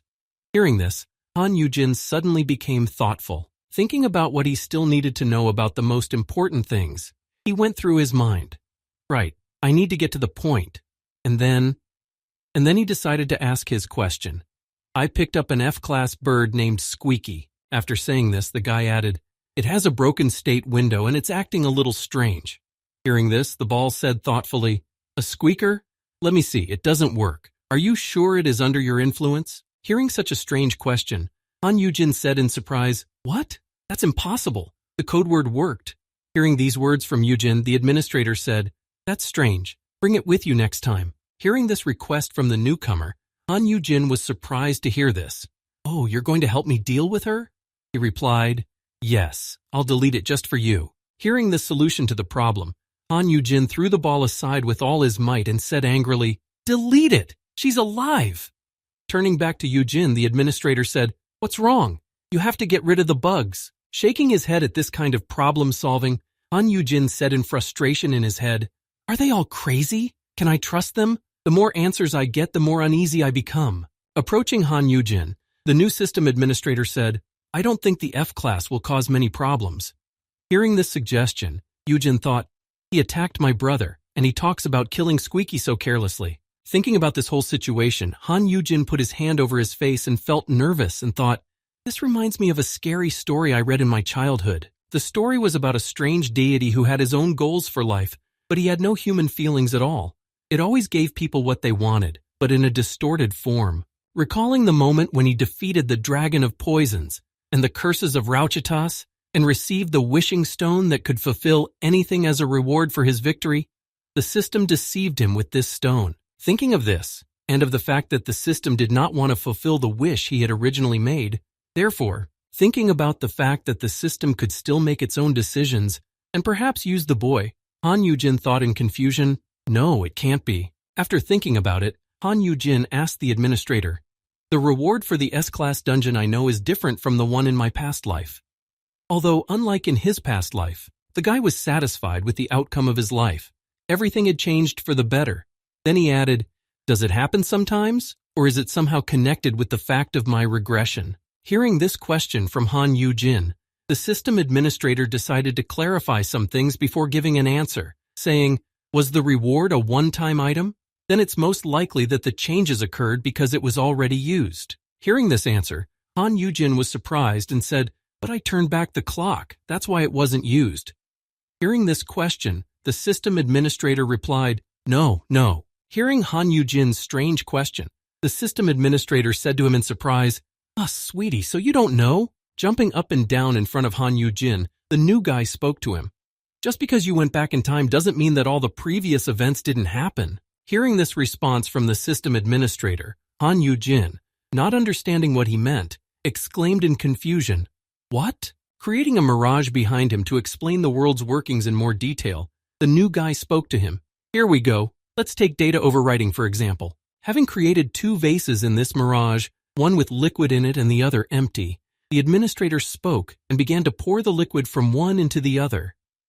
The world in 5 years from which you came has not disappeared. It has just been rewritten. Drawing attention to the vase into which the liquid was being poured, the system administrator added, most creatures are the same, so we can just merge them. After removing this mirage and creating another, the system administrator said, so as you are a regressor, you have overwritten the information about the time 5 years from now with the present. After creating images of all the people Han Yugin had come into contact with in the mirage, the system administrator said, as for the others, their present will overwrite the original future. Showing all the people Han Yugin knew who were very cheerful and upbeat as they went about their lives, the administrator added, they don't realize that they were united.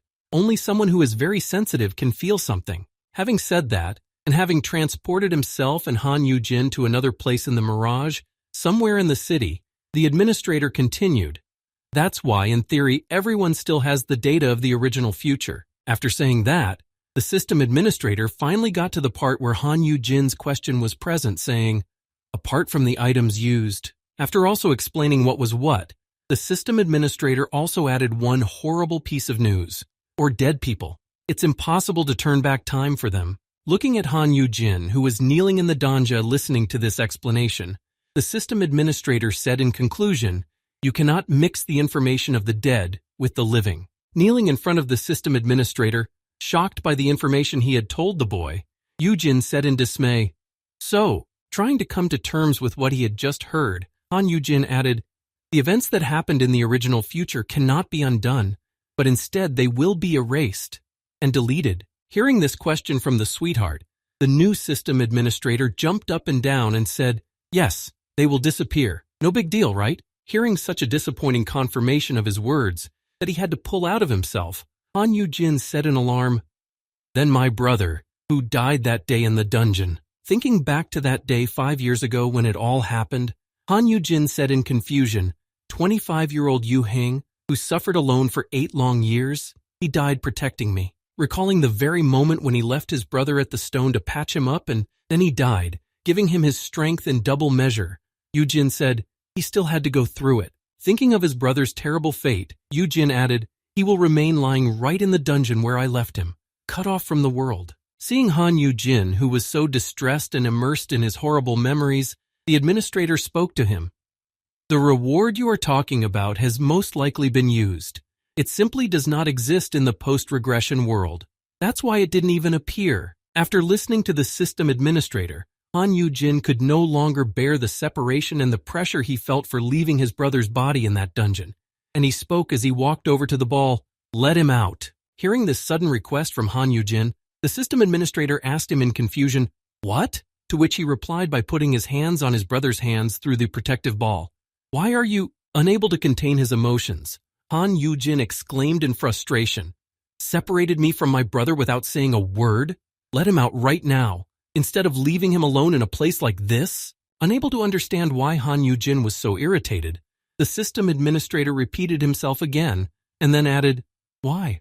Oh well, time's almost up anyway. After the system administrator said that, the power barrier disappeared, and then the younger brother rushed over to Han Yugin, shouting in embarrassment, Han, did you finish the conversation? Seeing the reunion of the two brothers, the system administrator vanished into thin air and said in conclusion, see you again, sweetie. You can get in by knocking on the gate 3 times. After that, Han Yugin put his hands on his younger brother's shoulders and said with his head down, you must be cold. To which he replied in confusion, huh? I'm an S-class, I don't wear that. Before he could finish speaking, Han Yuhang suddenly interrupted, observing the actions of his older brother, who put his hand to his younger brother's temple. Yuhang then spoke in surprise. Young?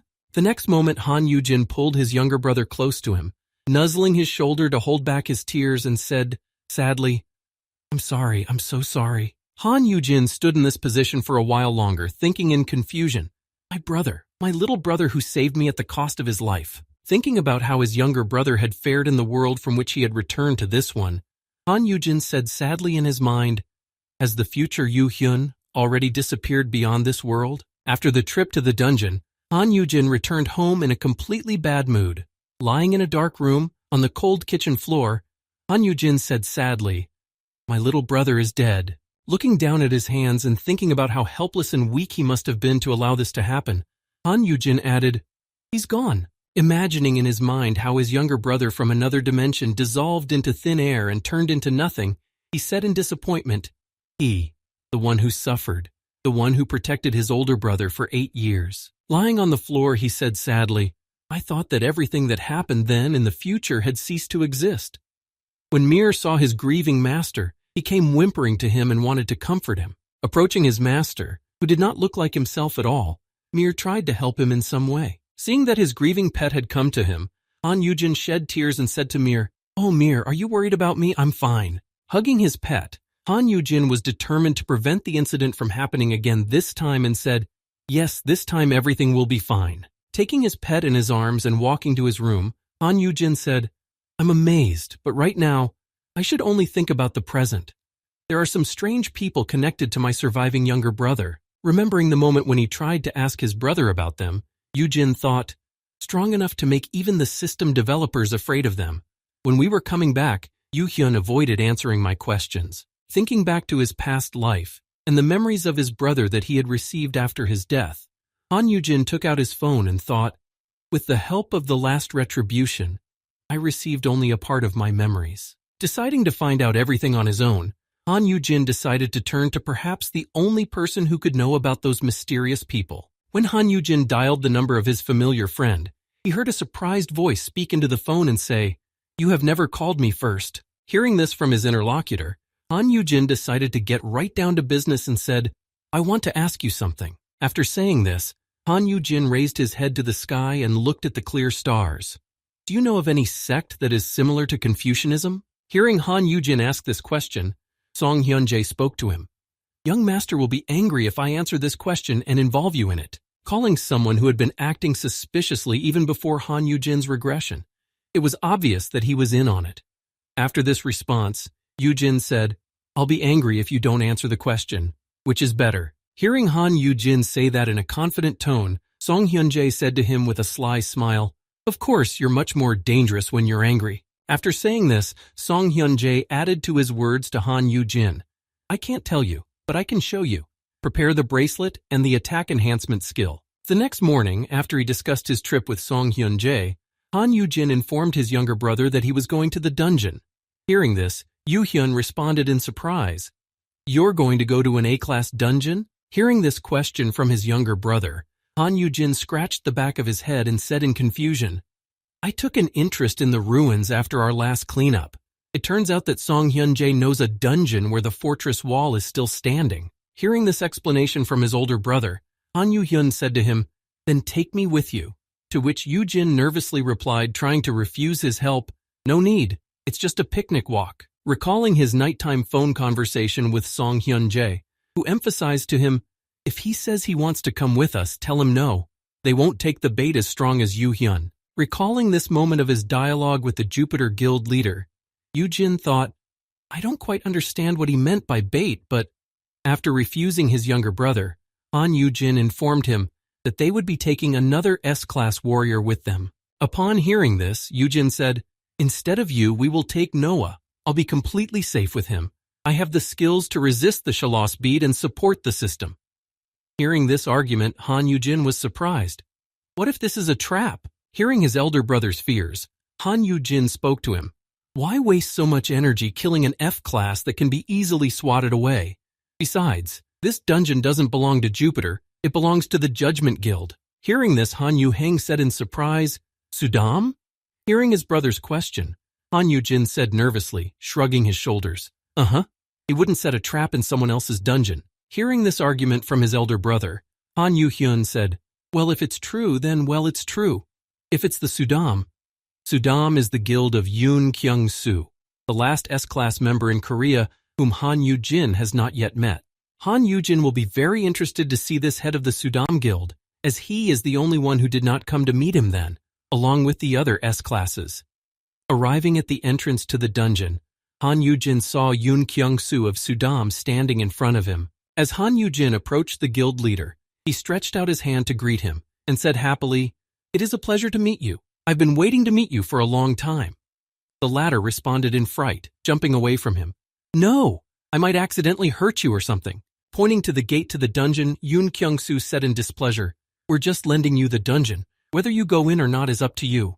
I don't care." When Han Yujin walked into the dungeon, just before entering, he saw Yoon Kyung-soo spit on the ground and say menacingly, "Tell your brother that I didn't touch you with a finger. You've already eaten my brains out." As Han Yujin walked toward the gate to the dungeon, he said in astonishment, "The head of the Sudam Guild doesn't seem to be happy with the abyss."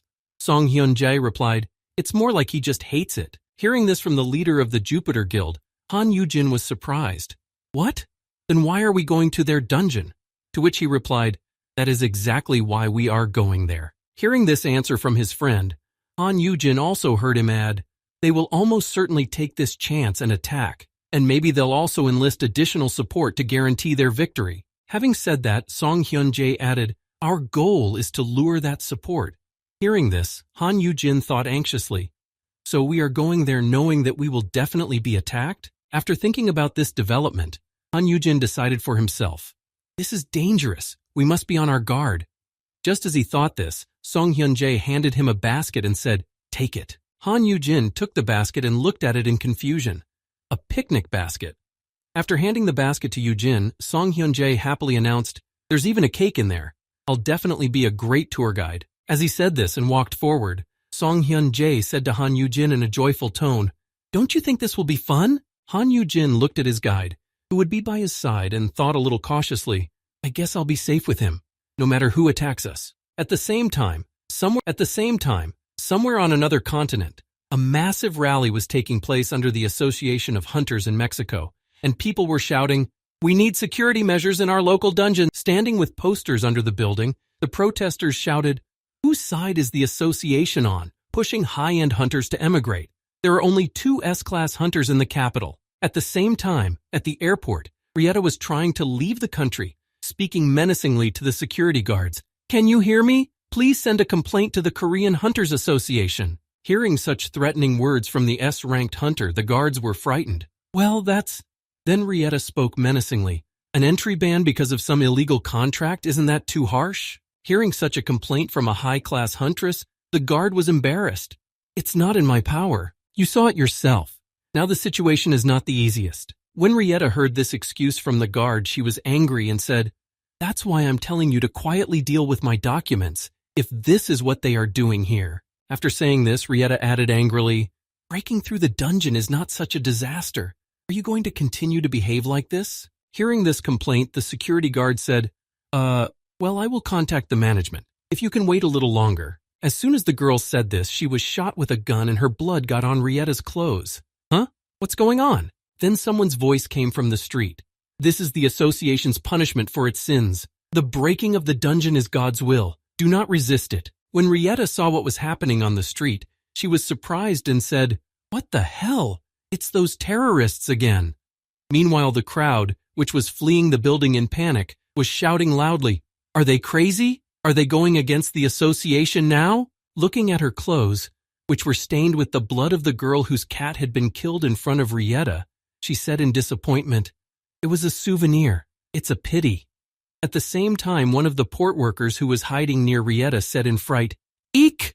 Call the police!" Hearing these words from the frightened employee of this complex, Rieta took off her souvenir and threw it at the man and said, "You work here, don't you? Look closely." Taking out her weapon from her hiding place, Rieta exclaimed joyfully, preparing for a fight, "I will deal with them myself for you." Having said this and rushing into battle with the terrorists, the joyful Rieta said to the port worker, "But for this, you have to send me to Korea." At the same time, the terrorists were fighting with the police and shouted to those who were blocking their way not to confront them, because it was pointless. The next moment, the terrorists heard a strange noise, and a few seconds later, Rieta appeared from the sky in front of them, leaving a crater after landing. Seeing the strange girl appearing in front of them, one of the terrorists shouted out to her, "What the hell? What are you doing?" She replied, laughing ominously, "Make sure you can dodge." After saying this, and crossing 2 sickles in front of her, Rieta spoke menacingly. Using her skill, Eternal Slash, I attack without distinguishing between an enemy or an ally. Only the terrorists heard the girl say this, and one of them only managed to say in surprise, What are you talking about?" And then their voice broke off. The next moment, everyone within a 10-meter radius of Rieta was chopped to pieces, without even having time to do anything, let alone dodge. Seeing what happened to the terrorists in an instant, and Rieta enjoying the rain of blood from her dead enemies, a frightened voice sounded somewhere nearby. "Ah, she's crazy, a monster!" Having killed all the terrorists in an instant, Rieta stepped out of the bloody circle and said with a shrug, "Phew, I've dealt with everyone. And if I've done a good deed." As soon as she said this, she heard a strange voice behind her speaking to her. "Rieta." Looking back, she saw a corpse speaking to her. "Rieta, I'm asking you again." Hearing such words from the corpses that began to speak to her, the girl stood on the head of one of them so that he would not rise, and said menacingly, "You have not been heard for some time. Why did you come out again?" After saying this, she added, "I thought I warned you never to come near." As she spoke, many of the corpses came to life and began to walk toward her, repeating, "Rieta, I offer you one more time. A contract with asterisk, asterisk, asterisk, asterisk, asterisk, asterisk." And so many corpses began to rise, and as they walked toward her, they said, "Rieta, contract. Rieta, one more time." Turning her back on them, the girl said happily, "Shut up, I will tear all your mouths open." But suddenly the girl felt heavy in her body and fell to the ground. One of the corpses spoke to her, coming closer and closer. "The first of the twins of the dragon of poisons and curses, Dio Valshitis." Then the girl, falling to the ground, thought anxiously, "What? My knees are all alone." Approaching Rieta, the dead man pointed at her with his finger and said in his hoarse voice, Obey. The blood of curses and poisons. After saying this, the dead man also spoke to the girl who was chained to the ground. Kill Song Hyun-jae of Jupiter and capture brother Han Yugin. Hearing these words from the dead man, the girl said angrily, "How dare you? Tell me what to do." After this exclamation, the girl cut off the zombie's hands and head. After such antics, the girl finally managed to get up, and exhaling heavily, she said, "Shit, my head hurts. What a piece of shit. I couldn't do it even if I wanted to." Holding her head against the excruciating pain she was experiencing from the exposure, she suddenly heard a voice behind her say, "I can help you." When she looked back to see who it was, she saw that it was the head of the ISS Guild, Choi Seok-wan, standing in front of her. As soon as she saw him, he spoke to her. "I have prepared a private plane for us nearby, just as this walking dead man told me.